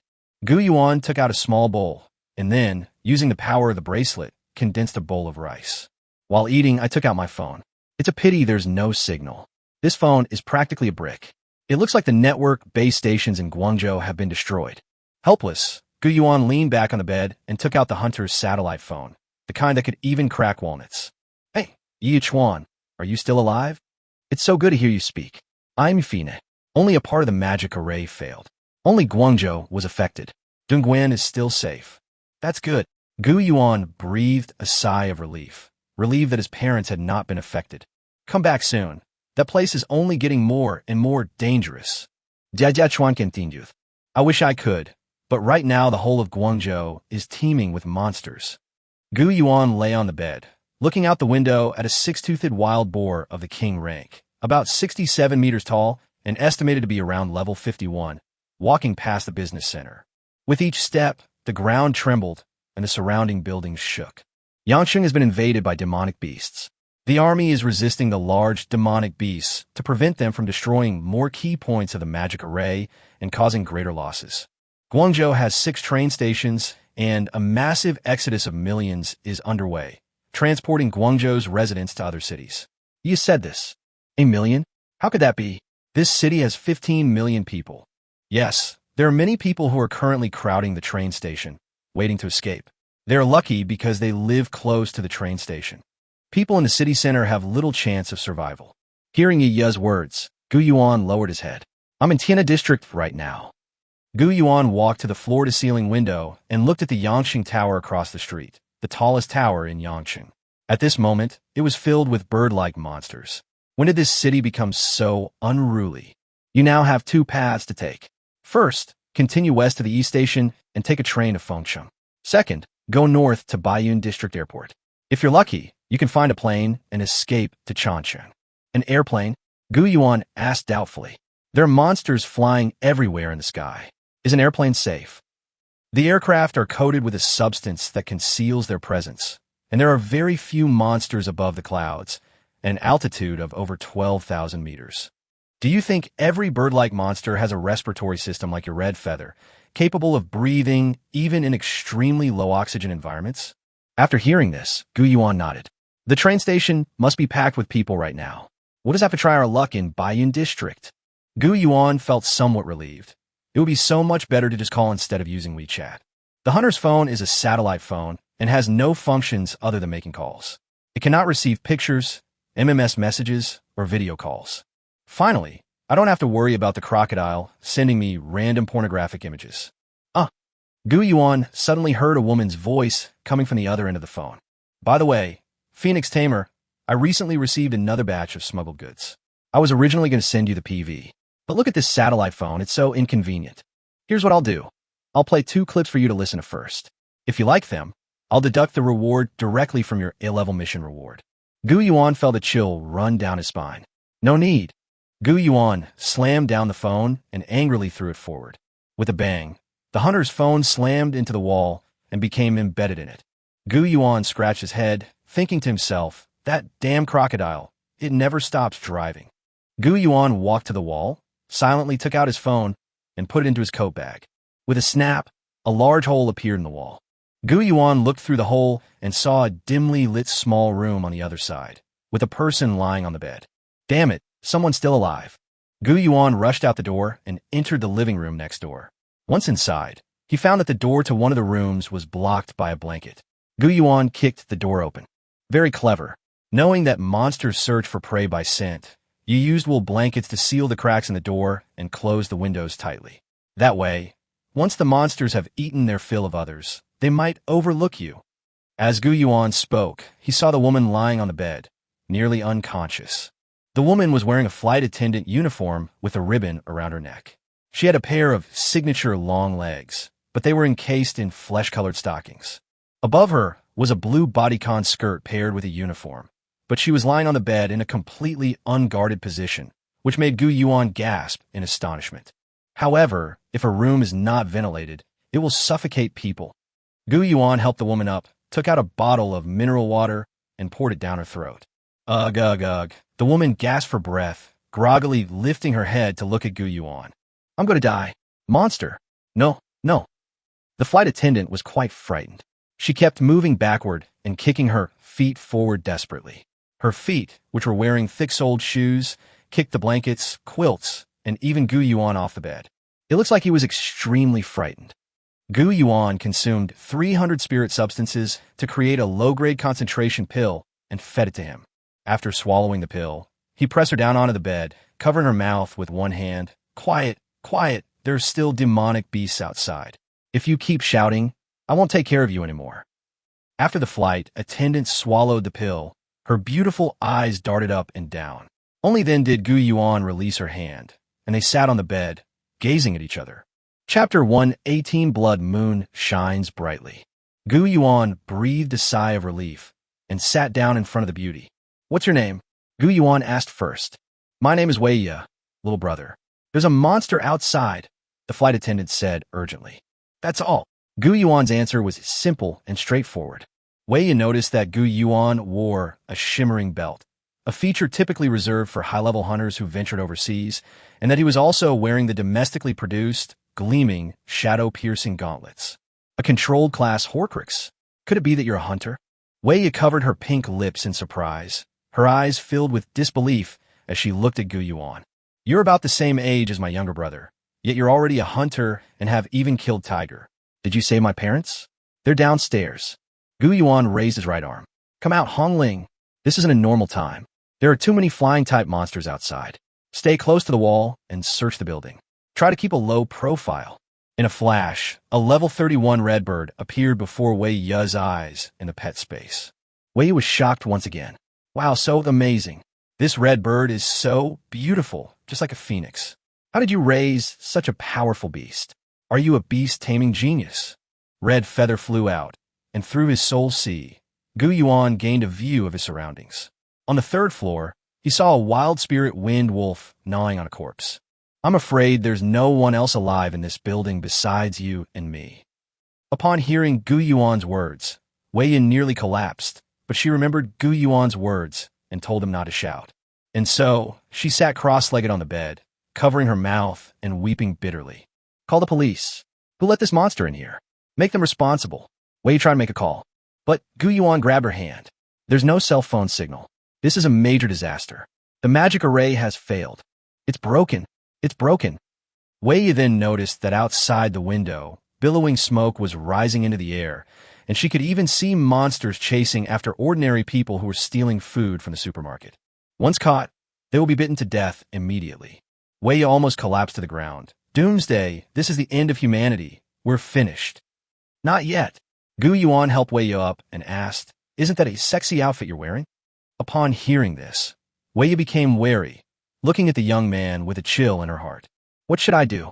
If it weren't for him, I would be doomed in this place overrun by monsters. After all, the only ones who could survive in this situation and still have the strength to protect others were powerful beast tamers. But what did he ask himself? Was he wearing a lingerie outfit? What does this mean? Does it mean that what he really wants is this, in this chaotic world, perhaps this is all I have, and maybe it's a bargaining chip that others value? Wei had watched many post-apocalyptic dramas, especially those about monsters breaking through cities. She learned the trick of using blankets to block the cracks in doors and close windows from those dramas. Moreover, the women in TV dramas, especially those who are beautiful but lack fighting ability, are usually played by models. They'll all be kept by those punk musclemen who are strong, ugly, and covered in all sorts of dangerous armor. At least, this little brother looks more human than those steampunks. No, I'm wearing a real uniform. I'm a flight attendant from Bayun District, specializing in cabin crew services. Wei lowered her head and spoke with a blush on her face. That's good. Gu Yuan clapped his fist in his hand. Wei shuddered in fright, her long, slender legs trembling slightly as she squeezed them even tighter. Brother, if you're willing to protect your sister, the child's name will be. Lead the way. Take me to Bayun District Airport. Let's see if we can find a plane and escape Guangzhou. Wei was stunned when she heard this. What? That's right. The biggest problem Gu Yuan was facing was actually, where's the airport in Bayun District? Gu Yuan is not from Guangzhou, but from Dongguan. Upon arriving in Guangzhou, I barely knew the way and relied on my phone for navigation. Unfortunately, the entire city of Guangzhou is now without internet access, so there's no mobile navigation and no paper maps available. Moreover, after running around all night, Gu Yuan couldn't find his current location in Tianhe District and could only guess by looking at the iconic Yangqing Tower. I don't know if it was the auspiciousness of Qi Shui that triggered the effect. I casually smashed my phone, creating a hole, and ended up finding a flight attendant from Bayun District Airport. Is flying useful? Why didn't it work? It's just that the magic array in Yangqing was broken. We could just run to other cities. By the way, long-legged sister, what did you just say about a child? No. Wei blushed and waved her hands repeatedly. It's daytime now. Let's hurry up and go while the sun is still high. Suddenly, a blood-red light shot into the sky. What is this? At this moment, in the images transmitted back by the satellite, a blood-red cloud was appearing above the entire city of Guangzhou. Within the clouds and mist, a plume of black smoke was rising into the sky. At this moment, the sky turned pitch black. Although it was daytime, the entire city of Guangzhou was shrouded in darkness, and a red moon hung in the sky. The ferocious predatory monsters that used to sleep during the day have become restless and are no longer sleeping. Oh, what a strange feeling. Wei looked at her hands. Just now I felt short of breath and really wanted to sleep, but now I feel unusually uneasy and don't want to sleep anymore. Blood moon. Qi Shui emerged from her pet space, looking up at the blood moon outside the window. During the Inlushan Rebellion, when Shi Siming led his troops to lift the siege of Yeqing, he used an extremely vicious Taoist technique. At that moment, behind Gu Yuan, from the door of the next room, came a rustling sound of knocking.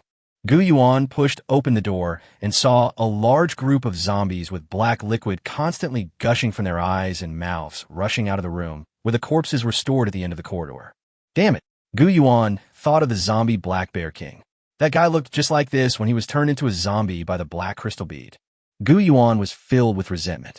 Could the black light that had just flown up be the black crystal bead? Had someone stolen the black crystal bead, causing the blood moon? According to Qi Shui's explanation, the blood moon has 3 effects.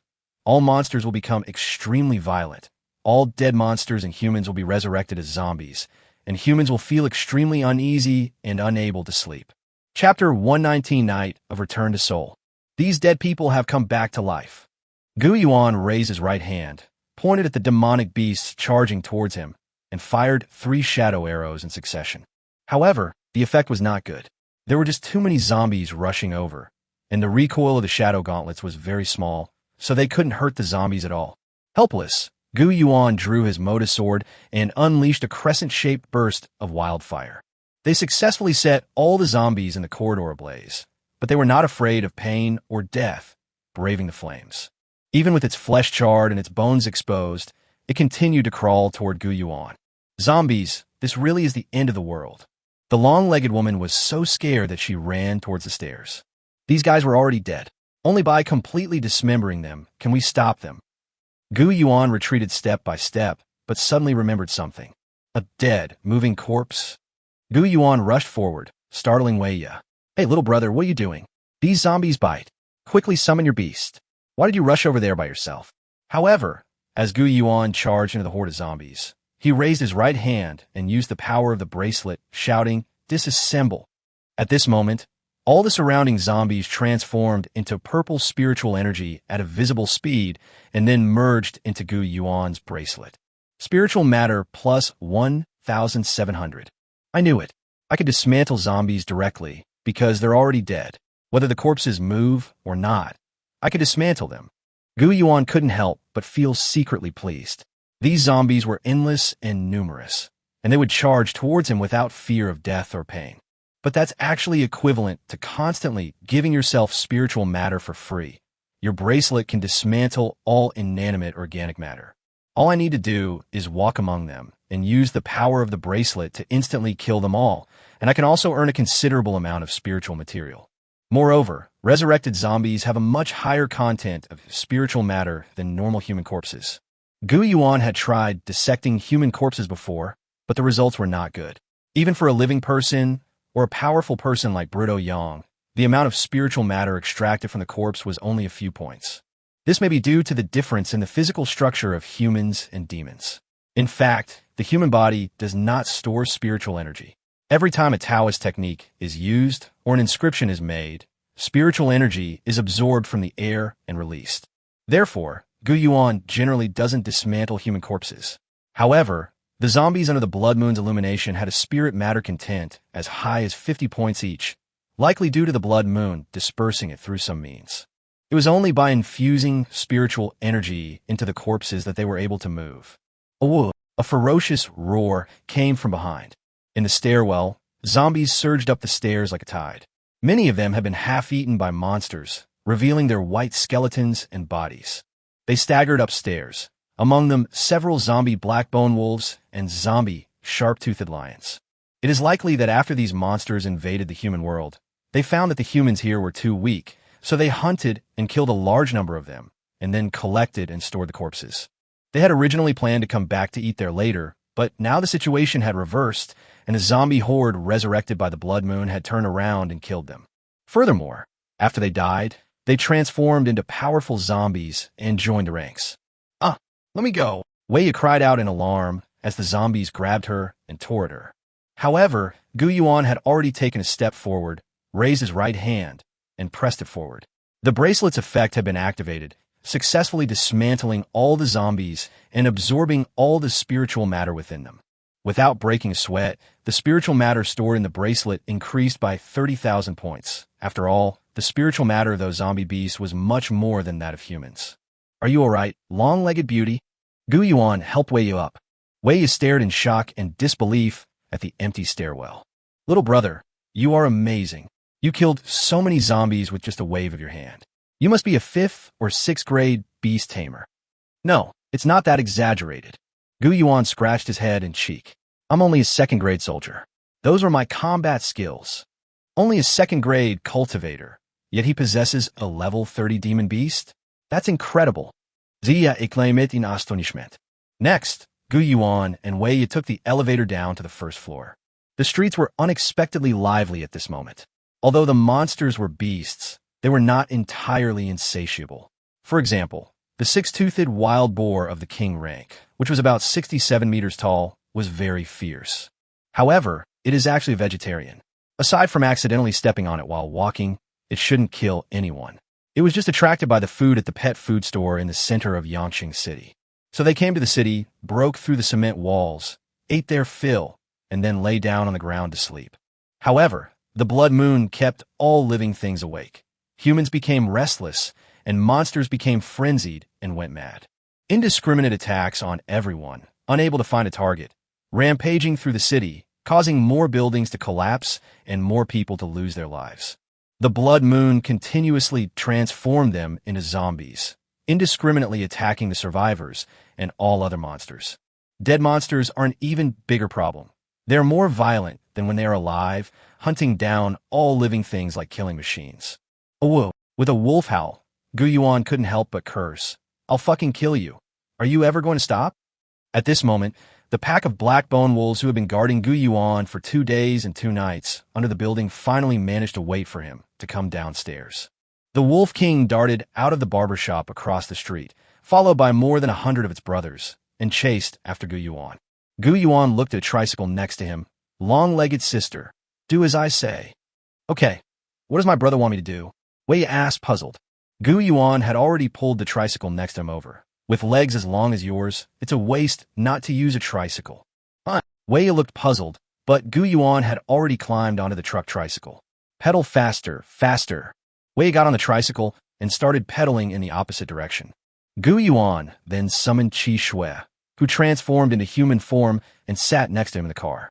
Turn into that alley. Wei turned the tricycle around and rode into the alley. The black bone wolves were still in hot pursuit, but the alley was too narrow, and the pack of wolves squeezed into a straight line. Gu Yuan gave Qi Shui a look and said, Now, Qi Shui, use the Eye of Enchantment. Chapter 120 Re-encounter with Wang Xiao. Qi Shui's bewitching eye struck the wolves in front of her, and they turned to attack their companions, causing chaos in the narrow passage. Immediately afterwards, Gu Yuan summoned Hong Ling. Red Feather finally spread its wings and soared again, quickly stopping in midair and flapping its wings downwards. Firestorm. After continuous battles, Hong Ling's level has been raised to level 32. With each flap of her wings, 2 tornadoes are formed. The shocking thing was that they burned all the frozen black bone wolves to death. Gu Yuan jumped off the tricycle and walked over, looking at the Wolf King's corpse and a whole box full of wolf carcasses. This is the best way to prevent you from turning into zombies again. Gu Yuan raised his right hand and dissected all the corpses, extracting 60,000 units of spiritual matter in one go. Without the Wolf King's inner core, it ran away. Qi Shui, you made a mistake. Didn't I tell you to use charm to hold on to that Wolf King? My lord, that's a she-wolf. Damn it, but she should have learned her lesson after this battle. With a loud bang, a series of impacts and explosions rang out, and Gu Yuan looked to the north. 2 level 50 king-rank monsters started fighting in the city. One was the same 6-toothed wild boar of the king rank from before, and the other was a king-rank flying serpent that rushed out from the mountainous area of Baiyun district. They tried to pierce each other's carapace with their 6 sharp tusks. The other one continuously sprays acid to corrode the opponent's body. Looks like we'll have to take a detour. Gu Yuan sighed. The Baiyun district and Baiyun mountain training area are extremely dangerous right now. There are also special zones for monsters within the Anjia, such as the Shungu secret realm mentioned earlier, which is located within the Anjia. However, the monsters inside will not be harmed by the magic array as long as they do not leave the designated area. The holes in these magic arrays were designed in advance to leave an area for young demon tamers to train and gain experience. However, the failure of the magic array caused the monsters to escape. They were the first batch of monsters to eat people, which is why the city center is in such a terrible state. If you go directly from Tiana District to Baiyun District, you will need to pass through the Baiyun District training area. What Gu Yuan sees right now is just 2 level 50 demonic beasts fighting. How dangerous the situation inside must be. It's almost unimaginable. Wei pedaled the tricycle around once and returned to Gu Yuan's side. Gu Yuan looked at those beautiful legs and stockings with several holes in them. Those long legs were really quite a sight to behold as they pedaled the tricycle. Because of the tension in his muscles, his body became firm, and his curves swayed up and down, sometimes appearing and sometimes disappearing, making Gu Yuan swallow hard. Little brother, if we want to take a detour, we'll need to go to the city center, where there are many monsters. We need to be especially careful. Gu Yuan sighed. All right, get in the car. Yavavit headhunt. Gu Yuan thought to himself. Are you addicted to this? Let's change our mode of transportation. Gu Yuan said this. Qi Shui had transformed back into a giant white fox and lay down on the ground. That beautiful lady just now, wasn't she one of the other survivors you found? Or was she your tame beast? Wei was shocked. Level 40? No, but she's mythical. As Gu Yuan spoke, he mounted Qi Shui. God, mythical level. Wei was shocked once again. You actually have a mythical level monster. Little brother, who are you? Gu Yuan. When those two words were uttered, Wei Yu was completely shocked. The young man she had met today was actually Gu Yuan, the super genius who had been making headlines in Guangzhou. Wei Yu, dazed, wrapped her arms around Gu Yuan's waist and sat on Qi Shui's back, her body involuntarily going limp and pressing tightly against Gu Yuan's back. Gu Yuan's heart was pounding wildly. This beautiful woman was standing way too close. Her breasts were practically crushing his coat. Qi Shui's Earth-rank riding combat skill is extremely fast, and ordinary demonic beasts simply cannot catch up with it. Moreover, this time, Gu Yuan can call in an aerial attack. Hong Ling will hover above Gu Yuan's head, and when Hong Ling discovers that there are demonic beasts blocking Gu Yuan's path, it will swoop down at an extremely high speed, and the inscriptions of meteor fire rain will flash on its wings, directly blasting the monsters and ruins blocking its way to smithereens. Immediately afterwards, it took off again. Qi Shui moved swiftly with almost no hindrance. Hong Ling shouted in her soul sea, "Master, there is a survivor ahead. He is fleeing in your direction. Are there any survivors?" As Gu Yuan was wondering, he saw a level 21 minister rank wild boar leading a herd of 16 level 11 ordinary wild boars. They were chasing after a pitiful young man, running frantically towards Gu Yuan's direction. Red Feather. Gu Yuan shouted these words in his soul sea. Red Feather made a quick turn in the air, then flew over the wild boar's head, releasing a fiery storm downwards. The tornado swept across in a straight line, burning all the wild boars to death. The man lay on the ground, panting heavily. "Well, I'm saved. I almost died." Then he looked up at the red shadow that was flying through the air at lightning speed. "Phoenix, could it be that guy? Hey, good morning." Gu Yuan stopped in front of the man and said, "Wang Qiao, why aren't you guarding your spirit medicine hall? What are you doing wandering around here?" Gu Yuan. Wang Qiao straightened up, dusted himself off, and tried his best to appear as disheveled as possible. However, the Wang family scions, who are usually aloof and arrogant, are always seen in Guangzhou, traveling in luxury cars and with beautiful women, dressed in trendy brands, making a grand entrance. However, the protective array was broken, and as an alchemist without a combat-type pet, he was chased all over the street by a group of wild boars. Laugh if you want." Wang Qiao pulled at his clothes. "I came out to find food." Gu Yuan thought about it and realized that it seemed so. After all, the magic array had been broken for 2 days, and many people's food had probably been exhausted. Only by coming out to find food could they avoid starving to death. "I'm so glad you survived for 2 days," Gu Yuan praised. Wang Qiao was furious. "I contacted the military by satellite phone, but they're too busy to rescue people in the city center." "So, you gonna try to escape?" Gu Yuan said. "Of course not. The magic array will be repaired sooner or later. What I need is food. As for water, we have plenty in our storeroom. Grandpa is missing, so I just need to find enough food to last me a month or 2 until the military repairs the magic array." Wang Qiao replied. Gu Yuan nodded, then used 0.02 units of spiritual matter to create a flatbread, which he held in his hand. "Wang Qiao, look what this is." Chapter 121, Crazy Extortion, earning 90 million for free. Wang Qiao was stunned, his eyes shining. He hadn't eaten anything decent for 2 days. At this moment, a sesame seed cake, which he usually wouldn't even look at, had become a life-saving treasure. Gu Yuan, "No, Brother Gu, give it to me, I'm starving." Gu Yuan, however, raised his hand and hid the sesame seed cake behind his back. "Wait a minute, Wang Qiao, you can't say that. This sesame seed cake was something I managed to snatch from a monster after going through a lot of trouble and danger. In fact, I just moved my fingers and reassembled it in less than 1/10 of a second. Look at the price. This is a matter of life and death, and you're still trying to negotiate the price with me." Wang Qiao almost rushed up and grabbed Gu Yuan by the neck. However, upon seeing the red feather perched on the telephone pole behind Gu Yuan and its sharp gaze, she was startled and quickly withdrew her hand, awkwardly patting Gu Yuan's shoulder. Yes, Brother Gu, you're right. I'll offer 50,000 for each one. There's no internet now, so I can't transfer money. Do you have 50,000 on you? Pills, pill formulas, your family's rare medicinal herbs. Let's talk. Give me 500,000 worth of medicinal herbs first, and I'll trade you a sesame seed cake. Upon hearing Gu Yuan's words, Wang Qiao nearly fainted on the spot. What do you mean by 500,000 for a pancake? Even if your pancakes were made of gold, they wouldn't sell for 500,000 each. However, Wang Xiao looked around and saw a supermarket in the distance where 3 wolves and 2 tigers were fiercely fighting over a piece of pork.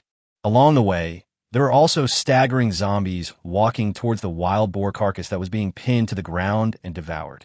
All I need to do is find food and then return to the well-ventilated vault to escape these things. As long as I have enough food, I can't survive. However, if I don't buy it, I'll have to face this crazy city alone, and I might not even be able to find anything to eat. Even if they are found, there is no guarantee they will survive. He did indeed use a storage ring to hide all the precious medicinal herbs in the entire warehouse before running away. But if I die, then none of these things will belong to me anymore. Okay, 500,000 for each pancake. Give me a month's supply. 3 months' worth. Gu Yuan said. No, no, no. Wang Xiao waved his hand. The military can repair the magic array in 1 or 2 months at most. Yes, the military will only need 1 or 2 months to repair the magic array. What does that have to do with me selling you 3 months' worth of pancakes? Gu Yuan said nonchalantly. Wang Xiao's heart was bleeding. Gu Yuan, are you really not a bandit? You're more terrifying than a terrorist, you know? The Black Lotus gang should offer you a high price to be their consultant. Fine, don't buy it then. Gu Yuan turned to leave. Stop, brother, don't go. I'll buy it, okay? Wang Xiao grabbed Gu Yuan's hand.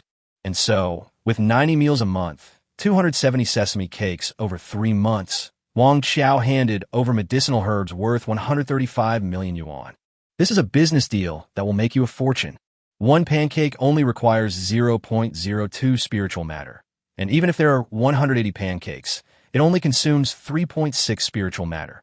As for the 90 million medicinal herbs, Gu Yuan disassembled the bracelet and extracted nearly 9 million spiritual substances, instantly making him rich in spiritual substances. After Wang Xiao and Gu Yuan parted ways, Gu Yuan, riding on Qishue's back, couldn't help but laugh. Little brother, what are you laughing at? Wei looked at Gu Yuan with some confusion. Gu Yuan replied, It's nothing. I just remembered something happy. Your wife is pregnant. Wei knew this was a running joke and tilted her head to ask. No, I've been single for 18 years. At this moment, Wang Xiao, who had returned to the warehouse, took out the sesame seed cake that Gu Yuan had given him, released his spiritual fire to heat the cake, and took out a bottle of mineral water. Gu Yuan, just wait. I'll get my revenge sooner or later. Suddenly, he smelled a very unpleasant odor, a really bad smell. After taking a bite of the sesame seed cake, he almost spat it out. However, I can't bear to criticize it. A pancake costs 500,000 yuan, and each bite costs tens of thousands of yuan. How can I bear to criticize it? He smelled the stench so bad that tears streamed down his face as he swallowed the mouthful of flatbread along with his tears and snot. Gu Yuan, I'll fuck your mother. This sesame seed cake is filled with durian. I'm going to be locked up in this warehouse for a month, along with this durian-flavored sesame seed cake, and I'll have to eat durian-flavored sesame seed cakes every day.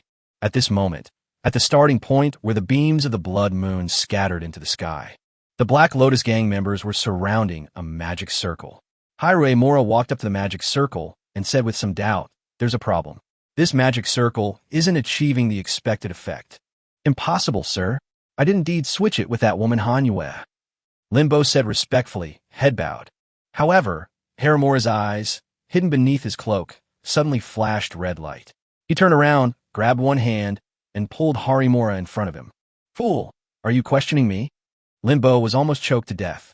Sir, I just want to say that I really didn't lie to you. I knew you wouldn't dare. Harimura casually tossed Limbo aside and continued speaking. The effect of the black crystal bead is about half that of when Sure Simon used it. These resurrected zombies have no intelligence or remaining souls. They are completely lifeless. It's probably been buried in the soil for too long, and the weathering has caused this. Don't worry, sir. Lin Bo, who had been thrown to the ground, was panting heavily. The blood moon's effect of gathering souls is still present. The most important thing now is to find the transformed coffin so that you can form a contract with your 8th pet. Team K has been completely wiped out. Harry Morris said, What? Song? Ying is dead? Damn it, that Gu Yuan, along with Brito Yang and Wang Fenghua, has already taken down 3 of our top generals. Even Interpol didn't cause us as much damage.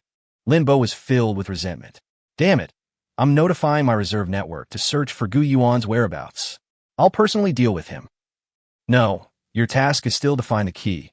Your identity is not yet exposed. Harry Mora laughed. You don't know yet, do you? The effect of the blood moon is not just about creating ordinary zombies, but also special zombies, as long as the resentment is enough. Under the blood moon-lit Huangpu District Waste Meat Processing Plant, a pair of sharp claws pierced through the plant's gate and, with a sudden burst of force, tore the entire iron gate apart. A zombie, its entire body composed of various pieces of discarded flesh, crawled out. She had no skin, no clothes, and her whole body was flesh and blood. You could tell from her full and firm breasts and buttocks that she was a woman. Her claws were extremely sharp. She lay on the ground with her gaping mouth full of fangs, which extended down to her neck. He roared angrily at the sky. Gu Yuan, I will haunt you even as a ghost. Chapter 122 Zombie Song Ying. Gu Yuan and Wei Yi rode Qi Shui and sped past the Yangqing Tower.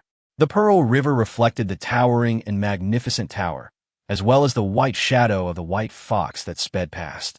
However, at that moment, Wei Yi seemed to remember something and grabbed Gu Yuan's arm tightly with one hand. Brother, I have a favor to ask. Hearing Wei Yi's words, Gu Yuan turned his head and said, Speak. Upon hearing Gu Yuan's words, Wei Yi lowered her head slightly.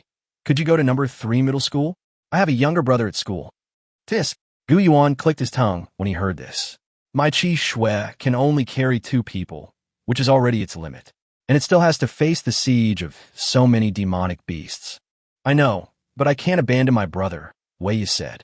Gu Yuan took out his phone and looked at the chat history. Before the internet was cut off, Bullet Bro sent himself a video. The video was filmed very shakily, and it showed many tiger-like monsters attacking the Hunter's Tavern. Then I saw several people wearing black cloaks, discussing something on the map they were holding. It marks several iconic buildings in Guangzhou, including the Guangzhou Grand Theater, Guangzhou Iron Tower, Guangzhou Pearl River Bridge, Guangzhou Twin Towers, as well as several beast-taming academies and high schools. The Black Lotus might be attacking Anjia.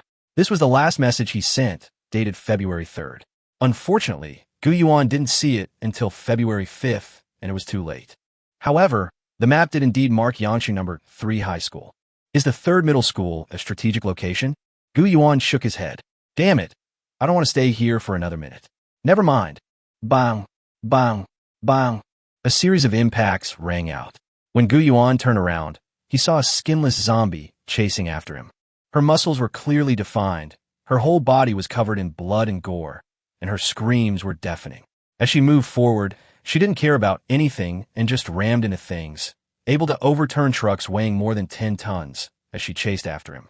What is this thing again? Gu Yuan thought to himself. How many times has this happened today?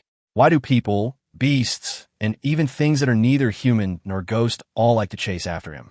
Red Feather plummeted rapidly from the sky, spewing out celestial flames. However, even though this guy's whole body was engulfed in flames, and his flesh melted in the fire, she continued forward, displaying remarkable resilience. Her melted flesh began to repair itself rapidly, and she completely ignored Hong Ling's attacks, focusing solely on herself as she frantically chased after him. Damn it, these aren't ordinary zombies. Gu Yuan stopped and leaped off Qi Shui. Qi Shui, cover me. Gu Yuan ran towards the direction of the skinless zombie. Qi Shui raised her head and used the Earth Ring combat skill, Ice and Snow. The ice froze the skinless zombie. Just then, Gu Yuan raised his right hand and shouted, Disassemble! Gu Yuan placed one hand on the chest of the skinless zombie, and then the bracelet began to dismantle the skinless zombie. In just 1 second, Gu Yuan's spiritual matter content increased by 1 million. 1 million. Gu Yuan was secretly delighted. However, the skinless zombie did not completely disappear, although Gu Yuan had torn a hole in her chest. However, the rest of her body could still move. She opened her gaping mouth that reached all the way to her neck, revealing that she had used a combat technique, venom. Purple, foul-smelling poisonous gas was spewed out, and Gu Yuan reacted quickly, dodging backward. However, immediately afterward, the skinless zombie began to spin, and countless sharp spikes grew from its body as it spun around. The slender black spikes shot out in all directions, like a storm, leaving no blind spots. Gu Yuan drew his Tang sword and slashed repeatedly to block the attack. How could this be? Gu Yuan exclaimed, bewildered. The hollow chest of the skinless zombie was then repaired, with blood and flesh reforming and the body fully restored. The eye of the other shore. Gu Yuan was fine without checking, but once he did, he felt a chill run down his spine. Blood Moon Resentment Body. During the Blood Moon, the most resentful spirits will be selected and become Blood Moon Resentment Bodies. The Blood Moon Vengeance Body can absorb other zombies, incorporating their characteristics and combat skills into its own body. Gu Yuan, I will haunt you even as a ghost. The skinless zombie turned its head and looked at Gu Yuan. I understand. Gu Yuan looked at his bracelet. This guy absorbed all the corpses along the way into his body, and his spiritual substance content exceeds 1 million. The bracelet can only be disassembled at a speed of 1 million per second, so if it can't be disassembled in an instant, she can retaliate. However, it's still quite profitable, considering that there are too many zombies and undead in the city for one person to handle alone. She absorbs these zombies into her body and brings them to her, where she can dismantle 1 million in a second. If she were completely dismantled, there would be millions of spiritual substances remaining. No, if she gathered enough, tens of millions of spiritual substances could be possible. At this moment, the skinless zombie stood up straight, and countless tentacles shot out from its body, dragging all the surrounding zombies into its body. Among them was even the remains of a female high school student. After absorbing the corpse of the high school girl, its flesh and skin began to heal, and fair skin grew from the muscle skin. The skin tone was exactly the same as that of the high school girl, but because of the different bone and muscle structure, it grew into the face of another person. Song Ying. However, this Song Ying had bloodshot eyes, was completely naked, and had black liquid flowing from the corner of her mouth, giving her an evil and alluring appearance. Gu Yuan thought to himself, this woman is dead, yet she still came after me. After Song Ying absorbed these corpses, the amount of spiritual matter in her body increased dramatically. Like a cannonball, she rushed over and pinned down Gu Yuan, and then crashed through the shell of a BMW. Song Ying spread her fair legs and straddled Gu Yuan's waist. She raised her slender white hands with bright red nail polish. Gu Yuan felt uneasy at the sight of her fair hands, and her nails were as sharp as razors, at least 10 centimeters long. Gu Yuan cocked his right hand, preparing to aim and fire, but Song Ying pressed it down with her left hand. The force was like that of a 1,000-pound boulder. Gu Yuan's nail shadow gauntlet missed its mark and hit the BMW stereo instead. Ajin fell in love with Ah Chong on a starless night. Strange music played in the car. Song Ying was on the leather sofa, her body bent over, her chest drooping and pressing against Gu Yuan's chest, holding down Gu Yuan's hands. Then, Gu Yuan watched as Song Ying leaned her head down toward him, her pink lips getting closer and closer to his. Chapter 123, Relentless Pursuit. Then I'll disassemble you into spiritual matter. Finally caught you, you can't escape now. Song Ying's trembling voice rang out, filled with longing and yearning, and only Gu Yuan could satisfy all of this. Gu Yuan looked at Song Ying's mouth. Although he disliked her, she was, after all, his first love. She was quite pretty. What attracted me to her was her pink lips, which gave her a youthful and beautiful look. Gu Yuan was stunned as he watched that peach blossom-like mouth approach him. Actually, Hong Ling's mouth is quite beautiful, but I don't know if it's because Hong Ling is more fire type or for some other reason. Hong Ling's lip color is bright red, more like a queen's lips, rather than the peach blossom lip color of a young girl like Song Ying. However, at that moment, Song Ying's pink lips, which were pressed against Gu Yuan's face, suddenly opened wide. It looked as if it had split open, extending downwards to the neck and turning outwards. It was filled with a stench and the smell of blood and rows of fangs, each the size of a little finger. This guy's trying to bite his own head off and eat it. Red feather, save me. Gu Yuan shouted loudly, and Hong Ling, like a fighter jet, swooped down rapidly, its claws grabbing Song Ying's shoulders, and charged forward at high speed, slamming down on Song Ying's body repeatedly. Seeing that Hong Ling had restrained Song Ying, Gu Yuan rushed forward and placed his right hand on Song Ying's shoulder. Disassemble. 1 second, 2 seconds. Ah! Song Ying screamed in agony. Song Ying finally stopped moving. She was like a deflated sack, an empty shell drooping on the ground. Finally, she was gone. Her spiritual matter was further broken down into 1.47 million. Finally, it's resolved. Thank you for the 2 million spirit materials. Gu Yuan turned and left. Master, are you all right? Hong Ling transformed into human form and carefully examined Gu Yuan's right hand. Gu Yuan felt a chill, flipped his wrist over, took off the shadow nail gauntlets, and looked inside. Corpse poison. Beneath the nail-shaped gauntlet was a delicate claw mark, black in color, extending deep into the skin. I've never refined this kind of pill before. Gu Yuan has disassembled many kinds of pills so that he can take them directly when needed. However, Gu Yuan had never actually dealt with corpse poison before. So he looked at number 3 middle school and said, let's find a safe place. I need to refine medicine. Upon hearing this, Wei looked at Gu Yuan and felt a sense of warmth in her heart.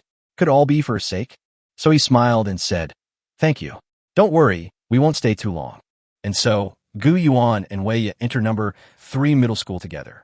The last time Gu Yuan came here, the place was full of youthful energy with vibrant people coming and going. But now, the place is completely silent, with zombies swaying and moving around in the corridors and on the playground. Master, about 600 steps to the west-northwest, is dormitory building number 3. Gu Yuan heard Hong Ling's voice in his soul sea and quickly arrived at dormitory, building number 3. Outside this dormitory building, there are countless sharp spikes that stand upright and spread out in a net-like pattern. Earth-rank combat skills. It seems that some students who were recruited separately have used their combat skills to form a protective net here, preventing attacks from monsters and zombies. Gu Yuan said this. Wei, standing nearby, felt a glimmer of hope. That means there are survivors hiding in this dormitory area, and my brother might still be alive. Don't blame me for being pessimistic. Gu Yuan said, many people have died outside, and we can't guarantee that your brother is inside. Wei nodded upon hearing this. Immediately afterwards, Qi Shui leaped swiftly, directly jumping over the ground spike formation. It landed in the garden of the dormitory building. A monster has jumped in. It's huge, and it has white skin. Oh no, it looks really strong. No, those riding on it are people, the other survivors. A group of high school students quickly surrounded them, holding weapons made from metal table legs, and cautiously assumed a fighting stance. But after seeing Gu Yuan, they all breathed a sigh of relief. Wei spotted a thin boy in the crowd, and there seemed to be some other people who appeared rather short in the crowd. Wei Feng, you're still alive. Wei ran over and hugged him. This was her only blood relative. She didn't know what she would do if her own brother died too. Sister, you're still alive. Where are Dad and Mom? Wei paused for a moment, but still made up her mind and said, they are gone. The two siblings embraced and wept under the blood-red moonlight. Although they were crying, their tears added a touch of warmth to the cold atmosphere. I'm so envious. I wonder how my parents are doing now. I miss home so much. I wonder if I can ever go back to the way things were before. These people looked dejected. Gu Yuan felt a pang of sympathy for them, but he still found a quiet dormitory and quickly refined a detoxification pill. After taking it, the corpse poison on his right hand began to improve. However, at that moment, joyous music came from outside. Gu Yuan walked out the door, looking at the people coming and going with some confusion, and asked, what's going on? Don't you know that making too much noise will attract monsters? Don't worry. A tattooed young man with a rooster-like hairstyle crossed his arms and came up to Gu Yuan. We have Brother Tian protecting us, so we're not afraid. Brother Tian? Who is that? Gu Yuan asked, puzzled. You don't even know this? It's our boss, Lin Tian, who has a soul power of 602 beast taming skills. He participated in the special recruitment of the Beast Taming Academy in Dongguan City. However, he wasn't recruited. It seems that there were too many people choosing the alchemy department. He passed the strength test, but his liberal arts score was not good enough. Gu Yuan now feels a sense of unease whenever he hears about Dongguan Beast Taming University, let alone the fact that it also has a department of spiritual herbs. So what? Brother Tian, today, on this auspicious day, we're marrying Chun Wenwen. Hurry up and attend. You might even get a steamed bun. Brother Tian is the boss here now. The students chattered excitedly about Brother Tian, while jokingly commenting on Chun Wenwen's breasts and figure. Chun Wenwen. Gu Yuan thought to himself. He heard the name of an acquaintance again, Chun Wenwen. He had heard her say that she was getting married soon. Wasn't she going to invite him? Gu Yuan felt something was amiss, so he went over to investigate. Chen Wenwen was sitting in a small room, tears welling up in her eyes, sobbing, and her eyes were swollen. Why is this happening? Is there no law and order anymore? Someone save me. Someone save me. Anyone will do. Chen Wenwen pounded on the pillow and angrily threw it towards the door. Chapter 124, One-Hit Kill. Just then, Gu Yuan, who happened to be walking to the door, caught the pillow. You got married so quickly, and you didn't even invite me. When Chen Wenwen saw Gu Yuan, she felt that hope had been rekindled in her life. She ran over and hugged Gu Yuan. Brother Gu, you're here. I thought I was really going to spend my whole life here with that Lin Tian. Upon hearing this, Gu Yuan laughed. Who is Lin Tian? He was just a second-grade beast tamer. After the Anja formation was destroyed and the blood moon appeared, both the teacher and the principal died. He created the Earth Spike formation using a very strange soul artifact. With his Horcrux, he's the one who calls the shots in this area. At first, he was very kind to his classmates, but later he began to harass female teachers and students, and even forced other students to go out and find food for him. He even proposed me today. The other female students felt that only if I was given to him would Lin Tian stop harassing them. So they all agreed and tried to force me to marry him. They really think there's some kind of local tyrant. Gu Yuan thought to himself, finding it amusing. Some people, who usually act respectable, reveal their ugly sides once the magic circle disappears, order is disrupted, and the police are no longer in charge. Just then, a dozen or so high school students carrying knives and wooden sticks walked in through the doorway. However, they were not like ordinary high school students. They had dyed hair and dressed like a group of delinquent youths. Hey, who are you? This Chen Wenwen is our boss's woman. How dare you barge into our boss's new house, break both of his arms, and throw him out to feed the zombies? You dare to break the rules on our turf? You're asking for death. Upon hearing this, Gu Yuan scratched his head. So, you really think that following a piece of trash gives you the right to act lawlessly? What? The thugs were shocked. How dare you call our brother Tian trash? He's the king of the third middle school in the apocalypse. Only by listening to him can you survive. The women and resources here all belong to him. It's just a broken magic array. Don't make it sound like the end of the world. Gu Yuan laughed. The group of thugs rushed towards Gu Yuan, but Shi Shui appeared from her pet space and instantly froze them in ice blocks. Gu Yuan walked through the ice sculptures and exited through the gate. Then he saw a person of similar age standing at the entrance on the third floor who spoke to him. Hey, who are you? Are you here to take over my territory and seize my resources and women? I'm too lazy to talk to an idiot like you. Gu Yuan's shout sent chills down the spines of the entire school. Even more astonishingly, he actually did it. Hey, who are you cursing at? The Yangsheng magic array is broken, but the other magic arrays are fine. As long as you leave Yangsheng, you will be safe. In fact, many people, after losing cell phone communication, are completely lost, like headless flies, unaware of what the world is like now. They thought it was the end of the world, a world of bloodshed and death. In reality, once they left Yangsheng, the rest of Anjia was no different. They just didn't know that. After saying that, Gu Yuan left. Chen Wenwen excitedly ran out of the bedroom, threw herself at Gu Yuan, and hugged him, shouting, "Long live Brother Gu! Lilo Lalel!" Then, Chen Wenwen stuck out her tongue and made a face at Lin Tian. Before this, no one had dared to do such a thing to Lin Tian. Gu Yuan's words immediately rekindled the hope in the hearts of all the students around him. They stood up straight and looked at Gu Yuan. Really? This is not the end of the world. We still thought the world order had collapsed. All the students, especially the female high school students and female teachers, immediately surrounded Gu Yuan and questioned him. Really? You're not kidding me. We're saved. If we follow this hunter, can you save us? All of this was like a ray of dawn shining into this oppressive and violent school district. However, suddenly, a row of spikes emerged from the ground, impaling all the students running towards the school gate, leaving them hanging high on the spikes. He's lying. Lin Tian, seemingly insane, blocked Gu Yuan's path. You dare to fight me no matter who you are, you're dead. Judging by your age, you're a high school student. Right, there aren't many people your age who can rival me, Lin Tian. Lin Tian was very confident in his abilities. If it were a hunter in his 20s or 30s, he would probably still be worried. However, I'm one of the best among my peers, and the title of first in the third middle school is not just for show. Forehead. Although these students really wanted to leave, right now, without a strong judicial system to manage them, everyone was just talking with their fists, and Lin Tian was the king here. Several girls quickly made way for him, because in their eyes, Gu Yuan was no match for Lin Tian. Lin Tian will settle scores with those who want to escape his enslavement. The closer they stand to Gu Yuan now, the more miserable their deaths will be in a moment. A continuous barrage of spikes lunged towards Gu Yuan, who countered with a swift, drawn sword strike, unleashing a torrent of raging flames from Oda's hand. Crush all the spikes. Lin Tian summoned his two pets, both of laughable common rank and only level 20, a Qingfeng bird and a fallen rock.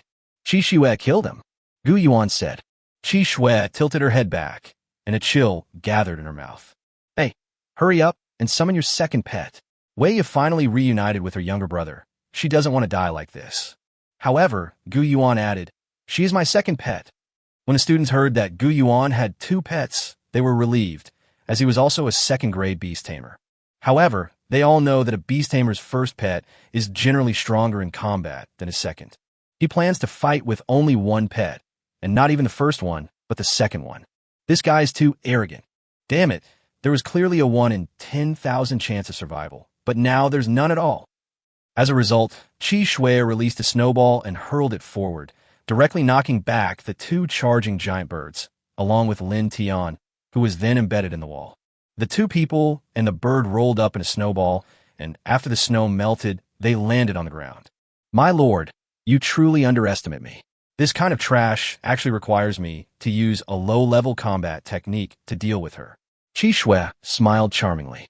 Chapter 125: The Train to Hong Kong. That's because all your combat skills are at least Earth rank, Gu Yuan replied casually. However, those around them were deeply shocked, as all the combat skills were of the Earth rank.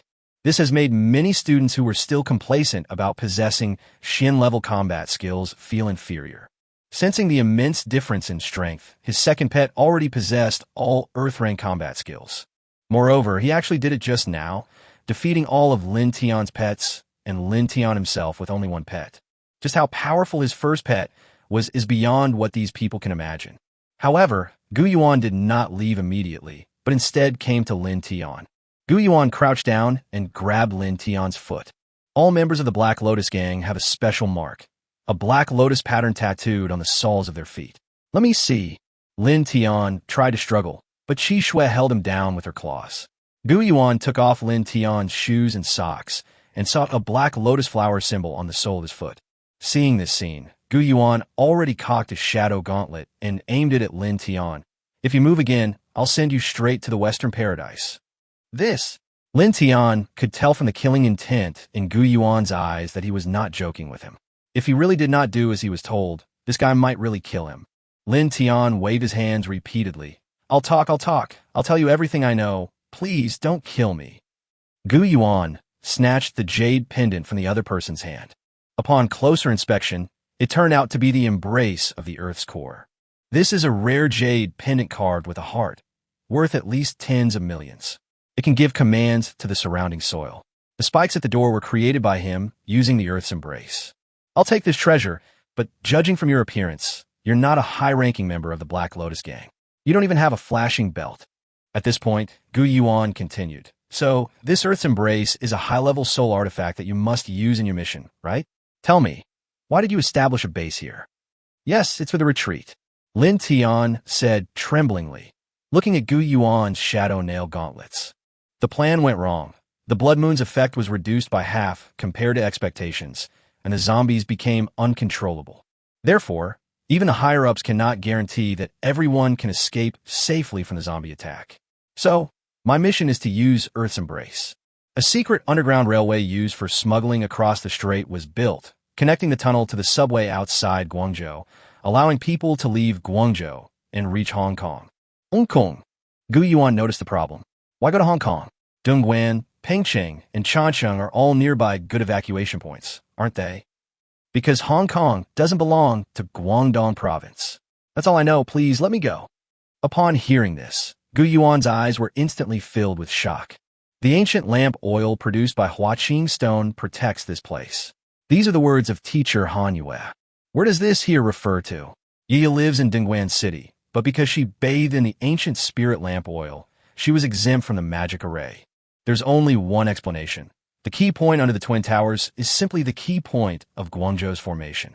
Meanwhile, Guangzhou, the capital of Guangdong Province, has a second, more important focal point, which is the focal point of the entire Guangdong Province, and Huaqing Stone is located in that focal point. If the Black Lotus Gang steals the Huaqing Stone, the entire Guangdong Province will be plunged into the same disaster as Guangzhou. Gu Yuan thought of his parents in Dongwan. They were his family, the family who would give Hongling 100,000 yuan to help her advance from level 2 to level 3 after he failed his exam. Thinking back to his father and mother, who raised him with great difficulty and worked hard every day in the workshop and on the construction site, sweating profusely, Gu Yuan made up his mind. He wouldn't leave, even though there was an escape route in the school's underground. He also mentioned that the blood moon's effect had been reduced by exactly half, and that the black crystal beads he had previously decomposed were gone. These zombies were very similar to the zombies created by the black crystal beads. Gu Yuan was stunned. A crucial piece of information that only he knew was about to be passed on. There was a mole within the police force. I absolutely cannot let the Huaqing Stone be stolen. Red feathers streaked through the air, unleashing a fiery storm that annihilated all the zombies in its path. Quiet down, Gu Yuan shouted, and the noisy high school students below stopped. Gu Yuan stood up. Listen up, if you want to live, come with me. I won't waste more than 10 minutes on you. Following Lin Tian's instructions, Gu Yuan arrived at the back mountain. In a small grove of trees on the back mountain, Gu Yuan used the earth's embrace to manipulate the surrounding soil to disperse. Sure enough, Gu Yuan discovered a series of secret offices here. In the secret office, Gu Yuan saw the principal of number 3 middle school, as well as 3 ragged female zombies with wounds on their bodies. One of them was a female student, the other 2 were teachers, and in the middle was a fat man who looked like a lump of fat, who was probably the principal. However, they were already dead, and the monsters that killed them were gone. All that could be seen were their zombie bodies swaying in the secret room. I knew it. The principal of number 3 middle school is a famous Earth-type beast tamer who secretly engages in smuggling. As Gu Yuan pondered this, he raised his right hand and disassembled them all into spiritual matter, storing them into his bracelet. This room was filled with all sorts of spirit, beast feed, and soul artifacts that he had smuggled, and below it was an unloading hatch. Go through the unloading area and walk further in, and you'll see an underground tunnel with a railway and an old-fashioned freight train. Hong Kong Island is an independent special administrative region, separate from Guangdong Province. Therefore, the Anjin magic array system is not connected to Guangdong Province, and if Huaqing Stone is stolen, there will be no security risks in Hong Kong. Secondly, the tax policy in Hong Kong is different from that in mainland China. Therefore, there is room for maneuver in the middle. No wonder the principal of number 3 middle school looks so fat and rich. Yet there's no sign of embezzlement of public funds, and the school has abundant educational resources. Good heavens, this old man has been smuggling all along. No wonder he's a veteran Earth Elemental Beast Tamer who graduated from the Earth Elemental Architecture Academy. They even dug a private railway line from Guangzhou to Hong Kong. However, it is connected by old railway systems. Isolated from the outside world and hidden away, it became one of the train tracks that survived the monster attack. Since there's a train to Hong Kong, there's no need to take a plane anymore. Do you know how to run a train? Gu Yuan asked Wei. Wei shook her head. I heard that trains aren't difficult because the tracks are preset. The main thing is acceleration and deceleration. I hope you can, otherwise there's no other way. These students are in your care. With that, Gu Yuan had Chen Wenwen take the other students onto the train. Chapter 126. This entire warehouse full of treasures belongs to me. This cargo truck can carry quite a few people. Although it was crowded, it basically filled up all the seats. Aren't you leaving? Wei looked at Gu Yuan, a boy 7 years younger than her. No. Gu Yuan shook his head. If the Black Lotus Gang takes away the Huaqing Stone, the entire Guangdong province will be transformed into a scene just like Guangzhou. I am probably the only hunter who knows this news and is still inside Guangzhou, and has not escaped. At this point, Gu Yuan looked up at the ceiling. Someone has to stop them, to prevent the situation from escalating further. At this point, Gu Yuan thought of the adorable short-legged cat, Lily. There's another one. Her father doesn't know much about the Black Lotus Gang and might be tricked. I don't know how she is now. I knew it. We're not on the same wavelength. I can't understand a word you say. Gui Ya left. But I know you had to save many people and gave up this opportunity. At this moment, Wei's pretty face turned red. This man, who was clearly younger than her, was so courageous and powerful. He was really too handsome. Wei felt that at this moment, Gu Yuan had quietly stolen her heart. Get in the car. Let's go quickly. Who knows what will happen in Guangzhou next? As Gu Yuan spoke, he watched Wei board the train. Wei, wearing short-soled high-heeled stockings, walked a few steps, then stopped, walked a few steps, then stopped again, turning back to look at Gu Yuan each time. In the end, she reluctantly boarded the train. Brother Gu, I want to stay and help you, just like the first time we hunted in the wilderness. Chen Wenwen came closer, hugged Gu Yuan, and her eyes sparkled. No, that wasn't a hunt. You were just used as bait to lure the bear out of its den. Gu Yuan said calmly. However, Chen Wenwen stomped her feet in anger. No, that's not true at all. I was fighting very bravely back then, and I even wrote an autobiography about it and posted it online. Gu Yuan clutched his head. How many times do I have to tell you? This is a hunting trip, not a game. Get up there now. Gu Yuan abandoned Chen Wenwen on the train. Brother Gu, keep it up. After you win, you have to come to my house like a hero and marry me. Chen Wenwen waved her hand from the back window of the car. Get lost. What did I agree to marry you? Gu Yuan thought to himself.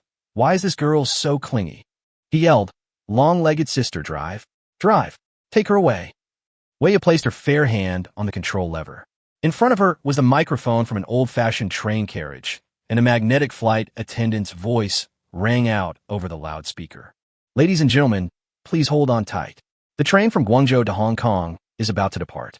You are all lucky because many people don't have the chance to board this train. I know the sadness and despair in your hearts. We have all lost loved ones.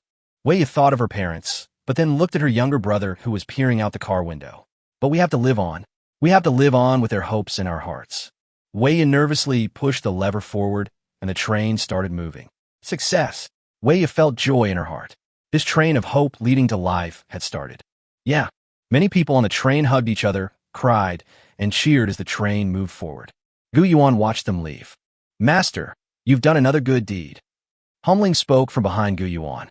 Send them away as soon as possible to avoid bothering me. Besides, what I care about isn't here, it's up there. Gu Yuan turned around and returned to the principal's secret room, using Earth's embrace to seal the entrance. As Gu Yuan spoke, he sat down on the sofa, tilted his head back, and looked at the ceiling. This principal of number 3 middle school really knows how to enjoy life. The entire underground secret room is very luxurious, and there is even a 3-person bed. It seems that he has been hiding here to live a good life for a long time. There are still many smuggled items here that didn't have a chance to be sold. A lot of them are the latest model mobile phones. Gu Yuan looked at the several large boxes in front of him containing cell phones, tablets, and famous cigarettes and liquors. These things should sell for at least 10 million. Gu Yuan rubbed his hands together, raised his right hand, and looked at the storage ring with a storage space of 600 square meters. Gu Yuan packed all the goods into it in one go. Luckily, we have little Lily's storage ring. Otherwise, we really wouldn't be able to store all these good things. After we're done, we'll ask you to help us drag them out and sell them. Gu Yuan was initially very happy, but then he looked at the ring on his finger with a cute cat smile on it. Little Lily. Gu Yuan recalled the scene of little Lily crying and telling him to stop, and clenched his right hand. Gu Yuan lay in the bathtub, comfortably washing himself clean, no longer having to endure the smell of disinfectant. As Qishui walked out wrapped in a bath towel, she suddenly ran over. My lord, look here. Gu Yuan took a look and found that it was actually animal feed, and it was animal feed with red lettering. B7 4 enam feed. The special feed, which has no brand and is marked in red, is all like this. Since it is not intended for sale to the general public, it does not need any trademark and is simply written with a number. An unexpected bonus. Gu Yuan smiled faintly. Quickly break it down, my lord. Please feed me well. I haven't had any spirit pet food in a long time. Qishui quickly ran to Gu Yuan, hugged him, and said this. Meanwhile, Hongling quickly transformed into human form, grabbed Qishui, and dragged her back. 7 Snows, you must not be rude to your master. As imperial pets, we may only eat when our master allows us to. You must not make decisions on your own. My sister still likes to make the atmosphere very tense. As she spoke, Qishui transformed into a snow-white fox, sat on the ground, raised her head, and opened her mouth wide in front of Gu Yuan, as if waiting for Gu Yuan to feed her. My lord, come quickly, I'm hungry. Qixue opened her mouth wide and looked up at Gu Yuan. To be honest, sometimes it's really hard to tell whether a fox is a fox or a dog. Gu Yuan's forehead was covered in sweat. Qixue was always so anxious. But he still sighed and used his bracelet to disassemble the feed. They reformed into a series of red-letter-shaped food pellets, which thoroughly fed Hongling and Qixue. As expected, it was a red-label material. Although it cost a full 1,000,000 spiritual substances, the effects were remarkable after consuming it. Hongling and Qixue have both leveled up. Hongling has reached level 33, and Qixue has reached level 30. Chapter 127, A Stormy Night, Guangzhou's Counterattack. Gu Yuan also found a wooden pendant in this bedroom, which turned out to be an antique made of Kaiyuan wood.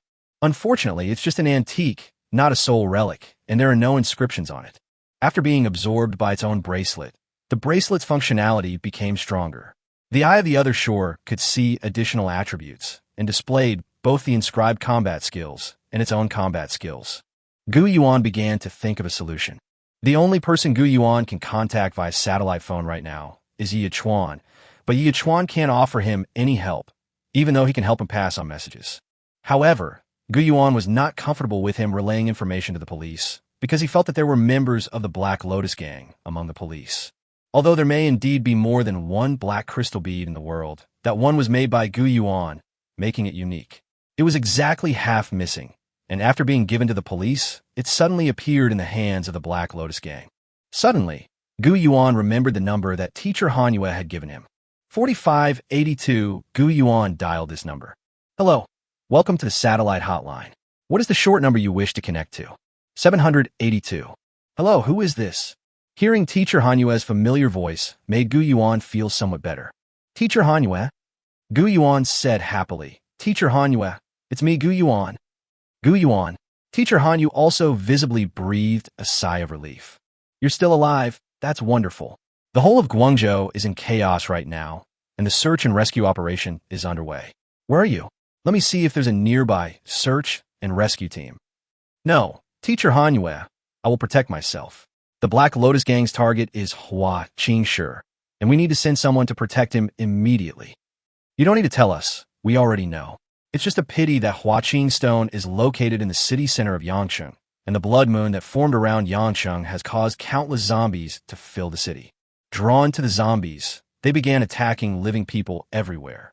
Rampaging beasts also descended from the mountains, assaulting the security barriers of other cities. Because of the disappearance of one key element of the security barrier, the other barrier's protective formations weakened as well. Also, the Heavenly Star Tiger King is a threat. Teacher Hanyue's tone carried a hint of weariness. I'm afraid the main force won't be able to get in anytime soon. But that's the problem. Gu Yuan's tone was also urgent. The Black Lotus gang has a sketch map marking all the possible locations, and they are searching for them one by one along the way. I can't be sure how long it will take them to find the right location. Understood. I'll immediately send a special message to the higher-ups. 3 hours later, teacher Hanyue called back. You're still in Guangzhou, right? Yes. Gu Yuan replied. Gu Yuan, since that's the case, then congratulations. You have successfully received the SSS-level mission, the Hope of Guangdong Province. We issued an important mission via satellite phone to all the hunters still in Guangzhou, the surviving police officers, and the people from the Beast Taming Bureau. Protect Huaqing Stone and deliver it to Baiyun Airport. Then they were transferred to Chongqing. Currently, the main force of the military is still trying to repair the magic array's core beneath the Twin Towers in the center of Guangzhou. The main force of the Black Lotus gang is also concentrated here, since if the magic array is repaired, they won't take Huaqing Stone away, even if they grow wings. Therefore, the safest way is for you to take the Huaqing Stone to Chongqing. The person who performs the best in this mission will directly receive the civilian diamond-level Beast Taming Hero Medal. When Gu Yuan heard about the reward, his eyes practically lit up. With this medal, I could get a 50% discount on any official feed, cultivation resources, or soul weapons I purchase in China. Moreover, you can ride the bus for free and visit various famous historical sites, such as the Forbidden City and West Lake, for free. Furthermore, one can also go to the Heavenly Cultivation Tower, the largest cultivation holy land in China, to cultivate. But teacher, if we move the stones directly, won't that cause the entire magic array in the province to become ineffective? It's not that easy for it to fail, Teacher Hanyu said. The key points of each city also have a large amount of spare ancient spirit lamp oil. This ancient spirit lamp oil is enough to support these cities for a week, and it only takes 6 hours for a plane to fly to Chongqing. Gu Yuan nodded. I understand. And Teacher Hanyu, who did you ultimately give your black crystal bead to? Gu Yuan suddenly said this. What's wrong? These zombies look exactly like the monsters resurrected by the black crystal bead. I'm the only one who's ever seen them. Nobody else knows. Gu Yuan continued. Tell me, who did you give it to? He's the mole in the police force. That seems impossible, Lin Bo. Hearing the name, Gu Yuan was very satisfied. He had long disliked this guy, who would always pick on him for no reason, as if he wanted to kill him. No, it seems like we can remove the hate part. He just wants to kill himself. Damn it, that arrangement just now. Suddenly, there was a loud bang. It started raining in Guangzhou. Under the blood moon, dark clouds covered the sky. Lightning flashed and thunder roared, and a strong wind blew. What's going on? Why is there no signal on my satellite phone? Gu Yuan listened to the buzzing on the phone, which replaced Teacher Hanyue's pleasant voice, and he was extremely anxious. What exactly did Teacher Hanyue want to say? Hongling replied in her soul sea. The assault team has begun. There are 3 level 60 lightning attribute demonic beasts fighting them in the clouds. The violent lightning power has interfered with the satellite signals and also triggered thunderstorms. There's no other way. The last communication is gone. We can only carry out the existing tasks according to the last mission message sent. The core of the Guangdong province formation lies. Gu Yuan's tone grew increasingly heavy. He put on his hood and walked into the rainy night, looking up at the sky. The second tallest tower in the world, the Guangzhou Tower. By this time, it was already night, although the blood moon in the sky had not changed at all. But everyone could clearly see that the Guangzhou Tower began to flash with colorful lights. This huge building, which is 600 meters tall, lit up the most beautiful river view at 8 o'clock in the evening, just like usual. The spiral-shaped canopy of the Guangzhou Tower began to change colors regularly. Pink, yellow, blue, and purple, shining brilliantly in the reflection of the Pearl River. It was the only one in the entire city that still had lights on, the only one that shone brightly in the dark, rainy night, braving the storm. The Guangzhou Tower, shimmering with light, appeared exceptionally dazzling, its radiance shining brightly, like an indomitable torch of civilization in the blood moon. Many of the Guangzhou residents who were hiding in the ruins poked their heads out, asking, why is it still lit up? A hunter drew his Horcrux, a massive crossbow, loaded it, and, with a cigarette dangling from his lips, stormed into the tempestuous storm. Need I say more?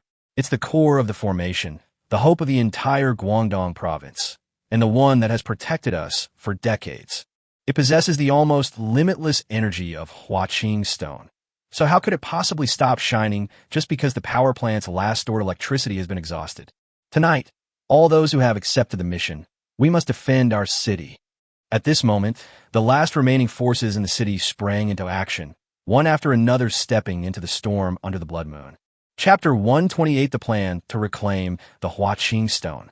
Gu Yuan rode Qi Shui towards the mission objective while checking his phone for messages. The entire mission was divided into 3 groups. The first group, which was closest to Baiyin District, was number Group 3 and was responsible for occupying Baiyin District Airport, protecting the aircraft, and waiting to transport the Huaqing stone away. The second group, number Group 2, was responsible for clearing the way and eliminating the monsters around Yangqing Pagoda. They were tasked with ensuring that no monsters, unrelated personnel, or members of the Black Lotus gang would infiltrate the area during the transport of the Huaqing stone. The third group, codenamed Group 1, was responsible for retrieving the key. Gu Yuan was in one of those groups. Huaqing sure has a complete self-defense mechanism, and inside him is a mini suppression array that does not allow any life to approach. This magic circle protected the Yangqing Tower, which is why it was spared when many buildings were destroyed by monsters. The Guangzhou Pagoda still stands not far away. When the Huaqing stone needs to be moved, all 3 keys must be in place at the same time. The first key was that an academician from the Central Beast Taming Research Institute was present. While Wang Xiao was eating a durian-flavored pancake, his grandfather had already been protected by the Beast Taming Security Bureau. Only with his iris can the outer protective shell be opened, allowing him to enter the room where the Huaqing stone is placed. The second key was that the municipal party committee was present. This requirement was not difficult, and the municipal party committee also escaped safely. Only with his iris could Huaqing Stone's restraints be released. The third key was a USB flash drive. The final protective mechanism of Huaqing Stone is a spiritual energy net. This spiritual energy net is connected to the spiral walkway surrounding Yanqing Pagoda. If the correct password is not entered when Huaqing Stone is moved, it will be removed. This spiral net will kill all the creatures inside the tower. The password is dynamic. It can only be entered correctly when that USB drive is inserted. The third key is still inside the city government building. Gu Yuan's group was responsible for traversing the city center, where the most zombies were, to retrieve the USB drive. Good evening. Are you my teammates? Yifeng waved, looking at the three people standing outside People's Park. The rain poured down, thunder roared, and everyone's raincoats were soaked, reflecting the blood-red moonlight. Hello, my code name is Noble Hunter, rank 3 Beast Tamer. Despite being in such a dangerous situation, he was wearing a tailcoat under his raincoat. The second person was also a third-rank Beast Tamer, but he was wearing a police uniform. He was probably not a hunter, but a policeman, and a tall one at that. I'm the captain of the armed police squadron in charge of security in this district, he said, showing the name tag hanging around his neck, which read, Lu Xian. The third one, Yifeng, looked unfamiliar. She was a second-grade beast tamer like herself, and she was a woman. She looked much more disheveled, her eyes darting around timidly. She only had one pet, but this pet was a very rare crystal spirit, which looked like a cute, transparent, floating gemstone, perfectly matching the girl's style. Fourth on the list is myself.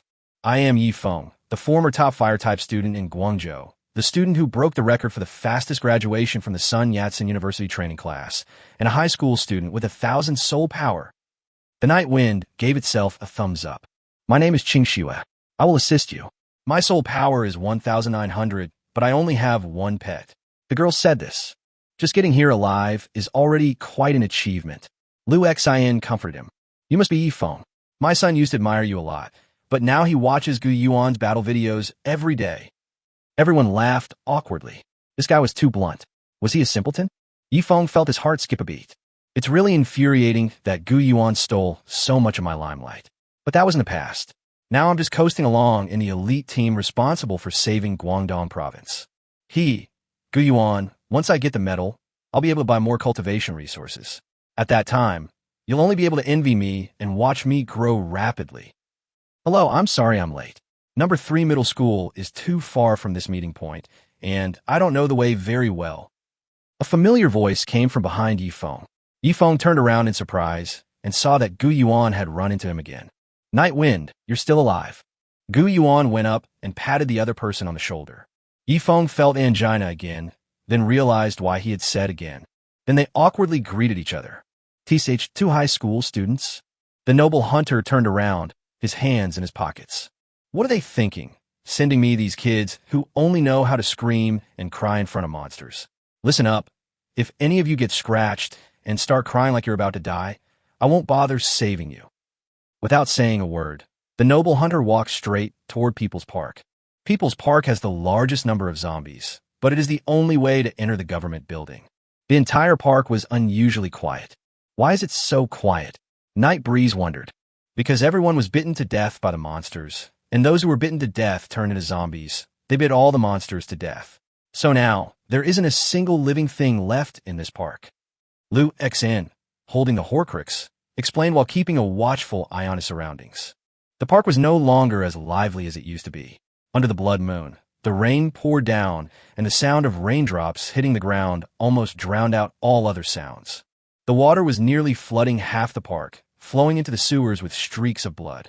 The wind blew through the trees, and the grass blades danced in the air. Only 5 figures wearing raincoats could be seen walking through the empty park in the strong wind, relying on the faint light of flashlights. The zombie horde, seemingly sleepwalking, wandered through the park.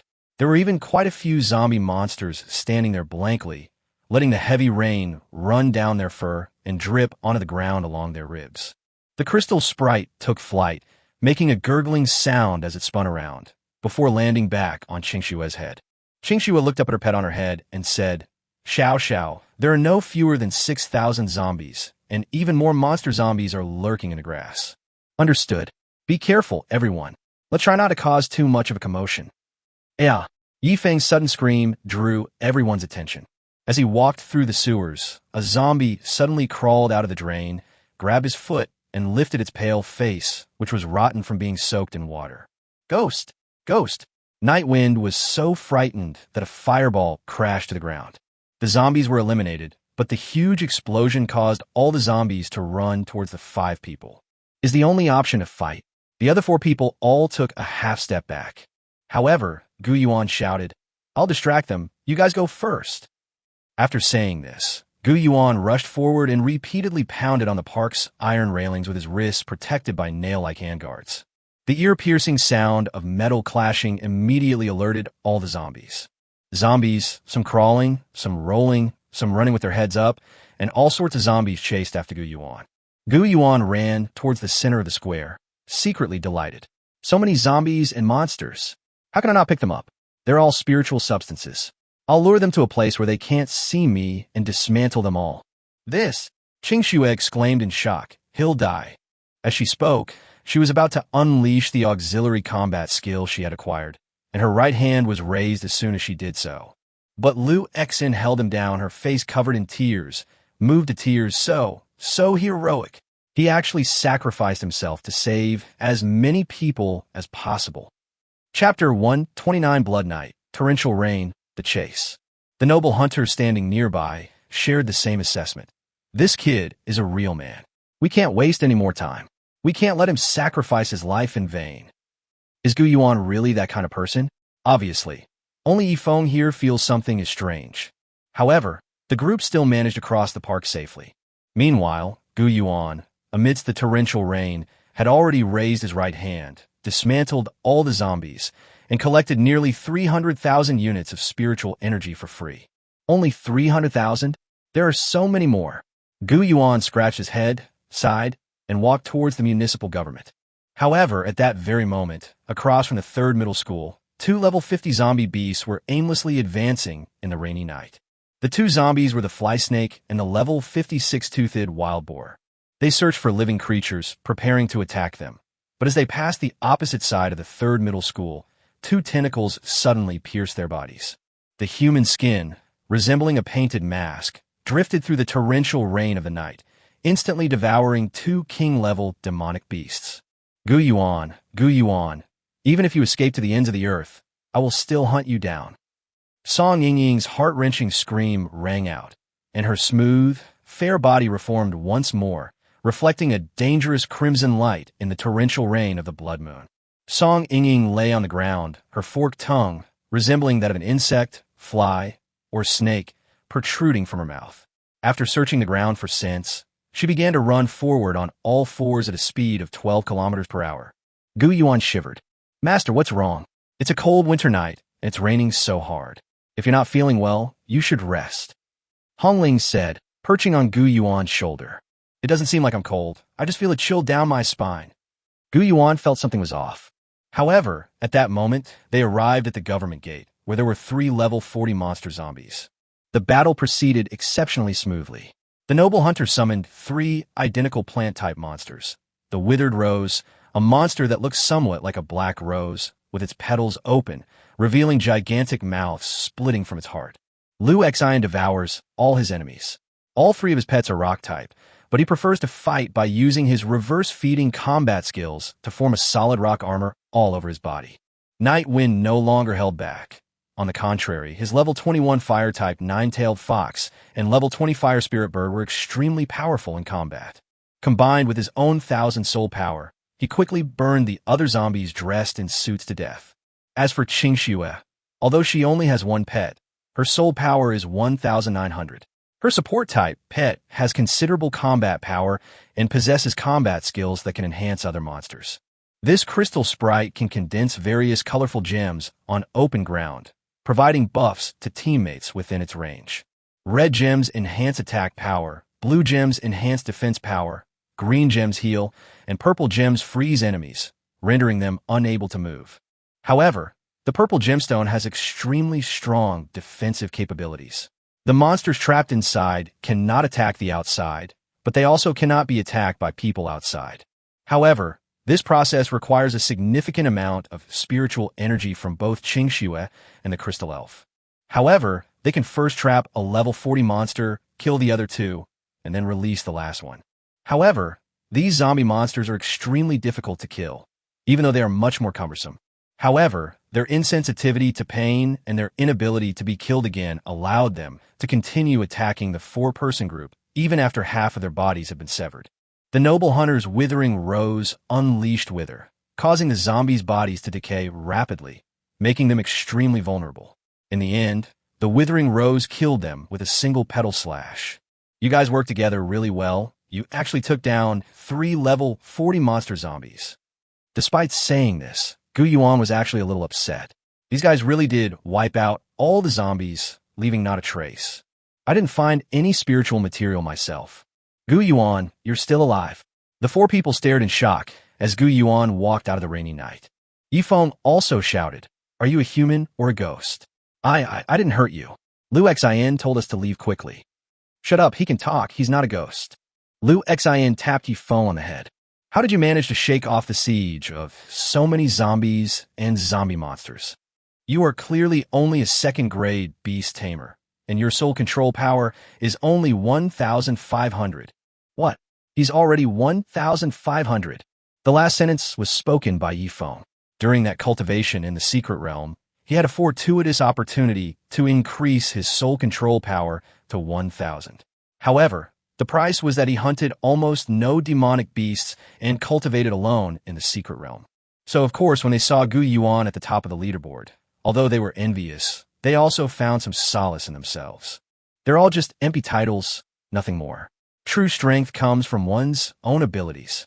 Today, I ran into Gu Yuan, who not only achieved the best inner core test results in history in the secret realm, but also had a 50% higher increase in soul power than me. Is this even fair? This guy's cheating again, huh? Ugh, why do I keep saying again all day? I have a very powerful combat skill.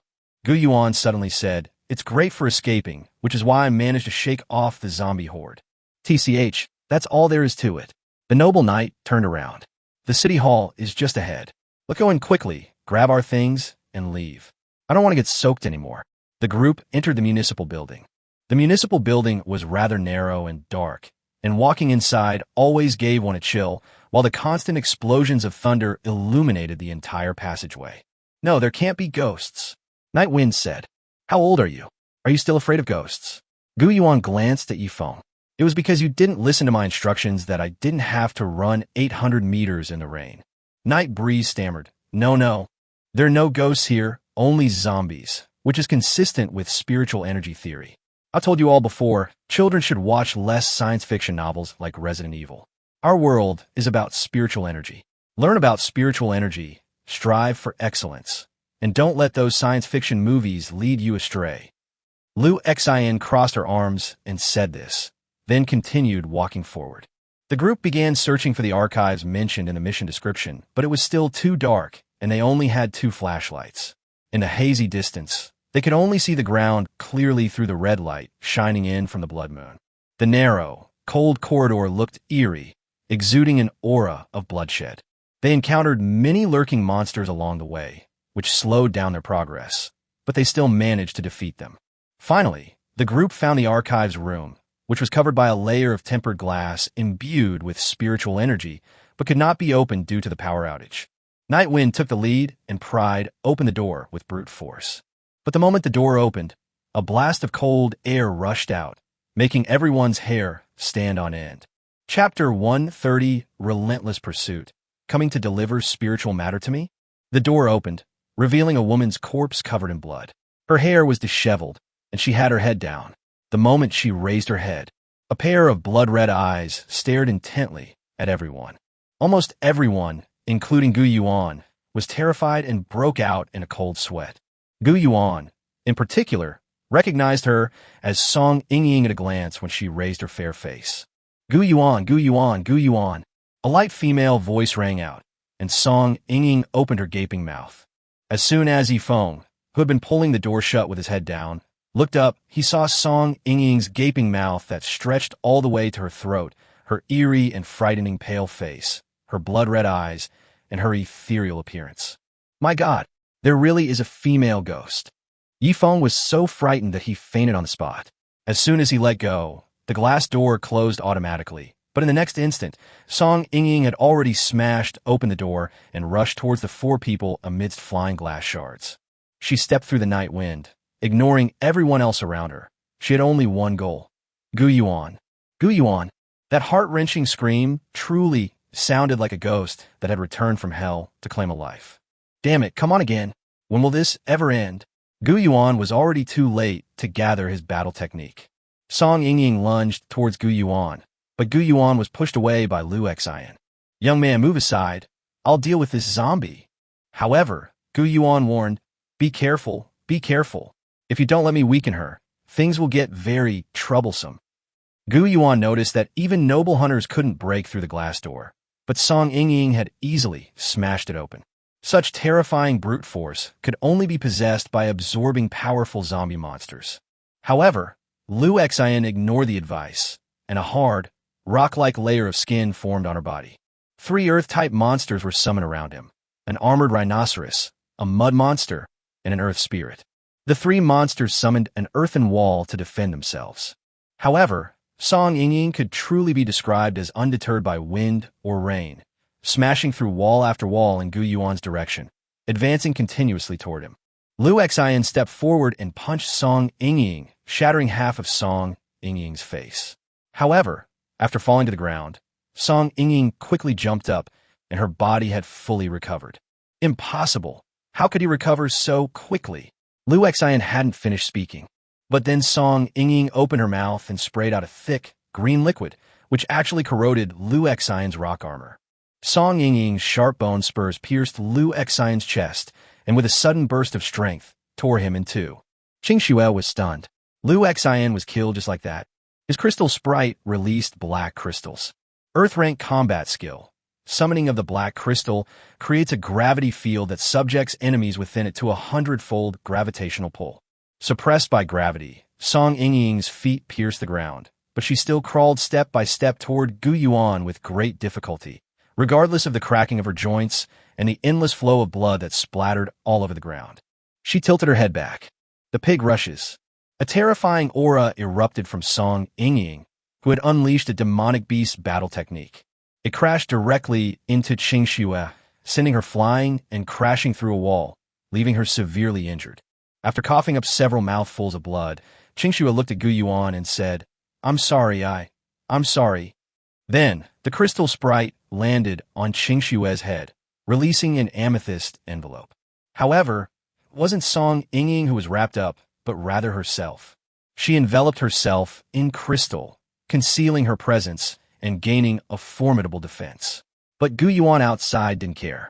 Gu Yuan finally understood how this older sister had managed to survive as a support character. She relied on this combat skill to envelop herself in crystal and survive. Master, be careful.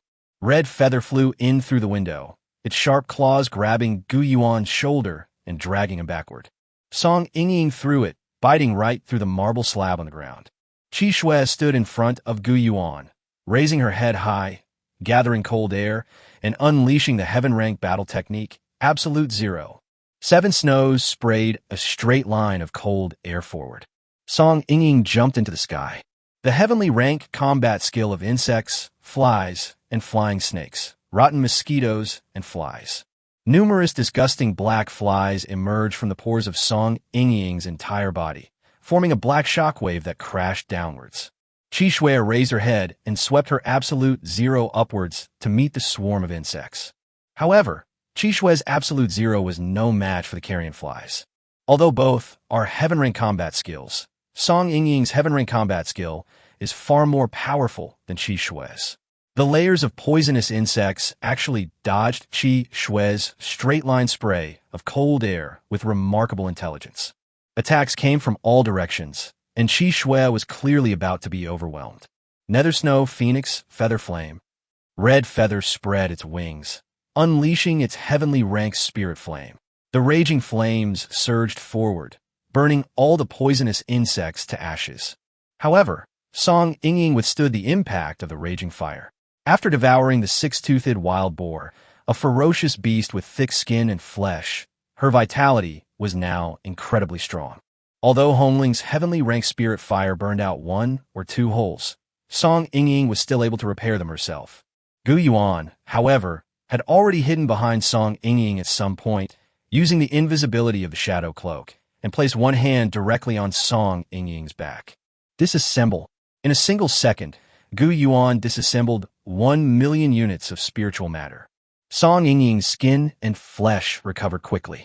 She turned around and reached out with her sharp claws towards Gu Yuan. However, with a flash of the flashing belt, Gu Yuan appeared behind Song Yingying.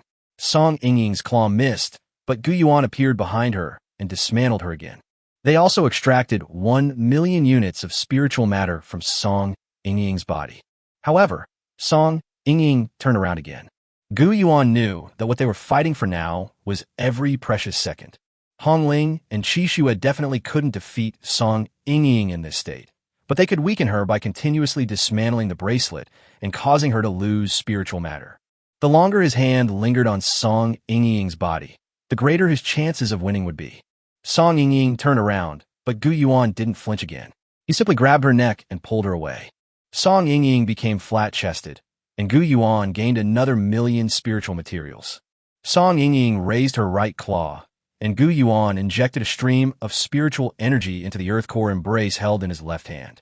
Suddenly, a spike protruded and pierced Song Yingying's right hand. Gu Yuan felt that this could buy him another second, so he prepared to be greedy for another second. However, Song Yingying directly tore off her own right arm. Song Yingying pounced on Gu Yuan, opened her small mouth, and bit down on Gu Yuan's shoulder. Her tongue slid along Gu Yuan's neck and actually burrowed into Gu Yuan's blood vessels, beginning to suck his blood. Gu Yuan felt his vital energy being drained away by Song Yingying.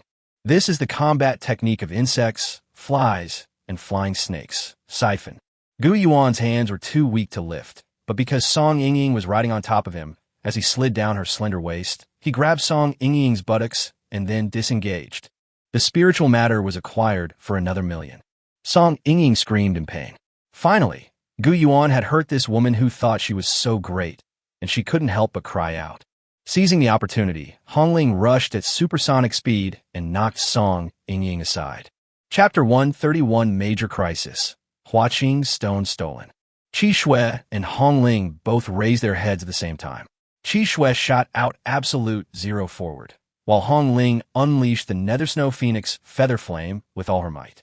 The intense heat of the fire and the freezing cold intertwined, and Song Yingying, whose combat power was weakened by the fact that Gu Yuan's bracelet had stolen 4 million spiritual substances, was instantly turned into a pile of plaster resembling volcanic ash by Qi Shue and Hongling. Gu Yuan lay on the ground, his heart pounding wildly, but his consciousness was becoming increasingly blurred. This was caused by lack of oxygen and excessive blood loss. Song Yingying had absorbed too much of his essence and blood. Of course, the term essence blood is Gu Yuan's own way of putting it. Humans are not demons or beasts. They only have venous and arterial blood and do not contain a large amount of spiritual energy. However, excessive blood loss and a row of holes bitten into his chest cavity had already caused Gu Yuan to feel dizzy, have tinnitus, and feel weak all over, gradually falling into the abyss of death. Gu Yuan knew that if he didn't save himself soon, he might not be able to travel to the next world. Gu Yuan's bracelet began to operate rapidly, consuming spiritual matter to reconstitute any pills he had decomposed, which was much more convenient than alchemy. In this extremely urgent moment, Gu Yuan consumed 600,000 units of spiritual matter. He made 10 blood-replenishing pills and stuffed them all into his mouth in one gulp. Then he choked. Gu Yuan couldn't swallow it. On the contrary, because his consciousness was blurred and his muscles were weak, without the pushing force of the tongue muscles, the pill was stuck in his throat. He was already lacking oxygen, and now his throat was blocked. He was doomed. Suddenly, Gu Yuan felt his head being lifted up, and as his neck was raised, the pill began to fall. But then he saw that it was Hongling who was holding his head and helping him up. Those crimson lips seamlessly joined together with her own. A gentle stream of water flowed from Hongling's mouth into Gu Yuan's mouth, like a breathtaking kiss. Hong Ling kissed Gu Yuan as he was dying. Using this kissing method, water was poured into Gu Yuan's mouth. When Qi Shui saw Gu Yuan about to die, she was terrified and at a loss for what to do. Hong Ling calmly analyzed the situation. When Gu Yuan reconstituted the pill, Hong Ling knew that Gu Yuan would choke on it. There was no time to find a water cup or water dispenser, so Hong Ling ran straight to the bathroom sink, took a mouthful of water, and just as Gu Yuan choked, she immediately helped him up, fed him water mouth to mouth, and even stroked his neck with her fingers to help him swallow. The feeling of her jade-like fingers tracing across my neck, and the sight of her eyelashes so close to my eyes, and her bright, determined eyes. Such a beautiful woman, actually feeding herself elixirs like this. This lasted for about a minute. Hong Ling slowly raised her head, her silver hair flashing through the air.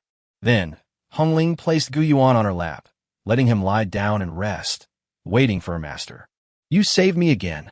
The blood-replenishing pill began to take effect, and after an unknown amount of time, Gu Yuan's eyes gradually focused, and he could see Hong Ling's face clearly again. Hong Ling looked at herself. Her right hand had been tightly clenched the entire time. Master, I live only for you. Thank you. Hong Ling, thank you so much. If it weren't for you, I might be dead, Gu Yuan suddenly said. In my eyes, my master is everything. Hong Ling helped Gu Yuan up and led him to the glass door that Song Yingying had smashed. As soon as they went in, Gu Yuan saw that the safe had been opened and the window had also been opened. It seems that he was a noble hunter who thought there was no hope of saving me. So he took the USB drive and left in advance. Well, from his point of view, my life is indeed not as important as the lives of the entire province. I'm afraid that's not the case, Hong Ling suddenly said. I just saw from the sky that while Master and his teammates were fighting Song Yingying, the noble hunter, relying on a heaven-rank combat skill composed of petals and powder, dodged Song Yingying's attack, went out the door, and then headed towards the center of the city with a group of people dressed in black robes. What? Gu Yuan thought to himself. What are those men in black doing? Why are the men in black?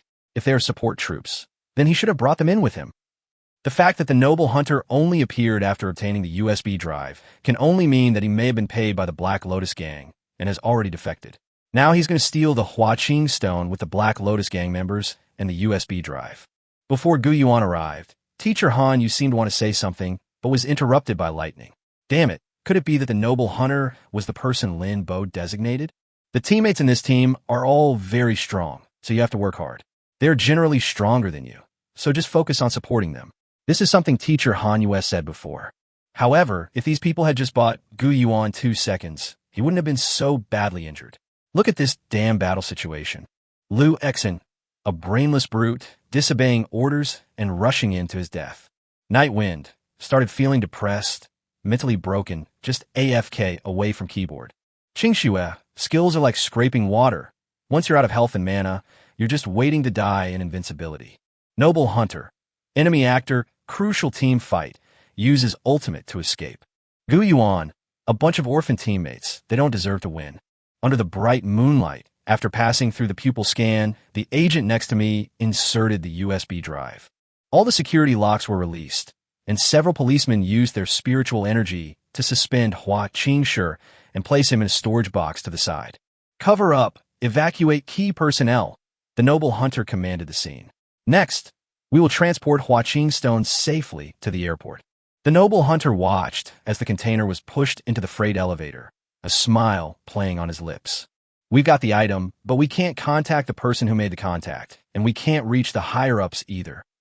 The police officers responsible for securing the containers turn around.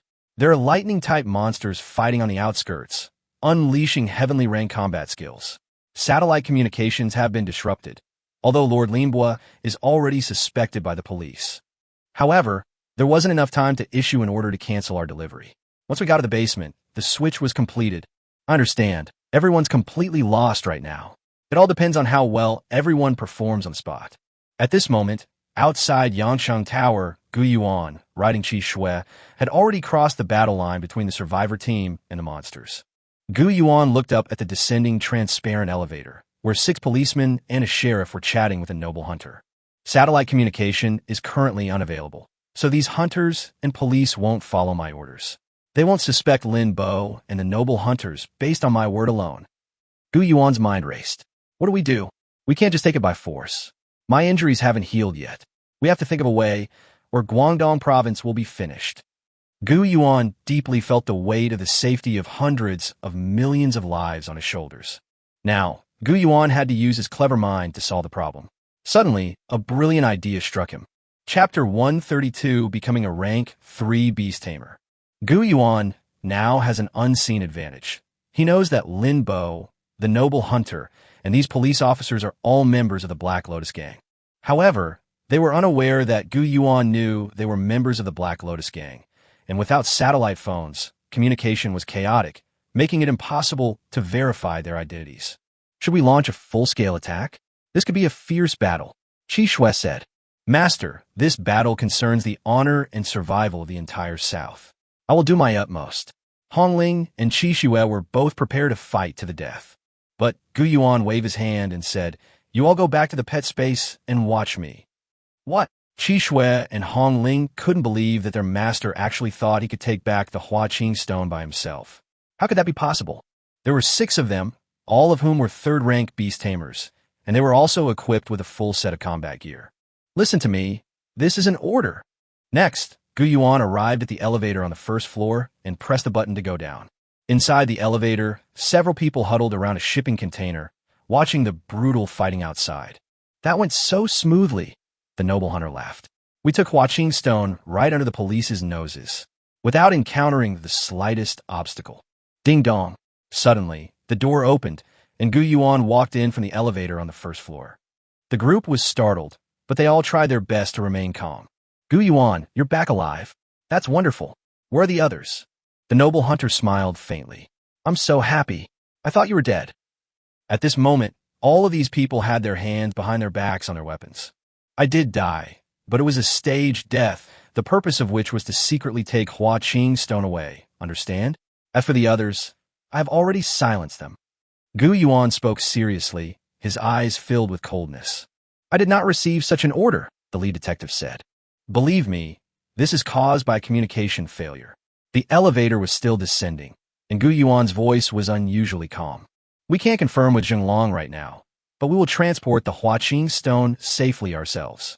As the noble hunter spoke, the police officers around him gripped their Horcruxes tightly, preparing to take advantage of the narrow space of the elevator to kill Gu Yuan before he could summon his pet. Qi Shui and Hong Ling's hearts were in their throats, ready to rush out and fight to the death at any moment.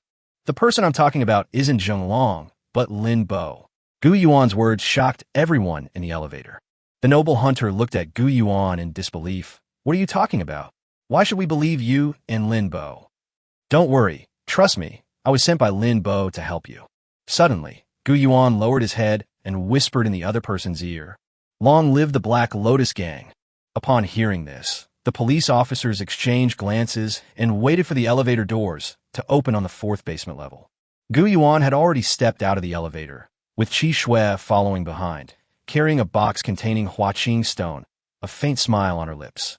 Wow, the informant we contacted was actually Gu Yuan.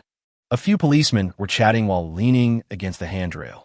The elevator went down 1 floor, and the officers were just starting to relax.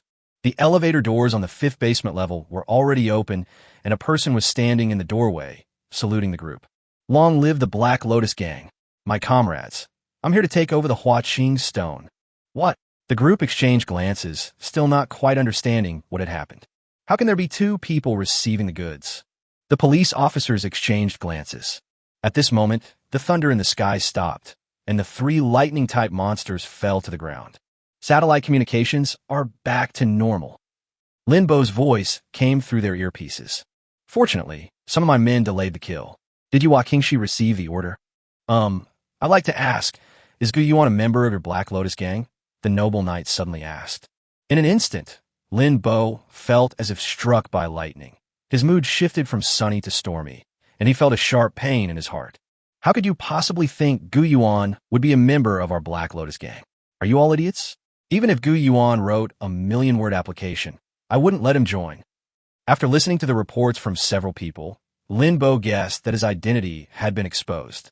He immediately threw away his phone and burned all the data, including his computer. He had been mocking Song Yingying for being incompetent and unable to even deal with Gu Yuan. Now, he could no longer laugh. His and the thieving team's identities had been completely exposed, and he could no longer stop Gu Yuan. Heaven knows where Gu Yuan went amidst the chaos of war.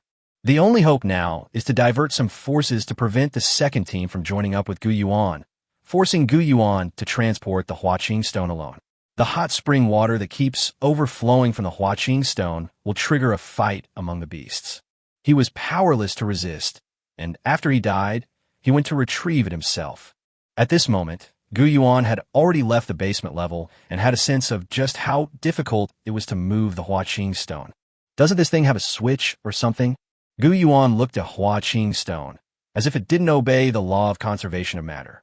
The Huaqing stone generates new hot spring water every second. If it is stored in one's own storage ring, the ring will soon be full of Gu Yuan's ring. Therefore, Huaqing stone can only be transported manually. There is a drain outlet under the container to drain the hot spring water produced by the Huaqing stone. However, the spiritual energy in the hot spring water attracts the surrounding monsters, making it a magical artifact that can trigger a beast tide. Gu Yuan was furious. He slammed his fist on the box. Can you stop for a second? Suddenly, Gu Yuan's bracelet flashed, and it directly disintegrated the Huaqing stone. Spiritual matter plus 10 million. My lord is truly amazing. Qi Shui exclaimed, dumbfounded. Gu Yuan was also startled. What the hell? How did it disassemble? And why was 10 million spiritual substances added in one go? Suddenly, 10 million of the 20 million spiritual substances in Gu Yuan's bracelet disappeared. They transformed into scattered specks of light and entered Gu Yuan's sea of souls. A spring has formed on the open ground outside Suzaku Avenue. Huaqing Pool. This is an additional building, not part of the Daming Palace. Your soul power increases by 100. I absorb an extra Huaqing stone. As Gu Yuan sensed something amiss, his soul control power surged once more, this time doubling from 1,500 to 3,000. In other words, Gu Yuan has successfully advanced to the level of a third-grade beast tamer, and now he finally has a third soul slot, allowing him to contract a third demon beast. Chapter 133, Qi Shui's 3 Evolutionary Forms. Gu Yuan roughly figured out the process. The bracelet absorbed the Huaqing stone, then consumed 10 million units of spiritual matter, and then reconstituted a Huaqing stone in Gu Yuan's soul sea. Gu Yuan can also reassemble another Huaqing stone, consuming 10 million spiritual substances. However, only one can be reconstituted because of the fact that Huaqing stone has a parenthesis that says unique. However, the Huaqing stone that can be reconstructed in one's mind can double one's soul power. For example, Gu Yuan's current soul power is over 1,500, and it can be doubled to 3,000. Every point of soul power you increase from now on will be automatically doubled. Although it cost 10 million spirit materials, almost emptying Gu Yuan's entire savings, the improvement was indeed significant. Moreover, Gu Yuan no longer needs to worry that the ancient spirit lamp oil constantly produced by Huaqing stone will attract the surrounding monsters. Once we reach Changcheng, we'll use 10 million spirit materials to reconstruct a Huaqing stone. With this in mind, Gu Yuan got to work, riding Qi Shui and heading towards Baiyin Airport. My lord, why is it that my sister and I are only 5 or 6 levels apart, and we both use heaven-rank combat skills, yet I cannot resist Song Yingying's corrosive swarm, while my sister's non-offensive heaven-rank spiritual fire is more effective than my absolute zero? Qi Shui finally had time to ask her question. Gu Yuan thought for a moment and said, first of all, fire attribute combat skills are more effective against insect attribute combat skills, although ice attribute skills are also effective. The most important point is that Hong Ling has completed its evolution and evolved into the ancient immortal feather fire phoenix. And you're still the first stage of the nine-tailed snow fox. Damn it, damn it, damn it, Qi Shui said with a hint of anger. Why do all the good things go to you first, sister? I want some too, my lord, I want some too. Don't give everything to only sister. Don't worry, after this wave is over, we'll spend a little more money and see if that works. Gu Yuan could only say this in response to Qi Shui's coquettish pleading. My lord, tell me what form I can evolve into. There are 3 evolutionary forms to choose from for Qi Shui. They will continue the original ice-type evolution path and evolve into the winter nine-tailed king fox. The nine-tailed royal fox of winter. According to the records of searching for the fox in the snow, it requires 1 royal-level ice-type monster core and 3 king-level ice-type monster cores. In the extreme cold of the secret realm, she eats ice that never melts for 10,000 years and drinks warm water that never freezes for 1,000 years. When the ice freezes and melts, at the end of 3 days of bitter winter blizzard, under the first ray of sunlight, she breaks through the ice and descends to Earth, becoming the queen of ice and snow. The second type leans towards wind and ice elements, evolving into the celestial snow fox. According to the searching for the snow fox, it requires 1 royal-level healing-type demon beast inner core, 2 king-level wind-type demon beast inner cores, and 1,000-year-old tree seed. Tianrui is an auspicious omen. Since ancient times, there has been a saying that auspicious snow foretells a bumper harvest. It should be done after the spring equinox and the time when wheat is sown. In this spiritual land where all things revive, all grains gather and are reborn. It can heal injuries and illnesses, ward off disasters, and bring good fortune. The third and rarest, evolutionary form, leans towards ice and snow and ghost-type evolution, the enchanting fox. Listen to this name. The previous ones all mention snow foxes and nine-tailed foxes, but this one is practically a fairy. According to the records of seeking the fox in the snow, one needs the inner core of a ghost-type royal rank demon beast and 1 inner core of a shadow-type king rank demon beast, with the burning soul of a vengeful spirit as the catalyst. Born from the blood-red light of the dead, in a place where bones are buried and souls lie buried. The allure of the enchanting fox spirit is captivating, capable of absorbing vital essence, possessing unparalleled beauty that wreaks havoc on the human world, and the extraordinary talent of absorbing yang energy to nourishing. Even if countless ice demons were beneath your feet, think twice before evolving. Can you control them? Are your kidneys healthy? Can you back down? Why are you asking me if my kidneys are healthy? Gu Yuan was speechless. Evolution seems to affect the appearance and temperament of the transformed monster. For example, after Hongling evolved, she had a stronger, queenly aura. There are 3 versions of Qi Shui mentioned here. The first one is the one that takes a strong offensive approach. Gu Yuan imagined a version of Qi Shui who is just like Hongling, full of queenly aura, sitting on a frozen throne with her legs crossed, wearing close-fitting armor, and holding an ice and snow sword. She is the Ice Queen version of Qi Shui. The second type seems to be a monster that has evolved into a support type. Gu Yuan imagined one, a goddess version of Qi Shui, wearing a white dress, with her arms outstretched, her jade hand stroking the wheat ears, walking barefoot in the sunshine and breeze during spring plowing. The third type leans towards the ghostly direction, continuing to strengthen and evolve additional ghost-type attributes that better meet the needs of charm. Gu Yuan imagined a fox spirit lying naked on a bright red bed, using only 9 tails to cover her 3 private parts, and holding up her stockings and high heels.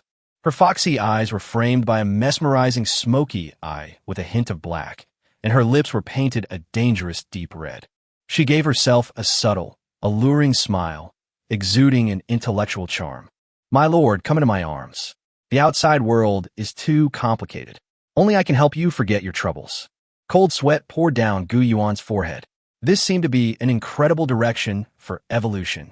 With so many great options, of course you can't choose any of them. Regardless of which type of evolution is being discussed, it requires the inner core of a royal-level demon beast. Gu Yuan currently has nothing but daydreams. This is the only one I've ever disassembled. It was given to me by Little Lily, the inner core of a lightning-type royal-level demon beast.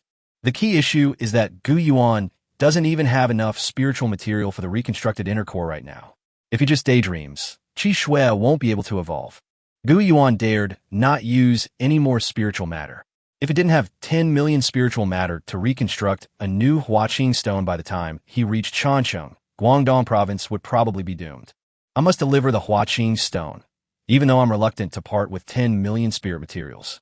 However, Gu Yuan had seen and witnessed the hunters, police officers, and agents from the Beast Taming Bureau fighting outside the Yangqing Tower, battling bloody battles with the monsters. There are also soldiers fighting against monsters at major train stations and on the edge of the border. They have powerful pets that allow them to protect themselves. However, they did not choose to hide in a safe secret room like Wang Qiao. Relying on the spiritual fire they could have used to refine pills to support the front line, to bake pancakes, and eke out a living in the warehouse. As long as I'm alive, I'll be fine even if there's a raging flood outside. Instead, they stepped forward to face the monsters and zombies, trying to save as many people as possible. If Gu Yuan were to stop moving forward at this point for his own selfish gain, then frankly speaking, he would be no different from Lin Bo, Song Ying, Yin Feiping, and the Noble Hunter. During the conversation between Gu Yuan and Qi Shui, Gu Yuan was riding Qi Shui forward, holding a map obtained from the military supply depot, and was rushing to Baiyun District Airport at full speed. However, when he arrived at the airport, Gu Yuan fell silent. Before him was a raging sea of fire. Chapter 134, A King Rank Monster's Inner Core sold for free. The plane has been destroyed, Gu Yuan suddenly said, his black pupils reflecting the burning airport. The three groups, Group 1 and Group 2, all successfully completed the task, but Group 3 failed. Damn it! Gu Yuan rode Qi Shui straight into the airport, while Hongling glided at low altitude about 3 or 4 meters above Gu Yuan's head. They were going to find out what had destroyed the airport. Gu Yuan successfully rushed into the airport and stopped in front of a thunder lion lying on the ground. A royal-level demonic beast, level 41. Gu Yuan went up and checked his breathing. He was already dead. It seemed he was one of the culprits that caused the thunderstorm. It fell from the sky and landed here, so Gu Yuan had no choice but to reluctantly pick it up. There were also many fallen beasts and beast tamers around. Although it's cruel, it's to prevent them from getting up again and turning into zombies. Gu Yuan used the bracelet to dismantle all the corpses, extracting a total of 890,000 units of spiritual matter. However, even more zombies were approaching Gu Yuan's direction. This is the control tower. Satellite communications have been restored. Calling. Gu Yuan heard a sound coming from a burning airplane. With a punch, Gu Yuan smashed the plane's window and retrieved the walkie-talkie. As he dismantled the pilot's body, he said, "This is Group 5. This is Baiyun Airport. Group 1? We've lost contact for 3 hours. We can't reach any of the people in Group 1 now, but we heard from Group 2 that Huaqing Stone has already been taken away by the transfer group. But then they ran into the Black Lotus Gang. However, some people said that the transfer team was a spy for the Black Lotus Gang, and the transfer team itself said that the people outside were spies. Lin Bo, who was in charge of the second team, could not be contacted either. It seems that not only has the Black Lotus Gang's command structure fallen into chaos, but also such a huge disaster, coupled with various espionage schemes. The military was also in chaos. The people in command had no idea what was going on below and only knew that fighting was happening everywhere.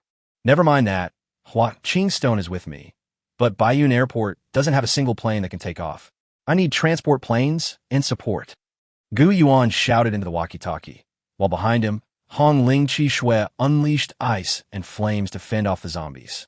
But at that moment, a huge black ant, about the size of a dog, crawled out of the ruins. Then, a second, a third, and a fourth swarm of black ants rushed toward Gu Yuan. I have the other sure activates. Blade Soldier Ants. Race, Blade Soldier Ant. Type, Bug, Steel. Rank, Common. Level, 24. Description, soldier ants with huge metal pincers can burrow underground, often appear in swarms, reproduce very easily, and are good at winning by sheer numbers. Combat skill, Earth Diving Human Rank, Mighty Crushing Strike, Mystic Rank. Inscribed combat skills, none.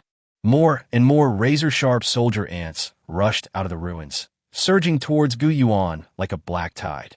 The zombies along the way were completely overwhelmed and then annihilated. Under the cover of Hongling and Qi Shui, Gu Yuan entered the waiting hall, only to find countless swarms of sharp-edged soldier ants inside when the glass door was opened. It seems that these sharp-edged soldier ants were the ones who took down the three groups of people. With a walkie-talkie in his left hand and inscriptions gathered in his right, Gu Yuan unleashed the heavenly rank combat skill, Absolute Zero, together with Qi Shui, to wipe out the bladed soldier ants in the waiting room. However, accompanied by the sound of shattering glass, more razor-sharp soldier ants were constantly rushing into the waiting hall. They were like water flowing into a narrow bottle, quickly filling half of the waiting hall again. Taking advantage of the break, Gu Yuan ran up to the second floor, and the entire waiting room behind him was filled up again. It's as if Gu Yuan's two heaven-rank combat skills just now were never used. Gu Yuan hid in the tower, closed the door, and then had Qi Shui freeze the door shut. At that moment, a voice came through the walkie-talkie. "We've made contact. If you really have Huaqing stone, we'll arrange it as soon as possible. However, our transport plane needs a runway to land. I'm afraid it will be difficult." Standing atop the control tower, Gu Yuan finally understood what true despair meant. Looking towards the airport, one sees countless swarms of razor-sharp soldier ants, densely packed on all the runways under the glow of the blood moon. At the end of the runway, there is an ant nest as tall as a mountain. Rows of ants are carrying pet food to the nest along the airport's duty-free shop. "This is the control tower, A1-5. Please respond. My transport plane is in the airspace around you. Can you clear the runway?" The channel switched to a pleasant young woman's voice. "There are 6 razor ant nests built on the runway." Gu Yuan answered in this way, and the other side fell silent. "Are there any other people still alive?" Gu Yuan suddenly heard a sound coming from the side. Gu Yuan raised the nail shadow gauntlet in his hand and saw several people in military uniforms walk out. "You are from the military." Gu Yuan breathed a sigh of relief. "Yes, we belong to the 77th Army Group of the Southern Beast Taming War Zone. We were tasked with helping your Group 3 clear the runway, but we failed." Gu Yuan nodded. "Okay, we have one more chance. We must clear the runway again." Upon hearing Gu Yuan's words, the expressions of the several beast tamers turned grim.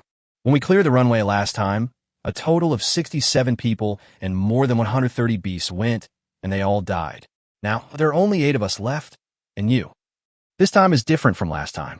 The Huaqing stone is on my body, hidden in an absolutely safe place. It doesn't necessarily have to clean up the entire runway. Just hold off the plane for 1 minute, let it land safely, and then get me on the plane." A burly, strong man walked up to Gu Yuan and said, "Hello, my name is Lu Jian, and I am their class monitor. I have only one question. Is Huaqing really on you? Can we take a look at it?" Gu Yuan wanted to hide the secret of the bracelet. "That's classified." "Excuse my bluntness," the squad leader continued. "I can't be sure if what you're saying is true, whether you really have a Huaqing stone, or if you're just looking for an excuse to get on the plane and escape. Perhaps hunters have more experience in wilderness combat, more personalized equipment, are raised by noble families, have abundant resources, and their pets and personal cultivation levels are both very high. However, along the way, I have seen too many hunters who are afraid of death, full of lies, or who betray their posts for money and resources. Everyone else in the group died, and you're the only one who survived. You are not a deserter, are you?" Chapter 135 read Feather's new combat technique, including Thunderbomb. Gu Yuan nodded. "Okay. But the location where the Huaqing stone is hidden is a secret.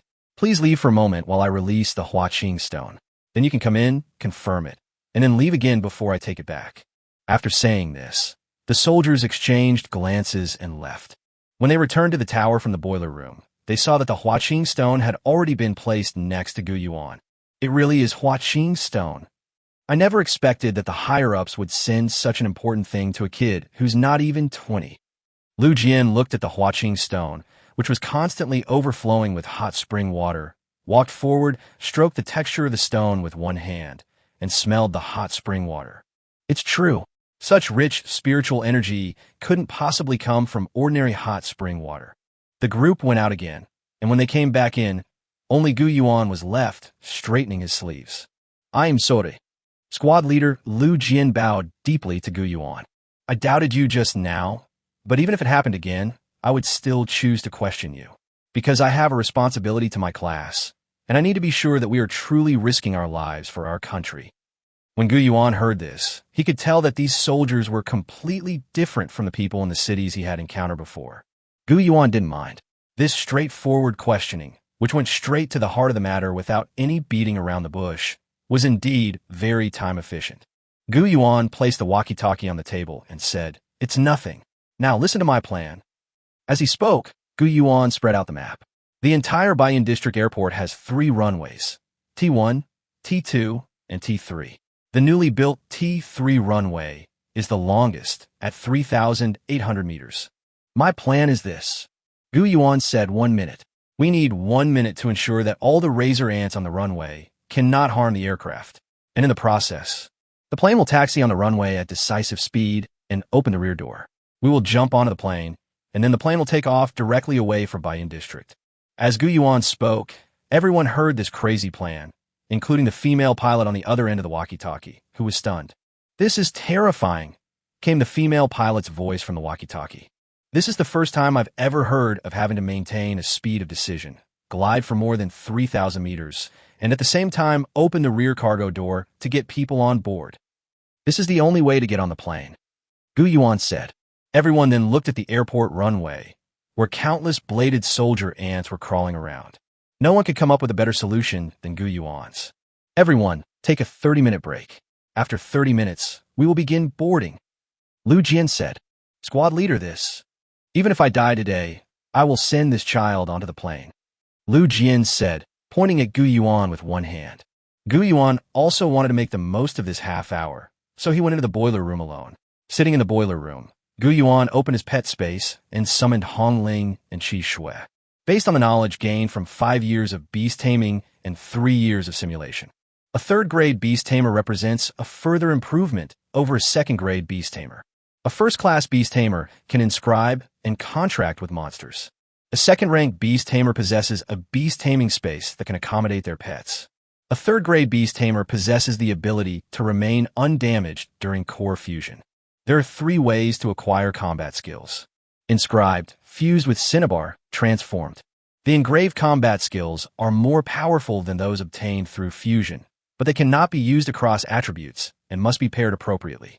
For example, Qi Shui's Ice Claw, Absolute Zero, Hong Ling's Phoenix Fall, Firebrand Poison, and Meteor Flame. However, compared to inscription, fusion is easier and can result in combat skills with other attributes. For example, after Hong Ling fused with Feng Mu's inner core, she gained the Blazing Storm, a dual-attribute combat skill with both fire and wind attributes, and also received a certain amount of spiritual energy boost. However, only a third-grade beast tamer can fuse pills without damage. First and second-grade beast tamers will suffer damage. For example, the fiery storm that Hong Ling obtained after absorbing Feng Mu's inner core was not of the Earth rank, but of the Profound rank. It was strengthened to the Earth rank by the Danfeng sect. If one reaches the third grade and then fuses the pill, one will directly obtain the Earth-grade fiery storm. However, Gu Yuan didn't have time to inscribe at the time, so he chose to fuse it with the elixir. But after that, Gu Yuan never attempted to fuse his core again, until now. In conclusion, both alchemy and engraving have their own merits. The elixir can be fused freely without restriction, and it will not affect the pet's body.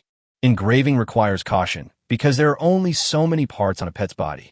If the engraving is not done well, washing it off will severely damage the pet's body. However, the power of engraved combat skills is generally stronger than that of fusion pills. The third way to obtain it is through bone replacement. Gu Yuan hasn't reached that level yet, so we won't discuss it for now. Even if he has spiritual bones, he grinds them into powder and uses them for engraving. Gu Yuan just dismantled a lot of corpses and obtained a lot of spiritual matter, which he can now condense into an inner core. Red Feather, you'll definitely need this next combat skill. Although it is not fire type, it is indeed a combat skill that all flying type beast tamers hope to obtain. Time waits for no one. Gu Yuan instantly condensed the inner core of the Thunder Sky Bird, a royal grade creature given to him by Little Lily, as well as the inner core of the lightning attribute royal grade lion he had just picked up for free. They pressed them together onto Hong Ling's chest. In an instant, Hong Ling felt a lightning bolt run through her entire body, her chest and lower abdomen tingling and numbing sensations constantly flooding her brain. Hong Ling's voice rang out. "Bear with it," Gu Yuan suddenly said. "The important part is coming up next." Gu Yuan's hand, which was pressed against Hong Ling's chest, did not move. He slowly began to chant an incantation, and a magic circle appeared on Hong Ling and Qi Shui's chests, allowing the inner core to gradually merge into Hong Ling's body. Finally, Hong Ling obtained a new heaven-rank combat skill, which included lightning bullets. Holy crap, it's actually a heaven-rank combat skill. Hong Ling now has a heaven-rank combat skill for main attacks. This is a lightning-based combat skill with an extremely fast firing speed. Crimson Feather can gather lightning in midair while in bird form, and then fire it forward. Lightning elements accumulate electricity during high-speed collisions, and the faster the movement speed, the greater the damage it can cause when fired. Although Crimson Feather can fly at supersonic speeds, it lacks combat skills that can be used while moving at high speeds. Meteor Shower and Firestorm both require hovering. The Thunder Bomb is a combat skill that almost all spirit beasts capable of supersonic flight must possess, and Gu Yuan made up for this weakness in Hongling. Qi Shui stood to the side and said, "Why is it that every time there are good things, it's always my sisters? I want some too, my husband, I want some too." "Don't worry, it's just that we don't have an inner core to give you for the time being. We'll definitely do it next time." Chapter 136. Soldiers who remained steadfast in their posts. Half an hour had passed when the squad leader and several other soldiers formed a circle. "Listen up, brothers. I know the mission ahead will be tough. We're also taking on a high school student. However, everyone in the entire provincial capital is in danger right now. No matter the cost, we must get that kid onto the plane safely. Understand?" When the squad leader spoke, his expression was unusually serious, almost imperceptible. "Yes." The entire class stood at attention. "Very good. Our class of 8 will be divided into 8 sections. Each person will guard their own 500-meter section and prevent any soldier ants from reaching it. If any soldier ant's blade damages the engine, the rest of us will be swallowed up by the ants. Because we had to jump onto the plane one by one, I was the last one to get on, and then everyone else followed the order I told them to go. The first one to get on was that kid." "I object," asked Xiao Kai, the youngest soldier. "Squad leader, why am I the second one to board the plane? Those who are stationed at the back of the runway have to hold out the longest, and it's harder for them to get on the plane." "Squad leader, you're in charge. You should be the second one aboard." "You brat, I'm a squad leader. Who's bossing me here, you or me?" Lu Jian slammed his fist on the table. "Execute the order." However, Gu Yuan had just overheard their conversation in the boiler room. Lu Jian secretly told the female pilot that the young ones, especially the only children, should go first, while those of them who had children at home should go later. If an accident occurs, the older components behind them cannot be recovered. Just fly away first. He's a true warrior. Gu Yuan looked at Lu Jian with awe. Suddenly, Gu Yuan walked out of the door and said loudly, "Reassign the plan. I will guard the 2,000 meters before the plane lands by myself, and the rest of you will each guard 200 meters. Everyone present was stunned upon hearing this.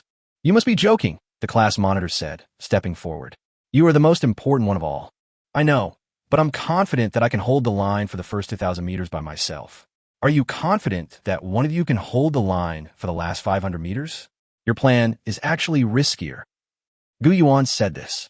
It sounded reasonable, and the soldiers couldn't figure out what was wrong with it. He immediately realized what was happening. "Young man, are you kidding us?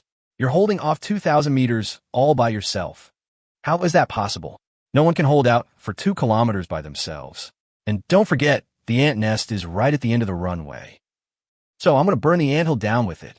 Gu Yuan replied casually. The plane has arrived.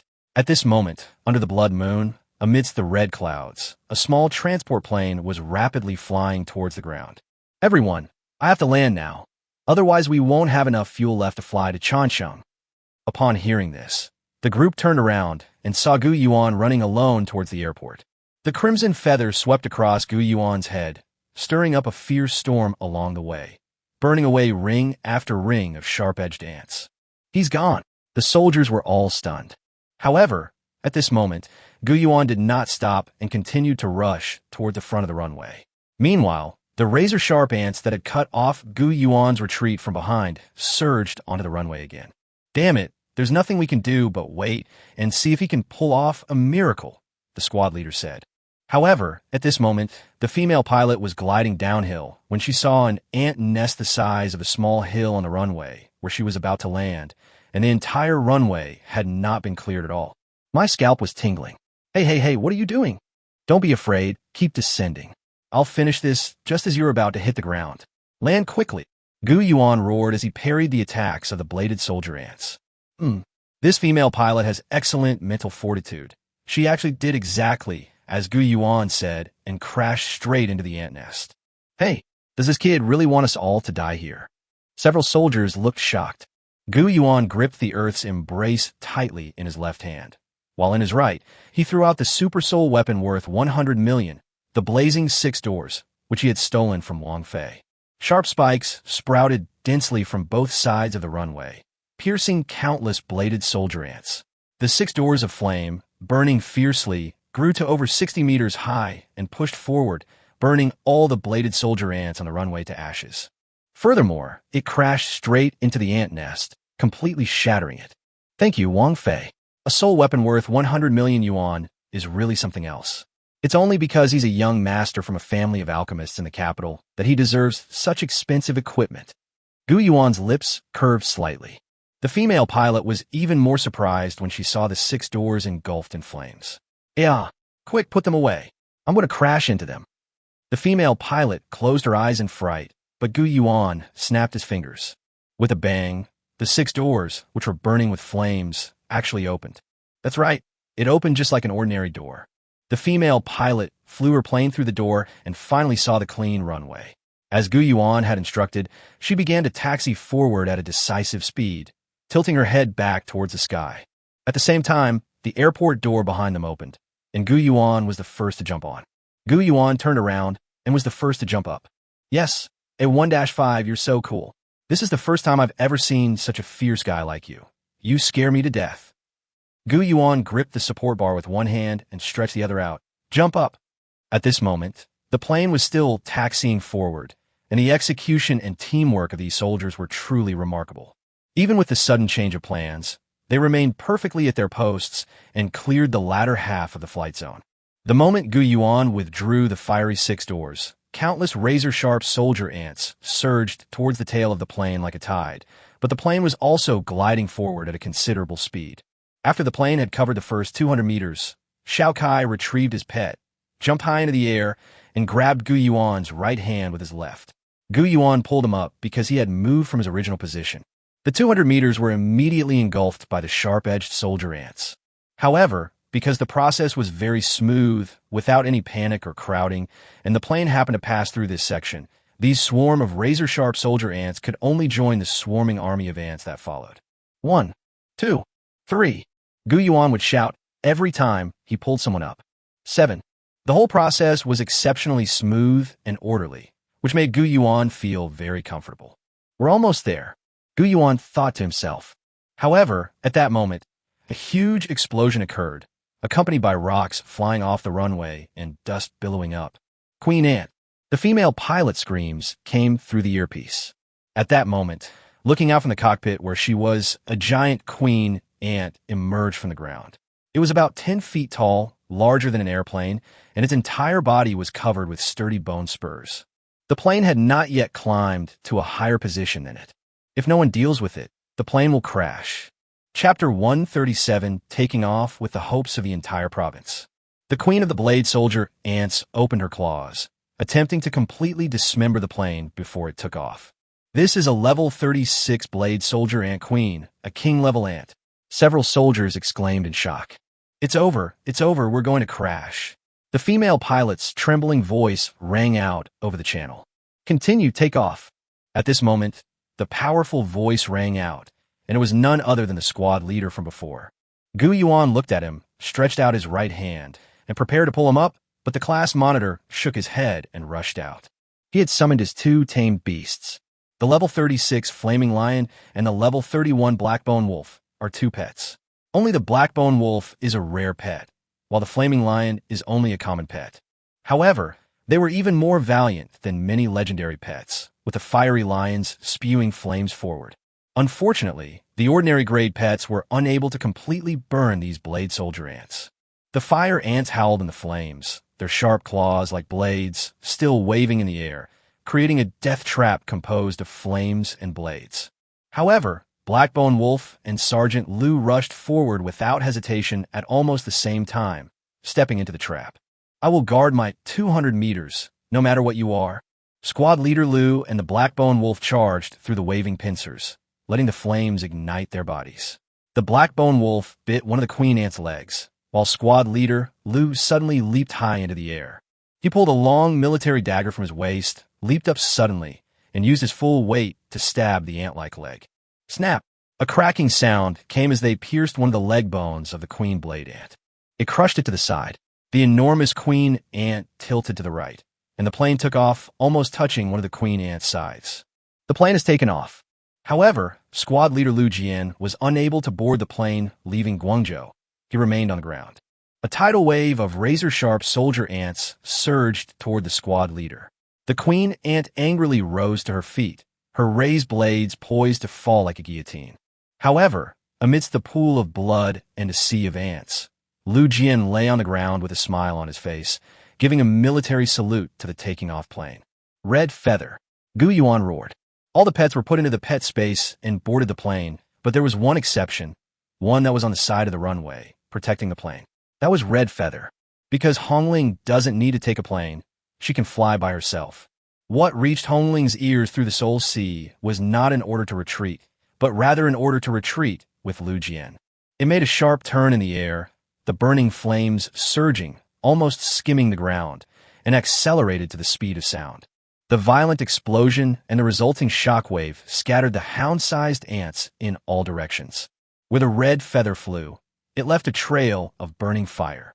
The explosion caused by the supersonic flight directly blasted away all the blade soldier ants. Then, Red Feather grabbed Lu Jian, who was lying on the ground, and flew into the air. Red Feather flew into the air, almost touching the giant scythe that the queen ant had slashed down. However, the queen ant of the Razor Soldier ant did not want to let Red Feather go. Sharp bone spurs began to grow on its back like anti-aircraft guns, shooting it out. Hongling dodged at high speed in the air. This is bad. The squad leader has been captured by Hongling, and Hongling is maintaining high-speed movement, so there is no way for him to fight back. Damn it. Now we're at a disadvantage. These soldiers were filled with rage. Red Feather, bring back its inner core as well. A king-level demon beast is still worth considering. As Gu Yuan spoke, the soldiers around him were even more astonished. What kind of orders was he issuing so haphazardly? In such a tense situation, instead of thinking about how to escape, he actually asked his pet to fight back, kill someone else's queen, and bring back the inner core. He really overestimated himself. However, Red Feather had already turned around and, like a dive bomber, plummeted straight down to the ground. The phoenix's beak opened rapidly, and lightning energy gathered on it. Lightning flashed in Red Feather's mouth as it swooped down, the sparks growing brighter with each friction against the air. Gu Yuan clenched his right fist. Order to attack. Hongling's eyes flashed with a fierce light as she moved at high speed, dodging all the bone spikes that were shot at her. Almost touching the top of the queen ant's head, Red Feather slammed a huge ball of electricity into her. Although it is not a fire-type Earth-rank combat skill, the power of the lightning bullet doubled continuously during the entire acceleration process of Red Feather, and it was also enhanced by the attack command. Red Feather instantly killed the queen ant with a single lightning-infused bomb, then rapidly increased its altitude, drawing a perfect V-shaped arc in the air like a dive bomber. Hongling flew back to the plane, placed the squad leader on the ground, and then landed on Gu Yuan's shoulder. Gu Yuan raised his right hand, and Hongling spat the inner core of the blade ant queen into Gu Yuan's palm. Wow, that's amazing! The female pilot's voice rang out over the walkie-talkie. This isn't my first time going to the front lines to fight against monsters, but this is the first time I've ever seen such a powerful flying monster. The airport's back door was already closed. Gu Yuan stroked Hongling's head a few times with 2 fingers, and Hongling happily swayed in response to the rhythm of Gu Yuan's 2 fingers. Your pet is not only magnificent in appearance and extremely fierce in battle, but is also so docile in ordinary times. A soldier stepped forward, getting a little closer to examine Hongling more closely. But then, Hongling's feathers stood on end, and she let out a sharp cry. With a flap of her wings, a gust of wind blew her away. Judging from this, it's not that she's always been fierce, but that she's only very docile around you.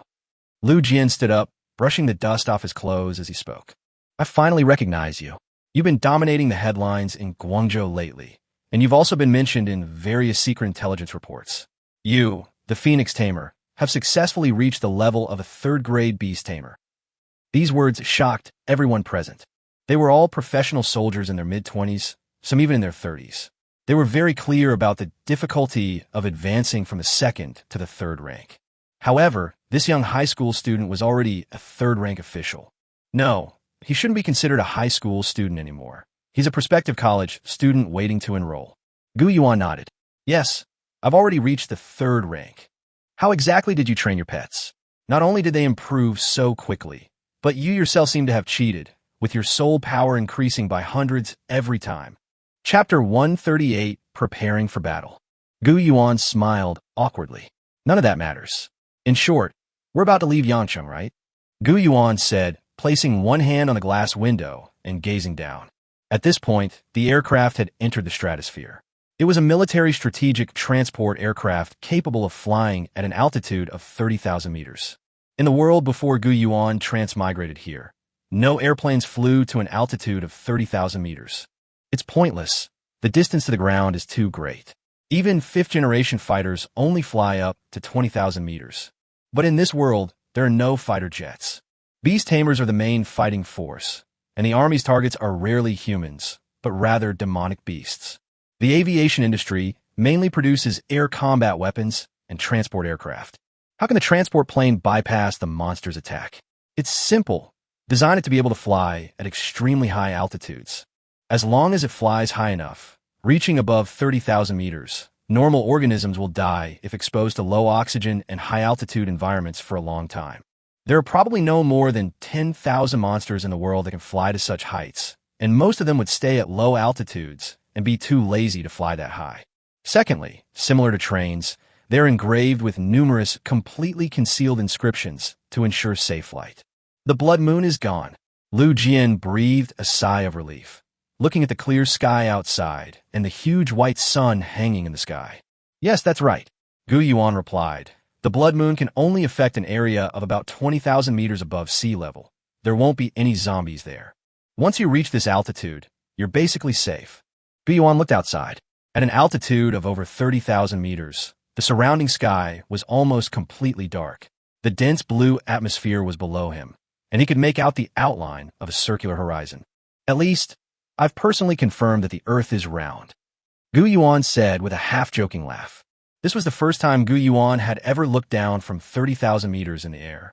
Below, all you could see were white clouds, and through the occasional gaps, you could see a river, only about the thickness of 2 fingers. Is the Pearl River only this wide when viewed from here? Gu Yuan was just about to lie down on the plane to rest for a bit. Beep, beep, beep, beep. The peaceful atmosphere was suddenly shattered by the blaring alarm, and the female pilot's voice rang out in the chat channel. Everyone hold on tight. What's wrong? Everyone was puzzled. Radar has detected a high-speed moving target. There's a monster. Encountering a monster is not unusual, but encountering one at an altitude of 30,000 meters is quite different. A monster that can fly so high in the sky is definitely not an ordinary monster. Gu Yuan pressed his face against the glass window and saw a huge black figure streak across the clouds.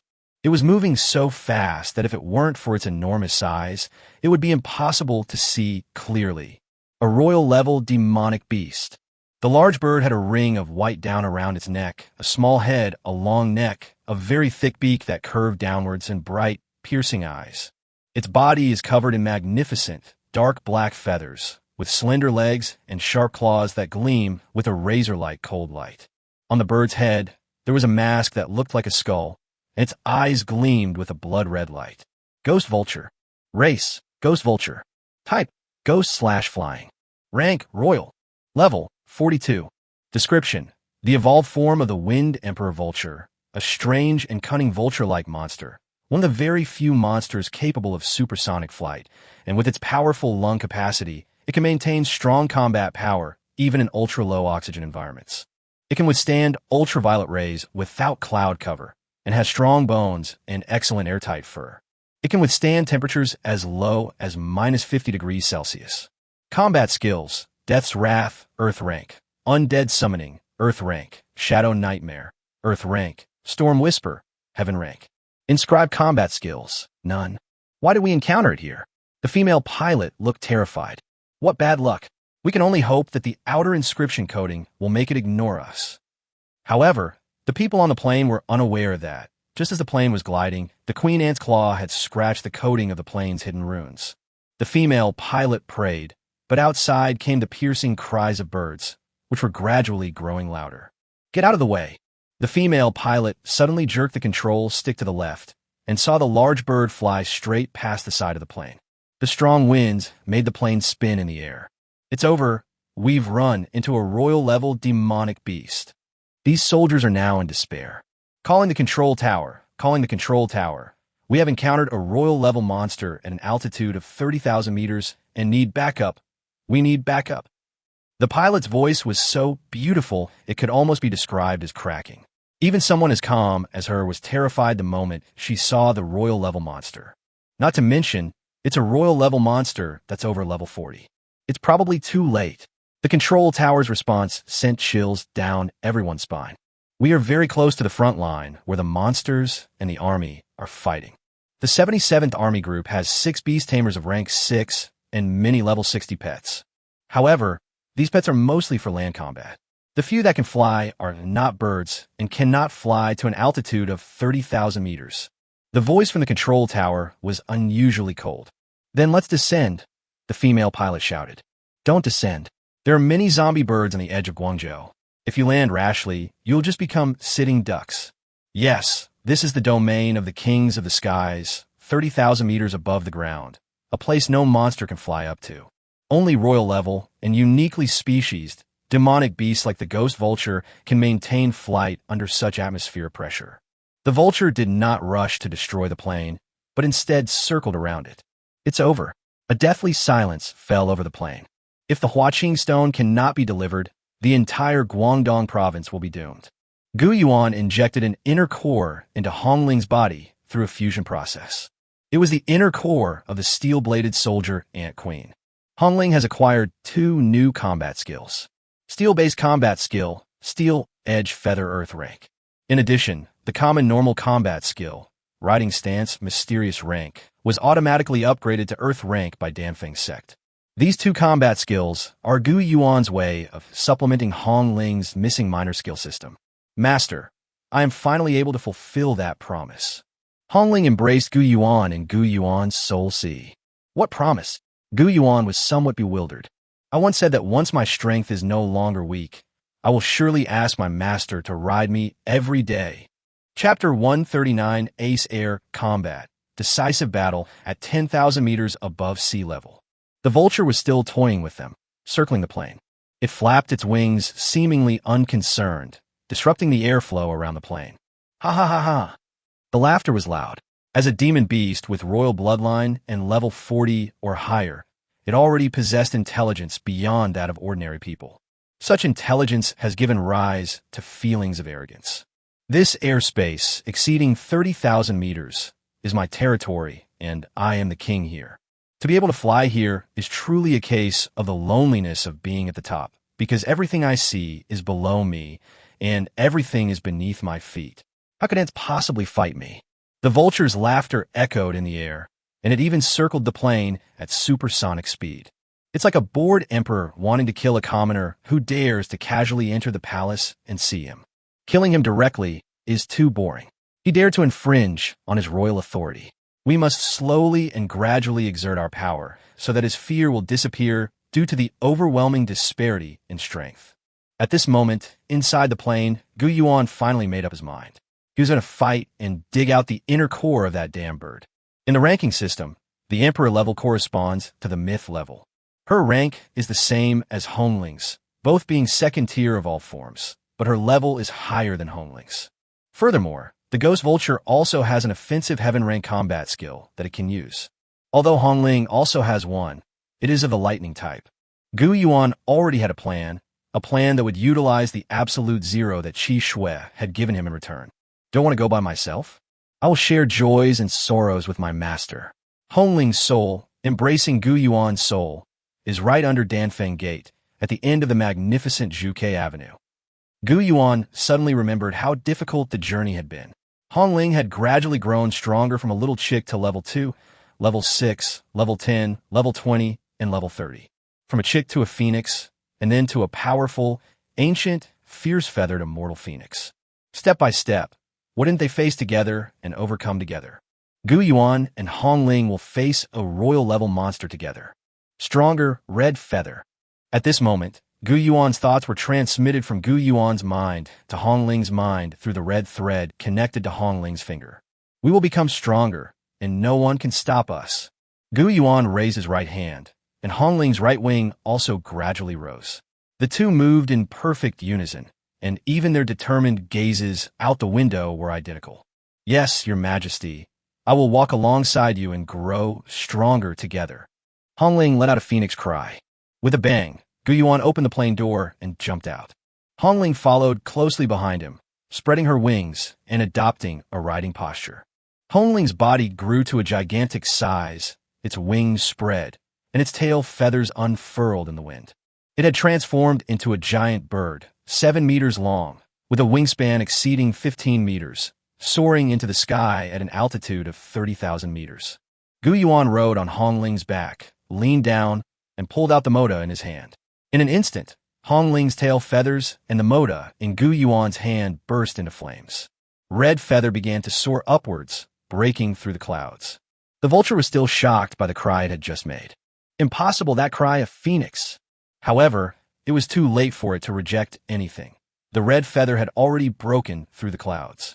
Contains a grenade. Hongling shot out a ball of electricity, while the moda in Gu Yuan's hand absorbed the overflowing flames generated during Hongling's acceleration. Recycle and reuse these dissipated flames for a single fiery slash. These two attacks came too suddenly. Before the vulture could react, it was struck hard by the two blows. The vulture is injured. The soldiers looking out through the glass window were all stunned. The black feathers, stained with blood, are falling towards the ground. They actually managed to injure a royal-level demon beast. Phoenix, I never expected that there would still be phoenixes in this era. Ancient relics that have been extinct for 1,000 years. Your era has come to an end. The ghost vulture let out a cry. He was spinning in the air, using the Earth-rank combat skill, Death Punishment. The vulture suddenly began to spin in the air, its black feathers resembling sharp, poisonous thorns, shooting out in all directions in a 360-degree arc.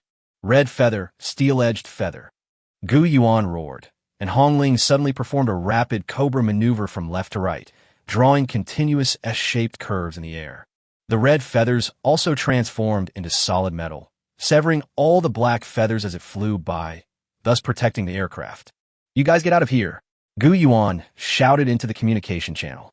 "I have just put the Huaqing stone in the cargo container of the aircraft.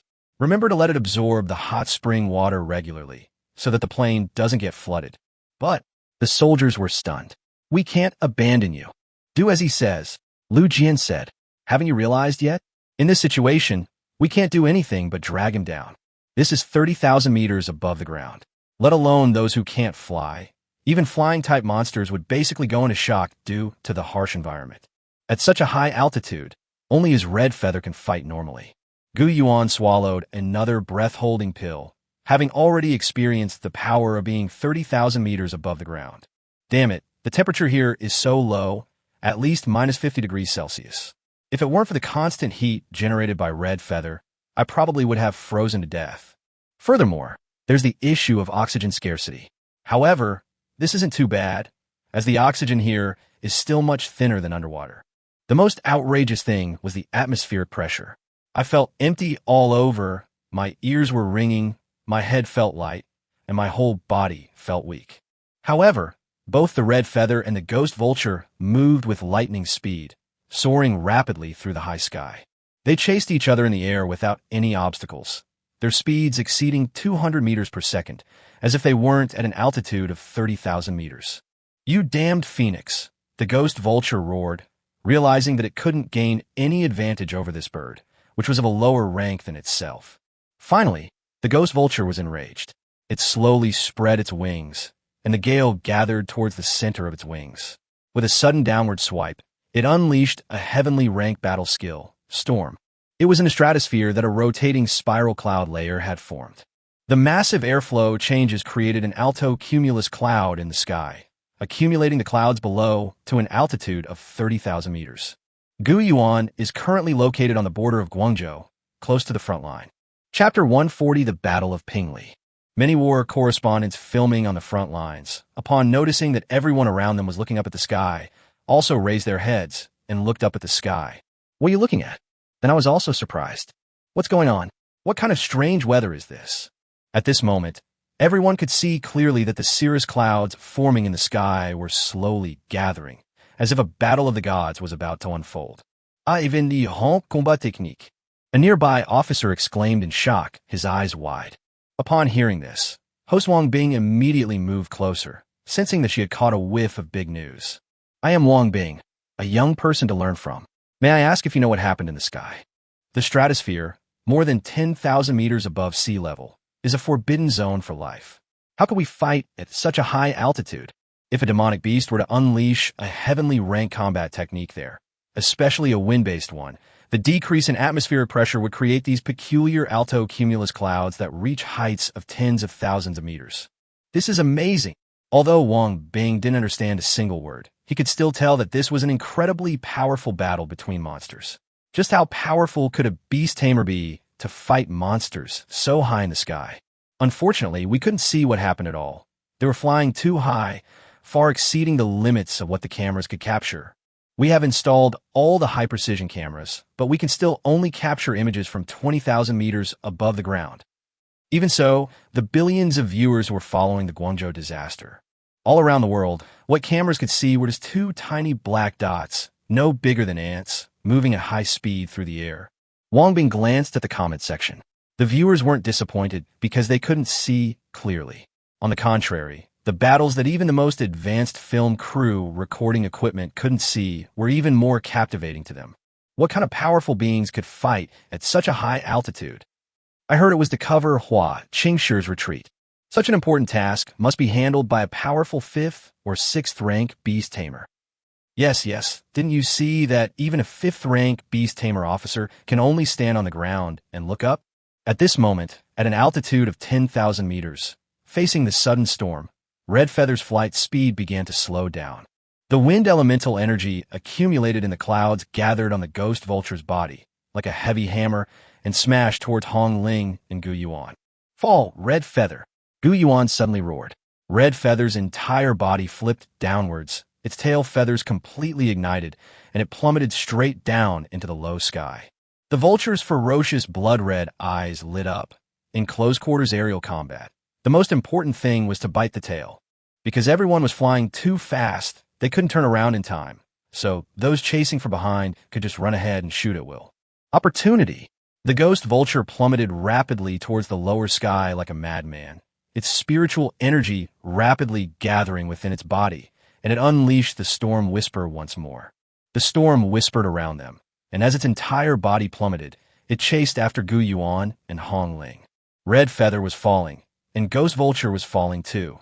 The two crashed heavily into the clouds. Gu Yuan felt that everything was very quiet because during the descent, both sides accelerated to supersonic speeds, and sound was too slow to keep up with their descent speed. Wang Bing instructed the photographer to prepare to capture a moment, hoping that there would be a clear shot of what had happened. Photographer, those two black dots are getting bigger. You have to get a shot of them.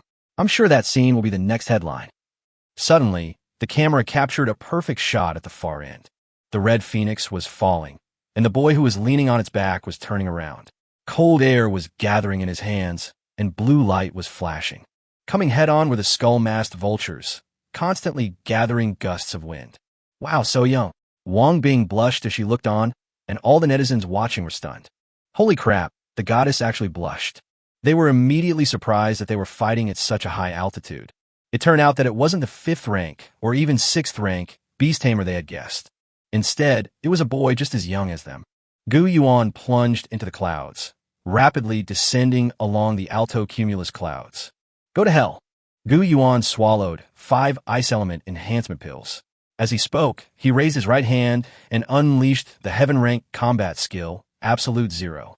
The cold air rose upwards, and the gale swept downwards. The clash of the two heavenly rank combat techniques pushed them apart in midair. A shock wave suddenly rose in the sky, visible to everyone, pushing all the white clouds away into the distance. As if it were a desktop cleaning master, it swept the entire sky clean, revealing a pure blood moon without a single cloud obscuring it.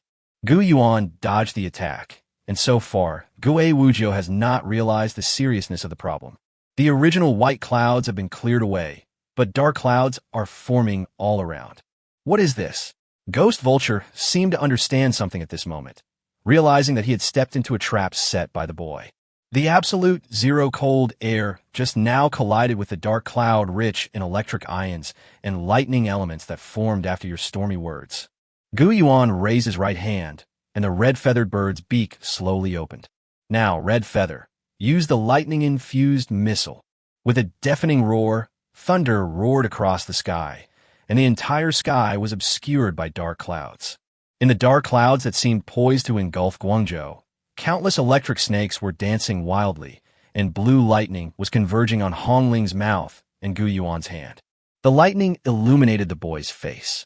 I want to see what it'll be like when you, a flying and ghost type, are hit head-on by a lightning-type combat technique that counters both of your types. As soon as Gu Yuan said this, the ghost vulture immediately soared into the sky, knowing it couldn't win and was trying to escape. Don't think you can get away. Upon hearing Gu Yuan's command, Hongling ignited its tail and charged towards the sky, the two giant birds plunging at breakneck speed. Is this what a battle between a mythical level and an emperor-level fighter looks like? They fought from 30,000 meters to 8,000 meters, and now they have to fly back. Wang Bing suddenly felt a sense of admiration for the boy, who flashed by. Was there anyone so strong among his peers? Thunder roared, and lightning converged on Hongling's mouth and Gu Yuan's hand. The vulture tried to escape, soaring vertically upwards towards the higher reaches of the sky. The two were about the same speed. However, being constantly bitten on the tail was not a good thing, and the vulture had a method it considered safe: flying. Fly towards the sky. The higher the better, and rely on your own maximum altitude advantage to prevent the opponent from catching up at such a high altitude. However, there was nothing he could do. When he reached 40,000 meters, he clearly felt powerless. However, they still couldn't shake off the phoenix behind them. Could this be a phoenix? It's clearly of a lower rank than me, yet it can fly higher than I can. However, Hongling had already noticed its fatigue and fired the lightning bolt. Chapter 141 above, Baiyun District. Only one bird can fly 30,000 meters. Don't underestimate me. I'm not only a flying type, but I also have ghost-type combat skills. Shadow Nightmare. The shadowy nightmare attacked Gu Yuan and Hongling, but it had no effect. Hongling was hit, and she felt a sense of confusion in her vision, unable to see the target clearly. She couldn't control the grenade and fired it. Gu Yuan had consumed the Mingqing pill at an extremely fast pace, and his consciousness was now exceptionally clear. At this moment, the ghost vulture, having dodged the red feather thunderbolt, felt it had a huge advantage and was about to win.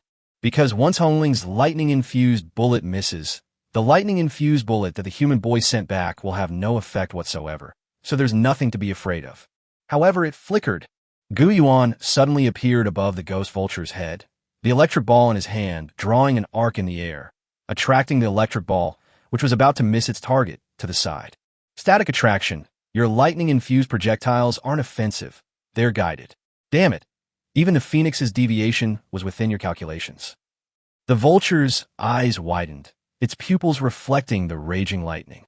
Gu Yuan's face appeared so majestic amidst the flashes of blue lightning that even he, the overlord of the skies, had to look up to this young man. In the sky above Baiyun District, there is only one bird that can fly 30,000 meters, and that is my red feather.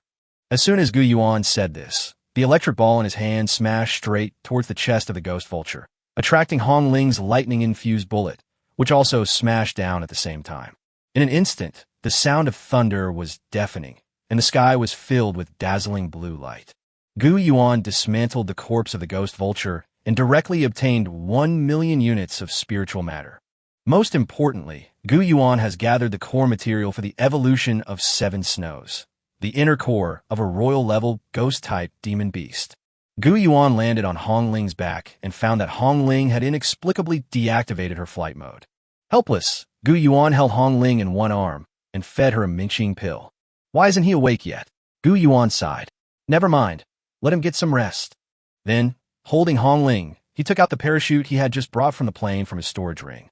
With a parachute on your back, Gu Yuan leaned his body downwards, holding Hongling tightly as he opened his parachute and began to glide away into the distance. At this moment, the people on the ground are still looking up at the sky.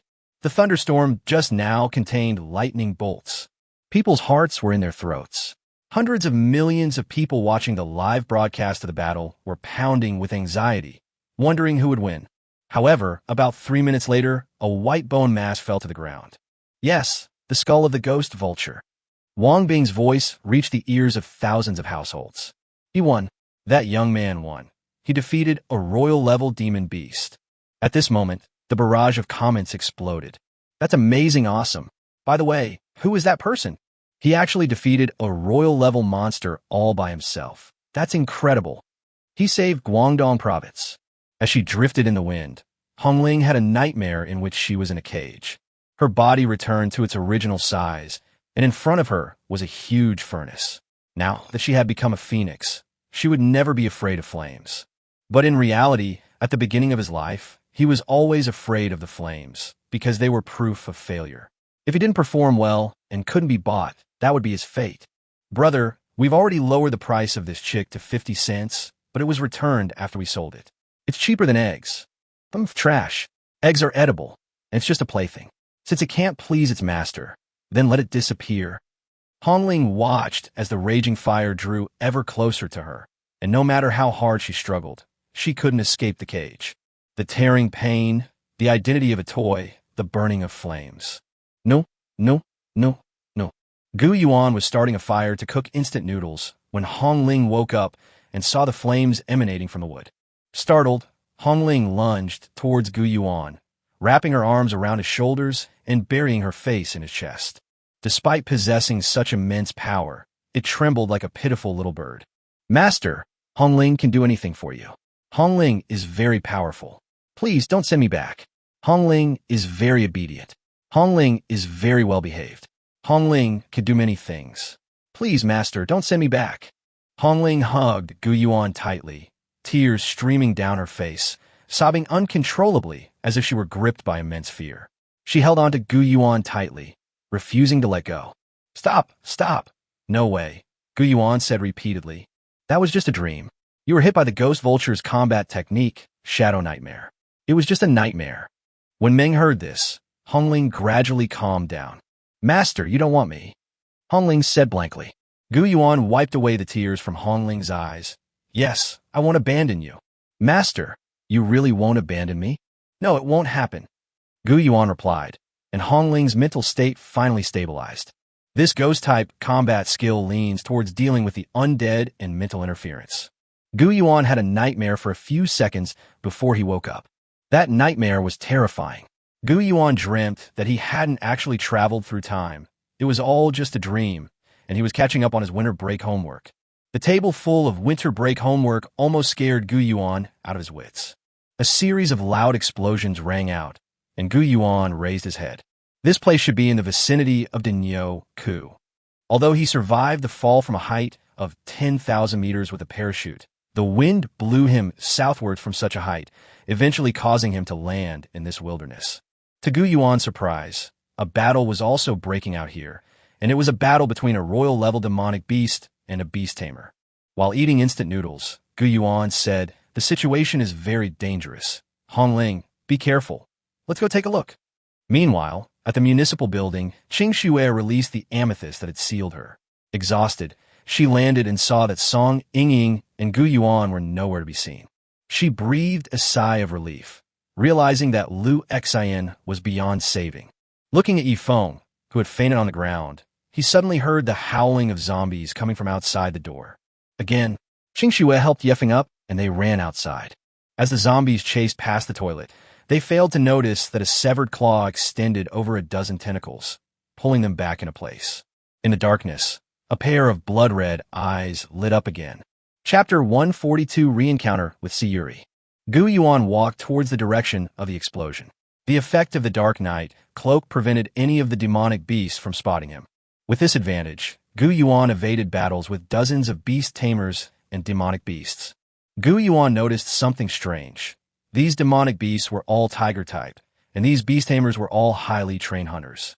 Among them, Gu Yuan even saw a reflection of his own first hunting trip.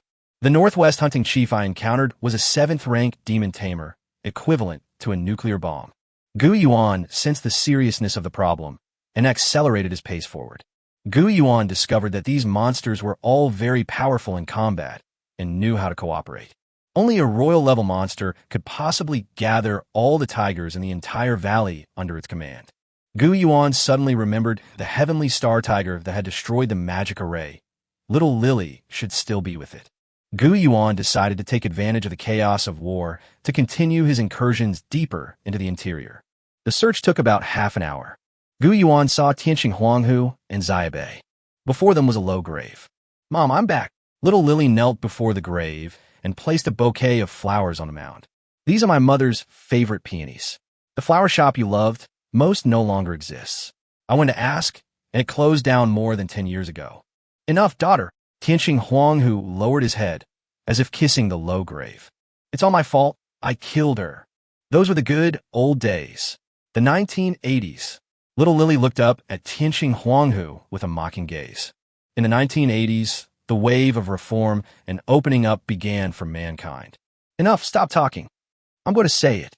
Little Lily roared. "Do you think you can get away with it just because you've forgotten?" Gu Yuan listened from the side as Xiao Baihe recounted her father's story. Those were the best years of the 1980s, when countless strange and wonderful ships were transported here from overseas. Back then, Huangpu Port was handling all sorts of foreign goods every day. The young Tianqing Tiger King was only level 31. He liked to look out over the peaceful city and Huangpu Port from the edge of the human realm. Look at what strange and wonderful things humans have brought in today. Until one day, Huanghu's eyes shone brightly, and he saw her. "Is this Guangzhou? This is my first time in China." It was a blonde human with fair skin, a hooked nose, and spoke a very difficult human language. Every now and then he'd blurt out something like good or no. "She comes from Louisiana, and her pet is a rare new breed. She's here as a tourist." It was a white feline with pure white fur all over its body. It was small in stature, and although it was sexually mature, it was only the size of a typical tiger cub. "She is very cute, very cute. She has big, dark eyes, a chubby face, and very short, chubby limbs. She even falls face first downstairs because her legs are too short. Oh, Whiteberry, don't run around." Meow. In an instant, the Heavenly Star Tiger King was captivated by this foreign creature he had never seen before. He couldn't believe that there were such adorable feline monsters in the world. After that day, Tianqing Tiger King tossed and turned, unable to sleep, unable to forget that adorable feline. As the future leader of the tribe, he felt nothing for the tigresses around him and dreamed of the cute white kitten every night. "So rustic. I don't like these big, burly tigresses. I want that white foreign cat." One day, the Tiger King roared from the mountaintop. "Hello, young Tiger Prince." A human wearing large drool-covered sunglasses and a gold chain around his neck found him. "Who are you? A hunter?" Tianqing Huanghu asked warily. No. We're called Yangcheng Boys, a human gang. People in Yangcheng are afraid of us. We're planning to rob a cargo ship leaving Huangpu Port tomorrow afternoon. It has a lot of foreign stuff on board. It includes 60 watches, 3 television sets, 7 sewing machines, 13 straight-line vehicles, and that adorable white cat. I can't get in." Tiger King turned his head to the side. "I've been gazing out from the hilltop outside Huangpu Port for years. We have a way to get you into the human realm." With that, the man wearing large black sunglasses tilted his head and chuckled. "Look at this." As he spoke, he took out a bottle. "This is called ancient spirit lamp oil. Just 1 drop will allow you to swagger into the human realm. But how can we get that cat free? It's very simple. We obtained a technology from the US called brain in a vat. We just need to dig out the owner's head." That night, the Chonglu ferry was hijacked, and an American woman had her head bitten off. Yang Chengzi also began to grow stronger after that night, and a man who called himself Tianqing Huang became the gang leader of Yang Chengzi. He and his gang frequented various casinos, movie theaters, billiard halls, and nightclubs. It was at this time that the title of Tiger King of Tianqing, the #1 gang leader in Guangzhou, was made famous. Tianqing Tiger King has a lovely wife named by Mei, an adorable little girl who always wears Lolita clothing from Europe and America. She was stylish and fashionable, and was also the focus of media attention, even appearing in many movies. But it seems she doesn't like her husband. Some say she might have been coerced, which is true. After all, she is the first lady of the gang. Holy crap, Gu Yuan was shocked when he heard this. So the Yangcheng boy, gang leader, that my father's generation often mentioned was actually a monster. And so, Tiger King began his life as a human gangster, gradually building up his power. He lived in the human world for more than a decade until the year 2000, when the nationwide crackdown on prostitution and organized crime and the extermination of monsters in the city began. Hunters and police from across the city began to coordinate their efforts, and many organizations like Yangcheng Boys were completely eradicated. Furthermore, the magic circle has been upgraded, and the first-generation brain in a vase can no longer be exempt from the suppression of the magic circle. Tianqing Tiger King was forced to flee back to the wilderness, taking his daughter and wife with him. However, human hunters caught up with them and wiped out many monsters in the Great Bull Valley. The hunter who came after them was codenamed Azure Eyes. His ruthless reputation was so great that even Gu Yuan had heard of him. A hunter who leaves no monster alive wherever he goes. He was extremely ruthless, even killing all the tiger cubs. In that battle, Tianqing Huanghu's wife, Bai Mei, was also killed. Father, little Lily turned her head. I hate you the most. I hate you. I have never had a peaceful day since I was born. Chapter 143, The End of the Demon Soul. When I was a child, I was in the human world. Even though I already had human companions, I was still chased by the police and forced to flee the city. Later, back in the wilderness, I made a few tiger friends, but they were all killed by hunters along with my mother. My mother was just an ordinary white cat, but she lost her life because of you. Tears welled up in Xiaobei's eyes.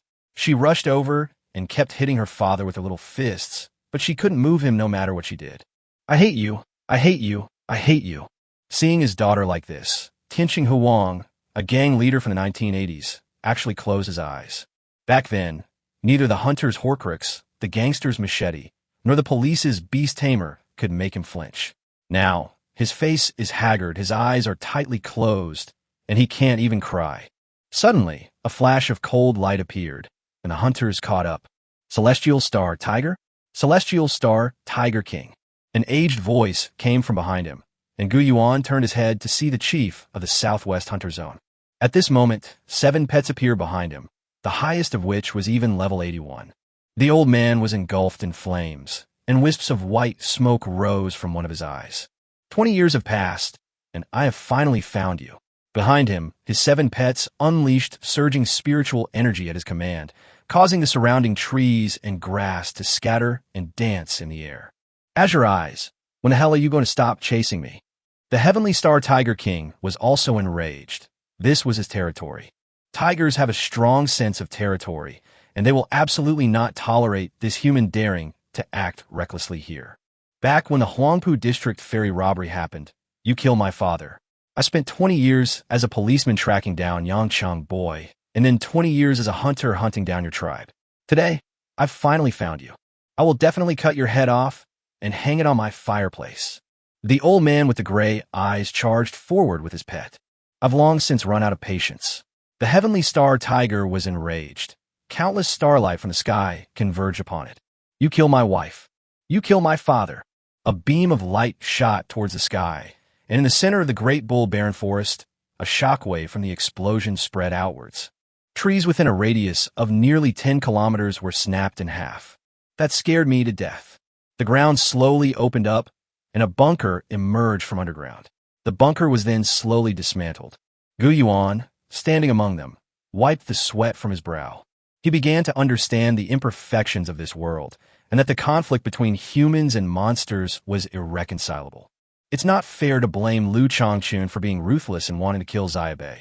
Rather, it's because too many demonic beasts infiltrated the human world, causing families to be destroyed and people to die.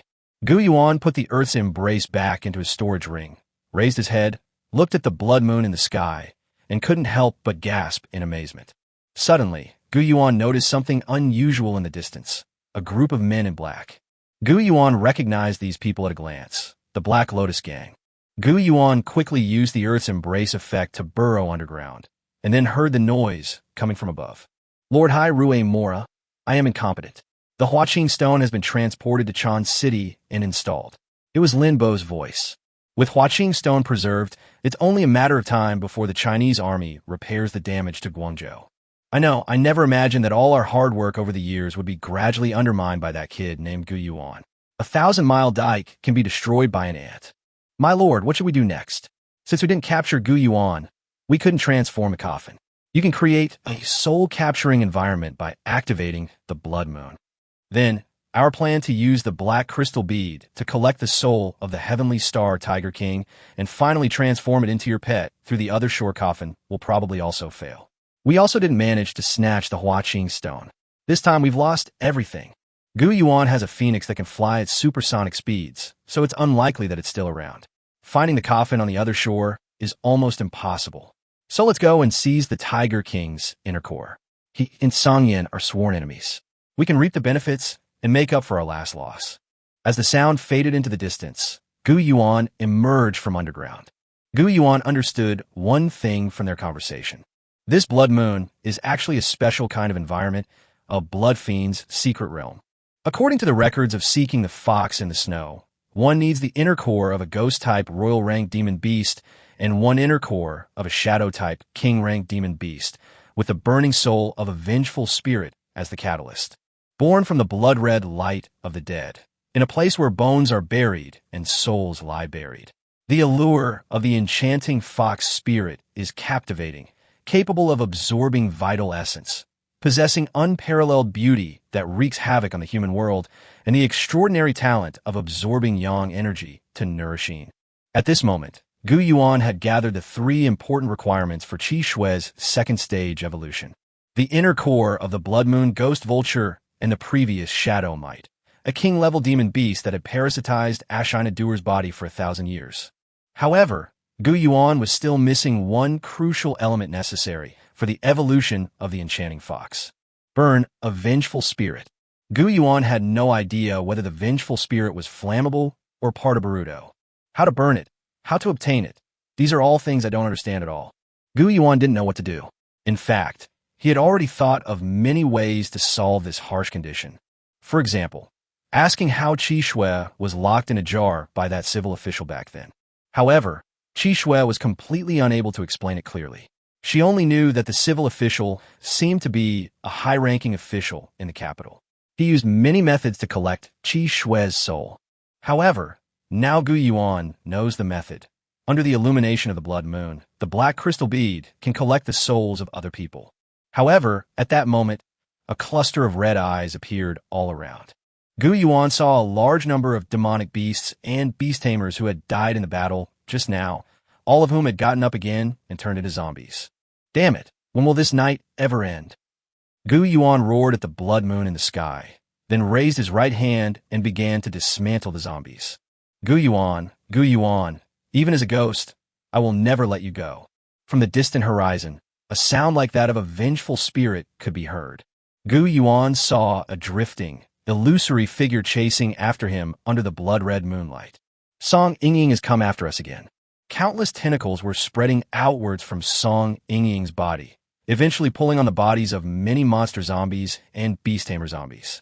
Before Gu Yuan, they gradually merged and grew larger, eventually transforming into a gigantic, fleshy monster. It was like a mountain of flesh, and Song Yingying's body was stuck on top of the mountain, her lower body fused into the fleshy tumor. Song Yingying bent over and let out a furious roar at Gu Yuan, her howl almost like a raging storm. Chapter 144 Qi Shui's Second Order Evolution. Song Yingying's soul vanishes. Just how many zombies has this guy devoured? Cold sweat was already dripping down Gu Yuan's forehead, but the situation was so dire that Gu Yuan could not afford to hesitate any longer.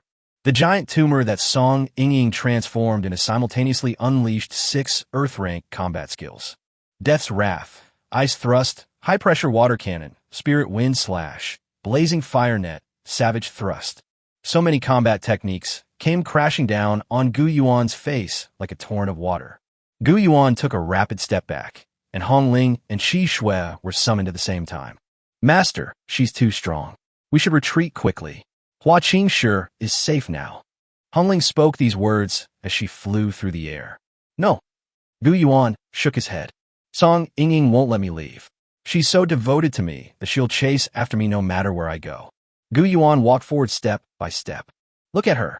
No matter how many times she dies, once, twice, or 3 times, she will get up and continue chasing me.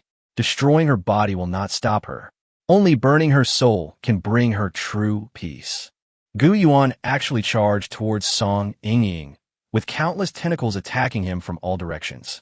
At the same time, it is accompanied by a vast array of combat skills, transcending all attributes and without any restrictions. Gu Yuan slid forward and placed one hand directly on the fleshy tumor that Song Yingying had transformed into. In an instant, The dissected red, bloody flesh transformed into 1 million units of spiritual matter, which merged into Gu Yuan's bracelet. However, from within that rotten tumor, a giant mouth opened, and a long tentacle extended from it. Taking advantage of the opportunity, Gu Yuan drew his sword and used Moda to sever the huge tongue that Song Yingying had stuck out. However, Qi Shui did not give Song Yingying this chance, and had already used the ice and snow technique to freeze that giant mouth. Hong Ling fell from the sky, and a lightning-infused projectile struck Song Yingying. Song Yingying's body was burned to pieces, but it immediately and visibly regenerated. However, Gu Yuan did not give her that chance, and regardless of how disgusting Song Yingying's body was, Gu Yuan leaped directly into the air.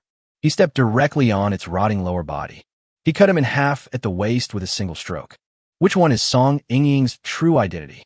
Is it the upper body of this beautiful woman with full breasts, a graceful figure, a fair complexion, big eyes, and cherry lips, or the lower body, that fleshy tumor? Gu Yuan severed her upper body, placed one hand on her shoulder, and pressed Song Yingying's beautiful upper body to the ground. The bracelet in his hand condensed back into a black crystal bead.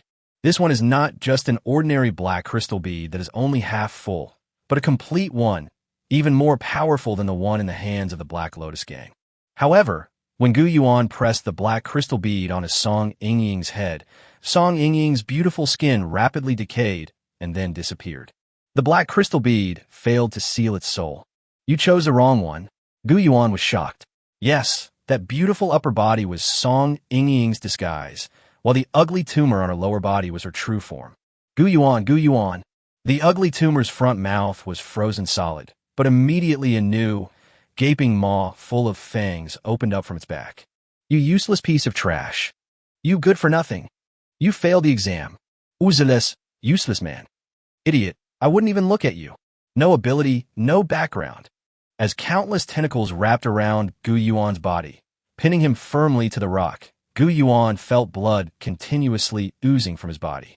The enormous tumor seemed to have seized the opportunity to bite Gu Yuan to death. Absolute zero. Suddenly, a chill swept forward from behind Song Yingying, freezing the entire tumor into an ice ball. Red Feather had already fallen from the sky, its sharp wings severing countless tentacles on the spot. Gu Yuan seized the opportunity, leaping forward and pressing the black crystal bead onto the tumor. In an instant, the black crystal bead emitted a tremendous purple light, almost illuminating the entire dense forest. From that rotting mass of flesh, a spirit emerged. The spirit was transparent and blood red. It was Song Yingying. She had been sucked into the black crystal bead. Finally, the lump of rotting flesh in front of me completely disintegrated. Gu Yuan raised his right hand and directly disassembled 6 million units of spiritual matter, which was what remained after he had taken 3 heaven-rank battle techniques. It's clear how much more difficult it would have been to eliminate Song Yingying without the black crystal bead. Gu Yuan covered his head. I still made the wrong choice. Song Yingying's true form was actually this rotting ball of flesh in her lower body, while her beautiful upper body was actually a prosthetic limb. I always thought that what she was proud of was her appearance. Qi Shui transformed into human form and smiled slightly at Gu Yuan, looking as if she were asking for credit, or perhaps she was being cute. You knew I would make the wrong choice. Gu Yuan looked at her and realized that she had been prepared for this, and had already chanted the heavenly rank battle skill. Song Yingying never flaunted her beauty. It was one man after another who walked into her trap. Qi Shui had already run lightly to Gu Yuan's side. Gu Yuan sighed and turned his head away, while Qi Shui, standing to the side, was still smiling. Unlike Hong Ling, who was a little sullen, Qi Shui was surprisingly magnanimous about Gu Yuan's accidental wrong choice. Looking at Qi Shui's smiling face, Gu Yuan sometimes really couldn't understand what Qi Shui was thinking. However, through the connection of their soul seas, Qi Shui silently added the following sentence within Gu Yuan's soul sea. My lord, you needn't worry about it. If you make the right choice, I won't be able to live like this. There's a hidden meaning in that statement. The literal meaning is that if Gu Yuan makes the right choice, she won't be able to live a normal life. However, the deeper meaning is that if men in the world were truly immune to being misled by beauty, vixens would have been unable to live their lives long ago. She really is a vixen, She understands men better than any man herself. Upon hearing this, Gu Yuan was so angry that he laughed. Seeing Gu Yuan laugh, Qi Shui also smiled knowingly. Only the most traditional red feathers, flying in the air, tilted their heads and couldn't understand. All right, Qi Shui, stop fooling around. It's time for our second stage, evolution. Chapter 145, 7 Snows, Evolution, Enchanting Fox Spirit. At this moment, the blood-red moon still hung in the sky. Gu Yuan squatted on the ground. The magic circle had already been drawn. The blood moon in the sky shone on the magic circle, and Gu Yuan placed the black crystal bead that sealed Song Yingying's soul into the brazier. At that moment, the brazier suddenly flashed with a blood-red light, accompanied by screams like those of a female ghost. The screams gradually subsided, and Song Yingying was completely terrified. It transformed into extremely dense black spiritual energy elements, which merged into the magic array, and the entire magic array was now lit up. Gu Yuan slowly tossed the two pills into the brazier one after the other. Master, what I'm seeing is rather gruesome. This doesn't look like evolution at all. It's more like a sacrifice or a funeral. They're just throwing the materials used for evolution into a brazier to burn. A red feather landed on a branch to the side. I don't know either. That's what the book says. Gu Yuan looked at the center of the magic array in front of him, where Qi Shui was located. Gu Yuan began chanting the incantation for evolution. At that moment, countless white spiritual energies appeared rapidly in the air from the surrounding grass and flower beds. They surrounded Qi Shui and eventually completely enveloped her. Gradually, the blood-red moonlight shone on the ground, and the white soul transformed into a beautiful flower bud, which spun in the air. Unlike Hongling, whose evolution takes a long time, Qi Shui's evolution is much faster. The flower buds gradually fell to the ground. All the white spiritual energy left, and those white jade feet wearing white stockings stepped into the high heels on the ground.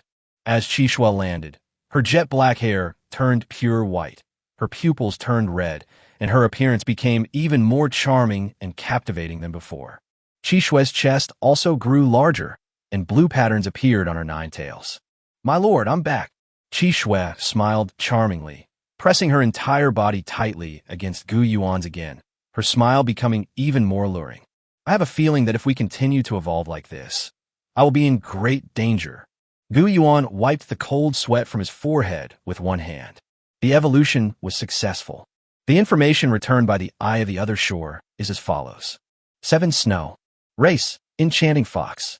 Type, Ghost/Ice. Rank, Mythical. Level, 30. Description. The evolved form of the 9-tailed snow fox, a bewitching fox spirit with stunning beauty, capable of seducing and manipulating the souls of the dead. Combat skills. Blizzard physique, innate ice fox bloodline, innate ice and snow world, earth tier snowball, earth tier riding stance, earth tier ice ghost soul, new soul stealing charm.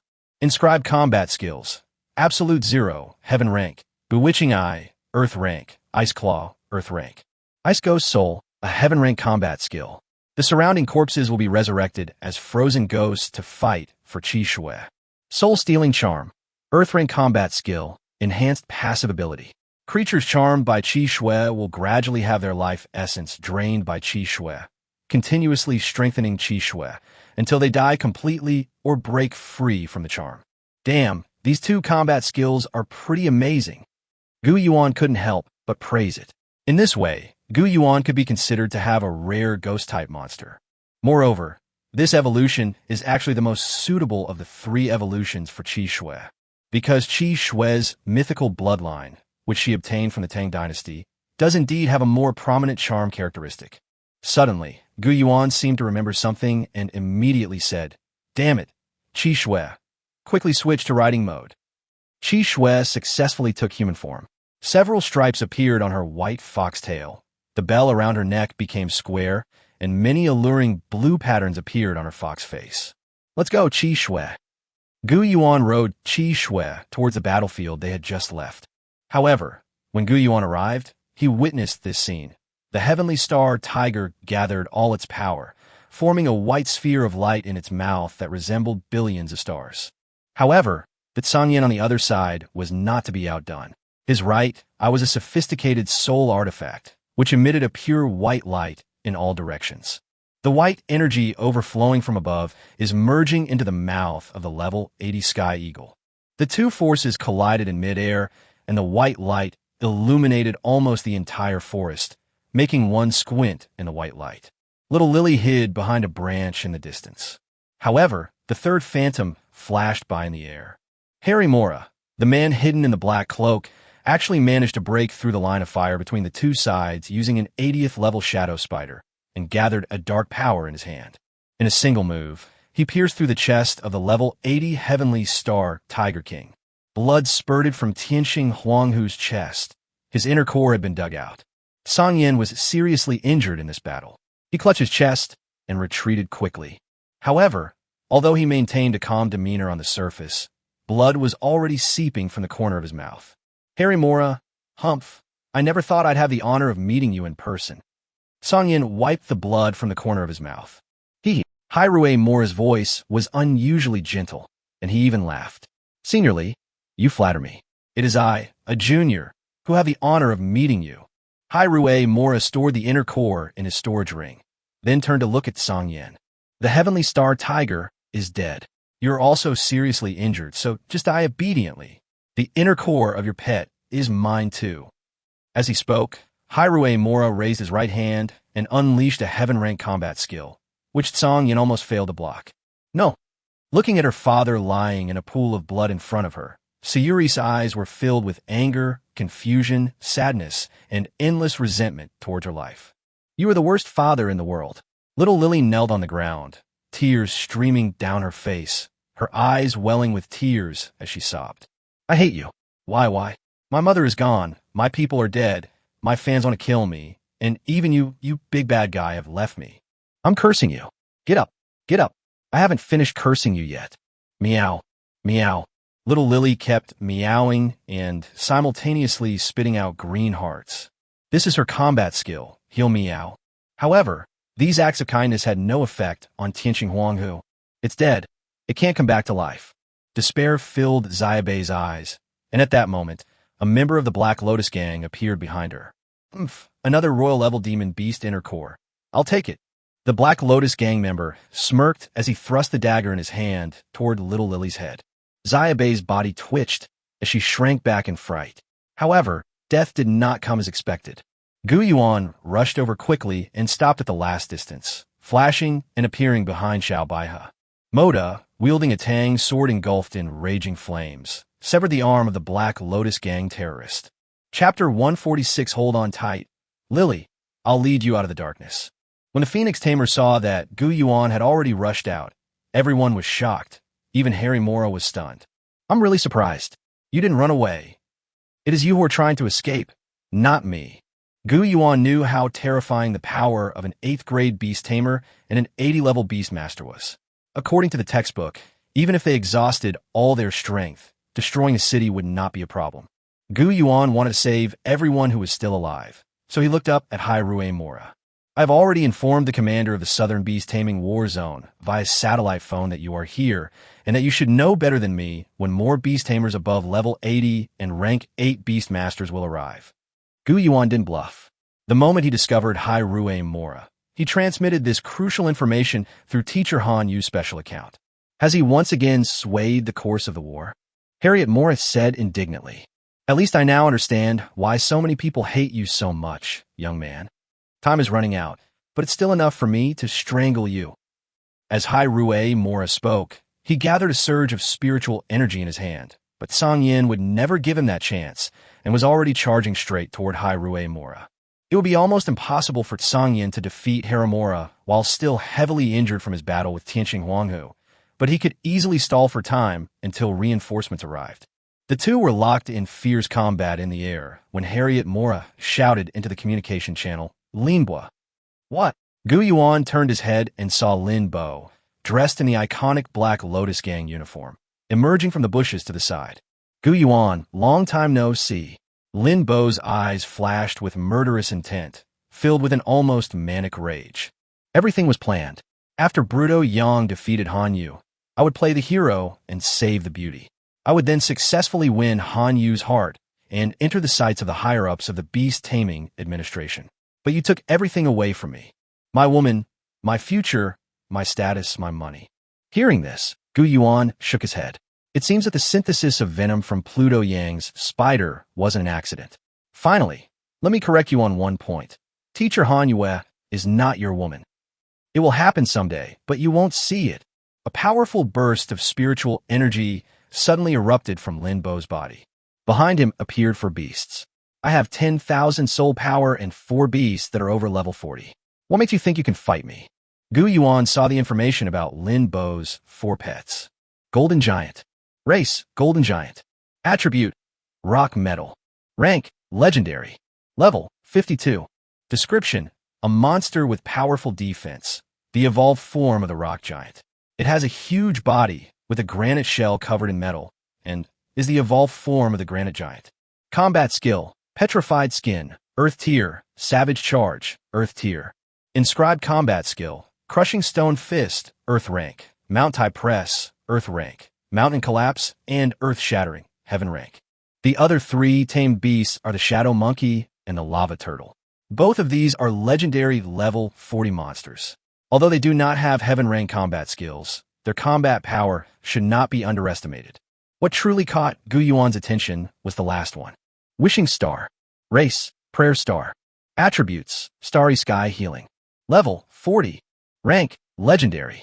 Description, a very rare support-type monster. It looks like an adorable star doll, with a smile as healing as a flower. Combat skills, Celestial Illumination, Earth Rank, Healing Wind, Earth Rank, Care, Earth Rank. Inscribed combat skill, Star Blessing, Celestial Rank. 2 Heavenly Rank combat skills. All 4 demonic beasts are over level 40. Limbo Smythe.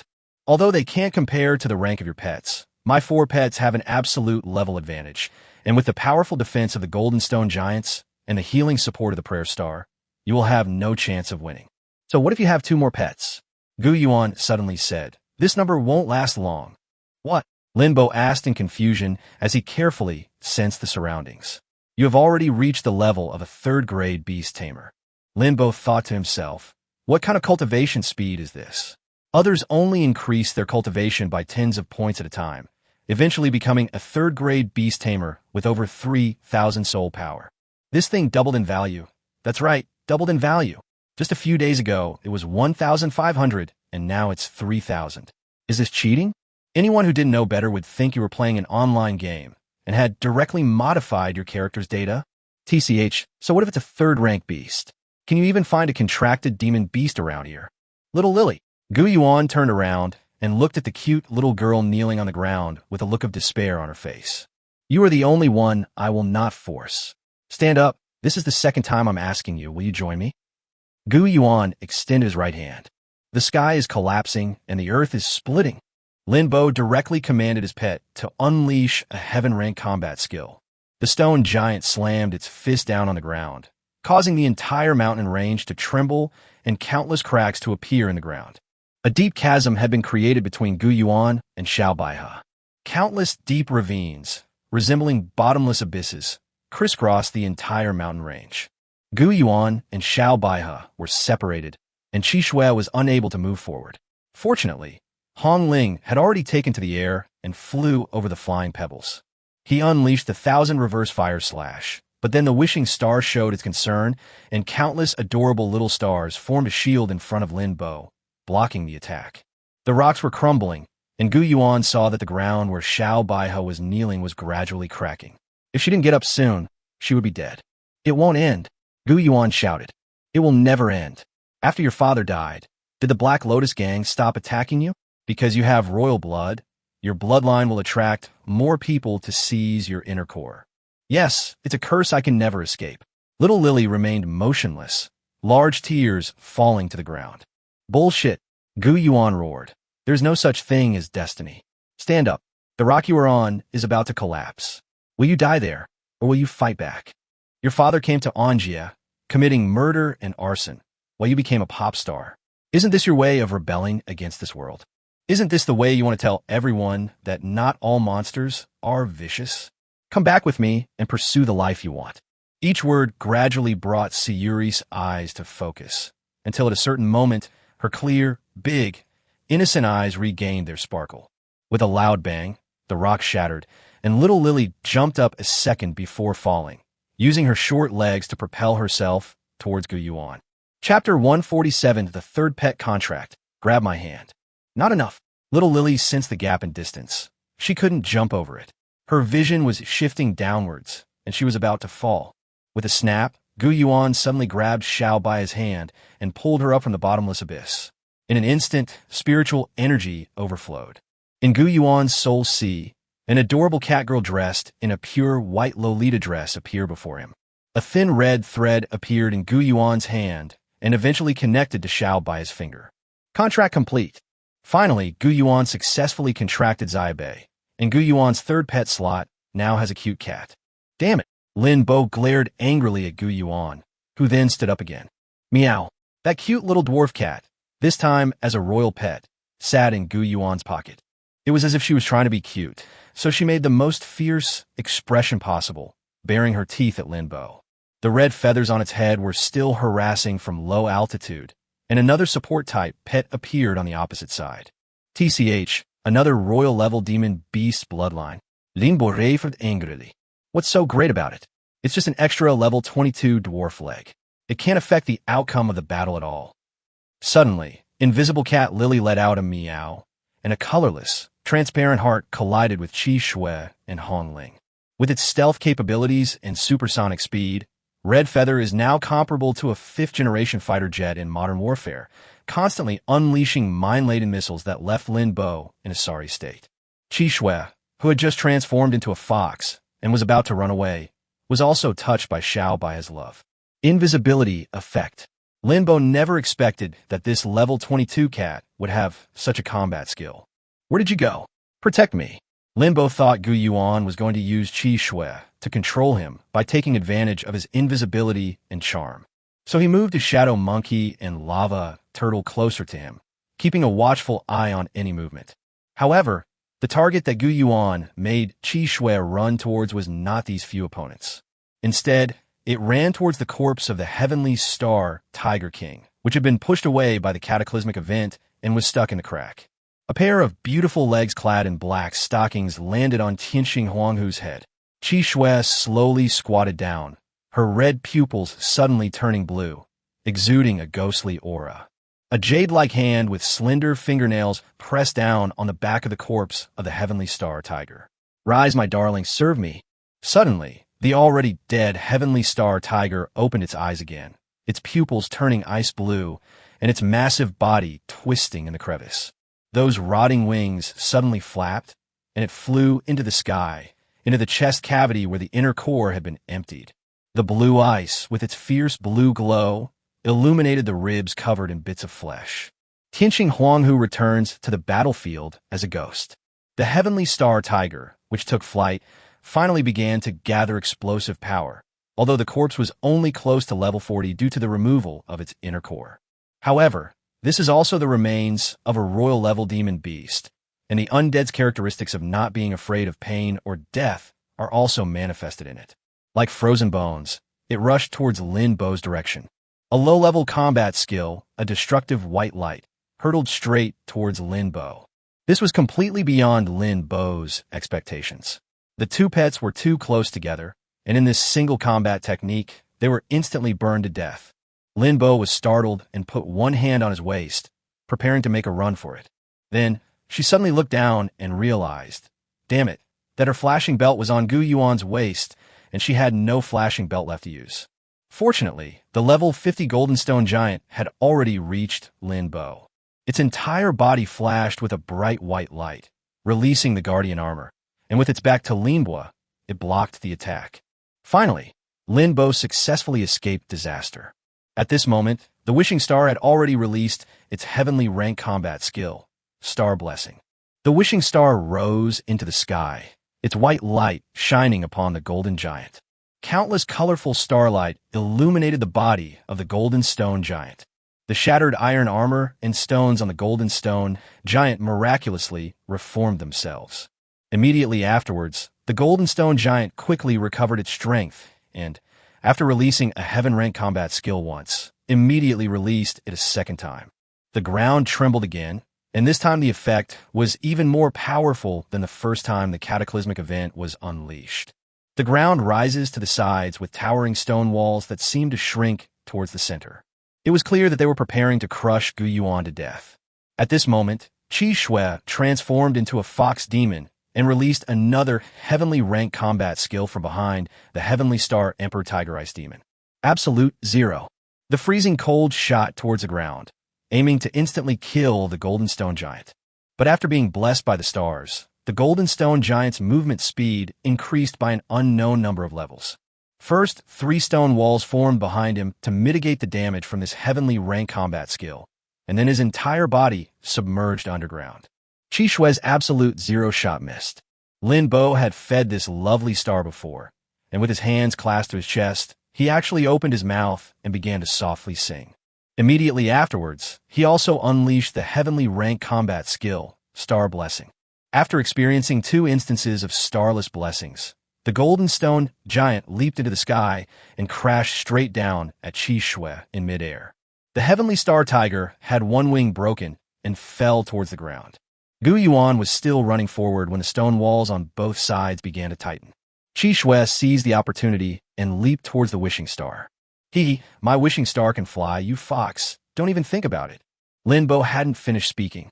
Then a scream was heard from the wishing star in the air, and it turned out that the shadow monkey and the lava turtle had been captured. That's right, the lava turtle and the shadow monkey were clearly dead, just their charred skeletons. He actually got up again, and his frozen skeleton began to move mechanically. And a pair of eerie blue eyes, like will-o'-the-wisps, together grasped the wishing star. Could it be that this resurrection is an area of effect skill? The wishing star was so frightened that it struggled continuously, only to feel a heart being thrown at it. It was none other than Qi Shui's enchanting eyes. The wishing star, struck by Qi Shui's fire-extinguishing attack, blushed instantly, as if it were very happy. It tilted its head and pouted as if it wanted to kiss Qi Shui. Wishing star, use your celestial rank combat skill, Star Blessing. At this moment, Hongling had already fallen from the sky, her entire body still holding a lightning-infused bullet that had been charged for an unknown period of time in her mouth. With the blessing of the wishing star, Gu Yuan now understood Qi Shui's intentions and immediately issued the attack order.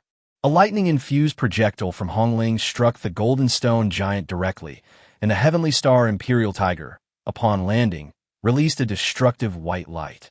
Qi Shui used Absolute Zero to smash it to pieces. Chapter 148, Happy Chinese New Year, Victory Celebration Feast. My pet, my level 50 pet. Lin Bo looked at the Golden Stone Giant that had been blasted into pieces on the ground, and his heart was bleeding. He knew how important beast taming was to a master. In this battle, he had lost almost all of his beast taming. It can be said that he himself lost all his value after all his beasts perished. Seeing Lin Bo's defeat, Hai Mora completely gave up the idea of killing Gu Yuan. Gu Yuan, good, very good. My Black Lotus gang will remember this grudge. One day, I will make you pay the price. After saying this, Harry Mora casually pulled the distraught Lin Bo into his hands. Gu Yuan also looked at them. I remember it too. Hai Mora, the grudge in Yangcheng, the grudge of Xiao Bai, his father. I will definitely take revenge. One day, I will wipe the entire Black Lotus gang from the world, leaving not a single one alive. When Gu Yuan said this, Hongling, Qi Shui, and Xiao Baihe all came to Gu Yuan's side and stood firmly with him. The Black Lotus gang has retreated. After losing Song Yingying and a group of terrorists lurking in human society, the Black Lotus gang can be said to have suffered a major blow. A cold wind gently caressed the night sky. Little Lily came to her father's remains, looked up at them, and, Father, I don't blame you anymore. However, at this moment, the zombie Tianxing Huanghu actually cried, tears streaming down its face, and lowered its head to touch its head with Zaibe's. He stammered, Good, living on? That's your father's greatest happiness. On February 9th, the Blood Moon's magic array was destroyed by the military, and all the zombies stopped moving. These zombies had killed many monsters. These demonic beasts all turned into zombies, hindering the repair of the magic array. However, after the Blood Moon disappeared, a large number of monsters died automatically. The emergency repairs to the Guangzhou magic array were successfully completed in just one day. On February 10th, the disaster in Guangzhou ended, and the magic array resumed operation. Standing on the top floor of Yangqing Tower, Gu Yuan understood the cruelty of this world after this battle. Once the protective array of the city was breached, it was revealed how powerless humanity truly was. Such a vast city was so easily destroyed, with 1/3 of it being wiped out. Gu Yuan's eyes trembled slightly. The survivors no longer needed to worry about the monster's attacks and began lining up in the street to receive supplies. At that moment, a sharp shriek suddenly rang out from the sky. Gu Yuan placed one hand on the hilt of his sword, assuming it was some kind of combat technique. It turned out to be a firework that exploded in the air, bursting into brilliant colors. "What's going on?" someone asked over the satellite communication. However, the satellite channel had ended its emergency status, and the cell phone signal was finally restored. On February 11th, 2021, the Lunar New Year, the great disaster in Guangzhou, came to an end. Gu Yuan picked up his phone and saw the message on WeChat. 7 days later, Gu Yuan finally saw the deep blue sky and the pure white moonlight again, and finally received the messages from the past 7 days. It has teeth that can be pierced. February 3rd, 2:15 a.m. Yaya, Phoenix Tamer, can you still receive messages? Leave Guangzhou quickly. February 4th, 1300 hours. The Hunter Guild has issued an important call for support. All hunters in Guangdong province who have received this message are requested to assemble at the city reporting office. We will be launching a search and rescue operation in Guangzhou. Humanity needs you now. February 6th, 1221. Mohan, Brother Gu, our clan suffered considerable damage, and many members of our family died. We have already fled to Pengcheng. Have you escaped? Yes, I have. Send me a message. February 8th, 1433. Shenwenwen, Brother Gu, we've arrived in Hong Kong. We've all survived. Brother Gu, I look forward to hearing from you again that you're safe. Sister Wei, you said she wanted to treat you to a meal. Please reply to this message. Please, you must reply. February 9th. Nightwind, Gu Yuan, I acknowledge you now. You're better than me. Keep it up, you must save our city. Surprisingly, the person who sent the most messages was my own mother, with more than 40 messages in total. Son, something's happened in Guangzhou. Come back right away. Son, don't scare your mom. Reply to this message. Son, reply to this message. Son, I received a message from your friend Iya. He said you're still alive. I'm so happy. You must not wander off. Wait for rescue. You must listen to me and come back. Son, I asked your friend, but he can't get in touch with you. Are you all right? Yes, there was nothing she could do. Her mother was just an ordinary working-class woman, and there was nothing she could do in the face of such a disaster. All I could do was repeatedly lament to my WeChat screen, which was completely blank, hoping that for a fleeting moment a miracle would happen and I would be able to reply to a message. She didn't understand anything about signals, satellites, inscription arrays, or signal towers. All she knew was that her son hadn't returned today, so all she could do was keep waiting, even though she knew there was nothing she could do but continue to be anxious. Like all hot-blooded young men, Gu Yuan was usually annoyed by his mother's constant nagging. I would just reply to WeChat messages casually. Even during the fierce battle against the Guangzhou disaster, I only asked Iya to send a message to my parents saying that I was okay, and then I didn't care anymore. This is one of the very few times Gu Yuan has taken the initiative to call his mother. Hey Mom, the Guangzhou magic array has been repaired. I'm still alive. I'm fine. Everything's all right. Son, it's good that you're still alive. Come back. Have a good winter break at home. Mama's been coughing these past few days. The sounds of mother crying and sobbing could be heard, and the father's voice rang out from the side. What are you saying? A man should live between heaven and earth. How can he stay at home all day? Son, go out and make your way. I'll keep an eye on your mother. Gu Yuan lowered his head. More fireworks were exploding in the sky above Guangzhou behind him. Although there were no neon lights, the streets were dilapidated. Everywhere there were the corpses of monsters and people dealing with the remains. However, the survivors began to leave their rooms and contact their closest relatives first. Happy Spring Festival. Gu Yuan said this. Those who are still alive are also searching for their families. Some have responded to messages, while others have not. Then I chatted with the person who replied for a long time. After such a great disaster, many people were speechless and choked with emotion at this special moment. Happy Spring Festival. It felt like celebrating the new year, and also like celebrating that you and the person you're talking to were still alive. After the magic circle was dispelled, Hongling no longer needed to be wary of her surroundings in the air. She landed behind Gu Yuan, transformed into human form, and fireworks illuminated her face. Hong Ling said, "Happy Chinese New Year, Master." Qi Shui emerged from her pet space, transforming into human form. She rushed ahead of Hong Ling, crossed her beautiful legs, and struck a pose with a hip-twisting gesture, showcasing her figure. "Happy Chinese New Year, my lord." Little Lily followed behind Qi Shui. It was her first time entering and leaving the pet space, and she was still a little unfamiliar with it.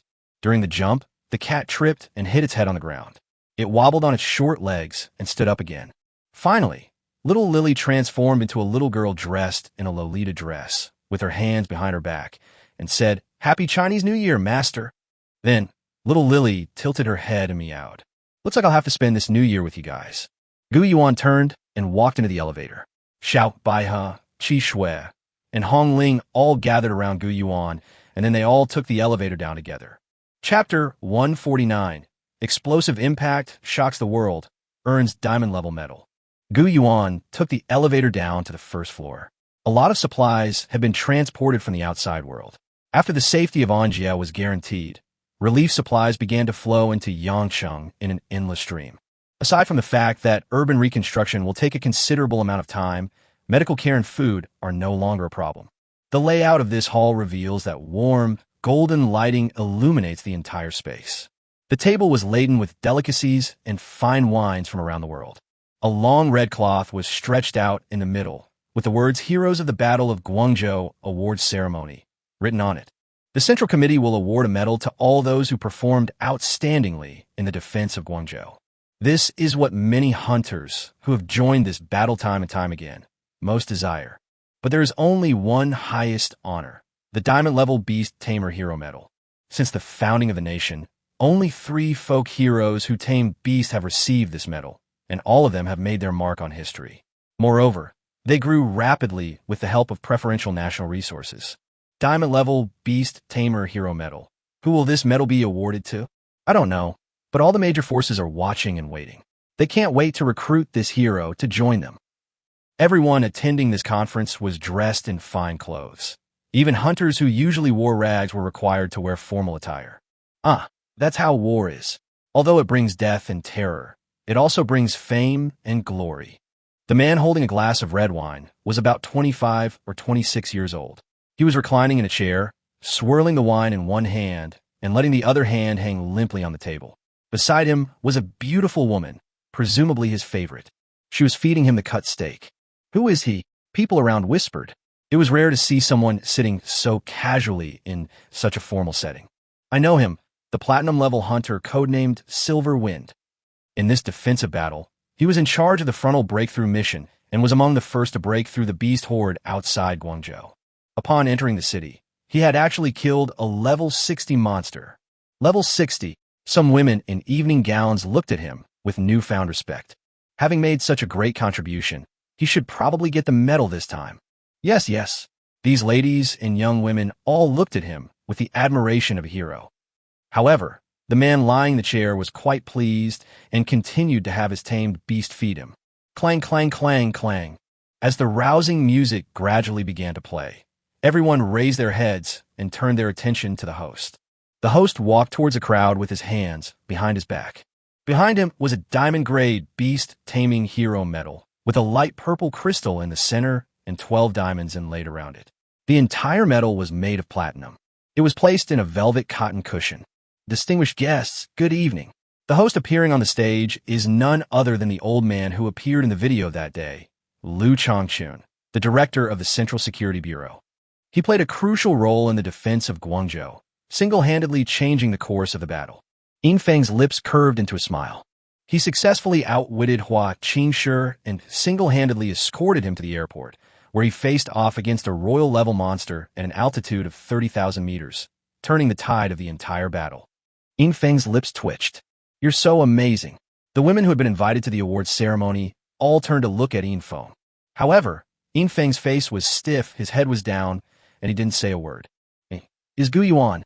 As applause erupted, Gu Yuan walked across the red carpet. Wearing a suit for the first time made him feel very uncomfortable. Amidst a flurry of flashing lights, Gu Yuan walked onto the stage. He accepted the medal from the host. What? Yin Feng's jaw nearly dropped in shock. How could this be? A mere high school student actually surpassed me and obtained the diamond-level Beast Tamer medal. Gu Yuan received the medal and began by thanking the country, his parents, his family, and so on. Upon hearing this, Yin Feng slammed his hand on the table and stood up. What a joke. How come this guy gets a diamond-level medal? He slammed his hand on the table and stood up in a fit of rage, but then he realized that his outburst made him seem selfish. So he changed his tune and said, "We fought on the front lines and lost so many brothers, but the medal was awarded to a porter who carried goods in the city." This statement effectively shifted the focus of the conflict, and many hunters, still bearing injuries, expressed their dissatisfaction. The situation gradually began to get out of control. However, at that moment, a light and melodious female voice came from the doorway. "Silverwind, since when did it become your turn to comment on the awarding of this medal?" Teacher Hanhua walked in, and Gu Yuan stared at her, his eyes wide with surprise. Again, she wore those hazy flesh-colored stockings, red high heels, and a form-fitting red evening gown that revealed her entire jade-like back. Hanhua Yinfeng was also stunned for a moment, and then plopped down in chair. Many of the men around were stunned by Teacher Hanhua's beauty, and even the hunters who came from the front line forgot to continue cursing Gu Yuan. Although the boys' strength is indeed not top-notch, they are very smart. Don't forget that our ultimate mission is to protect the safety of the citizens. If the Huaqing stone is stolen, even if we successfully repair the magic array, Guangzhou will not be saved, and our entire Guangdong province will fall into an even greater crisis. He turned the tide of the entire battle and saved us all. As she spoke, Teacher Hanhua looked at Gu Yuan with warm and encouraging eyes. "Boy, I'm so proud of you." Clap, clap, clap, clap. Applause gradually rose and eventually filled the entire hall. Yin Feng knew that arguing any further would be pointless, so he could only turn his head away angrily. Although he didn't cause any trouble, he also didn't applaud. Gu Yuan stepped off the stage and put the diamond-level Beast Taming Hero medal into the cat-shaped storage ring on his finger. "Thank you, Teacher Hanhua." Gu Yuan sat down next to Teacher Hanhua. For the past few days, Gu Yuan has been eating food that he reassembled from the bracelet. At least they weren't as hungry as some people, starving to death due to insufficient supplies or food shortages. However, since some MSG seasonings are salt and do not contain spiritual substances, Gu Yuan, who does not have any seasonings, basically eats things that taste like instant noodles without any seasoning. Now that we finally have the chance to enjoy a big meal, of course we should savor it. However, at this moment, Hong Ling, Qi Shui, and Xiao Baihe in the Sea of Souls were drooling. Chapter 153, Beautiful Favorites shock the entire seat. They hadn't had a decent meal in a long time. However, is it really a good idea to let your spirit pet out to eat? It's like letting your pet dog sit at the table and eat with other dignitaries at a high-class banquet. It's very impolite, isn't it? Big ball, 2 balls, 3 balls, 4 balls, 5 balls. Let's go to the pet self-service area. Teacher Hanhua said that she had already eaten outside. He stood up and summoned his 5 lowly butterfly girls. They walked toward another section on one side. "What?" Gu Yuan asked, somewhat puzzled.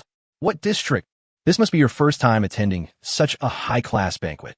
In addition to the restaurants for humans, the Lutz Facino revolving restaurant at Guangzhou Tower also has a chef who cooks for our pets. There are plenty of delicious dishes there.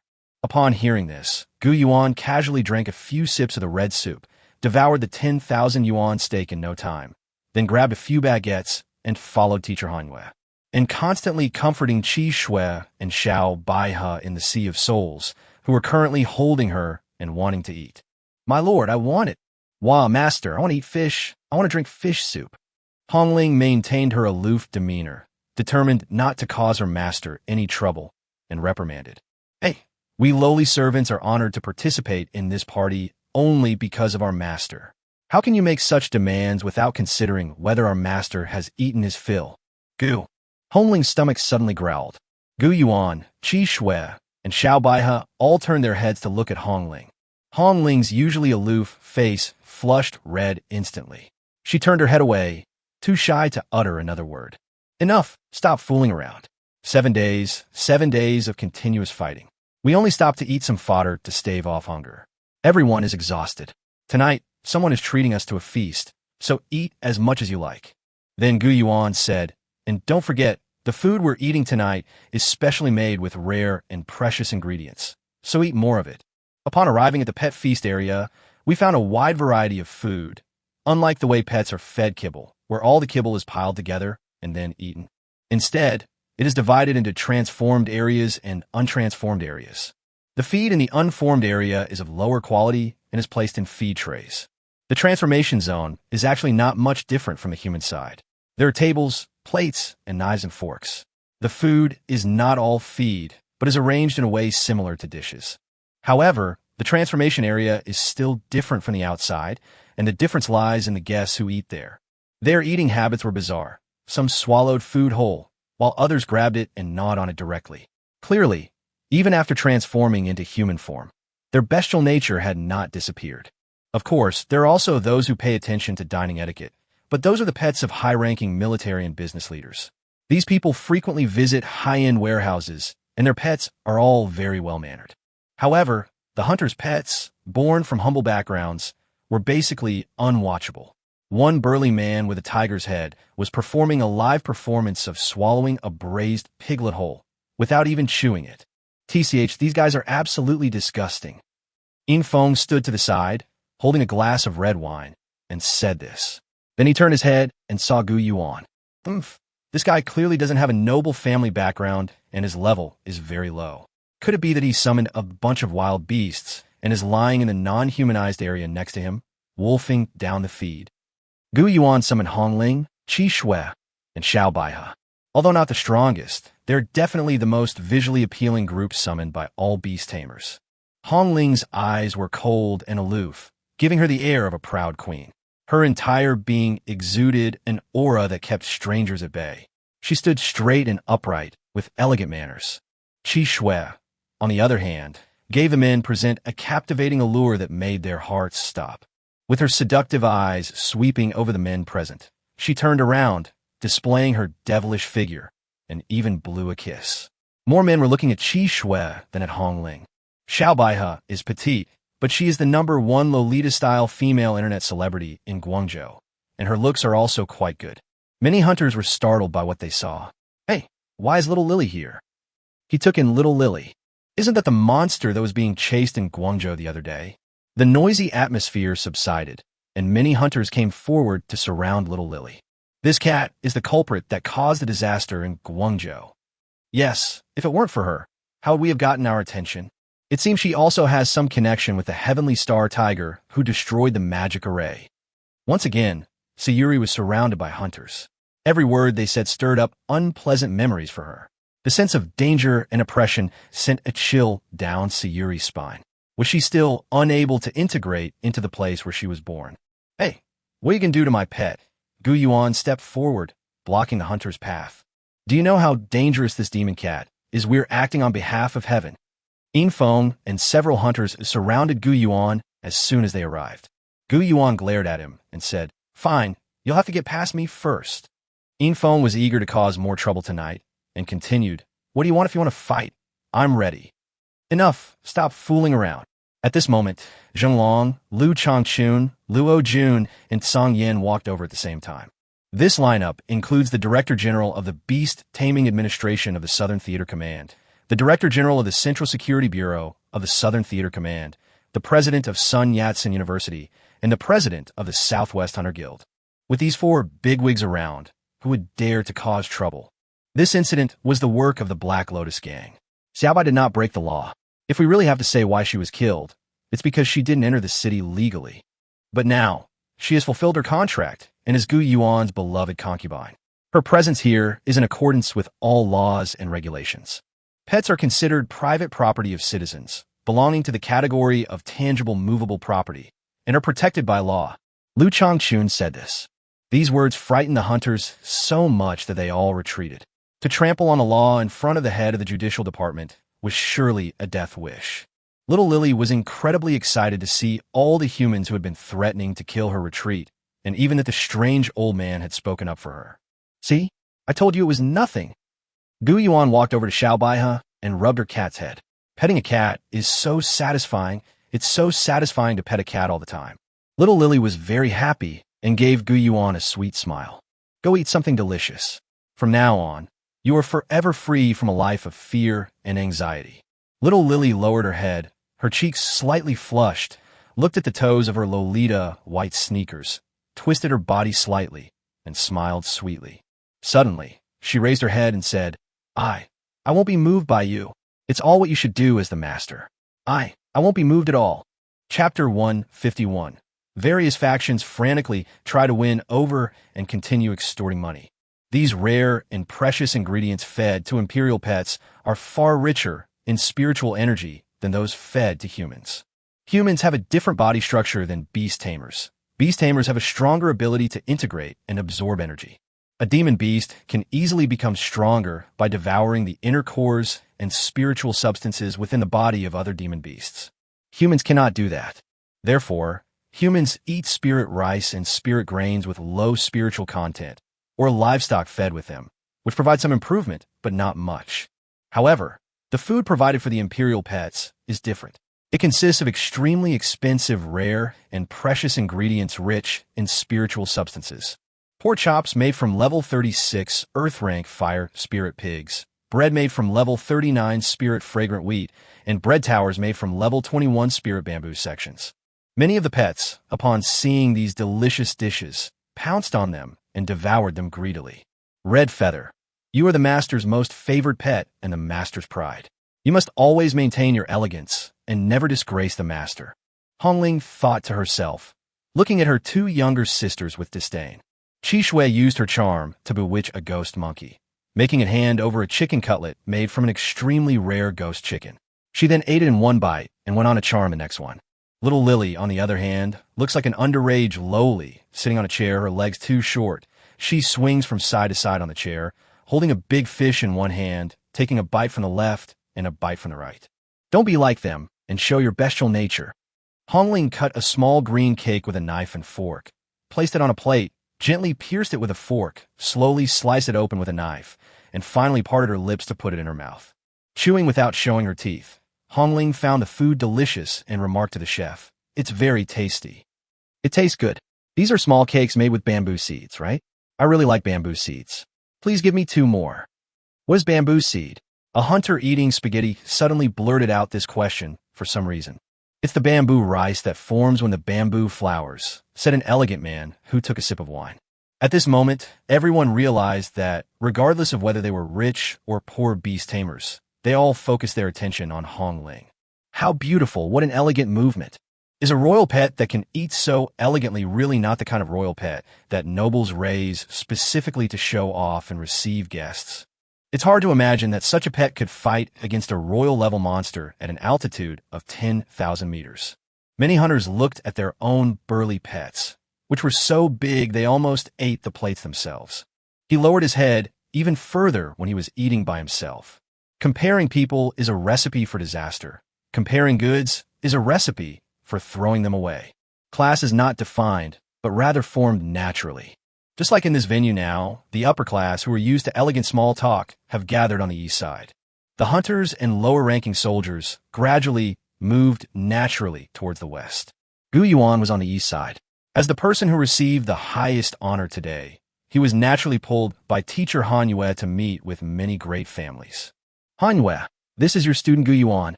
He's truly a promising young man. Gillen Pharmaceutical has high hopes for your alchemy skills."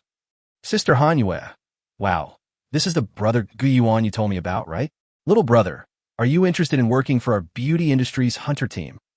"Manhwa, this is your student. Kid, want to join the army?" "Manhwa, I think highly of this young man. Should we come over?" Gu Yuan's ears were practically ringing from listening. These forces, in their struggle for him, had even started arguing, disregarding their image. Even those 4 big shots came to Gu Yuan. "Young man, you performed very well in this battle. Would you like to join my Central Security Bureau in the future?" Lu Changchun hadn't finished speaking. Zhenglong stopped him, saying, "What are you doing? Gu Yuan is a talent from our Beast Taming Management Bureau, and he's my daughter's prospective boyfriend. Come on, we're just looking for someone to date, not a romantic relationship." Song Yin said, "Kid, thank you for saving me. He's one of our register hunters. I was the one who handled his first mission." "Don't talk nonsense." Luo Jun saw that someone else was trying to take someone away, so he blocked Gu Yuan's way. "Gu Yuan is still a student. If you want him, wait until he graduates." "Yes, I'm still a student. Gu Yuan's words made Luo Jun feel relieved. All those resources he had given him hadn't been wasted. It's about Principal Luo, about the 20 crystal beads I applied for last time. Gu Yuan lowered his head, looking very troubled. Here you go. Luo Jun raised his hand and tilted his head back, seemingly very generous, but in reality, the corners of his mouth were already twitching. Also, Principal, the special funds I applied for last time to upgrade my shadow cloak. Here you go. Luo Jun's heart was bleeding, but he still maintained a benevolent teacher's demeanor. Besides, no, there's still more. Luo Yun kovot Gu Yuan Ismail.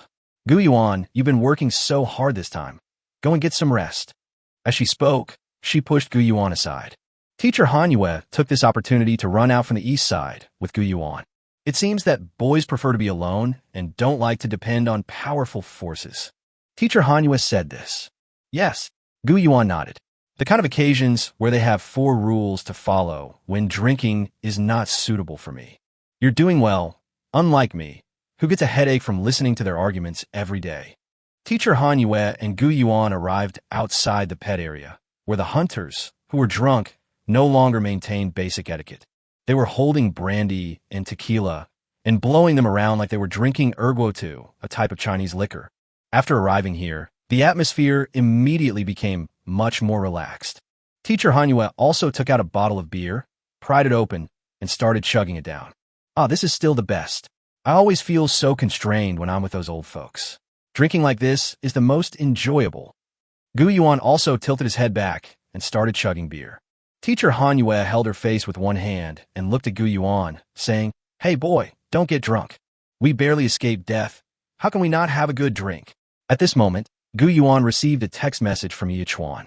Although it was Song Yingying who killed Ji Hu, Gu Yuan did not kill him, but his first A-level mission was completed. Jia told herself. He had been successfully promoted to gold-level hunter and received an A-level mission. 30 million, a king-level monster core, and red-letter feed. Furthermore, after upgrading to a gold-level hunter, a coupon was also given as a gift. You can upgrade Gu Yuan's M9 to M10 for free. The latest in military intelligence agency, the 10th generation automatic bayonet. Gu Yuan originally had an M7, but it was cut in half.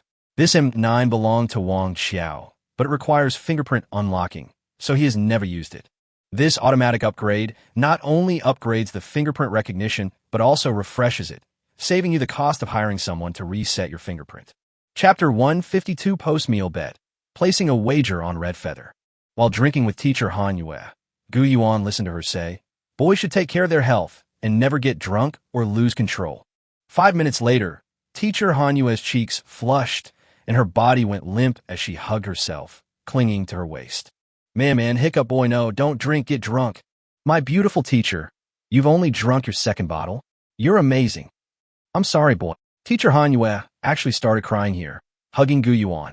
I failed to protect you. In an instant, as if struck by lightning, the surrounding hunters, especially those led by Yin Feng, felt their hair stand on end and cast envious glances at Gu Yuan.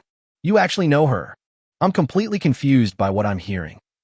That damn Phoenix Tamer got the benefit and now even has a rich, beautiful woman hugging him and apologizing to him. I'm so envious.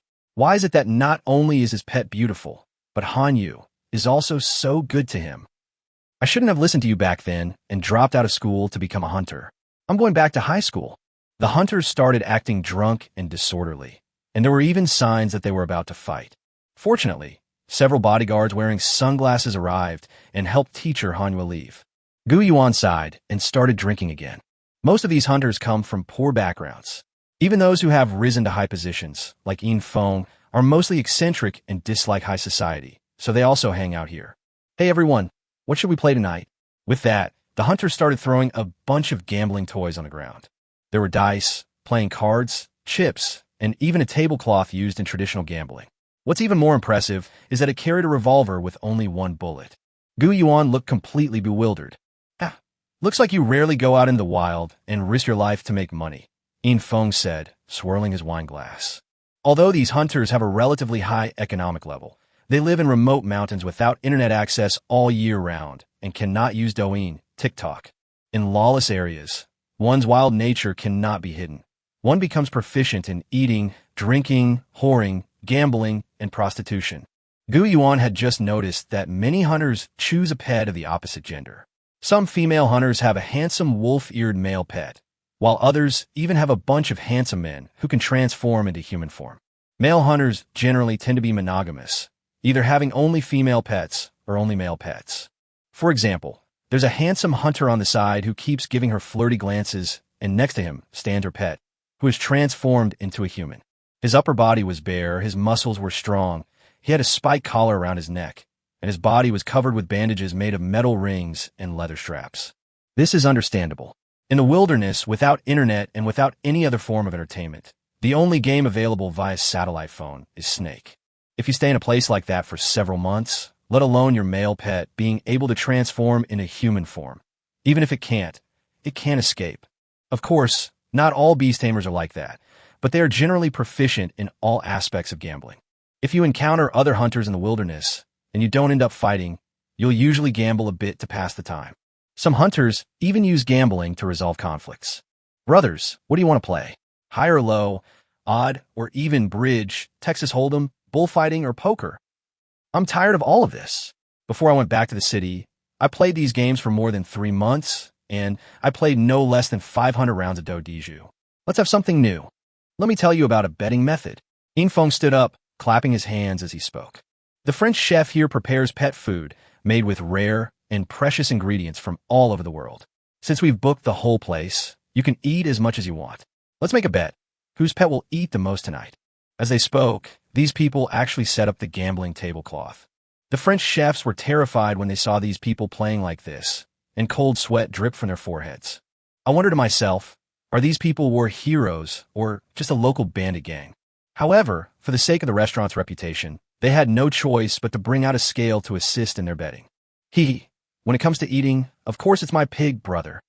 A female hunter stood up, and behind her appeared a man who looked a bit simple-minded but had extremely high looks, six-pack abs, and wavy hair. Yes, master. Pig brother went inside, weighed a whole sheep that weighed 39 kilograms, and then swallowed it whole. How about it? I bet on my pig brother, 3 million. The female hunter bent down and slowly threw 1 million on the table.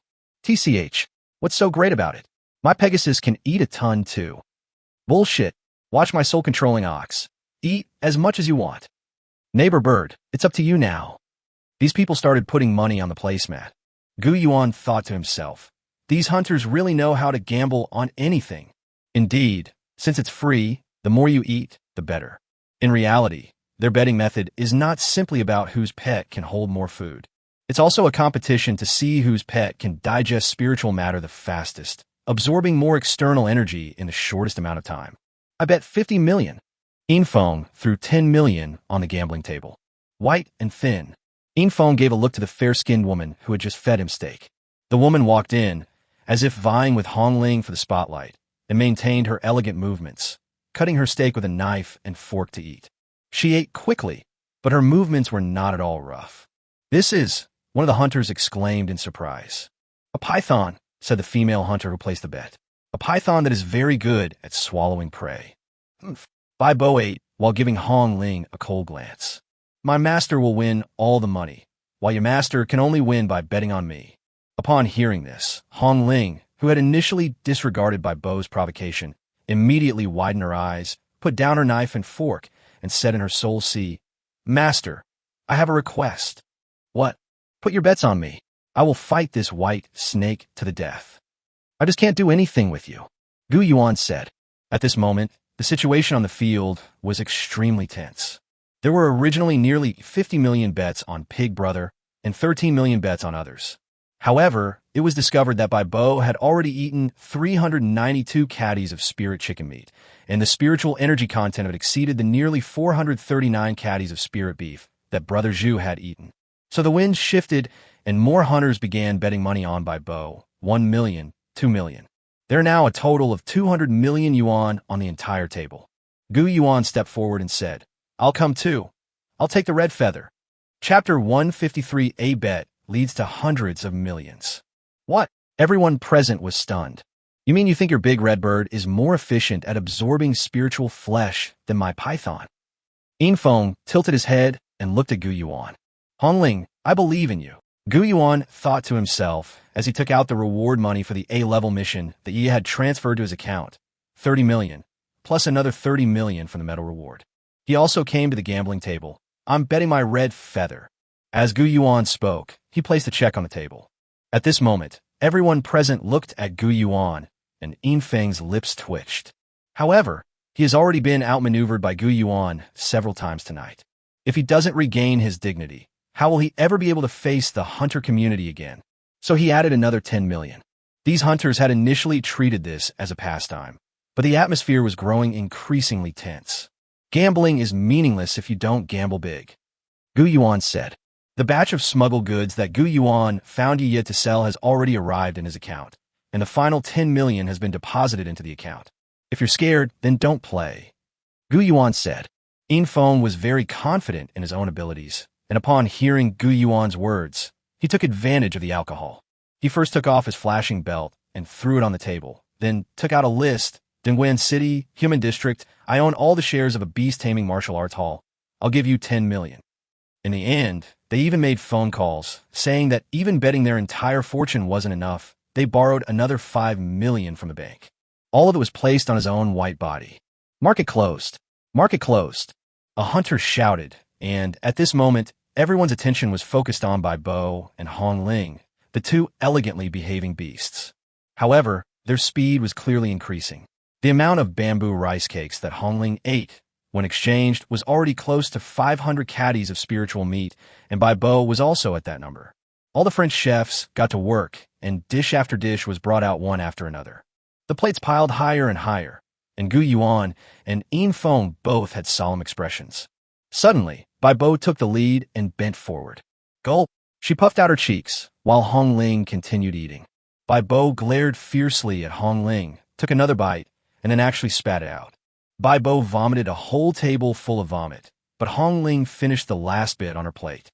He stood up and used the spiritual fire in his hand to create a wall of fire, preventing the vomit from getting on his body. Unlike Bai Bo, who was lying on the table convulsing after his ugly behavior was exposed, Hong Ling remained elegant and composed, bowed, and said, "Thank you for your hospitality. This is impossible." Yin Feng was filled with shock.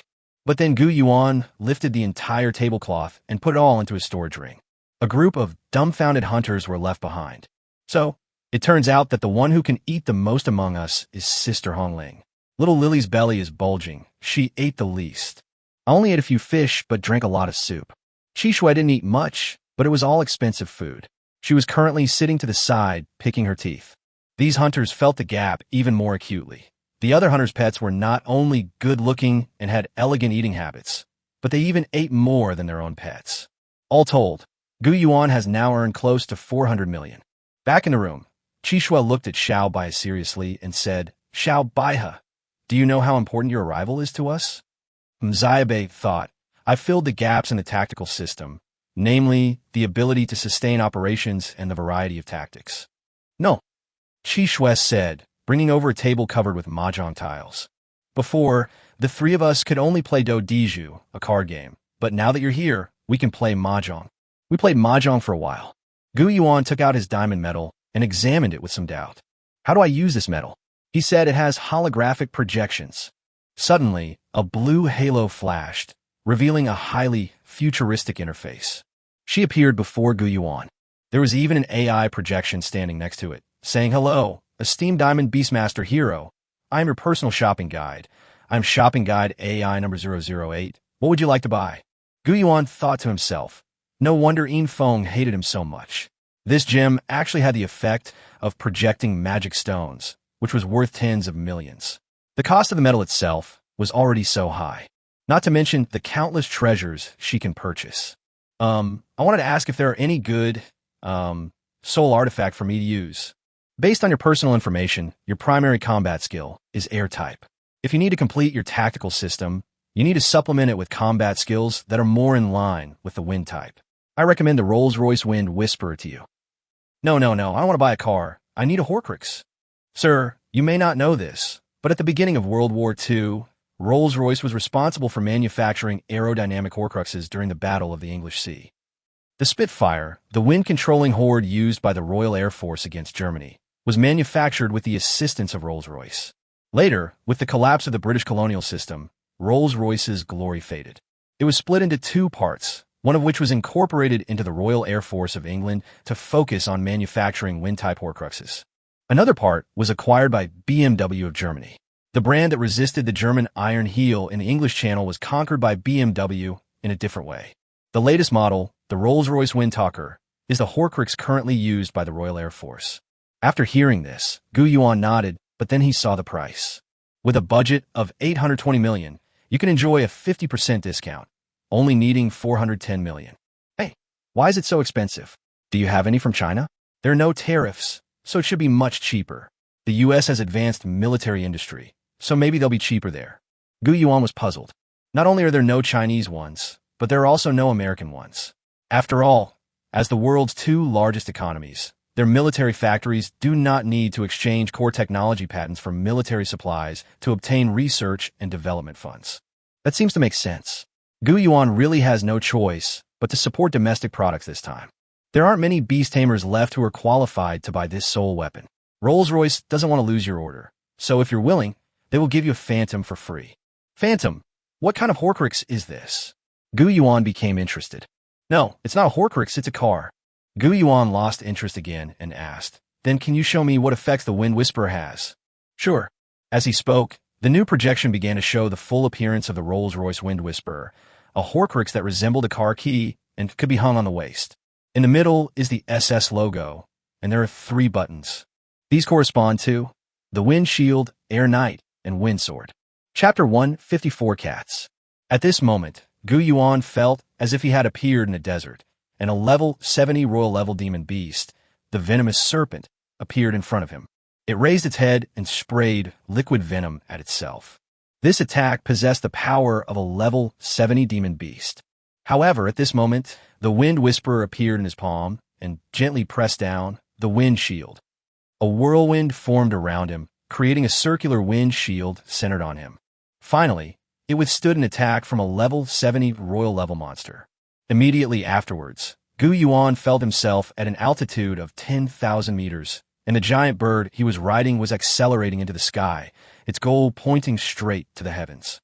The lack of oxygen caused by high-speed movement and the tearing sensation from exceeding the speed of sound made Gu Yuan feel as if his flesh and blood were being torn apart. Air Knight activated, creating a tight layer of airflow around himself. It will not affect the pet you are riding, and it can also withstand the enormous tearing force of instantaneous supersonic speed. This allows him to withstand supersonic flight even without the skeletal strength of a supersonic pet. It will not be burned by hypersonic air friction and can even protect itself from the effects of low temperature, low pressure, and low oxygen. With the Aerial Knight effect, riding Red Feather will no longer place any burden on Red Feather. This effect is absolutely amazing. I wonder what level of inscription it would take to achieve this. Finally, and importantly, the offensive combat technique, Wind Sword. Gu Yuan picked up the key and aimed it at the wooden target a kilometer away. As Gu Yuan gently pressed the 3rd key, the air in front of the Wind Whisperer key formed a focal point of gale, and then a gust of wind shot forward. He smashed the target in front of him to pieces. Wow, that's amazing. Its attack range is over 1,000 meters, and its power is no less than that of a heaven-ranked combat skill for controlling pets. It can be used for both offense and defense, and it's also suitable for hypersonic flight. As Gu Yuan thought this to himself, he silently said, "Could you give me a discount of 10 million? However, he was rejected without hesitation. Yeah, Gu Yuan lay on the bed, feeling very unhappy. No money. So poor, we're still short 10 million. Gu Yuan helplessly put his arm on his forehead and sat up straight again. Phoenix Tamer, what's a quick way to earn 10 million? Ye Chuan, Gu Yuan, let me tell you, you should accept my suggestion and go into the adult film industry. I've done a math for you. If there are 8 women on set at one time, you can earn 20,000 yuan. You only need to do it 4,000 times to earn that much. Phoenix Tamer, bullshit. Do you want money or your life? What if I die? Yeah, there's something faster. Just now at the event, a talent scout took a liking to you and wanted you to act in a movie, 10 shows, 1 million per show. Phoenix Tamer. Oh, yeah. Bulgaria needs you. The one with 4 strong men controlling beasts. Phoenix Tamer. You bastard, get out. I won't sell my body. Yeah, that works too. Your pet is also very beautiful, like in an underwear ad. Phoenix Tamer. I won't force them to do that kind of thing. You can't get 10 million in a short time. The Royal Air Force only sells one of these Horcruxes. If she can't raise the money quickly, what if someone else buys it? Suddenly, little Lily the cat crawled up to Gu Yuan, wagging her tail. When it really matters, you have to rely on the cat. Meow. As Xiaobei spoke, she picked up a pink phone with cat ears, placed it on Gu Yuan's stomach, and pressed it a few times with her paws. Ding dong. When Gu Yuan took it, he was surprised to find that Xiao Baihe had transferred 10 million yuan to him directly. Hey, what's going on? Gu Yuan asked, looking puzzled. Sayuri tilted her head and said indignantly, "Humph. The cat only does this because it pities you. It doesn't acknowledge you at all. You are my master, and I'm your cat now. Earning money for you is just me submitting to your tyranny. I'm forced to do it. Almost forgot, this thing is a cat and also an incredibly expensive internet celebrity." Gu Yuan scraped together enough money, and his Rolls-Royce Wind Whisperer began its exciting wait for delivery. It takes at least 26 hours to airlift it from England. By the way, little Lily, Gu Yuan said, shouldn't we get back a little? I really want that combat skill of yours that can make objects invisible for 3 minutes. After the feeding back ends, little Lily rolled over and finally sat up straight. What are you doing? A must-do before bed every night. Post a Weibo. Being an internet celebrity requires maintaining popularity. Chapter 155 Bloodline Beyond Mythical Level. Xiaobei posted a Weibo post with a picture of herself lying next to Gu Yuan. Her cute, lowly-like face along with cat ears and a cat tail made her look incredibly adorable. Not to mention, this adorable nightgown, so soft and cool, evokes countless fantasies when worn in bed. Little Lily, I love you. You truly deserve to be called the #1 loli in Guangzhou. You're so cute. So cute, so cute. Little Lily is actually a cat spirit beast. I love cats the most. King cat. I want my cat to look like you too. Within minutes, a huge number of people started commenting. No wonder she's such an adorable little girl with millions of followers. Wait a minute. Why is there someone lying on Xiaobei's bed? Someone noticed that a man was lying on the side of Xiaobei's photo. Oh, that's my master, little Lily replied. Beasts can't legally live in cities. They can only do so by signing a contract and becoming a pet. So, Xiaobei posted another photo, a picture of herself and Gu Yuan, and even showed off the heart-shaped inscription on the inside of her thigh. My master treats me very well, and even inscribed combat skills on me. From now on, I won't just be able to meow, but I'll also be a powerful support-type pet. This news caused an uproar across the internet. Holy crap, isn't that man Gu Yuan? How did he become a third-grade beast tamer? And his third pet is the cutest catgirl loli in the world, little Lily. I'm so envious, so envious. Why can't I be little Lily's owner? I can't live anymore. The inscription on my inner thigh makes me sore. Meow, little Lily transformed into a cat and jumped off the bed. Lily is a very small cat, so there's absolutely no way she could learn to ride, and her legs are too short to run fast. But its small size has another advantage. It can be put in a pocket. If you can put it in your pocket, all these problems will be solved. Anyway, you could just use support skills. If you put it in your pocket, you don't need to pay special attention to it or protect it. You don't expect it to scratch people. By the way, Lily, I want to ask you something. What's the difference between a royal-level bloodline and a mythical-level bloodline?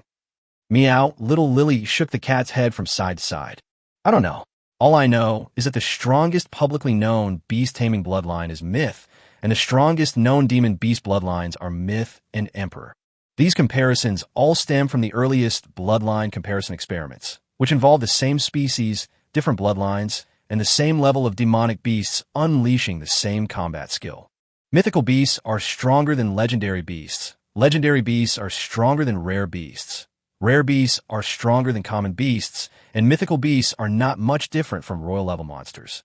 Gu Yuan turned his head again and looked at Qi Shui. All right, Qi Shui, you once said that your understanding of the Tang dynasty came from wandering around the environment of that time after your soul was sealed, and from secretly reading the documents and books of civil officials. Yes, my lord. Qi Shui, who was eating the feed with red lettering, raised her head and answered when she heard this. So, based on what you saw and heard back then, can you tell me, if Shi Siming or Lushan were of the same rank as you, could you fight them to a draw? Impossible. Qi Shui said, My lord, when Lushan defeated the Tang army, Gao Xianji, and Feng Changqi had 7 mythical-level bloodline demon beasts at Tongwan, but none of them could defeat in Lushan. As expected, Gu Yuan guessed that there was a bloodline level that surpassed both the mythical and imperial levels. This bloodline cannot be generated naturally. It can only be synthesized using a certain secret technique. Yang Guozhong possessed this secret technique, which was quite simple. And Lu Shan, a military commander, was a minor official. He certainly couldn't have any extraordinary bloodline. After he became involved with Yang Guozhong, he gradually rose through the ranks and even became the military governor of 3 towns in northeast China, which is equivalent to being the governor of 3 provinces today. Yang Guozhong, with the help of his sister Yang Yuan, persecuted mythical and royal-level spirit beasts and collected their bloodlines. Putting aside Yang Yuan's jealous and cunning nature, Yang Guozhong certainly wouldn't make such a fuss over such a trivial matter. He simply wanted these experimental materials. And Lu Shan's power demonstrates that Yang Guozhong has perfectly mastered the secret technique of extracting bloodlines and transferring them to other spirit beasts.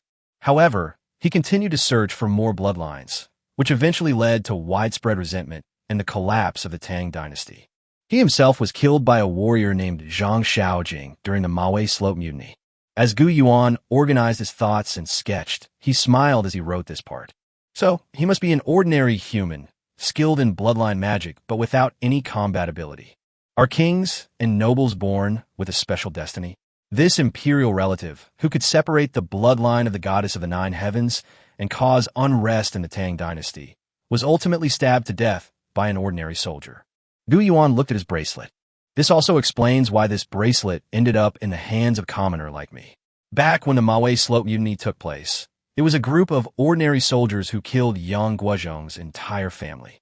My ancestors were probably ordinary soldiers who participated in that mutiny. After killing his whole family, they looted his property, and this bracelet was taken from Yang Guozhong's hands and passed down as a family heirloom until it finally came into my hands.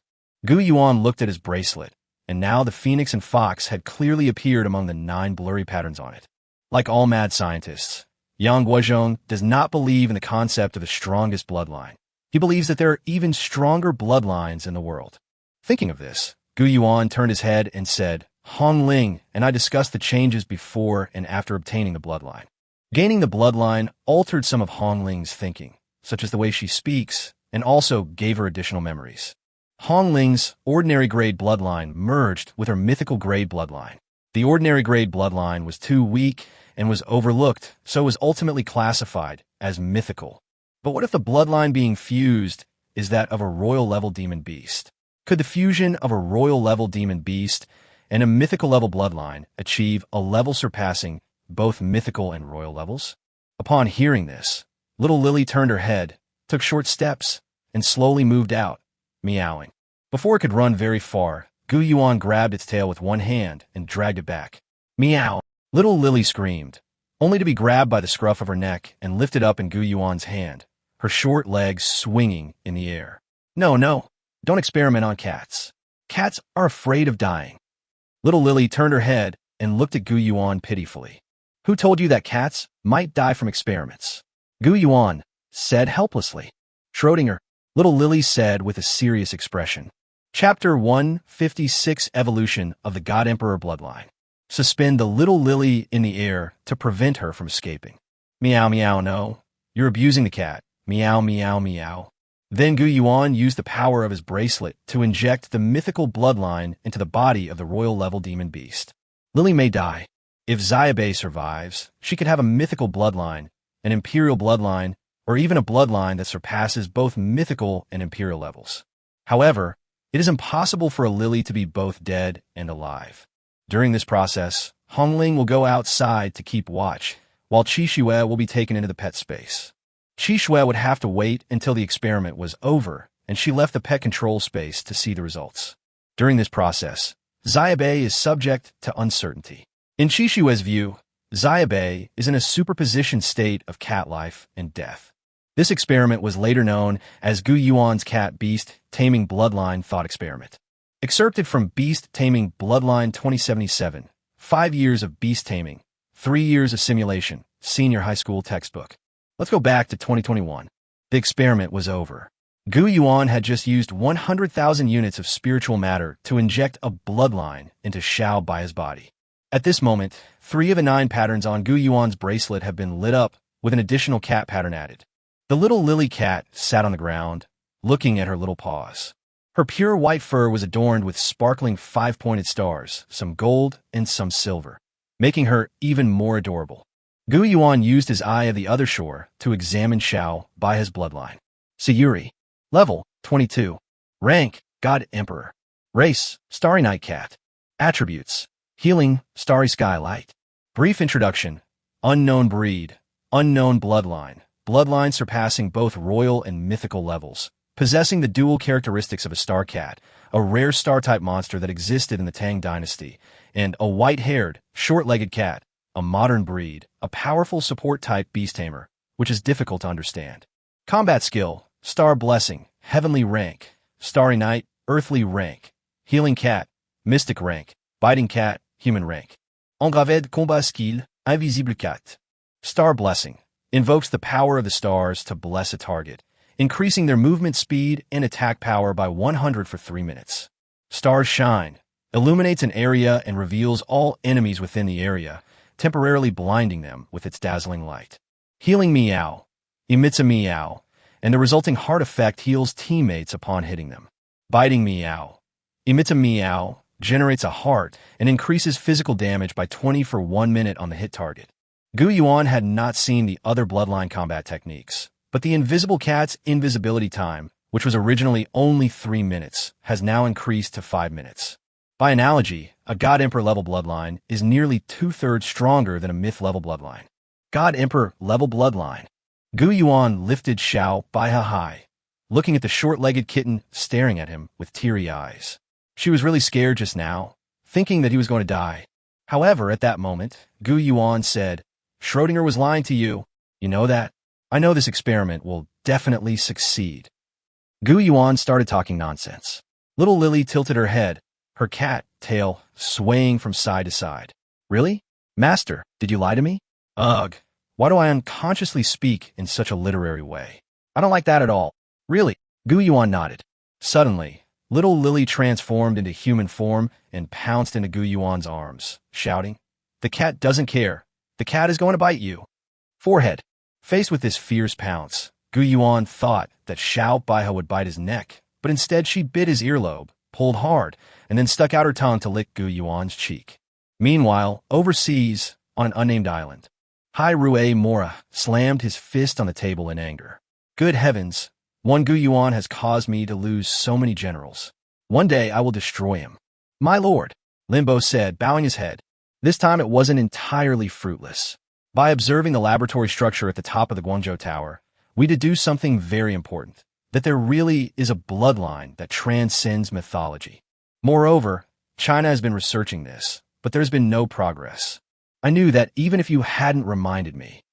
Harry Emrys said, Continue to search for more millennium-old soul artifacts.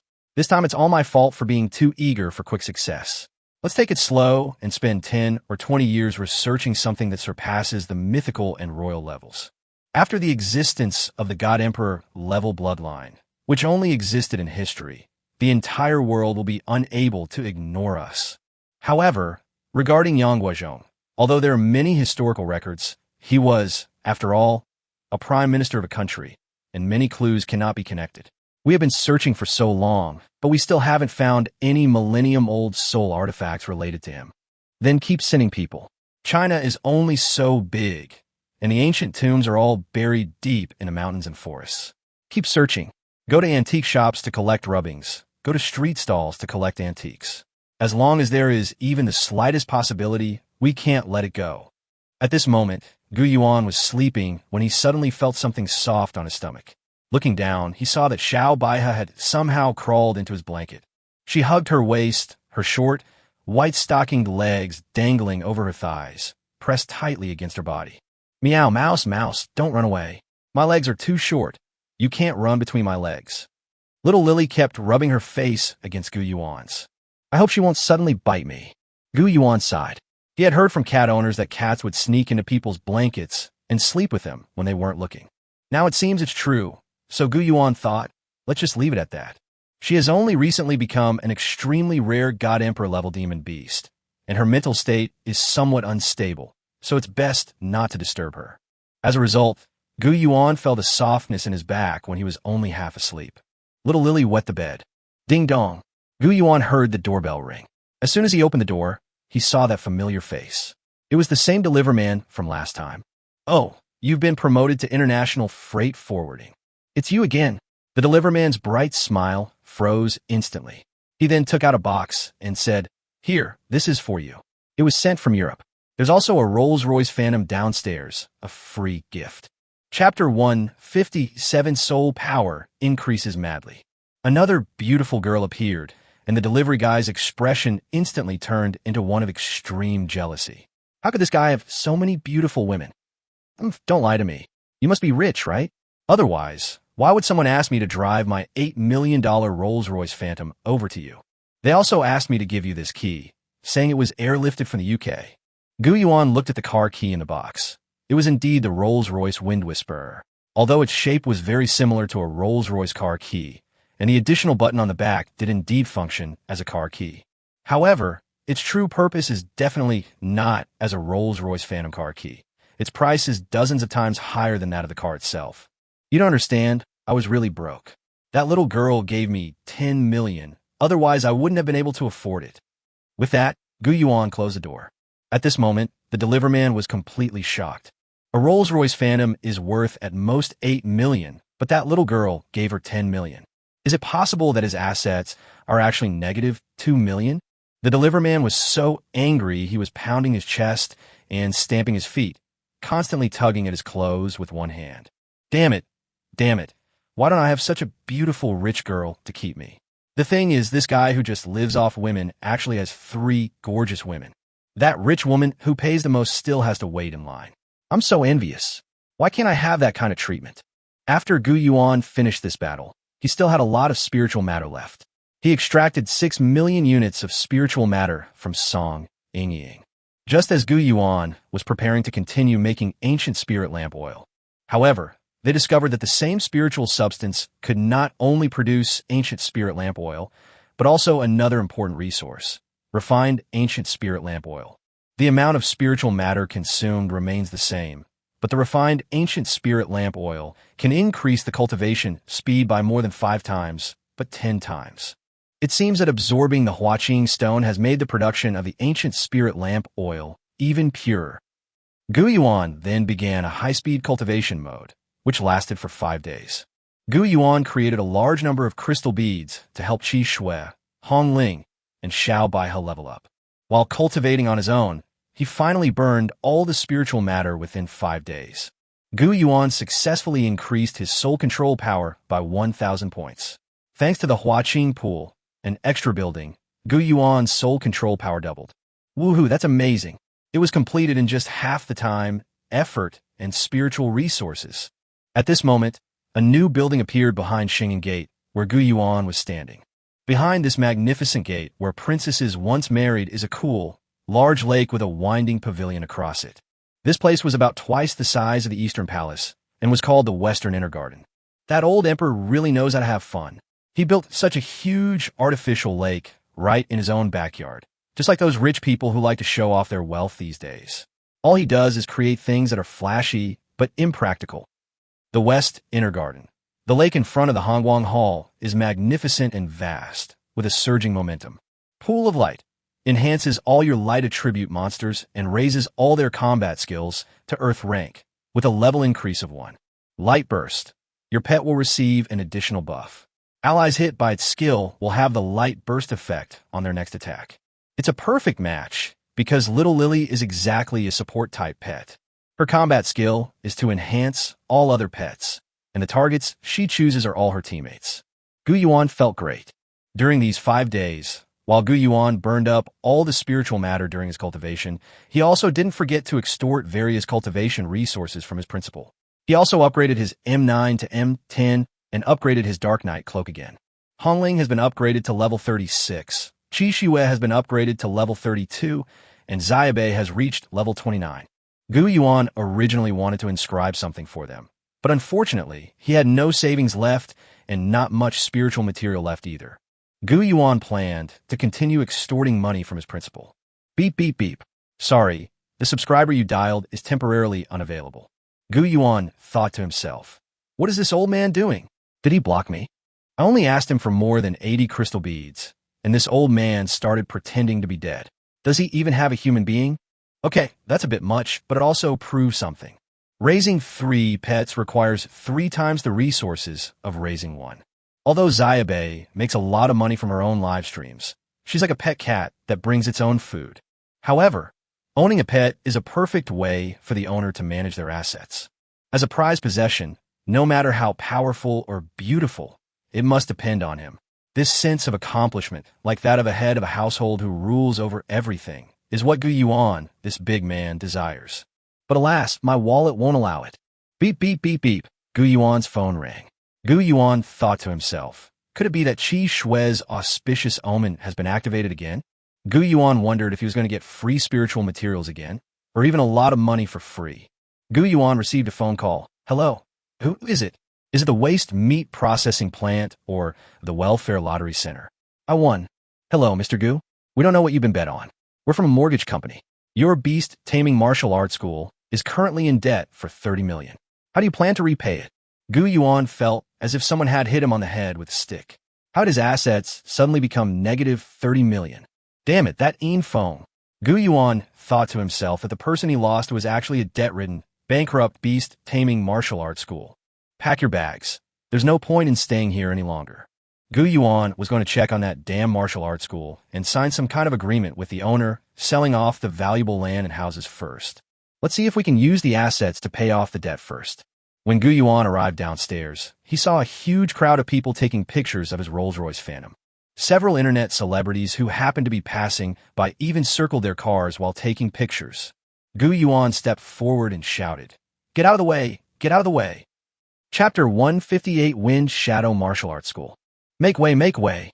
As Gu Yuan spoke, he pulled a beautiful woman who was taking pictures away from his car door. The woman became unhappy and said, "What are you doing? Why are you pulling me? If you want to take a picture, go in line." "Yeah, we've been queuing all morning. How can you cut in line like that? Don't you have any manners?" Next to this beautiful woman stood a row of people, and judging from their sweaty appearance, they must have been queuing for almost a whole morning. "Who wants to queue? This is my car. I'm driving my own car.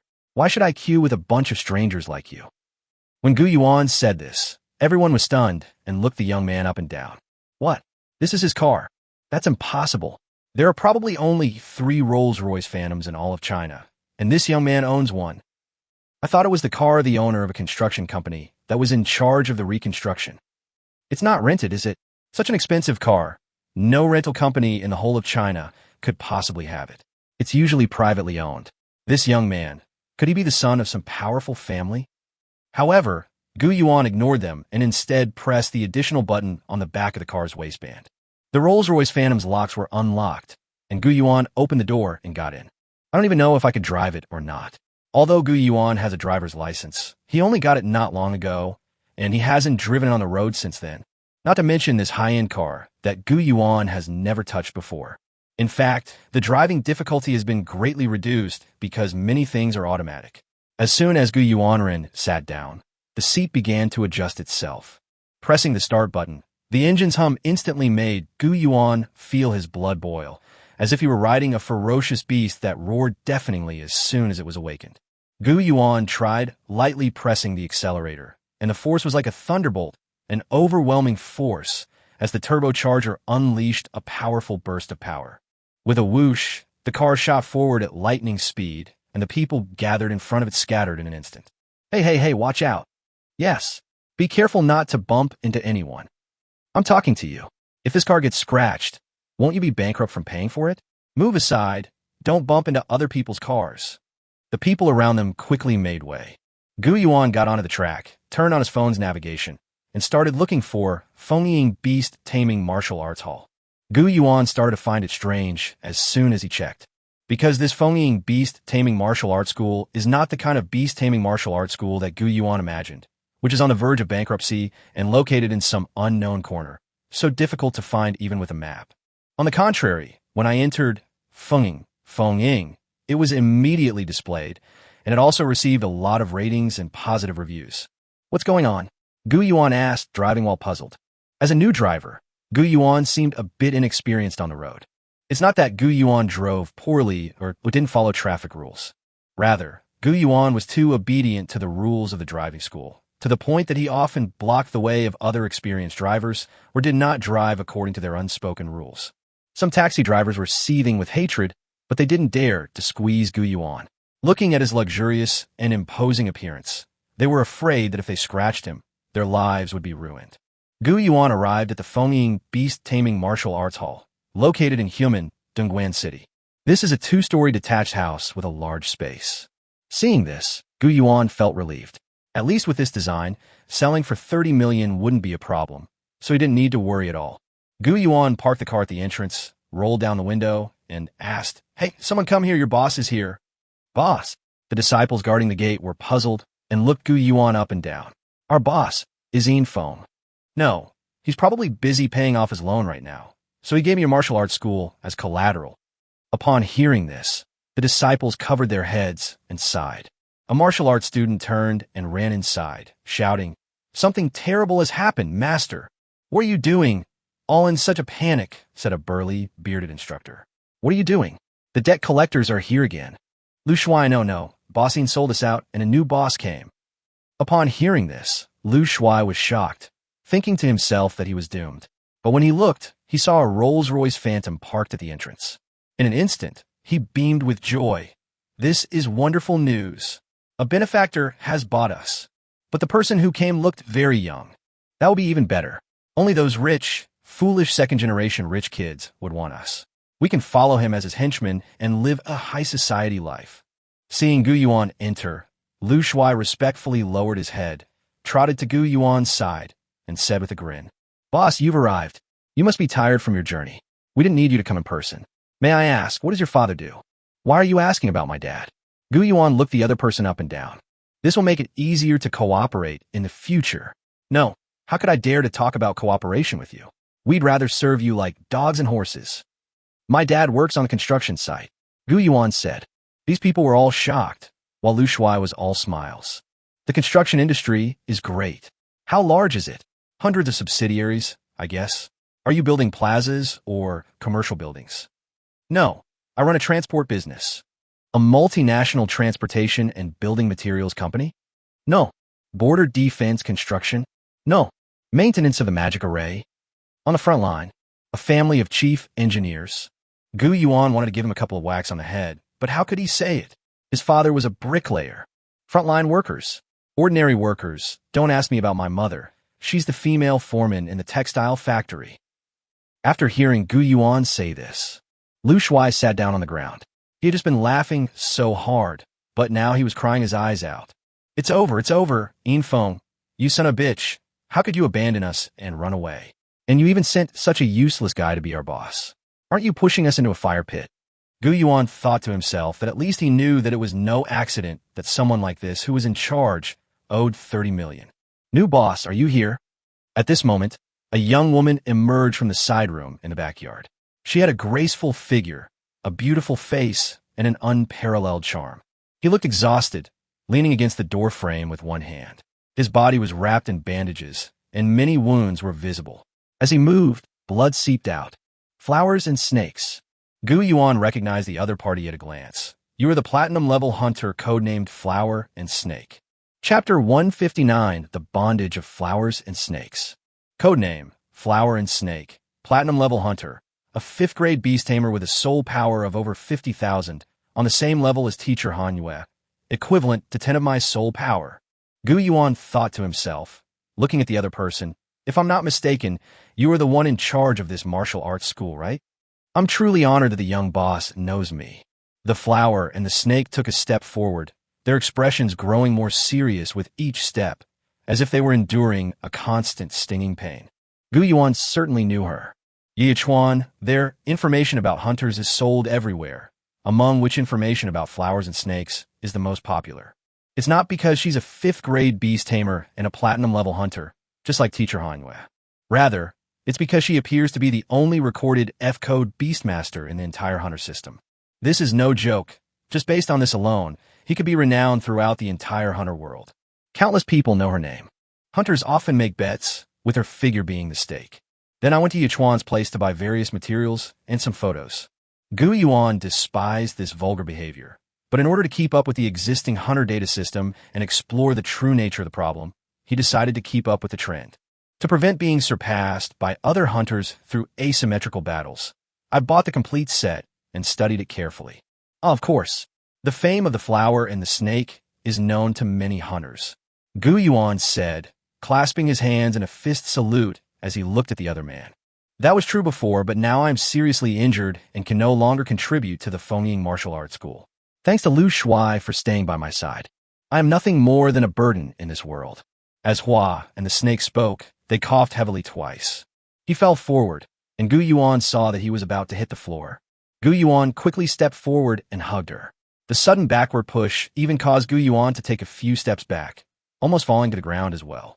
Damn it, the weight of these breasts, you must be lying to me. I have no sense of balance at all. It's even more exaggerated than he said.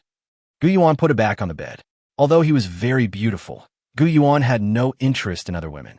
The most important place in his heart belonged to only one spirit beast, Hong Ling. And so, Gu Yuan helped Hua and the snake into her room and settled them on the bed. Gu Yuan and Lu Shuai sat together in the room, each pouring themselves a cup of tea. Gu Yuan asked, "All right, I'm not here to inspect your work. I'm here to ask about the 30 million debt." It's a long story. Lu Shuai said, "Our martial arts school has a history of almost 80 years. Miss is the sole heir of our Fengying martial arts school. Back when the island nation occupied Guangzhou, this martial arts school was established and became very famous in the occupied area at the time, often repelling foreign beast tamers who challenged them. And the young lady was proud of it." Upon hearing this, Gu Yuan thought to himself, so it's an old shop. Later, after the reform and opening up, the globalization of martial arts and the process of integration were promoted. Many martial arts schools formed joint ventures with foreign countries or went public to gain more convenience and gradually became stronger. Our Silver Wind Beast Taming Martial Arts School gradually declined until our young ladies' generation.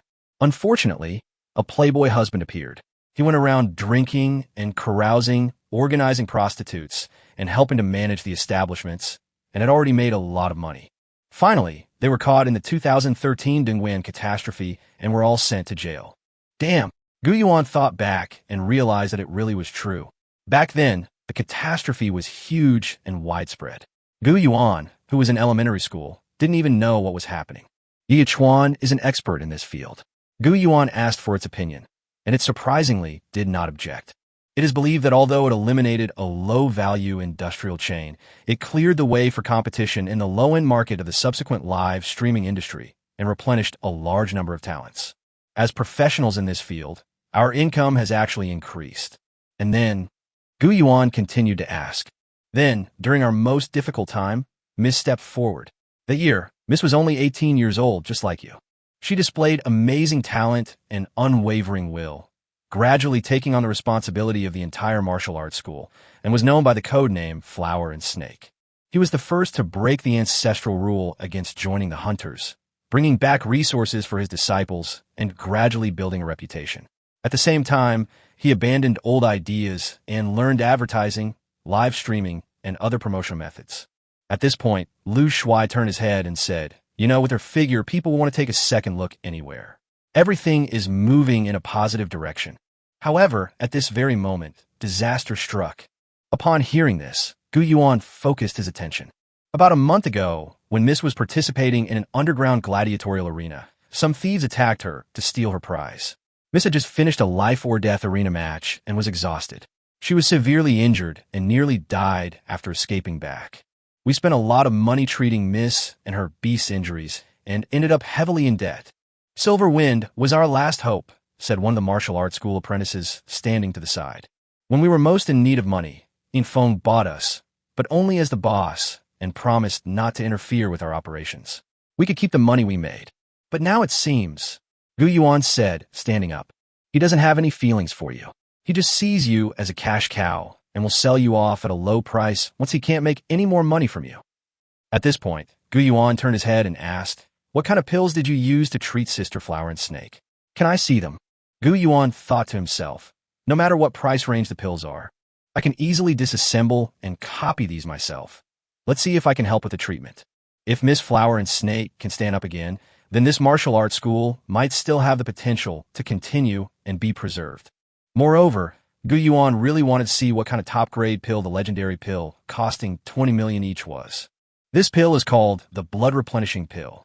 It is a masterpiece of the Dongguan branch of a renowned alchemy family in the capital. It is a high-grade pill, personally refined by Yu, the head of the Dongguan branch. The pill is extremely potent and must not be taken out casually.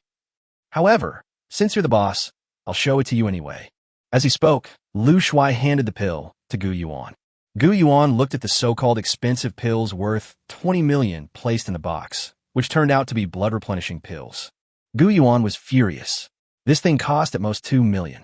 Back then, when Song Yingying bit me, she took it out and ate it like candy, and I almost choked to death. It's true that being an alchemist is a highly profitable industry.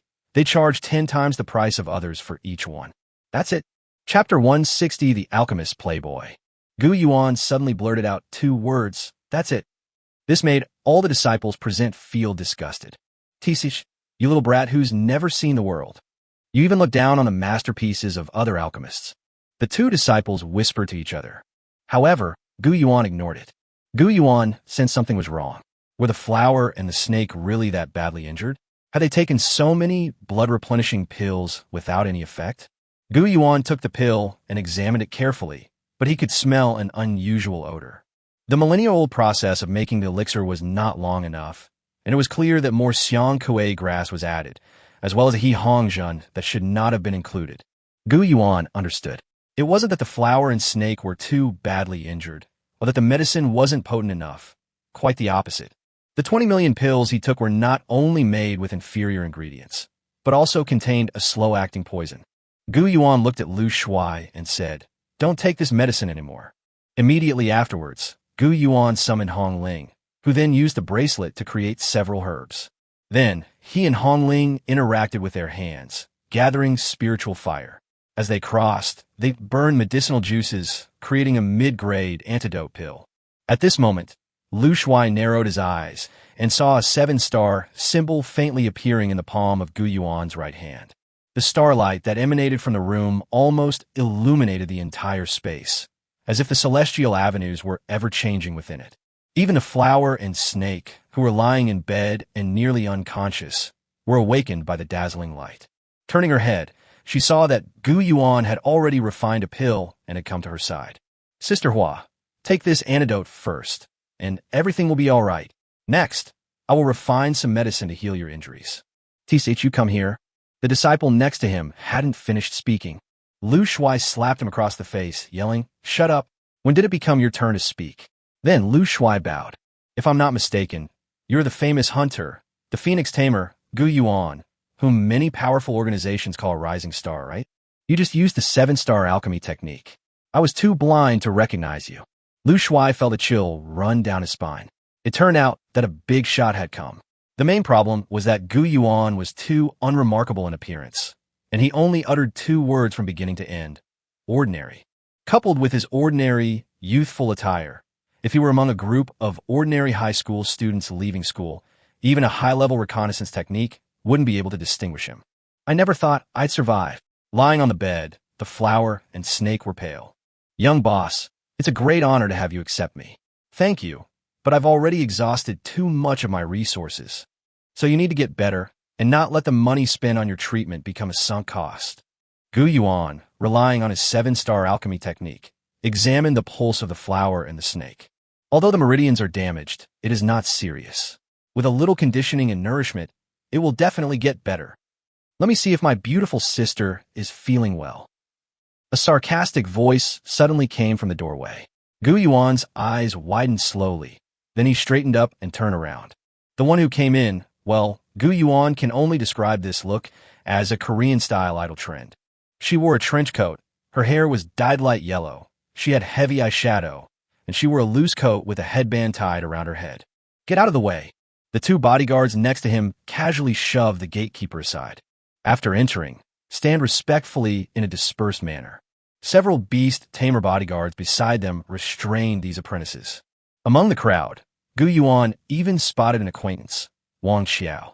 Gu Yuan, what are you doing here again? Wang Xiao said angrily. Wang Xiao, why aren't you guarding your spirit medicine pavilion? What are you doing here? Gu Yuan said jokingly. Gu Yuan, how dare you say that? Wang Xiao glared at Gu Yuan and angrily walked towards him. It's all because of you that I was extorted for medicinal herbs worth 90 million. Now Grandpa insists that I stole them and demands that I find the herbs back, or he won't let me go home. Give me back the herbs, or I want a refund. Those damn durian-flavored sesame cakes. Here you go. However, at this moment, Gu Yuan had already conjured a hidden weapon using the bracelet and threw it at Wang Xiao. It was smashed directly into Wang Xiao's mouth. When Wang Xiao looked down, he was shocked to see that it was another durian-flavored sesame seed cake. He was buried in the basement and ate durian-flavored pancakes for nearly 10 days, eating them standing up, lying down, sitting, and rolling around in the ground for 10 days. Now, just smelling the stench makes him want to vomit, and Gu Yuan even stuffed one into his mouth. Wang Xiao lay on the ground, vomiting incessantly. The first guy to walk in, blonde hair, covered his nose and waved his hand in front of it with a look of disdain. Oh, another new disciple has arrived. Not bad. What are you doing here? Go to the Wenzhong martial arts school next door to learn beast-taming combat skills. Coming here to learn fancy moves is just a waste of your time. Who is he? Gu Yuan asked Lu Shuai, who was standing to the side. Lu Shuai lowered his head and said, Boss, this is the alchemist in charge of making medicine for us. He, from a family of alchemists in the capital. Gu Yuan recalled the Lingiatang Pharmacy, a classic Chinese-style shop, and the upright-looking old Wang with his folding fan. He was the manager of Yangqing District. Is this the chief alchemist of the alchemy family in the capital, located in Guangqing District? This look is quite modern. Gu Yuan thought to himself. Boss. He looked Gu Yuan up and down. Oh, I see. Yin Feng ran away. Ran away. You bastard, you bastard. Yin Feng ran away. He gambled, drank, and whored, owing 30 million, and ran away with his female snake. This guy even did a pretty good street dance and rap. Not bad, at least it sounds pretty good. Gu Yuan clapped twice and tossed him a 50-cent coin. However, Gu casually knocked it away and walked right past Gu Yuan. He then went to the bedside of Hua Yushi, leering at her. Sister Hua, how have you been lately? Your little brother has brought you some new, blood-nourishing pills. The flower and the snake turned their heads. I'm sorry, my boss wants me to undergo his treatment. He stood up without a word, put his hands in his pockets, and with a long leg, kicked over the table where Gu Yuan was drinking tea. He can refine pills? Listen up, people from Fengming Martial Arts School. You owe me 30 million in medicine money. Hand it over. If you can't pay your debts, then settle them with assets. Give me your land and houses, and I'll demolish them and build my own private dance hall. No. Flower and Snake clutched their stomachs, enduring the excruciating pain as they got up. However, he turned his head, squatted down, and looked at the huge breasts of Hua Yushi, which were so beautifully partially hidden in her pajamas. He licked his lips and said, Then, how about Sister Hua marries me? That way we can call it even. Chapter 161A Bet. The loser has to run naked. This, Flower and Snake don't like people like Hiyu. She has a rather traditional mindset, which is why she is determined to stay at this martial arts school. This martial arts school was passed down from my great-grandfather to my grandfather, from my grandfather to my father, and from my father to myself. If I can't save this martial arts school, how can I face the spirit tablets in the ancestral hall? However, he is currently in debt, and if he cannot repay the money, then the final fate of Fengming Beast-Taming Martial Art Hall will be that he will convert it into his private dance hall. This is simply the greatest trampling on the dignity of this 80-year-old martial arts school. Flower and Snake looked at Hiyu with tears in their eyes, unwilling to accept the situation, but they were ready to agree. However, at that moment, Gu Yuan stood up from his stool, keeping his hands in his pockets the entire time. With a turn of his body, he hooked the table on the ground with his foot. He kicked the table in Hiyu's back, and the table smashed to pieces on the spot. Damn it! Hiyu felt like his spine was about to break. He slammed his head against the bed leg and bled profusely. How dare you hit our CEO? Several bodyguards wearing large black sunglasses rushed towards Gu Yuan. Careful! Seeing these fierce-looking men charging towards Gu Yuan, Lu Shuai roared. Boss, these people are all rank 3 experts. With so many rank 3 beast tamers, we're doomed. However, Gu Yuan didn't even turn around. His right hand was resting on the Rolls-Royce Wind Whisperer. In an instant, a fierce gust of wind burst forth from Gu Yuan's entire body. The wind howled and began to swirl around Gu Yuan, forming a circular shield. Although the shield was transparent, it was extremely sturdy. The raging hurricane, like a spinning meat grinder, spun rapidly around Gu Yuan. These bodyguards wanted to capture Gu Yuan. However, his arm was broken on the spot by the wind shield formed by the gale. What kind of combat technique is this? Oh, my hand is broken. Because this soul artifact was hanging on Gu Yuan's waistband, it could be activated with a light press. It was as if Gu Yuan had his hand in his pockets the whole time, turned his back to the bodyguards who were attacking him, and still managed to take care of them.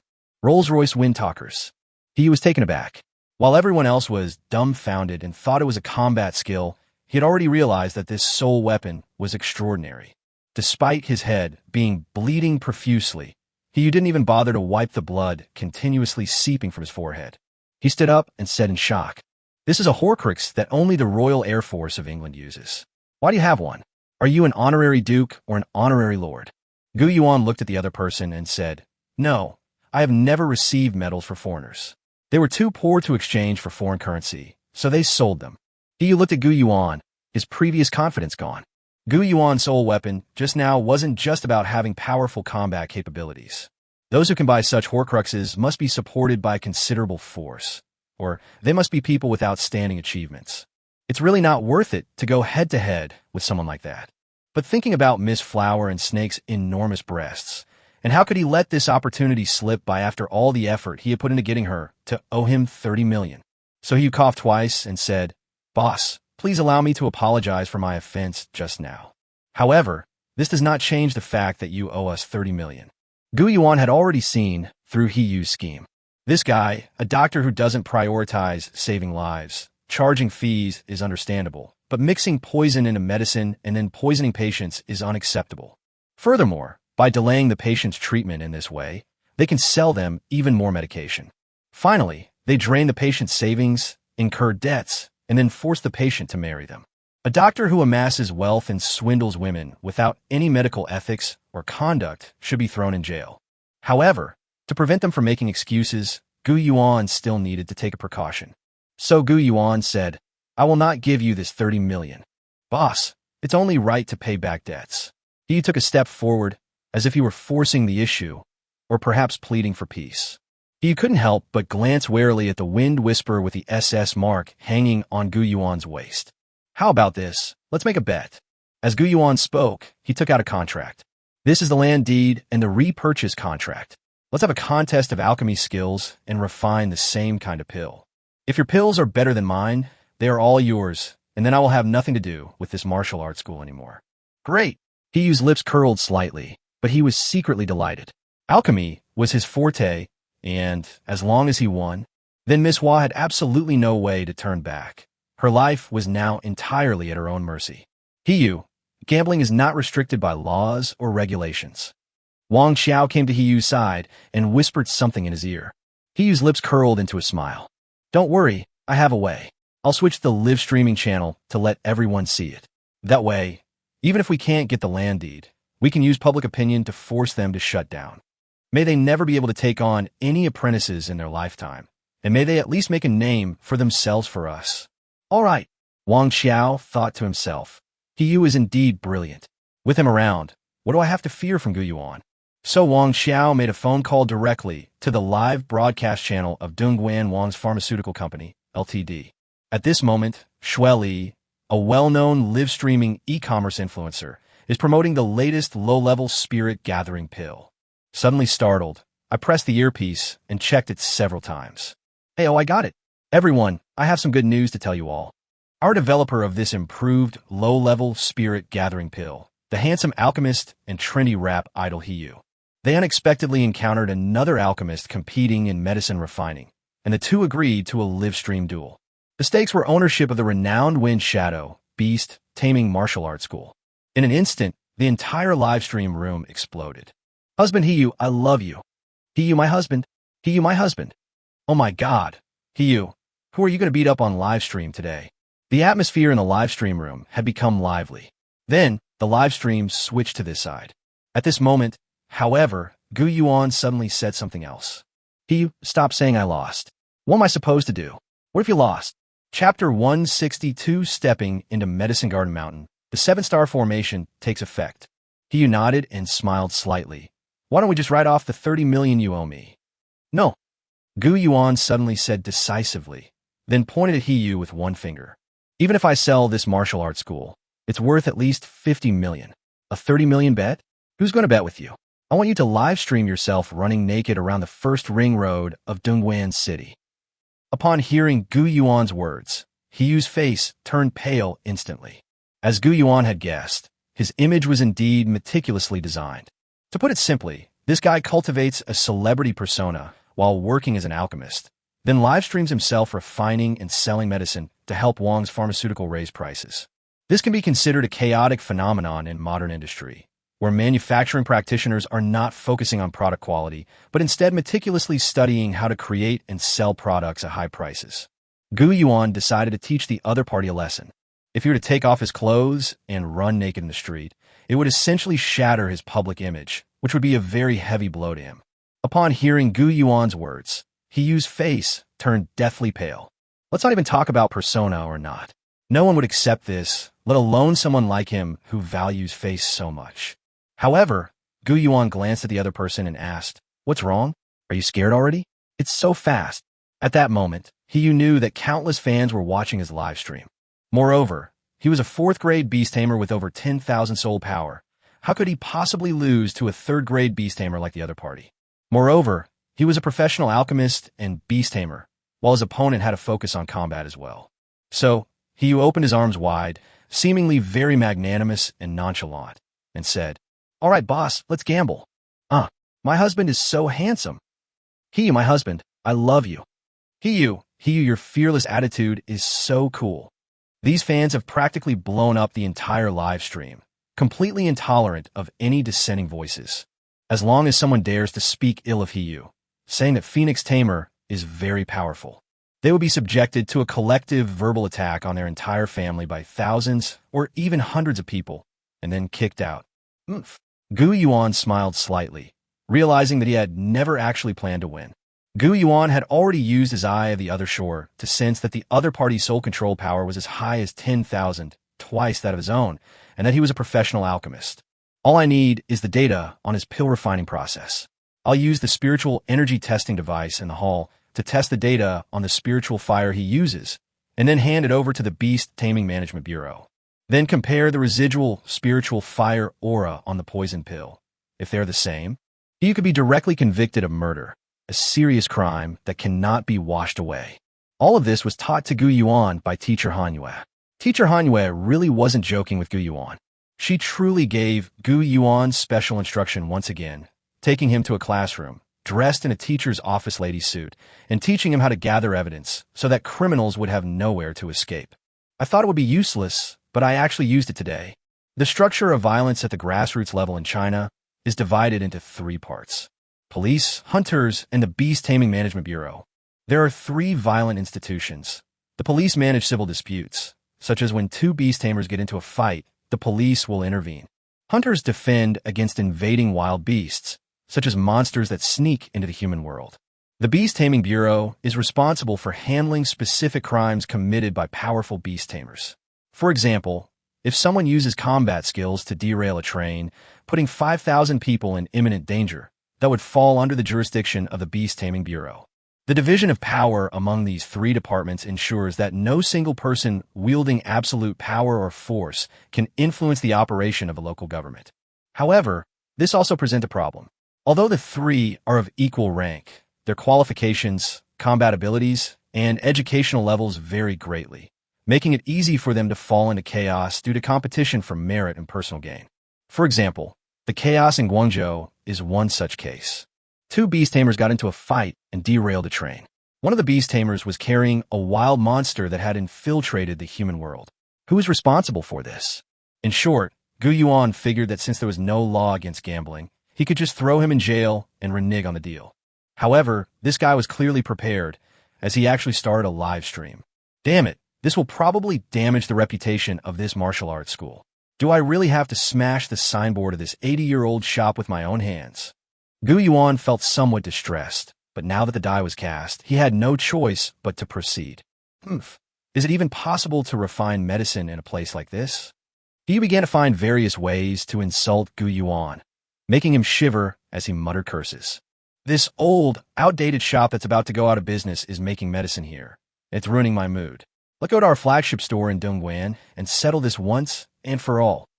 However, Lu Shuai raised his right hand. No need. Although this place is dilapidated, we still have a medicinal herb garden. It was left by our ancestors. Please follow me. Upon arriving in the backyard, the curtain was drawn. Gu Yuan and he were both taken aback. Before me lay a scene of bright spring sunshine, lush vegetation, and an abundance of vitality throughout the mountains and fields. Wow, there are so many medicinal herbs here. We were so rich. Gu Yuan said this. But then Lu Shuai covered his face and sighed. No, this medicinal herb garden has been here for hundreds of years. Starting 100 years ago, it has produced countless kinds of spiritual herbs. It is a treasure trove, originally our family property, but as Lu Shuai spoke, he covered his face and whispered in Gu Yuan's ear. The former magistrate was exposed during a crackdown on prostitution in Dongguan for his involvement in a gray market organization with a scale of 1,000 people. He was sentenced to life imprisonment and had all his assets confiscated. If he hadn't transferred the land deed and house to the young lady beforehand, we would have lost the land deed long ago. Now, although we can enter to collect herbs, we must pay them upon leaving based on the quality and price of the herbs we've collected. Gu Yuan was speechless. He said, he's really not your average spendthrift. He squandered such a treasure trove. But thinking about it, it makes sense. If this martial arts school with such a rich history didn't have such a spendthrift son, it's hardly Gu Yuan's place to be the one in charge here. Gu Yuan thought to himself. Wang Qiao, however, made a gesture of invitation. In that case, even better. We'll not only compete to see who has the best alchemy skills, but also to see who has the best eye for medicinal herbs. Seeing the other party's radiant appearance, Gu Yuan thought he should try his best to see if he could win. Okay, any bet is fine, Gu Yuan replied casually. He then stepped into the medicine garden mountain, only to find that a hole in the 7-star formation of Chong Lu Fong in his mind had lit up. Chapter 163, The Return of the Giant Gate Star-Lord. This is it. Gu Yuan sensed a blue current converging towards him. Located within the Big Dipper, the lower half of this dipper, connected to the star Tanlang, Greedy Wolf, is the star Juman, Giant Gate, which is flashing its light urgently. It's as if it's telling itself about the emptiness of the past 1,000 years. What's going on? Gu Yuan felt that familiar sensation. The first time I encountered the Greedy Wolf star, it was in the same situation as now. I sensed its presence through spiritual energy. The second essence Giant Gate, Star-Lord of the Big Dipper. Could it be that this medicinal garden mountain is so abundant with spiritual herbs and produces all kinds of rare and precious materials? It's not simply because of its good location. Rather, this herb garden mountain, like the Spirit Medicine Hall, secretly contains one of the 7,000-year-old soul artifacts, and the spiritual energy contained within it successfully ensures that the spirit medicines grow continuously. Ye good heavens, I sensed you. So Gu Yuan ran towards the west side of Yaoyuan Mountain. Why did he run to the west? Lu Shuai was shocked to see Gu Yuan suddenly disappear from everyone's sight. Hee. Wang Qiao laughed. Any alchemist knows that the ginseng and blood spirit grass needed to refine the blood-replenishing pill in this bet both grow in sunny places, but he ran westward. This guy clearly knows nothing about alchemy. He actually ran towards the shady side of the mountain. How could he possibly find good medicinal herbs there? Ha ha! The bodyguards standing nearby also laughed. It seems we don't even need to wait until we're making the medicine. Just by choosing the right herbs, this guy is doomed to lose. Meanwhile, the comments were still pouring in during the live stream. They all praised their husbands, Hiyu, and mocked Gu Yuan. Hiyu would never miss such an opportunity to promote himself. During the herb gathering process, try to show your sunny side as much as possible. The way he carefully examined the medicinal herbs resembled that of a master alchemist engrossed in contemplating medicine. Once I take you in and heal you, I'll have a beautiful 5th-rank beast tamer bodyguard. Then, let's see how you dare to act tough with me. Hiyu excitedly crushed a low-quality blood spirit grass, only to find that he had accidentally turned it into powder. He gave another kind smile and casually tossed it into the air. This defective product has the nerve to keep jumping around in front of me. Following his instincts, Gu Yuan ran towards a deep pool of water. But in the mountains, they discovered a very secluded little pool. This small pool was extremely murky and covered with algal blooms, making it look like a biogas digester formed by piles of fertilizer on a mountain. However, Gu Yuan could tell that the algal blooms were not caused by compost. Rather, it is because the rich spiritual energy emanating from the water nourishes the growth of algae, thus creating this scene.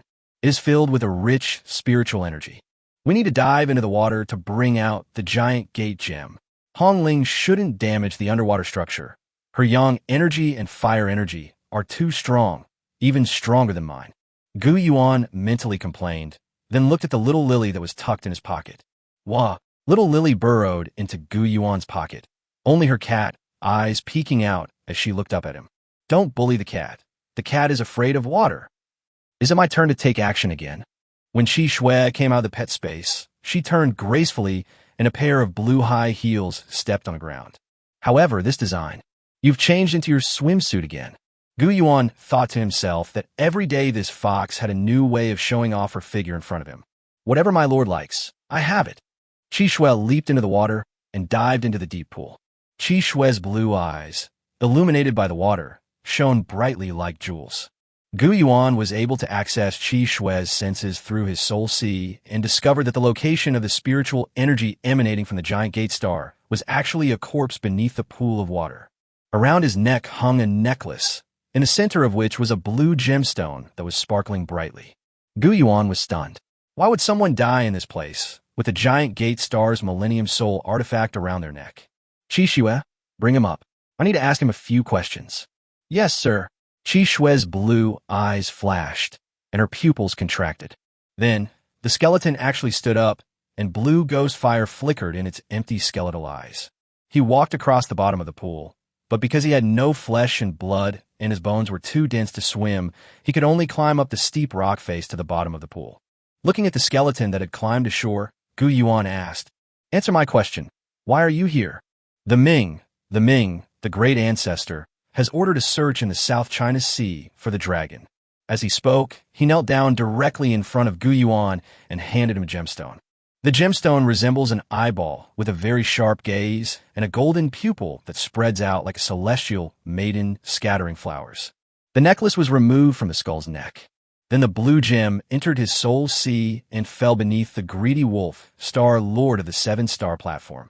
The giant gate star is returned to its rightful place. 7 stars, 227. You can use the incomplete version of the Tang Dynasty alchemy secret technique, 7-star alchemy technique. The difficulty of refining pills is reduced by 10, and the pills will have additional 7-star pill patterns. Different pills will have different bonus effects. Giant gate star returns to position. Achieve new effects. Chapter 164, Refining Medicine and Fusion Pills. Giant gate star returns to position. Achieve new effects.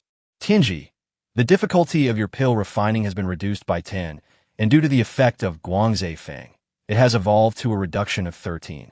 Juman Star is the 2nd star of the Big Dipper among the 7 stars, capable of understanding things clearly and seeing things in the smallest detail.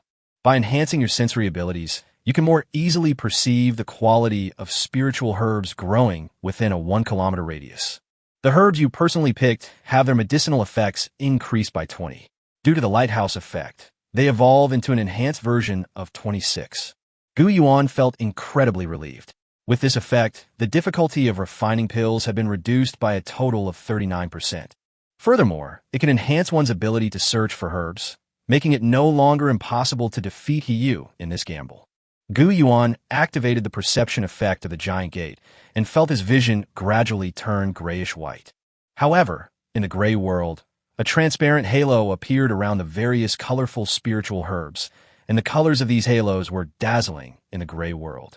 Gu Yuan sensed the spiritual energy contained in these herbs and immediately found the most suitable herbs in the entire mountain range for refining blood-replenishing pills. He thought he had found out which region had the best medicinal herbs, so he searched everywhere in the sunny open space for ginseng and blood spirit grass. But what is the reality? This medicinal herb mountain is so abundant with medicinal herbs. It's not because of its geographical location or particularly good feng shui. It's entirely because of the giant gate star, a 1,000-year-old soul artifact, which existed hundreds of years ago.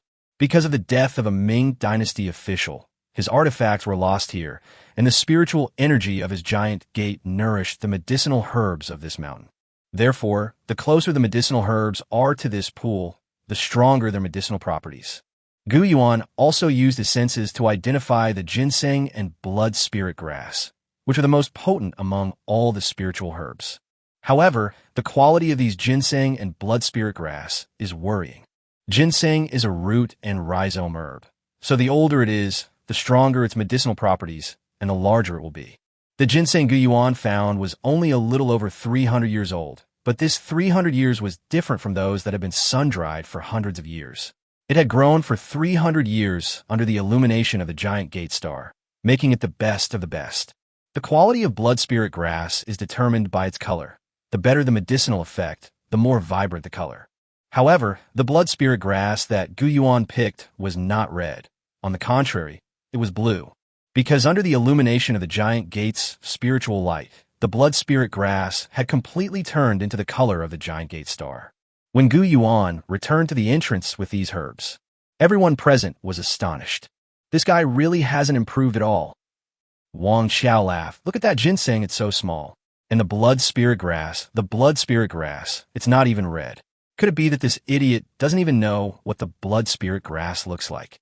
Just pick a blue blade of grass and come back. Ha ha ha, even dumber than I imagined. Several bodyguards echoed this sentiment. There's no need to compete anymore. Just admit defeat and stop wasting everyone's time. However, when it came time to pay the bill, Old One, who was in charge of looking after the medicinal herb garden, had a sudden realization. This herb is actually blood spirit grass. How strange. Is there really a blue blood spirit grass in this world? However, he couldn't tell the quality of Gu Yuan's herbs either. However, he was certain that the herbs Gu Yuan had chosen were of top quality, rich in spiritual energy, and of pure color. Only a truly discerning alchemist can select such spiritual herbs. Therefore, when it came time to pay, Gu Yuan only charged the standard price, which was about 600,000. Gu Yuan couldn't even come up with that much money, so he gave Lu Shuai a look, signaling him to pay the bill. He Yu, on the other hand, appeared much more magnanimous. He had picked a full 6 ginseng roots. All 6 are over 400 years old. A total of 4 million was spent, and the blood spirit grass was also selected as the best blood red variety, bringing in a total of over 4 million yuan. At this point, everyone present could feel the difference in skill level. Although he didn't know anything about alchemy, the spiritual herbs he chose were more expensive than Gu Yuan's. Many laymen think that expensive herbs must be superior. The first step is to consult with the participants. This requires explaining a concept, 1,000-year-old ginseng. The chance of finding ginseng that has lived for 1,000 years, dating back to the Tang Dynasty, is 0. Therefore, there's a concept called millennial ginseng, which refers to ginseng obtained by alchemists using multiple ginsengs of ordinary age. Using spiritual fire extraction, multiple spiritual herbs are refined and concentrated, allowing them to be combined to achieve an efficacy close to that of a 1,000-year-old ginseng. This type of ginseng is made using a 1,000-year-old process. He raised his right hand, gathering spiritual energy in it, and summoned his pet. Year of Abundance Turtle. This is an evolved form of the magma turtle, which is transformed into a wood-type creature. Its shell, resembling a volcano vent, evolved into a miniature mountain emitting green flames. The flames it produces are completely transformed into green spirit fire, which is less harmful, but has strong potion-making ability and is easy to control. Nianfeng turtle lay on the ground, not choosing to transform into human form, but instead remaining in turtle form, like a stove, lying in front of Hiyu. The green flames rising from its back are constantly burning these ginseng roots, fusing them together and merging them into one. The Emerald Peak flame is known as the strongest Earth-rank alchemy spirit fire. This is terrifying. They managed to synthesize these ginseng roots into one in less than a minute. What's the suspense now? Gu Yuan's medicinal herbs only cost 600,000, which isn't even a fraction of what Bossy spent. I just don't understand why he still insists. Hongling, as soon as Gu Yuan said this, a beautiful woman with a queen-like demeanor, cold eyes, and an air of arrogance appeared beside Gu Yuan. Hongling raised her right hand, and spiritual fire surged and gathered within it. Gu Yuan's other hand reached under Hongling's 5 fingers. Their palms touched, and the blue light of the Nether Snow Phoenix feather flame diluted the brilliant green in the air. Gu Yuan, however, had no intention of refining or evolving the ginseng. He immediately began refining the medicine. No tempering. Wang Xiao was taken aback. Does this guy even have any common sense? To refine a blood-replenishing pill, you need 1,000-year-old ginseng. Without using spiritual fire to refine the 1,000-year-old ginseng into a high-quality product, you can't even refine the medicine. Does this guy have absolutely no common sense? No. Lu Shuai thought to himself. He knows how to refine blood-replenishing pills, and he saw through he used poisoning of the pills at a glance. He was well aware of this, yet he still insisted, which can only mean one thing. He was extremely confident and believed in the medicinal power of this ginseng. Finally, the fusion of pills was successful, and he handed the pills he had refined to the judges. Chapter 165, being chased naked through the streets by the police. This time, the judge was none other than the gatekeeper of Yayuan Mountain. Zheng Qi, known as the spiritual nose of the National Medical Products Administration. Zheng Qi has a spirit pet named Yaofeng Dog. It is one of the evolved forms of Wind Shepherd, which reduces the ability to control the wind attribute and weakens its combat power. However, it enhances the sense of smell and perception. Before Zheng Qi retired, this clever dog would appear with him at various train stations during the spring festival travel rush. Using his spiritual senses, he could detect whether anyone was smuggling or trafficking drugs in the station. I also frequently help the drug administration check whether drugs meet the standards and whether they are unnecessary to take. He only needs to unleash his unique heavenly rank detection combat skill to sense the grade, ingredients, and potency of the medicine.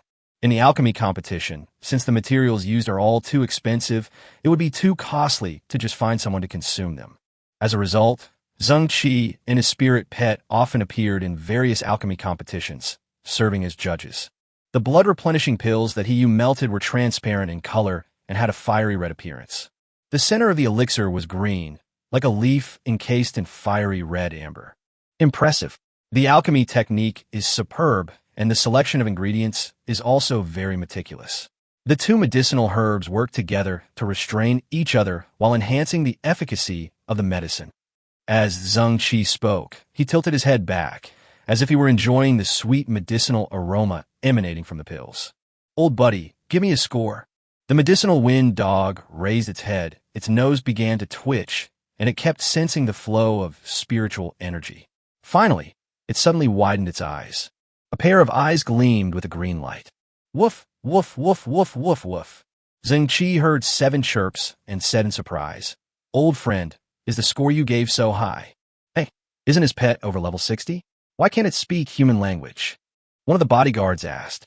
"TCH, what do you know?" Wang Xiao patted the person next to him. "Listen carefully. Elder Zhang's imperial pet does not like to transform into human form, nor does it like to speak human language. Many pets are like this. However, they share a tacit understanding that they developed before the medicine wind dog took human form. When rating drugs, the more effective the drug, the more times it gets a rating. It's known for its ability to elicit a chorus of 7 choruses that could topple a city and command exorbitant prices." "What do you mean?" the bodyguard asked, scratching his head in confusion. "In other words, if there were a single pill whose medicinal power could cause Elder Zhang's pet to bark 7 times after sensing it, it would cause everyone in the city to spend exorbitant prices to buy it. That's amazing. Our boss is definitely going to win." He smiled slightly, put his hands behind his back, looked at the phone filming behind him, and said with a smile, "That's right. That's what I like about Elder Zhang. He's upright and honest in his dealings with people, and he always gives the most objective evaluations. Clearly, even a dog understands this, but Gu Yuan doesn't." Ha ha. Countless mocking comments flew across the screen, accompanied by countless comments calling out husband. However, Gu Yuan had already completed the fusion of the core. The blood-replenishing pill that Gu Yuan took out was not red. Instead, it is a transparent blue color, with 7 red patterns forming the Big Dipper constellation, in which purple and blue dots have been lit up. It looks crystal clear, like a gemstone. Zheng Qi couldn't even tell whether this pill was good or bad. In terms of appearance, This pill was even more lustrous than he used, but the blood-replenishing pill was blue, which he had never heard of before. "Old buddy, what do you think?" "Woof woof." The medicine-wielding dog seemed to be possessed, staring intently at the pill. It kept barking, even continuously, for an unknown amount of time. "Hey, old buddy, are you alright?" Zheng Qi quickly patted his dog on the head to pull it out of its shock. "It's incredibly powerful. This is the most potent blood-replenishing pill I've ever seen in my life. The aroma is wonderfully fragrant, and the medicinal power is immense. It's truly excellent for nourishing the blood and calming the mind." I just shouted so many times.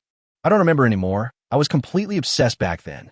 Upon hearing the words uttered by the medicine-wielding dog, everyone present was so shocked that their jaws nearly dropped. Impossible. He only used 600,000 materials to refine the pills, and the medicinal power of the pills he made was stronger than the pills that our boss he refined using millions of materials. Wang Xiao turned pale with fright and pointed at Zheng Qi, saying, "You're lying." "I am sorry," Zheng Qi suddenly said. "It was my fault for being blind. Those herbs just now were no ordinary herbs. Perhaps I'm just too ignorant. This phoenix tamer is indeed, as rumored, possessing extraordinary and bizarre strength. The herbs he selected might be even more potent." Upon hearing this, everyone present showed expressions of shock. "Impossible. My husband is going to lose, but I'd still be willing to see him naked. Hey everyone, let's form a group and head to downtown Dongguan. I want to see you run naked." "I want to see it too." He was so frightened that cold sweat poured down his forehead. He silently turned his head away, wanting to pretend that nothing had happened and walk away.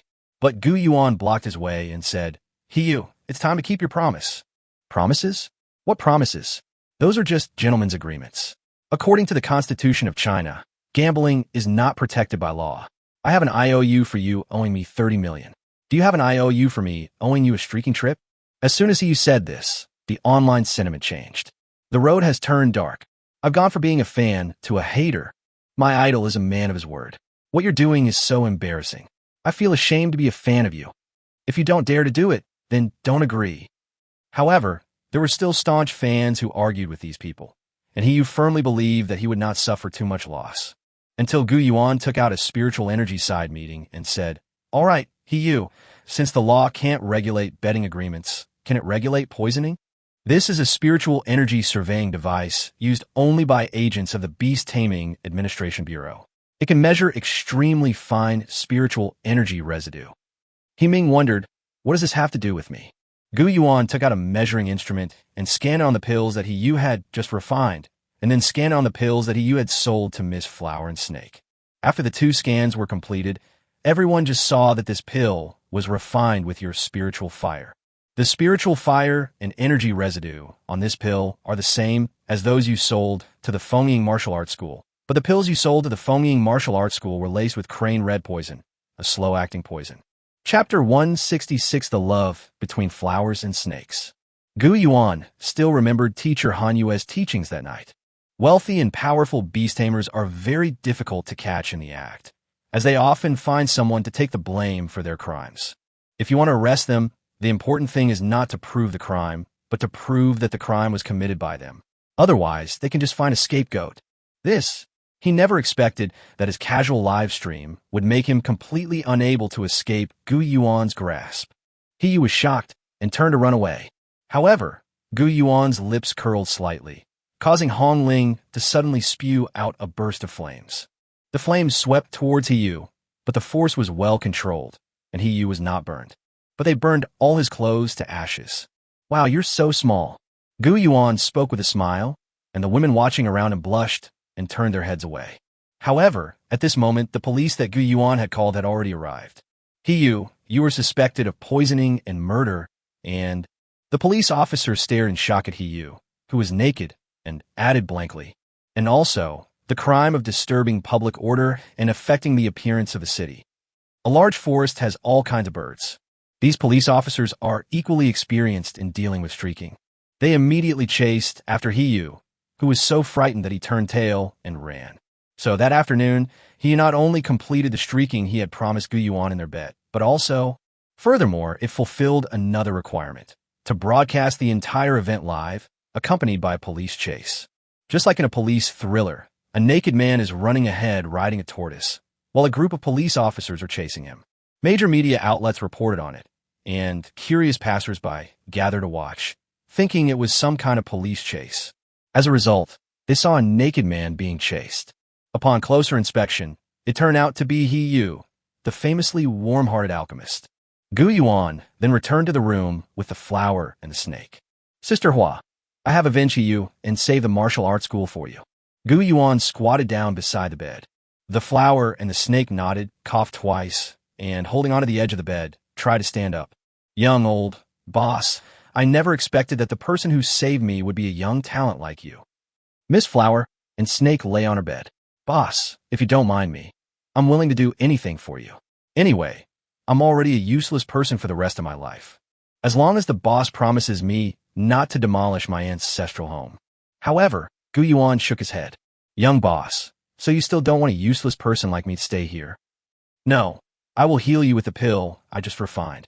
Blood replenishing pill is a high-level spiritual medicine, but the one that Gu Yuan just refined was not simply a high-level spiritual medicine. It is a special grade spiritual medicine that surpasses even high-grade spiritual medicines. The main reason is that the two core herbs used are extremely rare. They were placed next to the giant gate spirit stone for over 600 years before they grew. If there really was only one, Gu Yuan would really be reluctant to give it to Hua and the snake. However, Gu Yuan had the bracelet. Once disassembled, it could be infinitely replicated by consuming the same amount of spiritual matter. However, the amount of spiritual matter consumed by this one is no joke. It costs 1 million units of spiritual matter per unit. However, there is a detail here. That is the medicinal herb from the herb garden in the mountains. The payment process for picking is simple. You pay upon leaving the house, and once inside, you can do whatever you want with the fruit. But when you leave the house, your entire body will be scanned. This scan will check if you've been secretly eating anything inside, or if you've hidden herbs in your storage ring. However, Gu Yuan was different. There are so many medicinal herbs here, and they've been broken down into a whopping 3 million. I'm still worried that I'm taking too much advantage of them, so I'm asking the administrator for help. It is visibly clear to the naked eye that the mountain's spiritual energy has diminished. Of course, Gu Yuan didn't detect that so many spiritual herbs had been secretly taken away, because Gu Yuan had broken down all those herbs into spiritual substances. After getting it for free, Gu Yuan reconstructed a special, top-grade blood-replenishing pill. He handed it to the flower and the snake. Sister Hua, don't worry, you will stand up again. I want you to continue as the head instructor of Foaming Martial Arts School. Gu Yuan thought to himself, this martial arts school can't do without you. If Lu Shuai continues to be the head coach, in just 1 month, his assets have turned into a negative 60 million. If this goes on for a year, I'm afraid I'll really have to go into adult films to pay off my debts. Miss Flower and Snake nodded and said, Young boss, I appreciate your kindness. However, my injuries are so severe that even a high-level alchemist would find them troublesome. Your pill is not enough. Gu Yuan knew the characteristics of flowers and snakes. Apart from her first pet, a fighting-type water spirit snake, her other 4 pets are all smiling flowers. That's how the codename Flower and Snake came about. The smiling flower is a support-type beast with extremely strong single-target enhancement capabilities. Simply put, the flower and the snake wanted to quickly improve their strength at the lowest cost. They chose an extremely extreme approach, the 4 Protect 1 tactic. 4 smiling flowers protect a water spirit snake, and the water spirit snake often coils around her, charging into battle alongside her. The flower and the snake are among the best in the entire Guangdong province's martial arts and combat styles. However, now that her meridians are damaged, she is unable to coordinate with her pet. In the 4 Protect 1 strategy, the one being protected has lost half of its combat power. Why she thought that this was how her life would be from now on. However, after taking the pill, Miss Flower and Snake felt a warm current flowing through her body. My whole body felt as if it had been electrocuted. Miss Flower and Snake gasped, her body becoming hot, and she writhed on the bed. Finally, she sat up abruptly. What a strange feeling, my body doesn't hurt anymore. She looked at her hands and said, that feeling of ants crawling all over my body is gone. He was actually able to get out of bed. Looking at his hands, he thought, such a serious injury, and I was cured with just 1 pill. Young boss, you're amazing. Flower and Snake pounced on Gu Yuan and hugged him. The pair of large white breasts on her chest landed directly on Gu Yuan's chest. The impact was so strong that it almost stopped Gu Yuan's heart from beating. Gu Yuan was hit so hard he felt short of breath and his chest tightened. Before he could react, she pulled him into her arms and gently placed his head on her chest. It's so soft and comfortable to lie on. Little boss, I'll listen to you from now on. If you tell me to go east, I'll never go west. However, at that moment, Lu Shuai rushed in a panic. Something's wrong, boss.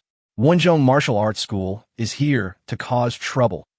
Chapter 167, Tenfold Compensation for Fakes. Give me 600 million. So, soon someone's already here for a friendly sparring match. Gu Yuan joked that he actually knew that the people who came to challenge the Fengying Martial Arts Academy were still recovering from their heavy losses. They're definitely not just here to cause trouble. I'm afraid not. Wenzhong Martial Arts Academy is a foreign-owned martial arts academy, a martial arts academy opened by South Korea and China. Moreover, their instructor, Lin, is He Yu's father. Oh, Gu Yuan sensed that there must be other hidden stories behind this.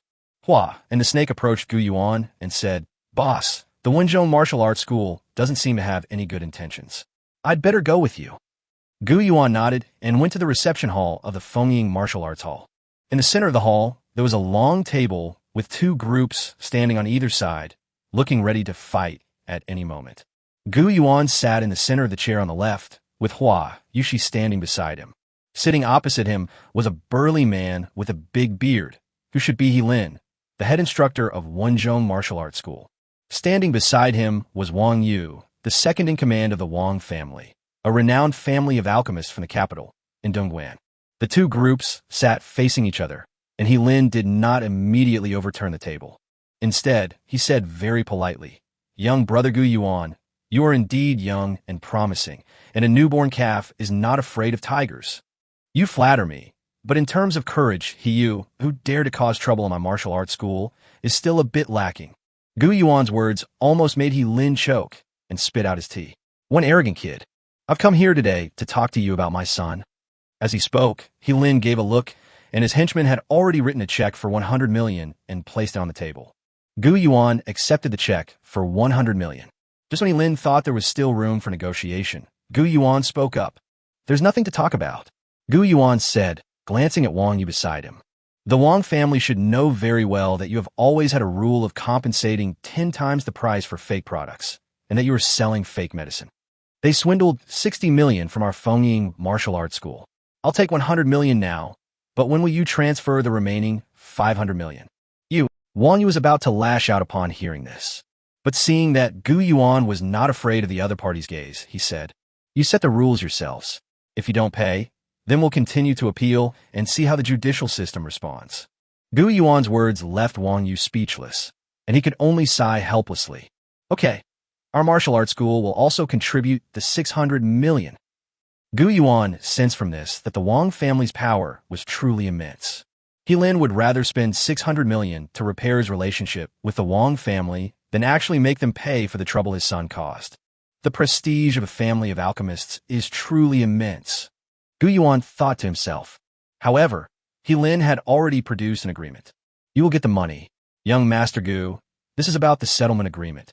I hope that young man Gu will be forgiving when he can. As he said this, Lin stood up. He had brought 6 people with him today. Each of them had a fierce look on their face, a strong and muscular build, and had reached the level of a 4th-grade beast tamer. The threat was already quite strong. Spare my son, and we'll remain friendly neighbors. Otherwise, Hua and she were somewhat worried. The psychological pressure these people were exerting was too great. Would Gu Yuan be frightened into backing down by their threats? Actually, this is for the best. It avoids creating enmity with the martial arts school in the article, and the pressure on the school will be much less. Of course, it's understandable. As Gu Yuan spoke, he kept tapping the table with his finger. However, I want him to start from Wang's pharmaceutical building in Dongguan City, and kowtow once for every step he takes. I kowtowed all the way to the entrance of our Fengying Martial Arts School, and then Sister Flower and Snake agreed. So I, on behalf of our martial arts school, signed this letter of understanding. Gu Yuan's words were no longer just an insult to the son of the top instructor of their Wenzhong Martial Arts School. He doesn't even give the Wang family any face. Just how arrogant is this guy? You've gone too far. Lin slammed his fist on the table and stood up. Including myself, we have 6 4th-grade beast tamers, while your martial arts school can't even muster a single shrimp soldier to protect you. Believe it or not, I'll tear your mouth apart. You dare. The flower and the snake walked up to Gu Yuan, their entire bodies radiating a surge of spiritual energy. This is 50,000 soul power. Impossible. The flower and the snake were so badly injured, they couldn't possibly recover. Everyone at Wenzhou Martial Arts School, including Lin, was terrified of Hua and Shi's strength. Gu Yuan remained seated, completely unmoved, as if he had nothing to lose. Lin, bring it on. Show me what you've got. Trying to scare me. I'm the Black Lotus Gang's #1 wanted criminal, a terrorist with a 5 billion bounty. Even if Hai Rue Morris stood in front of me, I wouldn't be afraid. Were you anyway? Hearing Gu Yuan's words, Lin clenched his right hand in anger and looked at the flower and the snake. Flower and snake, are you really going to go against us for the sake of such a brat? Lin's eyes revealed a murderous intent, but also concealed a panic stemming from a lack of energy. He's the boss, and I'm just a worker. As a worker, I naturally listen to the boss. Fine, a bunch of arrogant fools, we'll see. Don't think we'll let you off so easily. With that, Lin took out a check for 500 million yuan, threw it on the table, and then turned and left. Seeing that the other party had left, Gu Yuan accepted the check for 600 million with great interest and handed one of the 600 million to Hua Yushi. Make sure to renovate this venue properly, and remember to transfer the profits to my account. After receiving the money, Hua and she blushed. Just 2 days ago, the entire martial arts school was in a dead end, but now in such a short time. This man changed everything. In Hua Yushi's heart, all of this is thanks to Gu Yuan. Without him, the martial arts school wouldn't be where it is today. As long as the signboard is preserved, that's all that matters. That's the only wish of Flower and Snake. As for the money, once it's earned, it all belongs to the boss. Meanwhile, Lin went to the prison to visit his son. Then, Yu, now sporting a buzz cut and wearing prison clothes, shouted, his once proud blonde hair now shaved off. Dad, save me, save me. Those thugs, they come to harass me every night. Yu has fair and delicate skin and is better maintained than some women, which makes him a hot commodity in prison. Lin looked at his son with heartache, but shook his head and couldn't say a word. Visiting time has arrived. At this moment, the prison guard dragged Lin into the prison. Lin looked at his son's pained expression and the lecherous, muscular man behind him. Enraged, Lin slammed his fist on the chair. Gu Yuan, you wait. I will make you pay tenfold. Chapter 168 Dragon? By the way, Sister Hua, how did you get such a serious injury? Gu Yuan looked at the flower and the snake. Young boss, it's all my fault. I was in a hurry to get money to keep our martial arts school afloat. So I went to the underground arena to participate in the gladiatorial contest, even though I had already won. However, he was ambushed on his way home at night. Oh, Gu Yuan nodded. For some reason, when Gu Yuan heard about the underground arena, beautiful women, flowers, and snakes, he thought of the videos that Yi often sent him. The female boxers in the video, especially those like Flower and Snake. You'll often get ambushed on or off the field, which will then trigger the paid storyline. So, what were you doing in the underground arena back then? A piece of starstone, this thing is priceless on the black market. I think it can sell for at least 1 or 200 million. Starstone. Gu Yuan knew about this thing. It's the kind of gemstone that was collected by the Big Dipper array, right? Gu Yuan was also interested in outer space in this world. Satellites play a role in a world that goes beyond just navigation and communication. It also serves another important function, attracting passing asteroids. These asteroids are disassembled, and various substances are extracted from them to enhance rare, celestial spirit pets.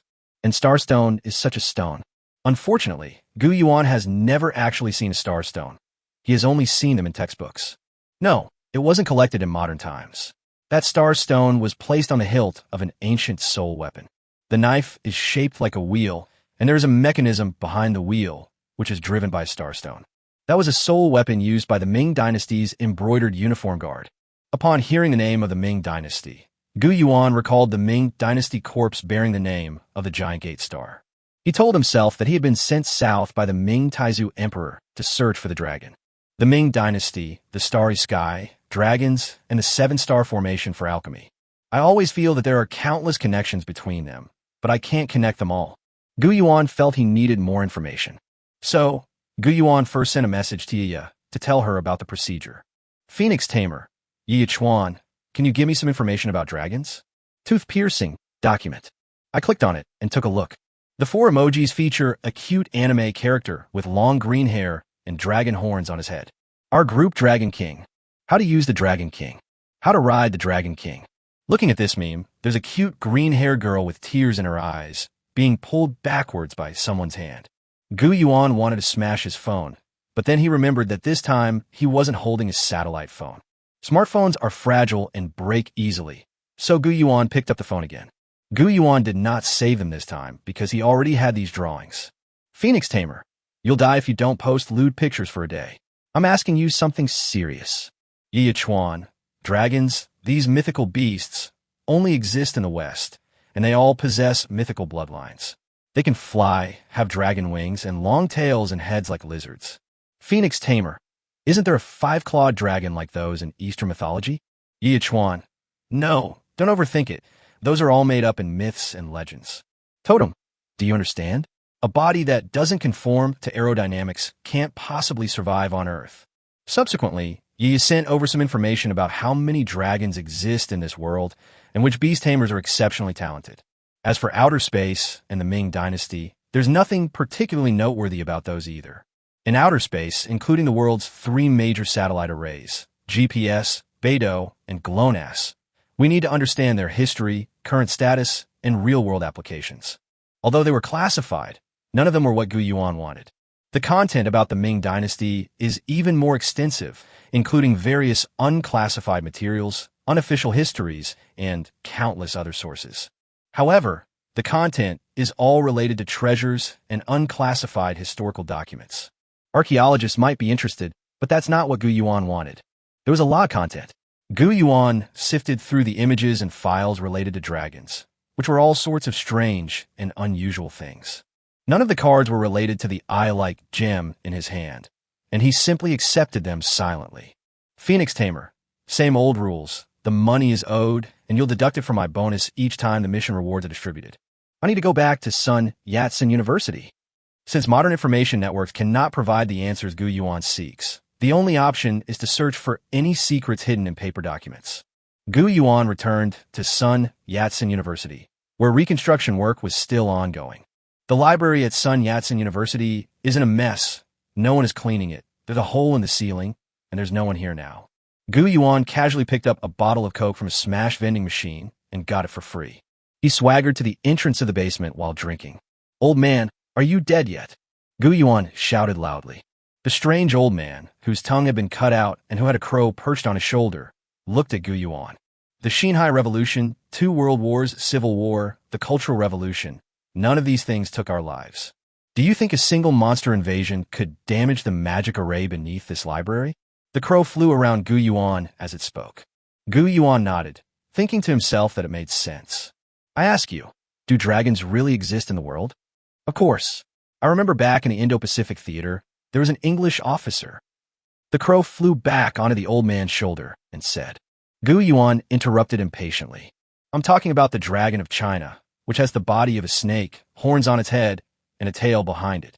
That kind of thing only appears in history books, but no one has ever seen one in person. The same goes for the phoenix. Until the appearance of the red feather, it was always described in this way. As he spoke, Gu Yuan tossed the eye-like gem from his storage ring to the old man. The old man took it, and his eyes widened immediately.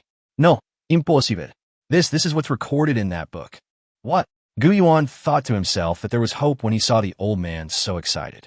The old man had already stood up and walked straight toward the section of ancient books from the Ming Dynasty. Upon arriving at this area, he climbed the stairs and took a book from the top floor. The sign above read, Lu Bowen severed the dragon vein. This book is a rubbing from the Ming Dynasty, and I always thought it was fake. But when you show me this eye, I started to believe in it. What is this? An eye? Isn't it a gemstone? No, this is a longan, a dragon's eye. As he spoke, he preached, Alas, this is a great misfortune in the history of China. Legend has it that when Lu Bowen, a founding father of the Ming Dynasty, assisted Zhu Yuanzhang in establishing the Ming Dynasty and overthrowing the Yuan Dynasty, Lu Bowen found a dragon to help him destroy the Yuan Dynasty. Chapter 169 Dragon. The old man opened the rubbing, and there was a corner of it that had been folded over. Gu Yuan looked closely and saw that it was a gray-black ink painting of an eyeball. And this eyeball is exactly the same gem as the one Gu Yuan just threw over. A dragon? Gu Yuan was stunned when he heard this. Tell me quickly. Legend has it that Liu Bowen summoned a dragon using a secret method of dragon divination and used it to defeat the Yuan army. From the Kaiyuan era of the Tang dynasty to the Lushan rebellion, monsters were gradually driven out, and many monsters became enemies with humans, but some still hid among humans.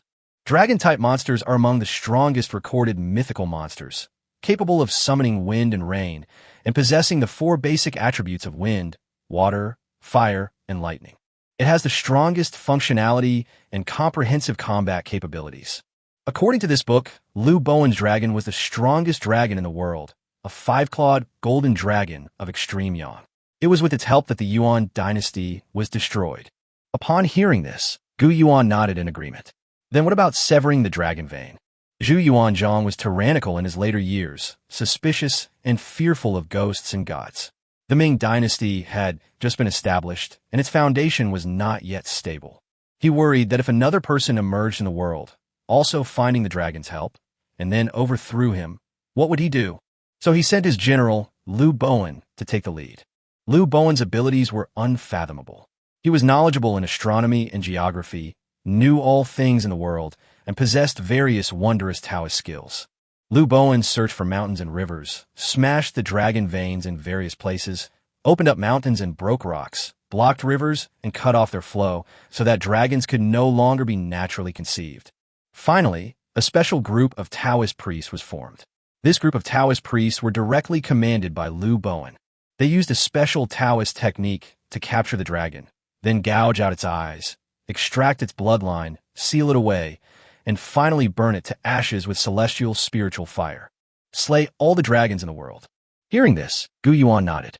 Impressive. Liu Bowen is so powerful, even more so than the dragon.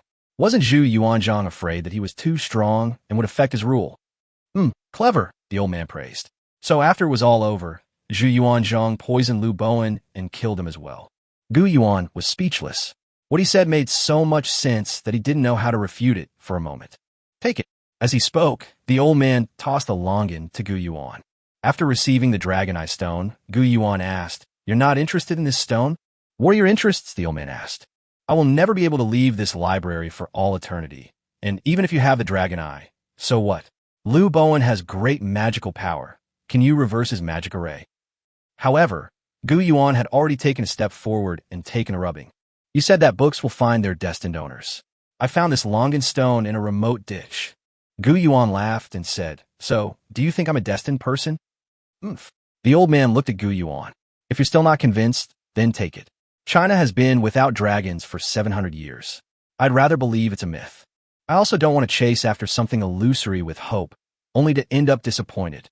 By the way, I want to ask you something, which is about the spirit stones in the universe." Gu Yuan suddenly said, "The embroidered uniform guards may carry various strange soul artifacts, among which I know that starstones are not something that exists in our time.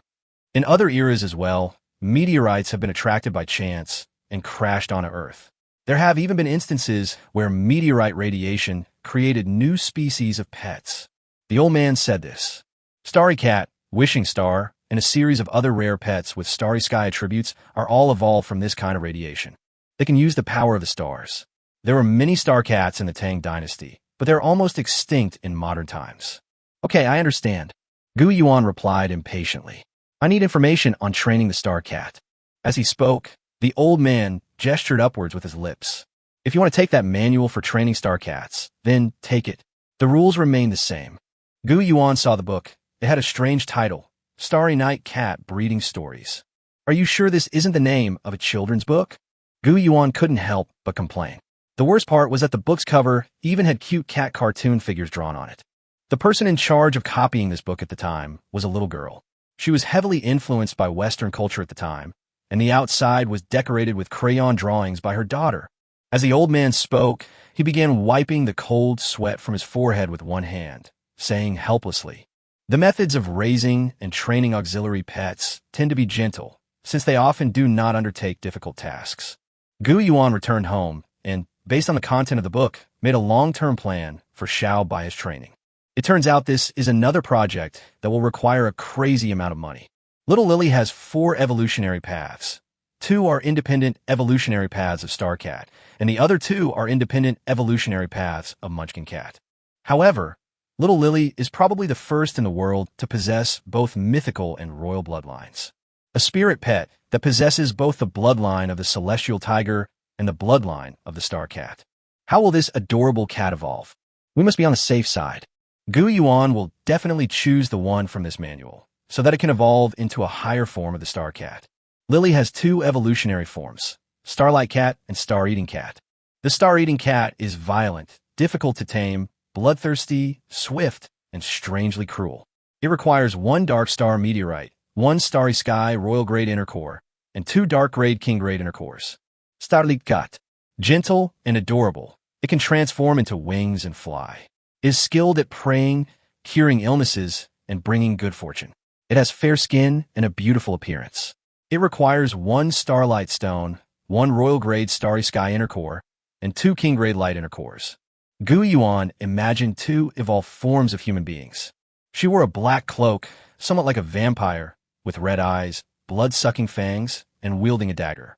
She was a witch version of Sayuri, whose healing effects were reduced, and who was evolving into an aggressive form.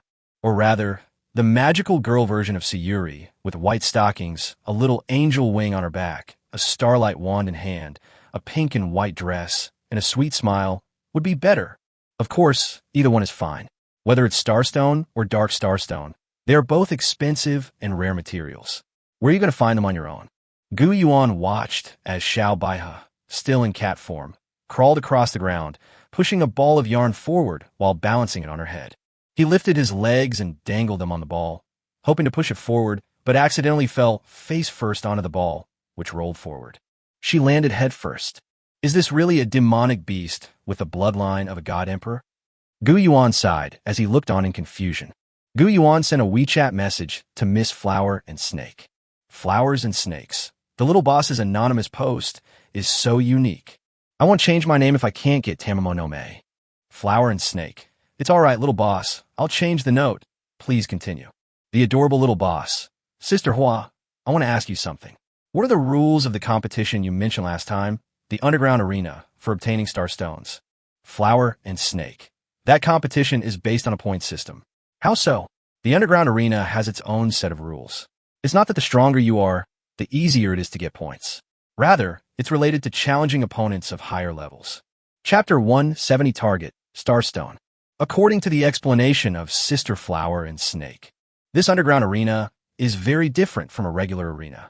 Here, if someone accidentally loses their life in a duel, their body will be disposed of secretly. Moreover, the Colosseum has the capability and requires participants to cooperate in fabricating evidence of feigned death, so that if you accidentally lose your life underground, you can easily cover it up.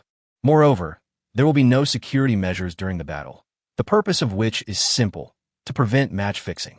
TCH, it seems the people running this underground arena have quite the resources. Gu Yuan thought to himself. Flowers and Snakes. This is also related to the fact that Chinese law explicitly prohibits gambling, and gambling regulations are not protected by law. This market is huge, and many underground banks basically support an underground arena. Moreover, in these underground arenas, one could be seriously injured or killed during a fight.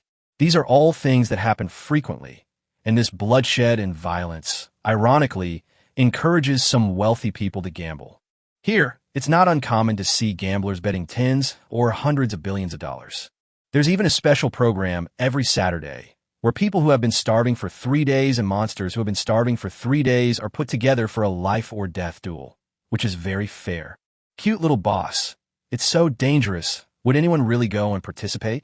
Flowers and Snakes, of course. This is the point system I told you about, designed to prevent participants from choosing opponents of similar skill levels. This eliminates the unique thrill of gambling. The competition uses an algorithm that increases the difference in soul power to determine the scoring system. Simply put, you can only gain points by competing against opponents with higher soul power than you. Points can be redeemed for various expensive treasures, even the star stones I mentioned earlier. Gu Yuan nodded. After roughly understanding the competition rules, Gu Yuan asked, "If I want to get a star stone, what do I need to do?" "What?" Upon hearing this, Flower and Snake were greatly surprised and immediately sent a message. Flower and Snake, "Little boss, that place is too dangerous. Let me go and earn the points for you." "Cute little boss, no. After you obtained the star stone last time, you were ambushed. I think someone deliberately ambushed the person who obtained the star stone. You need to conserve your energy. Once I get the star stone, we'll work together to find that person and get back the star stone that was stolen from you. And don't forget, this point system isn't about who has higher soul power and who can score more points. It's about who can beat someone stronger than themselves." Gu Yuan had made up his mind to go and see the underground arena. Gu Yuan tried asking questions to gauge the situation and discovered that even the Flower sister couldn't help him get a spot in the competition. In that case, Gu Yuan only has one option left. Gu Yuan made a phone call to Yiya. "Hey, you dead crocodile, I'm asking you, is there any way you can get me a qualification for, the 777 Underground Coliseum? I need star stones." When Yiya heard that Gu Yuan was going to the underground arena, she was practically ready to set off celebratory fireworks. "Don't worry, leave it to me. I'll arrange the relevant work for you. But you'll also need to cooperate with some document writing." "What should I write? A political report?" "No, write a suicide note. Write it according to their standards. Everyone who participates has to write one, so that if you accidentally lose your life, they can fake your suicide and prevent you from being traced." Holy crap, this dead man even comes with a full service. Gu Yuan received a screenshot of the rules, one of which Huai Yushi hadn't told him about, was the bomb rule. For example, the difference in soul power between the two sides is too great, to the point that the other party is one rank higher than you. Therefore, if the opponent has one more beast than you, that counts as a bomb. The betting amount must be tripled. For example, if someone bets 30,000 on contestant A, and contestant A has one less beast than contestant B, the bet must be tripled. If player A wins, the 30,000 that could have won 60,000 will triple, and they will win 180,000. The person who bets on B needs to come up with an extra 150,000 to cover the shortfall. This 150,000 comes from their own savings or reserves that are not currently betting on the table. If player A plays to an even higher level and uses one less pet, he will have 2 fewer pets than player B. This is called a double bomb, which multiplies the score by 9. And so on. 3 bombs multiply the value by 27 times, 4 bombs by 81 times, and 5 bombs by 243 times. The points earned by the players are also doubled in the same way. This is truly a paradise for gamblers. They can either win big or lose so much they won't recognize their own mothers. Gu Yuan was speechless, but still went to Yiya's place and completed the formalities. And so, guided by Yiya Chuan, Gu Yuan arrived at the subway station. This arena is something else entirely, created to evade the supervision of human society. It wasn't even located in a city within the Anjia border, but rather on the edge of the Anjia border, similar to many hunters' lodges. Moreover, the location is not publicly disclosed. The only way to get there is by subway.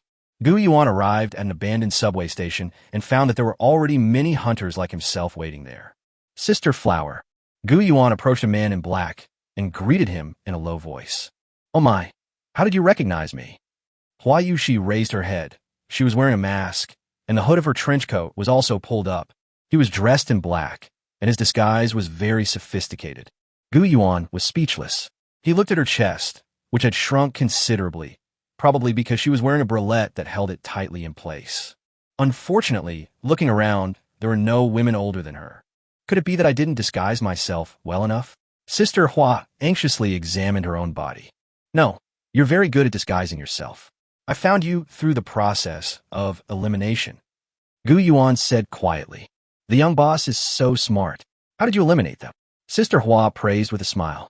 Gu Yuan said, looking around after eliminating the ones with the biggest breasts, "I found you." "Oh, is that so? If the young boss likes it, would you like to touch it?" The deafening roar of a train entering the station filled the air. At this moment, the train arrived at the station, and Gu Yuan and Sister Hua boarded the train together by swiping their cards.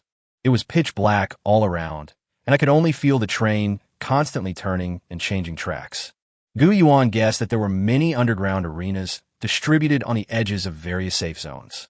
Each night, a different algorithm determines which different arena the train will be heading to. Finally, The train stopped, and Gu Yuan got off. He saw people split into two groups. One group went up the stairs, while the other group continued down. Gu Yuan was walking downstairs when he was stopped by Sister Hua. Chapter 171, Phoenix Tamer. The Phoenix Tamer appears. A shocking and explosive experience. Young boss, are you sure you want to do this? Sister Hua asked, holding Gu Yuan's hand and looking at him. Gu Yuan nodded. Didn't we agree on that? Sister Hua nodded. I will definitely do my best to protect the young boss. Upon entering the lower level, the environment was not harsh at all.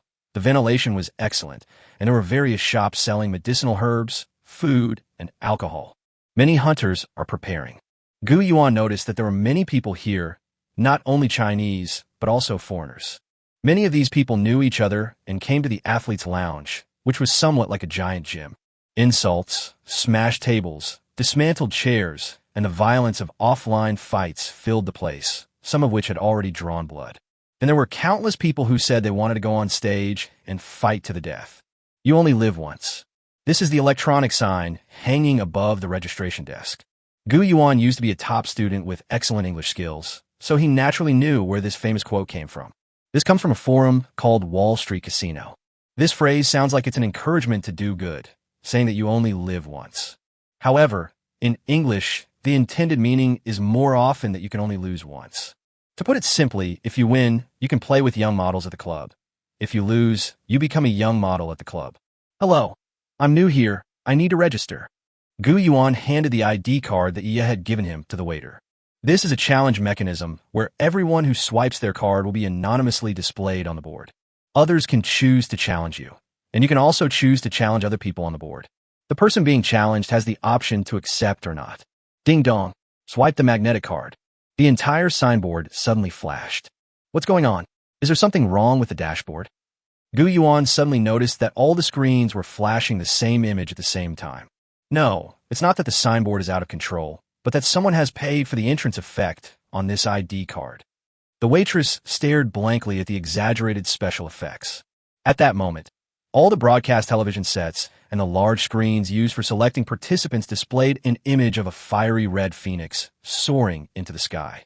As the phoenix's cry rang out, everyone instinctively looked at the nearest screen around them. On the screen, the circling phoenix finally landed on the arm of a dark figure. This figure was facing away from the setting sun, so its face could not be clearly seen. The phoenix on its shoulder spreads its wings, as if preparing to take flight. Above it was a row of large, gleaming characters. Phoenix Tamerno, 416-5465, is waiting for you to challenge him. Phoenix Tamer. In an instant, not only the audience, but even many of the contestants were surprised. The Phoenix Tamer has actually come to our underground arena. My heavens, the Phoenix Tamer has arrived. I've had my eye on that bastard for a long time. A mere high school student is actually causing trouble in the hunter rankings. He's asking for death. Just wait until tonight. I'll beat him so badly he'll be crawling on the ground looking for his teeth. One by one, burly men began frantically searching for the front desk to scan the QR code. Enter number 4165465, the number Gu Yuan obtained, and you must find Gu Yuan for a duel. Countless people want to catch a glimpse of the Phoenix Tamer. Whether they book a seat in person or don't have the opportunity to come to the event, they could buy online tickets on the dark web to watch the live stream. In an instant, the title of Phoenix Tamer resounded throughout the entire underground arena. The name of the Phoenix Tamer has become so famous lately that countless people hope to benefit from it. There were also those who were full of passion and wanted to fight Gu Yuan. The number of challenge messages Gu Yuan received, asking whether he would accept the challenge, skyrocketed. On the right side of the big screen, there's a list called Today's Most Popular List. The rankings are based on the number of challenges received. The title of Phoenix Tamer was bestowed upon the person who tamed the phoenix within a mere minute of the market opening. He had been challenged by more than 300 contestants from the underground arena. It directly broke the record for the most challenges in 1 minute in the entire underground arena. Looking at the exaggerated special effects, Gu Yuan made a phone call. Hey Yaya, what's with that golden symbol? Do you want me to be glared at to death by other people tonight? Yi Chuan is on the 3rd floor upstairs. In front of him was a gambling table with a sign that read, "Can anyone break the 1-minute challenge record within a year?" Yi held the phone between his shoulder and arm, one hand gripping a sack, the other stuffing large gold bars and bundles of banknotes into it. How could that be, Phoenix Tamer? Do I look like a crocodile to you? I'm just treating you like a brother, giving you more options. Sigh. Gu Yuan thought to himself as he looked at all the challenge letters. There are definitely plenty of choices. Gu Yuan can choose any one of them to duel. In fact, Hongling's innate bloodline talent is quite strong and can play a special role in the competition. Gu Yuan selected from among these people and surprisingly chose a 4th-rank beast tamer to challenge. Phoenix Tamer has chosen his opponent, and surprisingly, his opponent is none other than WSB's Born, a 4th-rank beast tamer known as the Master Bird. Just as I expected, he did choose to challenge someone of a higher level. At this moment, those who placed bets and those watching the live stream began frantically throwing money at Gu Yuan. Gu Yuan didn't bring much money with him tonight. He simply casually bet all 10 million on himself. Gu Yuan went on stage. Very good, very impressive. Master Asuka is a bald man with a big beard and very fair skin. He is probably not from China. I know your name, the Phoenix Tamer from your province. Even across the ocean, many people know your name, and many people have great faith in your amazing bird, but I will prove them wrong. Your biggest mistake was trying to challenge me, a 4th-rank beast tamer, with your mere 3rd-rank skill. I'll show you just how powerful my children are. Hongling tilted her head in confusion, then became excited upon hearing this. Master, are his pets a brood of birds born from his relationship with a bird that has transformed into a human? This is some kind of custom. Gu Yuan didn't understand the meaning behind Hongling's words and replied directly, no. In English, children also refers to soldiers under a general. It seems he was a soldier and became a hunter after retiring. Chapter 172 One-Hit Kill, the Afghan Soldier M. At that moment, Master Asuka raised one hand. 4 raptors were summoned, and these 4 pets were all of the same species. This is a species of eagle that does not belong to China. It is unique to the Americas, the bald eagle. 4 eagles circled low in the 39-meter-high hole, then dispersed in perfect unison and reformed into a single file. Sometimes it transforms into a V-shaped arc formation. A bald eagle, plus brown skin, you've been to the Afghan battlefield. Gu Yuan carefully observed the birds flying through the air, then fixed his gaze on the other person. Yes, the other party drew a military knife. However, I made a mistake and went to a military court. After I was released from prison, I realized that it was actually quite good not to be a soldier. It's been over a decade since I've experienced the feeling of slitting the throat of a little brat like you. I love the sound of that crisp crack, like biting into a medium-rare cartilage. As he spoke, he casually slashed the metal with his razor, the clanging of the metal quite jarring.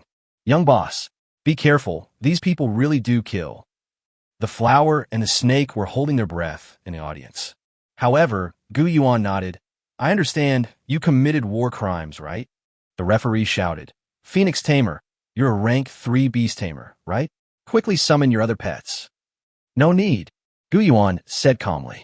In an instant, everyone who was excitedly shouting, Phoenix Tamer, charge, stopped in their tracks. A wealthy man, sitting in the VIP section, picked up a grape with a fork, ready to eat it. He opened his mouth wide, but hesitated to put the grape in his mouth. The grapes fell off the fork and landed on his clothes without him even realizing it. He didn't intend to summon his 2nd or 3rd pet. He only summoned the phoenix. They were about to engage in a decisive battle with this 4th-rank beast tamer who had come from the battlefield of Afghanistan.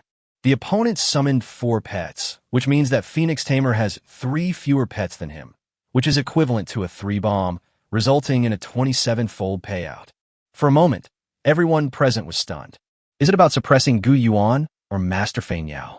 Gu Yuan's pet was only level 36, while the opponent's 4 bald eagles were all over level 37. Although Gu Yuan's mythical giant bird is quite powerful, Master Flying Bird has 4 pets. Phoenix Tamer. At this moment, even the referee was a little hesitant. He has already killed or maimed 30 people. Are you sure you don't want to summon more pets? In the audience, those who had blindly bet on Gu Yuan felt they were doomed tonight and shouted in unison. Give me my money back. This is a fixed match. Phoenix Tamer wouldn't be that stupid. He's too confident. In this situation, he actually wants to challenge the opponent's 4 pets with only 1 pet. Those who weren't in a hurry to place bets all started shifting their focus, betting their money on Master Asuka. I never expected there would be such a good thing. I'm getting free money right now. I'll bet 10 million. I'm betting my entire fortune on Master Asuka. The two sides' combat experience is not even on the same level. Phoenix Tamer, a kid who was lucky enough to survive in Guangzhou. How could they possibly be a match for American soldiers who had actually fought in the Afghan War? At this point, the betting money began to tilt towards the other side, and Gu Yuan's odds had become 1-5, even without considering a bomb. However, what they didn't expect was that Gu Yuan's lips were slightly curved at this moment. Immediately afterwards, the referee blew his whistle. Fly, bald eagles, let the enemies on the battlefield tremble at your arrival. Fly over their heads, and let them die in fear. Master Asuka roared. However, before the 4 bald eagles could fly to Gu Yuan, Hong Ling raised her head and suddenly glared at him. The power of a mythical bloodline burst forth, and 100 birds paid homage to the phoenix. These 4 bald eagles were actually of a higher rank than the red feather eagles. They were all so frightened that they fell to the ground, heads down, unwilling to spread their wings and soar. The situation on the field instantly changed from 5 against 2 to 2 against 1. Gu Yuan's lips curved slightly as he lunged forward, raising his right hand high, and a red feather leaped from his fingertips. The man and the phoenix charged toward Master Asuka. Hey, my children, what are you doing? Master Asuka is waiting for them to shoot down Red Feather, so he can go up and enjoy the process of slitting Gu Yuan's throat. But he found that Gu Yuan had already rushed in front of him. Gu Yuan raised his right hand and drew his M10. Unlocked by fingerprint, this USB-like artifact pops out a military dagger. With a sudden wave of his hand, Gu Yuan thrust the weapon straight toward Master Feng Niao's chest. Shining Belt. Master Flying Bird has won hundreds of matches, so naturally he has a lot of assets. With a sudden flash of his shimmering belt, he appeared in the distance. However, Gu Yuan's dagger missed its mark, and he did not pursue. Hongling plummeted rapidly through the air, the lightning-infused bullet hurtling straight towards him. Seeing the red feather falling rapidly, Master Asuka raised his right arm. A golden light suddenly erupted from his right arm, and an arc-shaped shield covered his entire body. Thor's shield. Hongling's lightning-infused projectile failed to shatter the Thor's shield. Master Asuka seized the opportunity, leaned his entire body forward, and took a step forward, charging directly towards Gu Yuan. Damn Phoenix Tamer, I'll show you how to kill you. I don't know what kind of evil magic you used. However, your combat experience is still far inferior to mine. Master Feng Niao, with the Thunder God shield atop his head, had lightning flashing on his right hand, clearly preparing to unleash the thunderous heaven-rank battle skill. He was about to unleash thunderous might. However, Gu Yuan watched as he charged toward him like a madman. With a cold expression, he took the Rolls-Royce Wind Whisper from his waist. Then, Gu Yuan raised his right hand and pressed the bottom button, the Windsword button. A gust of wind gathered in Gu Yuan's hand and then shot out in a straight line. In an instant, the impact pierced through Thor's shield and also pierced Master Asuka's chest. Master Asuka coughed up a mouthful of blood and collapsed on spot. Oof. Gu Yuan smiled, then hung the Wind Whisper back on his waist. In an instant, everyone in the hall was shocked. Asuka, Master Asuka, he has stopped breathing. The host stammered as he shouted. The victor is Phoenix Tamer. Yay! In an instant, the entire basement erupted in applause. No one cared about the fate of the losers. All that was happening was cheering. Chapter 173, The Spirit of the American People. The victor is the Phoenix Tamer. As the host raised his voice in a shout, the entire venue erupted in cheers. The cleanup crew then took over and disposed of Master Asuka's body. Gu Yuan had already arrived at the lounge, according to the original timeline. Gu Yuan had already received thousands of challenge letters, and he prepared to conduct another round of screening. Those who primarily use birds as weapons and beast tamers were selected and then dealt with one by one. Because of the presence of the red-feathered 100 birds paying homage to the phoenix, the bird pets, apart from those with royal and mythical bloodlines, can resist to some extent. For the others, as long as their level is no higher than level 10 of red feather. Basically, they would all be pinned to the ground by Hong Ling's oppressive aura, unable to retaliate.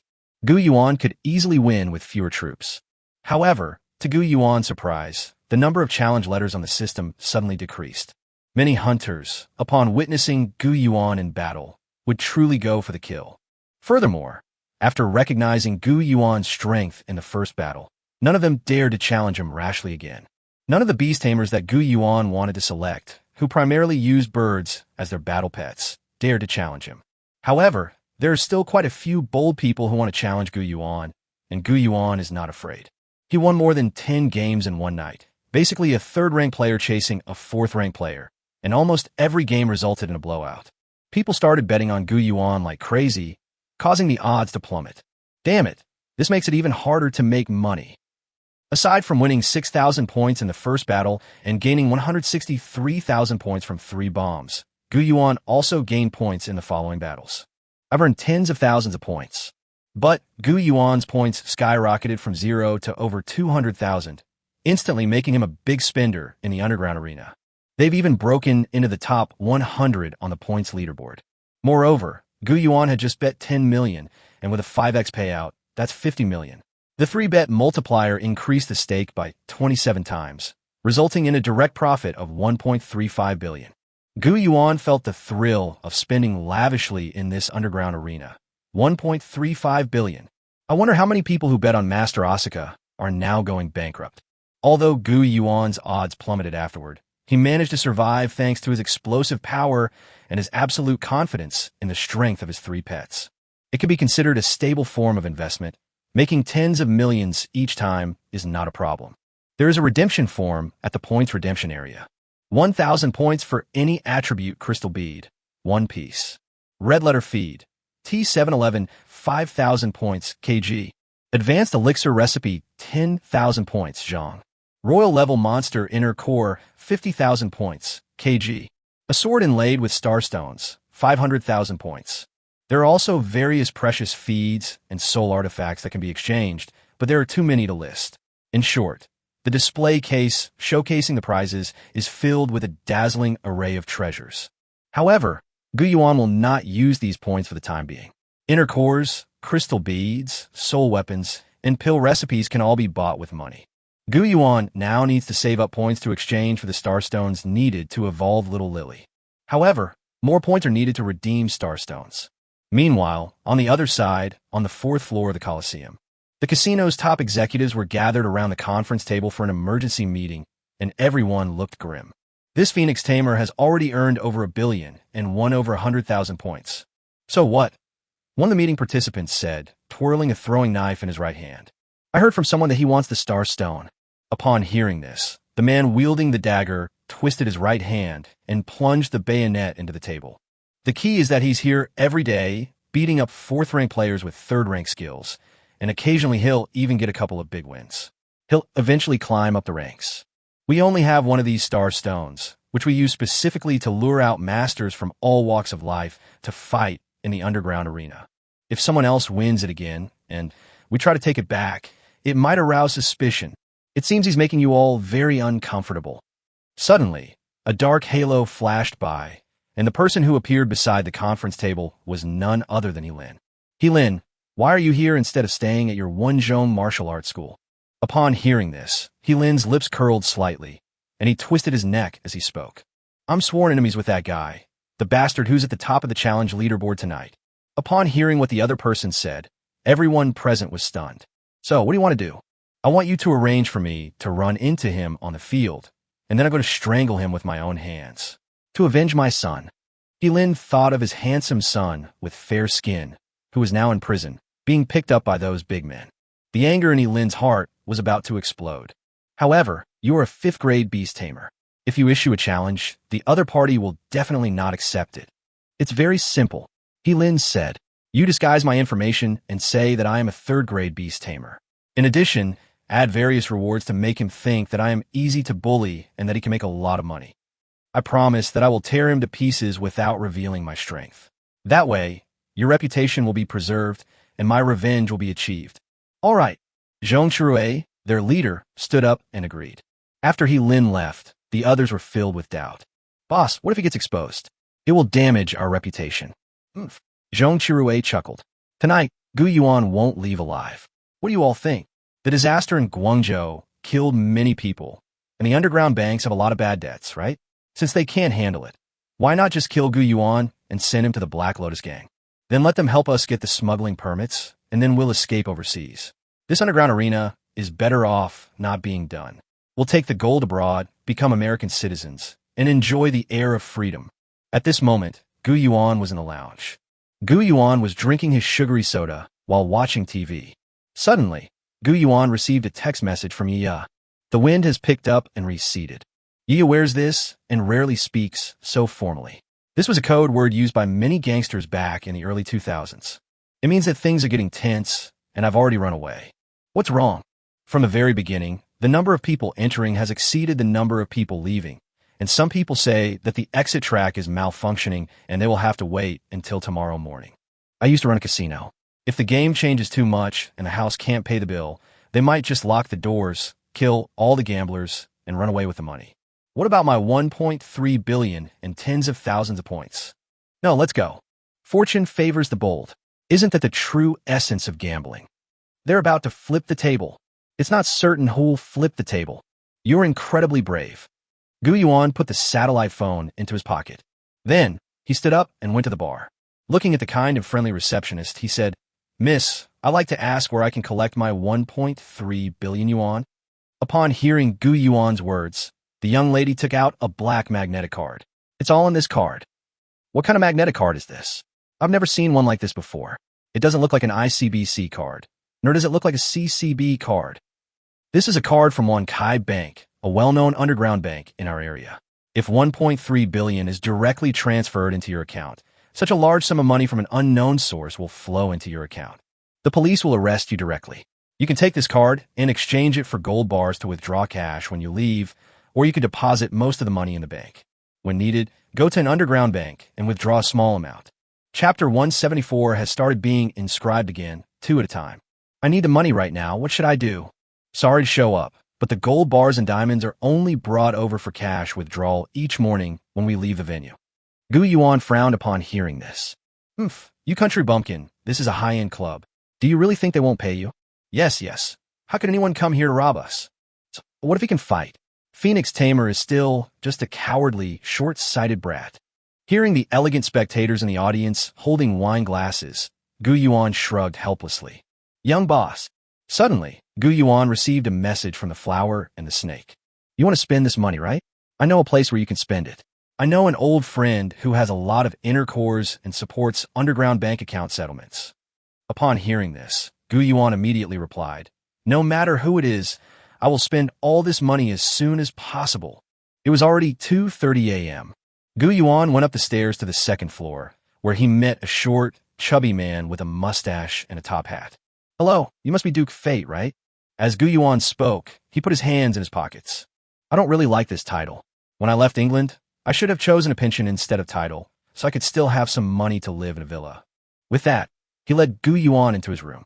In this bedroom, he took out 3 large pickup truck-sized suitcases.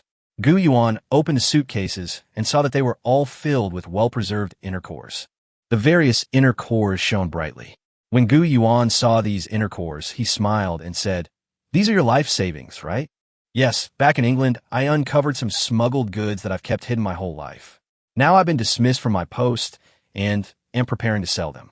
Miss Flower and Snake told me about it. I'm truly grateful that you are willing to pay 1.35 billion to buy it all."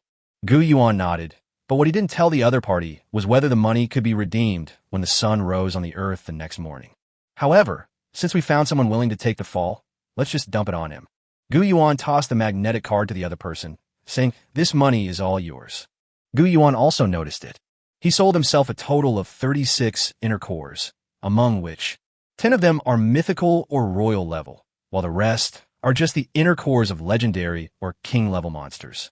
All these inner elixirs, taken together, are only worth 1 billion yuan. If he wants to take advantage of me, then I can't blame myself. I'll accept your life savings. Gu Yuan picked up the box, closed it, and then went straight out the door. Gu Yuan did not store these inner cores in his storage ring. In Gu Yuan's view, even his own storage ring was not absolutely safe. Gu Yuan disassembled them all into spiritual matter, and these inner cores were all mixed together, adding a total of 20 million spiritual matter. Except for the ones that will be used for inscription later, all the other inner cores were disassembled. Gu Yuan went to the lounge, asked the waiter for a room key, and then entered the room. These inner cores will all be needed tonight. We only have half an hour, so we must finish inscribing them quickly. Upon hearing Gu Yuan's words, Qi Shui, Xiao Baihe, and Hong Ling were all stunned. They looked at Gu Yuan, filled with deep doubt and confusion. Master, isn't there no set rest time? Why is it only half an hour? You can take a proper rest. Hong Ling said from the side. There's no time. Are you going to have all three of us engrave at once? My lord, half an hour isn't enough. Qi Shui also appeared in front of Gu Yuan and said the same thing. Meow, I agree. Little Lily transformed into a human and raised her hand. However, Gu Yuan firmly shook his head. As his soul control power increased, his senses also improved considerably. During this process, Gu Yuan's proficiency in inscription also increased significantly compared to when he first transmigrated. Moreover, Gu Yuan is very diligent and eager to learn. This time, Gu Yuan plans to try to inscribe 3 inscriptions in one go to save time. The 3 runes that Gu Yuan inscribed at the same time corresponded to Qi Shui's chest, Hong Ling's left foot, and Xiao Baihe's right hand, respectively. The ones to be used are respectively a mythical level demon beast, the inner core of the fire spirit demon flower at level 45. Including other materials, the consumption amounted to nearly 1 million spiritual substances. According to the contents of the Phoenix Taming Manual, a heaven-rank combat skill, Fallen Flower Flame, will be inscribed. This combat skill is incredibly powerful, belonging to the heavenly rank of offensive combat skills, although it cannot compare to the power of Phoenix Fall. However, it is much stronger than Thunderclap Bomb, and is a wide-range destructive skill. It is also more flexible than Phoenix Fall, and you don't have to worry about Hong Ling's life when using it. On Qi Shui's side, it would require the consumption of a royal-level inner core of a bone spider. Including other resource consumption, 1 million units of spiritual matter were used up. What needs to be engraved is a core combat skill, Night Parade of 100 Demons. The most important combat skills are engraved on the chest. Gu Yuan had seen this combat technique before. It was the spider that Pluto Yang obtained from the tomb of that Tang Dynasty official. He possessed the ability to use this combat technique. When he released this technique directly, he even resisted the Shadow Tide released by Teacher Han Yue and the Big Ball together. It is also a powerful combat technique that has been lost for a long time. Finally, the combat skill engraved by Little Lily is also of the heaven rank, and it uses the inner core of an angel bird of the royal rank. Including other materials, it will consume 1 million units of spiritual matter. The inscribed combat technique is called Divine Grace Chant. The inscription on this combat skill is not from China, but from Europe and America. Gu Yuan regrets that he was unable to purchase the inner core of a Star Emperor-level demon beast. We can only inscribe it according to the standards of the dwarf cat, and the inscription will be placed on the right hand of the dwarf cat. Gu Yuan had a very open-minded view. Knowledge knows no borders. If it's useful, then use it. Chapter 175, Gu Yuan's Accelerated Engraving. Engrave 2 pets at once. Just as the 3 pets were wondering what was going on, Gu Yuan has already made the first move. Gu Yuan raised both hands, with 2 fingers of his left hand floating in the air. Spiritual energy gathered at his fingertips, completely grinding the inner core of the bone spider into powder. As Gu Yuan's left hand slid, a black, ethereal aura traced a dark, ghostly light in the air. With his other hand, Gu Yuan gathered spiritual energy and ground the inner core of the fire spirit demon flower into powder. A red aura of spiritual energy wafted between the 2 fingers. The spiritual energy gathered and flowed in Gu Yuan's hands, gliding across the 2 delicate skins of the emperor. Gu Yuan moved with the grace of a master of traditional Chinese learning painting. In short, Gu Yuan spent half an hour successfully helping each of his 3 pets acquire a heaven-rank combat skill. All 3 pets were very happy. Gu Yuan felt a strange sense of accomplishment. He was truly amazing. They actually managed to multitask, simultaneously inscribing runes on 2 pets, and ultimately succeeded in completing the inscription process on all 3 pets. However, at that moment, there was a knock on the door. Little Lily transformed into a little white kitten and crawled into Gu Yuan's pocket. Hong Ling transformed into a phoenix and landed on Gu Yuan's shoulder, while Qi Shui returned to the pet control space. Gu Yuan arrived at the door and opened it, only to see several beast tamers looking at him with helpless expressions. What do you want from me? Gu Yuan thought to himself, those murderous looks these people are giving me. Could they still be here to cause trouble for me? But to their surprise, these people roared in unison. Keep your voice down. We know you have 3 spirit beasts that can take human form. Please, can you be quiet? I'm so envious. At least we now know that the most beautiful one is not the red phoenix, but the fox. After hearing this, Gu Yuan scratched his head helplessly, thinking to himself that these people really know how to cause trouble. Gu Yuan was speechless. If you like spirit beasts, go capture them in the wilderness. Why come here to argue with me? Suddenly, a waitress approached Gu Yuan. Hello, Phoenix Tamer. Someone wants to challenge you. And after our review, you can get a super bonus. Gu Yuan was clearly stunned when he heard what the waitress said. Did your boss make his fortune playing Do Diju, a popular Chinese card game? Not only does he have a bomb system, but he can also double the bet. Gu Yuan was filled with doubt. The waitress spoke up. Super Multiplier is a special betting method that can only be participated in by people with billions of dollars in assets and margin. Furthermore, they bear unlimited joint liability, meaning they can lose everything, even their underwear. All you need to know is that in this gamble, all bets, including the points you could get if you win, will be multiplied tenfold. Upon hearing this, Gu Yuan realized that this was a life or death gamble. However, Gu Yuan was still cautious. You're not going to just throw me into a duel with an 80th level royal level monster, are you? When Gu Yuan heard this, the waitress smiled kindly. Who has the ability to bring an 80th level monster here? Those powerful monsters wouldn't care about a small casino like ours. Rest assured, everything in our casino is fair, just, and transparent. Then, he took out a report and gave it to Gu Yuan. This is your opponent. He calls himself the Man in Black. We have tested him with professional equipment, and he's a rank 3 beast tamer, just like you. Upon hearing this, Gu Yuan flipped through the so-called information. It was truly interesting. Not only was the person in the photo wearing a mask, but the person's photo was also quite revealing. Moreover, the man was completely hidden under a black cloak. It was unclear whether this black-clad figure was his anonymous identity or a code name from his 100 days, nor was there any information about him using a pet. That's not fair. After all, my name, Phoenix Tamer, is already known even to people in that country on the other side of the planet. I know almost everything about which pets I use and what combat skills I employ, but I don't even know if he is male or female. I'm truly sorry, but we can guarantee that he is a rank 3 beast tamer, and that anyone who participates in the super doubled special competition will receive a prize of 10 million. Gu Yuan nodded. If you're a 3rd-grade beast tamer, then it'll be a while. As soon as Gu Yuan said this, the waiter smiled, took out the signed form, and handed it to Gu Yuan. Chapter 176 Encounter with Helin. Gu Yuan accepted the challenge and followed the other party's instructions. The opponent's soul power was only 2,600 points higher than Gu Yuan's, but due to the super doubled competition system, if Gu Yuan wins, he will directly receive 26,000 points. If he could gain another 26,000 points, it would help Gu Yuan speed things up. After finishing this match and winning a few more, you can directly exchange for Star Stones, the core material for Little Lily's 2nd stage evolution. Gu Yuan knew that dawn was approaching, and the opportunity to cleverly gain points using the same method as in the first game was unlikely to come again. This super multiplier was an opportunity. Gu Yuan looked at the ancient longsword placed in the highest points redemption slot. It appears to be a design from the Ming Dynasty. The blade itself does not possess strong spiritual energy, but anyone with a discerning eye can recognize the star stones on it. Upon arriving at the arena, we found ourselves in a supersized, extra-luxurious coliseum, covering an area of over 300 square meters. The highest dome is nearly 100 meters high, and in its center is a long river that separates the contestants on both sides. There are also artificially planted trees and shrubs on both sides for them to hide in.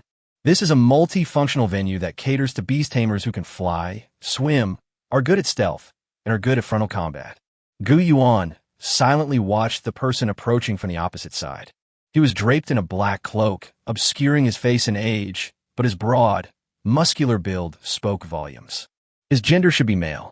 Gu Yuan wanted to use the eye of the other shore to see the opponent's strength clearly. But then the other party said, Phoenix Tamer, you will surely perish here today. He knows me, and he came with the determination to kill me. Gu Yuan hadn't had a chance to check the other party's soul control power yet. A gust of wind swept by, and behind the man in black, blue lights surged, revealing a colossal beast. The monster was 100 feet tall, its entire body covered in sturdy scales, resembling a giant python, with a pair of transparent wings made of ice on its back. Ice Scale Flying Serpent. Race, Ice Scale Flying Serpent. Type, Ice/Flying. Level, 47. Rank, Legendary. Description, a giant serpent living in extremely cold environments, capable of using heavenly rank combat skills, evolved from the ice and snow spirit serpent, able to fly high in the sky, and possessing extremely strong freezing abilities. Combat skills, Blizzard, Earth rank, Ice Spikes, Earth rank, Ice and Snow Venomous Fangs, Earth rank, Earth Drill, Mystic rank, Heavenly Star Shattering, Heaven rank. Engraved combat skill, Frozen Thousands of Miles, Heaven rank, Ice Fong, Earth rank. A level 47 monster. Gu Yuan sensed something was amiss. People in the audience were also whispering among themselves. This is a level 47 demon beast. No wonder he dared to challenge Phoenix Tamer. My God, how is this possible? Is this really a demon beast that a third-grade beast tamer can possess? It's already over level 45. None of the Phoenix Tamer's pets are above level 40. It's over. The Phoenix Tamer's winning streak is about to end. It's not about winning streaks. The other side is clearly here for revenge. They're trying to kill Phoenix Tamer. At this moment, the Ice Scale Flying Serpent soared high into the air and then plunged downwards. Before the referee even called start, the player summoned his pet and launched a direct attack on the opposing player's beast tamer. If this were in a proper gladiatorial arena, the man in black would have been judged to have lost immediately.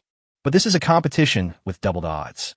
If the man in black is declared the loser for this reason, those who have staked their entire fortune on him will likely be very dissatisfied. The referee slunk away, giving Gu Yuan a sympathetic look. Poor young man, you're doomed with a beast-taming skill of level 45 or higher. Without any hint of probing, the opponent's attack was exactly as he said, to unleash a powerful move and kill Gu Yuan. As the Ice Scale Flying Serpent made a sharp turn in the air, a huge, spinning meteorite gathered in its mouth and hurtled straight toward Gu Yuan. It was none other than its heavenly rank combat skill, Heavenly Star Shatter. Hongling watched as the enormous, gleaming ice and snow boulder hurtled toward her master. It also spread its wings and took off from Gu Yuan's shoulder. They began to gather explosive charges in their mouths, and the two sides collided violently in midair, the force of the explosion pushing outwards. In an instant, the explosion's lightning sparks and scattered ice dust and debris flew everywhere, pushing the surroundings apart.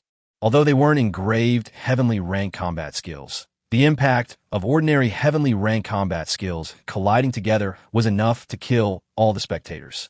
However, the organizers had anticipated this and had already activated the protective shield, saving the audience from harm. Many people thought the Phoenix Tamer was doomed. However, the smoke from the explosion dissipated. A red light flashed across the sky, and Hong Ling actually blocked the opponent's heaven rank combat skill. Hong Ling's eyes shone brightly, and her offensive aura surged, as if she were a soldier charging out on command. Gu Yuan did not back down in the face of the opponent's desperate attack. Instead, he immediately issued an attack order, and Hong Ling went up to confront him head-on.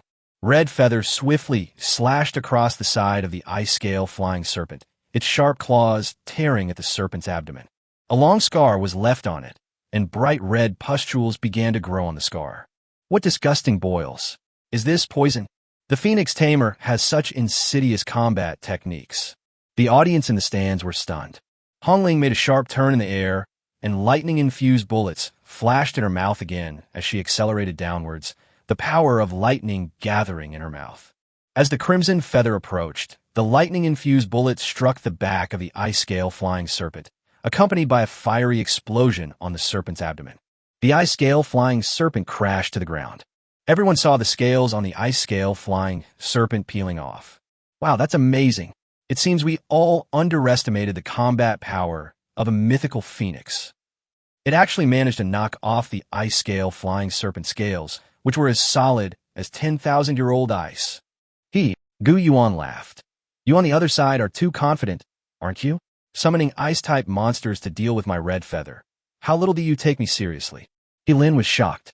This mythical-level monster is indeed extraordinary. Don't get too cocky, the man in black suddenly roared at Gu Yuan. What he just used was merely a heaven-rank combat skill obtained through core fusion. What truly determines victory is the inscription of a heaven-rank combat skill. Ice Scale Flying Serpent, Use earth dive. The injured ice scale flying serpent burrowed directly underground. His entire body disappeared into the soil. Red Feather circled rapidly in the air, but could not find any trace of the enemy. Heavenly rank battle skill. Freezes 1,000 miles. The man in black clenched his right fist, as if letting out a triumphant cheer. The icy chill rose from the ground, and countless ice spikes kept emerging from beneath it. The challenger in black has unleashed his engraved heavenly rank combat skill. The host shouted. Moreover, because it has gone underground, the Phoenix of the Phoenix Tamer is unable to bombard and interrupt it. Chapter 177 Red Feather vs. Ice Scale Flying Serpent. Just obediently hand over the Phoenix fall. He Lin thought that Hong Ling couldn't penetrate such a thick layer of surface rock, and that the dome above was only a few dozen meters high. The ice spikes rising from below will skewer them like meat skewers. Gu Yuan can only break through the ground if he makes Hong Ling use her life-saving combat skill, Phoenix Fall. Gu Yuan shook his head. I really don't want to use this move, because it's very likely that I might accidentally kill a lot of people. Gu Yuan's words sent chills down the spines of everyone present. Upon hearing this, Xiaobei jumped out of Gu Yuan's pocket, but it didn't happen as everyone had imagined. Instead of joining the battle, he leaped directly into the pet control space. Is this the time to release Feng Luo? Everyone felt cold sweat pouring down their foreheads, and many spectators even started to run away. Watching other people's matches costs money, but watching Gu Yuan's matches costs your life. Upgrade the protective array to its maximum power, then have all security personnel enter the stands to protect the audience. Casino management personnel were shouting into their headsets. Zhong True, the manager of the underground casino, watched the tense atmosphere on the live broadcast screen and felt that Gu Yuan's only way to break the deadlock was to use Feng Luo. Once we force out his Phoenix Fall, the Phoenix Tamer will be at his most vulnerable during the period without the Phoenix, and then we can offer him to the Black Lotus Gang. However, after carefully putting away the little lily, Gu Yuan said, Red Feather, use Fallen Flame. Fallen Flowers and Falling Flames. Everyone present was stunned. This was an inscribed combat technique they had never heard of before. The Fallen Flame and Fallen Flowers technique is a terrifying combat skill lost in the long river of history. Gu Yuan spent a lot of time restoring it and inscribing it on Hong Ling. Then, the red feather in the air transformed into a human, with its arms outstretched and its head tilted back to look at the sky. On the instep of the red feather, a red lotus inscription appeared. A red light illuminated Hong Ling's cheeks, and a fiery red lotus flower appeared before her. The flaming lotus spun and burned in the air, its temperature rising higher and higher. The lotus itself is transparent and sparkling, like a crystal work of art. With a gentle release from Hong Ling, the flower swayed and fell towards the ground, creating a graceful and ethereal beauty. It fell very slowly, like a harmless lotus flower gently falling in the wind. However, its temperature continues to rise. The temperature of the flower's core is still rising. Zhong Chure looked at the analysis from the professional equipment. The temperature of this flower is soaring wildly. Even though the flowers were still floating in the air, it felt as if a huge boulder had fallen to the ground beneath them, causing the ground to sink by a meter. Gu Yuan had already silently pressed the windshield button on the Rolls-Royce Wind Whisperer. Then, just like a flushing toilet, it drew all the surrounding air, trees, and river water toward the lotus flower in the center. Fallen flowers and flames. The breath fuels the combustion, and as it burns, it absorbs countless breaths, which flow inward to form the fallen flowers on the ground, shattering millennia-old meteorites. Within a radius of several kilometers, livestock and humans alike are affected, their faces turning purple and their blood turning black due to the fire poison. This combat technique is extremely difficult to understand. It means that as the lotus lands, it will attract everything around it, and then explode. After the explosion, all living things within a radius of several kilometers will die, their faces turning purple when they die. When Gu Yuan first read the synopsis, he didn't understand what was going on. What kind of poison was this? It was so powerful. What if he was poisoned to death? Later, when Gu Yuan couldn't figure it out after repeated research, he suddenly remembered a weapon from his previous life and understood. A bomb that explodes with the addition of an accelerant. The temperature was too high, reaching 2,000 degrees Celsius, which burned up all the surrounding oxygen. eventually creating pressure that drew everything around to the center of the explosion. During this process, the pressure is downward, causing the ground to sink several meters, flattening it, and even pressing it down several meters. During this process, all the oxygen is drawn into the center of the flame and then burned. People within a radius of tens of kilometers would die from lack of oxygen. Even worse, if you're too close to the explosion point, you might get sucked in and burn along with it. Therefore, when our ancestors died with purple lips, it wasn't because they were poisoned, but because they lacked oxygen. It's like a vacuum implosion bomb. If it weren't for my Rolls-Royce Wind Whisperer, I wouldn't dare to inscribe this combat skill on red feather. The burning lotus flower was still slowly descending, the stream was dried up, and the trees were charred. The key point is that the lotus flower has not yet landed during this process. It continued to float downwards as if all the terrifying scenes happening around it had nothing to do with its harmless little lotus flower. The ground was pressed down more than 10 meters before the massive explosion occurred. Throughout the entire process, Gu Yuan kept one hand on his Rolls-Royce Wind Whisperer. The gusts of wind gathered by the shield of wind stabilized Gu Yuan's figure, preventing him from being sucked away directly. However, after the explosion ended, Gu Yuan did not dare to shut down the windshield. He discovered that none of the stunned audience members in the surrounding stands had died from lack of oxygen. Oh, I see. This underground arena has a device that automatically generates oxygen, which acts as a ventilation system, so these people haven't died from lack of oxygen. Gu Yuan deactivated the wind shield, and Hong Ling, having transformed into a phoenix, swiftly swept across Gu Yuan's head and landed on his shoulder. My dear Hong Ling. Gu Yuan gently placed one hand on Hong Ling's head and stroked it back and forth. Hong Ling rubbed against Gu Yuan's cheek and then returned to her aloof and proud posture. Gu Yuan raised his head and looked at the dumbfounded man in black in front of him. What's wrong? Didn't you say you were going to kill me? I'm waiting for you. At this moment, He Lin stared at the ground in a daze. What just happened? I can't understand what kind of combat technique that was at all. Hong Ling is still alive, which means that it wasn't Feng Lu, which is the strongest Phoenix-type heaven-rank combat skill.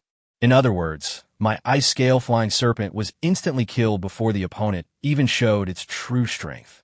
The heavenly rank battle skill has clearly been activated, but that's impossible. My ice-scale flying serpent is clearly several levels higher than the opponent's. What happened to the man in black? The audience members started discussing it. That was terrifying. The combat technique he just used is probably making him question his life now, wondering if he actually doesn't understand the art of beast taming at all. Phoenix Tamer, what kind of terrifying being could train such a terrifying pet? Hey, we're not done fighting yet. Upon hearing Gu Yuan's words, He Lin suddenly snapped out of his shock. Gu Yuan covered his head with one hand and said calmly, "Didn't you just say you were going to kill me? But what did you do? I didn't sense any of your heavenly rank combat skill at all." Gu Yuan, the other person actually addressed me by my real name. Immediately afterwards, the man in black raised one hand and said, "Watch closely, these are my second and third pets." Chapter 178, Qi Shui's new heavenly rank combat skill. At this moment, a fierce wind surged in front of Gu Yuan. Two pets suddenly appeared in front of Gu Yuan, a level 46 fire-armored spirit turtle and a level 47 death bull. Although both are level 40, their quality and bloodline differ. Unfortunately, both are rare. Gu Yuan, I want you to be arrogant. You fucking arrogant again, the man in black roared. Gu Yuan sensed a problem. A third-grade beast tamer, if all resources were poured into a single demon beast. At most, summoning 2 level 40 monsters would be the limit. But what's wrong with this guy? How did he summon 2 more monsters that are over level 45? How does this guy have so many powerful monsters? To be honest, Gu Yuan felt that his speed in raising his pets was already incredible. So how could the other party be even faster than him? Because the level of your pet will also increase during the process of cultivating your mental state. Simply put, the higher the rank of the beast tamer, the easier it will be for the pet to level up. Is the other party even more extraordinary than myself? Gu Yuan finally used the eye of the other shore again to take a look, and what he saw shocked him. The opponent's soul control power is as high as 53,000, making him a 5th-grade beast tamer. Organizers. Gu Yuan suddenly raised his right hand and roared. What are you doing? The other side is definitely not just a 3rd-grade beast tamer. Yes. How could a 3rd-rank beast tamer have 3 pets of level 45 or higher? That's impossible. People in the audience were also whispering among themselves. Miss Flower and Snake even stood up, went to the organizer's office, slammed her hand on the table and shouted, "This is rigged." Enough. However, at that moment, a middle-aged man entered the noisy crowd. Don't listen to the nonsense spouted by the Phoenix Tamer. As Zhong True walked, he said he was just terrified after seeing two monsters of level 45 or higher. Not wanting to lose, he just wanted to find an excuse to run away on the spot. At this moment, an iron railing suddenly descended from the entrance behind Gu Yuan, blocking his path. The competition continues. You all know my reputation, right? This man in black is a third-grade beast tamer, but instead of improving his own soul control power, he's given all his resources to his 3 pets. After he said this, there were still dissenting voices among those present. However, He Lin was not one to reason. He had already ordered his imperial pet to charge at Gu Yuan. Gu Yuan already knew that the other party was not a third-grade beast tamer, but a true 5th-grade beast tamer. Trying to trick me, huh? Knowing that the other party had more than 2 pets, and 2 more that had not been summoned, Gu Yuan decided to kill this enemy here. Regardless of who he is, a 5th-rank beast tamer who has a grudge against him is a huge problem. If the opponent summons all 5 of his beasts and uses his 50,000 soul power to fight him to the death, then Gu Yuan's only way out is to fight. The strategy is to quickly release Feng Luo, kill him instantly, and then take as many resources as possible amidst the chaos. Then I activated stealth mode, and wow, I ran away immediately. However, since the opponent is pretending to be a 3rd-grade beast tamer, they can only send 2 more beasts, and they dare not directly use the power of 50,000 soul control points to attack them. I could kill those 2 first, and then find an opportunity to kill him directly, before it can summon 2 other pets that are above level 50 in the game directly. Gu Yuan laughed, raising his right hand and suddenly summoning Qi Shui. He also instructed Hongling to conserve her energy. Qi Shui makes her appearance, and the alluring and seductive fox spirit appears, without any movement or even transforming into human form. Some male viewers couldn't take their eyes off Qi Shui. That damned fox, the energy in her bones is just too alluring. Gu Yuan was speechless. These guys, Qi Shui hasn't even transformed into a human yet, and they're already like this. Once she transforms into a human, are they going to just explode on the spot? Qi Shui, use Ice Ghost Soul. Upon hearing Gu Yuan's words, Qi Shui's fox-like eyes suddenly flashed with a blue light. The ground began to tremble. This was the sound of something being moved underground. Impossible. The ice-scale flying serpent is clearly dead, so why is it still moving? He Lin was shocked, but then he saw Qi Shui's red eyes turn completely blue. Suddenly, he was shocked. Could it be that your Qi Shui is no longer an ordinary snow fox, but has evolved into a 2nd-tier state with both ghost and ice attributes? Gu Yuan could tell that the other party knew his stuff. Gu Yuan smiled confidently, his right hand already raised. The ghost has returned.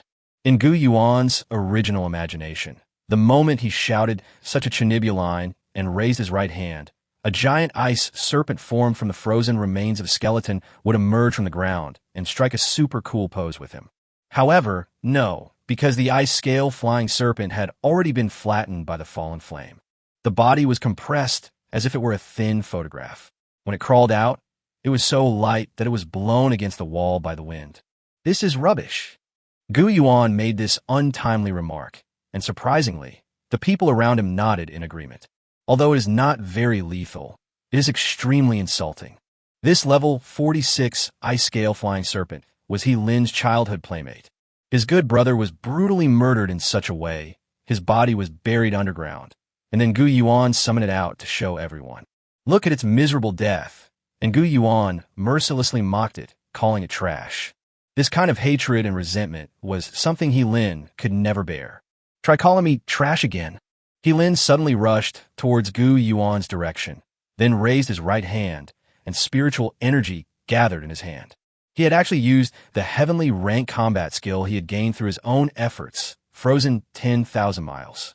Han Bing flew rapidly towards Gu Yuan's direction.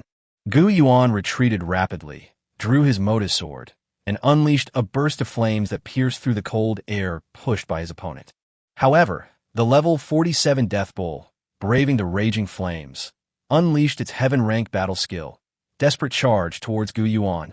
The impact came very quickly. Sacrifice Charge is a physical ghost-type combat skill. The Death Bull locks onto a target and charges towards it, during which nothing can stop it. Moreover, the Death Bulls will relentlessly pursue their targets, and after successfully charging into one, they will consume a large amount of their life force to trade one for another. Gu Yuan naturally knew about this desperate combat technique, but he also knew how to counter it. Hongling suddenly grew larger and fell. Gu Yuan flipped over and mounted Hongling. Hongling spread its wings and took off, causing the ramming of the deadly bull to miss its target. Unable to attack the flying red feather, the Death Bull could only spin angrily on the ground, constantly roaring. Chapter 179, a 3rd rank kills a 5th rank. The Death Bull spun around on the ground, while the fire spirit turtle raised its head and spewed out bursts of raging flames at the graceful figure of Red Feather, streaking through the air. However, Red Feather is capable of supersonic flight. Red Feather, circling rapidly in the air, easily dodged the fire spirit turtle's fiery attack. Lin wanted to summon his level 50 Dream Shadow Flying Butterfly. With their support, they should be able to effectively contain that phoenix that was flying around everywhere. However, considering that he couldn't reveal that he was a 5th grade beast tamer yet, he gritted his teeth. That fox is still on the ground. Forget about the one flying in the sky. Fire Spirit Turtle used the heavenly rank battle skill, Volcanic Meteor Shower. Upon hearing this, the Fire Spirit Turtle lowered its head and placed its 4 feet on the ground. The entire ground began to gather immense force towards the hole created by the falling petals and flames. The heat was gathering, and the entire ground began to rise upwards. It was as if the entire venue had been transformed into a volcano about to erupt. That fox's heavenly rank combat skill should be Ice-type. Facing a Fire-type heavenly rank combat skill that counters ice, it would surely die. Gu Yuan, you actually made me lose a spirit pet. Then you will have to pay the price. However, to Lin's surprise, Gu Yuan did not send Hongling to make an emergency landing to support Qi Shui. What's going on? Is he going to give up his 2nd spirit pet? Lin thought to himself. And then, just as the volcano on the ground was on the verge of erupting and about to burn Qi Shui alive, the blue patterns on Qi Shui's body began to intertwine on the white fur of the fox's chest. A black skull tattoo that looked like it had spread its black wings suddenly appeared. Qi Shui had actually used the heavenly rank battle skill, Night Parade of 100 Ghosts. Qi Shui let out a melodious fox cry, a gentle call that sent chills down one's spine, as if a steel knife were cutting into one's bones. For a moment, everyone present felt goosebumps. Black spiritual energy continuously overflowed from the skull tattoo, gathering towards Qi Shui's mouth. Then, Qi Shui spat out a bead. The pearl landed, followed by a burst of biting cold wind. Countless white ghosts and skeletons darted rapidly throughout the arena. They surrounded the Fire Spirit Turtle, relentlessly attacking it.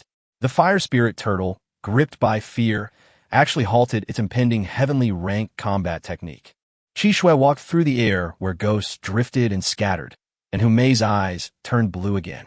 It spat out a blue heart, which struck the Fire Spirit Turtle. The Fire Spirit Turtle's eyes were gradually replaced by hearts. Then, Qi Shui turned around, and a chill gathered in her mouth. It was clear that they were preparing to unleash their 2nd heavenly rank combat skill, Absolute Zero. Ghost, a heaven rank battle skill of the ghost type. Lin could hardly believe it. Not only had Hongling just acquired a heaven rank combat skill that had never appeared in any intelligence reports before. Now, even Qi Shui has gained a ghost type heaven rank combat skill. How can this guy have such strength? Lin was both shocked and terrified. This guy is simply a genius at beast taming. In just a few days, he has already acquired 2 heaven rank combat skills. Before Lin could react, the Fire Spirit Turtle had already turned its head and was staring blankly at the Death Bull. At this moment, the volcano, which was about to erupt, had already changed the direction of its ejection. Meanwhile, Hongling was not idle either. Her entire phoenix body twisted rapidly in the air. It plummeted straight towards the dead bull, hurling a thunderbolt from its mouth. Immediately following, Qi Shui's Absolute Zero and the Fire Spirit Turtle's Volcanic Meteor Fierce.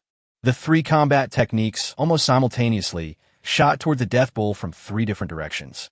In an instant, flames, cold blue light, and lightning arcs exploded in the center of the arena. Once again, an even deeper crater was left in the large crater on the ground. Everyone in the venue was stunned. After the dead bull collapsed, the fire spirit turtle also died from exhaustion. The fire spirit turtle lay on the ground, its body showing multiple signs of decay. It was sallow and emaciated, as if its life force had been drained. Its entire body fell to the left, convulsing, and even in death, its face wore a blissful, pig-like smile. "Rest in peace, you fool." Qi Shui crawled away from it without even glancing at it. All three of our pets have been killed. At that moment, everyone was shocked. Heavens above, Phoenix Tamer has done it. His 3 pets, with only 2 of them on the field, have successfully defeated the mysterious challenger. 3 pets exceeding level 45. Is this what mythical level is? Is this the combat power that a bloodline crowned with the name of myth can possess? Damn, I'm so envious.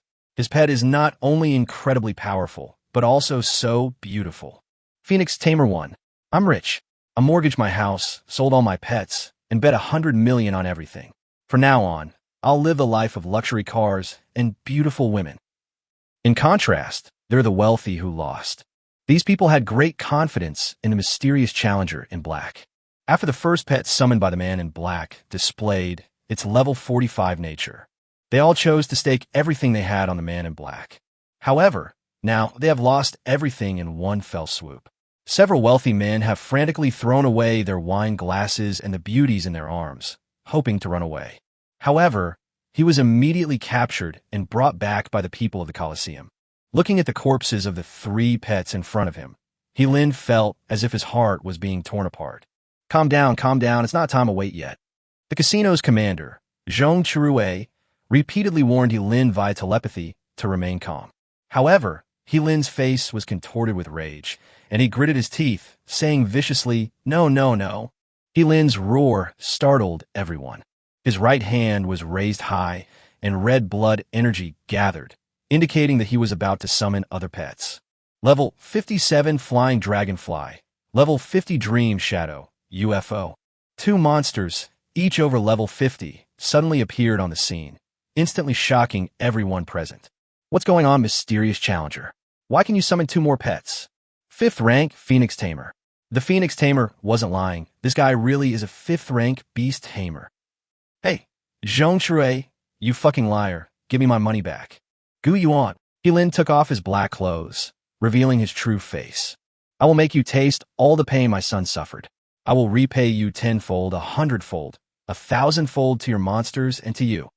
As Lin cursed, Gu Yuan raised his right hand and suddenly pulled the motor from his waist, piercing Lin from behind.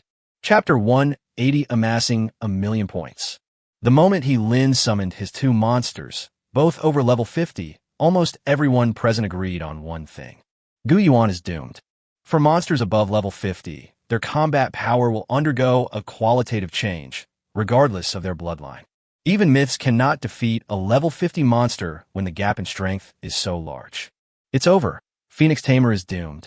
The other party is Yu's father, and he's here for revenge. Lin is a 5th grade beast tamer with rich practical experience. He can almost guarantee victory. Not necessarily. His 3 level 45 pets are dead. He only has 2 level 50 pets now. However, he laughed when he said that. What did he mean by 2 level 50 beast tamers? Weren't 2 level 50 beast tamers strong enough to easily defeat 3 beast tamers that were less than level 40? Everyone present thought Gu Yuan was doomed. The combat power of 2 level 50 beast tamers is enough to crush a human army composed of 2 ordinary people equipped with heavy firearms. Yes, at that moment, everyone felt that there was no hope. However, the battle was already over before these 2 pets, who had just taken off and had not yet shown their terrifying combat power, were able to fight. Gu Yuan, from behind, used his Motus sword to pierce Lin's chest. How could this be? When did he appear behind me? Is it invisible? Lin thought to himself. Suddenly, a cute meow came from Gu Yuan's pocket. Meow. A small white cat with sparkling star patterns on its body poked its head out of Gu Yuan's pocket and meowed fiercely at him. It looked like it was about to rush up and bite you, but the kitten's adorable appearance was so cute that it melted your heart. Why did this happen? Lin's consciousness was gradually becoming blurred, and his muscles began to twitch. A mythical level monster, another one impossible. With my 50,000 soul power, even a level 20 or higher mythical level pet could detect me using its stealth combat skill. Could it be that there are beings in this world beyond my comprehension? Beings that transcend even mythology impossible. Wind sword. After whispering those words in his ear, Gu Yuan pressed the button on the wind whisper. In an instant, a surge of spiritual energy pierced through He Lin's chest. Gu Yuan followed up with a quick horizontal slash, the slender tang sword dancing a graceful curve in the air. The quality of the material of this moda was evident to everyone. With a quick wave in the air, the arc it created shimmered brightly. The blood was completely wiped away, leaving not a trace on the blade. As the blade finished its circular motion, Gu Yuan held the tang sword in his hand, then pulled it downwards, pressing it back into its sheath. Just then, He Lin collapsed because his master was completely dead. The two pets, both above level 50, instantly collapsed to the ground, their deaths extremely gruesome. Gu Yuan silently looked at their corpses and shook his head. Two very powerful pets. It's just a pity they followed the wrong master. Dead. It's over? While the audience was still wondering, Gu Yuan had already successfully extracted all the inner cores. This is the inner core of a monster that is over level 50. Although one of these two demonic beasts is legendary, the other is only rare. However, level 50 is not an ordinary level either. Gu Yuan disassembled the bracelet on his right hand with a gesture that pretended to put it into his storage space.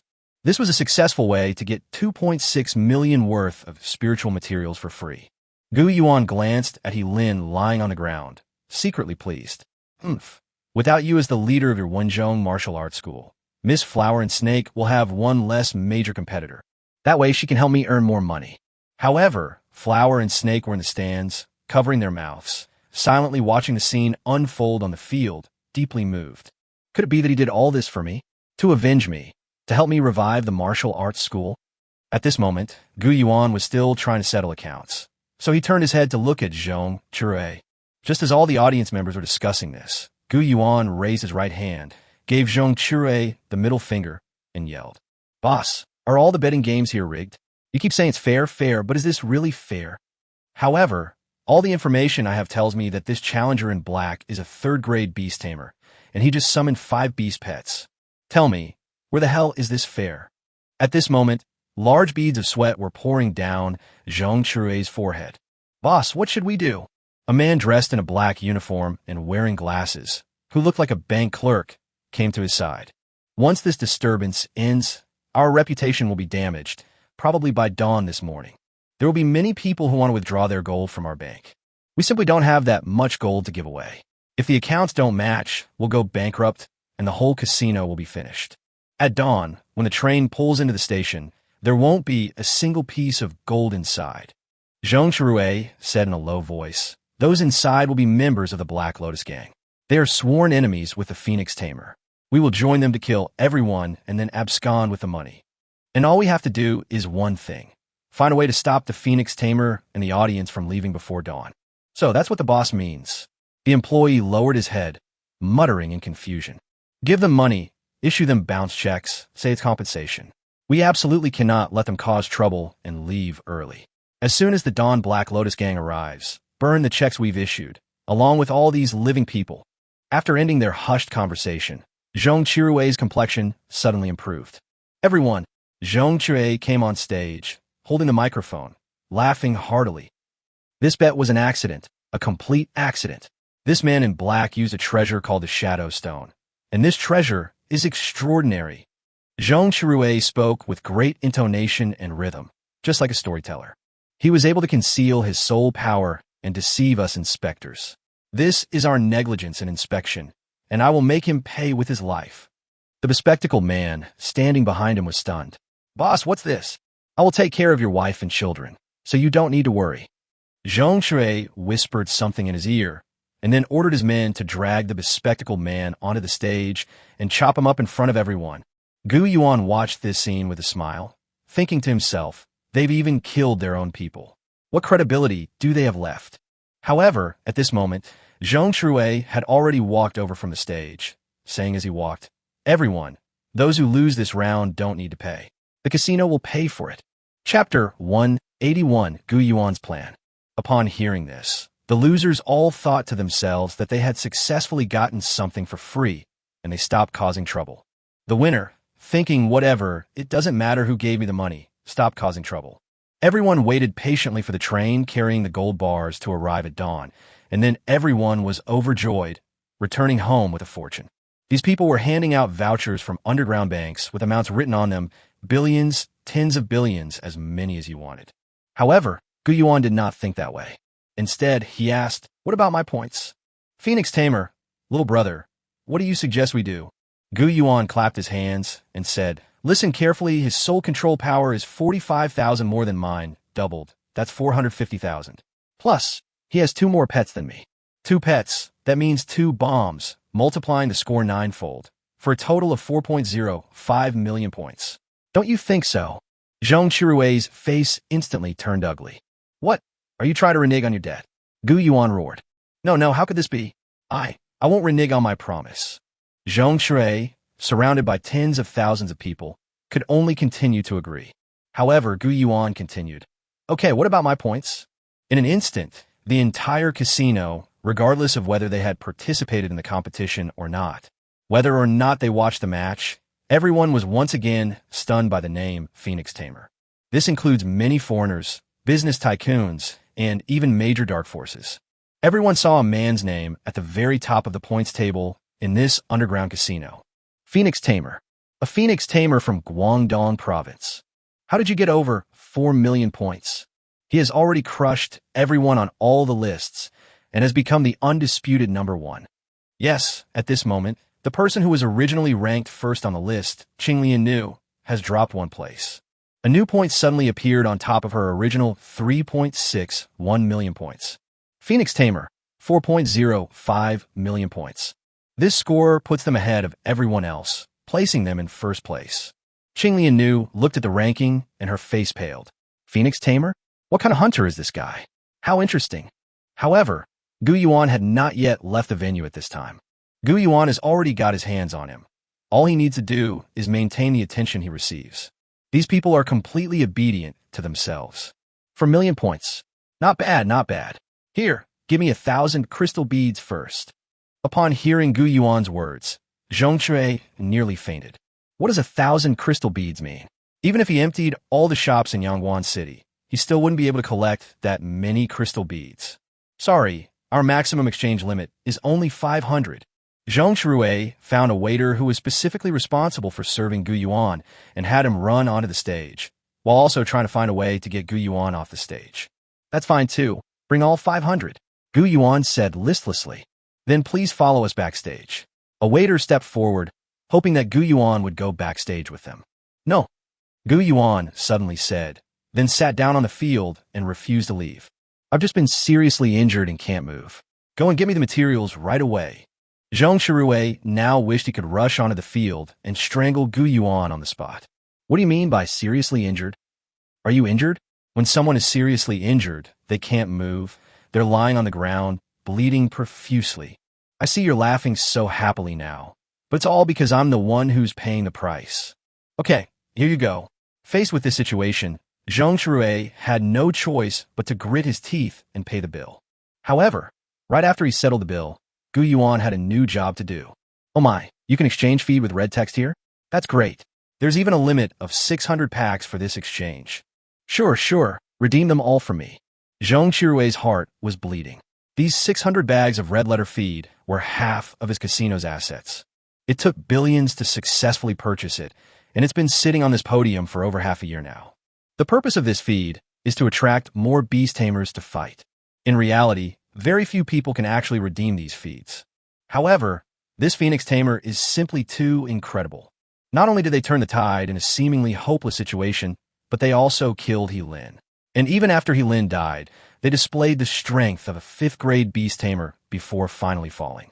Gu Yuan now has millions of points and is really going to ask me to redeem these rewards.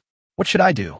However, just as he was filled with resentment, Gu Yuan roared from below, "Are you going to give it to us or not? If you don't, isn't this a scam? Isn't this false advertising?"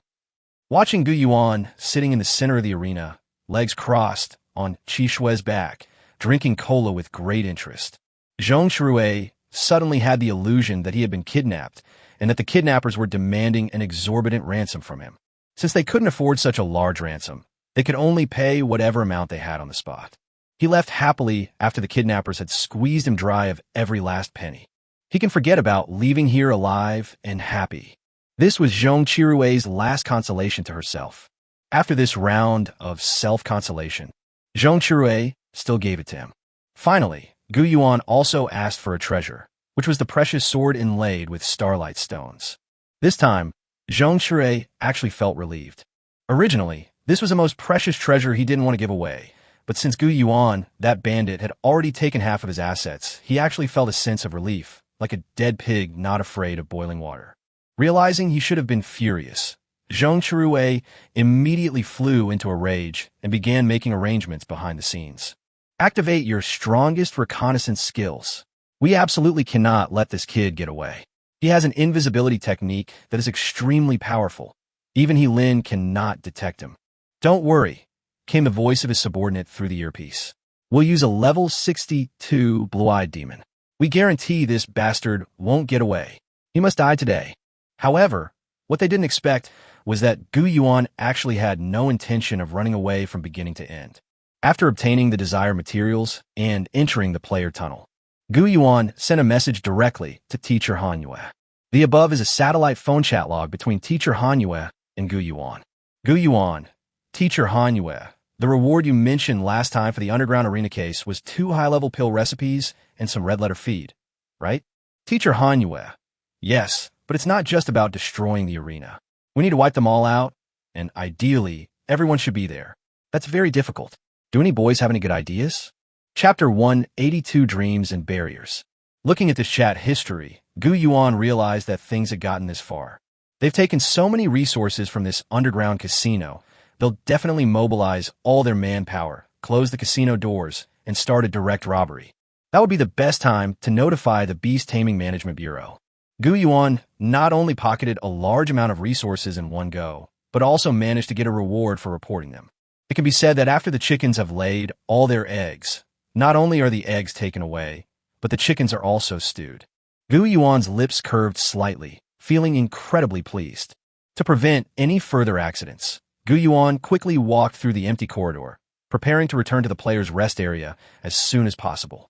In crowded places, these guys wouldn't dare to cause any trouble. However, after walking through the passage for more than 10 meters, Gu Yuan was surprised to find that he seemed unable to leave the corridor. In Gu Yuan's memory, this corridor was at most 10 meters long. However, Gu Yuan had already walked nearly 30 meters, but he was still in this corridor. Gu Yuan quickly turned around, but after walking more than 30 meters, he was surprised to find that he was still in this narrow corridor. Contains a grenade.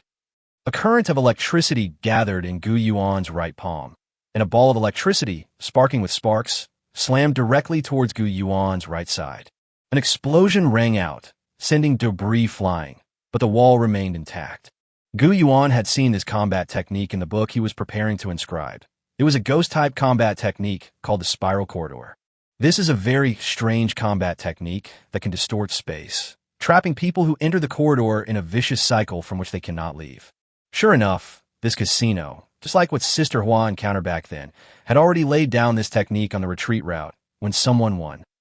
As Gu Yuan thought this, behind him stood the once solid wall. It was like a calm lake's surface, with ripples spreading across it. A black beast floated out from the wall. This beast was draped in a black cloak, but the cloak was empty except for a pair of red eyes, and it was only about 30 centimeters tall. The beast's body was eerily ghostly, and beside it walked a man carrying a dagger, dressed like He Lin, wearing a cloak and a mask. Hello, Phoenix Tamer. Congratulations on winning the Starstone. Now, I'm going to take that stone back from your hands, along with your life. Gu Yuan's Eye of the Other Shore has been activated. This person is a 5th-grade beast tamer with a soul control power of 57,000. The pet he summoned was actually a Ghost Dream Demon. Ghost Dream Demon. Race, Ghost Dream Demon. Attribute, Ghost/Dark. Level, 52. Rank, Legendary. Description, an evolved form of the demon, a bizarre and unpredictable monster skilled at creating barriers or dreams. It frequently switches between creating dreams and barriers, making it difficult for opponents to distinguish whether they are in a real-world barrier or a dream. Combat skills: Death's Wrath, Earth rank; Mysterious Dream, Earth rank; Shadow Sphere, Earth rank; Crimson Flame, Heaven rank. Engraved combat skill: Circling Corridor, Earth rank; Ghostly Shadows, Heaven rank. A 5th grade beast tamer coming to kill me personally. That's really giving me too much face. Gu Yuan couldn't help but praise him. Then, Gu Yuan suddenly pulled out the moto with one hand, and with a flash of the Tang sword, Gu Yuan directly stabbed it into his own abdomen. Gu Yuan opened his eyes and saw the dagger thrusting towards him. He dodged to the left, avoiding the dagger. Damn it! How could this be? The man in black was stunned. How did you realize this was a dream? However, Gu Yuan, who was completely unharmed, clenched his right hand and unleashed the ice claw. The chilling punch landed squarely on the opponent's face, followed by a lightning-infused bomb from Gu Yuan. The electric ball struck the man in black on the back again, burning his back and leaving a patch of charred flesh. Wah! The ghost dream demon flew to its master's side. The man in black spat his front teeth onto the ground. Good eyesight, Phoenix Tamer. How did you figure that out? Gu Yuan was also filled with lingering fear, cold sweat pouring down his back, as he had almost made the same mistake as Sister Hua. This guy just unleashed a combat technique that wasn't Oni Dream Demon's spinning corridor, but rather a weird dreamscape, and the dreamscape that appeared within that weird dreamscape was the spinning corridor. Those who are caught in a bizarre dream are searching for the tricky exit of the spiral corridor within the dream. In reality, the other party is already slitting your throat with a knife. When the pain wakes you from your bizarre dream, a real spiral corridor has already been set up outside. Gu Yuan once asked Sister Hua why she didn't go back to the casino to confront them and find the person who attacked her. Sister Hua's answer was that she didn't even know who the other person was, and only felt that she was wandering in one corridor after another. Sometimes he suffers fatal wounds, sometimes he is poisoned, and sometimes his wounds heal as if he had never been injured. However, Gu Yuan's eye of the other shore can break through this charade of deception. That is attribute viewing. When Gu Yuan concentrates his mind and observes the target, the other party's attributes will be displayed. However, when observing the illusions created by the other person in a dream, one cannot see the other person's attributes. Gu Yuan had just concentrated his mind to check Gu Mingyao's attributes when he found that he received no feedback. Looking into the distance, the attribute feedback came from a piece of empty air rapidly approaching from afar. Gu Yuan realized that he was in a dream, so he drew his moda and stabbed himself in the abdomen, waking himself up from the dream. At this moment, the release of the spiral corridor was complete, the light at the ends of the corridors disappeared, and Gu Yuan was trapped in the loop of the corridor. Actually, all of this is a dream, not reality. I was not hit by you at all, nor were my front teeth knocked out by you. The man in black stood up, opened his arms, and spoke as if he hadn't been hurt at all, walking towards Gu Yuan. If it were anyone else, seeing this man in black walking towards them so unguarded, they might be puzzled. Gu Yuan's lips curled slightly, because his eye of the other shore saw the soul control power data emanating from the other party. This was not a dream. The other party was deliberately saying that reality was a dream. Using this method, you deceive yourself into lowering your guard. Gu Yuan stepped forward and slashed at the man in black. The flames scorched the man's chest, blood splattered everywhere, and he was sent flying. Fuck your mother. Why the hell aren't you playing by the rules? The man in black, having been slashed again, was completely enraged. Is he cheating?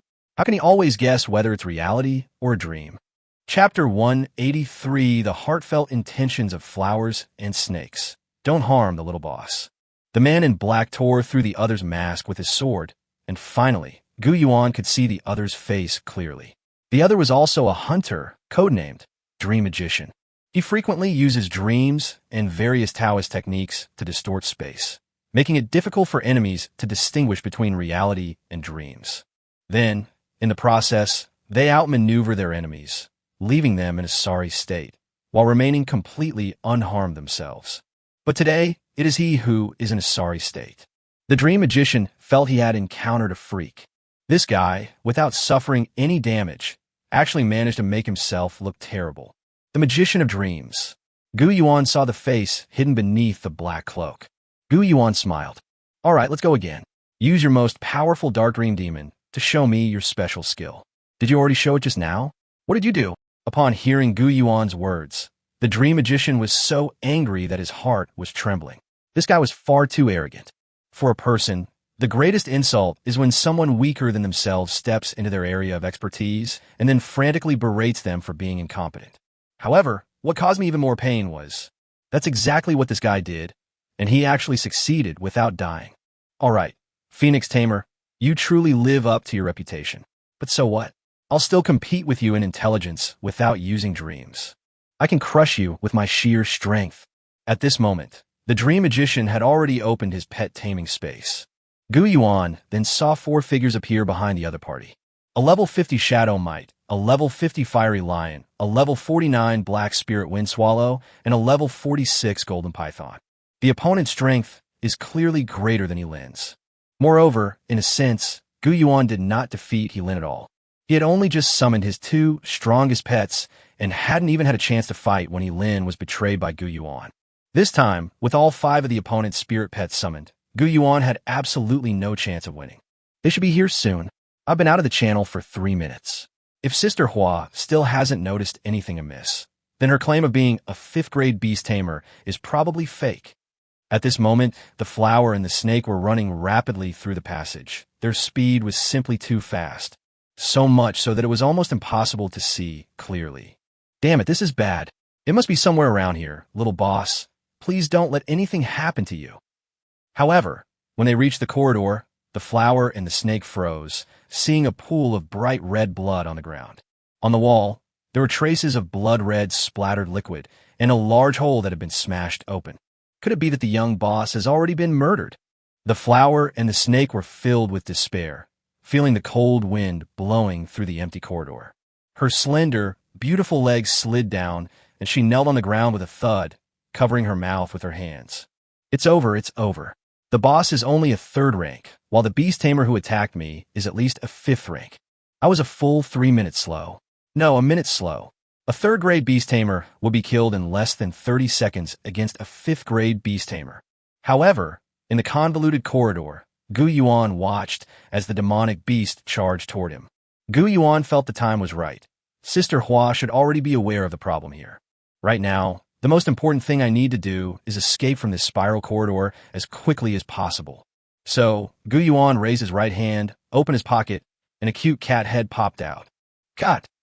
The dream magician frowned and said dismissively, "What can this cat do?" "Oh, I remember now. You not only have a fox spirit and a phoenix, but also a pet kitten. This cute kitten, little Lily, is the lowest level among your 3 pets. What use is it?" Hearing this, Gu Yuan laughed. Little Lily, use Divine Grace chant. Suddenly, a white light shone from inside Gu Yuan's pocket. The white cat transformed into an adorable little girl. Little Lily interlaced her fingers and placed them on her flat chest. A pair of angel wings formed an inscription on her jade-like hands. Behind her unfolded a pair of pure white wings. Her short legs and white stockings stood straight, and her cute lowly face was raised. A melodious female bass voice resonated throughout the space, as if a pure white holy light was bathing the entire corridor. Sayuri's pose is very similar to that of a goddess in mythology, only unfortunately, she's a lowly version. However, the healing song, illuminated by the holy light that dispelled the darkness, almost stunned even the magician of dreams. Is this a pristine little angel sent by the Virgin Mary to save the world? The dream magician was stunned for a long time. However, the dream magician immediately shook his head vigorously. No, it's not an angel. It's a heavenly rank combat skill, Holy Grace Chant. Divine Grace Chant. The dream magician knows this combat skill, which can heal and strengthen all friendly units within range, and also dispel all negative effects, including illusion-type combat skills. This is a European/American style heavenly rank combat skill. However, can a level 30 cat unleash a heavenly grace chant that destroys the vortex corridor of its own level 50 pet? The dream magician was very confident in obtaining the Black Dream Demon. Although it was not a mythical level monster, it was still a level 50 legendary monster, and it could easily overpower monsters that were less than level 30 mythical level monsters. The Black Dream Demon began to fully circulate the spiritual energy within its body, and the black energy rushed towards the holy light guided by little Lily, intending to protect the entire spiral corridor. However, To his surprise, for some reason, some stars were scattered within this holy light. With a loud bang, the entire dark, spiraling corridor suddenly and completely collapsed. Impossible. The dream magician felt it was unbelievable. I have tried it before. Even a mythical level pet needs to be at least level 40 to break through the Black Dream Demon's whirlwind corridor. How'd this guy do it? Phoenix Tamer, how many more incredible things do you have up your sleeve? The magician of dreams thought to himself, it doesn't matter whether the spiral corridor is broken or not. No matter what extraordinary talent you have today, a third-grade beast tamer can't possibly defeat a fifth-grade beast tamer like myself. However, just as the dream magician was thinking this, he landed on the ground. Then he saw a flower and a snake kneeling on the ground, crying, in front of him. Huh?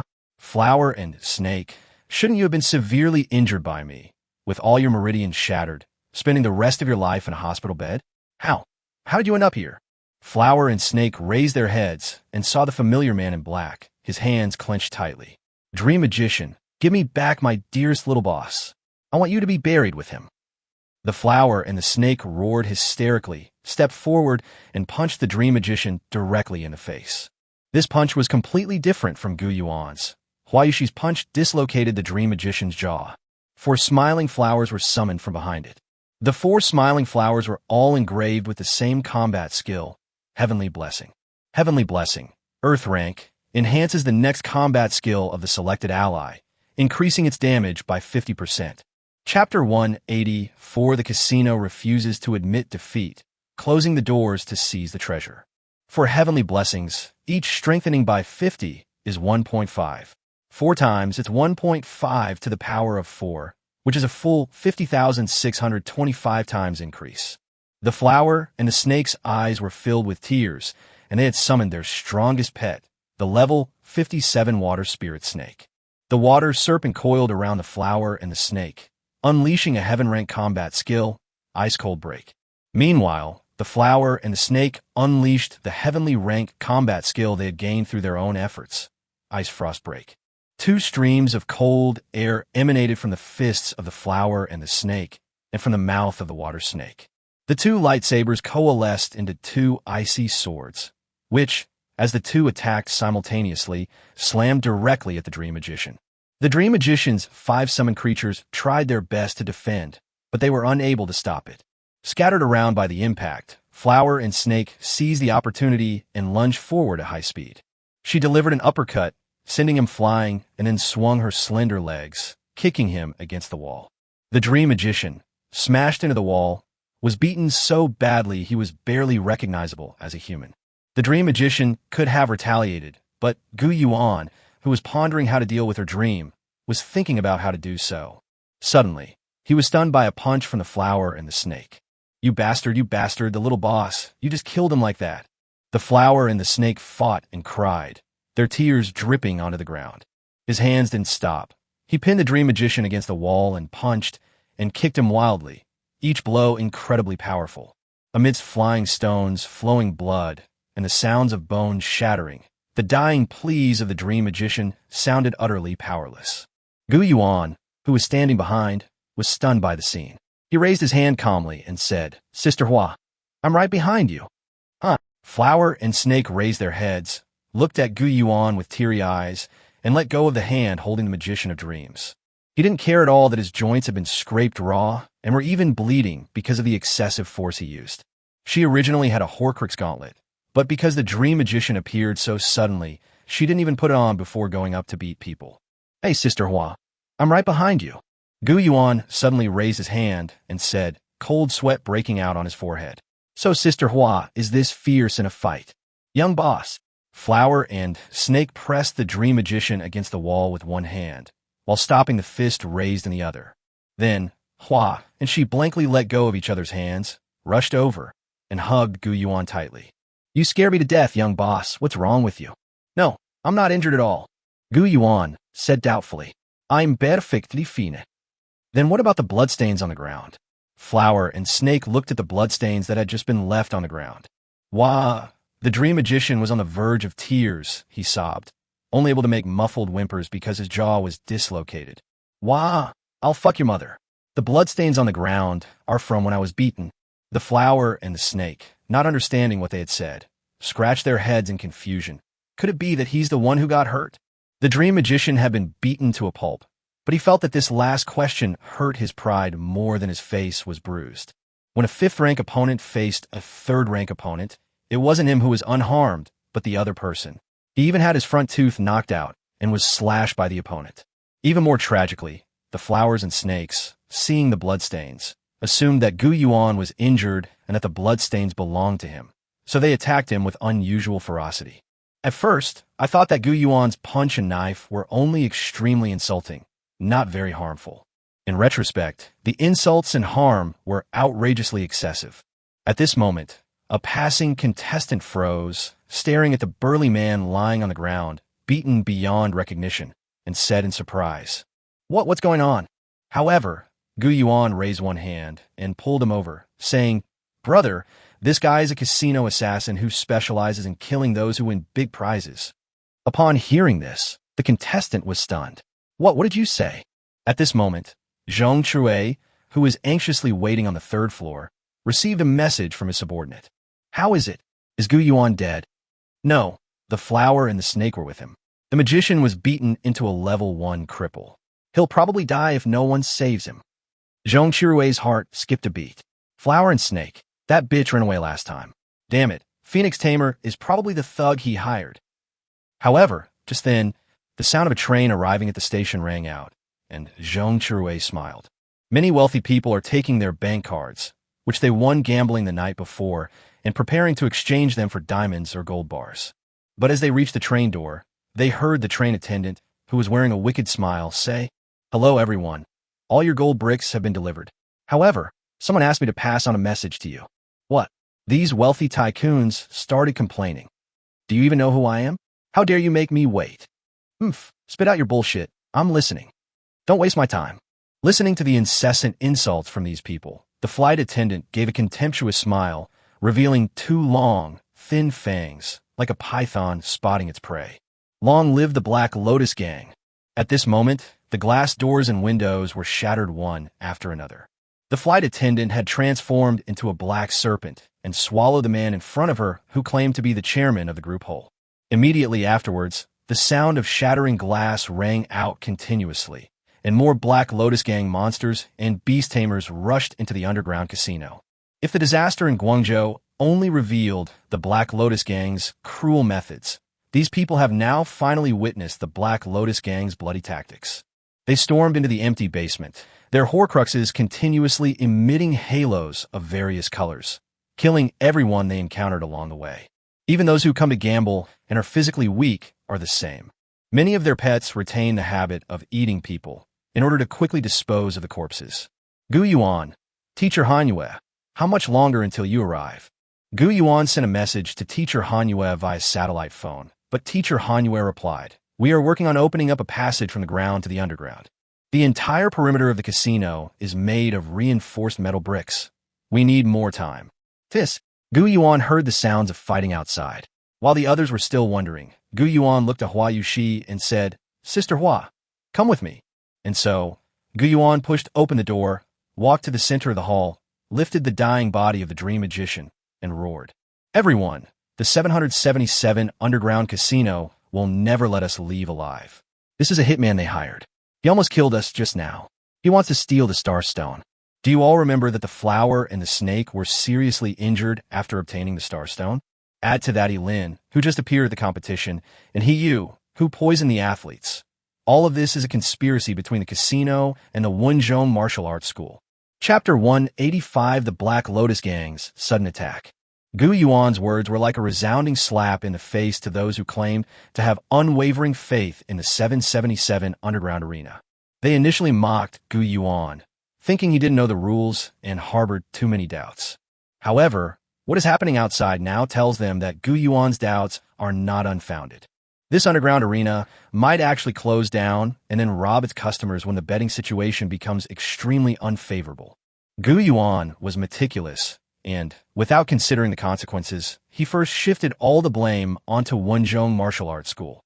Because in Dongguan, the 2 most famous martial arts schools are Wenzhong Martial Arts School and Fengying Martial Arts School. After He Lin's death and He Yu's imprisonment, this competitor's foundation has been shaken, and now they're shifting the blame onto him.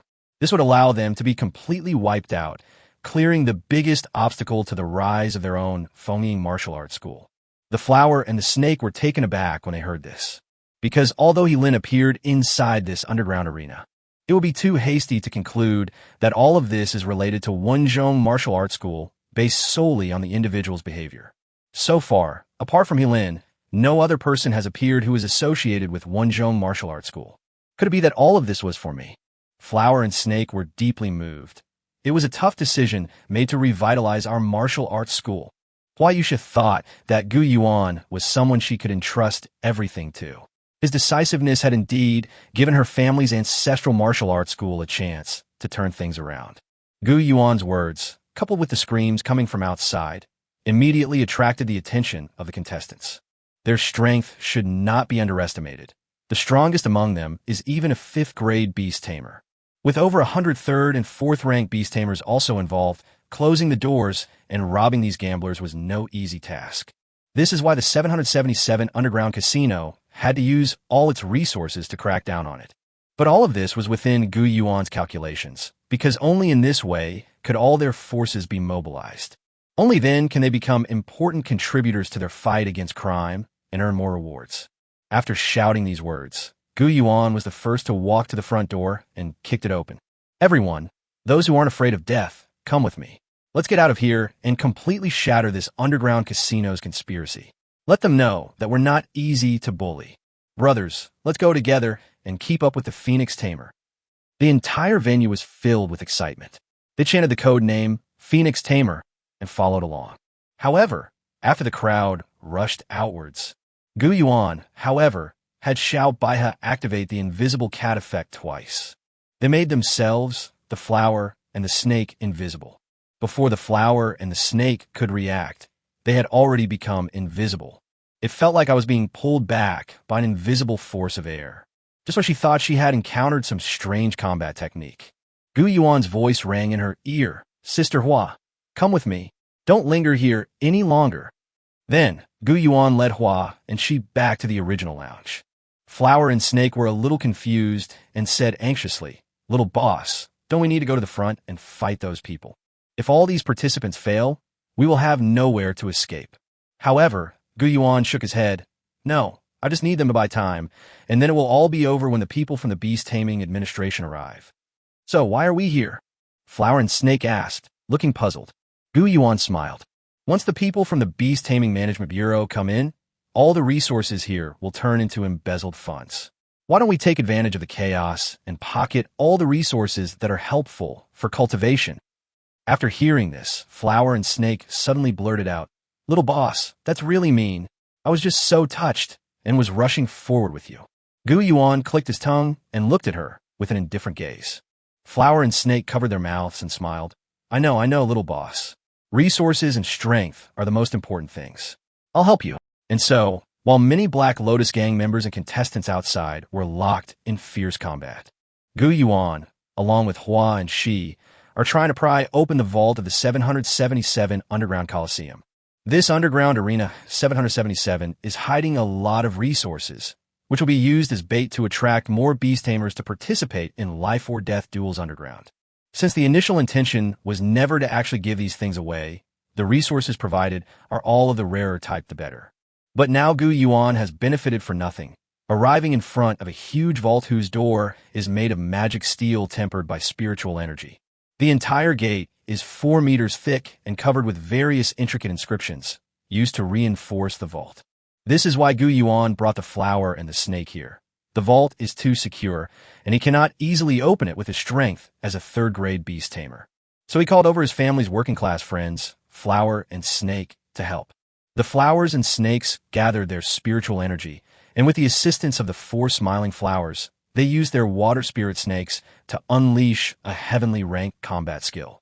The icy ice began to bombard the vault's door relentlessly. However, on the other side, outside the train platform, the Black Lotus gang's progress had been greatly slowed down. They were also troubled by the large number of 3rd and 4th rank beast tamers. This is bad, sir. I feel that if this continues, we'll be wasting a lot of time, and we don't know where Gu Yuan, whom Lord Harry Mora specifically ordered us to kill, is now. A Black Lotus gang member, his face bruised and swollen, wiped the blood from the corner of his mouth and knelt before the man in black robes. The man in black robes smiled contemptuously, took out a bag of white powder, and inhaled it. Then let them see how powerful my dear Chimera baby is. He raised his right hand, and the transport carriage at the end of the train began to slowly open.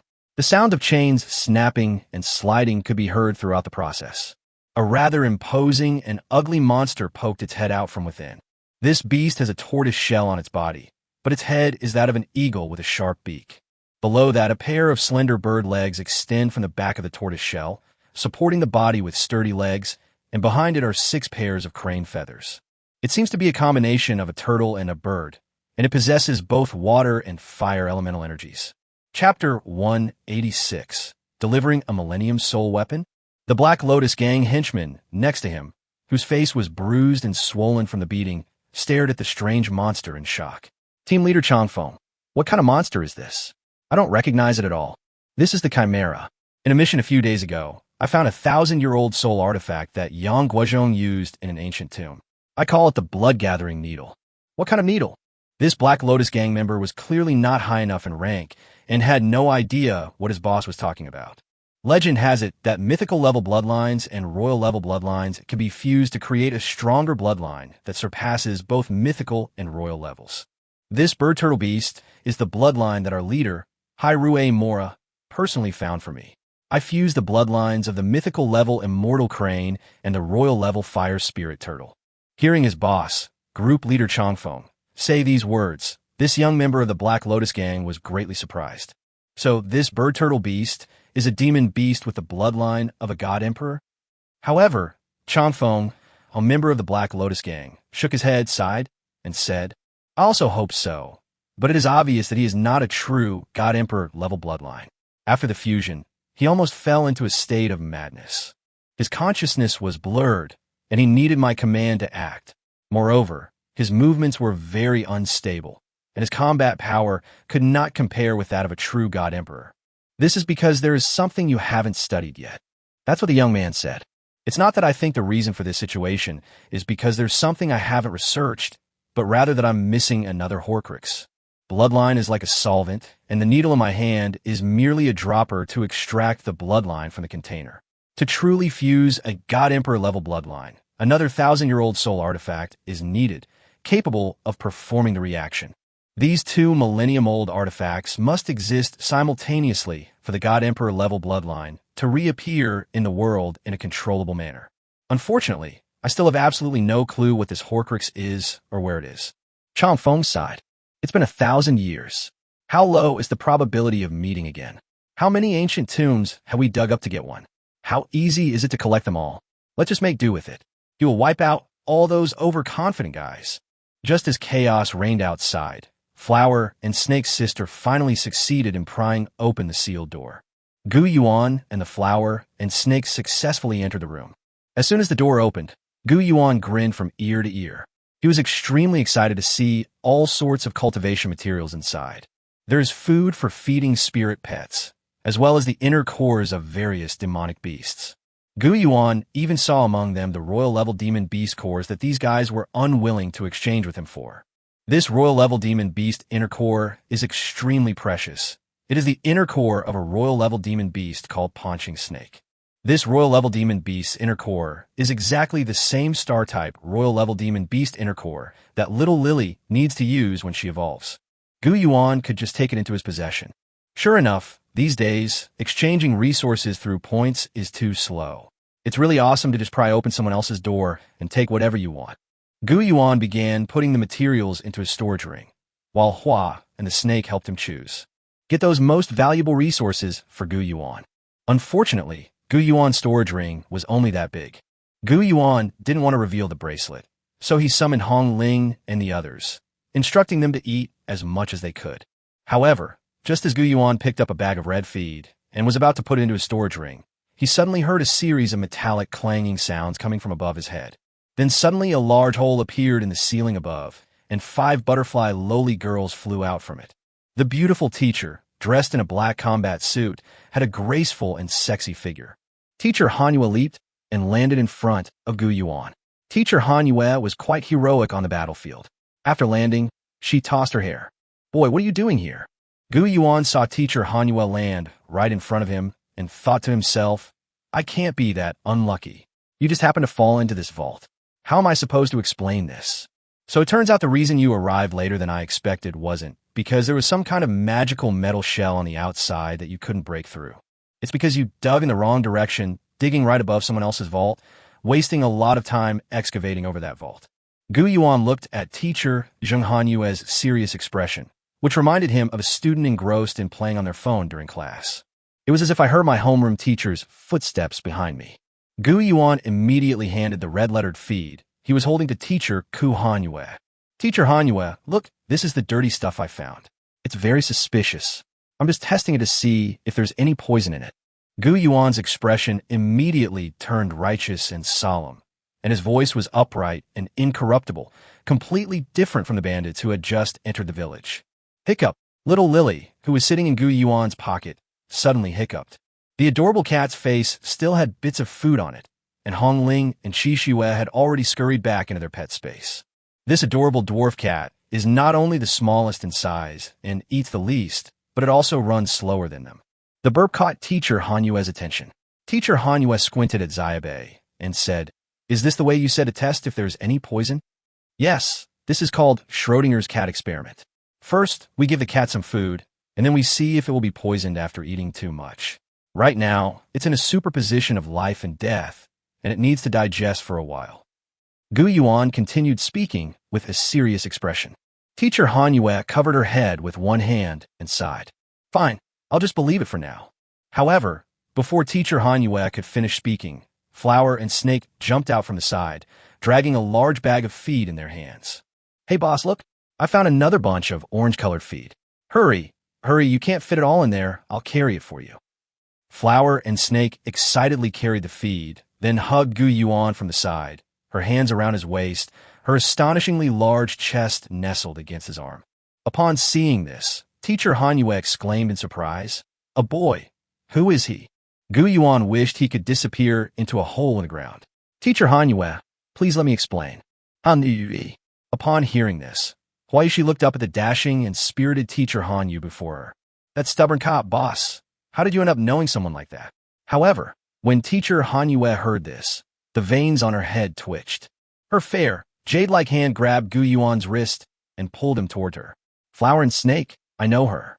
A boy shouldn't be with a woman like that."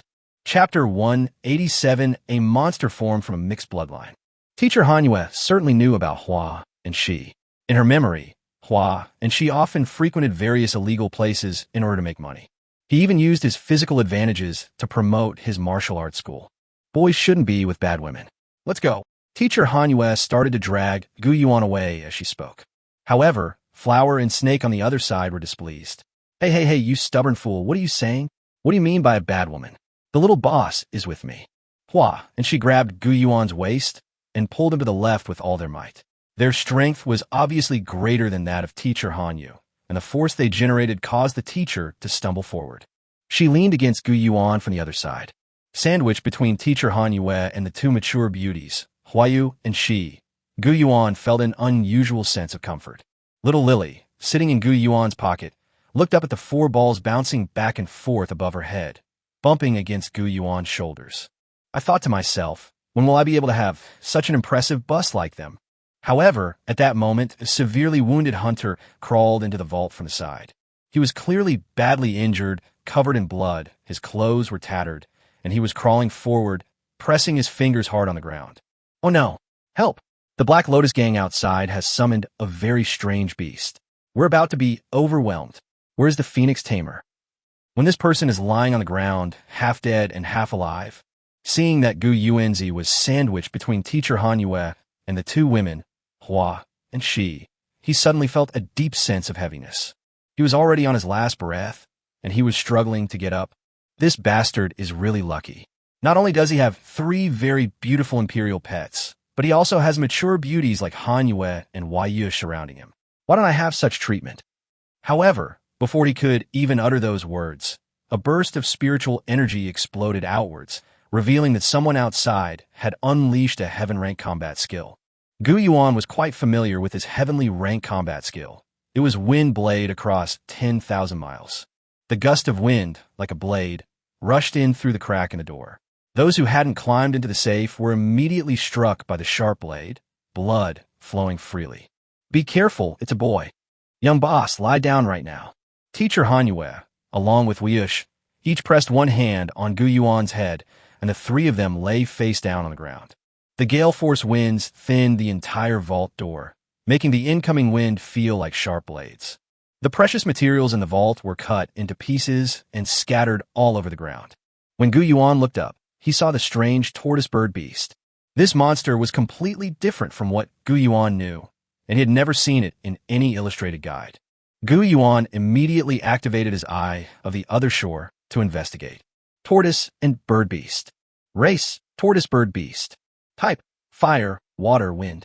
Level, 55. Rank, the result of a chaotic combination of mythical and royal grades. Description, an incomprehensible, chaotic form that defies common sense. It possesses both water and fire attributes, two mutually exclusive elements. Its body structure is chaotic, that of a mindless, savage creature. Yet, it is incredibly powerful, capable of wielding the power of two bloodlines. Combat skills, Fiery Storm, Earth rank, Volcanic Eruption, Earth rank, Wind Blade, 10,000 miles rank, Water Dragon Dance, Heaven rank, Fiery Eye Kill, Heaven rank. Inscribed combat skills. None are completely disabled. What is this thing? Gu Yuan has rarely encountered such a pet. Even the eye of the other shore cannot analyze it. However, just as Gu Yuan began to have doubts, Teacher Hanyue and Flower and Snake both stood up and stepped forward at the same time, protecting Gu Yuan behind them. Boy, this thing is weird. Be careful. Young boss, you absolutely can't get hurt. I'll hold you off. You need to find a way to escape. Teacher Hanyue and Flower and Snake both saw the beast tamers lying on the ground, covered in wounds. Among them was one who was seriously injured, and he was also a 5th-rank beast tamer. However, he is different from Teacher Hanyue and Flower and Snake. Gu Yuan had just checked with the eye of the other shore, and this guy only had one monster above level 50. Moreover, it must have just reached the 5th rank, and its 5th pet has not yet been contracted. However, Han Yu and Hua Yushi were unaware of this, but they still faced the psychological pressure of having a pet of the same level as themselves fall to the ground and suffer severe injuries, and they were determined to fight the other side to the death. Gu Yuan, a man in black, walked past the group of injured people rolling on the ground, coldly staring at Gu Yuan. Lord Harold Mora asked me to pass on a message to you. Anyone who dares to offend the Black Lotus Gang must die. Teacher Hanyue stepped forward and stood in front of Gu Yuan. If you want to hurt my student, you'll have to see if you have the strength. You are under arrest. Wanted, Captain of Black Lotus Gang G Squadron, codenamed Changfeng. Teacher Hanyue gave Gu Yuan a reassuring look, assuring him that she would protect him. Gu Yuan ignored the other party's provocation and focused all his attention on the bird turtle beast in the middle. At this moment, other members of the Black Lotus Gang had already surrounded them from all directions. They numbered quite a few, at least 100, of whom 20 or 30 were 3rd-grade beast tamers. Meanwhile, the dozens of beast tamers who were originally kept by the underground arena and responsible for its security also joined their ranks. The opposing force was large, consisting of 100 men, who then surrounded the center. However, the hole that Teacher Hanyue dug was still too small, so the people from the Beast Taming Management Bureau had to come down one by one. The main force was still on the ground, dozens of meters underground, and the combat capabilities of the two sides were not even in the same league. We must hold these guys off, and buy more time for reinforcement from above. Teacher Hanyue was the first to rush out. Big ball, 2 balls, 3 balls, 4 balls, 5 balls followed closely behind. It was Teacher Hanyue's most standard starting stance again. She raised all 6 jade hands, 1 large and 5 small, at the same time, and threw the 6 shadow balls forward. Flowers, snakes, and other beast tamers chased after them, engaging in a fierce battle with the enemy's hundreds of people. The entire underground arena, including the once luxurious spectator seats, rest areas, and the arena itself, was now witnessing fierce battles between beast tamers and their pets. However, everyone's hopes were actually pinned on Teacher Hanyue, who had the strongest fighting power. The truth is, Even teacher Han Yue's fighting power was not enough to easily defeat this tortoise bird beast. Of all the beast tamers, only teacher Han Yue is able to draw upon the power of the other 5 legendary bloodline pets that are level 50 or above. It dealt a heavy blow to the tortoise beast, but was unable to deliver the decisive blow. Hongling, Qixue, Xiaobei, let's go and cover teacher Han Yue's flank. As soon as Gu Yuan shouted these words, Hongling flew out of the pet space, her mouth filled with lightning bolts. Qixue landed and immediately released the heaven rank battle skill, Ice and Snow. Little Lily popped her head out of Gu Yuan's pocket and also released the heavenly rank battle skill, Holy Grace Chant. Chapter 188 Teacher Han Yue Support. The tortoise bird beast attempted a rapid attack from the side the moment teacher Han Yue jumped. Fortunately, Hongling reacted quickly, swooping down and slamming the grenade into its body. Qixue unleashed her ice and snow technique, freezing several Black Lotus Gang beast tamers on the side, thus creating space for teacher Han Yu to escape. The hymn of the Little Lily, sung with divine grace, stirred up a pure white light that shone in the center of the entire hall. Many of the beast tamers who were seriously injured and lying on the ground, along with their pets, felt an unprecedented sense of relief. The external injuries on their bodies began to heal rapidly, and these beast tamers all stood up again. Oh, so comfortable. It feels like I've been kissed by an angel, and all my injuries have healed. Could it be that someone from the Beast Taming Management Bureau has brought in a professional healing mage? However, just as these beast tamers were beginning to have doubts, the beast tamers suddenly looked at Little Lily, who had spread her white wings and looked like a little angel. Damn, Lily, could it be that the one who healed so many of us with just one combat skill is the Phoenix Tamer? These beast tamers felt that all the beast taming experience they had learned in the first half of their lives had been wasted. Because of their different states of mind, different beast tamers will have different enhancement effects on the pets they have contracted. Such enhanced types often lean toward a certain direction, such as fire or water, and may be offensive or defensive. But what exactly is the mindset of this Phoenix Tamer? Why are his pets not only fire type, but also ice type, and now even include healing type? Is this guy an all-around champion?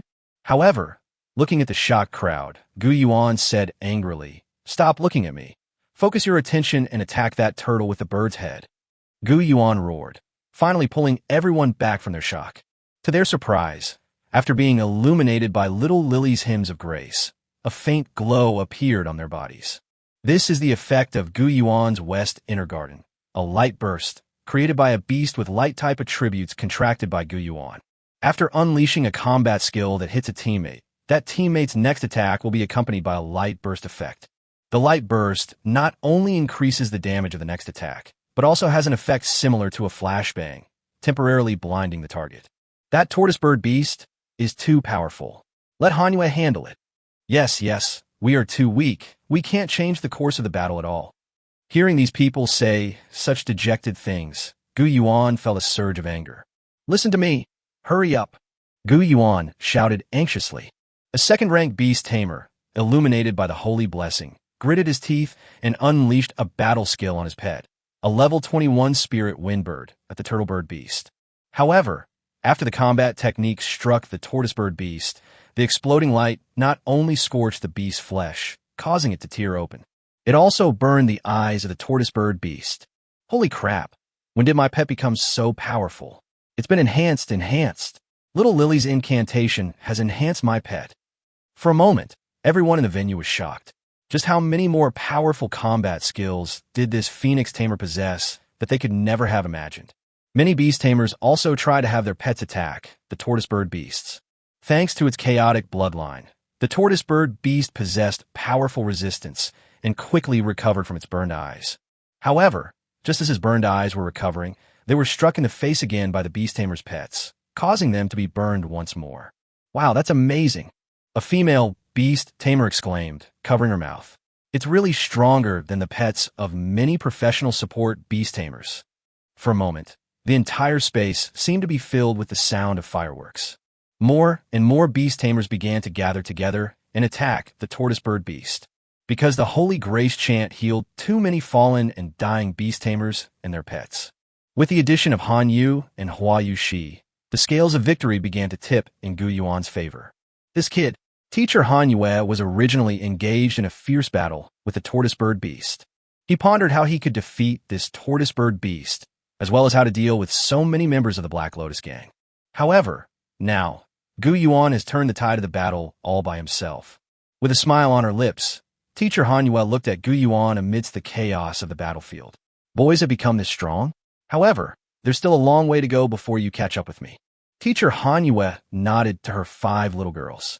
The 5 lowly butterfly girls all transformed into shadow butterflies flying in the air at the same time. Even the incapable shadow pierce. 5 shadow butterflies took flight at the same time, hovering around Teacher Han Yue. The same inscriptions flashed on the wings of the 5 shadow butterflies simultaneously. The forelegs of the 5 butterflies are crossed, and at the same time, they shoot forward a long arrow made of black shadows. 5 shadow spears pierced through the turtle bird beast's shell in an instant. The giant tortoise bird beast's shell was pierced, and it collapsed to the ground on the spot. Its shell began to crack, and black liquid, like thick juice, flowed from its entire body. This monster, possessing mythical and royal-level chaotic bloodlines, finally fell. The most agonizing situation in the world is when you're just one step away from success. As a result, the other party turned the tide single-handedly. Changfeng now hates Gu Yuan so much he's grinding his teeth. Why is this happening? His perfect plan, has been ruined by the other party. Gu Yuan, are you a human or a ghost? Are you a human or a ghost? Changfeng painfully scratched his cheek, tearing his flesh apart. But then, as if possessed, he began to frantically ingest the white powder again. Gu Yuan did not take a step forward, but remained at the very back of the line. Thinking to himself, the other party may have a 1,000-year-old soul weapon, and it was used by Yang Guozhong back then. This kind of soul artifact can transfer the bloodline of one pet to the body of another pet. However, such a transfer has its flaws. Look at this tortoise bird beast. If it really had the bloodline of a level 55 God Emperor, it would never have been defeated so miserably. Moreover, this pet was clearly out of its mind, and its bodily functions were deteriorating due to the incompatibility between its bloodline and its physical body. Only when I obtain the soul weapon in the opponent's possession will I know what the pattern is.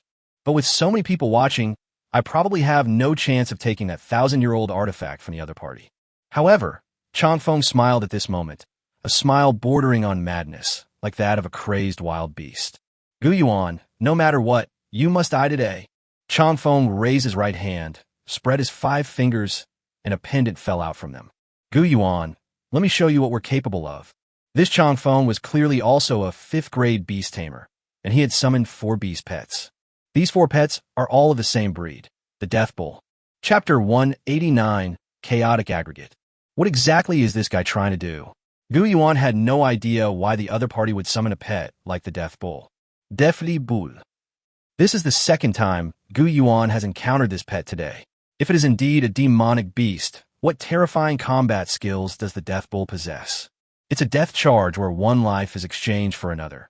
But this combat skill is easy to dodge, for example, by having Hongling carry you into the air. Suddenly, upon realizing this, Gu Yuan gasped in shock.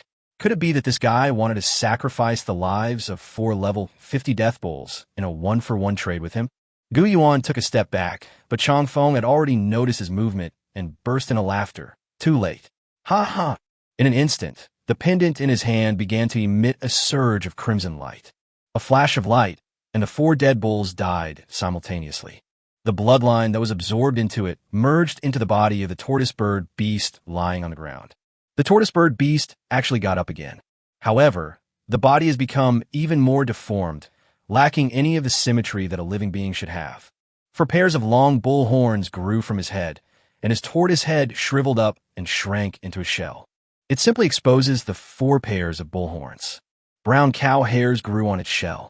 Extending out from around the tortoise shell, one could see cow hooves. Changfeng jumped directly onto the tortoise shell, as if he were the driver of a suicide tank. He shouted while taking drugs. Gu Yuan, I'm taking you to hell. Long live the Black Lotus gang. Comrades, I'm sending him to hell right now. Then, this giant monster, which looked like it was wearing ugly armor, charged towards Gu Yuan. Teacher Han Yue tried to stop it, but this was no longer an ordinary chaotic bloodline. It was a myth, an emperor-level being, 3 legends, and one rare being. The monster formed by the fusion of 6 bloodlines possesses terrifying combat power. However, such a monster simply cannot survive for long. When Gu Yuan used the eye of the other shore to take a look. Chaotic aggregate. Race, chaotic aggregate. Types, fire, water, wind, earth ghost. Level, 55. Rank, a chaotic combination of a mythical figure, an emperor-level being, 3 legendary figures, and a rare bloodline. Description, an incomprehensible chaotic form, completely defying common sense, with a highly disordered body structure, an unconscious savage creature, possessing power beyond common sense, yet its body is constantly collapsing and disintegrating. They cannot survive for more than 3 minutes. They will die on their own due to the mutual rejection of their bloodlines. Combat skill, none. All skills are nullified. Inscribed combat skills, none are completely disabled. Changfeng sat on the monster's back, shouting, "Long live the Black Lotus Gang," and then Teacher Han Yue released the shadow binding spell on the large ball, but it was completely ineffective in binding the chaotic aggregate. After breaking through the shadow network created by Teacher Han Yue, the opponent continued to rush towards Gu Yuan. Meanwhile, the flower and the snake, who tried to stop the giant bull, were sent flying by it as it swung its head to the left. "Stop it," someone shouted. "His body is degrading and he's about to die." However, while the people around were shouting enthusiastically, they were actually spreading out. This thing is a fusion of 4 dead bulls. The death bull won't stop unless it kills someone. "No, I don't want to lose my life, I want to live." No one truly stood up to help Gu Yuan. These people were just pretending to help. Some straightforward friends even said it outright. "I am sorry. I have elderly parents to care for and young children to raise. I haven't lived enough yet." He's looking for you, not me. Gu Yuan's heart sank. The reason these guys were so united in their hatred of the enemy was because they were facing the threat of death. But now that victory is assured, they don't want to be the last ones to be sacrificed. At this point, when the other side is not targeting everyone, but only themselves, these people scatter faster than anyone else. This is probably what a mob looks like. Gu Yuan looked at the enormous monster charging towards him and wondered where he should run. Bang! It sounded like a barometric bomb exploding. Many people were thrown over by the shockwave. Hong Ling accelerated straight up to supersonic speed, rushed over, and flew away with Gu Yuan in her arms. Then, this chaotic aggregate, moving with lightning speed, chased after Gu Yuan and rushed outwards. Red Feather flew rapidly along the train tracks, while the Death Bull relentlessly pursued it from behind. Finally, Red Feather flew out of the underground orbital array. Gu Yuan was surprised to find that he was standing on an ocean. "Fly up, then he won't be able to chase you." However, at this very moment, several pairs of bird feathers behind this chaotic aggregate began to frantically flap, and it too flew into the air. At this moment, Gu Yuan suddenly looked back. Seeing this, Changfeng knew that this chaotic aggregate couldn't survive for long. However, he took out a needle and began injecting large bottles of white powder, which he had shaken to form a drug, into the body of this chaotic aggregate. Immediately afterwards, the chaotic aggregate let out a roar. Looking at the white powder, Gu Yuan remembered that this was a new type of drug with special ingredients that Old Wang had identified for him before. Ghost Raven Type 2 is a drug specifically injected into monsters. When administering drugs to people, the dosage must be controlled so as not to kill them instantly, thus eliminating the chance of relapse. However, the Ghost Raven 2 is different. It is more toxic and has a more pronounced enhancement effect. Moreover, it is often kept by unscrupulous beast tamers. Since it's a consumable item that can be used and discarded, there's no such thing as cherishing it. For the sake of victory, injecting an excessive amount of Ghost Raven 2 and overdrawing the life force of the beast tamer is not something they wouldn't do. However, this Ghost Raven 2 did not accelerate the disintegration of the chaotic aggregate. Conversely, the more chaotic and mentally charged aggregate was able to use combat techniques again. The opponent had actually used the heavenly rank combat skill, Water Dragon Dance. The seawater surged into the air, forming countless water dragons that danced across the sky, chasing after the red-feathered figure in the center. Before Hong Ling could react, her opponent used another heavenly rank combat skill, Desperate Charge. The 8 bull horns on the tortoise shell simultaneously flashed with fluorescence and accelerated their charge. The target was Gu Yuan, but Hong Ling sensed the ferocity of the attack and was already forced into a corner by the water dragon. Suddenly, he transformed into human form and embraced Gu Yuan head-on. Bang! Blood splattered all over Gu Yuan's face. Hong Ling hugged Gu Yuan and used her body to block the blow. Hong Ling's jade back was pierced, and her originally fair skin was charred. Master, despite her fatal wound and blood trickling from her lips, Hong Ling smiled as she looked at Gu Yuan. See you tomorrow. After saying this, Hong Ling threw Gu Yuan away, her whole body bursting into flames, unleashing the heavenly rank battle skill, Phoenix Fall. Chapter 190, You're Not Allowed to Hurt My Master. Water dragons attacked from all directions, trying to tear Hong Ling to pieces. However, Hong Ling suddenly glared, not caring about the holes punched into her body. His entire body was engulfed in raging crimson flames, and his scarlet eyes, filled with resolute killing intent, stared at the level 55 chaotic aggregate. There was no fear in their eyes, only a resolute determination to sacrifice themselves to protect their master. No, you mustn't hurt my master. The water dragons that came from all directions were immediately burned by the raging fire as soon as they got close to Hong Ling's body, turning into white water vapor that rushed outwards. The red feathers transformed into a phoenix, its body completely engulfed in flames, its flesh and torso turning to ashes in the inferno. Transforming into a pure aggregate of spiritual energy, the fireball in the shape of a phoenix turned in midair and crashed into the flying monster. The chaotic aggregate had nowhere to retreat. Chongfeng roared and tried to dodge quickly, but there was nowhere to hide. Not only did he inject his pet with drugs, but he also took drugs himself, and Chongfeng is now almost insane. They showed no fear in the face of the overwhelming power emanating from Hong Ling's entire body. With a maniacal smile on his face, he charged toward Hong Ling. Red feather. Gu Yuan fell towards the sea and crashed into the water. The same pet, with the same combat skill, will be more powerful at higher levels than at lower levels. This is why Hong Ling's lightning-infused bullets couldn't penetrate the shell of the tortoise-bird beast, but Han Yue's pet, using a heavenly rank combat skill, could.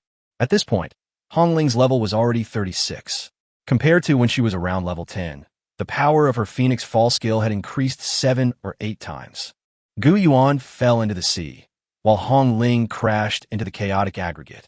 In an instant, the force of the explosion shot into the sky, and a whirlwind of intense heat swept across the entire sea surface. The flames spread outwards, and the explosive force created a red mushroom cloud. Gu Yuan fell into the water, but the downward force pushed the surrounding seawater further away. As a result, Gu Yuan, who had only been in the water for a short time, was swept away by the seawater and drifted away into the distance. No, I can't be pushed away right now. Gu Yuan thought that if he were pushed away, Hong Ling would be doomed.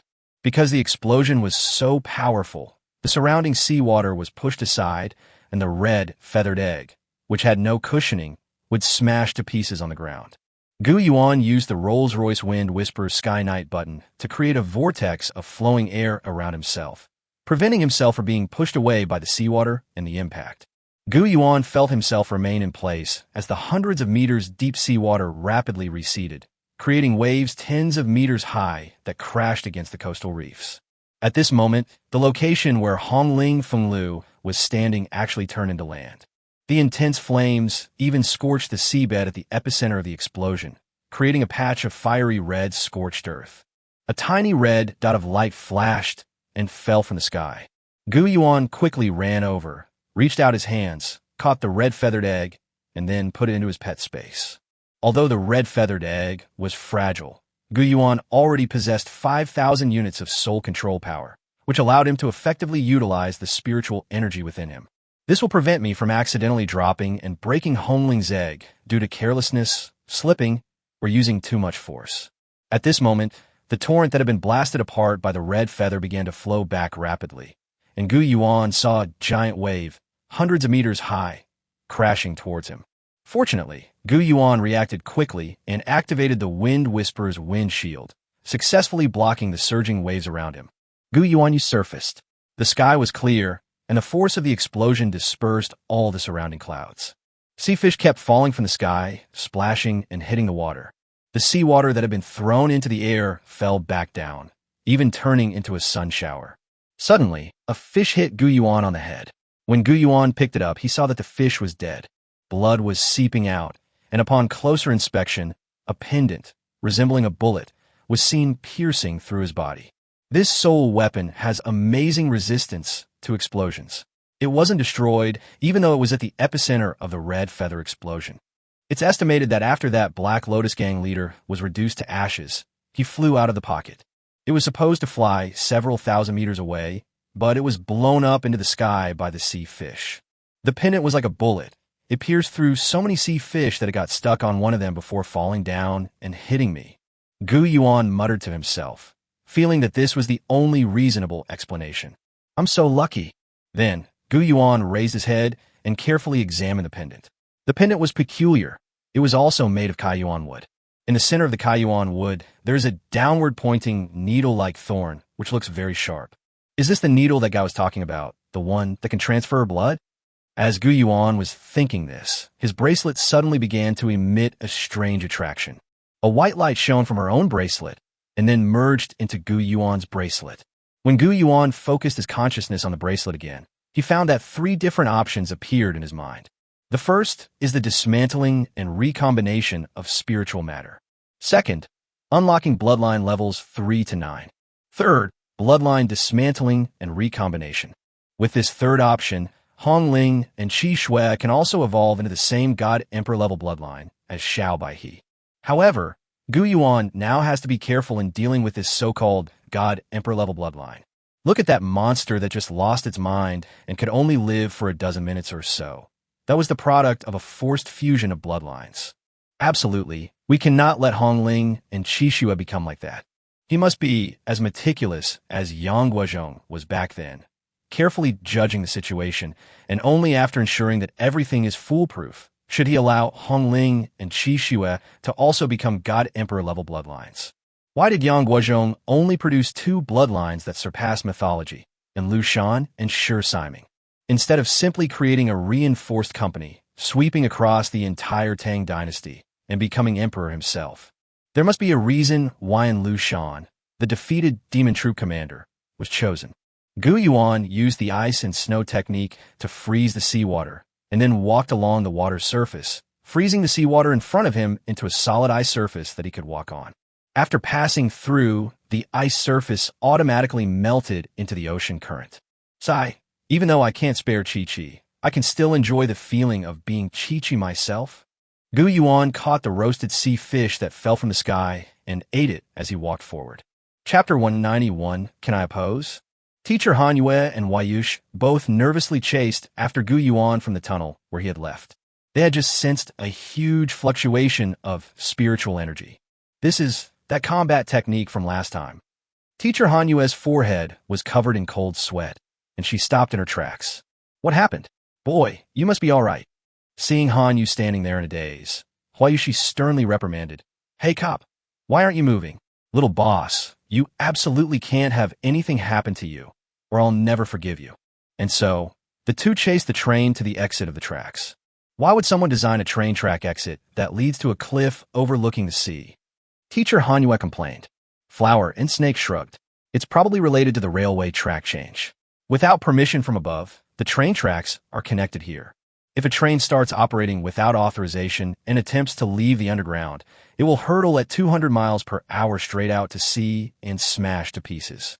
As the flower and the snake talked, they arrived at the cave entrance and looked out. Is it raining? They're also fishing at the same time. You can see that the sky is clearly clear, yet rain keeps falling and fish are falling from the sky. Meanwhile, many dead fish were floating on the surface of the nearshore waters. The seawater that pushed back extinguished the scorched earth left by the explosion of the red feather, but it also turned into boiling water due to the high temperature. Damn it! Gu Yuan ran quickly across the sea. The seawater beneath his feet was gradually boiling, and Gu Yuan could not keep the ice beneath his feet frozen for long. They quickly swung their legs and climbed onto the shore before the ice completely melted. Gu Yuan wiped the sweat from his forehead with one hand, just as he was about to climb up. She saw Teacher Han Yue and Sister Flower and Snake simultaneously reaching out their hands to her. You've come. Gu Yuan grasped their hands and then was pulled up. Gu Yuan finally succeeded in getting ashore. If Teacher Han Yue hadn't arrived in time, Gu Yuan would probably have had to empty the entire underground arena to obtain the resource warehouse all by himself. The police arrested everyone involved in the gambling, and Gu Yuan and Hua She were released after a brief interrogation. Unfortunately, Han Yu discovered that he had embezzled the stolen goods, and he lost the reward for this mission. On his way home, Gu Yuan had a bad feeling. It was Qi Shui. Every time Hong Ling was away, as soon as he got home, Qi Shui would try to seduce him in various ways. Gu Yuan pushed open the door, thinking that Qi Shui would bring the same routine of pole dancer for the KTV here again. As a result, upon entering, there were neither dim lights nor dazzling colored lights. Gu Yuan thought to himself, could it be that Qi Shui has finally learned her lesson? However, just as Gu Yuan stepped out and entered his home, Gu Yuan was completely dumbfounded. Clang, clang, clang, clang, clang. Suddenly, a stirring wedding march came from the speakers. A red carpet stretched from the foot of her bed to the doorway, surrounded by white confetti. Qi Shui walked out of the room. I don't know how her wedding dress was designed, but all I could see was a skirt with layers of lace at the bottom. Holding a bunch of white roses, her lace skirt was pulled back, revealing a mini skirt in the front, exposing her beautiful legs in white stockings and white high heels. Qi Shui's white upper body clothing is V-shaped, not a deep V-neck dress. The white dress clung tightly to the back of her fair skin, revealing her entire back.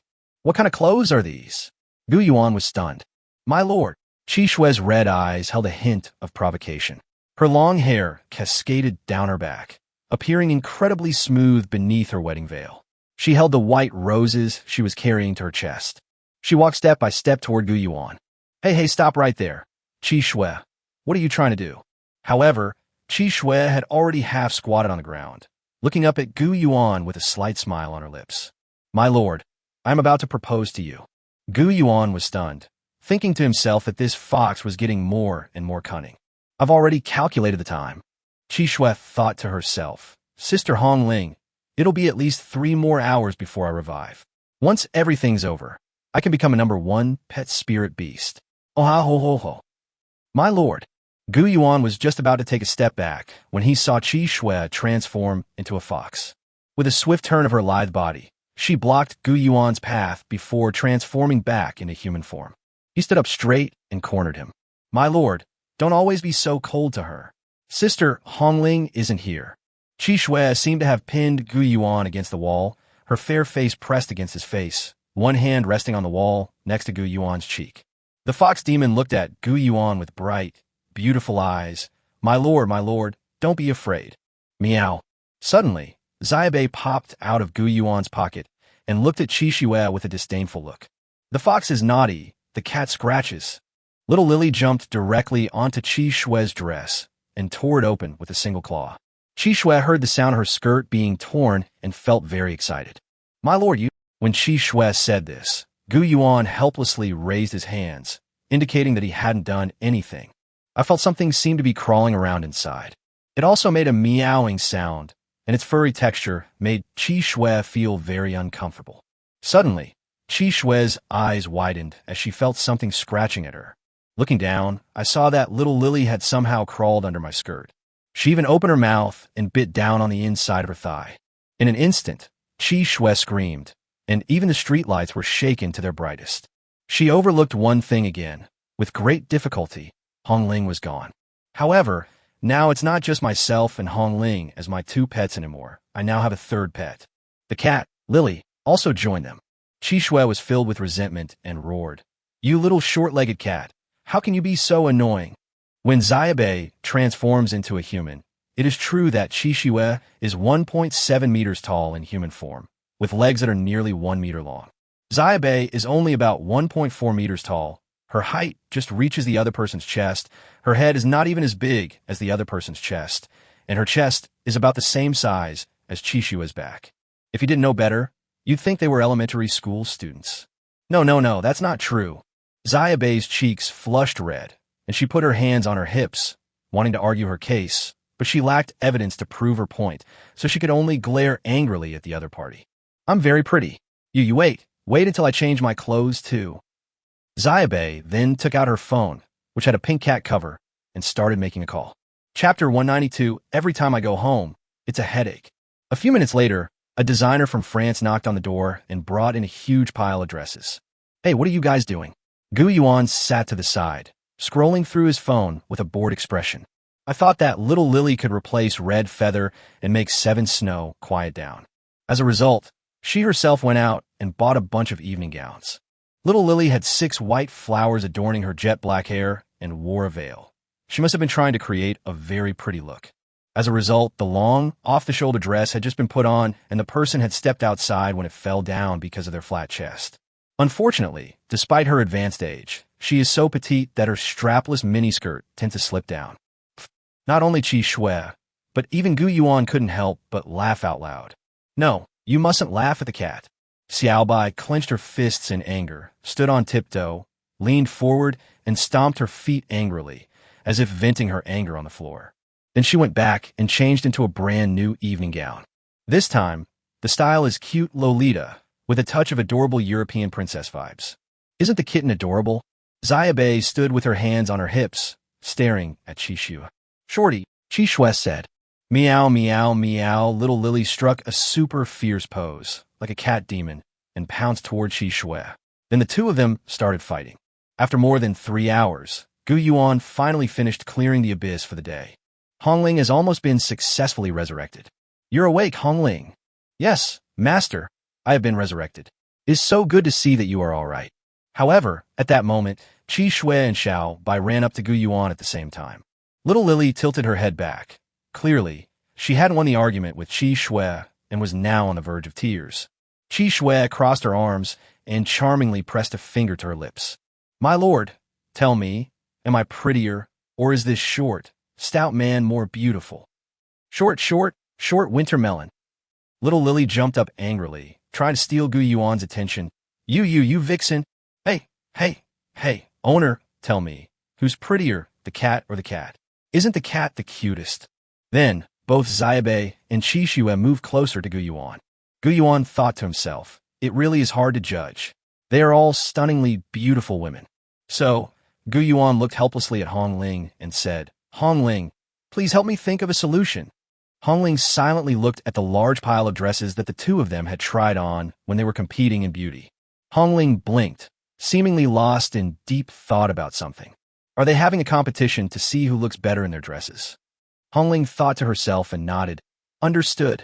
Then, Hongling walked into the large pile of dresses, chose one, and went into the room. Stop! That's not what I meant. Then, when Hongling came out again, she was also wearing a formal dress. The French designer who delivered the dress looked at the scene and thought to himself, wow, how did you end up joining their ranks?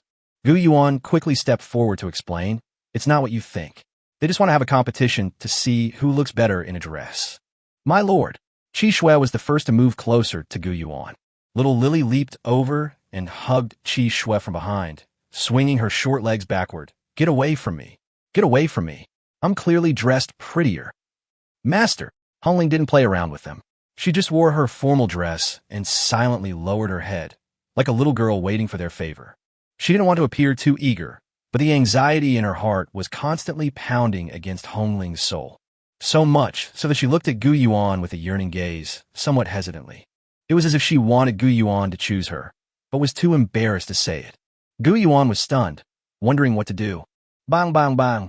Suddenly, there was a banging sound coming from outside. Gu Yuan finally found a chance to escape and said, Aye, I'll go open the door. Gu Yuan walked to the side, opened the door, and saw the old man from the neighborhood committee who was guarding the door, with dark circles under his eyes, looking at him angrily. Hey, young man, keep your voice down. I'm telling you, you're disturbing the peace. I've received many complaints. According to relevant regulations, the volume of your stereo is too high. That's at least 3 times the normal level. Can you please stop playing this loud? You've been doing it for 3 hours straight. Oh, I got it. Qi Shui, turn off that damn thing of yours. Gu Yuan turned around and saw that Qi Shui had already turned off the speakers that were playing the music repeatedly and had exceeded their limits. Sayuri crossed her arms, turned her head to the side, puffed out her cheeks, and said, It's all your fault. Hongling then came up behind Gu Yuan, and like a mistress of the house, apologized along with him.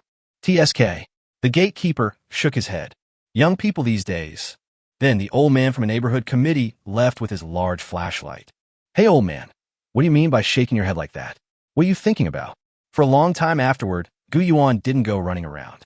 Instead, he constantly did three things: cultivate, train Qi Shui, Hong Ling, and Xiao Baihe, and research the use of that god emperor-level bloodline. In terms of cultivation, Gu Yuan possesses the 9-dragon soul lamp and refined ancient spirit lamp oil, allowing him to cultivate at a speed unimaginable to ordinary people. In addition, I earned a lot of monster cores in the underground arena, which I then disassembled into spiritual matter. When Gu Yuan returned home, he had a total of over 40 million spirit materials, besides the feed prepared for Hong Ling and the others. There was also 20 million units of ancient spirit lamp oil. The problem is that once your soul power reaches 5,000, it becomes extremely difficult to approach the 4th rank. Gu Yuan originally thought that with 20 million spirit materials and his soul control power doubled, breaking through to the 4th grade beast tamer would be a very simple matter. However, Gu Yuan almost failed to even raise his soul control power to 6,000. It took 5 days to burn off all the spiritual matter before it reached 6,000. Damn it! Gu Yuan felt a surge of anger, lying on the bed panting heavily, his whole body soaked in sweat. Even when I used to train at 5 or 10 times the speed, my progress wasn't this slow. However, now, with the premise that the soul power is doubled by Hua Qin Pool, it took 5 days to increase by 1,000 points. Looking at the 6,000 soul power in his attribute box, Gu Yuan thought to himself that this cultivation was too difficult. 20 million spiritual materials were burned to ashes. Gu Yuan only extended and improved the West Inner Garden, without gaining any additional effects to strengthen his pet. It seems that the state of mind I have in the Daming Palace will become increasingly difficult to improve as time goes on, but of course, its power will also increase. I'm stuck in cultivation. Gu Yuan wiped the cold sweat from his forehead as he walked outside. Never mind, I'd better go help Xiaobei evolve first. Gu Yuan went downstairs. The Fengying Martial Arts School was no longer dilapidated. Hua Yushi was outside, leading his disciples in training, including many from the Wenzhou Martial Arts School. They used to be arrogant and self-assured in front of the flower and the snake, but now they can only work as assistants to Sister Flower. Just as Gu Yuan had guessed, the Wenzhou Martial Arts School completely collapsed after the underground casino incident. Their investors lost so much money they were unrecognizable to their own mothers and had to return to their hometowns. Gu Yuan was happy to have some free time, and his cultivation was no longer the same as it had been at the beginning, where he cultivated at home. Instead, he came to the Wind Shadow Martial Arts Hall to train. There's no other reason than that the space here is quite large, making it suitable for raising one's own pets. Gu Yuan stretched, propped his head up with one hand, and looked at the rising sun outside. He clicked his tongue in disbelief, but he refused to give up and continued to try to cultivate, attempting to build the Han Guang Palace in his mind. After failing, it was already evening. Gu Yuan originally wanted to cultivate a little longer, but then he remembered that he had an important task to do. That was to help Sayuri evolve, so he went downstairs again. Chapter 193, Little Lily's Evolution, Starlight Dwarf Cat. After earning the first wave of tuition fees, Gu Yuan transformed the entire inner courtyard of the Fengying Martial Arts Academy into a training ground for his personal beasts. In the center of the training field, there's a huge vat.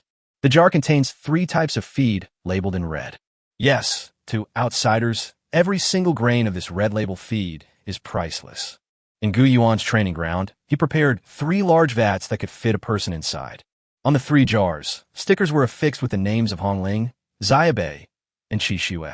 When they are too tired from cultivation and need to eat, they can come here and open the lid to eat the red letter feed that Gu Yuan has prepared for them. The cultivation requirements for the 3 pets are also different.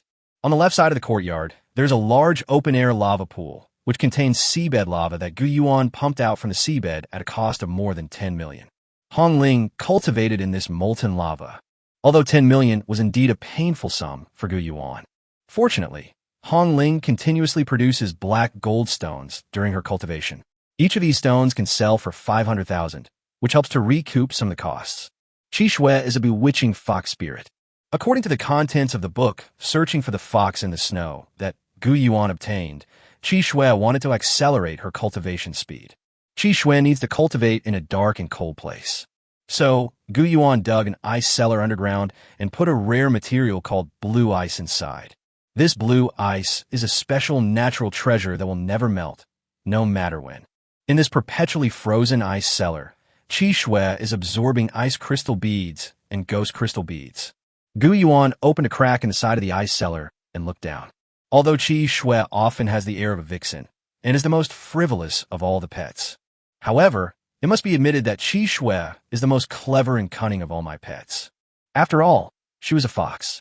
However, during her cultivation, she didn't try to be clever. Instead, she trained herself entirely according to her master's care manual, which relieved Gu Yuan. Next up is Little Lily. Gu Yuan walked towards Xiaobei's direction. To be honest, that was the first time Gu Yuan looked through the Star Cat's training methods. Gu Yuan always felt that this book was fooling him.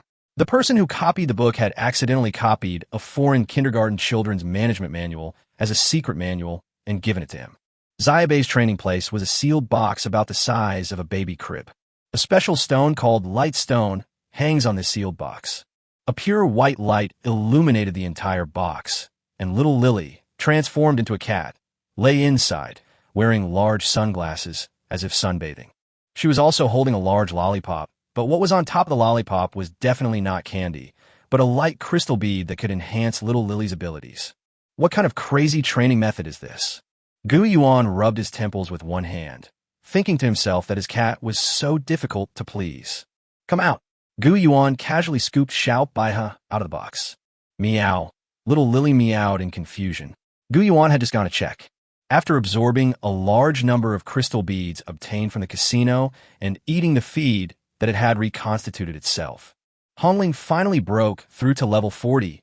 Qi Shui was still at level 35, and Xiaobei finally reached level 30. Xiao Baihe was taken by Gu Yuan to the seaside, where the waves were churning and the starry sky was full. Looking at the waves and the stars in the sky, Gu Yuan felt a surge of emotion and prepared to pretend to be very cultured and recite a line of poetry. So he casually typed in the Star Cute Cat Breeding app, and with a flick of his wrist. As the saying goes at Ximing Cat Breeding Center, cats are super cute, and I want to be a cat too. Looking at the oil paintings that suddenly appeared out of nowhere, they were clearly not important content. The person who copied the book added them on. Gu Yuan could imagine that the person who copied this book must be a cute, disobedient, and mischievous little girl. Gu Yuan looked at the content she had haphazardly added and felt like spanking her. However, they probably won't meet again. After the revolution failed, she left China and went abroad with her father, who was a member of the National Revolutionary Army. An ancient book says that the transformation of the star cat requires the day after the waxing moon, when its light shines on the earth and countless stars are scattered. On the shore of the South China Sea, one can bathe in the moonlight and be transformed. As Gu Yuan spoke, he began to draw a magic circle on the ground, which echoed the stars in the sky. Gu Yuan closed the book he was holding and put it into his storage ring. It is now the 9th day of the first lunar month, February 20th, 2021, which is the first day after the waxing crescent moon rises. It is the best time for you to evolve. Little Lily stood among them, meowing. The kitten looked around in confusion, then at the magic circle at its feet, and even sniffed the ground. Finally, when the moon in the starry sky reached its highest point, the magic circle began to operate. Gu Yuan placed the inner core of the Emperor-level starry sky beast at the very end of the magic array, and then took out 2 inner cores of the King-level demon beasts. They were placed in the other 2 key points of the magic array.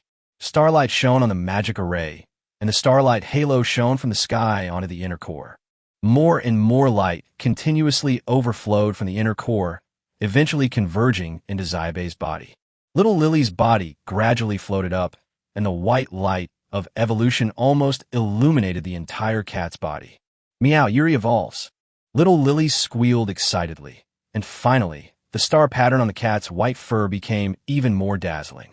2.5 crescent patterns appeared on its back, and a pair of transparent wings stretched out from the patterns. Little Lily fluttered her wings and flew happily in the air. Gu Yuan used the eye of the other shore to check Xiao by his attributes. Starlight Pikachu, the evolved form of Starry Sky Pikachu, with all light and Starry Sky combat skills enhanced by 50%. Under the blessing of the stars of the Crescent Moon, you can unleash a special combat skill, Crescent Moon Blessing. Compared to ordinary dwarf cats, this is a brand new pet that can fly using the wings on its back and has an extremely cute appearance. Meow, meow, meow. Little Lily flew around Gu Yuan, circling him. Clearly, Sayuri has just completed her evolution.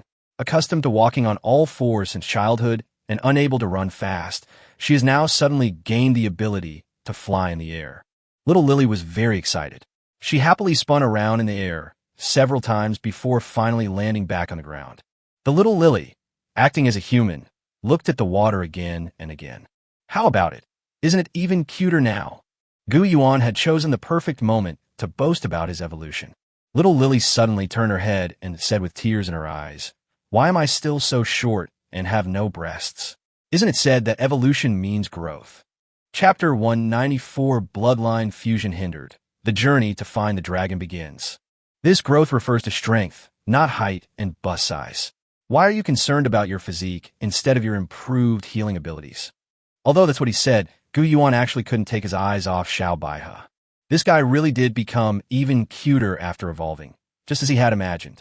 She has a pair of illusory wings on her back, and her dress has a mini skirt that looks like flower petals. Below her were thick white socks that went over her knees, revealing a glimpse of fair, tender flesh at the hem of her skirt. She wore tall boots and long white gloves that reach her wrists. At first glance, you really might mistake it for a magical girl. What outrageous clothes! Sayuri looked around at her own clothes. However, I often dress like this when I hold concerts. Hey, my master, what are you doing? Gu Yuan, however, was moving stones on the ground to catch crabs. During the experiment, I encountered a bottleneck in improving my soul control power. It seems that I need to store more spiritual matter. Before that, I want to try to understand the rules of bloodline fusion. Meow. Little Lily transformed into a short-legged cat again, flew to Gu Yuan's shoulder, and lay down on it. He, master, I've learned to fly. Little Lily flapped her transparent wings twice, as if showing off. Gu Yuan grabbed a basin full of crabs, then shrugged. So, I can also be used as a means of transportation. Little Lily's eyes sparkled. This must be a special effect I have after evolving. You're so small, can you ride it? Gu Yuan asked doubtfully. Little Lily shook her head, her cute little face flushed red. No, I don't want you to ride me. I'm here to take you home. You're going to ride me? Gu Yuan thought to himself. You really want to be the master of the cat? We're beast tamers and pets, not cat masters and their servants. No. Little Lily shook her cat head from side to side.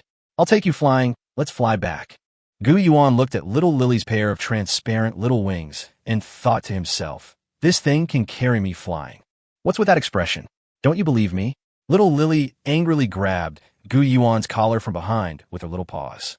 Then, the little wings on its back flapped wildly, try to lift Gu Yuan into the air. Wah, harder, faster, meow, meow, meow, I'm gonna fly. Hearing Xiaobei's voice behind him, Gu Yuan felt nothing at all. He sighed and said, forget it, just don't tear my clothes and leave scratches. Gu Yuan caught Xiao Baihe, grabbed the cat by the scruff of its neck, and put it in his pocket. After returning home, Gu Yuan began his experiment. In the underground laboratory, Gu Yuan found more than a dozen kinds of monsters with different attributes, sizes, and categories. White mice. Rank, common. Level 1. Combat skills, none. Tianchi crab. Rank, warrior. Level 1. Little bird bee. Rank, warrior. Combat skills, none. This large group of demonic beasts was placed in the cage in front of Gu Yuan. Let's get started. A whole night passed, and Gu Yuan ruined a lot of them, which were sold as experimental subjects, special guinea pigs. Some of the white mice were melted down and transformed into a monster with the wings and a stinger at the end of its tail. Some were melted down and cast into white mice with crab claws, 8 legs, and that walk sideways. Some are simply a lump of indescribable stuff. They either don't survive more than 5 minutes, or they are simply unable to move normally. Although they are alive, they have no fighting ability whatsoever. Gu Yuan ended their suffering by dismantling them into spiritual matter. Gu Yuan made one last attempt, fusing a level 2 shadow mouse of the minister rank with a white mouse. However, at that moment, the fusion was successful, and Gu Yuan obtained a lively, black and white mouse that also possessed the tenacious vitality of a white mouse. It also possesses the shadow mouse's ability to hide in shadow. Gu Yuan drew a conclusion. Bloodline fusion is not something that can be done arbitrarily. Bloodline fusion requires a specific species to match, and the fusion of a powerful bloodline with a weaker bloodline is absolute. Equal bloodlines, on the other hand, must be from the same species. For example, when Hongling first fused with the bloodline of the phoenix, her chicken bloodline disappeared and was eliminated as an impurity by the powerful phoenix bloodline. The fusion of Qi Shui was even simpler. Her original bloodline was extracted and replaced with a new one, which was equivalent to a blood transfusion surgery. Little Lily is different. Her bloodline is a fusion of two different breeds of cats. Gu Yuan clicked his tongue. This is difficult. To be on the safe side, if Hongling and Qi Shui are to evolve into God Emperor level bloodlines, they would need another phoenix and another nine-tailed snow fox bloodline. Snow foxes are extremely rare, and as for phoenixes, only one, with red feathers, remains in the world. Gu Yuan has also reached a standstill in his progress on the issue of God Emperor level bloodline. Never mind. Gu Yuan sighed, then straightened up, scratching his head as he walked out. The spiritual matter is gone again. I'll have to keep going out to collect more spiritual matter. And so, Gu Yuan, along with Xiao Baihe, Qi Shui, and Hongling, spent a whole day gathering spiritual resources in the wilderness. When Gu Yuan returned early the next morning, his expression was very unpleasant.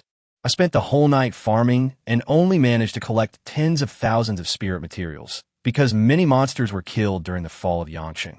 The corpses of those monsters were not handed over to local waste disposal plants, but were transported to other provinces. Many of the monsters in the mountains and fields had also died under the influence of the blood moon, so Gu Yuan couldn't farm any spiritual materials. However, just when Gu Yuan was at his wit's end, good news arrived. Beep, beep, beep. Gu Yuan picked up his phone and looked at it. Yeah, Phoenix Tamer, good news. I've found the item finding spell you asked me to buy for you last time. Phoenix Tamer. Okay, I'll be in Sherpai Town right now. Gu Yuan arrived in Sherpai Town. As he spoke, she took out a stick. The stick had a yellow outer ring and a red center, and it looked like a stick about the thickness of a finger. Gu Yuan looked at the stick and said with a puzzled expression, "This thing, the one you told me about, that can help me find what I'm looking for, the Soul Finder, are you sure this isn't some kid's toy?" He crossed her arms and said, Tiske, although it's quite thin, it's still quite long. Most kids can't play with it. Adults have to. That's not what I meant. Gu Yuan covered his head. Forget it. I'm not going to argue with you anymore. I'm asking you, how do I use this thing to help me find what I'm looking for? Chapter 195, We Head South. Just kidding, this thing is called a returning stick. As he spoke, Yi Chuan suddenly broke the stick in two, then ground one half into powder. A single recycling stick can be broken into two portions of recycling powder. As he spoke, Yi Chuan put the powder into a bottle. Guiwu powder can generate heat to bake any target. As Yi spoke, she took out one of her shoes, then arranged 8 round stones into a shape and put the shoe inside. Then, the powder was sprinkled under the raw stone. The fiery red spiritual energy flowed into the shoes, and then Yi threw the shoes into the air. The shoe flew off to the west. Gu Yuan looked puzzled, then gritted his teeth and headed west. Next, throw this target into the air. Without external force, it will land on the other part that originally belonged to it, or it flew towards the direction of another object with which it had spent a long time and maintained a close relationship. Yi, carrying Gu Yuan, walked a distance westward through the sewers. Then, it threw it again, and following the direction of the shoe, it turned north again. Gu Yuan and Yi walked north together for a while, wandering around in the maze-like sewers. Finally, the shoe fell outside a drain. Yi dived underwater and retrieved her other shoe. How about that? Yi said confidently, hugging her chest as if to say, praise me. Gu Yuan looked at Yi Chuan, nodded, and said, so you just used half of the finder stick I bought at a high price to help you find your lost shoe. Wait, your shoe was soaked, and you still wore it? Aren't your feet cold? Yi Chuan exclaimed in astonishment. Don't worry about the details. This thing is very rare. I went to great lengths to buy it. Besides, I know you. If I don't demonstrate it, will you believe me? As for the shoes, Yi looked at the wet shoes on her feet. We crocodiles are cold-blooded animals and are not afraid of the cold. Moreover, crocodile skin is waterproof, so it doesn't matter whether my shoes are wet or not. So what's the point of you wearing shoes? Gu Yuan was too lazy to even complain. As she spoke, Yi handed the other half of the powder to Gu Yuan. Don't worry, one dose is enough. As long as the other target he's looking for still exists, you can use this powder to find him anywhere in the world. Very good. As for the money, it's the same as always. Gu Yuan spoke as he stored the powder into his own storage space. Yeyashuk Hadith. I said, can you do me a favor? What is it? Gu Yuan asked, puzzled. My other client is extremely wealthy and wants a rare and precious natural treasure to help his pet evolve. He needs to find a pearl called the mysterious Sea Princess deep in the South China Sea. Are you interested? I've asked so many people, but I've failed every time. Yi was talking. Gu Yuan shook his head. I have no intention of going into business. Just keep a close eye on it. Yi said this. Then, Gu Yuan went home. Gu Yuan first disassembled the item-finding powder, and then reassembled it. Although he didn't obtain any spiritual matter, Gu Yuan now has another item to synthesize in his options for consuming spiritual matter for reconstruction. Gu Yuan first arranged the 8 raw stones in a K-shape, then placed the dragon eye stone inside, and then used the object-finding powder to burn it. Let's see if it works. Gu Yuan thought, if it's true that the owner of this dragon eye stone survived and wasn't destroyed, but only sealed away, I'll have a chance to find it myself, and then see if I can bring that dragon back to life. Of course, if you fail, it just means you shouldn't be daydreaming about dragons. The Eastern dragon has vanished into the long river of history. I shouldn't waste any more time on it. Gu Yuan stood atop the 79-meter high blast furnace chimney in Shirpai town, with a blue sky and white clouds before him. Gu Yuan threw the dragon eye stone into the air. I stared nervously at the floating dragon eye stone, my heart pounding in my chest. Looking at the dragon eye stone, it drifted towards the southwest and then leaped in that direction. We succeeded, and so Gu Yuan whistled. Hongling swiftly descended from the clouds, and as it flew past Gu Yuan mounted Hongling and flew rapidly southwest, casually catching the dragon eye stone bouncing in the air. Gu Yuan continued flying southwest. After flying for about 100 kilometers, Gu Yuan landed and threw the dragon eye stone into the air, only to find that the dragon eye stone was still flying southwest. So, Gu Yuan rode the red-feathered horse and continued flying southwest. However, to Gu Yuan's surprise, his next few throws led him all the way southwest, from Shirpai town to the Riverside Expressway. Gu Yuan and Hongling landed on the beach. Gu Yuan threw the dragon eye stone into the air again with one hand, but found that after the dragon eye stone spun around in the air a few times, it was still jumping in the southwest direction. Gu Yuan blinked and sighed. Should we continue southwest? Hongling, can you fly there? I'm afraid that won't work. If we go any further southwest, we'll leave the Pearl River Delta. The Pearl River estuary has a net of evil spirits, which could be very dangerous. Hearing Hongling's words, Gu Yuan nodded and sighed deeply. Gu Yuan stood by the sea, feeling the waves surging and the sea breeze blowing. Gu Yuan raised his right hand and pointed into the distance. What's on the other side of the sea? Hongling silently replied. If you go southwest from Dongguan, it should be Xiangshan. No, judging from this reaction, we should go a little further southwest. Gu Yuan continued. Xiong Province. Onling Replit Gelmli. Hainan Province, Sanya, Shisha Islands. Gu Yuan said. Of course, given the immense power of the Ming Dynasty's founding emperor and his extensive maritime trade routes, Vietnam, Cambodia, and even Malaysia cannot be ruled out. Hearing Gu Yuan's words, Hongling nodded silently. Master, is there anything you want to say? I've never left Guangdong province in my entire life. I was confined to school every day, and now that I've finally been freed from that grueling academic life, how can I not go on a trip? And so, the next day, Gu Yuan boarded a plane bound for Sanya. After arriving in Sanya, Gu Yuan first took his pet on a trip. After enjoying the beautiful beach girls and the seafood dishes, Gu Yuan used the Longan Stone again that night. Chapter 196, Beautiful Girl by the Sea. However, what reassured Gu Yuan was, when Gu Yuan threw the dragon eye stone into the air again, he saw that the dragon eye stone had changed direction and was no longer bobbing incessantly in the southwest direction. Instead, it jumped towards the southeast. Southwest of Guangdong province, southeast of Sanya. Gu Yuan thought to himself that if he wasn't mistaken, the target was the Shisha Islands. Hello, I want to go to the Shisha Islands. Is anyone going out to sea soon? I want to go to the Shisha Islands. Gu Yuan arrived at the harbor, where there were many ships. Gu Yuan needed a reliable ship to go out to sea. However, none of the fishermen answered Gu Yuan's question. They glanced at Gu Yuan, then lowered their heads, some tidying up the fishing nets, others carrying the fish. It's as if Gu Yuan is invisible. I said, "Does any of you want to go to the Shisha Islands?" Gu Yuan shouted even louder. "Another person has died." These people whispered among themselves. "Whoever wants to go out can go out. I don't want to leave Anjia when it's almost the middle of the month." As Gu Yuan was wondering, a girl pulled him aside and led him to the northwest side. "Hello. Judging from your accent, you're not a local." Gu Yuan looked the girl up and down. Gu Yuan was somewhat lost in thought as he watched her. She had a wheatish complexion and was wearing a swimsuit. She looks very sunny and lively, walking barefoot on the beach, exuding the beauty of a seaside girl. "Yes," Gu Yuan replied. "I come from the inland, and I want to find a ship to take me to the Shisha Islands." "Why go to the Shisha Islands?" The girl frowned upon hearing this. Gu Yuan then said, "I need to find something. I need a ship that can operate covertly outside the Anjia." However, the girl shook her head. "Do you know? This place is different from the mainland. There are deep-sea monsters in the ocean that are hundreds of times more terrifying than land-based monsters. Therefore, the fishermen here are far superior to those inland. They're more like hunters." Gu Yuan had just noticed this as well. The boats these fishermen were using were all special sealed speedboats.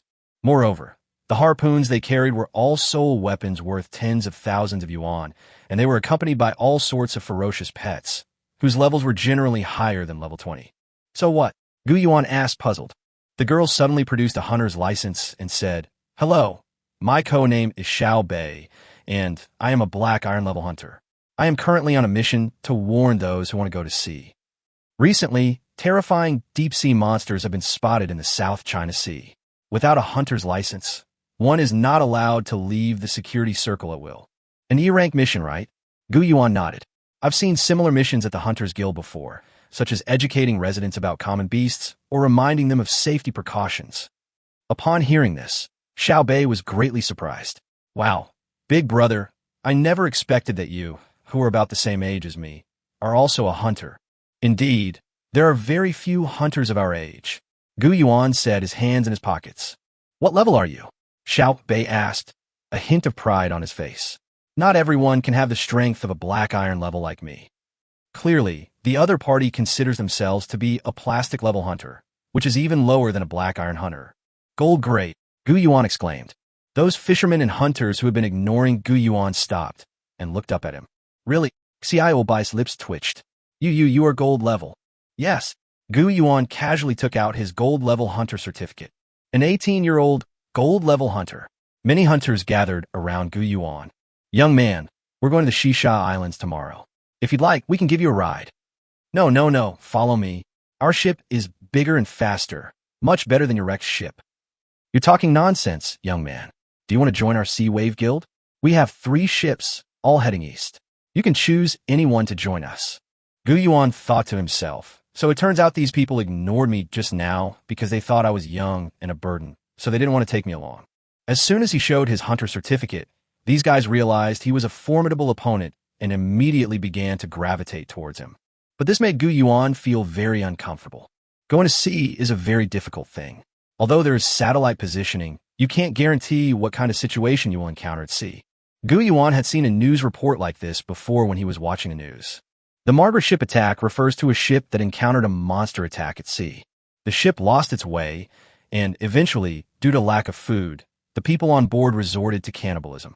While it's impossible for them to eat people now, it does illustrate that on the high seas, where there's no one in charge, anything can happen. Many of the scenarios in the study materials that Yaya sent him took place on ships or starships. In short, this is different from hunting in the wild. Once on the boat, everyone is basically tied together, and there is hardly anywhere to escape. As an outsider, Gu Yuan had to be careful when traveling. Who knew that these hunters invited him because they heard he was strong and wanted more henchmen? Or perhaps they simply believe that as a gold-level hunter, they can lure someone out to sea and then kill them to steal their treasure. Gu Yuan. Suddenly, Gu Yuan heard a voice coming from behind him. So Gu Yuan turned his head and saw a familiar figure. "Night Breeze, what are you doing here?" This is an old acquaintance of Gu Yuan.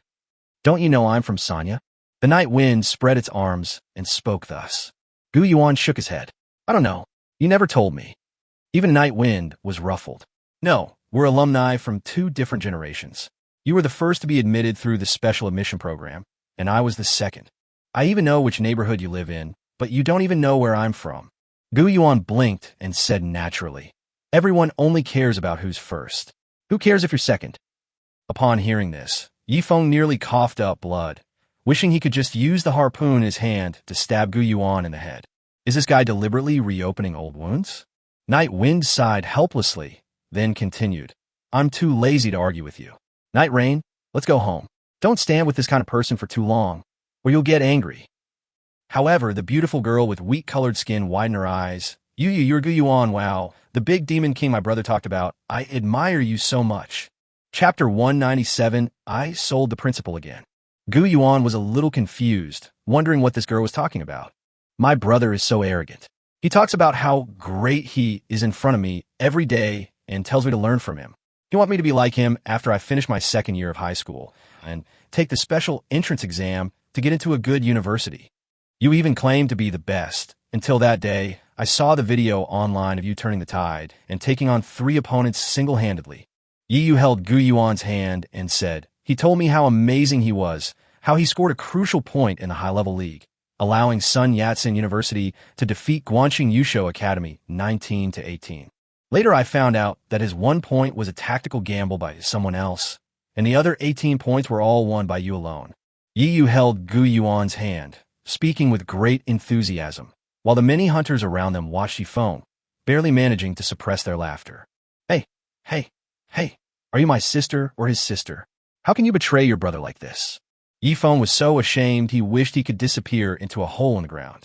The sudden gazes of the people around him made him feel extremely embarrassed. However, Gu Yuan scratched his head and continued, oh, I see. It's all right. Your brother is indeed quite capable. Yifeng nodded, thinking to himself that Gu Yuan still had some conscience. You're just a bit of a coward. During the Battle of Guangzhou, you were so scared that you fainted. You had that support girl drag you back, right? Otherwise, you would have been eaten by zombies long ago. After Gu Yuan said those words in a calm tone, the entire room fell silent again. Yu and several other neighbors from Yifeng were all stunned for a moment. Ha! Yu laughed so hard he slapped his thigh. My brother told me that he fought bravely at the time, and in the team, 2 top experts, one betrayed and the other died tragically. He fought his way through the enemy lines alone, accompanied by a female support character, and successfully broke through. So that's how it was, It just so happens to be Chinese New Year, a time when neighbors, relatives, and friends visit each other in the streets and alleys. The boasts I made a few days ago have now been ruined in front of everyone. Thinking of this, Yifeng almost fainted from a heart attack. By the way, Brother Gu, if you want to go out to sea, you can take our boat, Yu said excitedly.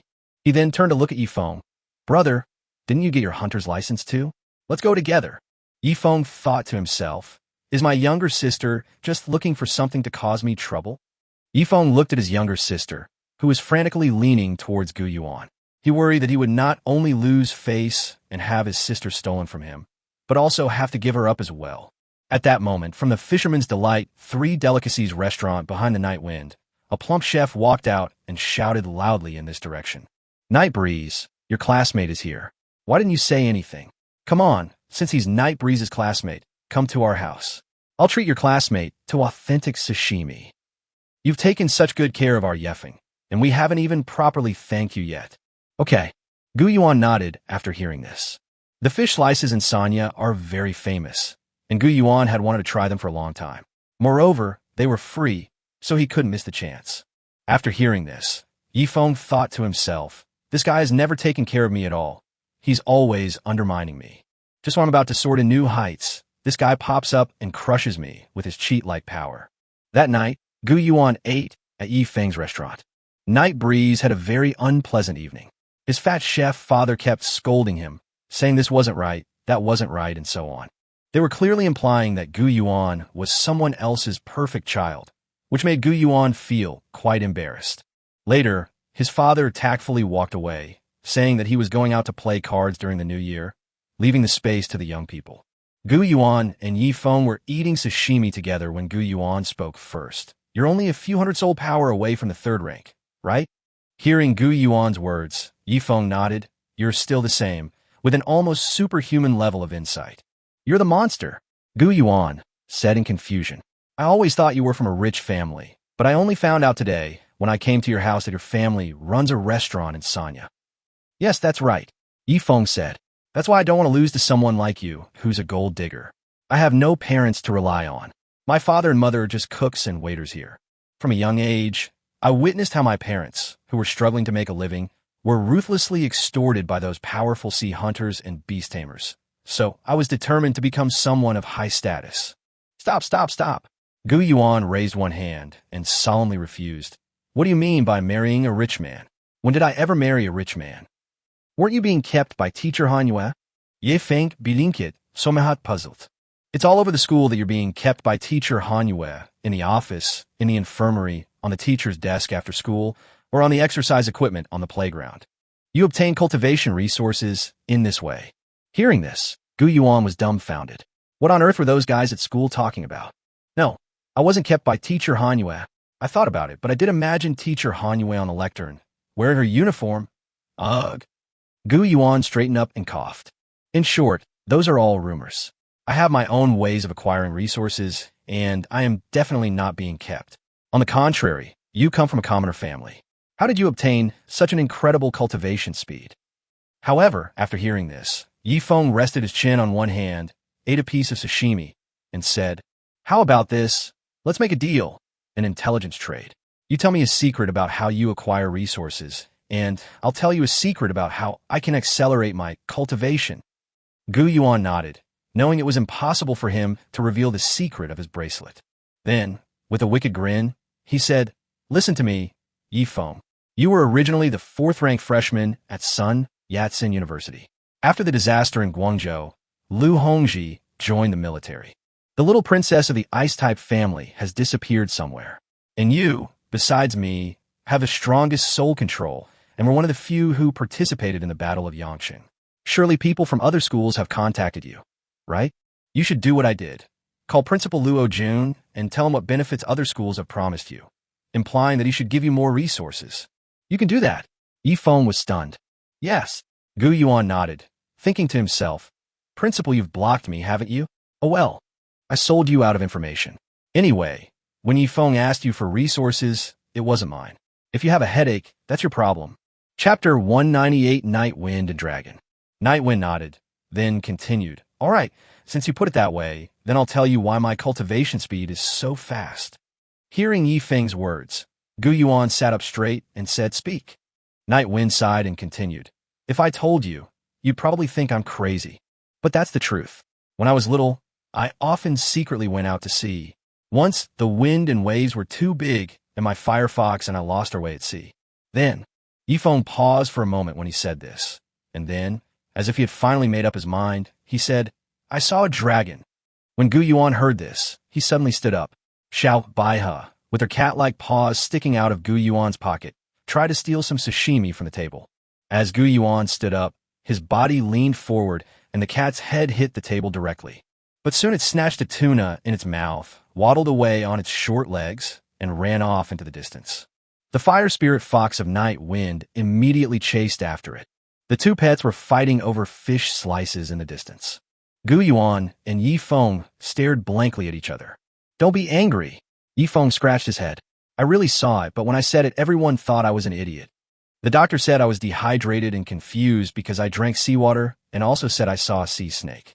They kept telling me that there are no dragons in the East and that the Western dragon is the only dragon in the world, but I actually saw one.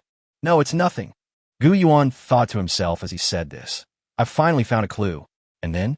What does that dragon have to do with your increased cultivation speed? To be precise, it's not a living dragon, but something similar to when your crimson feather activates Phoenix Fall and spontaneously combusts. It's not a physical entity, but a conscious aggregate of spiritual energy. Night Wind said. It was engulfed in flames, which frightened away all the monsters within a radius of dozens of kilometers. When the storm subsided, I was blown to a reef, and I was in a coral cave on that reef. An underwater secret realm has been discovered, containing various cultivation resources. I was very young then, and when I told the people around me about it, many of them laughed at me. Some hunters even believed what I said was true. So they asked me to lead the way, but when I led them back once, we still couldn't find it. However, many people said I was a fraud, that I was just trying to trick paranormal enthusiasts into staying in my house. My dad even beat me up, telling me not to talk nonsense. Night Wind sighed as he finished speaking. Gu Yuan continued eating his sashimi, then said, Indeed, I've heard before that hotel owners across from European castles dress up as ghosts in the castles to scare people and attract tourists. Your family also runs a hotel, so it's normal for people to have these suspicions. Night Wind sighed. I was too young back then and didn't know that the tides could submerge islands and reefs, so when I led people to look for them, we couldn't find them. Later, in the summer when I was 16, I went to sea to the Shisha Islands again. Just as the tide was going out, I saw that island reef again. It was by relying on the special spiritual energy of that island reef that I cultivated.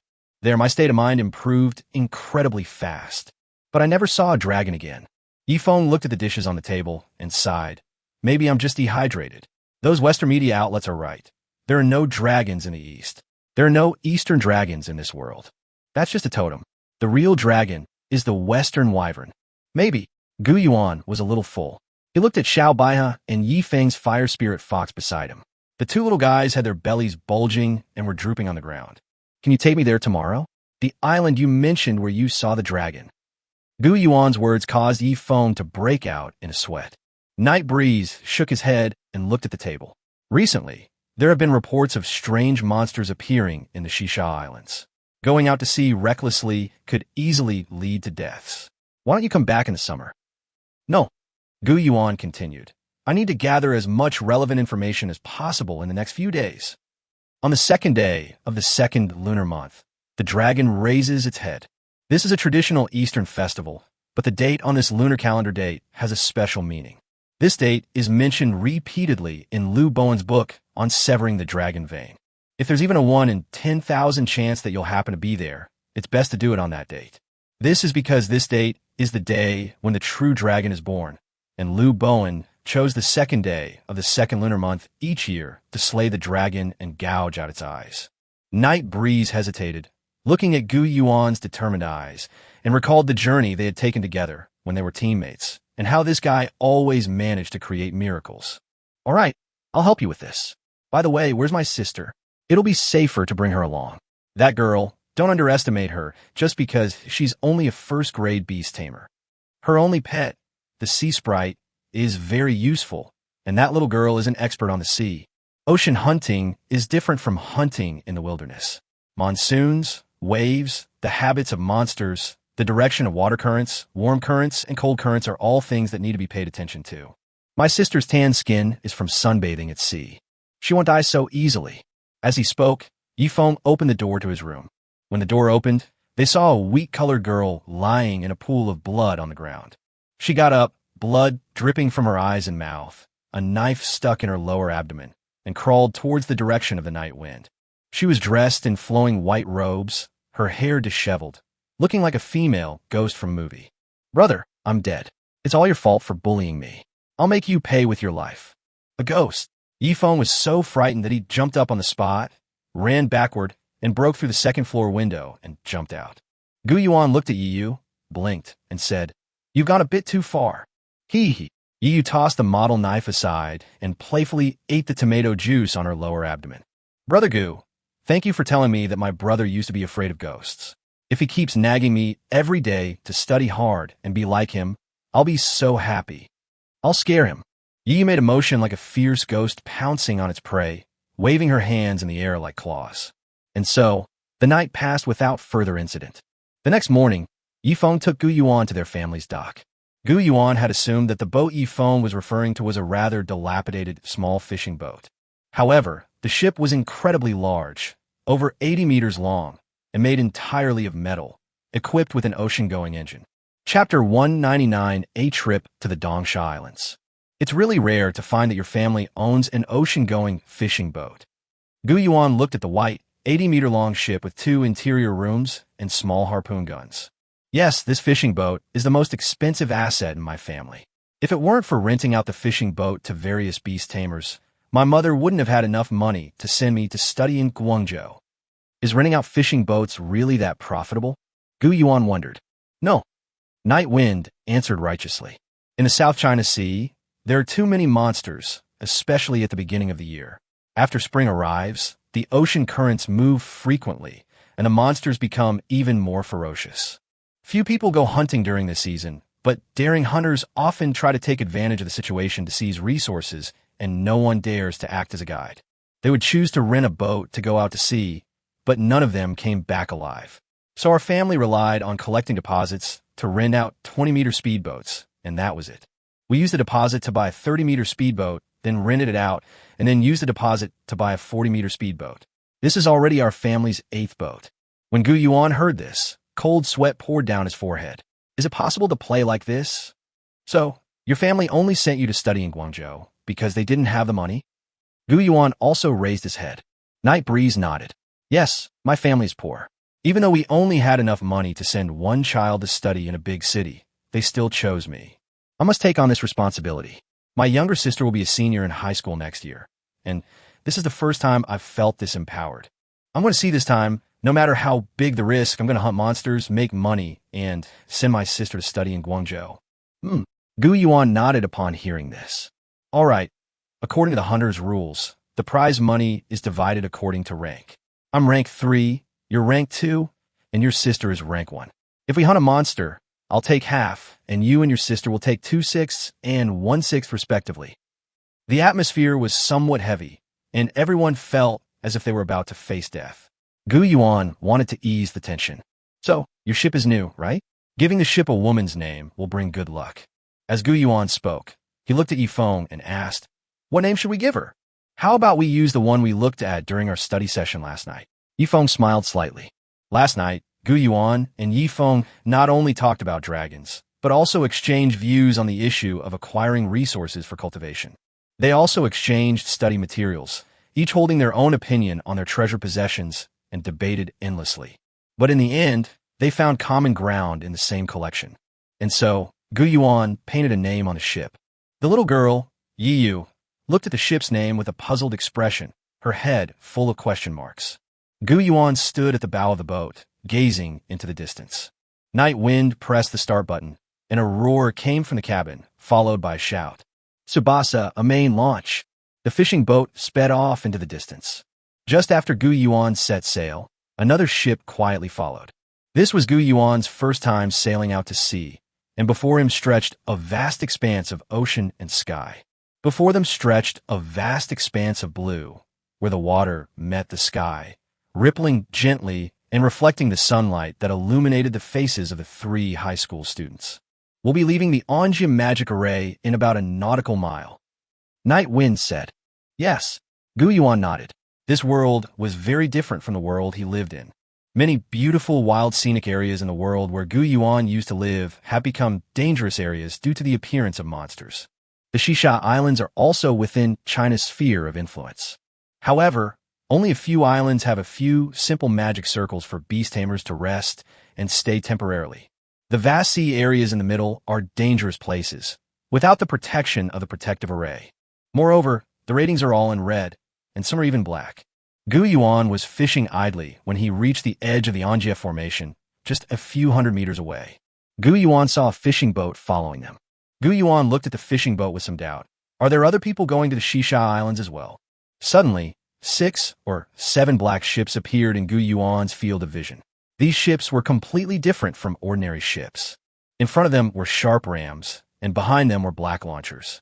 The stern was connected by chains and barbs with steel locks. Not good. Night Wind abruptly turned the ship around and headed west. These guys are pirates. Just as the Tsubasa main was turning, it was struck. The seawater on the surface formed a huge cage, trapping the Tsubasa main inside. Hello, Phoenix Tamer. Gu Yuan turned his head and saw that the person who came was a burly man wearing a one-eyed mask, but his body was somewhat fat and covered with excess fat. Please allow me to introduce myself first.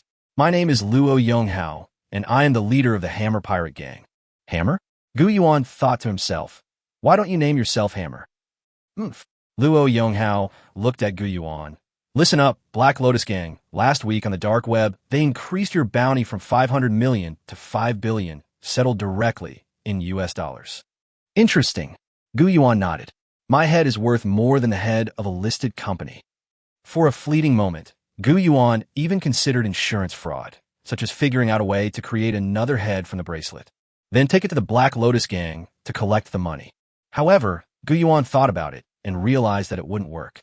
The bracelet could only be used to recreate things that it had disassembled. If his head was disassembled, wouldn't he die? Ah, Yu looked at the shadows darting rapidly underwater. These are Blackheart sharks.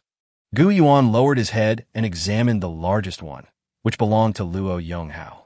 Race, Blackheart shark. Attributes, water, dark. Level, 44. Rank, rare. Description, dark type and aquatic sharks that frequently appear in the ocean because their appearance is very similar to that of ordinary sharks. Furthermore, Blackheart sharks are extremely aggressive, move freely in the deep sea, are good at hiding, and are inexpensive and easy to buy. Therefore, he became a partner of many pirates. Combat skill, serrated bite, human rank. Wave impact, yellow rank. Water wave impact, earth rank. Inscribed combat skill, water cage, earth rank. Although these sharks are generally only level 10 or 20. However, this number is quite remarkable. These 39 beast tamers include those of the first and second ranks. Beneath the hull of the Tsubasa Remain, hundreds of such sharks are lurking, ready to pounce. Luo Yonghao was also a rank 3 beast tamer, and his 3 pets were all Blackheart sharks, with levels 32, 38, and 44 respectively. You have nowhere to run. With that, 3 Blackheart sharks of varying sizes lined up in front of Luo Yonghao on the water. Medium shark, great shark, super shark, go. Kill them. Chapter 200 The Blackheart Shark Pirate Crew. What the hell? Gu Yuan looked at the 3 sharks of different sizes. Aren't these just small sharks, medium sharks, and large sharks? Why do you call them medium sharks, large sharks, and super large sharks? Cold sweat dripped down Gu Yuan's forehead. I don't know. They probably wanted to make their Blackheart shark fighting power seem stronger. The night wind spoke thus. Immediately afterward, Yi Feng charged straight ahead, raising his right hand high, summoning his 2 fire attribute spirit pets. After landing, the fire spirit fox quickly sprayed out surging sparks in all directions, while the fire spirit bird accelerated in midair and flew directly out of the water cage. The 2 pets of the night wind were indeed quite powerful, and the fire spirit bird broke through the water cage. Night Wind's fire spirit fox had raised its head and suddenly spewed out a burst of flames. However, Luo Yonghao quickly placed his right hand on the hull of the ship. Activate the water-trapping spirit array. At this moment, Gu Yuan also noticed it with surprise. These warships were all decorated with special magic arrays, and the members of the Hammer Pirate gang were not just an ordinary rabble. They were swift in action and had a clear division of labor. They quickly dispersed in all directions, simultaneously launching the grappling hooks from the stern of their warships. Their pirate ship thus firmly held back the Tsubasa Amain from all sides. The distances between these ships are all pre-designed. At the same time, Luo Yonghao also took out a special soul artifact, a mirror. This is the soul weapon that our pirate crew is so proud of, the water-trapping spirit mirror. At this moment, the seawater rapidly converged towards the mirror in his hand. Finally, the spiritual energy dispersed from the mirror and eventually flowed into its surface. The water flowed towards the center, forming a gradually contracting whirlpool. Finally, the vortex mark appeared on the medium shark, the great shark, and the super shark. The 3 sharks simultaneously unleashed their Earth-rank combat skills, water wave impact. The water surged and rushed towards the Tsubasa Main. Night Wind sensed the danger and ordered its fire spirit fox and fire spirit bird to unleash their full power to spew flames forward. However, fire attribute is still too easily countered by water attribute, and Yi Feng is only a 2nd-grade beast tamer, unable to compete with the 3rd-grade Luo Yonghao. With a bang, in the steam from the explosion, both of Yi Feng's fire attribute pets were thrown out and crashed heavily onto the deck. The deck was almost smashed to pieces. Fire Spirit Bird, Fire Spirit Fox. Night Wind knelt on the ground. It's over, Yi exclaimed as she watched as her brother's 2 pets were defeated by the enemy leader alone. His henchmen, however, haven't taken any real action yet. They're just watching and laughing. It's over. We're no match for these pirates. Just as Yi was crying and at a loss, Luo Yonghao, however, burst into laughter. We brothers are experts at sea robbery. In the past 30 years, no ship has ever escaped from our robbery formation. Luo Yonghao twisted his neck, Even a fourth-grade beast tamer couldn't possibly escape from our siege. Then, Luo Yonghao walked forward step by step until he reached the bow of the ship. All Blackheart sharks, heed my command. Move together and use the power of the Horcruxes to sink their ship in one fell swoop. Luo Yonghao's order reached the ears of all the pirates. The pirates immediately roared with excitement. Okay, I'll follow Boss Luo's orders. Blackheart shark, use the water jet attack. At this moment, more Blackheart sharks emerged from the water, opening their mouths full of sharp teeth, their target the large ship in front of them. Yes, sir. 3 mere high school students dare to come to our high seas. Kill them. At this moment, Yiyu felt hopeless. She held her head in her hands, squatted on the deck of the warship, and wept bitterly. However, Yifeng turned his gaze to Gu Yuan and said, "Damn it, he clearly wanted to show off by himself." Yifeng remained silent, while Gu Yuan raised 2 fingers of his right hand in the air, making a pointing gesture to the right. For a moment, all the pirates, including Luo Yonghao, who were wary of Gu Yuan, shrank back in fear. Look to the right. This guy is called the half-human, half-ghost Phoenix Tamer by the Black Lotus Gang's leaders. He must feel that he can't beat us because of our powerful strength, so he started to play tricks. Since it's a clever trick, it must be looking to the left, not the right. So the Hammer Pirates were terrified, looking around anxiously, extremely flustered, wary of every detail, wondering if something strange might happen. However, at this very moment, the red feather fell from the sky and landed on Gu Yuan's 2 fingers. The moment the red feather landed on Gu Yuan's finger, the spiritual energy it generated surged like a raging fire, soaring into the sky. The flames spread outwards. For a moment, the pirates on these fishing boats were all stunned. At this moment, the soaring heat actually boiled the seawater in this area. Steam rose continuously from the sea surface. The sharks floating on it rolled around a few times before dying, completely boiled over. For a moment, the pirates present were stunned. So, his gesture just now wasn't pointing anywhere, it was simply to give his phoenix a place to land. The pirates were all shocked. How could this guy be so powerful, with just a slight wave of his hand? By letting his phoenix land on his finger, he instantly killed all of their pets. This is too terrifying. This strength is terrifying. Yiyu looked at Gu Yuan, then at her brother Yifeng. "Brother, I want to apologize to you." "Yes, I accept your apology," Night Wind said quietly. Night Rain was so shocked that he muttered to himself. So many pirates, and a high-level soul weapon. They were all wiped out in less than a second. This is simply unbelievable. "No, brother, you're too weak. It's just that Brother Gu's pet is ridiculously strong." Having lost all his beloved pets, the Hammer Pirate wanted to escape. But then it was seen that Gu Yuan had already summoned Qi Shui. Qi Shui suddenly looked up. Just moments ago, the entire sea area was steaming, as hot as boiling oil. However, Qi Shui suddenly blew down a blast of cold air. The sea surface froze. All the warships were grounded due to the rapid freezing. In just a moment, the seawater was boiled, and now, in another moment, all the seawater has been frozen into ice. The pirates were dumbfounded. Is this really something a high school student could do? Then, the pirates raised a white flag, a symbol of surrender.